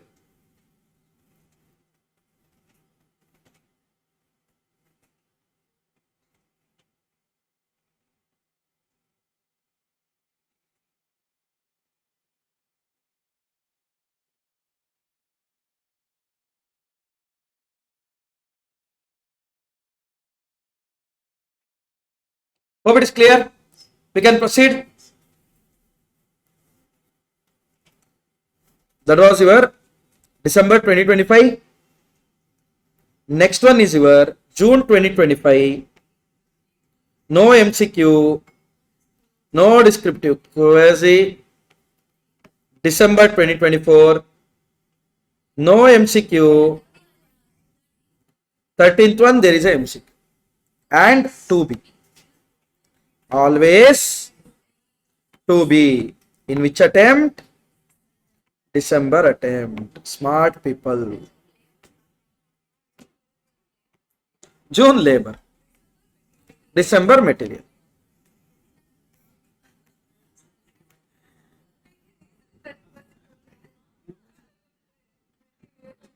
Guys, remember, first priority give to your all the ICMA material questions. If you completely read all the ICMA material question, whatever is there, according to me, 60 marks should not be the problem at all. Knowing the concept plus those questions. You need around 80, then do ICMA material questions plus PYPs. If you need 90, do ICMA material questions plus PYPs plus ICA material questions. If you need 100, conceptually you should be very strong. MTP is what? Like same thing, repeat that.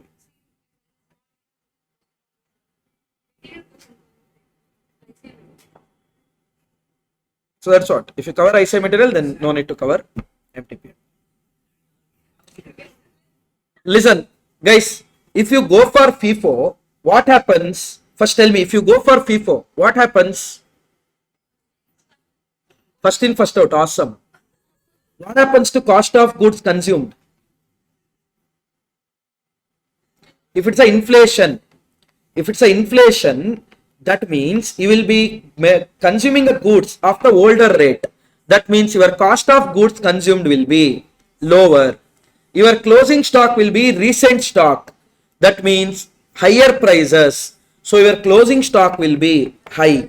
That means try to understand. More closing stock, more profit. Less cost of goods sold, more profit. That means if you go for FIFO, in the inflation situation, you will be showing over profit. You will be showing over profit. Now, if at all LIFO, if you go, what happens? Cost of material consumed will be recent prices. That means your cost of goods consumed will be high. Because in recent times, prices are high because inflation. Opening stock will be, closing stock will be old stock. That means lower price. That means your closing stock will be low. That means your profit will be low. But only in books, no. In actual sense, it has nothing to do. Only in books, no. In books, if it is lower profit, better in terms of tax or not better in terms of tax? Better in terms of tax. So if the prices are increasing, we advise to go for LIFO.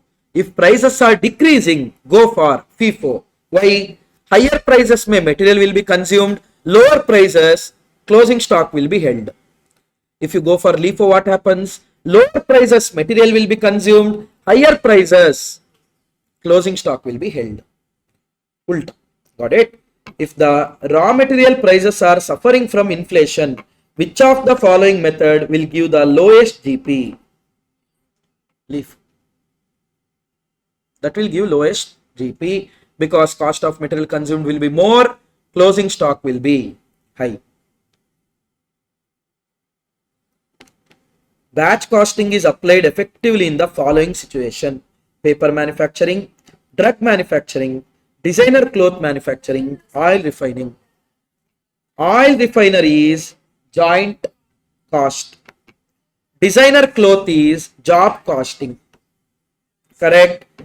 Paper manufacturing is process. Drug manufacturing is batch. First Dolo 650, then headache tablet, like that. Okay? Drug is that drug.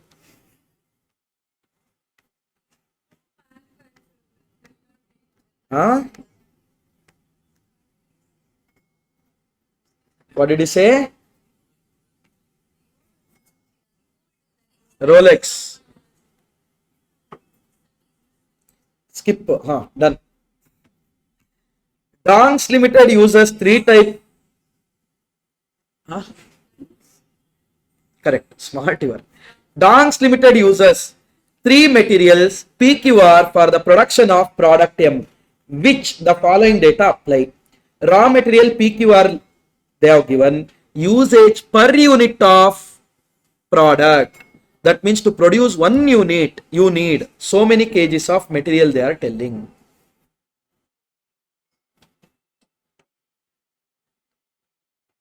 One second.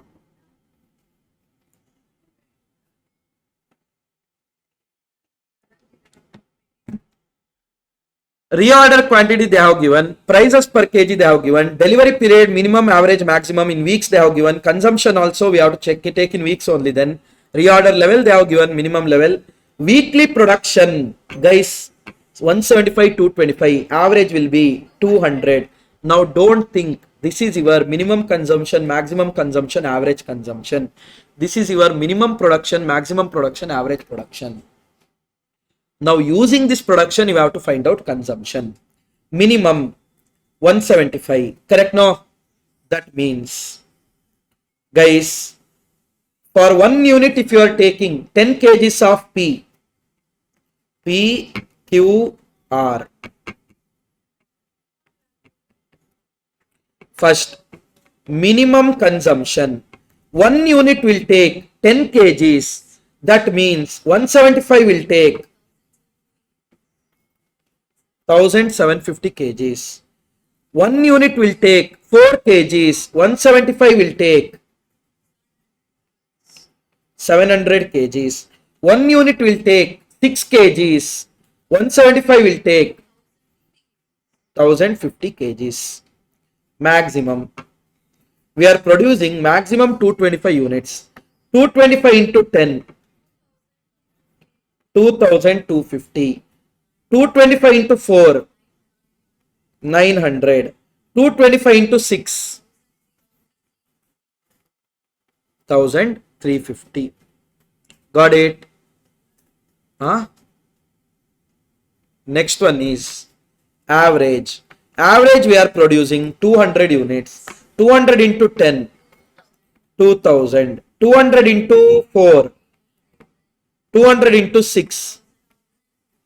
This is your minimum consumption, maximum consumption, average consumption. Minimum lead time, maximum lead time they only have given. First one they are asking minimum stock of product P. What is the formula? reorder level minus minimum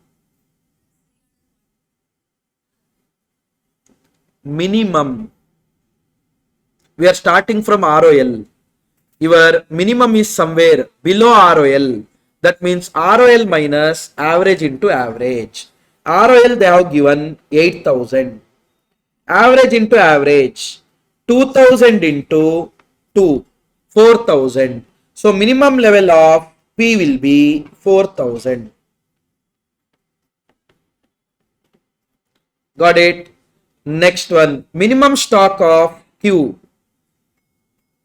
Minimum stock of Q, same formula. Reorder level is 4,750. If they don't give minimum, what you should do? Maximum into maximum. Maximum consumption into maximum reorder period is what? ROL. So they have given ROL here. 4750 minus average into average. 800 into 4. 2,400. So 1,350. 1,350, no?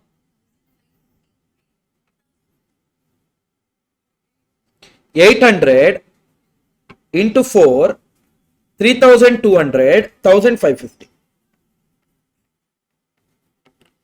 1,550 kgs. Reorder of R.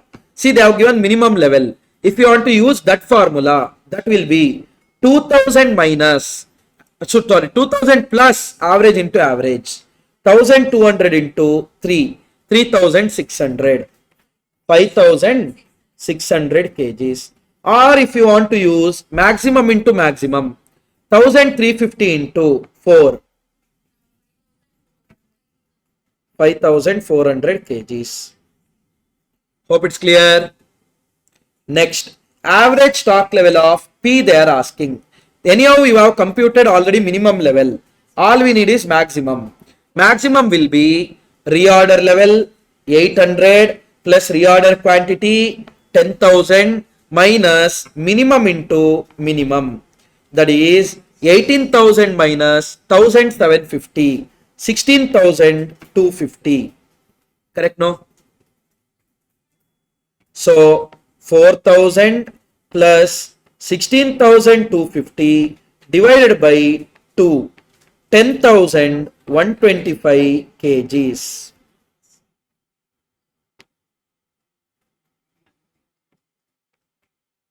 Anyone, any doubt in this?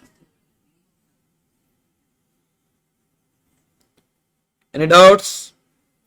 Shall we proceed? That is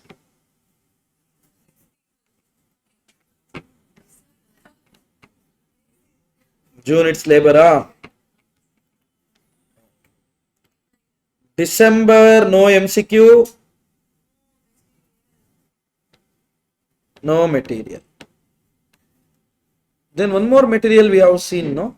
Here, I think that is June 2023. Yeah, June 2023. If you see there, measure KPM Limited buys its annual requirement of 80,000 alpha in 10 installments. That means order size is 8,000 units. Annual requirement is, order size is 8,000 units. It was 16. Who? When?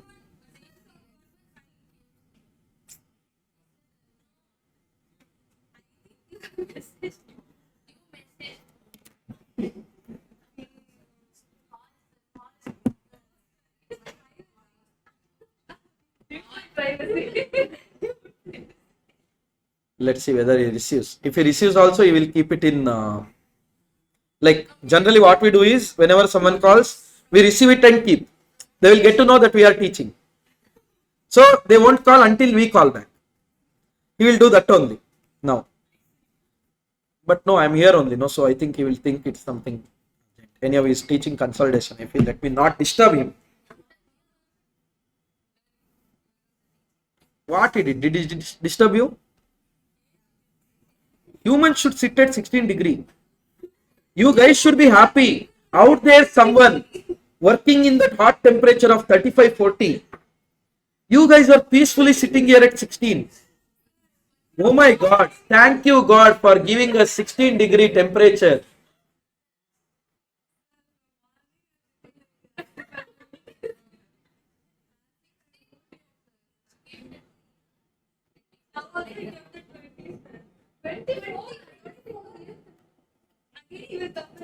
No, you won't.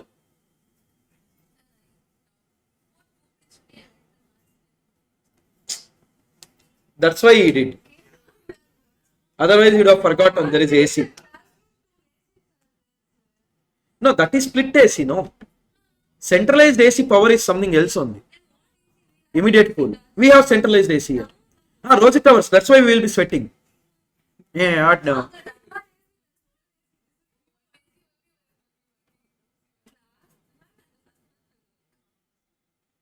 So that is not enough. Centralized AC is best. They will delete it, leave. If they don't delete also, what is there in that? Correct. YouTube students also will get to know Achilles sir is penguin. He keeps AC at 16 degree. I don't keep at 16. Oh my God. I'm fine with 16. But I don't keep at 16. I am like,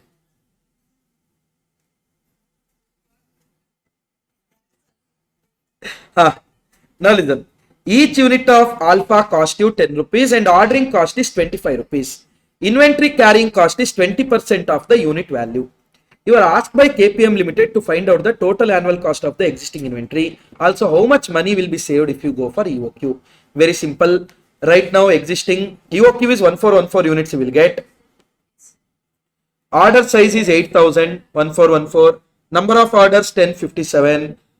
Purchase price 10 and 10. Carrying cost per unit you will get. Purchase cost will be annual requirement into purchase price, not order size. Majority of you will do mistake in that. Please take care of it. Here you will take order size. In carrying cost you will take purchase quantity. Finally, from morning she is body shaming me. She is calling me motte. Where motte? So only this much is gone, this much is there. I mean, in Kannada, motte means egg. And whoever is boiled for them, slang is motte.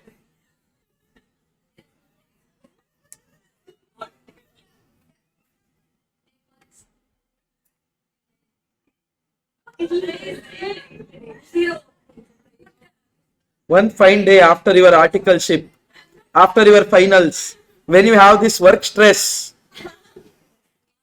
one day you will do this. You will see this. Oh my God! That time I was telling this to Rastrith sir. Now look at my situation. By that time mine will be like this.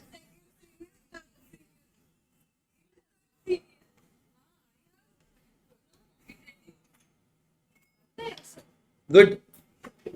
But yeah, take care of your hair. Because anyhow it's going to fall. Touch wood. It should not happen.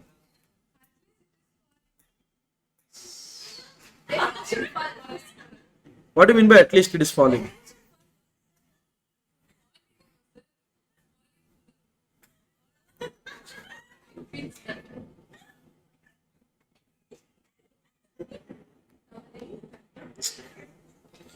These young kids don't know what to prioritize, what not to prioritize. Gen Z kids.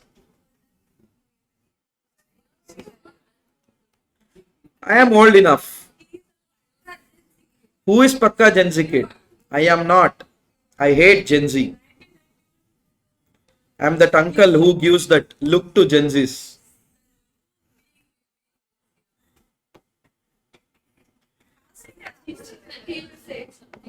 Now we'll be discussing overheads. Fast. Question paper over. 3 questions.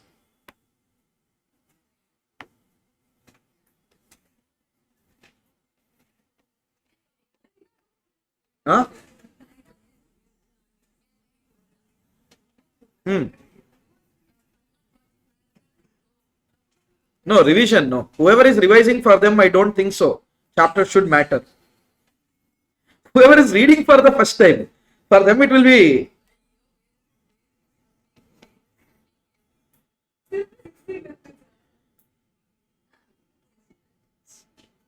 Again, you guys kept, is it? Now you increase to what? What it is? Oh, keep it at 24. Go.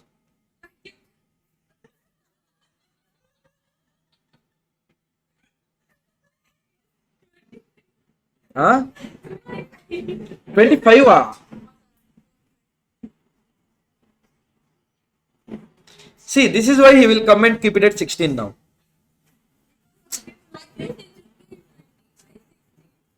That's what. Why it, according to you, it should be at 20, no? Why did you keep at 25? Because he is averaging it out. So you should keep it normal, so they also won't get to know. Now you see AC is off.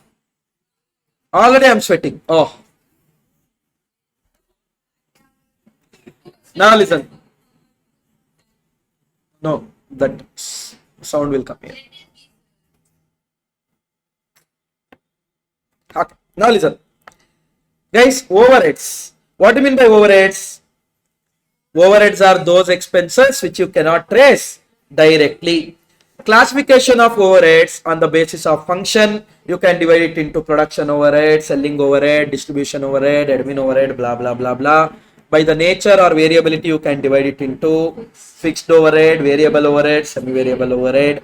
By element, you can divide it into indirect material, indirect labor, indirect expense. On the basis of control, you can divide it into controllable, uncontrollable, which is there in the control of the management, controllable overhead, which are not there in the control of the management, it is uncontrollable overhead. And always remember, guys, if at all they had given overhead in variability basis, then variable overhead will be absorbed on actual basis. Fixed overhead should be absorbed on normal capacity, I mean absorption rate.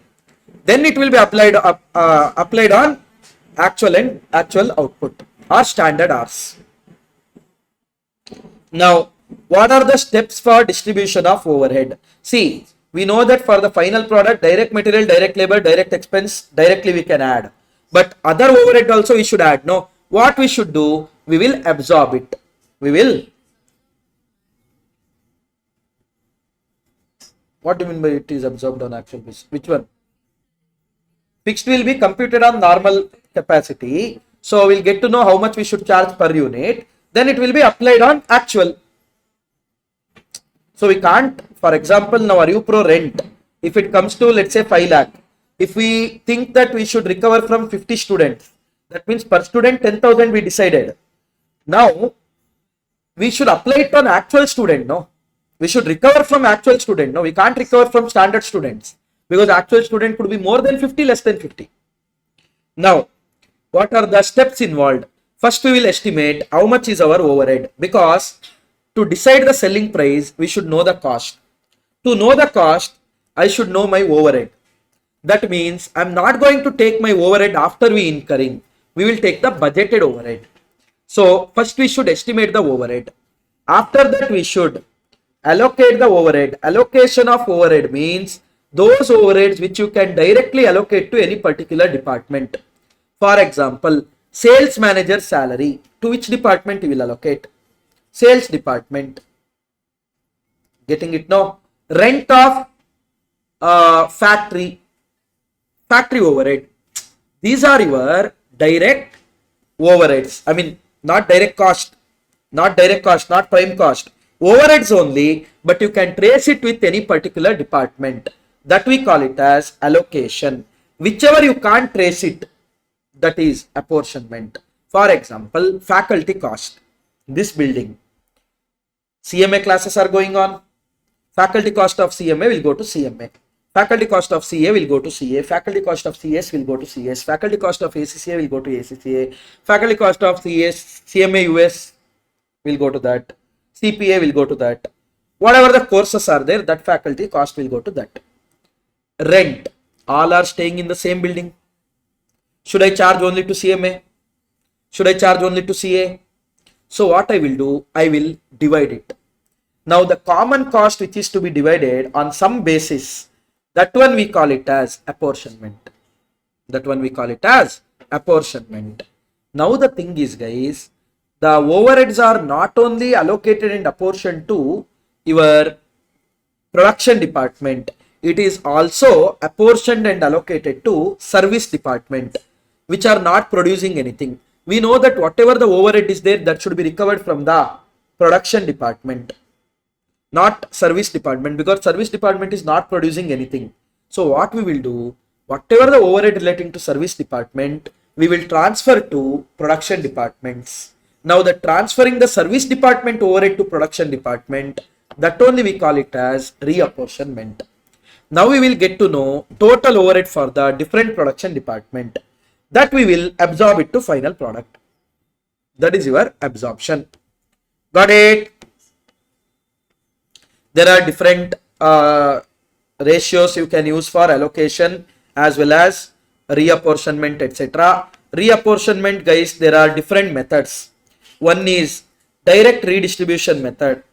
That means no service departments provide service to other service department. All the service departments are providing service to production department. That means you can remember it as service departments are strangers. For example, production department 1 is there, production department 2 is there, production department 3 is there.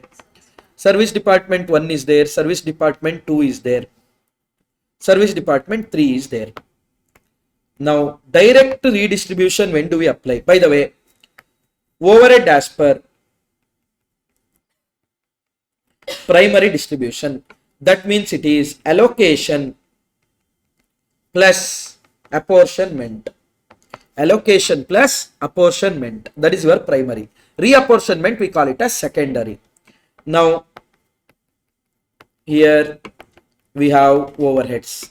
Now, S1 provides service only to P1, P2, P3. S2 provide to P1, P3. S3 provide to P2, P3. Whatever it is, end of the day, all services providing service only to production departments. Here we can straight away transfer everything to these particular departments. Okay. That is your direct redistribution. One more is there, non-reciprocal method. What is this non-reciprocal method, sir? One-sided love story. What is that one-sided love story? One service department provides service to other service department, but other service won't reciprocate it. Won't reciprocate it. What do you mean by that? Service department 1 provides service to P1, P2. This doesn't matter at all. But what matters is it provides service to S2 and also, to be in safer side, options, benching. It provides service to S3 also. Okay. Benching is not Gen Z term. Benching was the term started from these corporates, keeping employees idle. If the work project comes, they will put them in. That you Gen Z kids changed it to your relationship, situationship, whatever the ship it is. So that you guys will understand. That day I said breadcrumbing. Whatever it is, concentrate now. So this is your done. Now S2 don't love S1, but S2 loves S3. Also S2 loves P2. S2 loves P3. Now S3 is baddie, full self-independent, like independent.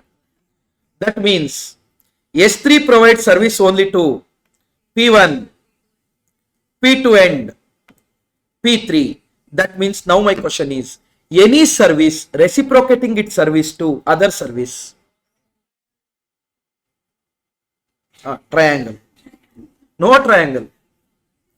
Now, no service department providing service to other service. I mean, reciprocating service to other service. In that case, we use step method or we use non-reciprocal method. What do we do, sir?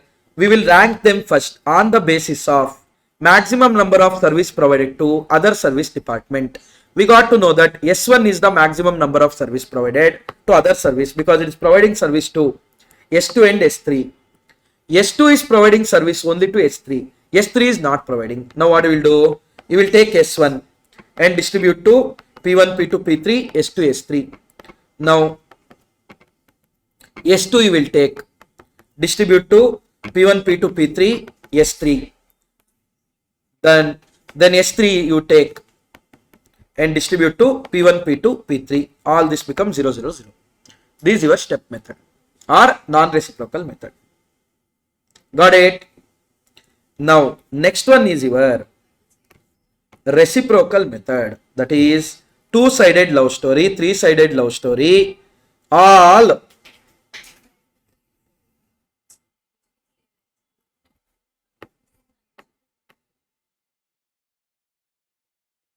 that is S1 provides service to S2, S3, also P1, P2, P3. S2 reciprocates service to S1, also to be in the safer side, provide service to S3. S3 provides service to S1, don't provide service to S2. That means end of the day, at least one service department is reciprocating. In that case, we go for reciprocal methods. We have three different methods. One is simultaneous equation method, trial and error method, repeated redistribution method. What is this, sir? Repeated redistribution is, guys, we keep on repeating, allocating the overhead again and again and again until all things will become minimal. In trial and error, instead of doing it in one single table, we will do it in two tables. In simultaneous, we will make some equation. What are those? That with some I will show. Okay, otherwise you won't understand now if I say. Now,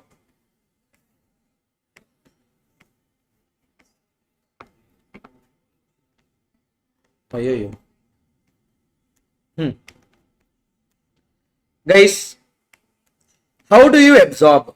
If it's a variable overhead, absorption rate will be computed on actual capacity basis. If it's a fixed, then it will be computed on normal capacity based. Different methods of absorption, guys. You can take it as percentage of direct material. Then the base will, numerator will be, of course, factory overhead. Denominator will be direct material. Direct labor means numerator will be factory overhead. Denominator will be direct labor cost. Percentage of prime cost, you will take rate per unit, then divide by the number of units. Rate per hour divided by the labor hour. Machine hour, you can go for direct machine hour, comprehensive machine hour. Direct machine hour is only those machine related cost we will take. Comprehensive machine hour means we will take machine related cost as well as your the indirect machine related cost. For example, repairs, depreciation, power, fuel, all those are machine related cost. Correct? No? Also, rent of that particular department in which the machine has held, lighting, supervisor salary, your operator wages, all those things comes here. Okay? All those things you are going to see, and different types of rates are there. Normal rate, that means instead of budget you take actual.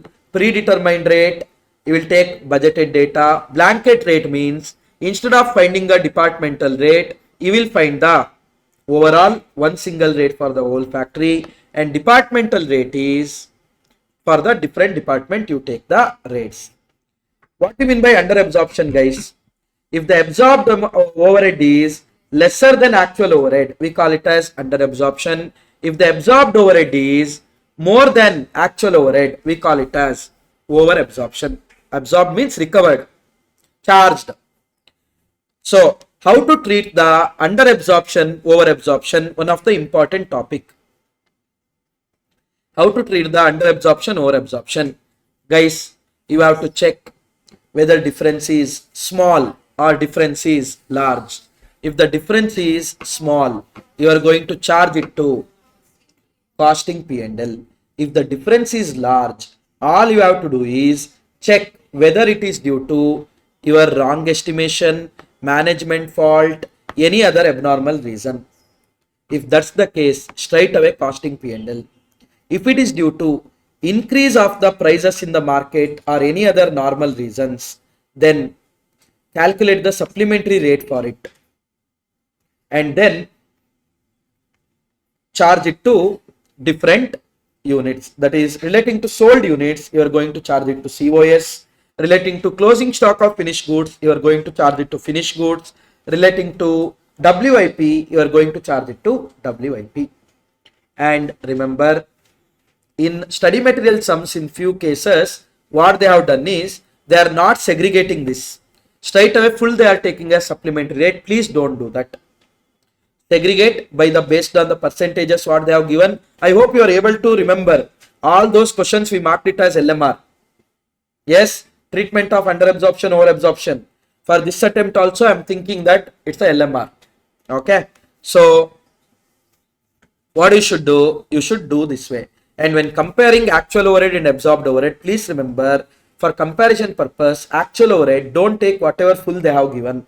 If at all any abnormal cost like amount payable due to strike, amount payable due to award of the court, amount payable due to previous period expense booked in the current period, obsolescence, etc., etc., etc., if they give, that you should reduce from the actual overhead, then you take the absorbed amount, actual overhead. Then you compare your actual with absorbed. Got it? That you don't take for analysis. All those things I will just take you through the sums and I will show, don't worry. Type of capacities, we have installed capacity, also known as rated capacity, also known as theoretical capacity, also known as maximum capacity. These are the capacities what you can achieve to the maximum extent. On books, practically speaking, you can't achieve it. But if everything goes as per your plan, then you can achieve, that is your installed capacity. Theoretical capacity, because practically it is unable to be achieved. Practical capacity is that what you can practically achieve, that is nothing but your installed capacity minus normal idle capacity. Because installed capacity don't allow you to keep time for break, keep time for repairs and maintenance, all those drama it don't do. But those are normal idle time, no? So if at all you reduce all those things, that you get practical capacity. However, if you want to compute practical capacity on the trend basis, over a period of time, data if you take and find out, that we call it as normal capacity. Okay, and your actual capacity is the capacity what you are actually achieving. Now the difference between your installed capacity and actual capacity, we call it as idle capacity. Difference between your installed capacity and actual capacity, we call it as idle capacity. That is what we didn't utilize. Idle capacity could be abnormal, idle capacity could be normal. Normal is due to difference between your installed and normal or practical. Whereas abnormal is you should have achieved practical or normal, no, but you are not able to achieve. That means it is due to unplanned expenses, unplanned time. So that will be treated as abnormal idle time. These are the few things what you should learn in your overheads. Now shall we quickly see few questions? Yes. Look at this. A factory has 3 production department P1, P2, P3 and 2 service department S1, S2. The following overheads and other information are extracted. And one more thing you have to remember, guys, they might give direct material, direct labor. For the production department also they will give, for service department also they will give. Remember, for production department, direct material, direct labor is never a overhead. So while computing primary distribution, don't take direct material and direct labor to production departments, because those are prime cost, not overheads. You are computing overheads. So don't consider it. However, to the service departments, there is nothing called prime cost, because what do you mean by prime cost? Those costs which you can trace with final product. Service department has any final product? No. Then you will trace with what? That means you should take direct material, direct labor to only service department, not to the production department, because for service departments anyhow it's gonna be overhead, but production department it's not a overhead at all. Anyone any doubt in this? Okay. Now P1, P2, S1, S2 and all is there. They have given few expenses. They have given certain things here. Allocate and apportion the overhead among the various department. Guys, rent they have given. Out of the option, which is the better way to apportion it? Area. Repairs they have given. Value of plant, because the costlier the plant, costlier the repairs cost. Depreciation, value. Lighting, number of light points. If that is not available, lighting will be generally arranged on area basis. You can go for area. Supervision. Whom do we supervise? Employees. So we can take number of employees basis. Fire insurance on stock. Stock value they have given. More the stock value, more the insurance premium. ESI contribution. Not number of employees. Wages. Can you tell that number of employees? No. Why? Manager will earn 1 lakh rupees. Employee will earn 20,000 rupees. If you ask both of them to pay same amount, is that make sense? So that is your wages, amount basis. Power, machine hour. If the machine hour is not there, horsepower. If horsepower is not there, number of machines. What if they have given horsepower as well as machine hours? Then horsepower into machine hour, that ratio you should take. Because along with horsepower, your consumption will change. Along with machine hours also, your consumption will change. Power consumption. So automatically both you merge and take. Got it? That's it. Not much. That will give you primary distribution.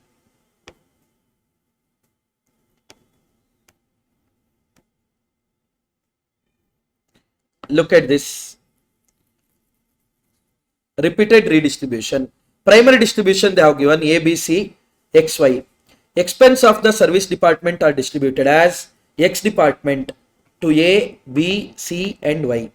To Y department A, B, C and X. And always remember guys, while distributing, other than your simultaneous equation and trial and error, other than your simultaneous equation and trial and error, please go for ratios. Please go for ratios, because full amount should get distributed. However, if it is simultaneous equation, trial and error, then go for percentages, because the same amount will be involved in many departments. So that full should not get distributed. That's why if it's a simultaneous equation and trial and error, go for percentage. If it's any other method, go for ratios. Now, department X 700, that should be distributed to A, B, C and D in the ratio of 2:4:3:1. You will distribute. Now, you will get to know that X will become nil, but Y will become 970. Now that you are going to distribute in the ratio of 4:2:2:2. That is 2:1:1:1. That you will distribute. Now Y will become 0, but X will get some value. Now X you divide again in the ratio of 2:4:3:1. Done. Then you keep doing like this till you get some negligible amount. With that, secondary distribution is done as per repeated redistribution. However, the same question, if you apply simultaneous equation, try to understand. We know that overhead of department X is 700. If I take overhead of department X as X, it is not only 700 guys, because department Y is also providing 20% of service to X. That means whatever the overhead of department Y is there, 20% of that also will come to department X. Now don't tell 900 into 20% because department Y is also not only 900. Why? Whatever the department X is there, of the 10% will be given to Y. Now don't tell 700 into 10%. Why? Department X is not 700. It is 700 plus something. Department Y is not 900. 900 plus something. So what I should do? I should write overhead of X as X is equal to 700 plus 20% of Y. Y is equal to 900 plus 10% of X. Guys, majority of the students will do mistake in taking these percentages. What they do is, for X they will take 700 plus 0.1 X, 0.1 Y. For Y they will take 900 plus 0.2 Y. Gone. Why? Because Y is providing 20% to X. So X is equal to 700 plus 0.2 Y. X is providing 10% to Y. So it should be added to the overhead of Y, not to the overhead of X. So please keep in mind, these are the places where students will commit mistake. Now when you solve it by taking or by changing Y to X, that is wherever Y is there, you replace with this equation, then automatically we'll find X and Y. Now you found X and Y. Y came to 988.9 and X came to 897.96. Now what is the actual total overhead, guys, of X and Y together? 1600. But how much you are getting total here?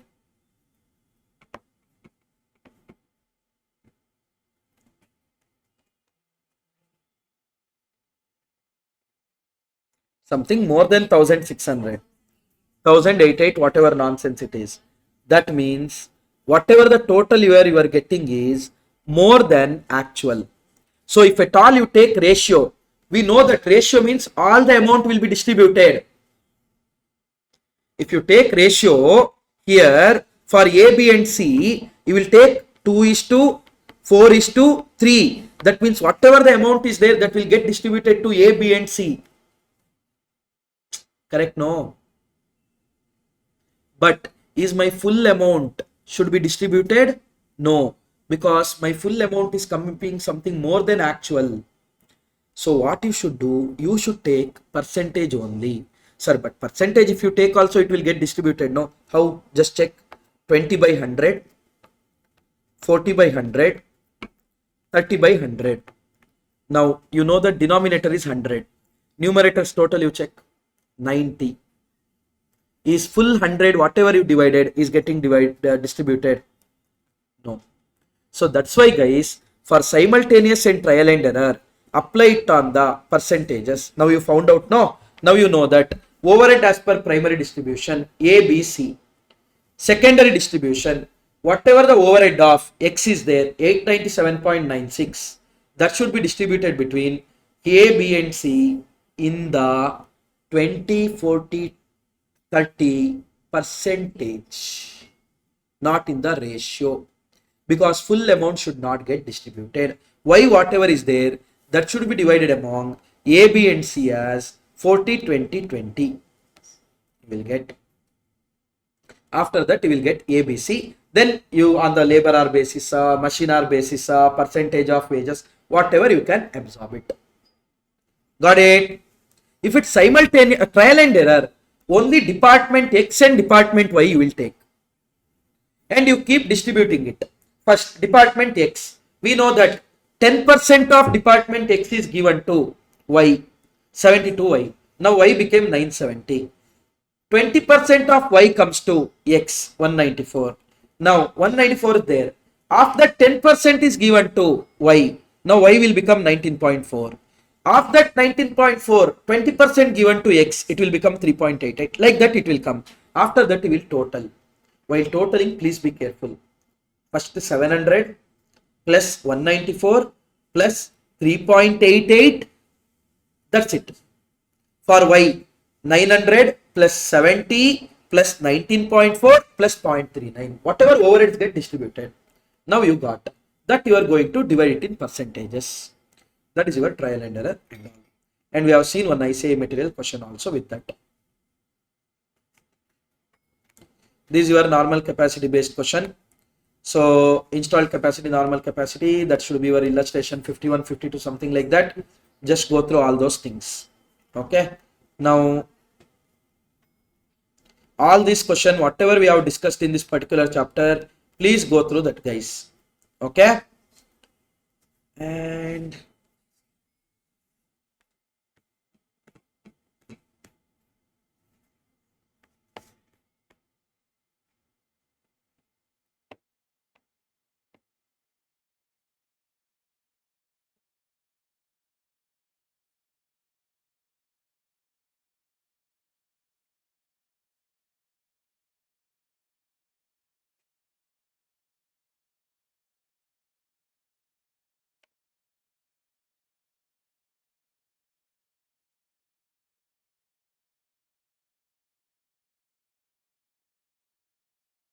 so this is applying the, once you find out a recovery rate, you should apply it to the job like this. Okay. That is factory overhead. Department A, 1.5 per hour, 4 hours into 1.5, like that. They will give in the question only. All this question you have to check. This question there, it's there, a question is there, no, here, new enterprise limited. All this question you have to check once. Okay. Not much things. So machine hour rate, what you will do? You will take cost into standing charges, machine expenses, whichever is not related to machine directly, all those will take as standing, and whatever is normal, I mean relating to machine, that you will take it as machine expense. Once you find out the total, if you divide by machine hours, effective machine hours, in fact, you will get the machine hour rate. All those questions you should check once. Okay.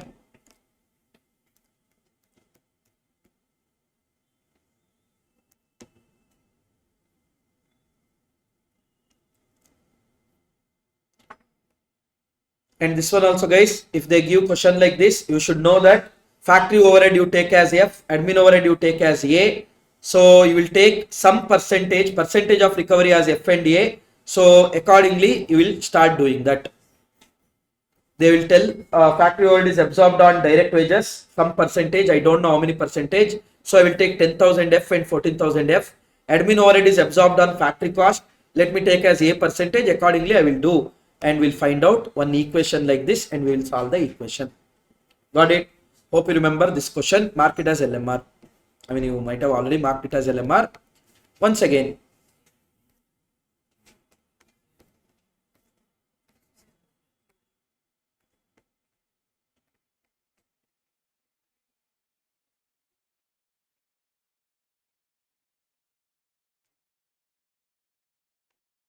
look at this question, guys. Look at this question. Under absorption, over absorption treatment, just concentrate. In the manufacturing unit, see, one way of under absorption, over absorption is straight away carrying it forward to the next year. Okay, but we don't recommend that. In a manufacturing unit, overheads was recovered at a predetermined rate of 25 per man day. That means they are telling recovery rate, absorption rate. Guys, you know that absorption rate into budgeted hours, if you do, you will get budgeted overhead. Because how do you arrive at absorption rate? Budgeted overhead divided by budgeted hours. Correct? No. The total factory overhead incurred and man days actually worked are 41,50,000 and 1,50,000. This is your actual.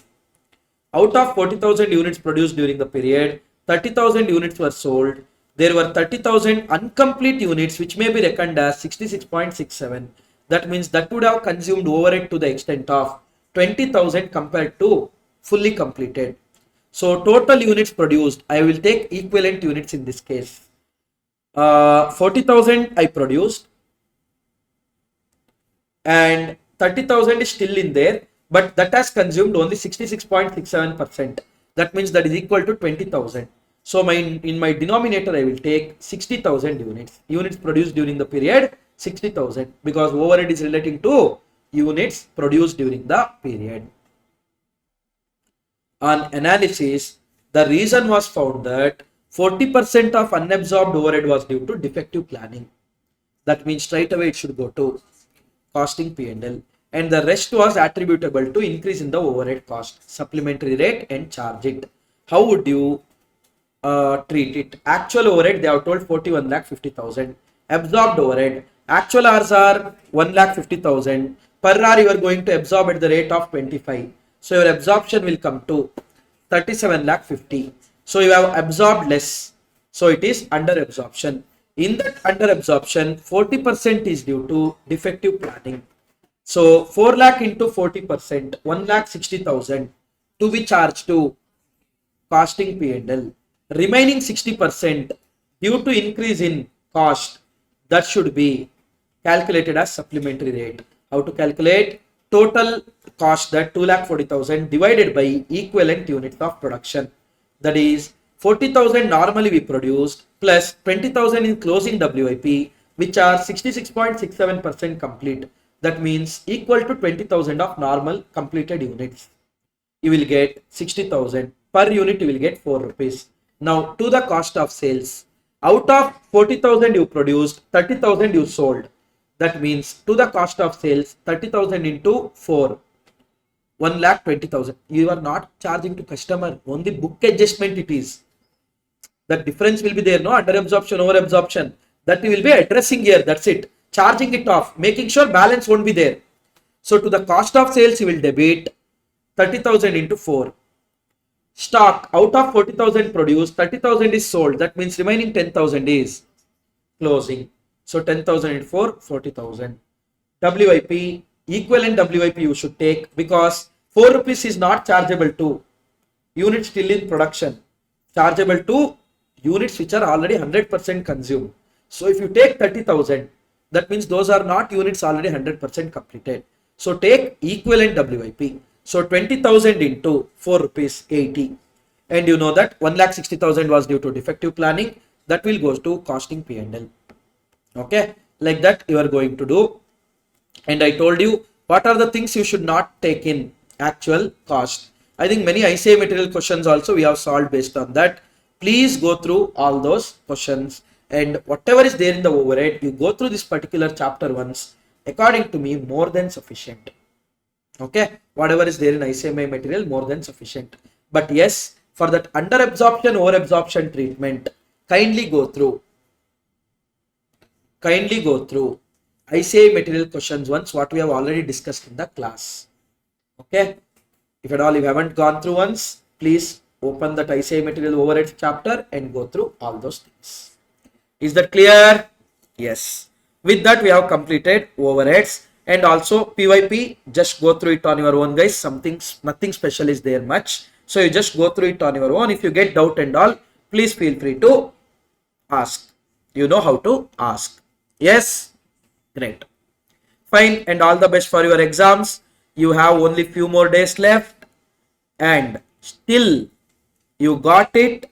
Don't waste those few more days. If you waste those few more days, then you might have to waste remaining few months. Few days are better than few months. So just whatever might be the situation, whatever might be the thing, just push yourself. Only few more days, then you will be free. Otherwise, it will be the same cycle. So make sure that's not going to happen. And hope it was of some use for management accounting and cost accounting. And yes, do well and keep me posted on your results, and all the best. Thank you.